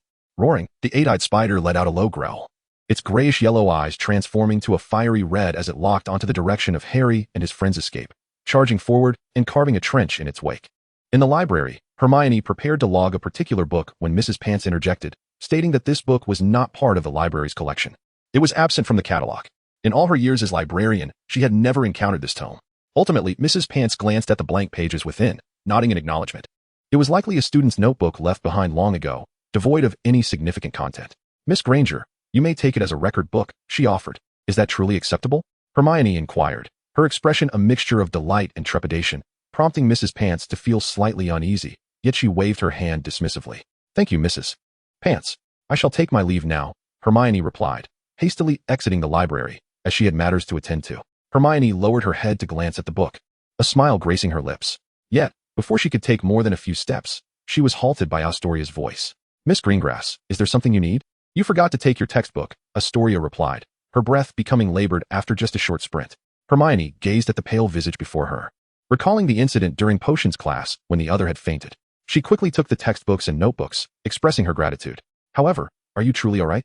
Should I escort you to the infirmary? I'm fine, truly. It's just a minor ailment. I shall take my leave now. Let us go together, as it is on the way. Very well. Astoria responded with a sweet smile. Hermione was momentarily taken aback. Such a girl truly resembled an angel. No wonder Hermione mused that she might be the type of girl that boys least preferred. Miss Granger? Apologies, I lost my train of thought. You can simply call me Hermione, and you may call me Astoria. Of course, if the name is too lengthy, you may refer to me as Aya. By the way, are Astoria and Hermione romantically involved? Astoria found herself momentarily stunned by Hermione's directness, a bold approach, indeed. Yet, she already had an answer to that inquiry. No. Romance is not quite suitable for Hermione and me, or perhaps for me at all. Maybe one day I will come to a realization, but for now, we are still students, why ponder so much? Hermione didn't fully grasp Astoria's meaning but nodded, just as she intended to ask something further. A shadow suddenly darted past the corner of the staircase, causing both girls to widen their eyes in astonishment. What was that? Did I see incorrectly? No, that was a black dog. How could that be possible? They longed to engage in discussions with others who shared their passion for Harry Potter and the Half-Blood Prince. Chapter 132. The Black Dog. To their disbelief, they had spotted a dog within the castle of Hogwarts, which seemed utterly implausible. Whether it was the Dementors lurking outside or the castle's own defensive enchantments, Hogwarts itself was fortified. Miss Astoria, should we pursue it? Hermione suddenly turned to Astoria. Initially, Astoria considered instinctively declining, but recalling Hermione's determination, she nodded. Why not to rely solely on others? There are endeavors one must attempt independently. Death is not to be feared. The true terror lies in lacking the courage to confront it. Then let us proceed. The two hastily descended the stairs, discovering the shadow of the black dog vanishing around the corner of the right corridor. Where is it headed? It ascended the stairs. Let us follow. They trailed cautiously, wary of startling it. The castle was expansive. Should it evade capture, finding it again would prove challenging. They ascended the staircase, maintaining a slight distance, ensuring that the black dog remained in their sight. Before long, having just descended from the 5th floor, they arrived at the 8th floor, only to see the black dog's silhouette vanish from the staircase, indicating it had descended from this level. The 8th floor? The Gryffindor common room. Indeed, but there should be students present in the common room at this hour. Regardless, let us investigate. With that, Hermione grasped Astoria's hand, and they slowly walked down the 8th floor corridor, where they noticed 2 younger students collapsed not far away. What happened to you? Hermione rushed towards them, but Astoria's voice suddenly called out from behind. Don't go over there. Astoria yanked Hermione back, just as a flash of white light zoomed past Hermione, crashing against a nearby portrait with a loud thud. Who did that? Hermione exclaimed, peering into the distance to see a shadow swiftly disappearing from view, her anxiety mounting. That must have been a person, right? Astoria hesitated for a few seconds, frowning as she replied. Has Hogwarts truly been breached? But by whom? Voldemort? Or one of his followers? Or perhaps a Death Eater who just escaped from Azkaban, like Sirius Black? Regardless of the scenario, it was beyond their capacity as young witches to handle. They needed to inform a professor or headmaster Dumbledore, yet they were absent. Did the intruder seize this opportunity to infiltrate Hogwarts? We must alert the headmaster at once. Astoria, you should go inform the headmaster. I will check on the others. Be careful, he may not have gone far. I will. With that, Astoria rushed downstairs while Hermione approached the 2 students, checking their necks and breathing. Discovering they had merely fainted. At the entrance of the Gryffindor common room, the fat lady had vanished from the portrait, which had been maliciously vandalized, with torn canvas littering the ground, and a large portion of the painting completely ripped from the frame. What on earth is this? They are unconscious. At that moment, a raspy male voice echoed nearby. Hermione, caught off guard, was unable to evade and was knocked to the ground.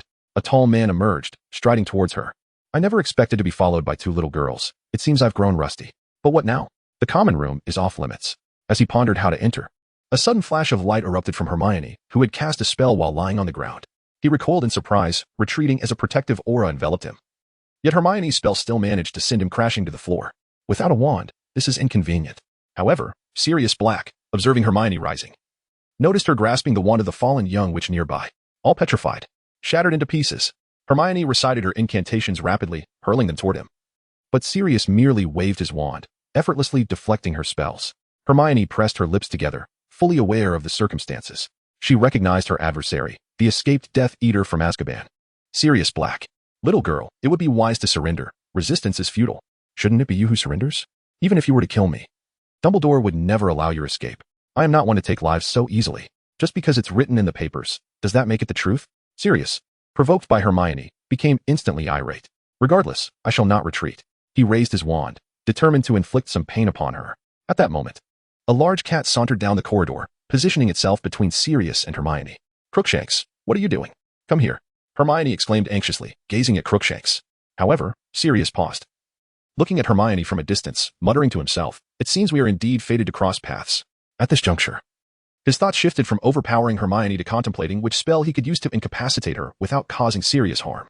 At this moment, Hermione had a sudden spark of inspiration. She lunged forward, seizing Crookshanks, and dashed downstairs without looking back. She was surprisingly swift, but both she and the fat lady had already become aware of my presence. I must hasten my actions.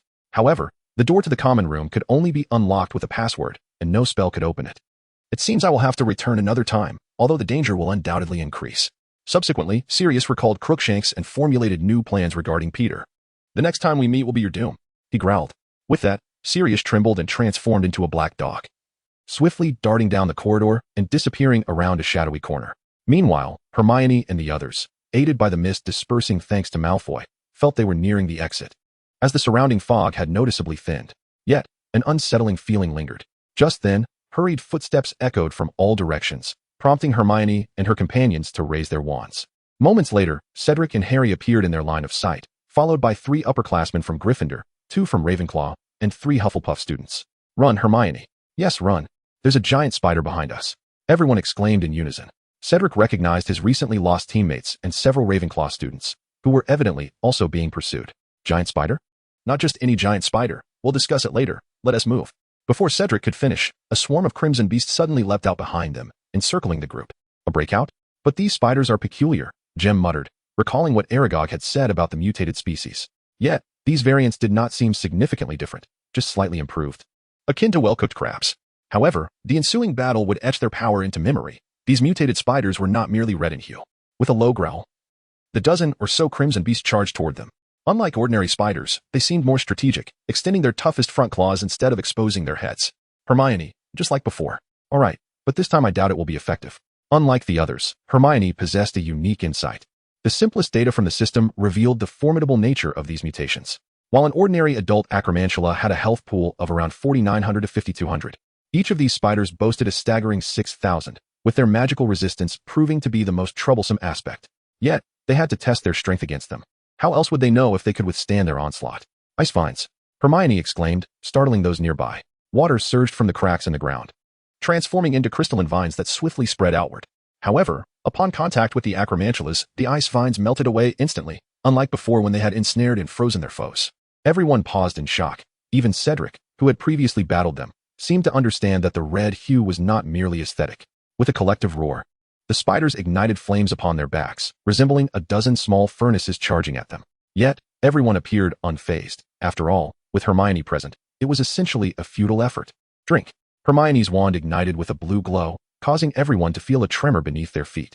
In the next instant, torrents of water erupted from the ground, coalescing into a massive wave that crashed against the acromantulas.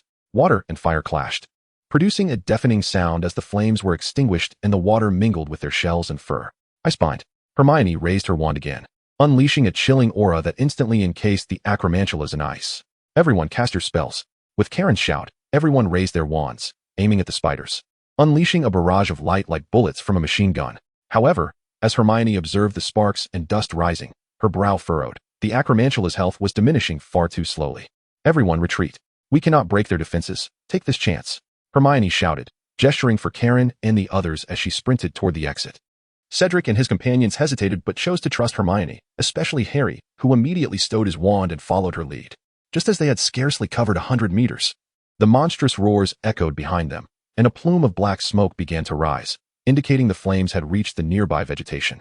"What is wrong with these monsters? Are they invincible?" Koyaf gazed at the distant smoke, feeling a sense of helplessness that rivaled, or perhaps surpassed, that of facing the basilisk.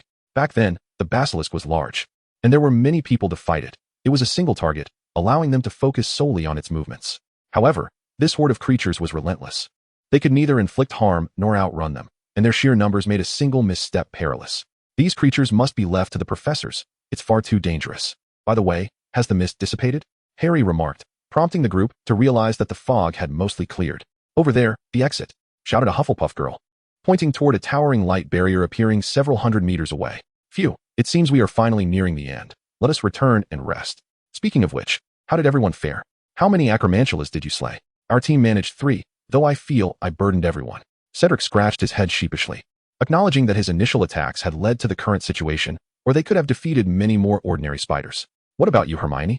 "About a dozen." "That many? How did you manage that?" As they chatted, the group drew closer to the exit, where more students gathered. Suddenly, a deafening whistle pierced the air, reminding everyone that midnight had arrived. If they had not voluntarily returned, the professors would come to escort them back. Thus, those still lost need not worry too much. Among the crowd, several students bore minor injuries, yet their faces radiated exuberance, clearly unfazed by their experiences. "Everyone, come gather." Hagrid appeared at the exit, flanked by Lupin, Dumbledore, Professor McGonagall, and Mr. Snape, who had seemingly arrived unnoticed. "Those who are injured, please see Madame Pomfrey. If you are unscathed, you may return to rest. If anyone has questions, now is the time to voice them." Headmaster Dumbledore. As soon as Dumbledore's words fell, Karen raised his hand and inquired, "In the Forbidden Forest, We encountered not only ordinary acromantulas, but also a variant that cannot be breached in defense and can breathe fire. What is the explanation for this? He urged those who had faced such creatures to raise their hands. Upon observing the scene, Dumbledore addressed the gathered students. In the moment that the diminutive Hermione cast her gaze around, a shadow suddenly fell over her. She noticed that at least half of the students had raised their hands. What do you think makes them formidable? Dumbledore then smiled and posed a question. Impenetrable defenses. Indeed, our spells are utterly ineffective against them, and we cannot approach as they breathe fire. Yes, you are correct. The Crimson Acromantulas are indeed formidable, but they are not without their vulnerabilities. I suspect they must have a fear of water. However, my water spells merely extinguish the flames on their bodies without any further effect. Haha, you're right. They do indeed fear water, but it must be wielded skillfully, as such. With that, Dumbledore raised his hand, and a torrent of water erupted from the ground, which he deftly directed toward a nearby stone. The water transformed mid-air into a slender shape, resembling a spear, and with a resounding thud, it pierced the center of the boulder. As the water dispersed, the stone trembled gently before shattering into two halves. The students gasped, astonished by the sheer power of water. However, mastering such magical control was no small feat for them. You may think it challenging, yet it is not insurmountable, is it? Just as Dumbledore was about to continue, a familiar voice suddenly reached Hermione and the others within the barrier. Headmaster Dumbledore, there has been an invasion at Hogwarts Castle. What? All the students froze in surprise. Though Hermione was not particularly astonished. After all, it was only a matter of time before Sirius would attempt to invade Hogwarts. Coincidentally, with the ongoing situation of expelling the Acromantulas, many professors and upperclassmen were absent from the school, presenting a prime opportunity for action. However, Hermione felt that failure was highly probable. After all, Peter was no fool. Though timid, he was quite cunning and clever, or else he wouldn't have deceived so many people, surely having prepared a hiding place in advance. But why was it Astoria who had come to report this? Was there no one left at Hogwarts? Bullying my little sister, who already walked slowly. Is it Aya? Daphne, who had not seen her sister, nevertheless recognized her voice. Oh, by the way, is Astoria's nickname Aya? No, I simply enjoy calling her that. I'll go check ahead, Hermione declared, swiftly navigating through the crowd with her agility to reach the front. Yet beneath them, the students had already entered into fervent discussions. After all, Hogwarts Castle had been invaded. This was no trivial matter, especially with Dementors lurking outside. You must be Miss Greengrass. Come forward. Dumbledore gently gestured, parting the light veil, allowing Astoria to step forward. Hermione immediately grasped her arm, panting heavily, staggered slightly. Indeed, the girl had overexerted herself.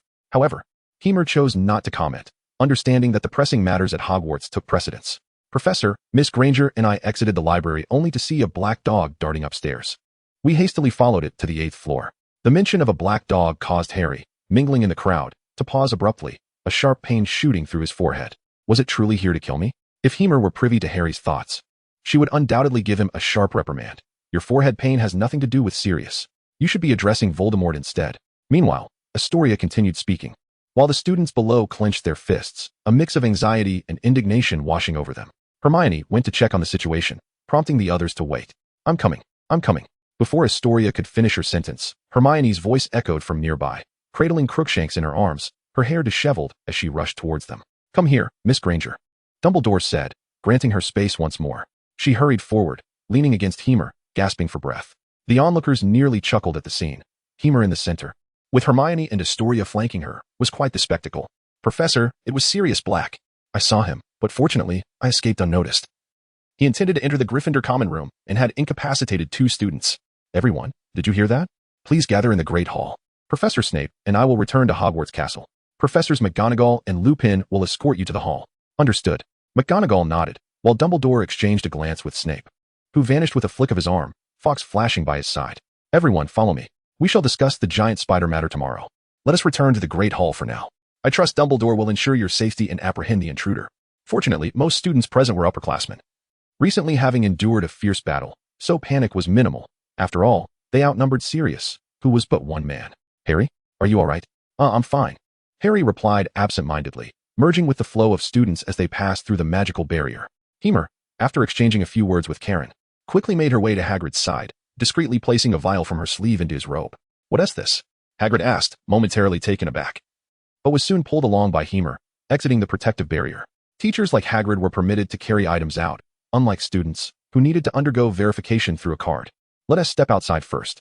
Hagrid, still dazed, entered his hut, and Hema urged him to reveal the contents. However, upon seeing what was inside, he froze. A baby acromantula? This cannot be. I must return it.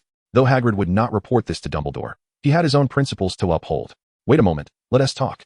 Hema said softly, uncorking the vial. The young Acromantula, hearing her voice, slowly rose. Is that Hagrid? Aragog croaked, though his voice was still hoarse. It rang with a clearer tone. Aragog, how could this be? Now, let the two of you converse. I shall take my leave, lest others come looking for me. Thank you. Hema, Hagrid replied, still perplexed but trusting her intentions.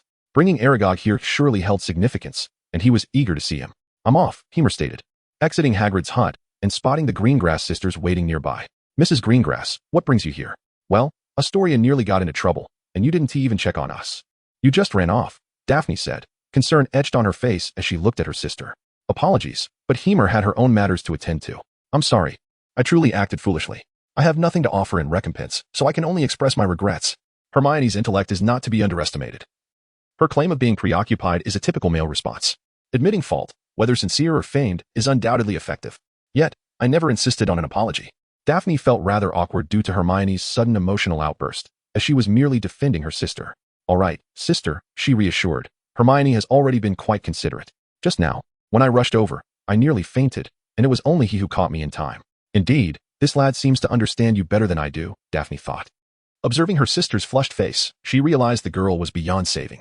However, a glance at Hermione made her nod slightly. At least this boy was commendably exceptional. Meanwhile, not far away, Hermione sighed deeply while watching the trio, feeling rather unfortunate herself. Nevertheless, she consoled herself with the thought that the little angel had it much better than her, the Cinderella. She raked her fingers through her disheveled hair, feeling a bit flustered as she clutched Crookshanks and started walking forward. However, she was halted after just a few steps. Turning around, she found Hermione smiling and saying, "It seems you're in good health, which puts my mind at ease." Instantly, Hermione felt a warmth in her heart and couldn't help but smile, exclaiming, "What troubles could I possibly have? I am the all-knowing Miss Granger of Gryffindor." Upon reaching the Great Hall, most students had already gathered, and those who had tea were forcibly brought by the professors for their safety. The only group that remained absent was likely those who had sustained more serious injuries during the morning battle, still attended to by Madame Pomfrey. Professor Sprout was there to accompany them, serving as a protector, ensuring the school's vigilance regarding everyone's safety. Of course, aside from those present, many students were still in a daze, unaware of the unfolding events. However, with Dumbledore taking the stage, they sensed that something troubling had indeed occurred. After all, the headmaster would not convene an assembly during class time without cause. Any announcements would typically be made during evening study sessions, while less critical notifications were communicated directly by the heads of houses or prefects to the younger wizards. Before long, the news spread like wildfire among the students. Sirius Black had infiltrated the school. Dumbledore, along with a few professors, arrived to explain the recent events. Most students were already aware and were not particularly surprised. Nonetheless, the fact that Death Eaters had breached the school's defenses caused a palpable tension among them. After all, one could never predict the actions of a murderous psychopath. Yet Dumbledore reassured them, noting that their choice to act when he and the professors were absent indicated their fear of the strength possessed by the faculty and older students. Thus, while caution was warranted, there was no need for excessive terror. The students who participated in the giant spider exorcism understood the reality. Could a mere human prevail against multiple colossal red spiders? No. They responded in unison. Even those who had not partaken in the battle turned their curious gazes toward their classmates, eager to learn what had transpired. Dumbledore continued, emphasizing the necessity to face their adversaries bravely. He assured the younger students that there was no reason for panic. Other teachers and Mr. Filch were already searching the premises. Shortly, the faculty and he would conduct a thorough search of the castle. Observing the students' somewhat calm demeanor, Dumbledore proceeded, "For your safety, I advise against returning to the dormitories for now. Although Sirius Black has no intention of harming students, he seeks to enter the common room. Therefore, for the next couple of days, you may have to spend the night here. I will require the prefects to stand guard at the hall's entrance, and the heads of the student councils will remain here to oversee matters. Should anyone feel uneasy, I will personally stay to ensure your comfort." Laughter erupted at Dumbledore's jest, alleviating much of the tension in the room. The afternoon classes resumed as usual, with an emphasis on maintaining uniformity among the grades to prevent issues and discourage solitary wanderings in the corridors. After class, students were instructed to head straight to the hall, which was protected by enchantments and supervised by faculty and fellow students. Even shadows could not withstand the brilliance of light. Understood, the students nodded, particularly resonating with the notion that shadows could never triumph over light, reinforcing the importance of camaraderie. Additionally, Miss Astoria Greengrass and Miss Hermione Granger displayed remarkable bravery by risking danger to inform me of the situation. Thus, both Slytherin and Gryffindor would receive 10 points. Applause erupted from both houses, though most students recognized Hermione, but not Astoria. Yet, Seated beside Hermione, Astoria smiled slightly at the applause but quickly pulled her hood tighter, wishing to avoid attention. Finally, Dumbledore declared, "Let us enjoy a hearty lunch without fear or anxiety. Hogwarts remains as it always has." With a wave of his hand, the tables were adorned with an abundant feast, even more lavish than usual. After the meal, the students regained their spirits. Except for the first years who had just arrived at Hogwarts, everyone resumed their ordinary routines. This surprised Hermione. But as she glanced at the house crests adorning the hall's walls in memory of the basilisk, she smiled. Indeed, they had triumphed over such a formidable foe. What was there to fear? Minor anxieties could certainly be overcome. Moreover, Hermione knew Sirius Black was not one to harm the innocent recklessly, and thus, the current atmosphere was entirely manageable. The afternoon passed swiftly, and after attending a transfiguration and herbology class, Hermione found no other courses left. Other students followed suit. Returning to the hall, where a lively ambience filled the air as they exchanged tales of their intriguing experiences, with the most discussions centered around Hogsmeade. Yet, Hermione paid little mind to the topic, as she was not yet truly a third-year student. While she could sneak through the secret passage or speak with Dumbledore, she refrained from breaking Hogwarts rules for mere amusement. As time trickled on, evening fell, and after night study, everyone engaged in casual conversations. Yet their minds were preoccupied with a singular thought. How could the Great Hall rest as Dumbledore suggested? As Dumbledore entered, smiling and waving to everyone, the tables and chairs vanished instantly, causing them to tumble to the ground. Just as they braced for a hard landing, unexpectedly, sturdy sleeping bags appeared beneath them, allowing them to recline comfortably. This was part of the school's special emergency protocol, ensuring that no one would have to sleep on the tabletop. Well then, sweet dreams to you all, Dumbledore declared before stepping out, leaving behind a group of bewildered students, particularly the girls. "I haven't brushed my teeth yet," one exclaimed. "I need to change clothes. There are boys here." Another added, "I have to go to the restroom." "All right, everyone, there is still half an hour until lights out. You may move about freely for now. As for your pajamas, the school will provide them for you. You can change in the faculty lounge upstairs, which has been designated for your convenience, with separate areas for boys and girls," Professor McGonagall announced. Instantly, all the students rose and headed outside, eager to escape the confines of the dimly lit hall. The boys, in particular, felt a strange sense of anticipation, curious about what the girls would wear for their sleep attire. After all, they typically only saw the girls in their long black robes, which concealed their figures and left little to the imagination. During rest periods, the dormitories were separated by gender. Consequently, excitement surged among the boys, but the girls too felt a flutter of exhilaration. This was the essence of youth.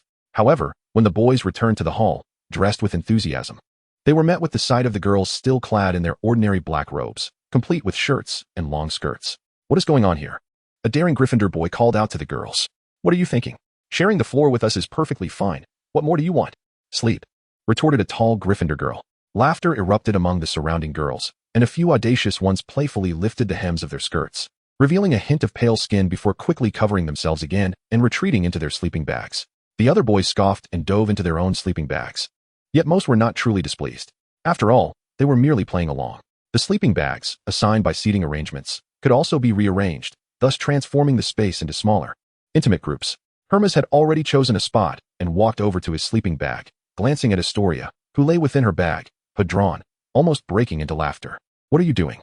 Trying to suffocate yourself?" he teased. "I'll take it off when the lights go out," Astoria murmured softly. "Well, you really needn't do that.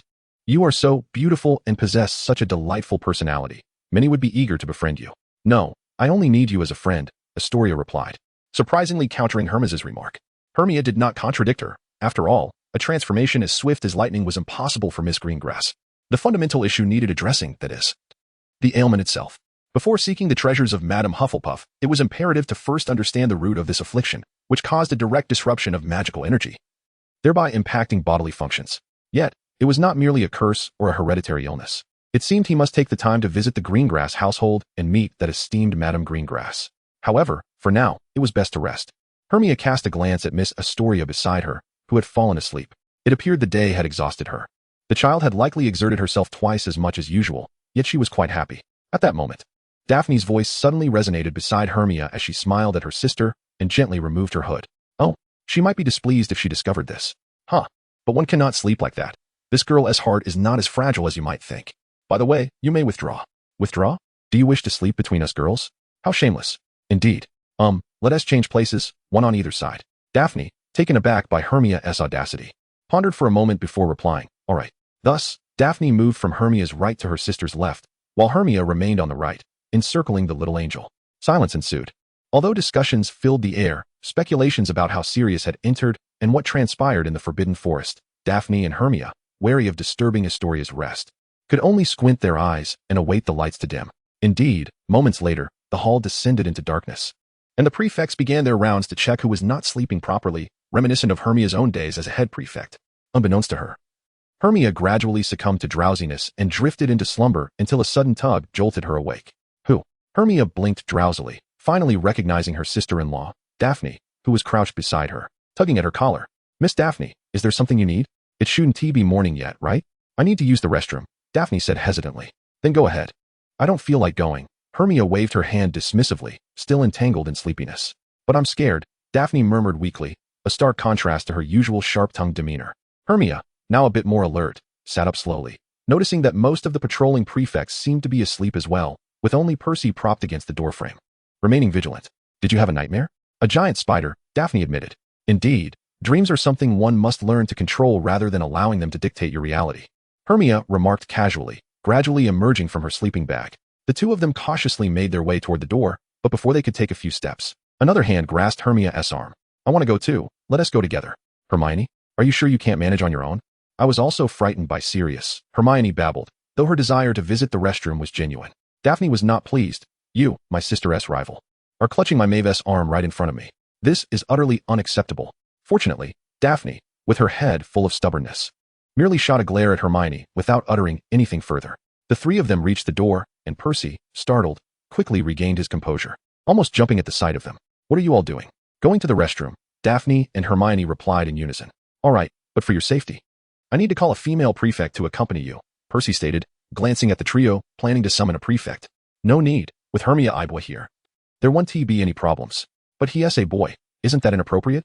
Percy frowned, recalling the professor's warning that students must be accompanied by a prefect when outside. However, Hermia Ibwa's prowess was more than sufficient to ensure the safety of the two girls, especially since Hermione Granger and this Slytherin lady were not easily intimidated.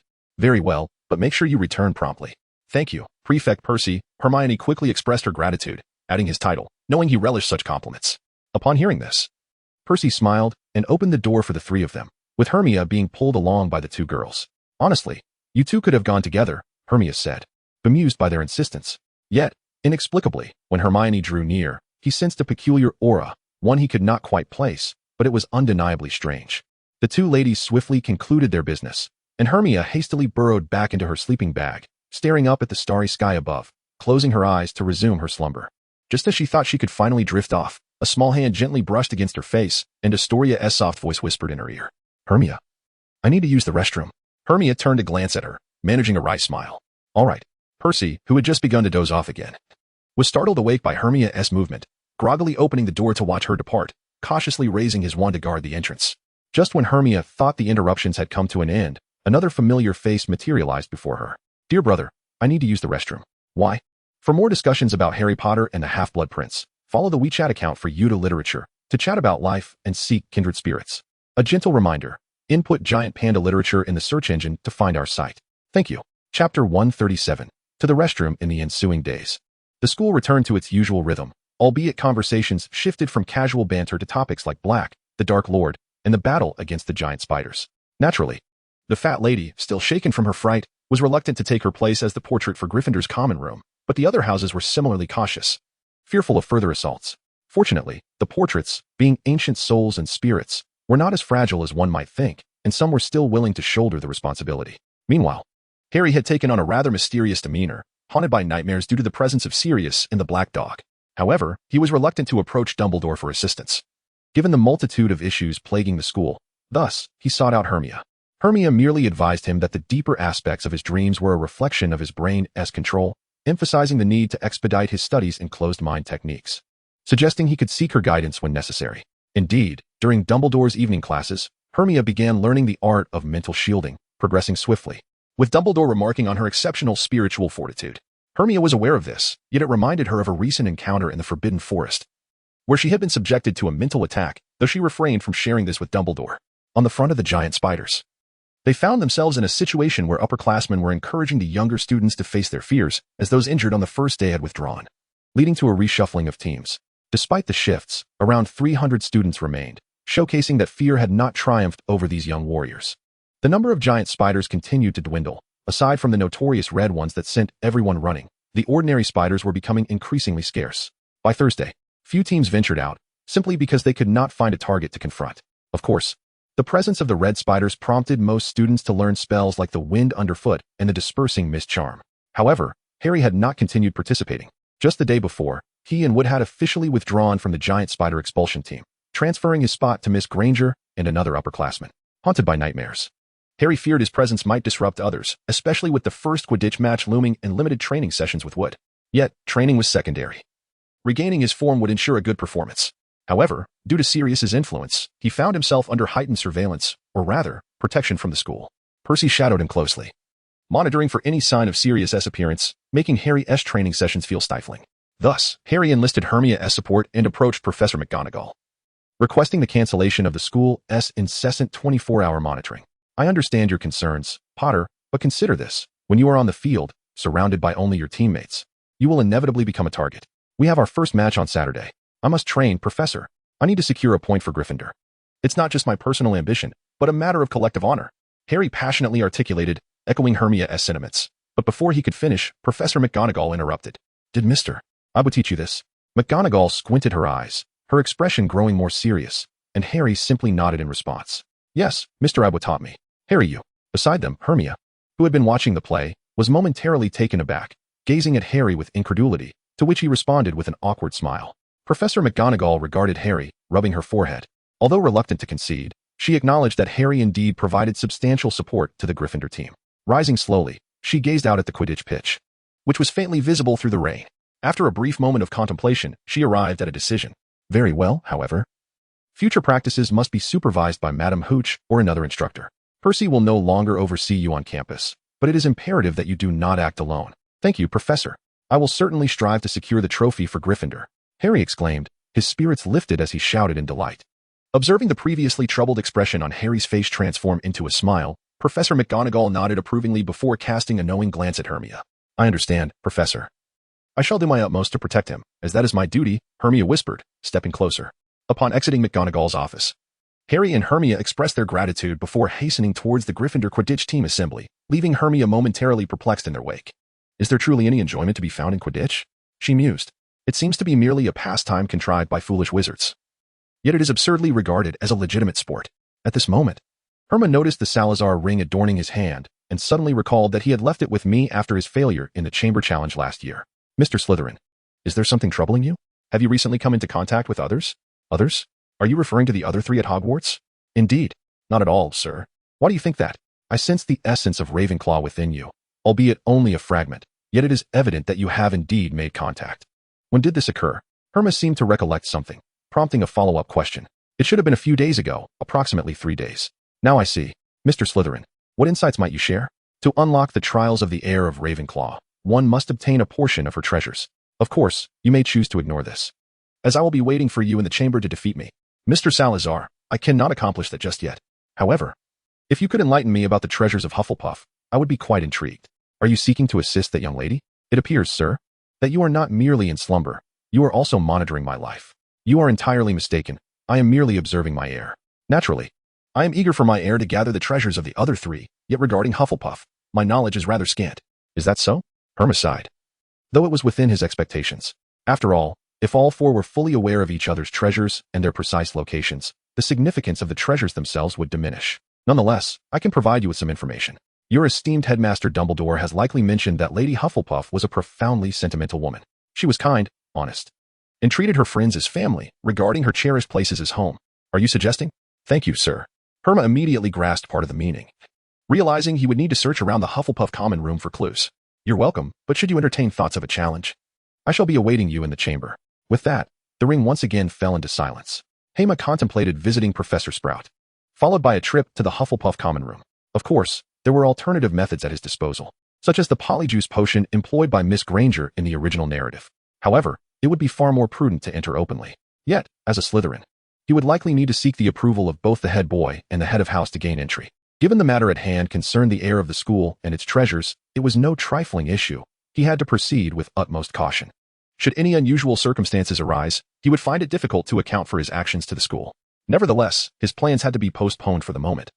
as he was required to attend defense against the dark arts class, which was still a large lecture. Upon entering the classroom, Hema immediately sensed a significant drop in noise levels. Looking ahead, he saw Snape standing there, his face a portrait of displeasure as he glowered at the students below, his brow furrowed as if it might soon unite in a single crease, with his primary focus evidently directed towards Harry, seated beside Ron. Hermione casually settled into a seat, while Snape descended from the podium and waved his wand to the side. With a series of sharp sounds, the windows slammed shut, plunging the room into darkness and silence. He then returned to the podium, a rhythm that instantly reminded Hermione of a video clip she had watched before her journey through time, where everything was perfectly synchronized. Today, I shall be your instructor. Where is Professor Lupin? Harry suddenly raised his hand, causing Snape's previously composed demeanor to fracture in an instant. I am here, conducting the lesson. Professor Lupin has his own responsibilities. Harry Potter, did Professor Lupin teach you to interrupt the teacher's discourse? No, Professor. Then remain silent and attend the lesson. 5 points deducted from Gryffindor. One might ponder why our headmaster harbors such disdain for Harry Potter. Surely, it is due to Harry's demeanor, meddlesome yet lacking in foresight. Parading himself as a great hero, whispers began to circulate among the students, but with a gentle tap of his wand against the desk, Snape restored order to the classroom. Today, we have students from both Slytherin and Gryffindor. Thus, our pace will differ. We shall discuss werewolves. But, Professor, we have just covered boggarts, redcaps, and grindylows. Is it not a bit premature for us to delve into werewolves? Hermione suddenly raised her hand to address Snape, yet he sharply gestured for silence, fixing her with a piercing glare. I believe that as students, your foremost lesson is to respect your teachers in the classroom and refrain from interrupting them. 5 points will be deducted from Gryffindor. Furthermore, Miss Know-it-all, I dare say it is too early for you. For you, it seems, it is far too late. Boggarts and creatures such as the redcap are matters you should have been able to manage independently since your first year. However, Hermione furrowed her brow, intent on continuing her discourse, only to be tugged back by Lavender and Thomas at her sleeve. For the sake of collective honor and house points, she stifled her words, though her eyes still simmered with indignation. Everyone, turn to page 394. Now, many students exchanged pained glances and some murmured quietly, yet they opened their books. Can anyone tell me how to distinguish a werewolf from a regular wolf? Or what exactly a werewolf is? As Snape's words echoed in the classroom, the students sat like marionettes, frozen in silence, with Hermione resolutely raising her hand once more. Hermione instinctively raised her hand, only to hastily lower it again, for she was reluctant to draw attention to herself, particularly in the presence of Snape, where such efforts seemed futile. When it came to significant matters, she knew she must assist her own, especially with Dumbledore's oversight and the ongoing potion trade between them. There was no need to seek approval in the classroom. Indeed, I anticipated that Lupin had not imparted even such basic knowledge to you. Snape's sardonic smile only served to incite Harry's ire further, prompting him to raise his hand defiantly. However, it was evident that Snape had no desire to call on Harry, while he could easily ridicule a wrong answer. What benefit would there be in acknowledging a correct one? Perhaps it was best to refrain. Hermione observed Snape's petty demeanor, nearly bursting into laughter. However, in the next instant, a hand unexpectedly reached out and patted her on the back. Hermione glanced to her right and noticed Ron subtly gesturing to her. A small piece of paper slid across 2 rows of Slytherin students and landed on her desk. What on earth could Ron want from me? Could it be concerning Hermione? No, that doesn't seem likely. Ron hasn't yet developed that romantic aptitude. Hermione, could you help me locate Scabbers? I have no idea when he vanished, and I haven't seen him around for the past couple of days. I'm beginning to suspect that Hermione's cat might have devoured him. After reading, Herma was momentarily stunned. How could that little dwarf star possibly be dead? Surely he had heard about Sirius's invasion and had hidden away. However, Herma suddenly recalled another point. This lesson was being taught by Snape. So where was Professor Lupin? Surely he wasn't still transforming into a werewolf. Although once infected, a werewolf could never completely revert to a normal human. Certain methods could suppress the transformation, and he must have acquired this knowledge over the summer. Yes, it was from Mr. Newt Scamander. On the night of the full moon, he had transformed into a werewolf and appeared before them the next day in good spirits. Thus, there must be other arrangements. Perhaps he was assigned by old Dumbledore to capture Sirius, or maybe he volunteered. Who could say? In the classroom, Snape scanned the room before slamming his hand down on the desk. Ignoring the raised hands of Hermione and Harry, he directed his gaze toward Ron. Ron Weasley, answer the question. Huh? Ron was taken aback. He had never expected to be called upon by Snape, although he often boasted of his fearlessness toward the bat-like professor. Being scrutinized made him rather anxious. Observing Ron's tense demeanor, Snape's expression softened slightly, confident that the boy would falter. Yet, unexpectedly, Lavender Brown raised her hand. Professor, we haven't even covered the chapter on werewolves. Isn't this question a bit excessive? No, this is a matter of common knowledge. Even first and second year students should be aware of this. Ron stammered. A werewolf is a human who transforms into a wolf during the full moon. But werewolves are different from ordinary wolves. They are afflicted by lycanthropy, which is a magical disease. Essentially, they remain human most of the time. Furthermore, lycanthropy spreads through infection. If a werewolf bites you, you'll contract it. Of course, under normal circumstances. You'd probably be killed by the werewolf before you even had a chance to be infected. As Ron articulated his response word by word, everyone, including Snape, was left dumbfounded. Ron, splendid. Lavender was the first to exclaim, and soon the other Gryffindor students joined in applause. Snape furrowed his brow, incredulously regarding Ron. Had the boy suddenly become enlightened? Surely not. Silence. Mr. Ron Weasley answered correctly, quite beautifully. I hope you can maintain this level of excellence in future topics. Gryffindor earns 1 point. Huh? The little lions below were equally astonished. It wasn't so much the point that pleased them, but the fact that Snape had awarded a point at all. Yet, they accepted the point without protest, simply choosing not to regard Snape favorably, though he remained indifferent to their expressions. However, Herma was most surprised that Ron had managed to answer correctly. She felt the need to pay a bit more attention to this matter. The following moments transformed into a personal showcase for Snape. Having just witnessed Ron's impressive answer, he was reluctant to pose further questions. Throughout the class, even the Gryffindors who typically disliked Snape had to admit that his teaching skills were indeed commendable.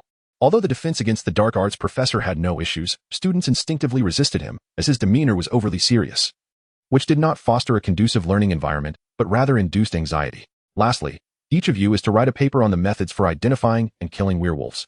Of course, if you believe you have mastered the subject entirely, you may choose not to write. I will question you thoroughly in the next class. Additionally, your Professor Lupin will not be returning this week. His class will resume next week, so do not think you can slack off. Class dismissed. With that, Snape shook his black cloak and swiftly exited the classroom. Herma immediately placed her textbook into the hands of her classmate, Mr. Malfoy, and hurried after him. Ostensibly, she was off to seek clarification, but in truth, she intended to discuss the division of profits from the sale of the red potion, as she had observed several instances during the recent giant spider expulsion battle. Moreover, it appeared that what she had sold to Snape was not the original version, as it seemed diluted, resulting in diminished potency while retaining some effectiveness. It seemed that Snape, with his prominent brows and piercing gaze, was also a shrewd businessman. Nevertheless, one had to commend him. After all, one should seize opportunities for profit unless one was rather foolish. Mr. Iboa, is there something you wish to discuss with me? If not, you may leave. Snape's demeanor was consistent with anyone else, and as soon as Herma entered his office, he abruptly stated this. I would like a biscuit and some hot tea, dear partner. Herma was unfazed. After all, Snape was not inherently malevolent. As long as he ignored the jibes, they would get along just fine, a skill Herma had honed over time. The potion you provided me is far too unique. If placed directly on the market, it would lead to endless complications. Even when diluted, I must proceed with caution. Snape, seeing that Herma was addressing serious matters, casually took a seat and began fiddling with the various vials on his desk. I understand, but did you not inquire as to the source of this potion? Curiosity abounds. But I prefer not to pry. Everyone harbors their secrets. However, secrets can be destructive, and I perceive this as a useful tool. Herma chose not to respond, as she believed that apart from the system and her senior, Ziawena, she had no other secrets. By the way, Professor Snape, why do you seem to target Harry? Although no one speaks of it, it is evident. I do not. I merely disapprove of his demeanor and style. Is that so? Sometimes, letting go is erroneous, and holding on is equally misguided. What did you say? Snape's gaze turned sharp, scrutinizing Herma as if seeking to uncover what she knew.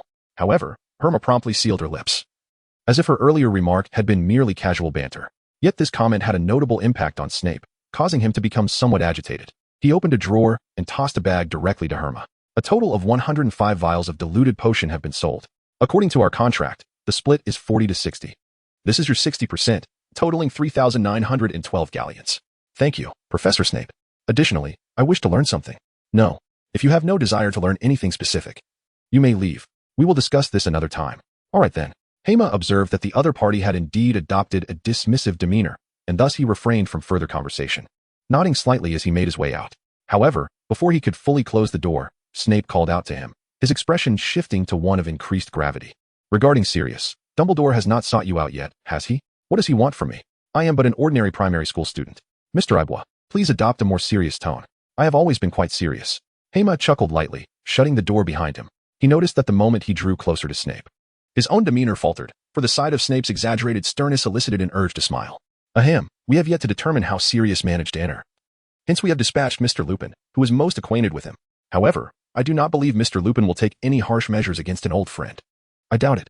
Since Dumbledore trusts Mr. Lupin, I see no reason for concern. I need not involve myself, correct? That is not to say you should engage in this matter. Capturing Sirius will not be an immediate task, thus you have a more defined mission. Excuse me? concerning the werewolves. Snape retrieved a newspaper from the shelf and placed it before Hema, the headline glaringly prominent from the latest issue of the Magical Daily. Unlike the diverse offerings of the Prophet, this publication, though less widely circulated, focused exclusively on significant malevolent incidents. Shock. The hidden village of Kaza was besieged by werewolves. What is this title? Werewolves attacking a wizarding village. Is Dumbledore concerned about Hogsmeade? That seems unlikely. One cannot be certain. According to the Ministry of Magic's records and various testimonies from wizards, there has recently been the emergence of a unique breed of werewolves. A fact with which you should be somewhat familiar. Hema immediately thought of the organization known as the Blood of the Apex, a dark entity that emerged following the disbandment of the Dragon Blood Sorcerers.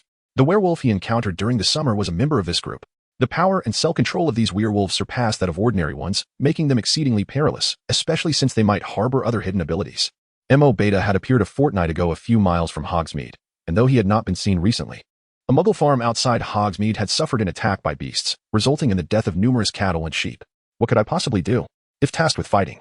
To be frank, I would stand no chance against such a creature, Hema mused, recalling the monster and feeling utterly inadequate.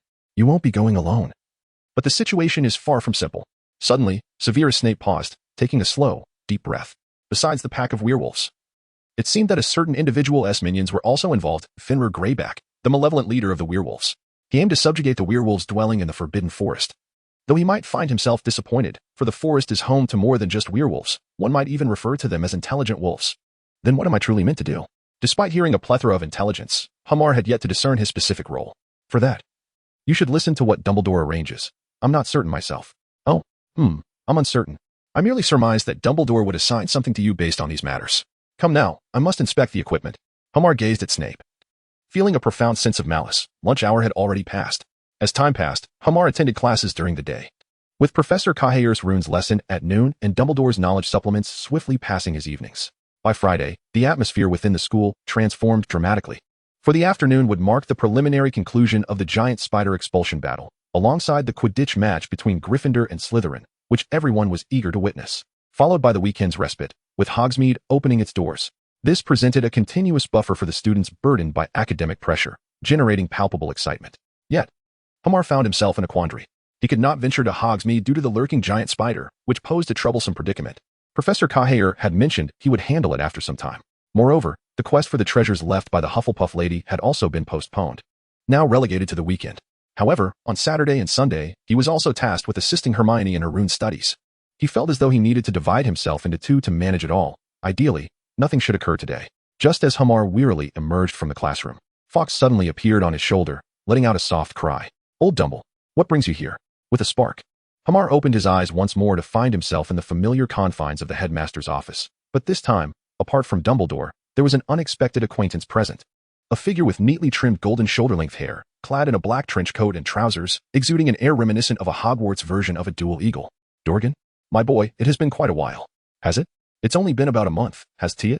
You know, your sister thinks of you daily, Dorgan jested, lightly lifting Hema's chin with his finger. Ahem. Dumbledore promptly cleared his throat, sensing the unfolding situation. What is going on, old Dumble? Is there something you need? Now that you've met Miss Dorgan, you should have surmised. Haven't you? Dumbledore composed himself, smiling as he spoke. No, I have no idea. What should I know? Hema instinctively pushed back, feeling that the other party was about to assign him another task, possibly akin to what Snape had mentioned that day. Severus must have informed you about the werewolves. I must decline, but I truly have no time. You are well aware of that, Hema stated with a serious expression. Dorgan observed the intriguing dynamic between the two, aware that few dared to converse so openly with Dumbledore amidst the multitude of wizards worldwide. Thus, I have provided you with a companion, and I am not sending you to battle the werewolves, merely to scout the situation, especially since funding has been allocated for this endeavor. Hermione initially felt a lack of enthusiasm, but upon hearing the mention of funds, her mind suddenly sparked with new interest, and her spirits lifted considerably. This is something I might contemplate, she mused, considering her recent expenditures on magical supplies and books. She spoke candidly about her financial concerns to Dumbledore, inquiring, how much is it? Approximately 200 galleons. If we manage to capture the werewolf, there will be additional rewards. But most importantly, there is the honor involved, perhaps even the possibility of earning the Order of Merlin, he replied. Hermione dismissed the notion of the Order of Merlin, as it brought to mind the infamous Lockhart, who had obtained the accolade merely through his silver tongue. Without digressing further, Dumbledore informed her that there had been sightings of 2 packs of werewolves near Hogwarts and Hogsmeade, a matter only known to a few heads of houses. Given her previous encounter with the mutated werewolf, He insisted that the task fell squarely upon her shoulders. He added that the real concern was not just about Fenrir, but the implications of their support from the werewolves in the Forbidden Forest, which could pose significant danger outside Hogwarts Castle. "No, I am not worried," she replied. "And it would be futile to explain why now. At most, they will only pretend to align with us. They will never truly side with Voldemort. So, we are primarily focused on the blood of the top and Mo Beta?" Dumbledore inquired, envisioning the menacing figure of the werewolf, which still unsettled her. "Rest assured, during this period, Miss McGonagall will accompany you at all times, and additional personnel will join us. We will require your assistance this Saturday and Sunday," he stated. "Not a burden at all, for it is our duty, and I should express my gratitude to you," she replied, her gaze resolute as she looked at Dumbledore, who had previously aided McGonagall. "Indeed, the support is mutual. As a member of the Ministry of Magic, you have also assisted me greatly, particularly concerning Hermione, whom I insisted you help over the summer. At Mr. Scamander's, I learned much, beyond just the power of wizards. I acquired knowledge of various other matters," she interjected. "Moreover, Hermione, have you forgotten something? You do not require any approval this Saturday and Sunday to visit Hogsmeade. Are you not pleased? In the third year, one cannot go without permission slips." "I do not wish to go. It is nearly November, and the weather is rather cold," she replied. "Very well, then. Miss McGonagall has matters to discuss with me. You may go have lunch. She will inform you of the detailed arrangements," Dumbledore concluded. With a wry smile, Hermione slowly turned to ascend the staircase. "See you this afternoon, little rascal," she quipped. "All right. I am utterly exhausted," she murmured as she exited the headmaster's office. Observing the joyous laughter echoing in the corridor, a stark reminder of how far removed her mundane existence felt. "Hermione, what does Professor Dumbledore want with you?" A trio in the corridor approached her, with Harry still clad in his Quidditch uniform. "Have you donned the new team outfit?" she inquired. "Yes." Although the reward for driving away the Acromantula has yet to be received, some upperclassmen fronted the expenses, and it just arrived today. Harry's expression had brightened considerably since a few days prior. After all, one cannot dwell endlessly on the shadows of Sirius and the grim realities. They have their own lives to live, filled with friends and loved ones. So despair must not be an option. "Wishing you success this afternoon," she encouraged. "By the way, are you not coming to watch?" Harry gently tugged at her sleeve, his eyes wide with earnestness, causing Hermione to shiver involuntarily. "Go away," she exclaimed, quickly shaking off his hand. "By the way, Hermione, we still haven't found Scabbers. What shall we do? Is he truly lost?" Ron asked, glancing furtively towards Hermione. Hermione immediately became displeased. "What do you mean by that? It sounds as though you're suggesting I should rid myself of your mouse. I've already mentioned that Crookshanks is exceptionally clever." Hema gazed at the two individuals, feeling somewhat helpless, for it was improbable that a mere bow of the head could uncover the whereabouts of the diminutive Sirius. "Ah, Hema, what's wrong?" The three little ones, startled by Hema's sudden exclamation, turned to see him smiling and pointing towards the windowsill. Upon glancing over, they beheld a dusty ledge where a large, grayish-yellow rat, appearing quite lethargic, was making its way towards them. Scabbers. The unexpected return of the little rat left Hema astounded. Was it possible that Sirius Black had ventured beyond the vicinity of Hogwarts, daring to roam about? Yet, why did it appear so listless? Ron cradled Scabbers in his hands, inspecting the creature's body. "Perhaps it's just hungry, and this rat is rather old, isn't it?" Hema mischievously inquired, seemingly with intent. "Yes. Scabbers has been with us since Percy's time, possibly even longer, around a decade or so," Ron replied. "But wait, Ron, it's merely an ordinary rat, not a magical creature, right?" Hermione's eyes brightened suddenly. Yes, I suppose," Ron nodded, while Harry seemed to have an epiphany. "How can an ordinary rat possibly live for over a decade? That seems rather implausible." "Why is that implausible? Yet, given its current state, it may indeed be aging. However, even if Scabbers were to pass away, I wouldn't allow your cat to take him, Hermione." "I wouldn't," Hermione insisted, "nor would Crookshanks." All right, enough of your bickering. Regarding pets, just manage your own. It's perfectly natural for cats to chase rats, and rats to fear cats. Ron, just be mindful," Hema interjected. Despite Ron's lingering displeasure, Hema's words encouraged him. He recalled the individual who told him that if he followed him, he too could become a formidable wizard like Hema, and he was determined to achieve that. Unbeknownst to the other three, Ron's thoughts drifted as Harry resumed sharing his thoughts on the Quidditch match from earlier in the day. At that moment, two tall figures, synchronized in their movements, lunged at Hema from behind.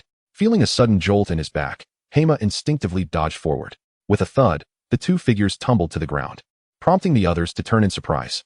The twins lay sprawled on the floor, hands raised in surrender. "Give us a hand." Fred and George, dusting themselves off, looked at Hema incredulously. "How did you do that? Were you watching us?" "I heard your footsteps, so I instinctively moved aside," Hema explained. "Is that so? It seems we need to invent a pair of shoes that make no sound." Fred and George exchanged knowing glances. "By the way, it's been a while since we last saw you," Harry remarked, pulling Ron from his reverie. Indeed, it had been some time since he had a proper conversation with the twins. We've been working on new magical devices. Magical devices? You haven't even perfected a regular one, and magical weaponry is prohibited by the Ministry of Magic. You could get caught. Hermione's eyes widened in alarm. Don't worry, it's just some minor gadgets. By the way, Harry, I mentioned it to Hema last time, but never brought it up. I hope you can use this tomorrow. Tomorrow? What is it? Harry asked, bemused, as he received a blank piece of parchment from the twins. The Marauder's map? Hema and Hermione exclaimed in unison, recalling the extraordinary nature of the artifact mentioned during the summer. Actually, there's nothing particularly special about it. It merely shows the people on it. Besides, Harry needs this map since we can directly enter Hogsmeade. But Harry, if you get caught, you will lose points. Hermione gazed earnestly at Harry, clearly emphasizing the importance of the matter. However, this is a rare opportunity for Harry to have some fun. With the invisibility cloak. There shouldn't be any issues, Ron reassured, patting Harry on the shoulder.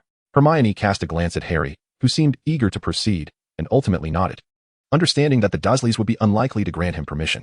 Meanwhile, nearby, Hema was intently focused on the Marauder's map. Aware that opening it now would reveal something extraordinary, it would display the whereabouts of Peter Pettigrew, currently hidden in Ron's pocket. Capturing him and making him visible would resolve everything. However, as Hema pondered this, Scabbers suddenly leapt from his pocket, knocking the parchment from his hands, and swiftly vanished around the corner of the corridor. Never mind him. We shall teach you how to use it. The twins exclaimed as they retrieved the Marauder's map and began their instruction. Hermione and Hema, curious, leaned in. And with a solemn declaration of I solemnly swear that I am up to no good, a line of ink spread from the center of the parchment. The lines intertwined and intersected, extending to every corner of the parchment. Soon, writing began to appear above it. The proud suppliers of magical mischief, the Moonface, Wormtail, Padfoot, and Prongs, presented the Marauder's map, which meticulously detailed every aspect of Hogwarts Castle and its surroundings. Of particular interest were the tiny ink dots moving across the map, each marked with a name in minuscule letters, the patrolling Filch, Dumbledore, and Snape in their respective offices, and, of course, Moony. Moony? Harry and Hermione exclaimed in surprise at the name displayed. Yes, she just arrived at the school to discuss something with Dumbledore. She was there when I passed by. Hema explained. It truly is marvelous. Harry and Hermione marveled.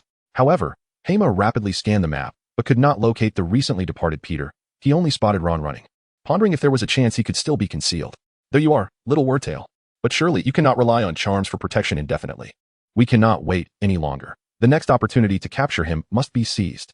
Meanwhile, Hermione noticed something else. There was no mention of Professor Cahor on the entire map. Hema, there's no name for Professor Cahor, she exclaimed. Isn't that rather normal? Hema replied with a chuckle, and Hermione considered this, realizing it was indeed plausible. Now, look here, these are the hidden passages the twins indicated on the map, which was marked with black lines delineating various vertical paths. This one leads to Hogsmeade, Fred said, tracing a route with his finger. There are a total of 7, but 4 of them are already known to Filch, so they hold little value. The twins then outlined some accessible routes for Harry, and finally turned to Hema. But it's best if you refrain from going. Hema, you are too well known, and there's little for you to gain. It wouldn't be wise if you were recognized, especially since Harry is still a third year. I understand. Hema replied with a wry smile, recalling the task awaiting him the following day. No worries, I'll bring you a gift, Hermione and Harry reassured him. Very well. We shall take our leave. The method to close it is to declare mischief managed, the twins said as they pointed at the map, causing the details to begin to fade. Yet, in that instant, Hema noticed a name in the upper right corner of the map that left him momentarily stunned. Before he erupted in laughter. Sirius Black, I found you. After a brief conversation with a few individuals, Hermia found an excuse to depart. However, he was not in a hurry to dine, but rather eager to seek out Sirius Black. Although he had been preoccupied with various matters in recent days, he was acutely aware of 2 pivotal moments in the narrative of the 3rd installment of Harry Potter. One was the significance of Sirius, and the other pertained to Peter. If these 2 elements could converge and be witnessed by the public, it might resolve the ongoing issues entirely. While he was reluctant to disrupt the storyline, the continuous delays were untenable. He felt compelled to intervene, perhaps by collaborating with Sirius. Yet, moments after Hermia arrived at the location indicated on the map, he was taken aback to discover a dead end, with nothing but an open window. Had Sirius escaped through there? This was the 3rd floor. How clever of him. Gazing out at the scenery beyond the window, Hermia inhaled sharply. Just as he was about to close the window, a sudden meow interrupted his actions, and a plump ginger cat leapt into the room from outside. Crookshanks? Hermia was momentarily stunned before scooping up the hefty feline. What are you doing wandering about? You know that black dog, don't you? He recalled that in the original narrative, it was Crookshanks who befriended Sirius. Later, it was Crookshanks who facilitated Sirius's entry into the Gryffindor common room by providing the password, and he could even recognize Animagi, which explained his pursuit of Scabbers. Meow? Crookshanks purred softly, though Hermione could not comprehend him. The reason was simple. His ability to understand the basilisk was due to the remnants of dragon lineage in his blood. But it was evident that this heritage did not extend to feline language. However, in the next moment, Crookshanks extended a paw to scratch at his neck, and a rolled-up note slipped from his fur. What is this? Hermione quickly picked it up and unfurled the small piece of paper, which bore 2 lines of text. If you trust me, take good care of Harry. Do not approach me. I only wish to do what I must. Is this from Sirius? Upon reading the note, Hermione hurried to the window and peered outside, only to glimpse a shadow vanishing into the underbrush below. Had he been aware of my presence all along? Yet, I am indeed protecting Harry. Still, I long to meet you. Meanwhile, Sirius had arrived near the Forbidden Forest, casting a distant glance at Hogwarts Castle before slowly transforming back into his human form. Phew, I nearly got caught by that lad. He is quite astute. I never anticipated he would be the one to defeat the basilisk. How intriguing. During his time lurking nearby, aside from searching for Peter, Sirius had also gathered much information, including the unknown details of the basilisk's defeat. The public narrative only credited Dumbledore and the students for vanquishing the creature, and this information had been obscured. This implied that his own prowess was considerable. With his assistance from within, capturing that traitor could be achievable. But is it truly safe? This was why he refrained from summoning Hermione or disclosing his hiding place. After all, if Hermione did not trust him and informed others, they could easily apprehend him, leading to his return to Azkaban, or worse, execution, while the traitor would continue to live as a hero. He could not allow such an outcome, necessitating careful action. Yet, he wished for Hermione to have some exposure. He sensed that in the future, Hermione might be able to assist him, or at the very least, not become an obstacle. Speaking of which, this afternoon marked Harry's Quidditch match. Should he attend? Though there was a risk of being discovered, after a moment's hesitation, Sirius resolved to watch Harry's performance. As a godfather, he could not afford to be absent. However, the weather was threatening rain. At that moment, Hermione, cradling Crookshanks on his way to the Great Hall, bore a smile, for he too had considered that, if fortune favored him, he might encounter Sirius near the Quidditch pitch. After the afternoon class concluded, Hermione followed Ron and Hermione to the Quidditch field. He had initially planned to invite Astoria along, but ultimately, she did not join them. And the reason was straightforward. Too many people, she preferred solitude. The true reason, however, was that Daphne had forbidden her from going out due to the rain. What an inconvenient rainy day. The fog was quite bothersome. Ron donned a hood, yet the dampness was still uncomfortable. No more complaints, Ron. We should find a good spot quickly. Harry is about to take the field. This place is too crowded. Let us head to that corner. The view there is still decent, Hermione suggested, pointing towards the Ravenclaw side. They won't chase us away, will they? Ron joked as he stepped forward. Not at all. The eagle simply dislikes mice. Hermione, Ron exclaimed, hastily concealing Scabbers in his arms, glancing around to ensure Crookshanks was nowhere in sight. Hermione nearly burst into laughter, as Crookshanks had not even ventured out of the common room today. So how could he possibly return with your mouse? Hermione, there is still space over here, come. A voice called out, revealing that Cho Chang and Luna were waving to them. Grateful, the trio quickly joined them, with Cho producing a cup from the side and handing it to Hermione. A special warming potion, just learned in this afternoon's potions class. Thank you, Cho, Hermione replied, taking a small sip before inquiring of Ron and Hermione. Would you like some? Sure. Ron immediately reached for it, but Hermione interjected, passing the cup directly to him. You drink first. Why are you so eager? Ron paid little mind to the exchange. Yet Hermione's cheeks flushed slightly as she took a gentle sip before passing it to Ron. Cho, sitting nearby, wore a knowing smile. But in the next moment, a thunderous roar echoed, followed by a gust of wind that swept up umbrellas and cloaks, as 2 teams, one clad in red and the other in yellow, gradually made their entrance. Harry felt the howling wind and the cacophony of the crowd blend into a singular sound. Tightening his grip on the broom, the battle was bound to be victorious. Harry, this weather seems a bit ominous, especially with your glasses, but it'll be all right. Wood approached, patting him on the shoulder before pointing his wand at Harry's glasses, proclaiming, waterproof. This would ease his flight, and he added jokingly, just try not to get hurt. Your crash rate is notably high. Harry and a few teammates exchanged smiles as they looked up at the Gryffindor banner being raised once more. Dumbledore was also in attendance among the spectators. While he aimed to do his best, he couldn't afford to lose face, especially with Hermione, Ron, and Hermione watching.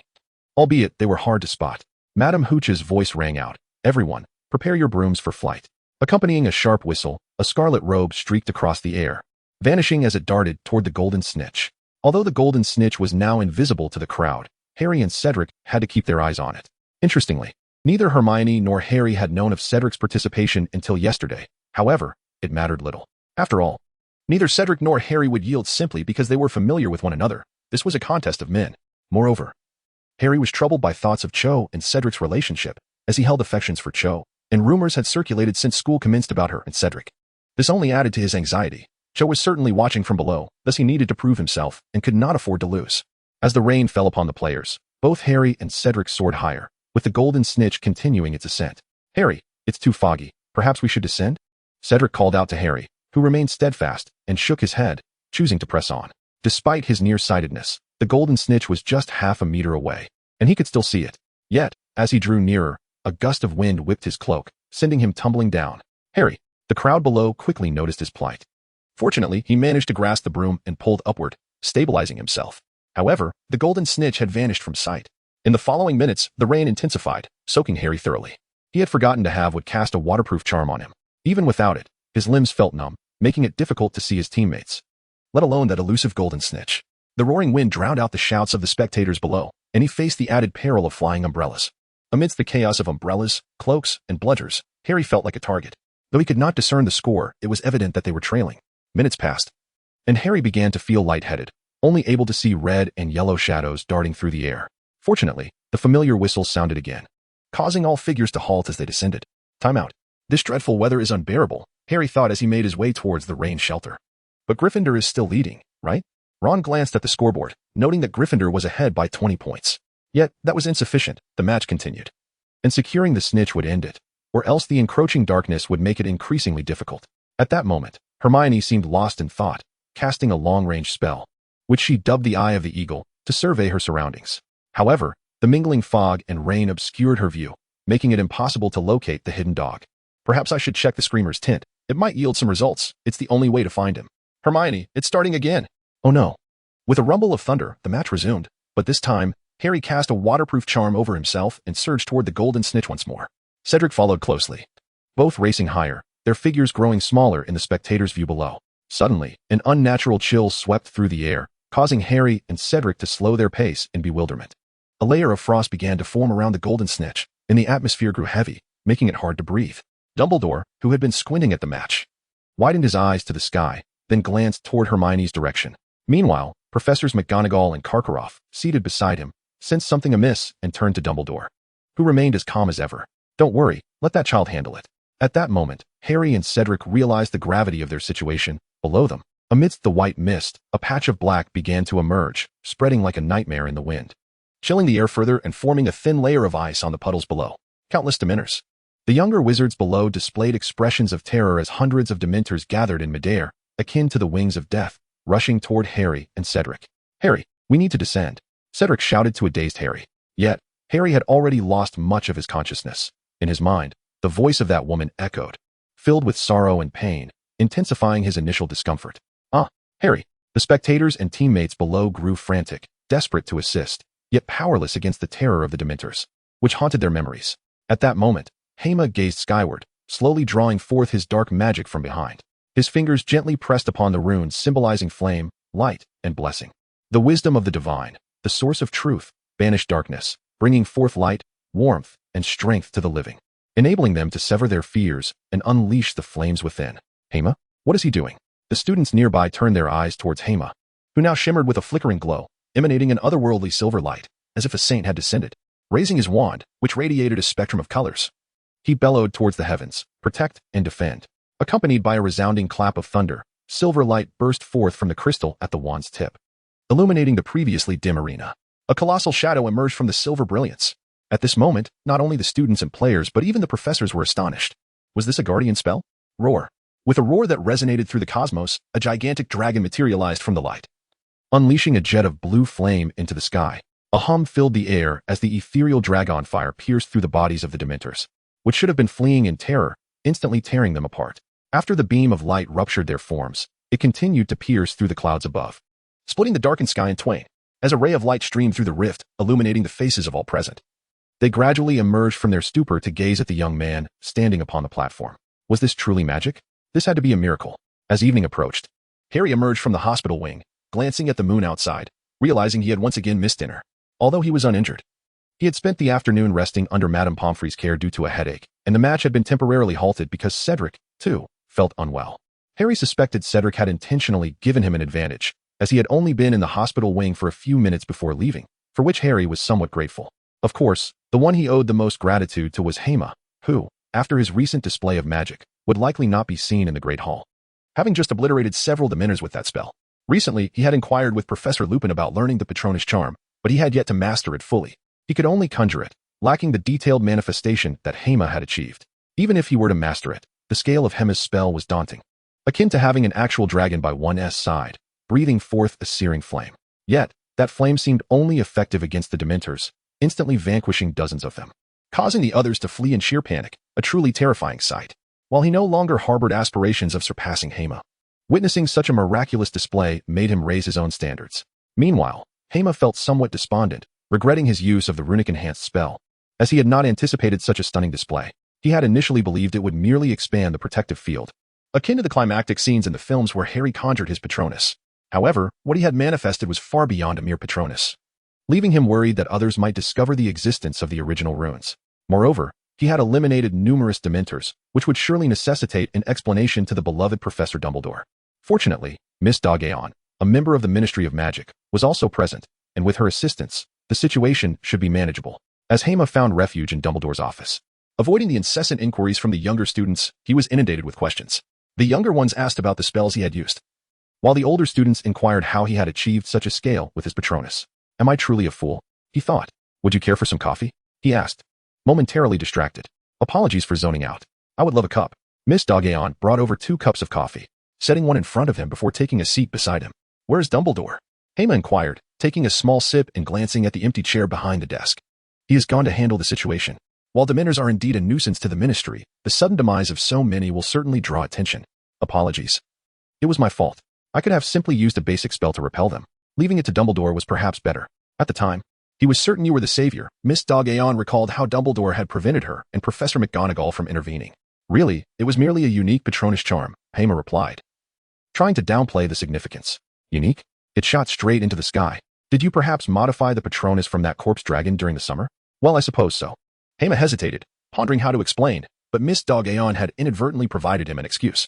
It's an improved Patronus charm, not to be disclosed. It requires considerable magical energy from the caster. Thank you for your suggestion, Miss Diagon. By the way, you are a Slytherin student, correct? Yes. But I have heard that Slytherin has a rather poor reputation. At least, that's what other students say in America. Has that reputation reached overseas? Hermione nearly chuckled. Voldemort's influence was indeed substantial, skewing the reputation of Slytherin. In certain respects, Slytherin is undeniably regarded as the least favorable house at Hogwarts, a perception that can be attributed to its own heritage, notably the emphasis on pureblood status. Pureblood signifies a lineage rooted in pureblood families, which are often steeped in traditional beliefs. Consequently, many of Slytherin's children are proponents of blood purity. Families like the Weasleys are exceedingly rare among purebloods and neutral families, such as the Greengrasses, that accept non-pure blood wizards are also few. As a result, the mindset of their offspring diverges significantly. During Voldemort's reign, the adults associated with Slytherin students were predominantly Death Eaters or supporters of Voldemort. Hence, these children naturally exhibited less aversion towards him. In the current era, many of these children are either Death Eaters or related to them. Given the limited population of the British magical community, familial connections are inevitable. Consequently, the influence of blood purity in Voldemort has inevitably shaped Slytherin into its present state. While it is uncertain whether his presence could alter Slytherin's trajectory, he personally harbors a strong desire to see the 4 houses united, leaving aside the divergences that may have arisen between Salazar Slytherin and the other 3 founders in their later years. The absence of unity among the 4 would have precluded the establishment of Hogwarts itself. He had not considered the possibility of studying abroad, such as in America, where an exchange program was available. If old Dumbledore knew you would take advantage of his absence, he would surely be displeased. Yet, for me, it is not an unfavorable choice. At the very least, the absence of Voldemort ensures a degree of safety, at least for the time being. However, I have my own reasons for staying here. It is not solely about the school. My apologies, Miss Diagon, for not accepting your kind offer. I merely mentioned it, as I do not intend to return for now. After all, my parents have yet to be found. With that, they raised their cups, clinking them gently before savoring their coffee. By the way, Miss Diagon, where will you be resting tonight? Has Dumbledore arranged accommodations for you? Indeed, Dumbledore did not inform me. I believe this office is suitable. The chair is quite comfortable. Let me consult Professor McGonagall to arrange a place for you. Very well. After finishing their coffee, the 2 exited Dumbledore's office, heading towards Professor McGonagall's office. However, upon descending the stairs, they spotted a tall figure standing not far off, seemingly awaiting their arrival. Is that a teacher? Diagon whispered. Yes, Professor Cahor, who specializes in ancient runes. I will go speak with her. Please wait for me by the staircase. Hermione approached, intending to greet Cahor, but upon locking eyes with her, A shiver coursed down her spine. Cahor appeared to sense something, slowly turning to face them. Her expression impassive as she softly remarked, "You are indeed the descendant of that individual?" Dorgan froze, the chill momentarily forgotten as she grasped Cahor's hand. "Professor Cahor, do you know my parents?" "No, I am uncertain. However, your bloodline bears a power I recognize, strong, chaotic, and imbued with a metallic scent. I still recall her name." "Her? What are you implying?" Dorgan looked on in confusion, as her abilities were inherited from her father. "Professor Cahor, if you possess any knowledge, please share it with her. She has been separated from her parents since childhood. It is not the appropriate time to disclose this, but if you wield your power wisely, it could enhance your strength. However, I am not the right person to guide you." "Professor Cahor?" Hermia glanced at her, but Cahor offered no further words, merely patting Dorgan's shoulder. "Should you wish to locate your parents, I lack information. However, Dumbledore certainly knows, if he has not revealed anything. It likely indicates your parents do not wish for you to know. Does that mean they are still alive? I cannot guarantee that, as I genuinely do not know about your parents. However, based on my current feelings, yes. Hermia, come with me. But I must escort Miss Dorgan to find Professor McGonagall and arrange a place for her to rest." "It's fine. I can manage on my own," Dorgan quickly interjected, realizing she would learn nothing further this evening. It seemed she would have to inquire with Dumbledore later. "Are you certain you know the way?" No worries. Let Hermia guide you for now, and she will return shortly." Cahor waved kindly to Hermia before turning away. The two continued toward McGonagall's office. But Dorgan's mood had shifted from tranquility to unease. "Hermia, who exactly is Professor Cahor?" "She is, in fact, my personal instructor. I am not concealing anything. I have learned a portion of rune knowledge, which I have applied to spells, including modifications to the Patronus charm." "Oh, I see. Runes possess such remarkable properties? I had thought them mere legends." "Indeed, but when I drew near her, I was overwhelmed by an involuntary fear. Even when facing the corpse dragon, I did not feel such dread." Upon hearing this, Hermia recognized the familiar sentiment. I experienced something similar during my first encounter with Professor Cahor. At that time, I was in the library searching for books on runes, and she suddenly appeared, instilling a bone-chilling fear within me. It seems to be a form of pressure or aura. It is quite peculiar. Eventually, I grew accustomed to it, so it does not seem so strange now. That is a secret of the teacher. I cannot say much more. Once I learn more, I will share it with you." "Really? We have arrived. You can enter alone. I will stop by Professor Cahor's office for a moment." Hermia noticed that the door to McGonagall's office was ajar. "All right. Remember to rise early tomorrow. We are to execute a mission in Hogsmeade." "Understood." However, on the way, before reaching Professor Cahor's office, Hermia found herself cornered by a group of individuals, ultimately resorting to a hasty escape. "Hermia, who is it?" "Luna." Hermia instinctively jumped, but upon seeing Luna's familiar face, she relaxed. "What kind of gift do you like?" "A gift?" I had not given it much thought, Hermia replied, gazing into Luna's wide, sparkling eyes. "If I had to choose, I suppose things related to mythology would be wonderful, storybooks or trinkets would suffice." "Great." Luna raised a gentle smile as she approached him slowly, embracing him briefly before hurrying away. What could this possibly mean? Hema, bewildered, gazed at her ethereal figure dancing down the corridor, a faint smile gracing his lips. Recently, this girl seemed to have regained her composure. At least the students of Ravenclaw no longer referred to her as the little madwoman or the strange girl. Although Hema was uncertain what had influenced her, he felt a sense of hope that she could find happiness, for it is paramount to follow one's heart. Yet, in this society, adhering solely to one's true self might invite harm. Thus, her current moderate changes might indeed serve her well. Reflecting on societal issues, Hema shook his head, scolding himself for such idle thoughts. After all, such grand matters were beyond the reach of a mere child. Upon arriving at the familiar office of Professor Cahor, Hema found her gazing wistfully at the moon outside. "Professor Cahor, is something troubling you?" he inquired. "Hema, do you have a dream?" The suddenness of her question took Hema aback. It was quite unusual. However, after a brief pause for contemplation, he responded earnestly. "In the past, I had many dreams. I wished to become wealthy, to marry several beautiful wives, to travel the world, to possess great power, to bring about world peace, and to ensure happiness for all. But now, perhaps my dream has simplified. I wish for my loved ones to live joyously and healthily, and for all who care for me to eternally feel the warmth of the world. Is that so?" Cahor gently turned her head, acknowledging him with a soft hum. The moonlight bathed her face, her eyes shimmering with a glimmer of light. In the next moment, she rose slowly and stepped before Hema, resting her forehead against his. A wave of warmth surged through him, awakening a vitality deep within his veins, transforming into a flowing energy as he felt the roar of his dragon power. If you wish to fulfill your dreams, you must dedicate yourself with effort and belief. When darkness descends and you choose to protect, the realization of your dreams is not far off. Hema, puzzled by her words, felt the overwhelming surge of dragon power coursing through him. It was undeniably real. Then, once more, he heard her murmurs. His consciousness began to wane, as if he were drifting into slumber. After an indeterminate time, he awoke groggily, finding himself seated on the sofa while Professor Cahor had vanished. The moonlight continued to pour gently onto the floor, creating an atmosphere of serene tranquility. At that moment, Sirius gazed at the moon, suddenly reminded of Lupin. Gaining Lupin's trust could be beneficial, yet just as he contemplated leaving, a rustling sound startled him. He abruptly lifted his gaze to the distance, where a figure clad in black robes hovered in the air. The clouds had conveniently obscured the moonlight, allowing him only to discern that it was a woman, her long hair billowing in the wind. What a strange night to be out here. Who could this person be at Hogwarts? As a gust of wind swirled, the clouds shifted, revealing the moonlight once more, illuminating the figure. Sirius was immediately captivated. This woman was breathtaking.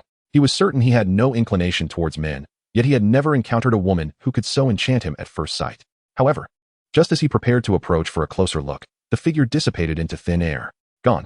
A cold, indifferent voice suddenly echoed from behind him, and he realized he could not evade the situation. In the early hours of the next day, no, it was exceedingly early, Hema was jolted awake, his eyes opening to find a familiar owl perched upon him, incessantly pecking at his head. Isn't that the foolish owl belonging to Dorgan? It seems unafraid of me now. Yet before he could finish his thought, the owl, startled by his sudden awakening, took flight, oblivious to the glass barrier, colliding with it with a resounding thud. Hermione effortlessly donned her attire and stepped out of the dormitory, glancing at the clock in the common room, which clearly read 5:30. As she exited the common room, the voice of Morgan resonated nearby. She was clad in an unfamiliar school uniform adorned with the Ravenclaw crest. Aren't you concerned about being recognized? There are only a handful of upperclassmen in Ravenclaw, far fewer than in Slytherin. Many students possess peculiar quirks and tend to look down upon one another. Not everyone is acquainted. Oh, it matters not. It merely adds an extra layer of protection. Professor McGonagall has sanctioned my identity, affirming that I am now a 7th-year student at Hogwarts. Well, speaking of 7th-year students, shouldn't you be in the 10th or 11th year? Ouch, don't pinch me. Spare me. As the two engaged in playful banter and jest, they made their way toward Hogsmeade. Yet, before they could venture too far, delicate snowflakes began to drift down from the sky. It was, astonishingly, snowing. Due to the presence of dragon power, Hema is unable to perceive the stark changes in temperature. For instance, he can distinguish between 30 degrees above zero and 30 degrees below, yet he cannot sense the difference between just a few degrees above and below zero. To him, both are tolerable, as if he still possesses the bloodline of an ice dragon, with a possibly even greater resistance to the cold. The individual beside him is even more remarkable. Being half-blood, her body temperature consistently leans towards the cool side. Even in summer, she dons a trench coat, which she has now exchanged for a robe. Is this the first snowfall of the year in England? Hema nodded, extending his hand as a snowflake landed on his palm, only to instantly melt into water before fully making contact. In contrast, Diagon gently cradled several snowflakes, which, despite beginning to dissolve, did so at a noticeably slower pace, taking several seconds to vanish completely. It appears my body temperature is too high. I cannot feel the refreshing chill. It's fine. Suddenly, Diagon displayed a youthful expression, pressing her hand, which held the snowflakes, against his palm. A slight coolness immediately spread from his hand, and Diagon felt the warmth, a smile gracing her lips. Let us proceed. It is time to work. Indeed. Hema nodded, intending to release her hand, only to find her grip tightening slightly. Miss Diagon, it would be prudent not to hold on too tightly. I am not the most virtuous man, and being fickle is hardly commendable. At that moment, Harry examined the live map in his hands, preparing for action. Having just stealthily slipped out of the common room, he spotted Professor Lupin not far away. Professor Lupin? Has he returned? Approaching with the invisibility cloak draped over him, Harry hurried toward Lupin. However, as Professor Lupin leisurely descended the stairs and turned a corner, Harry promptly followed, only to find that Lupin had vanished from sight. Where did he go? Here. Ah. Lupin's voice suddenly echoed in the empty space, startling Harry into dropping the invisibility cloak. Lupin gradually appeared before him, smiling as he gently picked up the cloak. It is unwise to follow an adult wizard, even with a remarkable invisibility cloak. A wizard's perception is a manifestation of their combat prowess. Indeed, Professor Lupin, but how did you achieve invisibility? Ah, the principle differs from that of your invisibility cloak. This is a spell, the disillusionment charm, an advanced concealment incantation. It allows one or an object to blend into the surrounding environment like a chameleon, and many rudimentary invisibility garments are constructed from this spell. However, yours is quite unique, so cherish it well. Do not lose it or allow others to take it. Understood. Professor Lupin, but may I learn this disillusionment charm? Certainly, though I believe your primary focus should remain on the Patronus charm, especially since I've heard you have been affected by dementors. Yes. Harry scratched his head sheepishly, recognizing that it was hardly a matter of pride, particularly after Professor Lupin had already addressed it.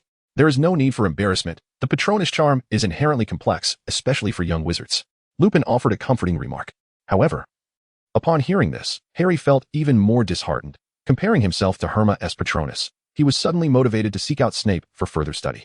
Do not be dismayed. If you wish to learn the disillusionment charm, I will teach you. However, Herma is not mistaken. You might also consider studying the occlumency technique, which could indeed be beneficial for your situation. Professor Lupin, that sounds feasible. However, I do not possess that knowledge either. You may consult Dumbledore or Snape. I have heard from Headmaster Dumbledore that Herma is also studying this, but I believe it prudent to seek guidance from someone with extensive experience. Very well, but Professor Lupin, are you not curious about where I intend to go cloaked in invisibility? I need not guess, but remember that safety is paramount. Hogsmeade is not as secure as it once was. Thank you, Professor. Harry seemed to overlook Lupin's warning about safety as he expressed gratitude for his discretion. I have been your age before and understand. Now, be swift and cautious. It is best not to remove the cloak. Stay safe. Understood. With that, Harry donned the invisibility cloak once more, vanishing from Lupin's sight. As he smiled and descended the stairs, an unwelcome face suddenly appeared before him. Ah, Professor Lupin has returned? Snape, I hear you conducted a lesson on werewolves for the children? Yes, for their safety. Snape replied expressionlessly as he continued walking. Regardless, he is still one of your children. Could you not be a bit more forgiving? No matter his missteps, Harry is innocent. He has hardly even had the chance to know his parents. Snape gradually halted, falling into silence. Meanwhile, Lupin cast a glance at Snape's retreating figure before swiftly departing in another direction, leaving no room for further conversation. I understand, but I will never forgive that person. After a moment of silence, Snape muttered to himself as he walked further away in the opposite direction. If you wish to engage in discussions with like-minded individuals about Harry Potter and the Half-Blood Prince, follow You to Literature on WeChat for conversations about life and seeking companionship. A gentle reminder, enter Giant Panda Literature into the search engine to find our site. Thank you. Chapter 147, The Disillusionment Charm. Separation left and right. Harry whispered softly as he gently tapped the stone witch. The statue's hunchback immediately revealed an opening. Harry quickly glanced down the corridor, then lifted his cloak, stashing the map within, before cautiously crawling into the hole. Indeed, this secret passage was the finest option provided by the twins. For among the 7 passages displayed on the map, only 3 remained undiscovered. Of these 3, only 2 were passable, leading to the basement of Honeydukes and beneath the Whomping Willow. The thought of the gigantic monster tree that could sweat him dead made him feel more secure, though the dark tunnel was somewhat unsettling. After all, it reminded him of the scene in the Chamber of Secrets, the sound of the basilisk slithering across the ground and through the tunnels still vivid in his memory. After traversing the winding passage for quite some time, fatigue began to weigh heavily upon him, accompanied by a sensation of mental suffocation. However, the thought of the various delights and treats awaiting him at Honeydukes invigorated him greatly. After walking for about 10 minutes, he arrived at a crumbling staircase that extended to an unseen height. He continued to ascend, climbing for several minutes before abruptly colliding with something. Gently pushing against the ceiling, he managed to create a small gap. A smile crept across Harry's face. He knew he had arrived. Slowly, he pushed open the floor door, peering out with his little eyes. He discovered he was in a cellar, filled with wooden chairs and crates. Crawling out, he closed the door behind him, nearly losing sight of it among the dust-covered floor, which blended seamlessly with its surroundings. Finally, I've made it here, Harry whispered excitedly, taking a slow walk around. He noticed a single staircase leading upwards. This must be Honeydukes' underground storage room. I suppose a little exploration won't hurt, but I might as well buy something. Although he had been motivating himself with thoughts of gluttony, he now felt it was not quite appropriate. Even with the nearby crates brimming with assorted snacks, creamy peanut butter candies, golden chocolates, his attention was suddenly captured by a small figure. A little girl. Harry was taken aback. Within the wooden crate on the right lay a girl who appeared to be around Ginny's age. She was dressed in a red and black frock, her light golden curls scattered across the candies, her delicate face adorned with a hint of red, peacefully closed eyes. What on earth is going on? Is this a kidnapping? Just then, a low growl erupted, and a slender hand grasped Harry's arm, yanking him to the ground. What strength? Harry thought, still in shock, as the girl stood before him, her expression one of displeasure. Hello, I'm not well. How did you get in here? I had a hard time sneaking onto the transport cart, she spoke with a clear voice, her ruby-like eyes fixated on Harry, exuding an undeniable pressure. Well, I'm leaving, Harry stammered, instinctively pulling his invisibility cloak around him, vanishing from sight.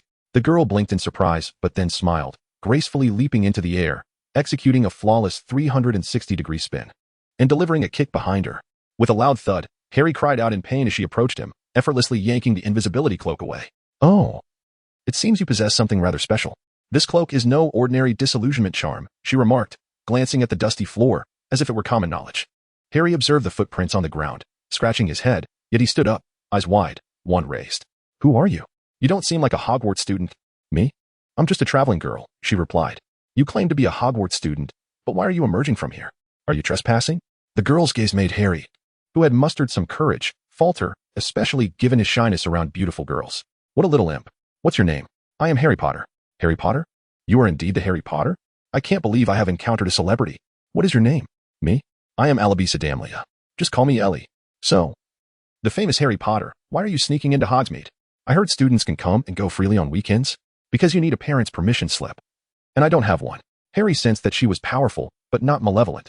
Otherwise, he would not still be alive, allowing him to relax his guard somewhat. Of course, the most crucial factor was her striking beauty. She could not possibly be a villain. Beauty is justice, a notion that currently dominated Harry's thoughts. Yet, he also needed to know more about her. So, Miss Ellie, why have you come to Hogsmeade?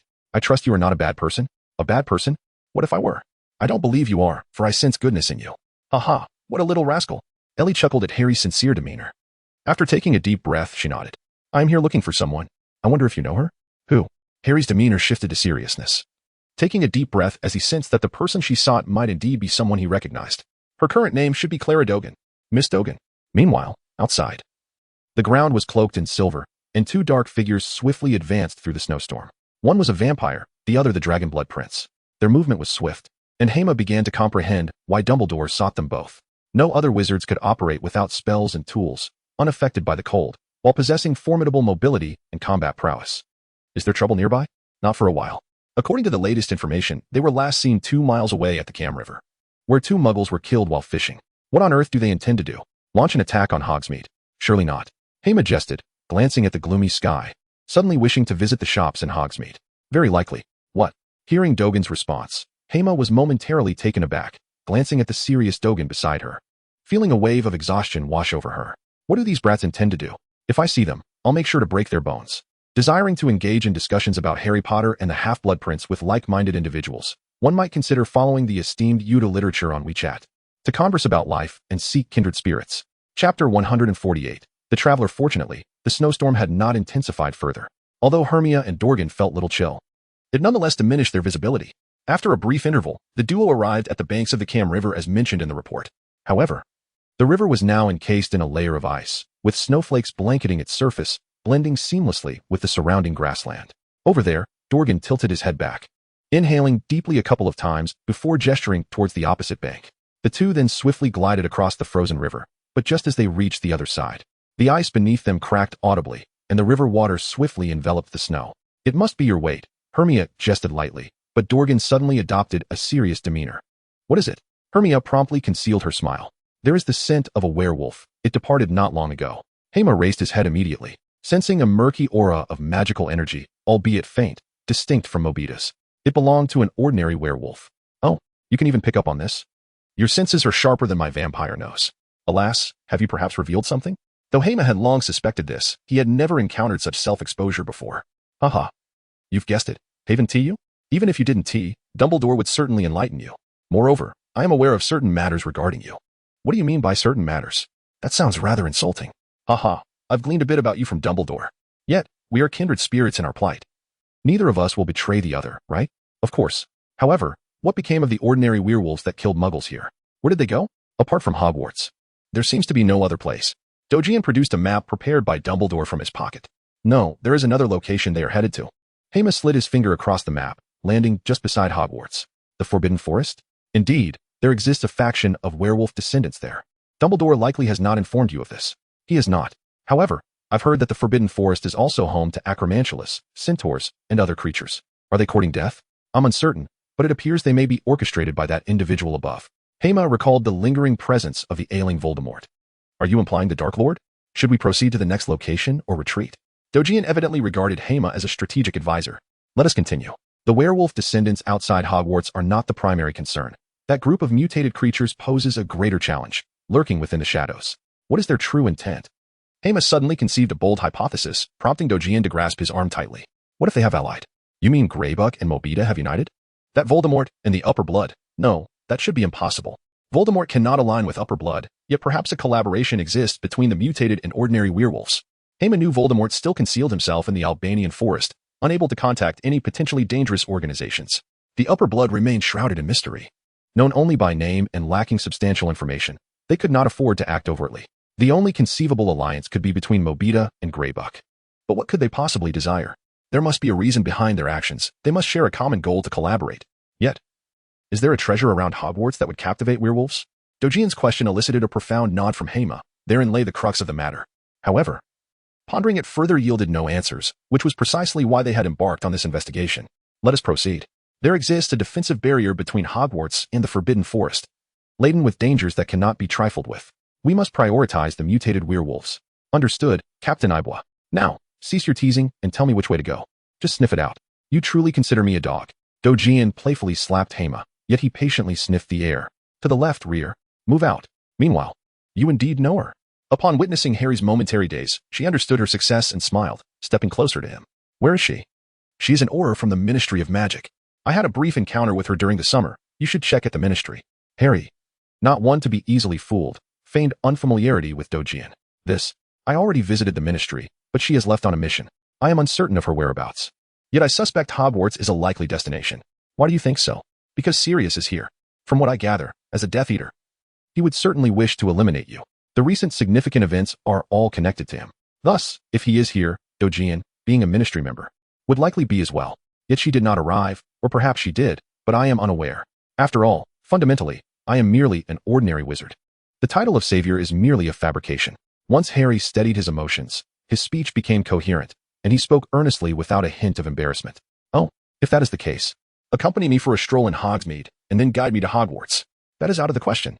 While I may take you around Hogsmeade, entering Hogwarts, do you wish for me to be expelled? I never suggested you collaborate with me. I am not a villain. All I ask is for you to lead me inside. You need not concern yourself with anything else. That too is impossible. If you genuinely require assistance, seek Dumbledore or other professors for permission before entering. Harry, obstinate in his own right, held firm to his principles. The girl glanced at Harry, realizing he could only assist her to this extent. However, since he had emerged from that room, it was clear that the chamber concealed a passage to Hogwarts, requiring only a bit of time. All right, I shall not press you. Just as she intended to say more, the door above swung open abruptly, flooding the space with light and the chaotic sounds from outside. Bring 2 boxes of soda candy. All right. Subsequently, a figure descended the stairs, startling Harry, who hastily donned his invisibility cloak. Yet before he could secure it, the girl squeezed in beside him. What are you doing? Just borrowing it. After all, we are both sneaking around, are we not? You are the one sneaking. Shoo, you little rascal. She swiftly covered his mouth, a fragrant scent mingling with a hint of blood captivating his senses, evoking a curious and enchanting feeling. Let us discuss Harry Potter and the Half-Blood Prince with like-minded individuals. Follow us on WeChat for more literary conversations and to seek companionship. A gentle reminder, search for Giant Panda Literature in your search engine to find our site. Thank you. Chapter 149. Doubts between the two, we must depart. Harry. Oh, aren't you in search of the way to Hogwarts? No time for chatter. Let us go. After speaking, Ellie tugged Harry toward the door, their footsteps creaking on the stairs. Fortunately, the tall shop assistant seemed oblivious to the noise as they swiftly exited the basement, finally stepping onto solid ground. As they rose slightly, they found themselves behind the counter of Honeydukes, facing the cash register where several gold galleons lay. However, for Harry, a boy of wealth, they held no allure. Yet when he glanced outside and then back, the 3 or 4 galleons had vanished. He noticed the girl beside him, clutching a few coins and dusting them off with a smile, exclaiming, "These galleons are too dirty. Hey, what are you doing? That is stealing. Keep your voice down. I'll share one with you, all right? It's not about sharing. It's a matter of principle. The principle of sneaking into Hogsmeade is indeed significant. Well, that's different. All right, how annoying. I still owe them." With that, he unexpectedly produced 4 sickles and placed them on the table. Harry wanted to retort, but feeling a sharp pain in his wrist, he instantly scowled. He had no means to contend with them. Meanwhile, outside Honeydukes, Ron, the twins, and Hermione were engaged in conversation about Harry. Has Harry arrived? Ron glanced at the sign overhead, then looked down at the coins in his pocket, deciding he should save some for future visits. We've already given him the Marauder's map. He will certainly return. Besides, he left the dormitory this morning. George took a bite of a candy larger than his palm. By the way, Hermione can't come either, she mused, gazing at the snowy landscape, her mind drifting to memories of walking along a path with Hema, chatting and snacking together. What are you thinking about? Nothing much. Just reflecting that the age restriction for Hogsmeade could be lifted. It's for their own good. After all, they don't even know a single spell, yet it can be perilous. Especially with recent rumors of werewolves in the vicinity, Fred chimed in. Ron's eyelids flickered, and he felt a chill run down his spine. Apart from spiders, werewolves were his greatest fear, vividly recalling the scene of Mo Beta battling an Auror. Ron, are you thinking of that creature? George teased, suddenly pulling out a box from behind him, with a loud pop, revealing a wolf's head. Ah, George, aren't you afraid of werewolves? That creature isn't just an ordinary werewolf. Well, fear not. After all, we are near Hogwarts, and safety is still assured. There haven't been any thefts for many years. Hermione observed the jubilant atmosphere and was assured that the children of Hogwarts would not resort to thievery. Most of them were locals, unlikely to steal for mere monetary gain. Ah, who has taken my money? The coins from my pocket have vanished. My blood-flavored lollipop. Hermione was immediately taken aback, while Ron instinctively rummaged through his pocket, only to discover that his remaining 1 galleon and 7 sickles had been reduced to a mere 7 sickles. My money? At that moment, a voice abruptly pierced the air beside Ron and the others, prompting them to turn around. What on earth are you doing? I was merely taking some pocket money, came the reply. But you can't steal, Harry? Hermione tentatively inquired, extending her hand into the void and feeling a familiar sensation. Hermione? Harry quickly lifted his cloak and tucked it away. Meanwhile, a girl named Ellie, with bulging pockets on either side of her skirt, came into view, startling Ron and the others. The twins immediately teased, Harry, how scandalous. I didn't do it. She stole everyone's money. Keep your voice down. Do you want everyone to notice you? Ron hastily shielded Harry just as 2 upperclassmen passed by. Who is this? I met her when I was leaving the secret passage. Harry replied, uncertain about the girl's identity, especially since such a lovely young woman would engage in thievery. I'm Ellie, a traveler from France. Are you alone? The twins' eyes lit up upon hearing she was from France. Yes, just me. That's so cool. We also want to travel freely. George and Fred exchanged excited glances. But why did you steal from others?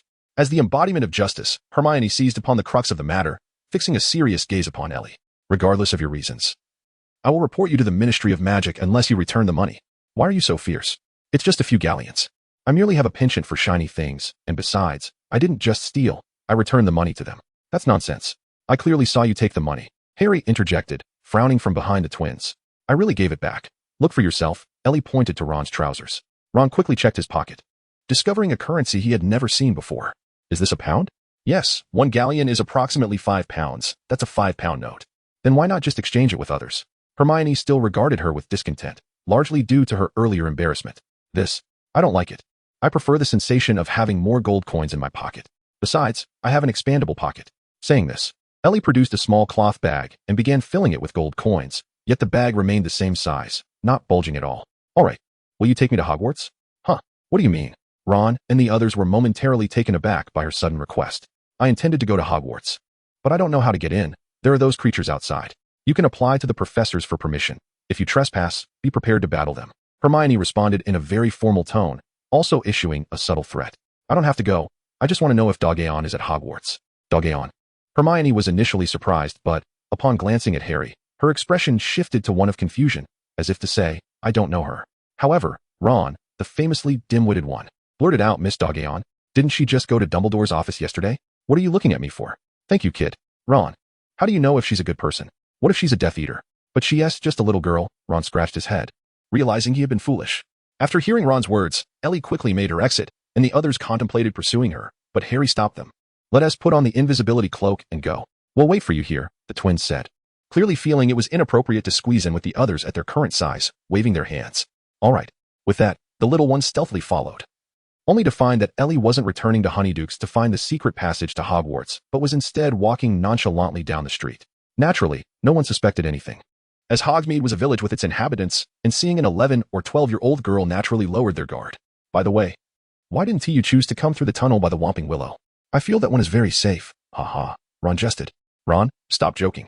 What you said is true. The Whomping Willow is indeed safe. At least Sirius wouldn't choose to go that way. Harry, how do you know Sirius doesn't know about the various secret passages to Hogwarts? If he can get into the castle, he must have knowledge of at least one of them, which means it's very likely he knows about the one Harry uses, Ron said, suddenly feeling a chill run down his spine. Upon hearing Hermione's analysis, Harry's eyes widened with apprehension, imagining a murderer lurking behind him in that dark tunnel. But thankfully, it's just a pretty girl, Hermione teased, but Harry furrowed his brow. I can't handle girls like that. Only someone like Hermione is manageable. Just as Harry was about to finish his thought, he felt a chilling sensation as if something sharp had pierced his back. Hey, look. Ron's voice broke through the tension as he pointed ahead. That's the 3 broomsticks. I didn't mean for you to look at the pub. It's the crowd next to it. Ron gestured to the throngs of people.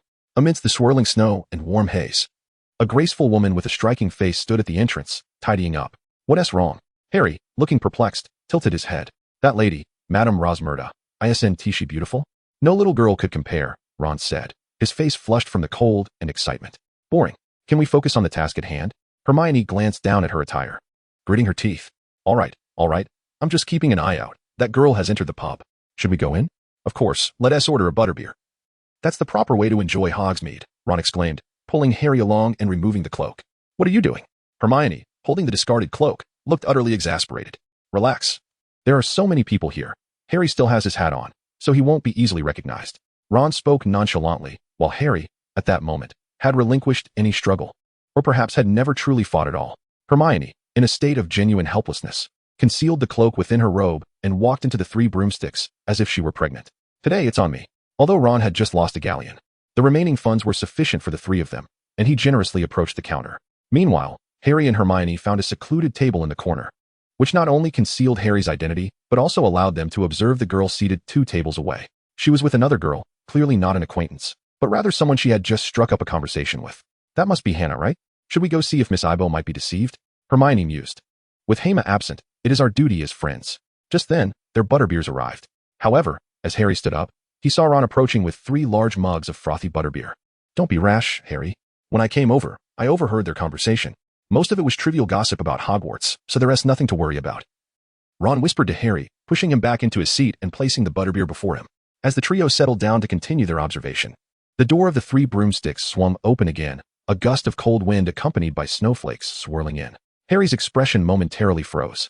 And then Ron and Hermione quickly pushed him beneath the table, where he nestled between their legs. Professor McGonagall and Flitwick entered the tavern amidst a flurry of snowflakes, followed by Hagrid and a man of dignified demeanor, wearing a dark yellow-green bowler hat and a finely striped cloak. From beneath the table, Harry instantly recognized the man's identity. Cornelius Fudge. Not far away, Ellie suddenly turned her gaze towards the entrance and asked Hannah, "Isn't that the Minister of Magic? I've seen his photograph."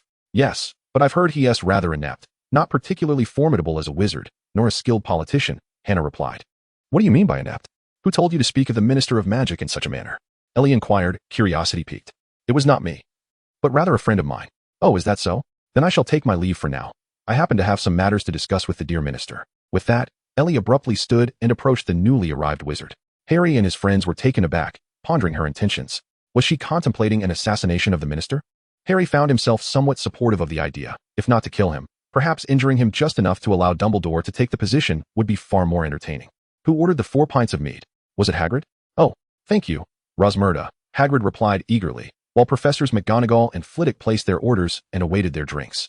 "The minister is still as usual. I see red currant rum, I presume," McGonagall remarked, expressing her gratitude to Rosmerta. Just as Fudge was about to continue his discussion, Ellie suddenly positioned herself beside him and snatched the drink he had ordered. "Good day, Minister. My name is Ellie, and I wish to inquire about something." "Miss, might I kindly request my drink back?" Fudge, though slightly irritated, restrained his annoyance, recognizing her as merely a child. Nearby, Professors McGonagall and Flitwick had their wands half drawn, prepared for any unforeseen circumstances. "Of course, I merely wish to know where Miss Dorgan has gone. I have been searching for her and visited the Ministry of Magic. But according to the Department for the Regulation and Control of Magical Creatures, she has left on your orders? What is your relationship with Miss Dorgan?" Fudge inquired, setting aside his drink and adopting a more serious demeanor, for the matter pertained to the wizards under his jurisdiction. "She is my sister, my biological sister." In that instant, Harry and his companions were left in stunned silence. "My sister, Hema." A scent of blood. Diagon abruptly halted, causing Hema to narrowly avoid colliding with him, only to tumble into the snow with a thud. "Be cautious, I sense the stench of blood. Take a look at the map." "All right." Hema swiftly unfolded the map, aligning it with the adjacent pine forest, and discovered a nearby ranch along with a quaint muggle village consisting of merely a dozen households. "Which way shall we go? One to the left, one to the right. Should we split up?" "No, the adversary is certainly unaware of our presence as individuals. Although the university concealed their tracks, it did not mask their scent. At least 710 werewolves are in the vicinity. However, 10 werewolves are no trivial matter for you." Diagon recalled the remnants of the grand explosion. The entire valley had vanished. Can you believe it? Yet that was a special magical artifact, usable only once. There is no gain in deceiving you. While it can be recreated, it would require a minimum of 6 months. Hermione introspectively acknowledged that she had not lied, for it was through her wand that the magic was enacted. However, the manipulation of that magic was entirely under the control of Professor Cahill, rendering it generally unfeasible. Furthermore, according to Professor Cahill, she could not contravene the laws by perpetually providing this aid, meaning it could only be utilized once every 34 months. "So, which path shall we choose?" Dorgan inquired, waving his hand in resignation. "Let us head to the pasture first. It is evidently closer to Hogsmeade than the village, despite the latter being more populous. And as for confronting a few dozen individuals versus just a handful, they can certainly discern the difference." Hermia pondered for a moment.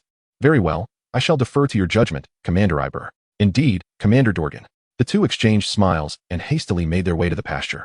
Their figures swiftly gliding across the snowy expanse, oblivious to the figure clad in white robes observing them from a distance of several meters. My lord. They are likely heading your way. The robed figure retrieved a walkie-talkie from within their cloak and spoke into it. Are they yours? It remains unclear. But they appear to be students, one older and the other seemingly in their third or fourth year. It seems yet again to be the handiwork of that individual from Hogwarts, who relishes in training youngsters. This time, I shall ensure they truly experience the taste of death under Dumbledore's watch. Meanwhile, Hermia and Dorgan remained blissfully unaware of the impending challenges they would soon face. On another front, Harry and his companions had just regained their composure from the shock of discovering that the girl was indeed the sister of Miss Dorgan. But why seek out her sister? Surely she could simply return home and inquire directly, or ask her parents. However, their understanding soon deepened. Clara Dorgan was not her true name, for her sister had been fostered in America from a young age due to certain circumstances, while her parents remained in England. For years, they had been unaware of each other's existence, and her sister still remained oblivious. Recently, she had learned of her sister's whereabouts and sought to find her. Hearing that she was now employed at the Ministry of Magic in England, she had ventured there, only to discover her absence, leading her to wait patiently near Hogwarts. Upon hearing this, Harry nearly shouted from beneath his invisibility cloak, "You are lying. You nearly coerced me into storming Hogwarts Castle with you." "Oh, so you are truly a relative of Miss Dorgan?" Fudge exclaimed with delight. Although he could not fully ascertain the truth at that moment, if it were indeed accurate, it would grant him a significant favor. "Of course, I have no need to deceive you, Minister. And what of your parents? Or Miss Dorgan's?" Fudge, not one to be easily fooled, insisted on thorough investigation before proceeding. "My parents, due to certain special circumstances, could not come to fetch my sister. So I took it upon myself to come." "By yourself?" Fudge gazed at the 11 or 12-year-old Ellie in disbelief. "Yes, I arrived with a merchant caravan." "Oh, you are quite the resourceful young lady. Here's the situation. I shall provisionally believe you. Your sister is currently engaged in a special mission at Hogwarts, which should conclude in a few days. You may choose to return home and visit the ministry next week. Or you could find an inn to stay at while Professor McGonagall informs your sister." As he spoke, Fudge gestured towards Professor McGonagall, who nodded in agreement, being privy to some details concerning the Dorgan family. However, she had not anticipated that a sister would seek out her sibling in such a manner. Should she report this to Dumbledore for further consideration? "I shall wait for a while. After all, I'm already in Hogsmeade, and the environment is pleasant. So having a place to stay is ideal. Rosmerta, as the host, could you arrange accommodations? Perhaps she could temporarily reside with me while we await news from Professor McGonagall or the minister," Rosmerta suggested. "What do you think?" Fudge turned to Ellie, adopting a genial demeanor. "Thank you, Minister," Ellie replied eagerly, her expression revealing a hint of excitement despite her typically mature demeanor. Harry and his friends exchanged glances. Could this girl's sister truly be Dorgan? If so, what a fortunate coincidence, for all three of them were acquainted with her. It's a small exertion on my part. Primarily, it is a good thing for Miss Dorgan to reunite with her family. Yet Fudge suddenly glanced at Professors McGonagall and Flitwick beside him. "We shall discuss this upstairs," McGonagall interjected, waving her hand. "We have some important matters to attend to." "Miss Ellie is in your capable hands, Ms. Rosmerta," Fudge said to Ellie and Rosmerta, then made his way towards a private room upstairs. "We should follow. There may be additional news," Hermione urged as she nudged Harry's arm, prompting him to hastily don the cloak and follow suit. However, just as they took a few steps, a small hand tugged at the edge of the cloak, swiftly slipping inside. "What are you doing here?" Hermione and Harry gazed into the crimson depths of Ellie's eyes, instantly recognizing the formidable presence she embodied, a source of considerable trouble. "I shan't intrude upon your conversation. I merely wish to listen. Perhaps there are matters concerning my sister," she remarked. "Your sister? Is Miss Dorgan truly your sibling? I must admit, I have never heard of this before. I mentioned she is unaware of having a sister. Yet, Harry, did you not claim to be unfamiliar with Dorgan?" Harry swiftly covered his mouth, casting an apologetic glance at Hermione. "Oh dear, I've been drawn into a trap," he thought, exasperated by the cunning of the women around him. As the group squeezed their way upstairs, they stumbled slightly upon entering the room, nearly exposing their arms in the process. After all, for individuals were rather cramped beneath a modest cloak, but fortunately it held firm. "Minister, might there be matters you wish to discuss with us in detail?" one inquired. "I shall be direct then. I wish to converse with like-minded individuals about Harry Potter and the Half-Blood Prince. Follow us on WeChat at Uta Literature to discuss life and seek kindred spirits." Chapter 152, The Minister's Goodwill. "Is this concerning Sirius?" the innkeeper inquired of Fudge, for the issue of Sirius was paramount to her. "Minister, you must understand. Due to Sirius, those Dementors patrol the village every evening, making it impossible for us to conduct business." "I am aware, Madame Rosmerta, but Sirius has yet to depart.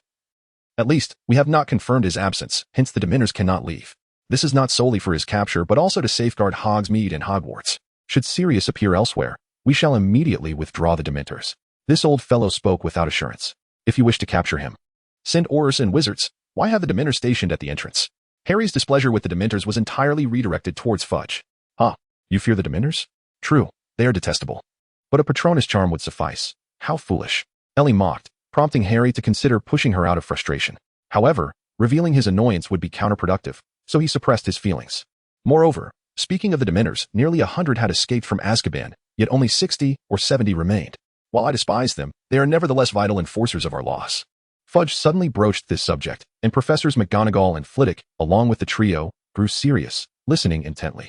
After all, concerning Hermione, to Harry and his friends, she was a hero who saved the students, and to the professors, she was an exceptionally talented student, thus their concern was natural. They did not wish the Ministry to recognize Hermione's significance too early, as it would be detrimental to her and Hogwarts. Dumbledore had grasped this truth early on, and the professors were not oblivious, thus they tacitly accepted the situation. The students also refrained from spreading rumors, partly due to Dumbledore's admonitions, and partly because Hermione's influence remained within a controllable scope. If one were to compile the events of the past summer, students would inevitably pay heed, particularly as they held gratitude towards Hermione.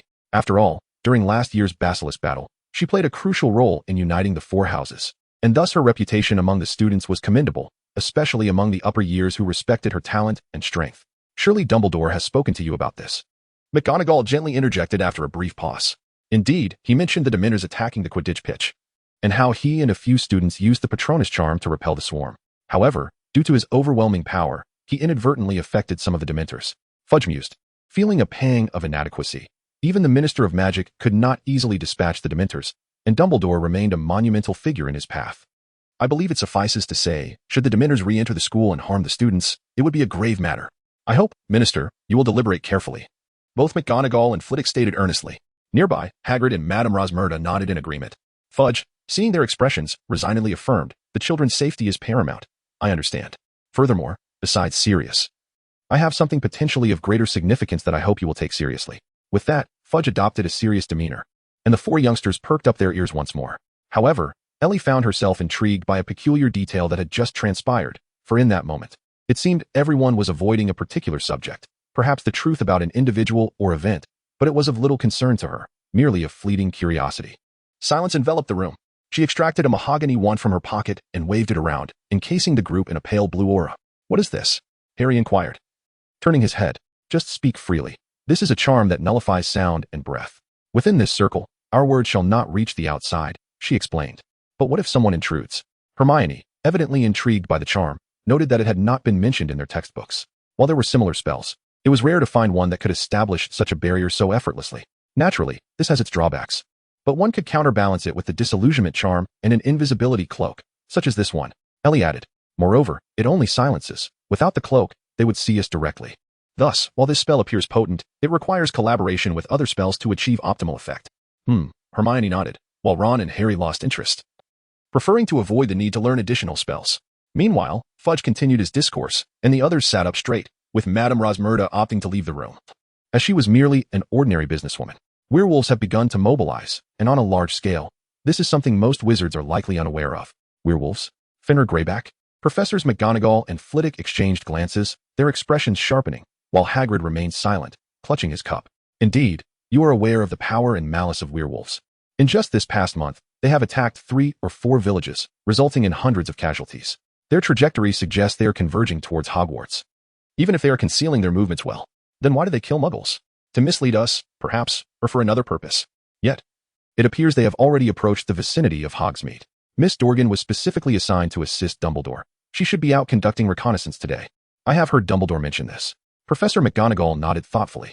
However, the primary task of the investigation was not the pack of werewolves led by Greyback, but rather the group associated with Mo Beta. Fudge took a sip of his drink. Mo Beta, so that is why Miss Dorgan was brought in? Professor McGonagall, only partially aware of the situation, felt some of her confusion dissipate upon hearing this.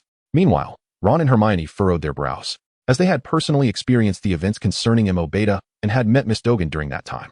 Nonetheless, the most pressing concern was our suspicion that these two factions had collaborated, seemingly plotting something nefarious. This was the conclusion drawn by my subordinates. As Fudge finished speaking, The atmosphere in the room fell into a profound silence, especially for Hagrid, whose mind began to race as if recollecting something significant.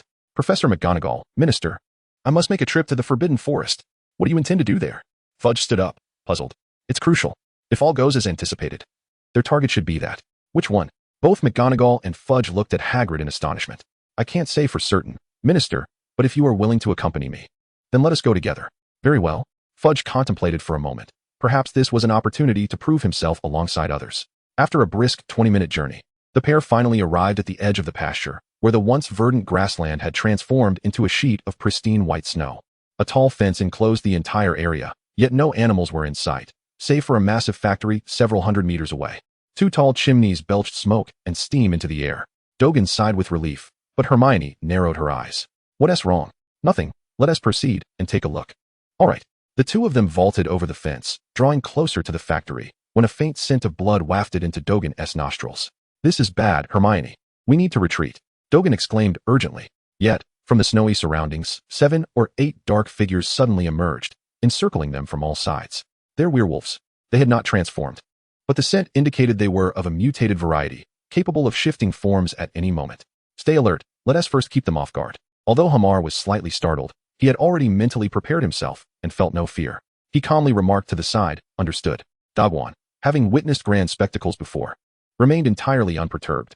To his surprise, the newcomers were indeed a woman and a small child.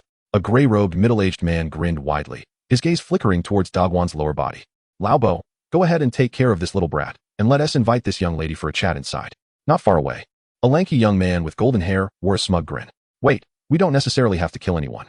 If this young lady is willing to engage with us amiably, I might just let you off the hook. What do you say? Did you hear what he said? Diagon inquired with a smile directed at Hema. Are you considering giving it a try? Never mind, there isn't a single decent-looking person among this lot. As a saying goes in Huaxia, they can only be described as crooked melons and cracked dates, quite unsightly. The 7 burly men nearby stood in stunned silence, realizing they were being mocked. Could they endure this? Laubo, go.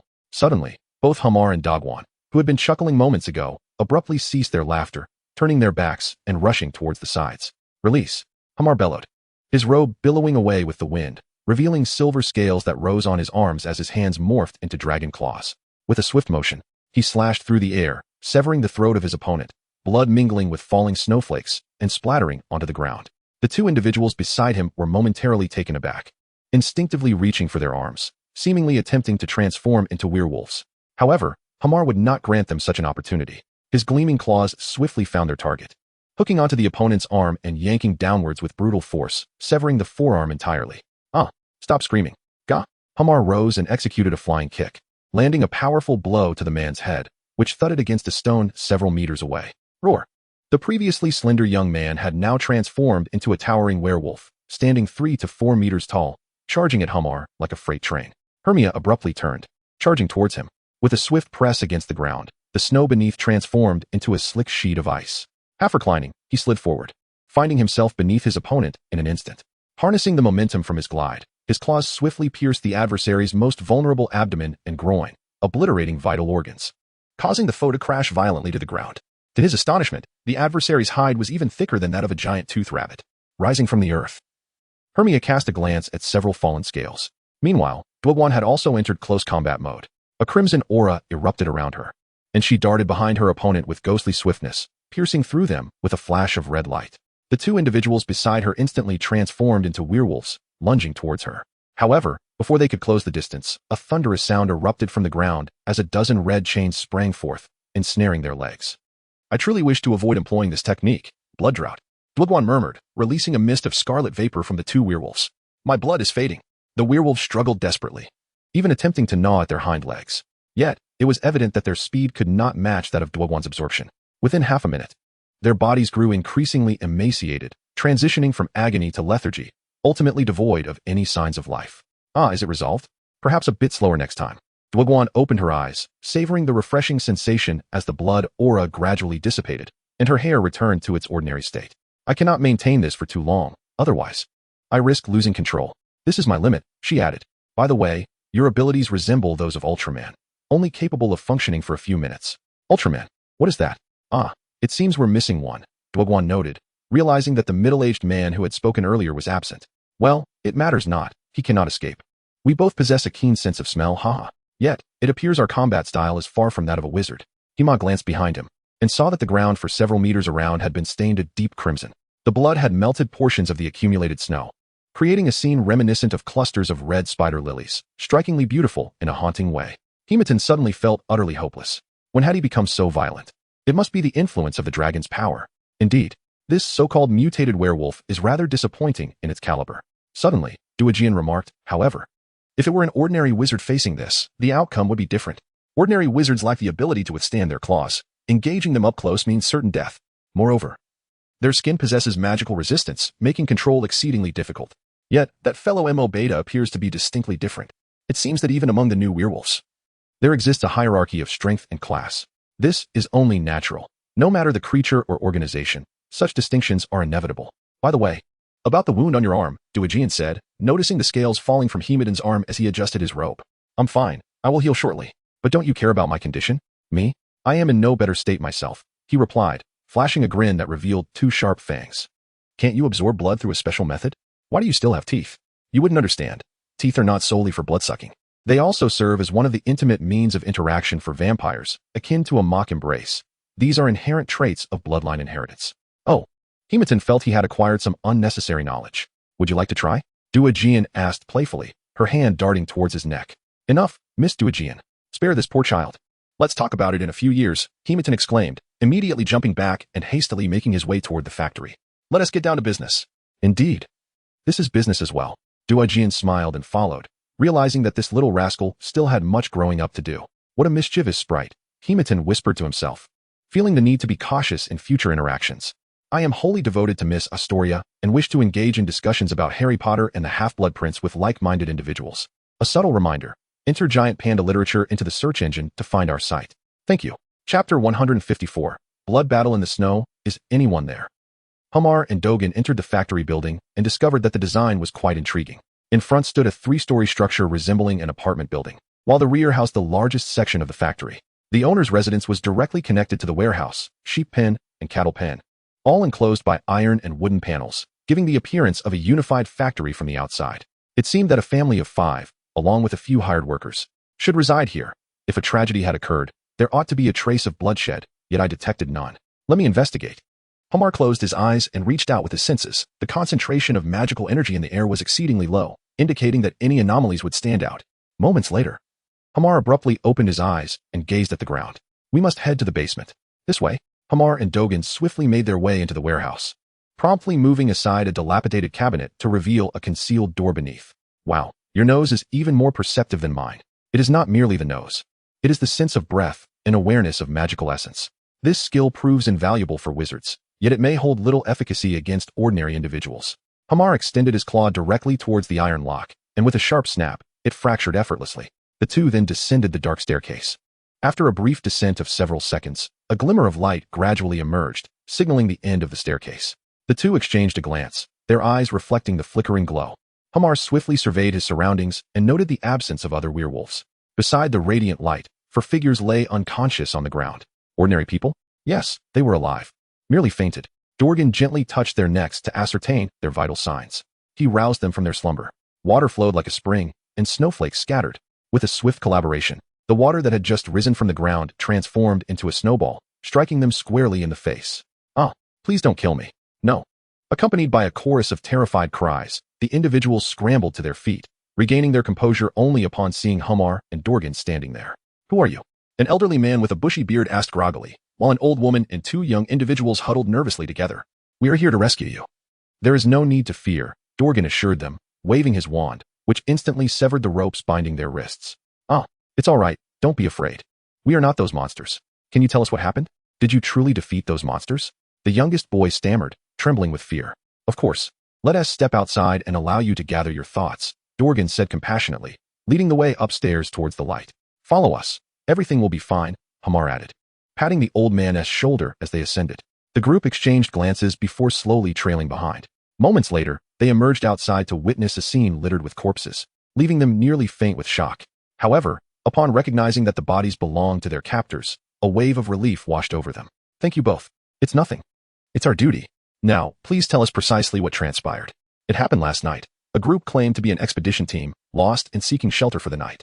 They were indeed the ones who captured us. Our family consists of 5, and the workers had returned home for the evening. My son had also gone out, leaving only the 2 of us old folks and the 2 children, who dared not remain. They didn't insist and left, but in the dead of night, they returned and forcibly broke in, led by one of our workers. We had no means to resist, so we hid in the basement, but they still discovered us. Thankfully, we kept pleading for mercy. They only intended to intimidate and beat us, without any intention of killing. The elderly man continued. I overheard them discussing an ambush.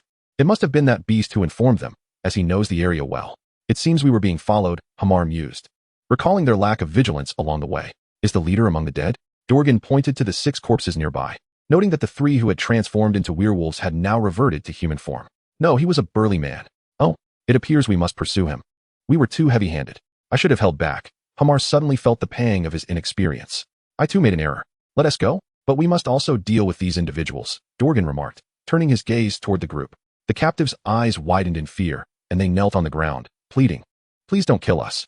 With a flash of light, they succumbed into a deep, dreamless sleep. It seems I must find an opportunity to learn that spell, Hema noted. You do not know it? Never mind. Let us send a message to the Ministry of Magic to handle the bodies and these individuals. It appears 2 cows have also perished on the farm. Indeed, Hema sighed, reflecting on the keen observation of their adversary. 2 cows? Where? He realized he had overlooked that detail. As the clueless owl took flight once more, their immediate concerns seemed to reach a conclusion. Yet many questions still swirled in their minds. However, certain matters were becoming increasingly evident. These aberrant beings were evidently employing diversionary tactics to amass power, with their sights set on Hogsmeade. Yet, Greybark's ambition lay within the Forbidden Forest. If these 2 factions were indeed collaborating, what could their ultimate objective be? Were they merely seeking the werewolf descendants of the Forbidden Forest? But if that were the case, it would be more efficient to use potions to mutate ordinary people, potentially creating dozens of beings with combat capabilities akin to those of common werewolves in a single day. Although the side effects of the potions would shorten their lifespans, they could still serve as expendable soldiers, rendering this entire situation rather perplexing. However, should they capture that minor leader, they might uncover some truths. If questioning proved fruitless, there were alternative methods. Under specific circumstances, the Ministry of Magic was not opposed to employing dark magic. Where do you think he has fled? There is a scent of blood to the north, yet a wolf's scent wafts from the west, Diagon replied with a smile, as if he had already formulated a plan. But his magical signature is emanating from the east. Is he a fool? There's no injury, no blood trail. If he had fled, he wouldn't leave such obvious tracks. Let us head east. It's the direction we came from. But can we catch up? It's been 10 minutes already. No problem. He likely won to use apparition. My magical detection device reveals no significant magical presence nearby. Apparition requires a substantial magical supply. If he is running, he cannot possibly outpace us. Then let us wait by the riverbank. He is likely to rendezvous with that muggle. Let us go. With Diagon's command, he grasped Hema's arm, and Hema felt a sudden surge of force pulling at his back. In an instant, the 2 vanished from their location. Chapter 155. The pursuit begins. What in the world is going on with those 2? What is up with that little vampire? Morbeda never mentioned we would face such enemies. Even the Auror team could have easily dispatched them. Yet why are both of them melee monsters? The group had yet to fully comprehend the situation and was caught off guard, resulting in their swift demise. Laubot felt as if he had stumbled through the day in a haze. However, it was fortunate that they faced only 2 opponents from 4 directions. They would surely not be able to catch him. Even if they did, he could still fight back, especially since the muggle ahead was armed with a gun. Thus began his transformation into a werewolf, and he dashed forward. Minutes later, he finally spotted a figure in a white robe waving at him. Have I finally arrived? It feels faster than usual. He approached cautiously, noticing the other's obsequious smile. My lord, did you dispose of those individuals so quickly? Not quite. I encountered some resistance, but it's all right as long as I'm unharmed. Indeed, it is a relief that you are well. However, regarding the matter of money, might you be able to settle the account? The young man in the white robe spoke with a hint of embarrassment, fully aware that his request might provoke the other party. Yet, lacking funds left him vulnerable to dire consequences from those at the casino. Settle the account? Are you certain? The eyes of Laubel widened, his formidable claws resting heavily upon the young man's shoulder, capable of severing his throat with a mere exertion of strength. I need the money. Even if you spare my life, those thugs will surely kill me. Laubel paused, momentarily taken aback. Although he had coerced this individual into cooperation, he was surprised to find a flicker of spirit within him. Very well, I shall settle the account. As he reached for the backpack still slung around his neck, his transformation had caused his clothing to tear, necessitating the separation of his belongings. The young man beside him expressed gratitude. But just as he anticipated the emergence of gold coins, a syringe filled with a green liquid was produced instead. What is this? Your reward. With the swiftness akin to that of a bird of prey, Laubel seized the young man, driving the needle into his neck, injecting the unknown substance directly into his bloodstream. "Ah, no, Ack!" The young man cried out in agony, collapsing to the ground, desperately clawing at his arms and face. "Fear not, in merely 10 minutes. You shall transform to resemble me." "Huh, is this not the most splendid reward?" "Indeed, Mr. Laubois. Capturing you is our most profound reward." Laubois was momentarily stunned, turning sharply to strike with his claw, only to see two figures approaching steadily. "Apologies for our tardiness." Diagon extended his wand, while Hema squinted, his sharp scales beginning to rise. "How could you locate my position so swiftly? There is no mystery. Surrender and divulge all you know, or we shall resort to soul extraction." Diagon offered no opportunity for dialogue. Laubois found himself at a loss, unable to perform the disillusionment charm, realizing that escape was futile. Could he truly defeat both of them in combat? "I surrender," Laubois exclaimed, collapsing to the ground, his form shrinking as if he were more adept than the previous individual. Spirit and strength diminished. With the incantation cast, the man on the ground fell prostrate in the snow, as though his very bones had vanished. This spell rendered individuals utterly weak, both physically and mentally, akin to the sensation of a high fever. "Oh, please teach me that spell." Hema felt an overwhelming desire to learn, pondering whether he should approach Professor Flivy for additional lessons. "Shall we resort to soul extraction? I must first inquire, otherwise I fear I may render this individual a fool," Diagon casually remarked, nearly startling Laubois into a leap from the ground. "I will speak. Hema, deal with that one behind us first. Shall we eliminate him? While I hold no fear of taking a life, I cannot help but consider that excessive killing may become a habit." "No need, merely incapacitate him. Administer this, and leave the rest to the Ministry of Magic." Diagon handed him a small blue pill. "Understood." Hema approached, observing the white-robed man writhing on the ground, his body beginning to morph, sprouting fur akin to that of a werewolf, his canine teeth extending ominously. This sight stirred a sense of profound discomfort within Hema, not fear, but revulsion and fury, as memories of his own origins and the deceased children flooded his mind. Had he possessed sufficient power, he would undoubtedly obliterate this organization, yet he lacked that strength. Still, he must remember his mission. It was not out of kindness or a desire to perform good deeds, but a simple yearning to aid this body in fulfilling its most intrinsic obsession, the annihilation of these wretched beings. Resolving himself, Hema inhaled deeply, forcing the pill into the man's mouth, causing the young man to cease trembling, though his transformation persisted. Diagon's interrogation commenced, beginning with inquiries regarding their current operation. Clearly, asking about the upper echelons of the blood organization right off the bat would yield no answers, as the individual likely remained unaware.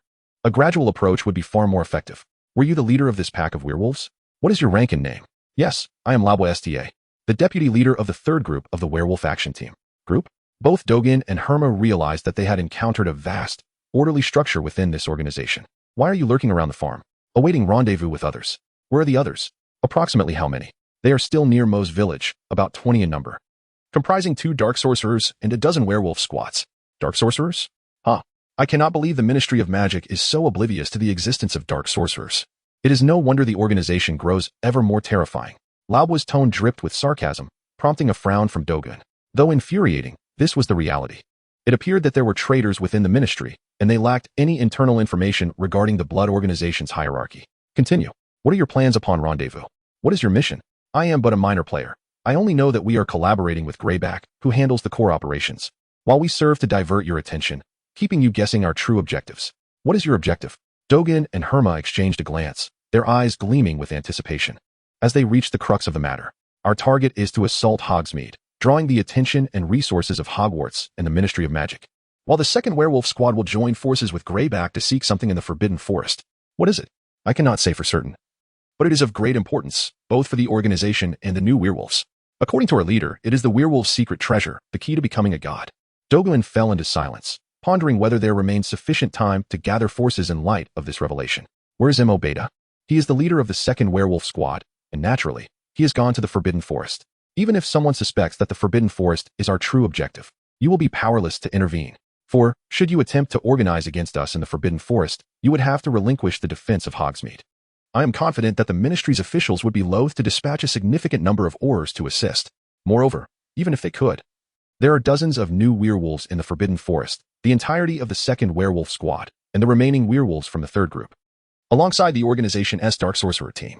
Dumbledore's intervention or awareness would take time, and we merely require a moment to seize what we desire, so abandon any hope. If you release me and do not send me to Azkaban, I shall divulge more intelligence regarding the inner workings of the organization. I could even cast a spell to bind myself to the contract, becoming a mere pawn within your ranks. What do you think?" Both Diagon and Hema were momentarily taken aback by such a proposition. Did the other party truly entertain such thoughts? It was utterly ludicrous. Why then? Did you kill those villagers along the way? Was it merely to attract the Ministry of Magic's attention? Diagon did not respond to the inquiry regarding the contract. Instead, he continued to question him gravely, his wand now emitting a faint green glow. Silence would mean an end to the discussion. The Ministry possesses a method for extracting memories immediately after death, albeit requiring skilled personnel. This serves a dual purpose, including amassing bloodstones for those dark sorcerers. Allow me to elucidate the concept of bloodstones and dark sorcerers. Labor had intended this as a final bargaining chip, but he was caught off guard by the other's life-threatening stance, leaving him no choice but to surrender. Let us converse calmly. No need for violence. Labor protested. As for dark sorcerers, I cannot provide much detail, but I can offer a brief overview. Hurry, or I shall drain your blood and feed your corpse to this one beside me. He appears quite famished, Hema added menacingly, narrowing his eyes into a grin. Very well. The organization is vast, at least in my perception. They have a presence not only in Europe but across the globe, though they remain in an expansion phase and have yet to solidify their structure. Otherwise, individuals like myself would not be considered mere pawns. Acknowledging his self-awareness, Diagon frowned, pressing the individual deeper into the snow. Help, please. Labor gasped as he regained his breath, observing the imposing figures of a man and a woman. He felt an unsettling sense of irony. Perhaps they were the true agents of darkness. Speak. The organization currently operates within the British magical realm, a remnant of the former Dragonblood wizarding group. Only a select few know the leader's condition. The hierarchy is straightforward, divided into various teams with distinct responsibilities and capabilities. For instance, the werewolf action team represents a new faction of werewolves. There are approximately 10 teams, of which my knowledge is limited, but dark sorcerers constitute one such team. Further subdivided into groups, with the werewolf action team comprising 5 groups. Did you not mention that you are the vice leader of the 3rd group? No wonder you possessed such extensive knowledge.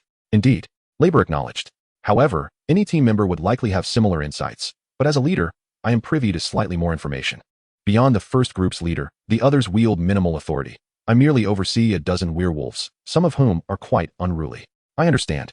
The familiar Mo Beta is the leader of the 2nd group and is responsible for this operation, having been granted special authority and groomed as the next leader. I am not well acquainted with the other teams, but I know of the Needle Patrol team and the Dark Sorcerer Rune team. Runes? Yes. They employ a peculiar script to channel magic without incantations. Although most require bloodstones, a form of dark magic that extracts vitality from individuals to serve as the energy source for dark sorcerers' grant spells. Upon hearing this, both Hema and Diagon were once again struck by the brutality of these individuals, who would kill for mere energy. Now, regarding the remaining werewolves, when do you plan to attack Hogsmeade? Hema posed the most pressing question. According to the original plan, had you not intervened, they would have already converged for an assault. And it must be a grand display. If they do not receive our message, they will automatically assume our failure and proceed with their actions. That faction is the main force. Which group is that? The 4th group, with its leader present, essentially the entire team. The 5th group is tasked with the aftermath, though I am unclear of their whereabouts. That is all I know. Will you let me go? Please do not send me to Azkaban. I am willing to assist as an undercover operative. Hema, what do you think? You ask me? I am just an ordinary student. Let us speak of business. Perhaps we should keep him, but under a master-servant contract. Master-servant? Labor swallowed hard. Establishing such a unique bond would parallel the relationship between house elves and humans, resulting in complete obedience and control.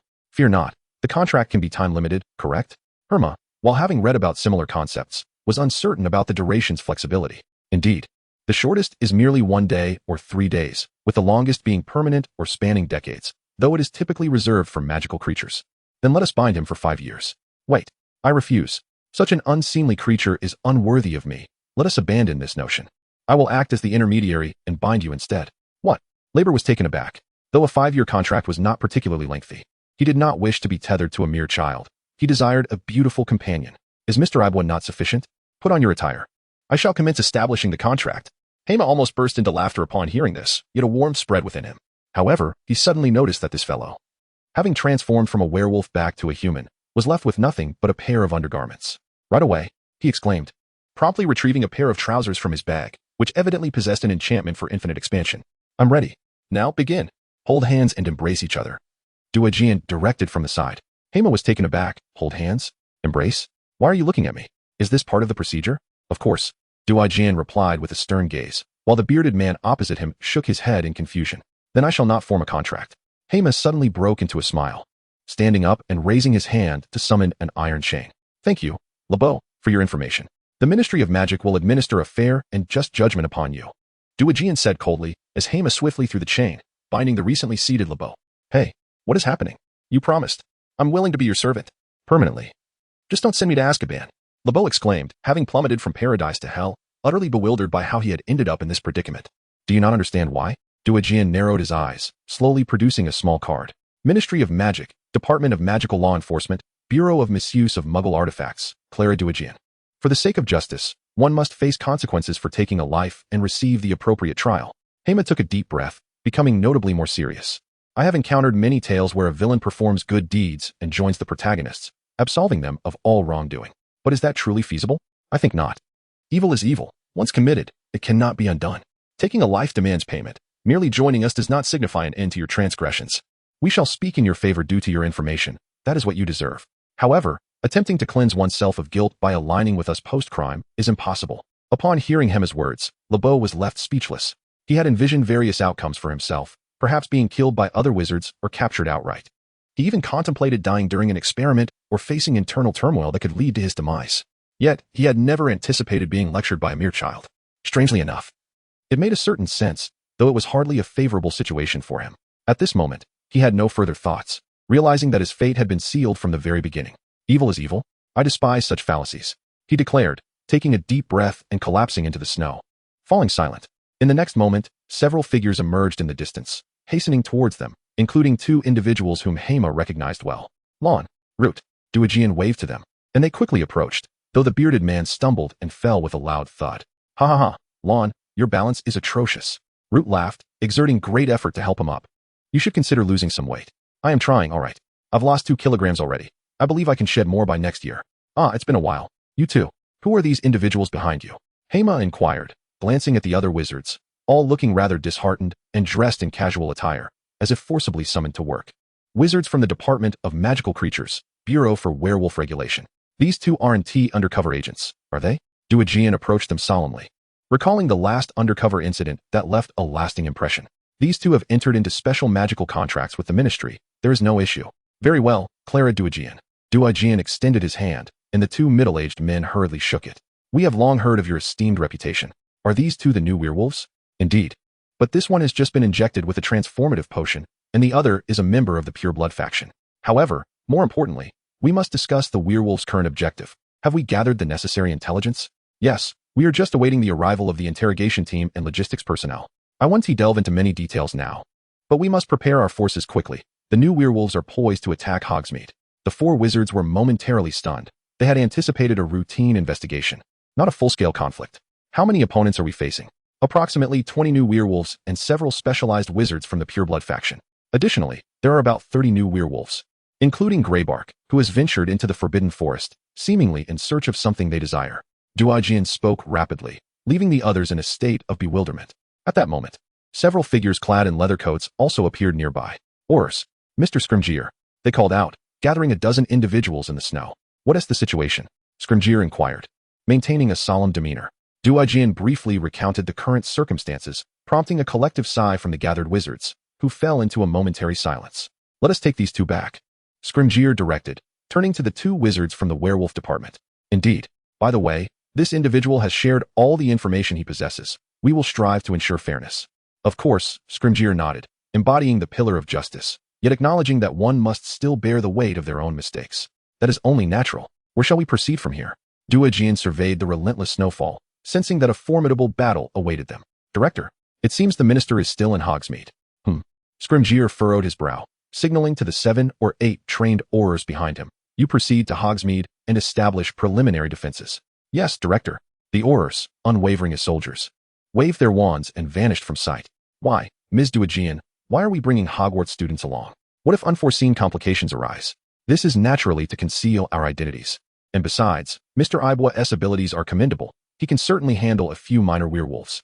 That may be so, but I witnessed the situation at the ranch. I truly wonder how you managed it. Let us conclude this matter here, but I urge you to refrain from such methods in the future. While the ministry seeks to combat darkness, excessive actions can also lead to significant inconveniences. I have understood this since my days as an auror in America. I am well aware of this. However, at times, such measures become necessary, as you should understand, Director. Certainly, let us first venture to Hogsmeade and confer with the minister. Otherwise, our authority would merely extend to commanding our subordinates, and with your prohibition on the misuse of magic, we are left with merely 20 wizards at our disposal. Regardless of whether we can timely intervene in the Forbidden Forest, we must ascertain their intentions. Morgana spoke gravely, while Hermione began to ponder other matters concerning Sirius and Peter. This presents a splendid opportunity to publicly affirm Peter's survival as a villain, while exonerating Sirius of wrongdoing. However, executing this plan now seems impractical amidst the current turmoil, particularly given his confusion regarding Dumbledore's movements. Dumbledore, undoubtedly familiar with the Forbidden Forest conditions, would certainly sense their presence upon their entry, as he commands the protective enchantments surrounding Hogwarts. Thus, they are at a disadvantage, aware that apparition is prohibited near Hogwarts, leading them to use Hogsmeade as a primary diversion. Unbeknownst to them, Dumbledore would likely choose to head to Hogsmeade, leaving the Forbidden Forest with a considerable force still capable of action, stronger than their own. This strategy is predicated on the belief that, even if their critical plans are exposed, they would possess sufficient strength to retreat. Yet, they seem to underestimate Dumbledore's intellect. He has already discerned their movements and sent forth investigators, likely aided by his own loyalists. Alas, it appears this battle remains ensnared in the machinations of the great wizard. Notifying Dumbledore now could swiftly conclude this farce. Hermione, we are prepared to depart. No, I have matters to attend to. You may proceed without me. Will there be danger? None, fret not. At that moment, Fawkes appeared in a flash of flames, vanishing before their eyes with astonishing swiftness, surpassing even apparition. Dumbledore's Phoenix? It seems this time we may find the task less arduous, yet we must remain diligent. With that, as Scrimgeour concluded, Morgana, Scrimgeour, and their two companions disappeared from sight, leaving the once lively snowfield in profound silence. Chapter 158. Pre-battle mobilization upon returning to the Minister of Magic's side. The group intended to accompany Hagrid to the Forbidden Forest. However, as they exited the three broomsticks, a plume of black smoke billowed into the sky not far away, coalescing into the shape of a wolf's head, its eyes glowing with a fierce crimson radiance. Minister. At that moment, several Aurors appeared beside Fudge, startling him. You are here? Director Scrimgeour sent us ahead. A pack of mutant werewolves is preparing to assault Hogsmeade. We request you issue a command for support. How many are there? Approximately 20. Primarily mutant werewolves, along with several formidable dark wizards. Soon, Scrimgeour and Morgana joined the group. Miss Morgana, how many more do we require? Fudge furrowed his brow, his plump hands trembling slightly in anxiety. What do you reckon? I've ascertained that the Forbidden Forest is the primary target. Something within it is of great significance to them, and it surely bodes ill for us. In that case, I shall return to the Ministry to mobilize every available wizard, though we cannot leave the Ministry entirely unguarded. We must also be wary of surprise attacks. If that is your decision, we shall handle matters here. Wishing you success, I shall return swiftly. Hagrid, Professor McGonagall, I entrust you with the issues concerning the Forbidden Forest. Understood. With that, he donned his hat and departed with great flair, while the others assumed a grave demeanor, particularly the two professors.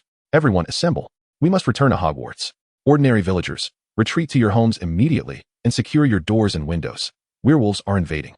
With the Auror's authoritative announcements, the previously leisurely students on the streets suddenly recognized the gravity of the wolf's head symbol and hastily retreated towards Hogwarts. Professor McGonagall's voice rang out again, assisting in the evacuation of students, while Morgana aided the villagers in hastily securing their homes.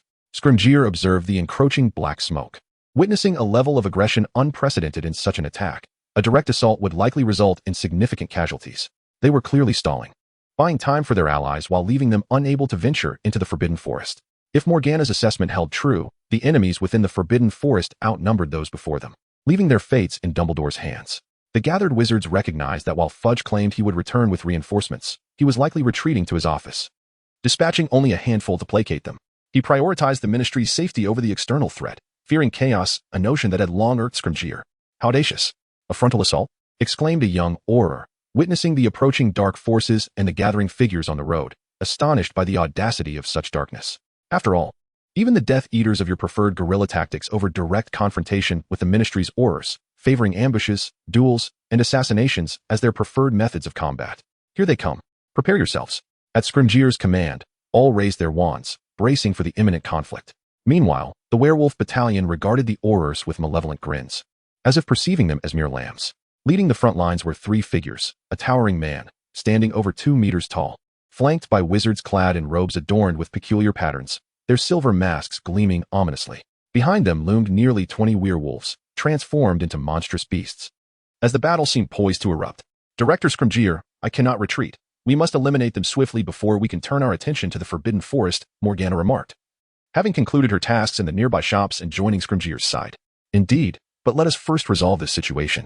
Captain, they have significant numbers, all Aurors. Can we truly prevail? If we cannot win, we shall withdraw. Our mission is merely to stall them. If we cannot fight, we will retreat and harass them. Their operation should be underway as well. As long as we can hold them off for a time, we will prevail. Then, the defense rests with you two. The towering man instructed the two dark sorcerers beside him. Of course, the other party responded coldly with a single sentence, then raised the wand in their hand, while their left hand held a gem resembling a red crystal. Tear them apart. Accompanied by a war cry from the werewolf pack. Several enormous dark shadows shattered the tranquility of the street, rushing toward the vulnerable Auror group. Indomitable shield. A low growl resounded from this side as 5 Aurors simultaneously cast their spells, and a radiant barrier suddenly burst forth, crashing against the bodies of the attackers like a shield. Thunderous explosion. In that instant, Scrimgeour and the 2 nearby Aurors seized the opportunity to unleash their spells. Yellow light instantly coalesced into several streaks of orange-red lightning in the air, piercing through the advancing werewolves. With a deafening boom, a wave of scorched air spread rapidly, causing the remaining werewolves to retreat abruptly, as the thunderous explosion would trigger a chain reaction. The man behind them had not anticipated that the Aurors would so decisively employ such perilous dark spells against them. You two, it's time to take action. The tall man forcefully pulled a few injured werewolf companions aside, and spoke to the 2 individuals still spectating. This is just the beginning. Why panic? If the new werewolves cannot withstand even a single attack spell, they are less useful than muggle fodder. You all, pay close attention to your spell casting and magical energy. Do not leave any openings for the enemy. Yes. Subsequently, the werewolves, propelled by the explosion, rose once more and launched another assault on the Aurors. Their massive fangs and claws aimed at everyone's throats and hearts. Armor protection. Several voices roared in unison, and this time, Diagon also joined in. The immense defense even sent the attackers flying several meters away. Flames ablaze. Several fireballs skimmed across the snow, detonating on or near a few werewolves, melting much of the surrounding snow. However, it was evident that the mutated werewolves were not to be underestimated. The ordinary attack spells inflicted minimal damage. At most, their fur singed. Yet their flesh remained unharmed. In an instant, what was intended to be a swift resolution had transformed into a protracted battle. See, I told you. The new werewolves are not so weak. At the very least, we'll need to fight for a while to determine whether our stamina depletes first or their magical energy falters under the relentless assault, leading to them being torn apart. The 2 dark sorcerers behind also chimed in, as the previously anxious tall man gradually calmed down. What if Hogwarts or the Ministry of Magic sends reinforcements? Let them come. We'll hold the line for a moment while you retreat. Although transforming into a werewolf affects spellcasting, fleeing is still a possibility, right? All right, the tall man responded, then fell silent, observing the ongoing battle. However, half a minute later, a colossal blue orb of light streaked across the heads of the crowd like a meteor, crashing down amidst the werewolves and scattering outward. A whirlwind erupted, lifting all the werewolves into the air, imprisoning them within the winds. Scrimgeour and Diagon turned back to see Professor Flitwick returning, his wand just dissipating the last traces of blue light. I almost forgot about you, the formidable dueling wizard. Scrimgeour rarely displayed a smile. Let us attack. Professor Flitwick raised his wand. Though not tall, he radiated an aura of authority. Chapter 159. The battle for Hogsmeade. The battle raged on, yet no one noticed the 4 silhouettes gradually emerging beside a snowbank several meters away. Harry, we can't be of any help here. We should hurry back to Hogwarts and let Dumbledore assist in the Forbidden Forest or here. Ron observed the chaotic scene of spells flying about, feeling for the first time that death was alarmingly close. Ron is right. We can't do anything here. We must return quickly and have Dumbledore handle it. He must be at the school. Hermione hastily added. All right, I understand. By the way, Miss Ellie, your sister is over there, so we won't disturb you. Let us wait here until the battle concludes. Harry reminded her as he prepared to don his cloak and leave with Hermione and Ron, but Ellie grabbed him abruptly. What are you doing? Can you take me to Hogwarts for a visit? It's so dangerous here. But you were originally looking for your sister. She is right there. We really have urgent matters and cannot waste time here. But it's so perilous here. Please have pity on me, a little girl. Harry, feeling the grip on his arm, wore a skeptical expression, yet he was unable to move away, casting a resigned glance at Hermione and Ron, who quickly shook their heads. Fine, you can come with us, but once we reach the school, you must accompany us to the headmaster's office. After all, if Hogwarts' rules still hold, the headmaster's word is law. If we don't inform Dumbledore of the situation, it would merely result in losing points. Great, then let us go, she exclaimed, slipping under the cloak while Hermione and Ron exchanged exasperated glances, hesitating to join her. They suddenly remembered that they could indeed act freely outside. It's time to strike. You too. With Professor Flitwick's arrival, the Aurors, who had been able to resist, instantly became the offensive side. Wait, you're not that fragile, are you? The 2 dark sorcerers remained aloof, showing no intention of attacking. Diagon and the others recognized this too. Scrimgeour had just deduced from Dorgan's previous comments that those two cloaked figures were dark sorcerers. Since they employed human life force for their spells and combat, caution was paramount, as such wizards typically wielded unforgivable curses of dark magic. Stupefy. Minutes later, Dorgan began attempting to use the stunning spell against the werewolves. After all, several Aurors were running low on magical energy, and the werewolves' magical resistance evidently had its limits. With the opponent's stamina waning, their defenses weakened as well. Furthermore, everyone observed a characteristic of the mutated werewolves: they were incapable of casting spells. In other words, while the transformed werewolves gained immense strength and defense, even retaining some humanity, they lost the ability to perform magic. Gale Slash. After a brief silence, Flitwick unleashed another attack. A flash of blue light surged forth, and a gust of air once again swirled, shooting toward the werewolves like a sharp arrow. Everyone raised their arms to shield themselves, but the air current swiftly swept past, dissipating behind them as if inflicting no damage. Yet, in the next instant, the arms and chests of several werewolves in the front burst open, blood spraying forth as if they had just suffered grievous wounds from a sharp blade. What is this? The tall individual was momentarily taken aback, realizing that he too had been affected, as a small cut appeared on his arm. He narrowed his eyes slightly. This was not an attack driven by the power of a curse, but rather the swift currents of air generated by the spell. A physical assault that truly befit a professor from Hogwarts. Vines entwine. Other Aurors seized the opportunity to cast their wands, summoning vines that erupted from the ground, binding the injured werewolf in place. Thunderous explosion. It was evident that Scringe had no intentions of being gentle. Upon seeing his adversary ensnared, he immediately unleashed another offensive spell. However, before the yellow light could reach its target, a purple beam zipped past the werewolf, striking Scringe's spell directly. The two beams collided instantaneously, creating a shower of sparks as they engaged in a tug-of-war. All eyes turned to the distance, where one of the masked figures, who had remained passive until now, initiated an assault. After a brief stalemate, Scringe, who had initially held the upper hand, suddenly found a tremendous surge of magic erupting from his opponent's wand. The purple beam forcefully propelled his magic back, prompting a nearby Auror to hastily shove Scringe aside as the spell shot toward the ground. Everyone breathed a sigh of relief. But the masked figure strode purposefully toward them, raising a hand in preparation. Dogan, sensing unease, glanced at the ground, his blood surging as his long hair lifted. He grabbed the two nearest individuals and leapt backward. In the next instant, a mass of purple-black mist erupted from the snow, instantly filling the mouths and noses of those nearby.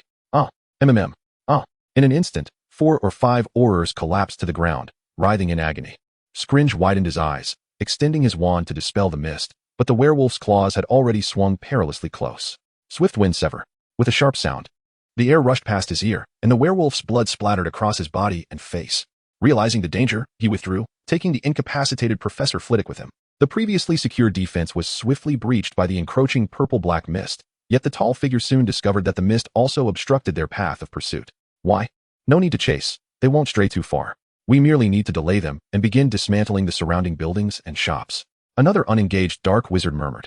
Meanwhile, at Hogwarts, Hema had finished relaying the events of the morning and extended a hand toward Dumbledore for funds. You must wait until dear Minister is no longer troubled. Dumbledore replied, scratching his head in resignation, as he retrieved a necklace from his drawer. What is this? The key to victory, entrusted to me by your dear Professor Cahill.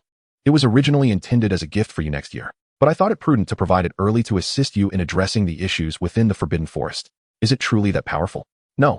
It is merely a unique restricted magical artifact. Your own strength remains paramount. He stood, patting Hema on the shoulder. Am I to go alone? Of course. This is your task, and the reward is yours as well. Old Dumbledore wore a sly smile. Can I decline the reward? As Hema attempted to return the necklace, he was whisked away in a flash of foxfire before he could reach the table. Good luck, child. Is it truly wise to entrust that child with such a task? Even with the aid of those runic powers, it may not suffice to combat so many mutated werewolves. An elder on the wall squinted and spoke. It will be fine. After all, the restraining device and his inner resolve will guide him on what to do. Hema gazed at the peculiar coin pendant in his hand, somewhat perplexed. What could Dumbledore possibly mean?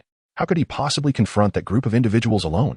Nevertheless, given Dumbledore's assurance, especially with the mention of Professor Cahill, it was evident that there was no cause for concern, and he appeared remarkably composed. Was this object truly so extraordinary? After all, it was merely a necklace fashioned from a coin, nothing particularly special. Yet, regardless of his thoughts, he needed to venture into the Forbidden Forest to ascertain the intentions of the other party. Otherwise, this battle would be utterly meaningless. Meanwhile, Dorgan and the remaining Aurors had retreated a few meters, but upon noticing the smoke still billowing in the sky, she understood the necessity of returning. Director Scrimgeour, how are you feeling? Professor Flitwick inquired as he sat beside Scrimgeour. Although he still possessed some magical energy, it was evident that Scrimgeour had nearly exhausted his reserves. Thankfully, we still have a few left. Just the three of us. We must rescue them, Dorgan asserted, gathering her hair into a tight bun, her eyes shimmering with determination. They have suffered no casualties. You cannot proceed like this. However, they still had other Aurors to use as hostages, but their objective was to buy time. Once the other side completed their actions, they would swiftly eliminate the hostages, leaving no room for delay. Dorgan was acutely aware of the malevolent group's modus operandi, and despite the imminent dangers, she had to take a bold leap. Furthermore, although the residents had been evacuated to safety, the surrounding property had been damaged, and the question of accountability loomed. At the very least, neither Fudge nor the Ministry of Magic would take responsibility, so there was no time to waste. Perhaps Hema had already ventured into the Forbidden Forest. She had to resolve matters swiftly. With that thought, she charged towards the violet-black mist, while Lauren and Ruth remained frozen in place, anxiously clenching their fists. She is the leader. She must be fine. I know. Let us contact the Ministry of Magic to see when they will send reinforcements. Meanwhile, Harry and his companions had returned to Hogwarts and made their way directly to Dumbledore's office, only to find that he did not open the door for them. What should we do? Shall we seek Professor McGonagall? I suppose that is our only option. By the way, where is that girl? Suddenly, Hermione glanced around, causing Harry and Ron to freeze in bewilderment. What? Where is she?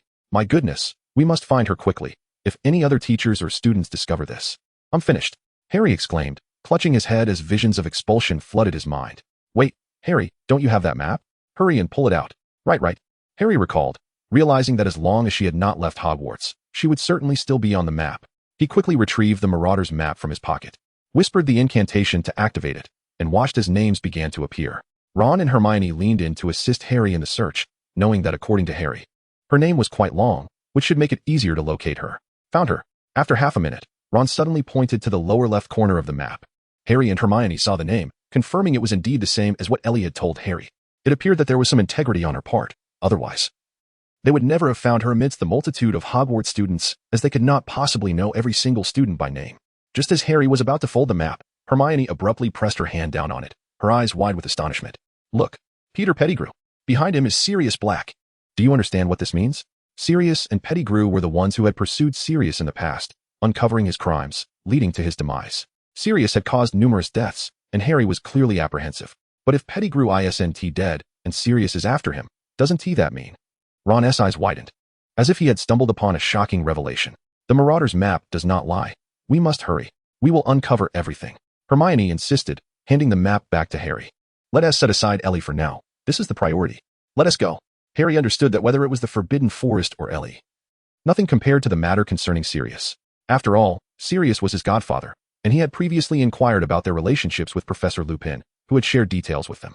Thus, the truth was imperative to know. The children clutched the Marauder's map, hastening towards their destination, but as they moved, they noticed that Ellie, who had initially been on the second floor, was now heading to the first floor. Meanwhile, both Black and Pettigrew were also making their way down, and they were bound to cross paths. Instantly, Harry and his companions quickened their pace, momentarily forgetting the rule against running. On another front, as Hema entered the Forbidden Forest, she spotted a familiar large figure accompanied by a large black dog. Hagrid. Hema, what are you doing here? Hagrid appeared surprised. What about you? Why have you come to the Forbidden Forest? Hagrid then relayed the information he had recently learned from Fudge to Hema. So, you know what lies within. Hema noted the concern in Hagrid's tone, apprehensive that he might be searching for something dangerous. Are you certain you were summoned by Professor Dumbledore? Hagrid seemed hesitant. Just say it. You don't trust me? Hema found it amusing that Hagrid, who often divulged information to Harry, was now cautious with her. To be honest, I'm not entirely sure what it is, but I know it is quite special. You should be familiar with Mr. Lupin. This object was discovered by him and his friends during their time at school. Sirius, Pettigrew, Harry's father? Hema suddenly recalled these names, having already established their connections. Ahem. It seems nothing escapes you. When they entered the Forbidden Forest, I attempted to stop them, but ultimately, they slipped past me. Why did they wish to enter? Simply for fun and adventure, but they returned battered and bruised. I found them while patrolling and rescued them. I later learned they were injured because they had trespassed into a werewolf's territory, though they were unaware at the time. Because it resembled an altar more than a werewolf's den, with a glowing orb hovering at its center, though I have never seen it myself. They were curious and thought it might be a treasure, so they touched it, which alerted the werewolves, resulting in their injuries. But that does not imply that you suspect the mutated werewolves are after it. By the way, how did they learn of it? I'm not sure, but that orb was truly remarkable. The four of them merely touched it and gained tremendous power. According to wizarding lore, it made their magic more abundant and stable. However, This effect only lasted for 6 months. 6 months? Hagrid, are you familiar with the Marauder's map? A slow smile spread across Hermione's face as she seemed to connect the dots. You truly seem to know everything. Indeed. It was the power of that artifact that enabled the creation of the Marauder's map. Now, we must take action. The adversary's objective must be that, the so-called treasure of the werewolves. Chapter 161. The creation history of the Marauder's map. Sirius observed as the students left the school one by one. He felt a renewed urge to enter the school and locate the elusive Crookshanks, yet he could not access Gryffindor's dormitory, the place where that individual was most likely to be hiding. Just then, a large ginger cat leisurely sauntered out of the window, a piece of paper clamped in its mouth.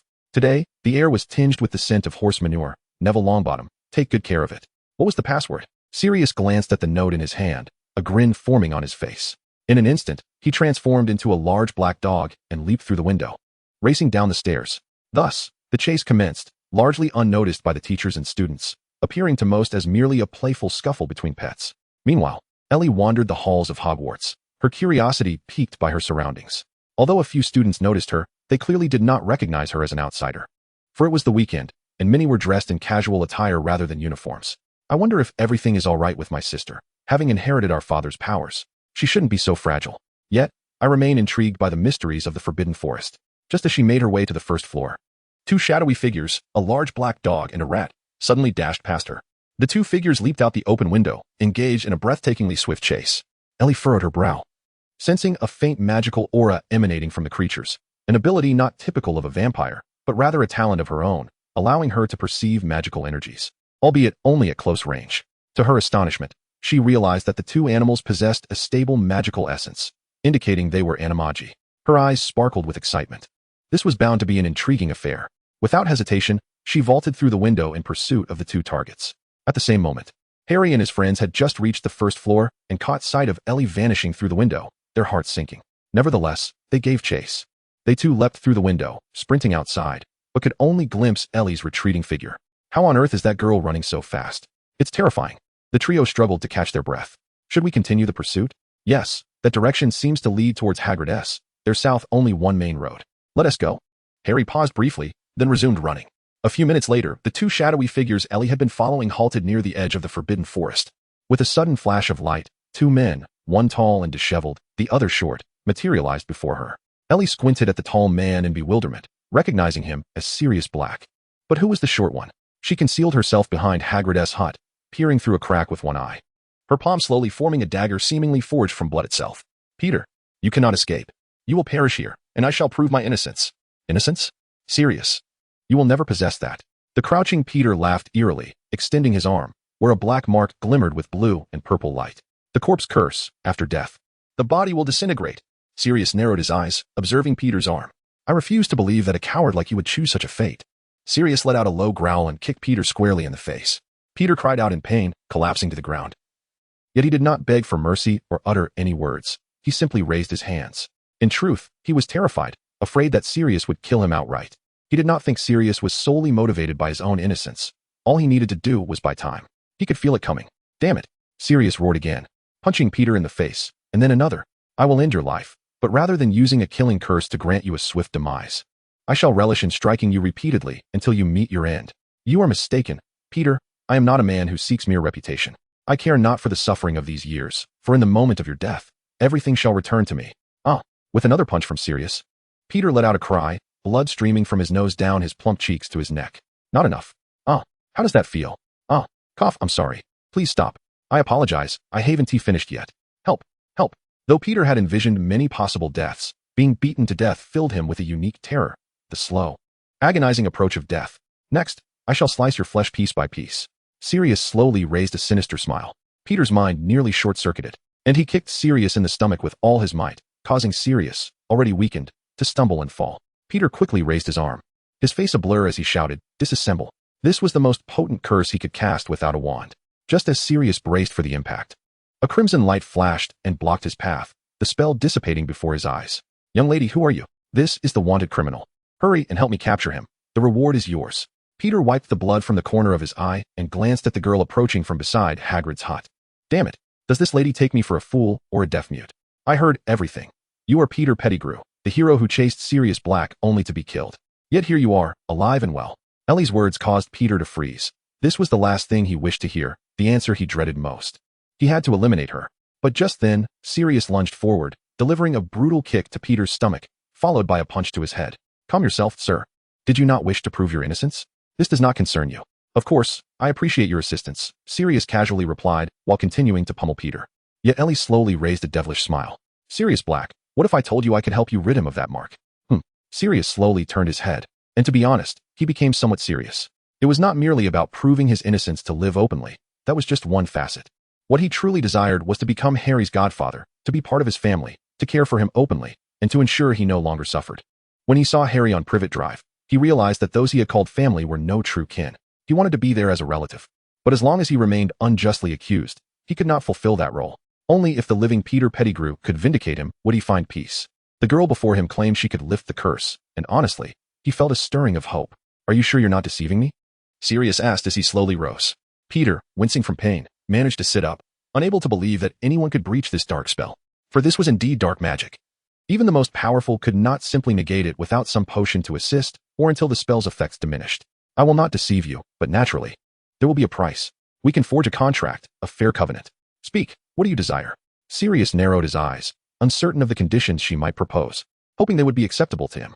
If it comes to committing another crime, I might as well kill this fellow and escape abroad to live my life. I won't ask that of you. I merely need a bodyguard, a capable servant to manage certain trivialities, Ellie said, her smile devilish, making Sirius feel a bit uneasy. Being a servant for a lifetime seems less dignified than being a criminal. I never suggested you would be my servant forever, just temporarily as my bodyguard. Surely, you can handle that. Are you certain you can break this dark magic? Of course, we can establish the contract now. You will be my bodyguard for 3 years, and I will assist you in lifting this mark. Very well. Sirius approached, asking how they should proceed. A vow unbreakable will suffice. Ellie extended her wand, and their arms intertwined, while Peter began to tremble with fear. For if this spell were truly undone, everything would be lost. But as long as he remained alive, he could wait and wait. What is your name? Ellie asked. Ellie, may I take the lead? Of course. You have the wand. You could end my life if you wished. I trust you, go ahead. Sirius shook the dirt from his hair and bent down. Ellie felt a twinge of indignation but recognized that her stature could be advantageous in this scenario. A slender, brilliant tongue of fire erupted from her wand, wrapping around their clasped hands like a heated metal wire. Sirius Black, do you promise to become my loyal servant for 3 years after I help you lift the dark magic from Peter Pettigrew? I do. Can you guarantee your loyalty and abstain from betrayal? Absolutely. You may also state your desires. Help me lift the dark magic from Peter, so I may reclaim my innocence. Certainly, Mr. Black. The light intensified, then dissipated as they slowly released each other's arms, turning their gaze towards Peter. It is time, young lady. All right, let us cleanse you. Ellie waved her hand towards Sirius, and instantly, much of the grime vanished, though his clothes remained tattered. Thank you, but please, expedite the lifting of this dark magic. Understood. First, let us petrify him. If he escapes, that will be my responsibility. You've added quite a complication to our agreement, Mr. Black. This is merely a minor additional condition. Once his dark magic is lifted, and he is eliminated, all will be concluded. Sirius gazed intently at the rigid Peter, feeling a thrill of exhilaration, even though the mark was still intact. But since the girl had made a pact with him, she must have her methods to eliminate it. Otherwise, he would be binding himself to a death sentence. After all, his obligation only commenced once she completed the cleansing, a point he had seized from their recent vow. Moreover, proving his innocence was not a detailed requirement. Proving it to one was the same as proving it to many. Thus, this constraint bore little weight. But should he act decisively, she would be compelled by their promise to assist him in establishing his innocence. As for himself, if he served as a loyal servant for 3 years, that was one thing. Fulfilling his duties was an additional expectation. If she could lift the dark magic, and he could present Peter as a testament to his innocence, those 3 years would be worth it. Initially, he intended to subdue her and prevent Peter from taking his own life, bringing him cleanly before Dumbledore or the majority to affirm his truth. However, it seemed this girl was prepared for a mutual exchange, leaving him with no option but to vent his frustrations. But now, everything had changed. Ellie raised her wand, and a golden rose began to blossom at its tip, floating towards the mark. As the petals scattered, the dark mark disintegrated like burning paper, fading in the sparks. Ah! Peter cried out, but only a muffled sound escaped as the full-body bind rendered him immobile except for his eyes. Yet at the moment the black mark vanished completely. Sirius exhaled sharply, kicking out fiercely, seizing Peter's head and slamming it against a nearby stone. But just then, a spell whizzed through the air, striking Sirius, causing him to freeze, his body as rigid as Peter's. What are you doing? Ellie gasped, turning to see 3 small wizards approaching, panting heavily. He is Sirius Black. He is attacking someone. We must intervene. He is not a criminal. Look closely. That rotund figure is Peter Pettigrew. Do you understand what this means? Pettigrew? Hermione gazed at the bloodied, fallen man, confirming her earlier suspicions. So, Sirius was not a murderer. He was wrongfully accused? Harry slowly approached Sirius, followed closely by Ron. Ellie lowered her wand and moved towards Harry, intending to explain the events that had just transpired. But at that moment, Ron suddenly raised his wand, aiming it at Ellie. And with a flash, a spell struck her, freezing her in place. Ron. Both Hermione and Harry were momentarily taken aback. But soon Ron raised his hand again and launched an attack towards the two of them. Hermione was poised to retaliate when she discovered that her wand was missing. Harry, too, shared the same plight. Both turned their gazes toward Ron, who was bizarrely clutching 3 wands with a mischievous grin. Ron, what on earth is happening? Just as Ron was about to launch another attack, a torrent of water surged through the forbidden forest, crashing directly onto him.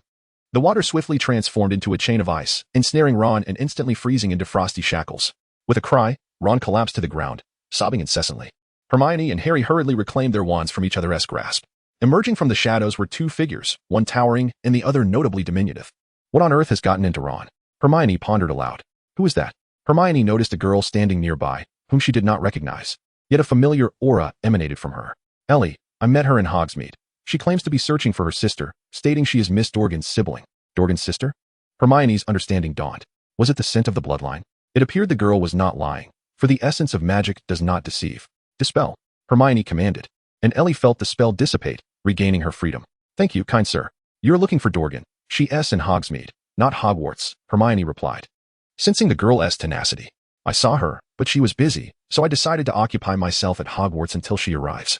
Hoping I won't be devoured by werewolves in the meantime. That certainly won't happen, but your manner of speaking is rather unrefined for a younger sister. Hermione remarked with a sardonic smile, glancing at her before approaching Sirius. It seemed Dorgan was unaware of her sister's existence. Regardless of the multitude of pressing matters at hand, it might be best for the sisters to reconcile after the chaos subsides. Meanwhile, Ellie observed Hermione's retreating figure, a disgruntled expression creeping onto her face. For she detected the essence of her sister emanating from this young witch, and it was potent. Did these two share a unique bond? The revelation astonished her. Dispel. Hurry. Pursue. Pursue what? Ellie and Harry were taken aback, but Hermione noticed that Peter, who had been lying there moments ago, had vanished. Peter is gone. Ellie and Hermione exchanged worried glances, sensing the ominous turn of events. Sirius abruptly shoved Hagrid aside and dashed into the forbidden forest. But before he could take more than a few strides, a silver flash sliced through the air, crashing into a nearby tree with a resounding thud. Who? Sirius. It's you. I knew that silhouette I saw earlier belonged to you. A deep voice emerged from behind a tree, accompanied by the rustle of a dark robe as Severus Snape stepped into view. Snape? Harry felt a wave of foreboding wash over him. Knowing Sirius was a friend of his father, and thus, Snape must be an adversary. What does our dear savior intend to do now? Protect this traitor?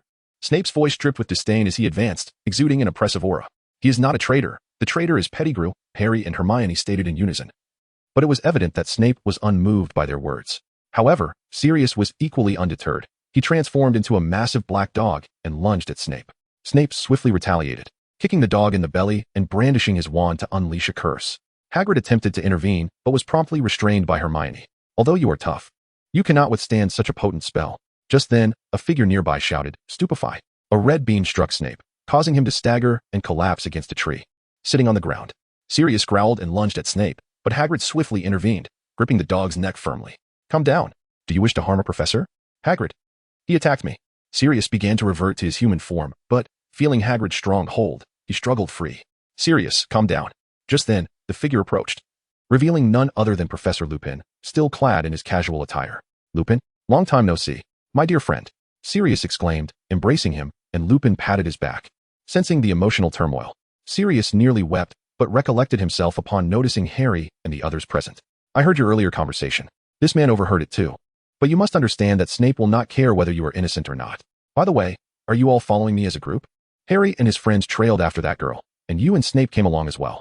Sirius rubbed his temples, feeling that he should have sought Dumbledore instead, despite knowing he would not have done so. I must hurry to pursue Peter. I cannot allow him to escape again. Fortunately, I didn't just confront him. I installed a tracking device on him. Meanwhile, Hermione approached Ron, lifting his eyelids and checking his pulse, sensing the flow of magic. Ron is under Peter's control. It seems he left a contingency plan. Do you recall that lesson?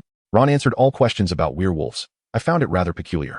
A few moments later, Herma turned to Hermione and Harry, both of whom recalled Ron's peculiar demeanor at that time. What shall we do now? It's fine now. Let him rest for a while and pursue Peter Pettigrew. This presents the best opportunity to prove your godfather's innocence. I understand. Harry nodded, and together they laid Ron against a tree, alongside Snape. Harry? At that moment, Sirius caught sight of Harry, pursing his lips, uncertain of what to say. Hello, Black. Or shall I say Mr. Black? Harry felt a bit awkward as well, yet he could sense the warmth emanating from Sirius's gaze. Very well, we shall reminisce later. You must hurry and pursue. If he gets too far, it will become increasingly difficult. A little mouse is quite a challenge.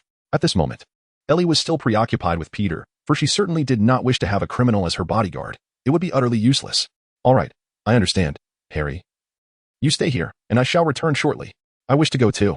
Harry was eager to converse with his mentor, Lupin, and his godfather, Sirius. No, Hagrid. Please take these little ones back. The Forbidden Forest is perilous.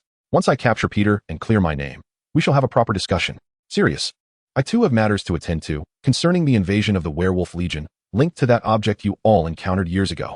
That object. Sirius and Lupin exchanged a glance, instantly recalling the moment they touched the luminous sphere. Here's the plan. Sirius, you continue your pursuit of Peter, Hagrid, Hema, and I shall proceed first. You know the route. Once you've finished, you can find us. Very well, I shall take my leave and hurry. For Sirius, the pursuit of Peter remained his utmost priority. I'll accompany you. Ellie called out to him. All right, let us go. You can keep up with me. With that, he transformed into a black dog and dashed into the Forbidden Forest, while Ellie jumped forward, effortlessly matching his pace. What is with that girl? Lupin gazed perplexed at the two vanishing figures, feeling as though his own hidden truths were insignificant in comparison. Then let us prepare for action. I shall explain the matter of the mutated werewolves as we go. Hema, we shall join too. Huh? It's very dangerous, not just ordinarily so. This should ideally be my undertaking. You all should remain here. Hema found himself compelled to refuse them once more, for this battle differed significantly from those of the past. The adversary he faced was formidable, both in number and strength, a consideration he could not afford to overlook. Very well, I must ensure my safe return. Hermione clenched her fists and stepped forward, offering Hema a brief embrace. Of course, Hagrid, Professor Lupin, it seems you shall lead the way. Indeed, let us proceed. As Hermione and Harry watched the crowd disperse, only the unconscious Snape and Ron remained, prompting them to shake their heads in resignation. Let us first get them into Hagrid's hut. We mustn't allow those lingering giant spiders to snatch them away. However, as they dragged their companions to the side of Hagrid's hut, intending to open the door, it swung open unexpectedly, leaving them momentarily stunned, their hairs standing on end. Could it be the wind? Harry peered into the darkened room, swallowing hard. To claim he was unafraid would be disingenuous. Shall we venture inside? Hermione suggested boldly. Are we truly going? Harry queried. There could very well be dragons or hippogriffs lurking within Hagrid's abode. Just say whether we go or not. Let us go. They resolved, inching closer when suddenly the door flung wide, revealing a pair of pale eyes, causing Harry and Hermione to recoil in fright. Hagrid? Is that you? A raspy voice emanated from within, allowing Hermione and Harry to regain their composure and approach cautiously. Hagrid? What is that voice? Their eyes brightened as they opened the door wider, and Hermione pointed towards the fireplace on the right, igniting a blaze that illuminated the interior. Inside the already cramped hut, a massive creature hovered in midair, resting upon a suspended web. Aragog. Harry and Hermione gasped in disbelief, drawing their wands instinctively. What is the meaning of this? Hagrid has brought Aragog back. If others were to learn of this, Hagrid would surely be imprisoned in Azkaban. This is far more serious than raising a baby dragon or keeping small creatures. Oh, it is you, Harry Potter. I have heard tales of your exploits. Last year, you crossed paths with my wife, Mozag. Fear not, she shall not emerge for the time being. I am merely curious about how you managed to escape. The spider barrier has yet to be fully lifted. Hermione gazed into the creature's eyes, her magic at the ready. I cannot disclose that, but rest assured. I have promised Hagrid that I would not harm humans. Any injuries inflicted upon you were the work of those youngsters. I bear no responsibility. I emerged solely to enjoy a peaceful retirement, keeping Hagrid company. In a couple of years, my life will reach its conclusion. Do you expect me to believe you? Yet. Since Hagrid has rescued you, we shall not harm you. It is evident that your capacity for combat is diminished. By the way, how did you come to be here? Where's Hagrid? He hurriedly departed this morning and returned just as quickly, telling you would be futile, as you can offer no assistance, Hermione retorted, deliberately provoking the creature for more information. Little girl, you need not resort to such tactics. I will share what I know, but first, inform me of Hagrid's whereabouts. As he spoke, he casually consumed a piece of cake from the table using his web. Well, Hagrid ventured deep into the Forbidden Forest with Professor Lupin and the others to confront the mutated werewolves. Mutated werewolves? I have never heard of such a thing. Aren't either merely those peculiar blue wolves in the Forbidden Forest? They are a group of dark wizards who transform ordinary people and wizards into controllable werewolves. They seek something within the Forbidden Forest, though we are unaware of what it is. Searching for something? Aragog pondered, his previously swaying legs coming to a halt as a realization dawned upon him. It must be something similar to what the Blue Wolves guard, which Mozag currently possesses. It is perilous. What is it? You would not comprehend, nor is it necessary for you to know. Is Dumbledore accompanying Hagrid? No. Only Professor Lupin and Hema are with him. Then all we can do is hope for a favorable outcome. If they remain calm, there may be a sliver of hope. Those werewolves lack intelligence. In their pursuit of power, they might risk everything. Although Aragog wished to assist Hagrid, he found himself devoid of the strength to do so. Everything now lay in the hands of fate, a concept he had never subscribed to. Meanwhile, as Sirius and Ellie pursued Pettigrew, and Hema, Lupin, and Hagrid attempted to thwart the werewolf horde, a fierce battle raged elsewhere.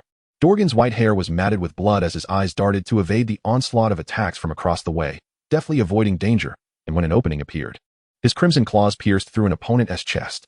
Yet, the 4 or 5 werewolves lying slain on the ground did not secure victory, for dozens more remained, alongside a dark sorcerer and a towering man, presumably their leader. This girl is truly formidable. If you two do not engage, I shall take matters into my own hands. The towering man glared at the 2 bystanders. Step aside. I shall handle this. With a furious roar, the massive figure charged at Dorgan. Come. Dorgan responded with a growl, throwing a punch, but the disparity between a vampire and a mere human was apparent. A dull thud resonated as Dorgan's fist struck. Yet the giant man was sent stumbling back several meters. Quite impressive. Are you a vampire? How intriguing. But what now? A howl erupted from the man as his form began to swell, and Dorgan seized the opportunity, unleashing a barrage of blood blades from his back. The werewolf transformed rapidly, but the blades embedded themselves into his flesh. Still, he displayed no sign of pain. He wrenched at his chest, tearing through skin. Yet the blades were yanked free by his sheer brute strength. In the next instant, the towering figure, nearly 4 meters tall, vanished from sight. An aura of murderous intent surging from behind. Too fast. A shield of red energy coalesced behind Dorgan, but it shattered upon impact, sending her flying across the room. Just as she anticipated a painful collision with the wall, a gentle white light enveloped her, offering a soft reprieve. What is this? Professor Flitwick? Director Scrimgeour? A diminutive figure approached, with Scrimgeour lifting his chin, both having returned to the fray after a brief respite. Come, let the second round commence, you wretched creatures. Scrimgeour's eyes glinted with malice as he aimed his wand at the ground, seemingly prepared to perish alongside his adversaries. Your comrades are still in our grasp. Are you truly intent on engaging in battle? The taller dark wizard intoned ominously, his wand radiating an even more intense purple glow than before. Enough, youngsters. We have arrived to assist, proclaimed Professor Flitwick, who had maintained a serious demeanor throughout the conflict, but suddenly broke into a smile. Retracting his wand and gesturing toward the sky, the werewolves instantly looked upward, where they beheld an elderly man clad in white robes descending gently among them. A resplendent phoenix perched upon his shoulder. Welcome to Hogsmeade, everyone. I trust you will not mistreat this old gentleman. Chapter 165, The Aged Ally. Fear not. Onward, roared the towering leader, as dozens of werewolves lunged forward. Yet, a brilliant white light erupted around Dumbledore. The werewolves felt as though their claws struck a mass of water, unable to sense any impact upon their foe. Subsequently, this softness expanded outward, and they were flung away with tremendous force, tracing graceful arcs through the air like small vehicles. The nearby tall werewolf stood dumbfounded, involuntarily stepping back, but gritting his teeth, charged forward, his massive form creating a sonic boom through the air. The surrounding aurors struggled to discern his silhouette. However, in the next moment, just as before, a gentle force enveloped his body, claws, and fangs, before a powerful push sent him crashing dozens of meters away into a nearby refuse pile. Oh, Dumbledore still possesses his former prowess, Scrimgeour mused, rarely having witnessed Dumbledore in action. Although he could not discern the specific spells employed, it was evident that the title of the first White Wizard was well-deserved. He sensed Dumbledore had utilized 2 spells in conjunction to achieve this level of power. Dumbledore surveyed the werewolves rising to their feet, a slight smile gracing his lips as he narrowed his eyes. Friends, there is no longer a need for combat. We should sit down and discuss matters amicably. No, this is my mission. Beyond battle, there is only death. There are no other options. Stand up and continue. 2 dark wizards waved their wands over the werewolves, causing a faint purple glow to envelop their claws, gradually restoring their vigor. Encouragement and enhancement spells. How rare, Dumbledore noted, his gaze intensifying as he contemplated the potential sources of such formidable blood magic. The werewolves charged at Dumbledore once more, their enchanted claws tearing through his layer of soft defense. But just as their claws were mere half a meter from his body, a sharp sound rang out, akin to a bullet striking iron, and their claws seemingly morphed into plastic, snapping in half with a crack. A fierce wind erupted as Dumbledore raised his wand, sending a hurricane-like force from his body that hurled the werewolves away once more. The white robe billowed as the mutated werewolves, slowly rising from the ground, dispersed. unwilling to press forward again. They understood that if they continued, they would likely perish from the impact. It must end. The remaining matters shall be addressed at the Ministry of Magic, Dumbledore declared, lowering his hand and pointing toward the ground before striding toward the aurors bound to the nearby pillars. The werewolves hesitated, momentarily taken aback. Yet, in that fleeting moment of uncertainty, the thick snow beneath them transformed into a quagmire of mud. Once ensnared, they found themselves immobile, and every attempt to struggle only sank them deeper. The colossal werewolf leader gazed at Dumbledore's calm demeanor, feeling a surge of impotence. He could not extract himself. Despite his strength capable of shattering rocks and trees, moving was now an arduous task. The two dark wizards, equally surprised by this predicament, hastily drew their wands and cast spells at their feet, but the enchantments bore no effect. How could a special dispelling charm capable of halting killing curses fail to effect this spell? Dark 23. It seems we have overlooked a crucial detail. One must possess comparable magical power for such a spell to succeed. Clearly, our opponent vastly exceeds our expectations. Is there no other recourse? Indeed, to protect our organization's secrets, we have no choice but to proceed in this manner. The two slowly raised their hands, pointing their wands at the ensnared werewolves, a vibrant green light flickering to life. Avada Kedavra! Both werewolves and Skringer, along with the other aurors, were momentarily stunned, but for the werewolves, there was no escape, and they were struck directly. As the green light dissipated, two werewolves that had been struggling gradually succumbed, collapsing onto the snow, their eyes wide open, slowly reverting to human form.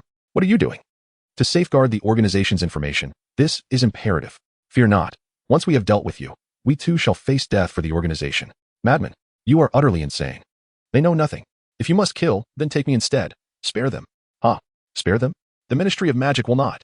Thus, Avada Kedavra. With a flash of green light, the spell shot towards the towering werewolf, but a yellow beam surged forth, and the dark wizard's wand was sent soaring from his grasp. You greatly underestimate the cruelties of the magical world. Death is not so simple. Dumbledore's eyes widened fiercely as Fawkes took flight. In an instant, he swooped past the two, their masks falling away to reveal youthful faces, scarcely 16 or 17 years of age. The large werewolf looked upon their faces, a wave of indignation swelling within him. It was these two children who had been commanding them. It was a profound insult. Dark 25, activate the black ring seal. The two exchanged glances, rolled up their sleeves, and prepared to bite down on a black sigil. Yet, before they could do so, they froze in place, and Dumbledore appeared before them, gazing intently. Suddenly, their thoughts became chaotic. Dumbledore commenced the use of legilimency, countless memories and emotions flooding his mind, and the once smiling Dumbledore's expression grew increasingly solemn. His brow furrowed deeply, and just as he was about to delve into a memory sealed by dark magic, the two dark wizards trembled violently, their heads exploding with a resounding crack. Blood and brain matter splattered across Dumbledore's robes. Fortunately, his face remained unaffected due to a protective charm, though Fawkes was left stained with dirted feathers. The remaining onlookers, including the other werewolves, were left astonished, for in their perspective, Dumbledore had merely glanced at the two, and their heads had exploded. It was utterly horrifying. The souls of these two individuals are inexplicably bound by a destructive spell, a form of dark magic I have never encountered before, Albus Dumbledore remarked to his companion, Dorgan. Others recognized that it was not Dumbledore who had moved. The towering werewolf, Lanza, evidently grasped this as well. Recalling the words of M.O. Beta during his time as a leader, never trust the rewards offered from above. They may not be rewards at all. Naturally, he had thought that his counterpart was mocking him, but it now appeared he had misjudged him. The leader of the organization seemed to rival even the Dark Lord. He could only hope to divulge enough to avoid Azkaban, and instead serve a few years in a regular prison, emerging still a man of honor. Just as these thoughts crossed his mind, a shadow swiftly darted past him, plunging him into darkness, rendering him sightless and deaf. Dumbledore and the others noticed this occurrence. From their perspective, the werewolf, who had been standing there, had suddenly vanished. Dumbledore? Dorgan seemed to sense something. Just now, there was a shadow. It appeared that their adversaries had hidden far more than they had anticipated. What were they truly after? To engage with more like-minded individuals in discussions about Harry Potter and the Half-Blood Prince, follow the WeChat account for you to literature, to converse about life and seek kindred spirits. In Chapter 166, The White Robe of Dumbledore, a young man with golden hair shouted at six figures clad in black robes and adorned with silver masks. You could not cast a warming charm? I nearly froze to death crossing that river. This is beyond the scope of our magic. You are on your own. One of the dark sorcerers replied casually. The golden-haired youth retaliated with a punch, yet before it could land, a flash of purple light surged towards him. And at the moment of impact, an arm shielded him. The purple light pierced through the arm as though it were a bullet, leaving a small hole through which blood flowed. However, the individual who had been struck showed no sign of pain, instead coldly stating, "You should behave. You are on par with us. If you dare to act again, I shall send you to hell. And I am certain your captain will not concern himself with your petty matters." Instantly, the dark sorcerers fell silent. The one who had attacked bowed slightly, and once more withdrew into silence. "Captain, look at them. They actually," the frightened golden-haired youth exclaimed, moving closer to assist the handsome young man in staunching the wound. "It's nothing. I will recover shortly. These people are merely brainwashed fools. Let them meander here. Instruct the front lines to quicken their pace. We must set off." "Yes, Captain Mo Beta," the golden-haired youth replied, shaking his head and transforming into a colossal werewolf. Sprinting deeper into the forest, Mo Beta slowly turned his gaze towards the dark sorcerers beside him and struck one with a powerful punch, pinning two of them to the ground. "What do you intend to do?" "To strike you." "Ah, Mo Beta, cease. What are you doing?" A cold voice resonated from behind Mo Beta, who turned to see a golden mask that appeared far more ornate than the silver ones. Yet Mo Beta cared little for their status, rising to his feet and delivering another kick directly to the individual's abdomen. "Look at my hand. They have injured me. How do you account for this?" "That wound will heal in about 10 minutes, the golden masked figure replied indifferently, though visibly displeased. "Then I shall take a bite out of them. Surely they will heal themselves with their dark arts in mere minutes," Mo Beta retorted nonchalantly. "Mo Beta, I recognize your prowess, but do you truly wish to oppose all of us dark sorcerers?" The golden masked figure continued. "Can you claim to represent all dark sorcerers? There are 50 of you, numbered from 01 to 50, grouped in tens. You are number 11, thus can only represent your two groups. You, however, I am not merely the leader of Group 2. I am also the deputy commander of the Werewolf Task Force, and you have no authority to converse with me." "Very well, while I may lack the authority, surely this individual does." The golden mask peered intensely at Mo Beta through its slits, gradually stepping aside.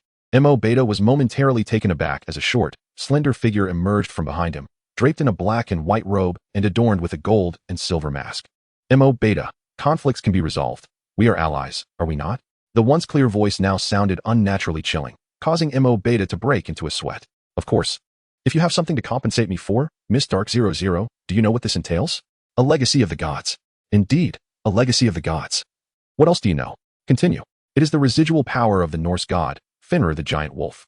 Who do you think this will be bestowed upon?" The voice grew softer, as if luring his very soul. "Naturally, it will be distributed among the new werewolves, with the origin going to Captain Cree." "No. The origin belongs to you." Between the gold and silver seams, a pair of red and blue eyes drew closer, gently grasping his hand. "Mine? Yours. For Cree has more pressing matters to attend to." "What?" Mo Beta felt bewildered. Why should he receive the origin meant for the captain? Miss Dark 00 rose onto her toes, leaning her mask close to his ear and whispering something that caused Mo Beta's expression to shift abruptly. "I do not believe it." "E4, shoo, just know it yourself."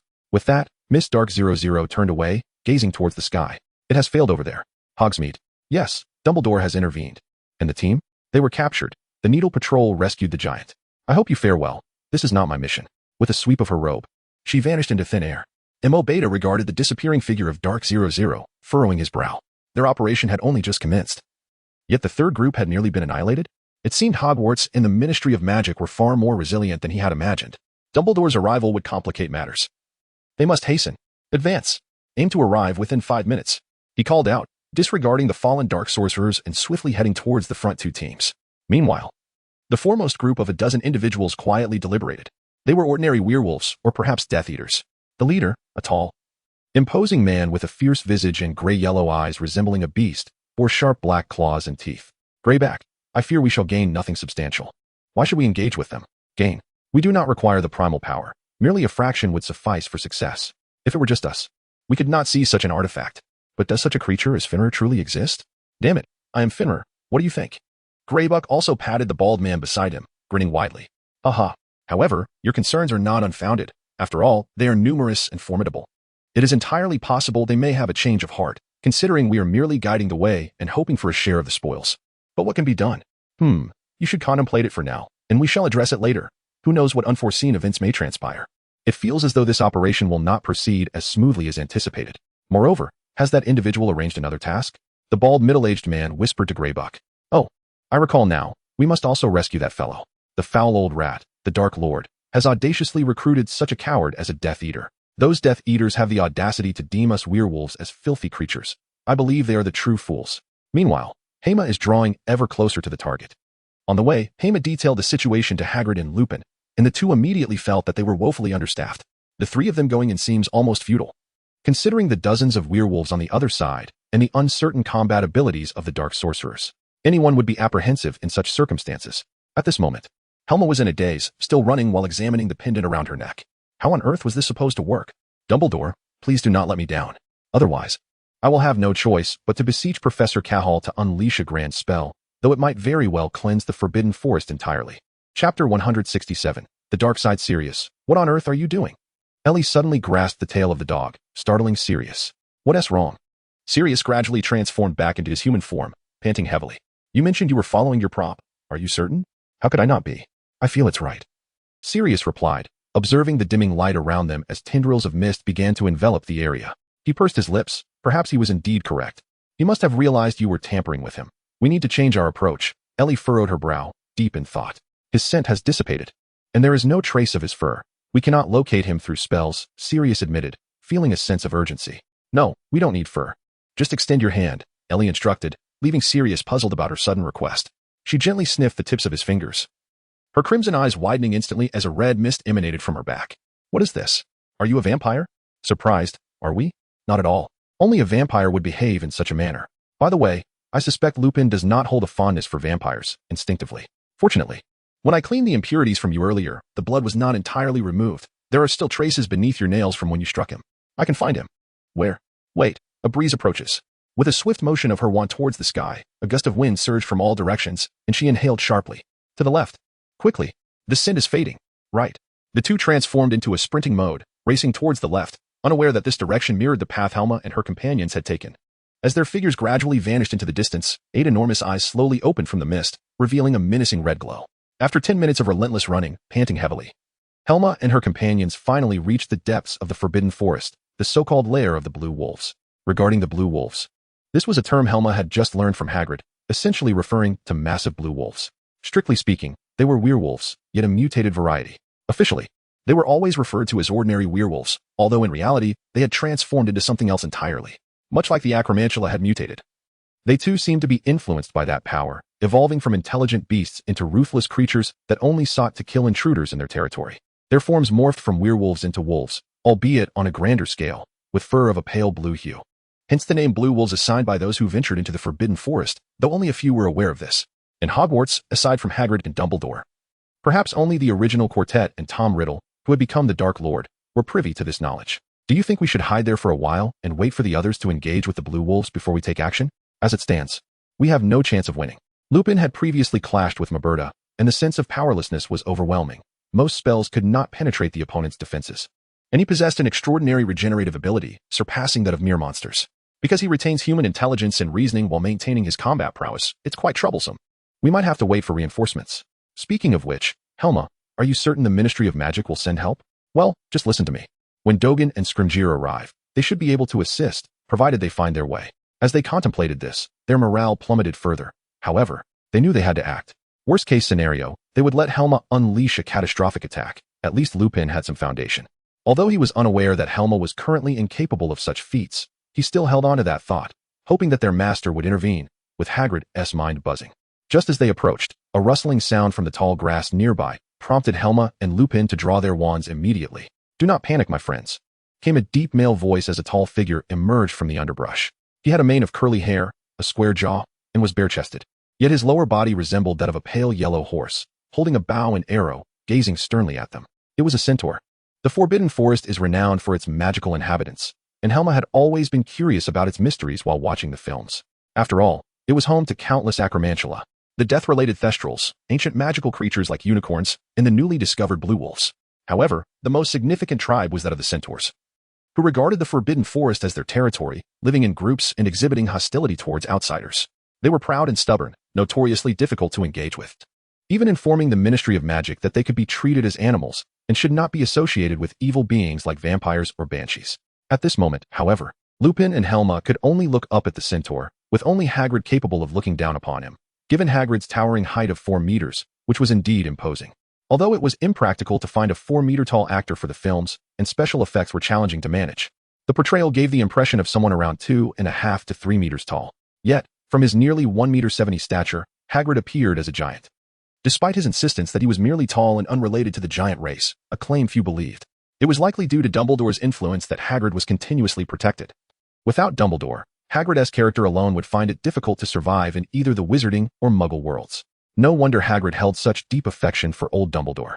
After all, he was a true benefactor. However, I feel that during my time at Hogwarts, I have often found myself in difficult situations. At that moment, Hagrid began to introduce the centaur, Lupin, Hema. This is Firenze. As you can see, he is a centaur, yet he differs from other centaurs. In truth, there is not much difference. My kin do not fully understand other races, particularly humans. However, what brings you to the depths of the Forbidden Forest? We are here at the behest of Dumbledore, pertaining to the safety of Hogwarts, to investigate the situation with the Blue Wolves. Blue Wolves? It seems you have noticed. The celestial phenomena are shifting, and the Forbidden Forest is no longer tranquil. This is merely the beginning. I can accompany you. Really? Hagrid and Lupin's eyes brightened. Although he was just a centaur, having another person naturally bolstered their confidence. Of course. By the way, young man, what is your name? Firenze suddenly lowered his gaze towards him. Hema Eber. Hello, Ibois. I sense an extraordinary power emanating from you. It seems I have glimpsed your presence from the peak of the Crimson Star. You share a connection not only with our centaur kin, but also with the creatures of the Forbidden Forest. Firenze slowly bent down, extending his broad palm, while Hermione, just realizing the moment, placed her hand gently beside his for a soft shake. In search of like-minded companions to discuss Harry Potter and the Half-Blood Prince. Follow the WeChat account for Udo Literature to chat about life and seek kindred spirits. A gentle reminder, enter Giant Panda Literature into your search engine to locate our site. Thank you. Chapter 168. Centaur Firenze. With the guidance of Centaur Firenze, the path ahead for Hermione and her companions became significantly safer. As they circled cautiously around the blue wolf without encroaching upon it, thus avoiding triggering its alertness. This area appears to be the closest point to that creature. Many years ago, we centaurs came to witness it, yet we do not seek it. After all, power is not merely strength. It brings with it numerous, uncontrollable factors. Firenze murmured softly, and Hermione and her companions nodded in agreement. It is indeed true that while power is pursued by all beings, its might often breeds conflict and strife, intertwining life and death. Look, there is the blue wolf, Hagrid suddenly remarked, crouching in the grass. Hermione leaned forward, peering through the underbrush. To her astonishment, she spotted a colossal creature nearly 10 meters away, pressed against a tree, rubbing its fur as if marking its territory. Its appearance resembled that of an ordinary gray wolf, albeit with pale blue fur that seemed to shimmer with an ethereal magical essence, emanating a luminescent glow. Despite the distance and dim light, the clarity of that blue hue was unmistakable, likely signifying a defensive trait. This creature possesses intriguing qualities, Hermione mused to herself, contemplating the nature of this so-called werewolf treasure. From her discussions with Professor Cahayer, she learned that the Forbidden Forest is a burial ground for ancient relics, housing remnants from the Age of Gods. Each race possesses such artifacts, though they vary in size and significance. The recent encounter with the matriarch of the eight-eyed spider involved the consumption of a primordial essence. While Hermione acknowledged her own power disparity, she took solace in the knowledge that her mentor had bested it. It stands to reason that this werewolf guards a fragment of divine heritage. Yet, its origin remains a mystery. Given that the werewolves can transform into their primal wolf form, it likely pertains to a legacy associated with wolves. The mythos surrounding wolves is vast, particularly in Norse mythology, where the most renowned is the great wolf Fenrir, the offspring of Loki, the god of mischief, and the giantess Androbota. His siblings are formidable as well, Jormungandr, the world-encircling serpent, and Hel, the queen of the underworld. From birth, Fenrir was feared and confined by the gods, with the sacrifice of Tyr's arm serving to bind him. Yet, when Ragnarok looms, his legendary feat of slaying Odin solidifies his terrifying reputation, rendering the inheritance of this legacy far more significant than that of the eight-eyed spider. Should this inheritance indeed belong to Fenrir, Hermione refrained from overthinking it, for she could not inherit the powers of the magical wolf. Should it be the case, the repercussions of failure would be dire. Even if the inheritance were only a fraction of the primordial power, it would still pose a significant threat in the current magical realm. Mr. Lupin, I neglected to inquire. How did you gain entry into their territory and come into contact with that entity? This is somewhat our fault. The Blue Wolves did not harbor substantial hostility toward external beings. Had we not disturbed that entity, they would have remained relatively stable. However, our intrusion prompted their defensive behavior and patrols. At this point, Lupin felt a twinge of embarrassment, acknowledging that the Blue Wolves had indeed grown more ferocious since that incident. Where is that entity located? Hagrid glanced outward, noting the Blue Wolves patrolling without any sign of the object. Firenze interjected from behind, and Lupin continued. The altar-like structure lies below, resembling a basin, with the blue wolves circling it in a patrol. Are you saying the object is down there? How high is it? It stands approximately 7 to 8 meters, with a diameter of about 50 meters, forming a perfect circle. The luminous orb resides at the center of this altar. If we were to slip in undetected, we would be surrounded from all sides, Hermione pondered, envisioning the scenario of being encircled by wolves in the basin's center. A chilling thought. Escape would be nearly impossible, for unlike the open terrain against the eight-eyed spider, one would need to break free from the encirclement while simultaneously scaling the steep slope of 7 or 8 meters. While it is not unfeasible, werewolves could easily accomplish the same with greater speed and skill. Thus, Hermione felt it prudent for those creatures to make the first attempt. The group began to converse quietly, keeping a watchful eye, for the area was not particularly large, and with Firenze's keen senses, any movement would not go unnoticed.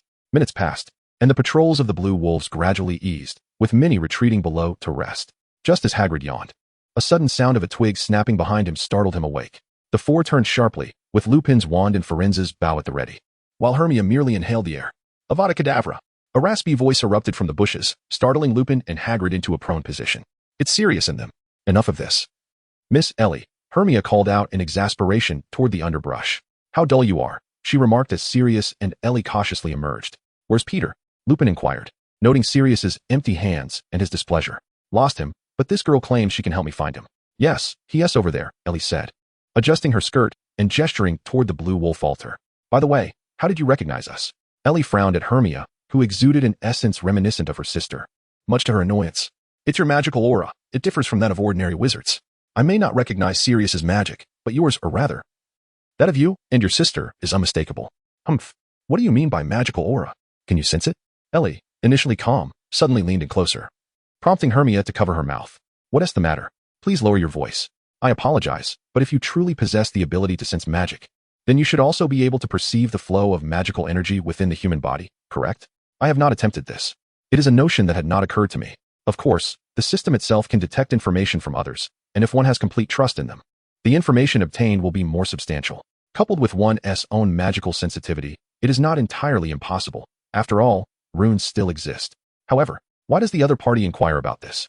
Well, once this matter concludes, Ellie also abandoned her little demon guise and adopted an unexpectedly serious demeanor. Shoo!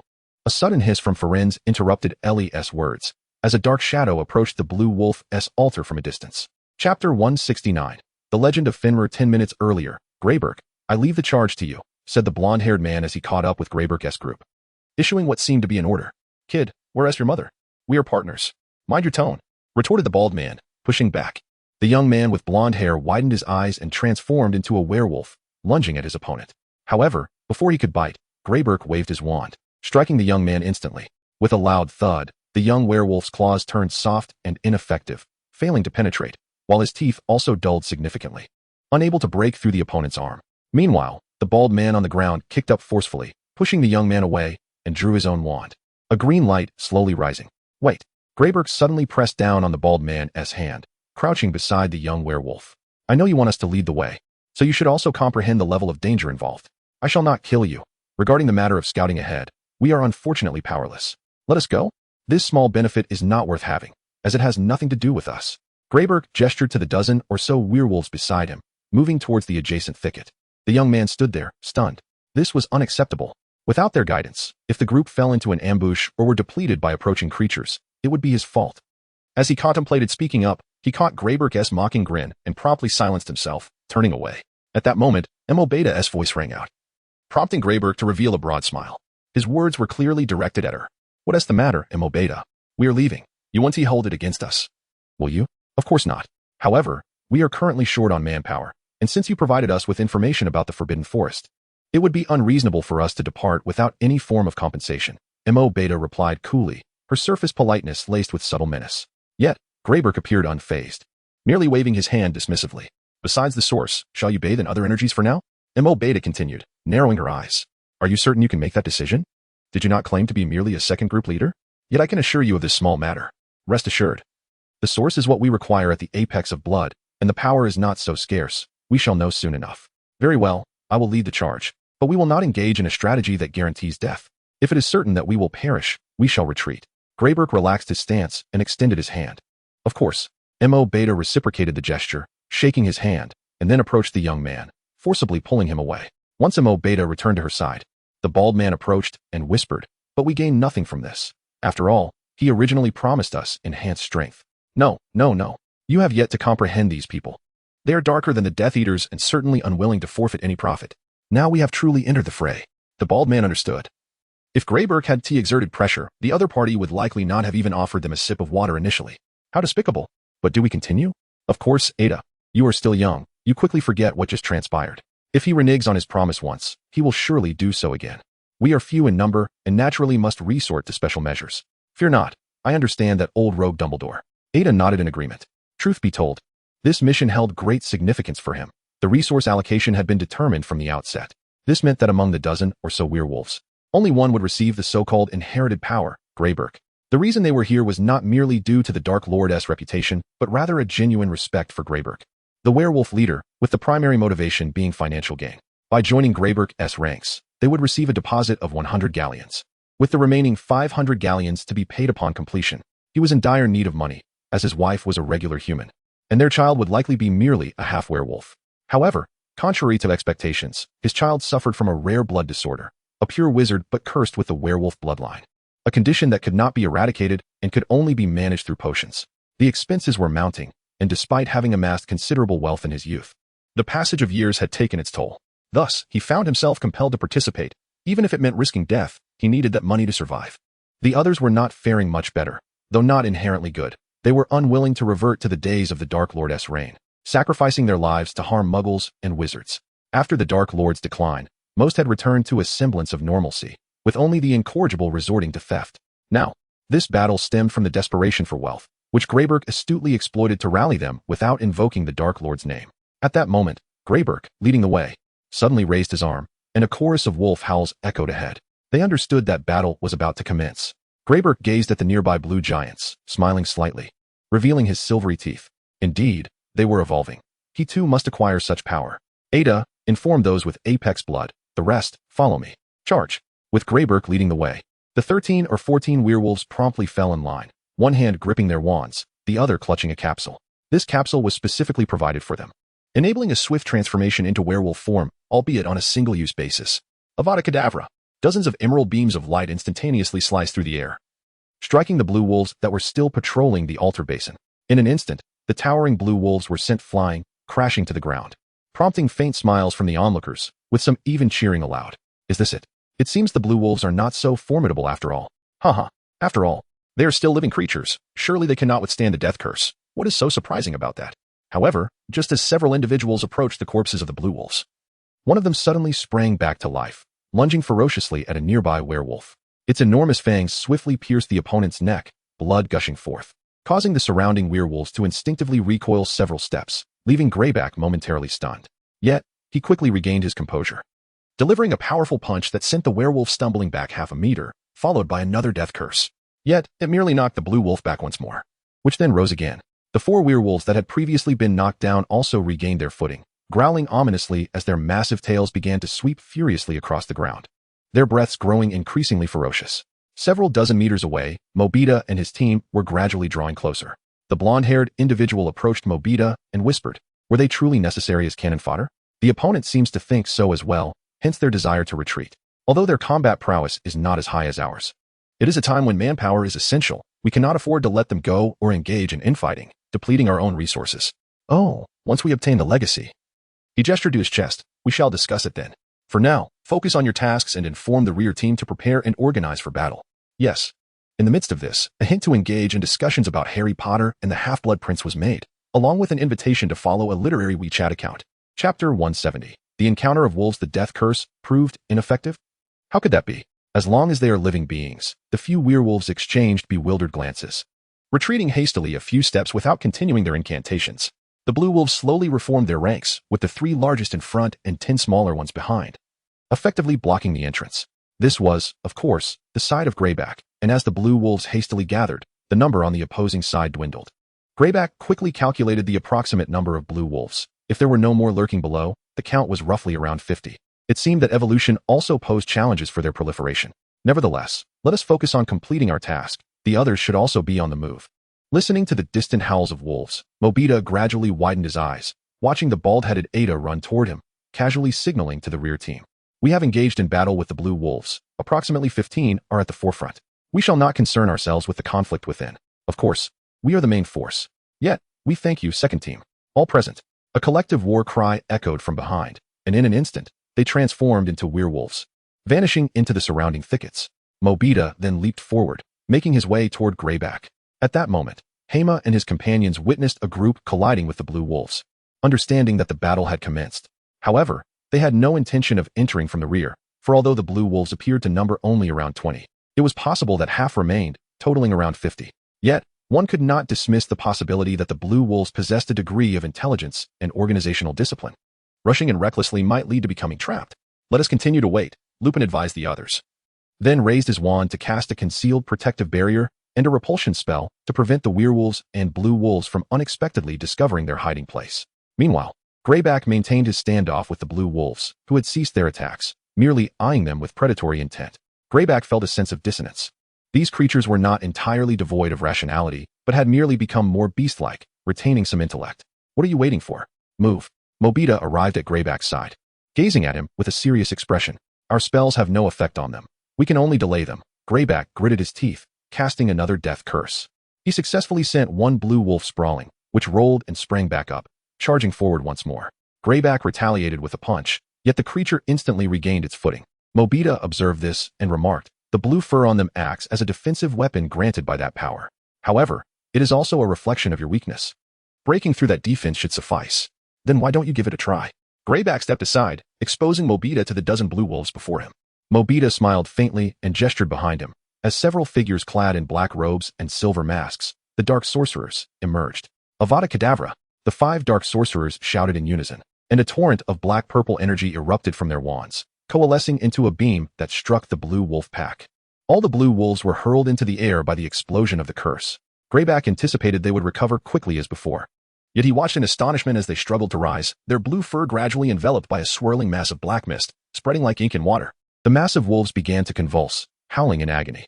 Within a minute, aside from 3 larger blue wolves, the remaining 10 giants were rendered incapable of further combat. 2 of them were entirely consumed by the black mist, completely stripped of vitality. This slow, torturous demise seemed even more terrifying than the instant death inflicted by the earlier curse. What do you think? Are you interested in joining us at the top? What you see now is merely the tip of the iceberg, and your time with the Death Eaters has not been particularly favorable, has it? Stop. Let's wait until the Dark Lord has no plans for a resurgence. When I joined the Death Eaters, as long as I was not abandoned, I would remain one for life. Very well, I hope you will consider it. This new era requires new leaders to govern and transform it. And we at the top are the pioneers of this age. In truth, this statement resonates deeply with Greyback. For his ambitions and aspirations revolve around expanding the ranks of werewolves, transforming wizards into werewolves, and ruthlessly eliminating those who defy him. He yearns for both power and wisdom, which is why he allied himself with the Death Eaters, willing to serve as a minion to Voldemort. However, as subtly implied by others, the Dark Lord has indeed weakened considerably. He has begun to fear death, losing the brilliance and fighting spirit of his former self, now relegated to lurking in the shadows and directing others. This realization brings him a growing sense of discontent, yet he remains loyal to Voldemort, the first wizard to acknowledge him. Nonetheless, he seeks more formidable power and a leader with a brighter future, leaving him in a state of indecision that he cannot voice to others. Mobita, candidly, longs for a deputy akin to Greyback, for loyalty to the leader, combat prowess, and intellect are invaluable, especially when one is willing to employ any means necessary. If there were future opportunities for inheritance and the enhancement of the werewolf elixirs, he could potentially stand alongside him, as mere combat capabilities would make him a sought-after ally. Alas, given the current trajectory of Voldemort's waning strength, it is inevitable that power will eventually return to us, allowing for a gradual recruitment process. Mobita, we are ready to descend. A dark sorcerer adorned with a golden mask emerged beside him. I suggest we allow the second group to proceed first. Greyback, do you intend to follow? Or shall we retrieve that object first? Mobita inquired, directing his words toward Greyback. Of course, we shall follow, but not just yet, Greyback replied, gesturing towards the 2 companions wounded by the blue wolves. His primary aim was to let the others descend first. Peering down from the edge, he observed only a circular altar constructed of stone, with a luminous orb suspended at its center. There were no other blue wolves in sight, save for the 3 that had just fled and the remaining 7 or 8 that gathered around the orb, provoking his suspicion. After all, this was a relic of divine inheritance, guarded by beings of combat prowess that, while not weak, paled in comparison to these sorcerers, and their numbers were disappointingly few.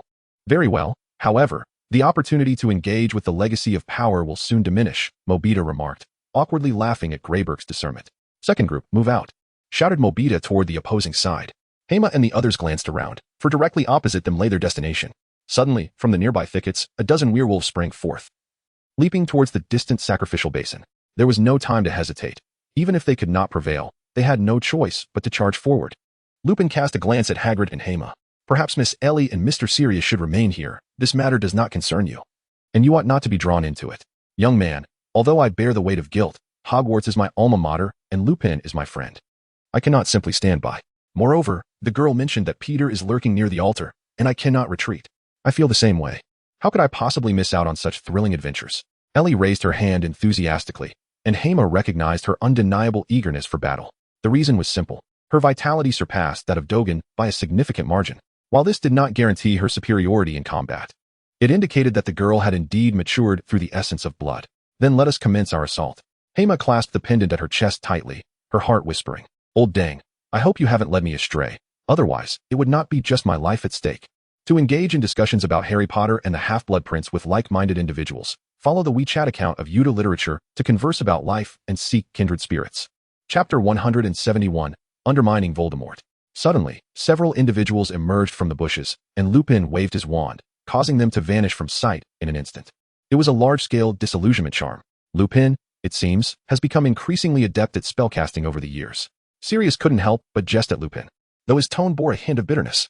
Indeed, it has been over a decade since their youth, and now they both find themselves on the cusp of middle age. Enough of this sentimentality, capturing Peter should be our top priority. This legacy is of little consequence, but we must seize him. Ellie pouted, expressing her lack of interest in any ancient legacy, especially given the number of adversaries present. It would be a feat if they managed to escape at all. Understood, Sirius replied, feeling somewhat awkward at Ellie's sudden declaration amidst the flurry of activity. Nonetheless, Miss Ellie is correct. We can only aim to disrupt their plans. If we can delay them, that would be ideal, allowing time for the Ministry's support to arrive. If the situation becomes dire, we must retreat immediately. Capturing Peter would be the ultimate success. Hermione concurred with Ellie's perspective. Naturally, according to Dumbledore's assertion, he believed he could handle the situation himself. However, considering the multitude before him, at least 40 werewolves and several cloaked figures, it was clear that they were dark sorcerers wielding peculiar and lethal curses. Without Dumbledore's presence, who could possibly contend with such odds? What a steep slope. We can simply slide down. The entire basin was adorned with vegetation nearly half a meter high, perfectly suited for a descent down this incline. Meanwhile, the more than 20 mutated werewolves that had arrived ahead of them had already reached the altar, gravitating towards the luminous sphere at its center, forming a surrounding circle that encircled the blue wolf guardians. Noticing the absence of traps or ambushes, Mobita and the others transformed into werewolves and leapt down to join the blonde-haired companion. 6 dark sorcerers, along with the remaining werewolves who had not yet transformed, stood at the edge of the small basin, while the sorcerers raised their wands in a display of support and coordination. Is this the legacy of the Nordic magic wolves? The lineage of Fenrir? Mobita murmured, her eyes reflecting the glimmers emanating from the sphere across the way, slowly curling into a smile. As Hema and the others slid down, they overheard Mobita's words, and several faces grew solemn, except for Ellie and, of course, Fezerin, who had always maintained a cold, indifferent demeanor. It was indeed the legacy of Fenrir. If it were to be taken away, old Dumbledore's hopes for a peaceful and stable magical world would once again be dashed. Dark sorcerers, attack the wolf pack. We must seize the fragment of the inheritance and retreat to prevent that old man from Hogwarts from causing trouble. Understood. The individuals above instantly drew their wands, pointing them downwards, and invoked a spell, Thorn Cage. The surrounding flora erupted into frenzied growth, with thorny vines surging forth like serpents from the underbrush, converging rapidly towards the center. Mobita, who had been smiling, suddenly froze, realizing that these thorns and vines had spared him, while the other werewolves and the blue wolves were ensnared in place. Crimson spikes pierced the flesh of the werewolves and blue wolves, releasing a purple mist that surged into their bodies. Boss. The yellow-haired werewolf collapsed in front of Mobita with a thud, clutching Mobita's ankle in agony. Big cat. Immediately, all the mutated werewolves began to sway unsteadily before crashing to the ground. The blue wolves were also desperately resisting, but their steps were becoming increasingly erratic. What are you doing? Mobita lifted a massive rock and hurled it at the golden mask, but it was shattered by a counterspell. This is an order from the organization. We are merely executing it, and it is for your own good. The golden mask replied coldly, continuing to command the dark sorcerers beside him. The fallen werewolves suddenly began to scream, their cries of agony echoing as their blood was siphoned by a slender plant, which collected it into a vessel formed from a massive leaf. What are they doing? Is this infighting? Hema and the others observed the sudden turn of events, bewildered, yet the passage of the vines and thorns past them filled them with fear, as they feared being discovered. It cannot be. They did not attack Mobita. Is that blood part of a dark magic ritual? Hema felt he had seen such malevolent sorcery before. Ah, save me, boss, save me. The yellow-haired werewolf's face grew pale, contorted in pain as he grasped Mobita's leg, while the surrounding werewolves howled in torment. Although Mobita did not consider himself a good person, witnessing the suffering of his comrades stirred a surge of anger within him. Stop. Let them go. Mobita pushed off the ground, his massive figure charging upwards like an armored vehicle. Yet in the next moment, a shadow flickered in the void, and Mobita's formidable form was kicked down mid-air. As the shadow descended beside Mobita, they realized it was a woman clad in a tight-fitting black suit, resembling a character from a spy film. Her arms, waist, and legs were adorned with various weapons, all of which gleamed with faint lights and were inscribed with peculiar runes, although Hema could not discern the exact script. Moreover, it was evident that she had not used her magical weapons. That kick had been delivered solely by her own strength, implying she was no ordinary human. Unless she had undergone some transformation through the blood of the apex, she could not be human. Yet she wore a mask reminiscent of traditional Japanese demon masks, leaving Hema uncertain of her true nature. This realization deepened Hema's perception of the organization's formidable power and depth. It was truly unfathomable, each member more terrifying than the last. Moreover, she had utilized some form of spatial magic without a wand, which was quite peculiar. The apex blood was divided into teams and groups, indicating she was merely one among many, at least part of a collective. If they ventured outside, it would not be impossible for another to suddenly appear and end their lives. Is she an assassin? Ellie observed the woman from a distance, her eyes wide with focus on the symbols on the woman's chest, then glanced down at herself. Humph. Judging by her physique, she is clearly unsuited for assassination tasks. How shameless. Hema inwardly scoffed, thinking, how can you call others shameless when you yourself are like that? By the way, I wish to converse with more like-minded individuals about Harry Potter and Dragon Prince. Follow Yuta Literature on WeChat to discuss life and seek kindred spirits. A brief reminder, enter Giant Panda Literature in the search engine to find our site. Thank you. Chapter 172. Infighting? However, aside from her physique, Hema noted two characters on her back, neatly inscribed Chinese characters. Based on current intelligence, aside from dark sorcerers, he also recognized a team called the Needle Patrol, which sounded akin to a division similar to the second squad in the Shinigami. Thus, this could correspond to that. The other team's large member was unclear, but this woman could likely be identified as the second member of the Needle Patrol, or perhaps the 12th. What does that signify? 1 and 2. Does it refer to 12? Is it indicative of the first group and second position? Ellie appeared to recognize the Chinese characters as she muttered to herself. Hema had previously shared information regarding the Apex Blood Organization structure with the others, and now Ellie was connecting the dots, though Hema was intrigued by her knowledge of Chinese. Miss Ellie, you can actually read Chinese? Of course. I have been a genius since childhood. What's so difficult about Chinese characters? Ellie responded confidently, adding, by the way. Can you speak Chinese? A little, Hema replied, realizing that Ellie's pronunciation was even more precise than that of Chiu Zhang, who had moved to England at a young age and likely carried an accent. However, this girl spoke flawlessly, as if she had learned Chinese first before English, which bore no American or Chinese accent. By the way, Dorgan's sister is also quite the prodigy, whether in combat or such special skills, Hema pondered. If that were the case, Dorgan's parents must have gone to China in their early years before returning to England. Hopefully, she would be delighted to reunite with her sister and parents. Your spoken language is quite impressive. No wonder Sister Ellie has already considered you a suitable partner. Hema thought with a hint of amusement. Your sister is remarkable too. If you two could sit together and get to know one another better, you would see that. Hema replied. You needn't say so. The Damlia family is known for its excellence. My sister must certainly be outstanding, being the eldest child. Her bloodline's potential is inherently higher than mine, Ellie remarked, a touch of bitterness creeping into her tone, which nearly made Hema laugh. All right, enough chatter, Sirius interjected, pulling Hema back to the present to continue observing the unfolding situation. At this moment, Mobita had risen from the ground, his eyes reddened as he charged forward once more, unleashing a torrent of black mist as his claws tore through his opponent's form. Fool. The opponent murmured something before delivering a powerful kick to Mobita, whose massive form was sent flying once again, crashing into the nearby underbrush. With a roar, Mobita flipped over and lunged at the adversary. At that moment, however, Ellie suddenly pointed towards Greybark's direction, exclaiming to Sirius that the filthy rat had fled that way. The group turned their gazes in unison, spotting a small shadow swiftly climbing upwards, heading straight for Greybark. We cannot allow him to escape. If he returns to Voldemort, capturing him will become exceedingly difficult, Ellie remarked. Sirius immediately recognized the gravity of the situation, but revealing himself now could jeopardize others. This was not solely his affair. Fear not. Proceed. It is time for us to act. It appears their internal strife has already eliminated a significant number of our foes, he declared, just as the group prepared to cast their disillusionment charms and move out. The woman delivered another kick that sent Mobita tumbling once more, surging towards Greybark. In mere strides, she ascended the sloped ground and seized the rat that had just reached Greybark's feet. Is this your pet? The voice of the woman in black was slightly hoarse, her tone monotonously cold and serious, much like that of the dark wizards. Indeed, assassin, Greybark replied, glancing at the rat, his brow furrowing. Isn't this Peter, that foolish one? How could he be guarding such a figure rushing toward me? but do not claim your pet as an animagus." As he spoke, a four-sided dart whizzed past Greybark's cheek. Greybark's eyes widened, itching to retaliate, yet he knew that the group of dark wizards nearby could obliterate them all. "You are a Death Eater. Stop pretending, Wormtail." The rat quickly shook, tumbling from her grasp, transforming into a short, stout man as the golden-masked figure shot a glance their way. "Wormtail? What an amusing name. So it is true, you were wronged.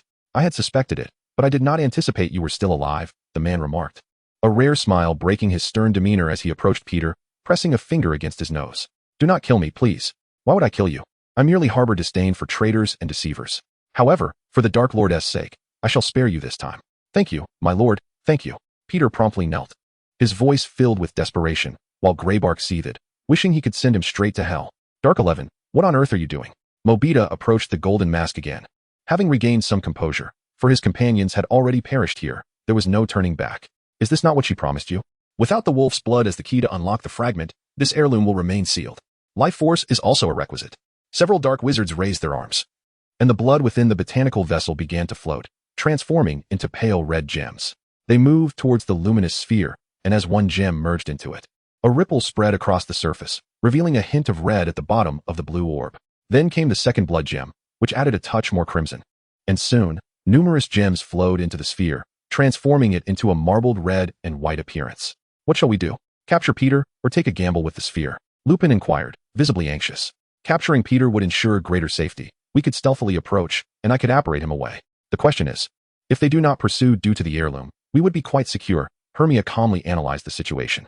"Yet, to seize the heirloom fragment or thwart their plans, conflict is inevitable. They still possess a dozen werewolves, 5 dark wizards, and that assassin woman." Although Ellie was willing to confront the werewolves, the danger was too great in this scenario. She had no intention of risking her young life. "Hagrid, what is your take?" "Me? Will Dumbledore come?" Hagrid scratched his head. "Uncertain. Probably not," Hermia replied confidently, clutching the pendant around his neck. "This trinket lacks any real function." "Then we shall retreat," Lupin suggested, glancing at Sirius, hoping to assist him. Otherwise, they would achieve nothing. Agreed. The group deliberated their options. With no reinforcements arriving, retreat was their only choice. However, just as they began to ascend the slope, a chilling voice pierced the air. The woman slowly drew a short sword from her waist. "While I have other matters to attend to, you have hidden long enough. It is time to emerge. Scatter." As the blade emitted a radiant glow, Hermia shouted, yanking Ellie to the side. Lupin and Sirius lunged right, while Hagrid and Featherland clumsily slid aside. With a thunderous roar, a blade of light cleaved through the ground, instantly consuming sand, stone, and flora. Hermia and Ellie quickly regained their footing, gazing at the ravaged earth with bated breath. "My heavens, I nearly split in two. Thank you." "No need for gratitude. You are the sister of Dogan, thus you are akin to my sister," Hermia replied nonchalantly, his gaze fixed on the surrounding enemies. "Who is your sister? You might not even be older than I am," Ellie retorted, pinching the flesh at the back of Hermia's neck. "Hey, why are you pinching me? Are you taking advantage of me?" "Who is taking advantage of whom?" The nearby Lupin and the others stared in bewilderment at the sudden quarrel between Hermia and Ellie. Perplexed, the assassin atop the rise felt a surge of fury, drawing forth a curved dagger, an inscription gleaming on its blade, as it hurtled towards Hermia and Ellie. Hema gazed at the curved blade that suddenly appeared before him. Realizing evasion was futile, he immediately raised his arm, which transformed into a dragon's form, ready to attempt to counter. However, in the next instant, a sharp sound echoed, and Hema felt a sudden pain in his arm as he and Ellie were both hurled away. After hitting the ground, Hema glanced at his arm, where dragon scales had been sliced open, exposing raw flesh beneath, blood streaming profusely, though it was merely a superficial wound. Meanwhile, Ellie stood frozen, suddenly overwhelmed by an uncontrollable thirst for blood. Hema's blood ignited an irresistible urge within her. She was a vampire, after all, not a mindless beast that craved blood at the mere sight of it. Yet Hema's blood sparked a peculiar longing in her. "What's wrong with you? Can I have a taste of your blood? What are you saying?" Hema was taken aback, quickly rising to his feet and seizing the curved blade that had attempted to return to its owner. Upon inspecting the markings inscribed upon it, he recognized them as runes. But wait, there are other characters as well. It seems to be a chaotic amalgamation of magical inscriptions. These individuals possess remarkable creativity. However, if there were runes among them, it implied something significant. The female assassin observing from above staggered, nearly losing her balance, her expression one of disbelief as she stared at Hema. "What have you done?" Just moments ago, she had realized that the blade was no longer under her control. How could this be possible? Nearby, Sirius, Lupin, and others were equally startled, especially Peter, who was the primary target. Mo Beta, standing beside him, recognized the tension as well. "Lupin, I didn't expect you to follow me here." "Huh. I've lost quite a few subordinates today. Why not join us?" Perhaps it could spare your life. Although he doubted his ability to kill Lupin, escaping was definitely within reach. I have no interest in any legacy shards. We merely wish to take Peter with us. Indeed, we have no intention of fighting, nor were we sent by Dumbledore. Our sole purpose is to capture the little dwarf. You can verify this with Peter. Are you threatening us? Even if we do not hand over Peter. We are not afraid of you taking the legacy, the Golden Mask stated emphatically. But Peter is not connected to your top bloodline, is he? He is not. But Greybark is our ally, and naturally, we must protect our allies' friends. The Golden Mask added with a hint of sarcasm, yet Peter was indifferent. Being disparaged by others was not new to him. Surviving was paramount. He did not wish to end up in Azkaban. Then we shall forcibly seize him. I assume you will not intervene. Sirius cast a glance at the Golden Mask before transforming into a black dog and charging towards Greybark. Lupin too executed a disillusionment charm. Appearing behind Greybark, green light emanating from him. Greybark swiftly drew his wand, preparing to retaliate, but an arrow struck his forearm with precision. The pain caused him to drop his wand to the ground. Faislin's arrows were indeed formidable. Hagrid barreled through several werewolves, subduing Peter, who attempted to flee. Don't move. I do not believe Greybark can withstand the killing curse like the Blue Wolf. Sirius reverted to his human form, gripping Peter's neck while turning to shout at the werewolves behind Greybark. Shall we take action? A dark sorcerer approached the Golden Mask, inquiring amidst the battlefield's sudden shift. No need. As long as you do not disrupt our ritual, continue without distraction. Understood, the dark sorcerer nodded. The others remained oblivious, while they appeared to be idling. The dark sorcerers were maintaining the ritual's operation. If interrupted, the ritual would have to start anew. However, the remaining werewolves lacked the vitality to activate the shard. Without activation, the protective sphere could not be moved, and they could not take it with them. While the standoff persisted, Hema engaged in close combat. The female assassin swiftly darted to his side, drawing a short sword to stab at him, prompting Hema to brandish the earlier curved blade in a melee exchange. Ellie observed, struggling against her intense thirst for blood, becoming increasingly disoriented. The clash of metal resonated sharply as the curved blade met the short sword, igniting a brilliant spark. Hema suddenly felt his arm grow heavy. The assassin's strength matched his own. Yet, the power of the dragon was not so easily overcome. Begone!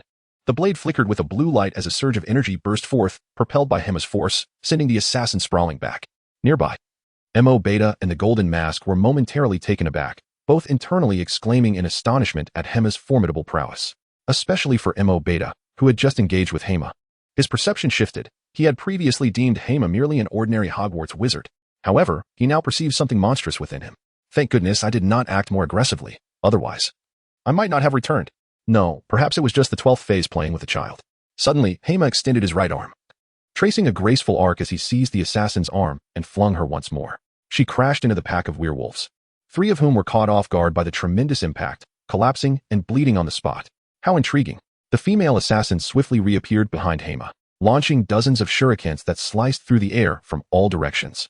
With a short sword in her left hand and a long, slender blade in her right, she initiated a multifaceted assault. Hema executed a sudden backflip, effortlessly maneuvering past, as scales swiftly emerged on his left hand, seizing the opponent's weapon in an instant. While runes rapidly eroded the foe's defenses. What have you done? Aki 12 also sensed the control of the weapon slipping away, abruptly retreating several paces. At that moment, those above, grappling with Greybark, including Lupin, were taken aback. What is happening? Hema is proficient in melee combat, but a wizard engaging in close quarters feels rather astonishing. Moreover, those hands seem to have transformed into the appendages of some beast, anima, or perhaps not. Could it be a form of shape-shifting? Florence squinted, gazing skyward as if seeking enlightenment.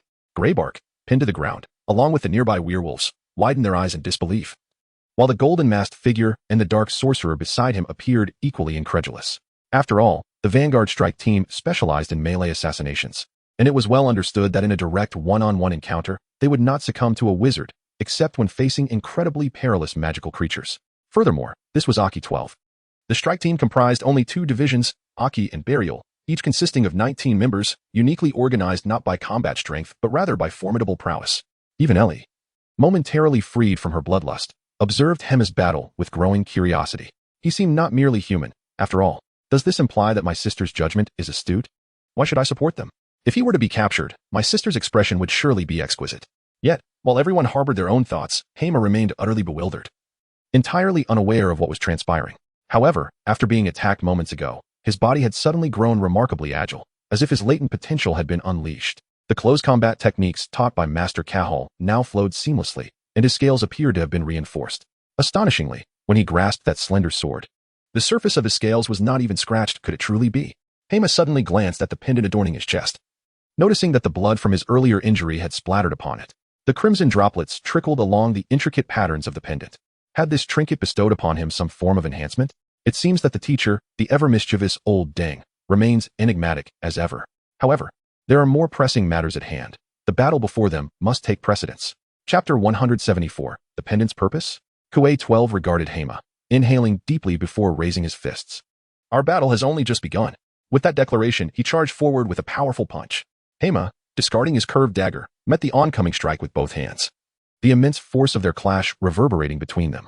Hermione suddenly felt a sharp pain, and upon glancing at the few scales that had been dislodged, he realized that his opponent's gauntlets seemed to conceal something peculiar, encircled by a strange metallic substance, serving as a concealed weapon.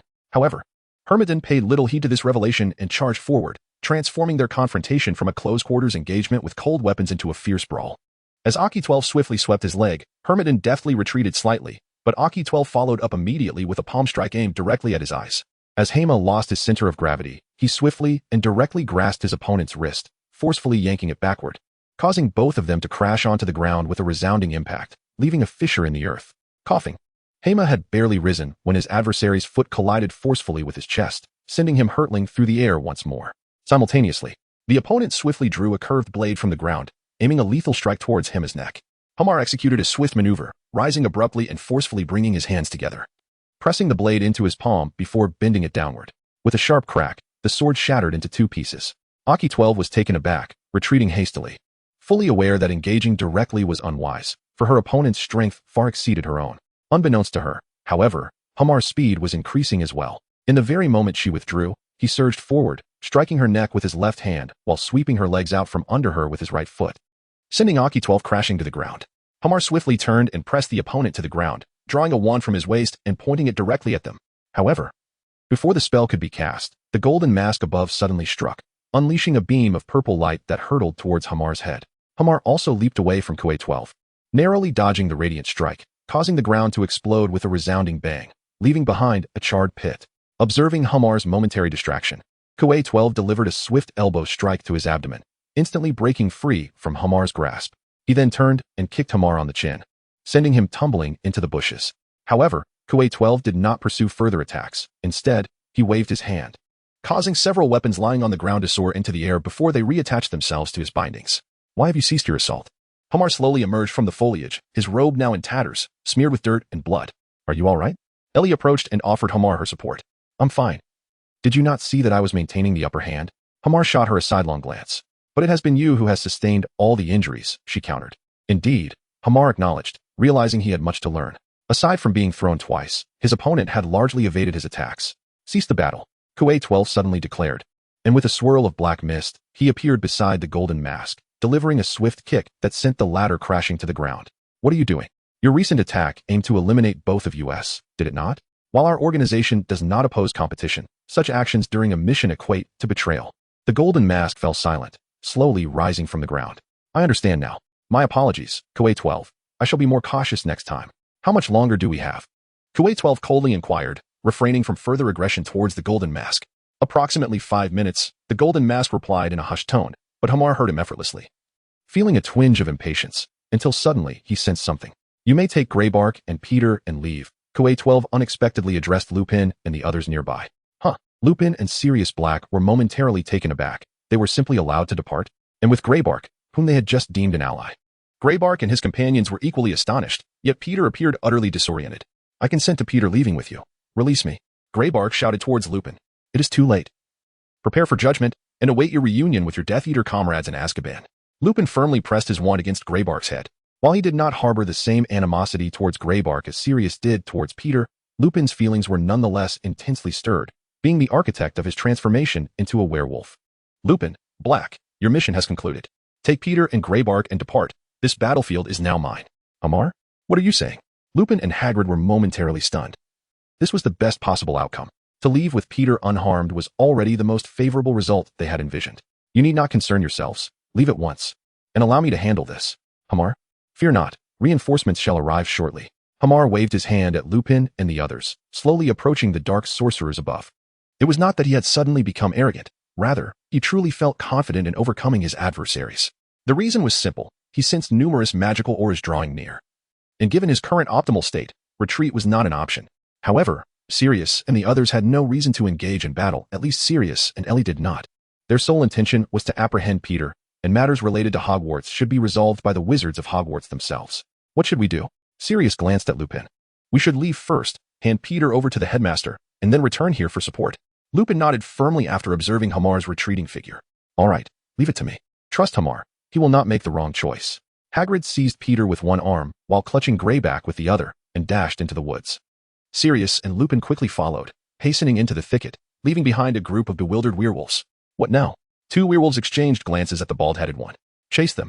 We must retrieve Greyback, or else our finances will be utterly ruined. With the mention of money, a dozen individuals swiftly unified their goal and pursued in the direction Hagrid had just taken. Little Peter could be sacrificed, but Greyback was indispensable after all. He owed their master a considerable debt. They seemed to be catching up. Sirius and Lupin sensed the rustling sounds behind them and instinctively raised their wands. Sirius had just acquired Greyback's wand. Although it was somewhat unwieldy, it finally provided him with combat capability, sparing him from the need for close-quarter biting. They likely wish to reclaim me or my money, so please release me. We can settle our scores later in a fair manner. Greyback, under the influence of the jinx, squinted his eyes and declared, "Humph. Releasing you would mean countless others and families suffer because of you. I will never do that," Lupin coldly retorted. Then prepare to be torn to shreds by werewolves. But before Greyback could finish, the hurried footsteps behind them abruptly ceased, followed by a cacophony of screams and roars. Help! Help! Ah! Lupin and Sirius froze, while Hagrid, sensing the thickening mist around them, recalled the tales Aragog had shared. Mozag was no longer in her former state. She had gained tremendous power and had become far more deranged. She came with storms and mists, devouring everything in her path and leaving only death in her wake. Lupin! Black, run! Hagrid bellowed, his hefty body charging ahead. Black and Lupin exchanged a glance before sprinting madly after him.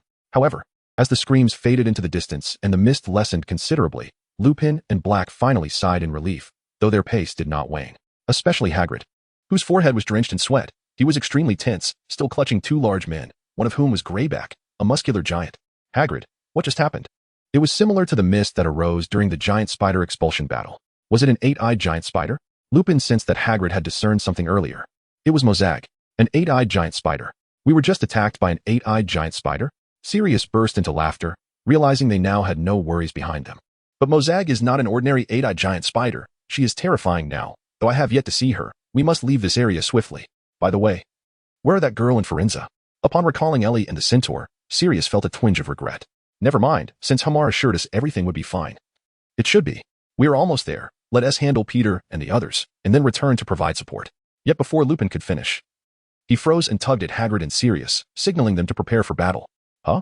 Sirius followed Lupin's gaze, where he saw dozens of eyes glowing ominously in the mist on either side, sending chills down his spine. You should not remain here. You truly possess great skill. But that is only in one-on-one situations, and I have not gone for the kill.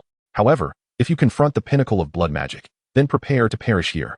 Kuwait-12 coldly addressed Hamar, who stood several meters away, while the golden-masked figure raised his wand, and the remaining dozen mutated werewolves braced themselves for action. How frightening indeed. But I never claimed I would face you all alone, Hamar retorted. Indeed, I am here as well. A clear voice resonated beside Hamar. Wait, Miss Ellie, why are you still here? Hamar was taken aback, believing she had left with Sirius and the others. You are my sister's dear friend. Naturally, I must assist you. Besides, these are merely a few little hounds, a handful of pretentious beings, hardly a concern. Indeed, Mr. Eber. A deep voice emerged from Hamar's left, revealing Forenza standing beside him. The centaur would likely prefer to avoid such troublesome matters, would he not? However, I am different. If they encounter you, they will likely act as I do. Perhaps you are indeed the prophesied one. Prophecies? To be honest, I have little faith in such things. I only believe in what I wish to do and what I ought to do. With that, Hamar charged toward the 5 dark sorcerers who remained motionless. Stop him. The golden-masked figure shouted to the werewolf contingent, and instantly, a dozen massive figures lunged at Hamar. Ah! With a low roar from Hamar, water erupted violently from the ground, forming a shield of water around him and flinging several werewolves away. Hema swiftly approached the golden-masked figure, his wrist flicking as he lunged with his dragon claw aimed directly at the opponent's heart. Yet, a sword blade suddenly thrust itself between them, aiming a piercing stab at Hema's face. In a fluid motion, Hema executed a sweeping maneuver, utilizing the momentum to position himself behind the golden mask. He then delivered a powerful kick to the shadowy sorcerer standing nearby, resulting in a resounding thud as the sorcerer tumbled over the edge of the basin and rolled down the grassy slope. At that moment, K-12 promptly followed suit. pressing her sword against Hema's back, intent on piercing him. However, as she struck with force, a distinctive sound of scraping echoed, as if her blade had met the resilient scales of his armor. With a sly smile, Hema swiftly turned and delivered a powerful punch to his opponent's abdomen, sending them crashing to the ground with a resounding thud. Meanwhile, Mobita charged in from the side, aiming a claw at Hema. But once again the metallic sound of friction echoed, followed by a muffled thump as Mobita was also kicked away. At that moment, the Golden Mask seized the opportunity, launching a spell that unleashed a swirling mass of dark mist before Hema. The mist rapidly extended tendrils that ensnared his limbs and neck.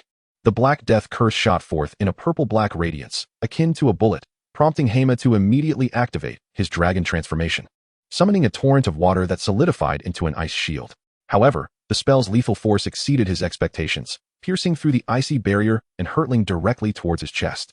Just then, a luminous barrier materialized before him, barely intercepting the oncoming black stream of energy. Binding release, echoed the voice of Ellie from the side.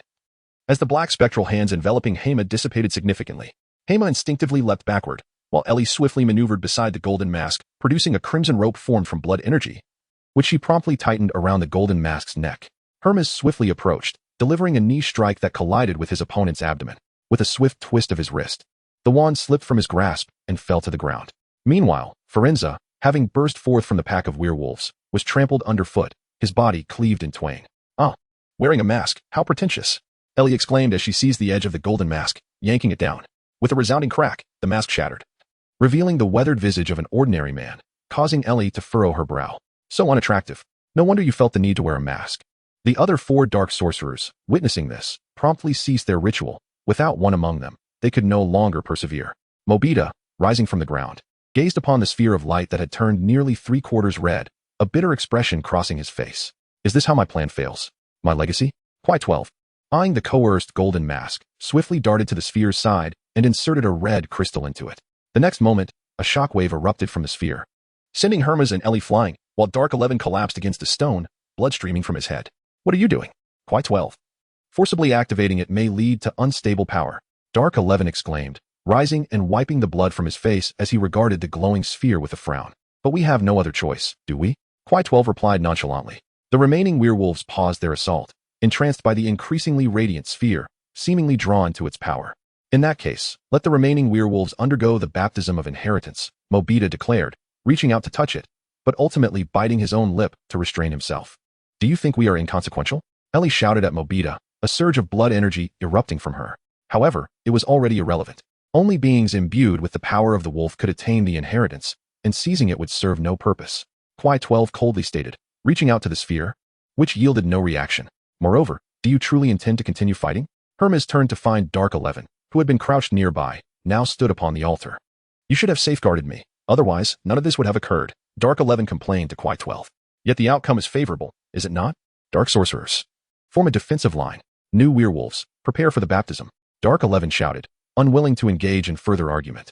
The 5 dark sorcerers quickly arranged themselves in formation before the sphere, while the mutated werewolves charged down. Hermes found himself unable to intervene, as there were only 3 of them. Just then, numerous crimson chains shot up from the ground, ensnaring the ankles of several werewolves, violently yanking them down. "Who?" Quai 12 growled, brandishing 2 weapons, while the dark sorcerers began to gather their magical energy. "Dorgan." Hermes recognized the familiar magical aura in the air, and Ellie did as well, for this was blood magic. "Sister? Who is your sister?" Dorgan suddenly appeared beside Hermes, looking bewildered at Ellie. "You are my sister." "Ah, who is this girl?" "Sis, I truly am your sister. Look," Ellie exclaimed, a swirling mist of red energy rising behind her, unmistakably a trait of bloodline warriors. "You are of the bloodline? You are truly my sister." Dorgan was momentarily taken aback, observing Hermes's earnest expression, concluding she was not deceiving her. Having just left Hermes half an hour ago, she now found herself with an unexpected younger sister. "Wait, I have more pressing questions. Are you truly my sister? What about our parents? They went to China years ago and only returned to England last year. I heard you had come to England and were working at the Ministry of Magic, so they sent me to find you." "Really? So our parents are alive?" Dorgan's mind raced with confusion. "But why were we separated? And now I have a sister? My name is Ellie Bessa Demia, but you can call me Ellie. Your name should be Clara Demia." "No, I am now Clara Dorgan. We will discuss our parents later. Let us first deal with the matter at hand." After a brief pause, Dorgan dashed forward, while the dark sorcerers began assisting the werewolves in freeing them from their chains, encircling the sphere. "Your sister seems to have some unresolved feelings," Ellie remarked. "Of course, but this is a family matter. I will focus solely on the battle." Hermes responded, following closely behind Dorgan as they charged into the fray. Upon reaching the front lines, they beheld a dozen werewolves and 5 prepared dark sorcerers, prompting Hermes to recall something. Is it just you? We searched separately, as we were unaware of the precise location. I happened to find it but forgot to signal, Dorgan sheepishly replied, gazing at the snarling werewolves before them. Should we engage? Retreat. A sudden explosion spell erupted before them with a deafening roar, causing Hermes's angelic wings to unfurl, stirring up a cloud of dust as he ascended. Wow, wings! Ellie exclaimed, reaching out curiously to touch the white feathers.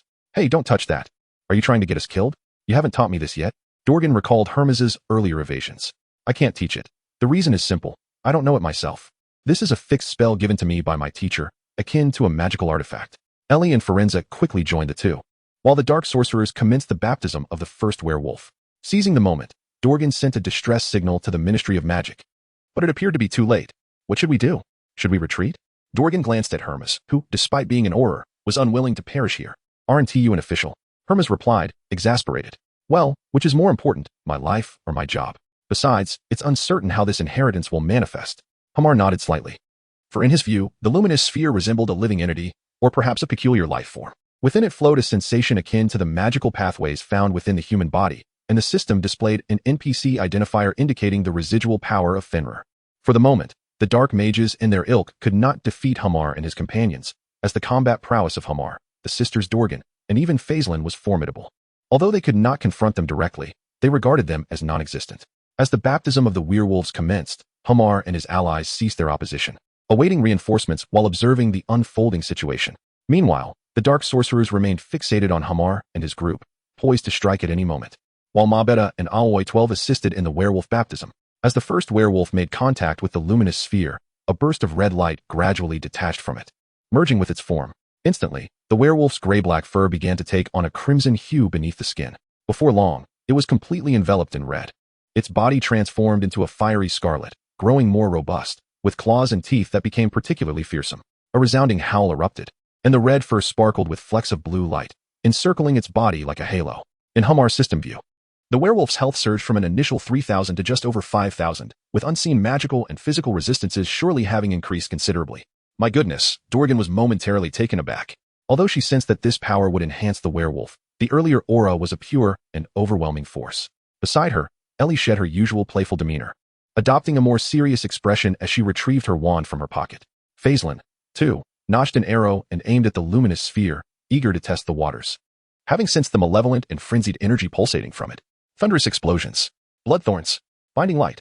In an instant, 3 spells, 2 incantations and 1 skill were hurled towards the wolf pack. The dark curtain has descended. 5 dark sorcerers shouted in unison, thrusting their wands into the ground as a purple barrier erupted around them.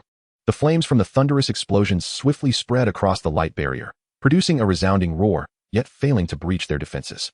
Ellie's binding spell circumvented the protective net from below, ensnaring the legs of 2 werewolves, creeping up their ankles. The thorns pierced their skin, siphoning their blood and magic. Help! Alloy 12 reacted instantly, slicing through the vines with a swift motion, while the 5 dark sorcerers reinforced their defenses. However, Hamar's binding light passed through the barrier unimpeded. A luminous orb striking 2 of the sorcerers. Like a rubber band, it snapped around them, rendering their arms and legs immobile. Alloy 12 and Dark 11 immediately attempted to sever the bonds with their weapons, only to find they could not strike at the entity, as if it existed in an entirely different realm. Ah, it's got my arm. One of the blades unintentionally grazed a dark sorcerer's arm instead. Dorgan and Ellie launched another assault, while Faislin released an arrow, as 2 dark sorcerers temporarily lost their defenses. The barrier shattered under the combined might of Dorgan and Ellie's spells, and Faislin's arrow struck the luminous sphere directly. To their astonishment, as the arrow impacted, a sharp crack resonated, and a prominent fissure appeared on the sphere. All present froze, turning their gazes towards Faislin, who had just lowered his bow. A look of bewilderment etched across his face as he shook his head at Hamar. Phew, as long as it hasn't shattered, Dark 11 remarked, cautiously probing the crack. Realizing it was merely a superficial fracture that would not hinder the baptism, the binding on the dark sorcerers dissipated, and they unleashed a barrage of lethal curses towards Hamar and his allies. Hema seized a girl and soared into the sky, while Faislin leapt several meters away, taking refuge behind a tree.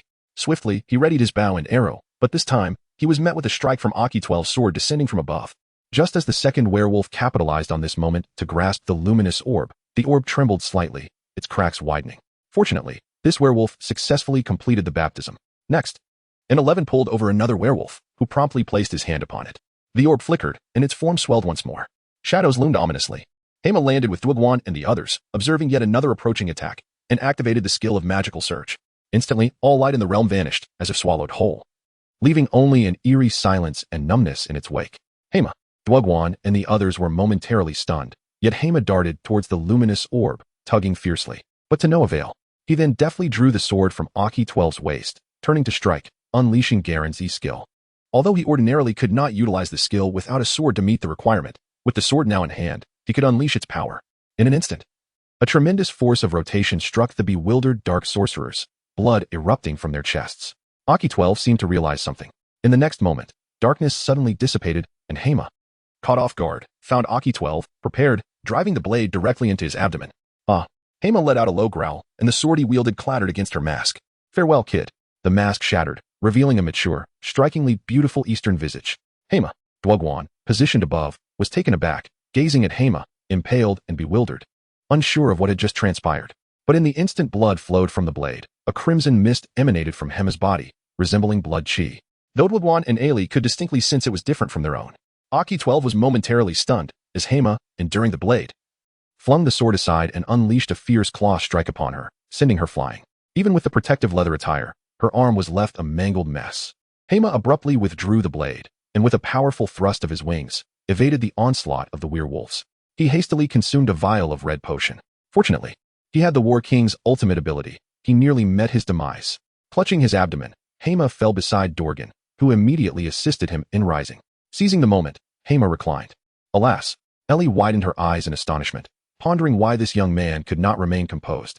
I shall administer healing.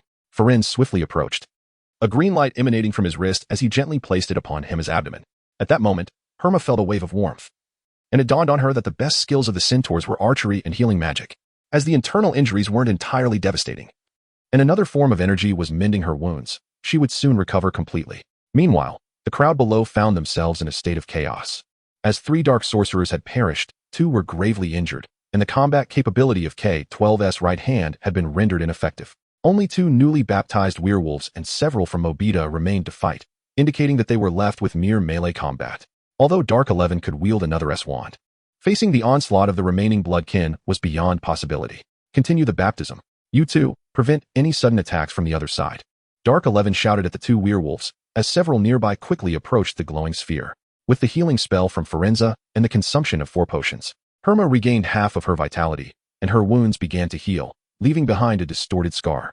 Observing Herma's remarkable recovery, Diagon and Ailey pressed forward once more, aware that the opposing force now consisted solely of those few werewolves. Yet, in an instant, the sisters realized their miscalculation. Thorns of blood, thunderous explosion. Dozens of crimson thorns spread rapidly. However, the 2 red werewolves did not retreat but charged forward, their claws effortlessly tearing the thorns asunder. The barbs that ensnared their legs failed to penetrate. Diagon's thunderous explosion erupted directly upon the 2 colossal wolves, yet it merely diminished the blue shield. And the duo continued their relentless advance, their crimson eyes fixed intently upon the 2, as if they were poised to rend them to shreds in the next heartbeat. Yet they suddenly overlooked one crucial fact: the bloodkin could enhance their physical prowess through blood energy. With 2 muffled thuds, the sisters, exuding blood energy, propelled their massive forms toward the fallen dark sorcerers behind them. Swiftly they charged. Dark 11 hastily released a warning, ensuring that the 2 werewolves would crash into the healing dark sorcerer. How fast they are! The 2 werewolves exchanged glances, suddenly realizing that despite their enhancements, they still couldn't overpower their adversaries and could only serve as shields. At that tense standoff, the 4th werewolf made contact with the glowing sphere, which then shattered with a crisp crack.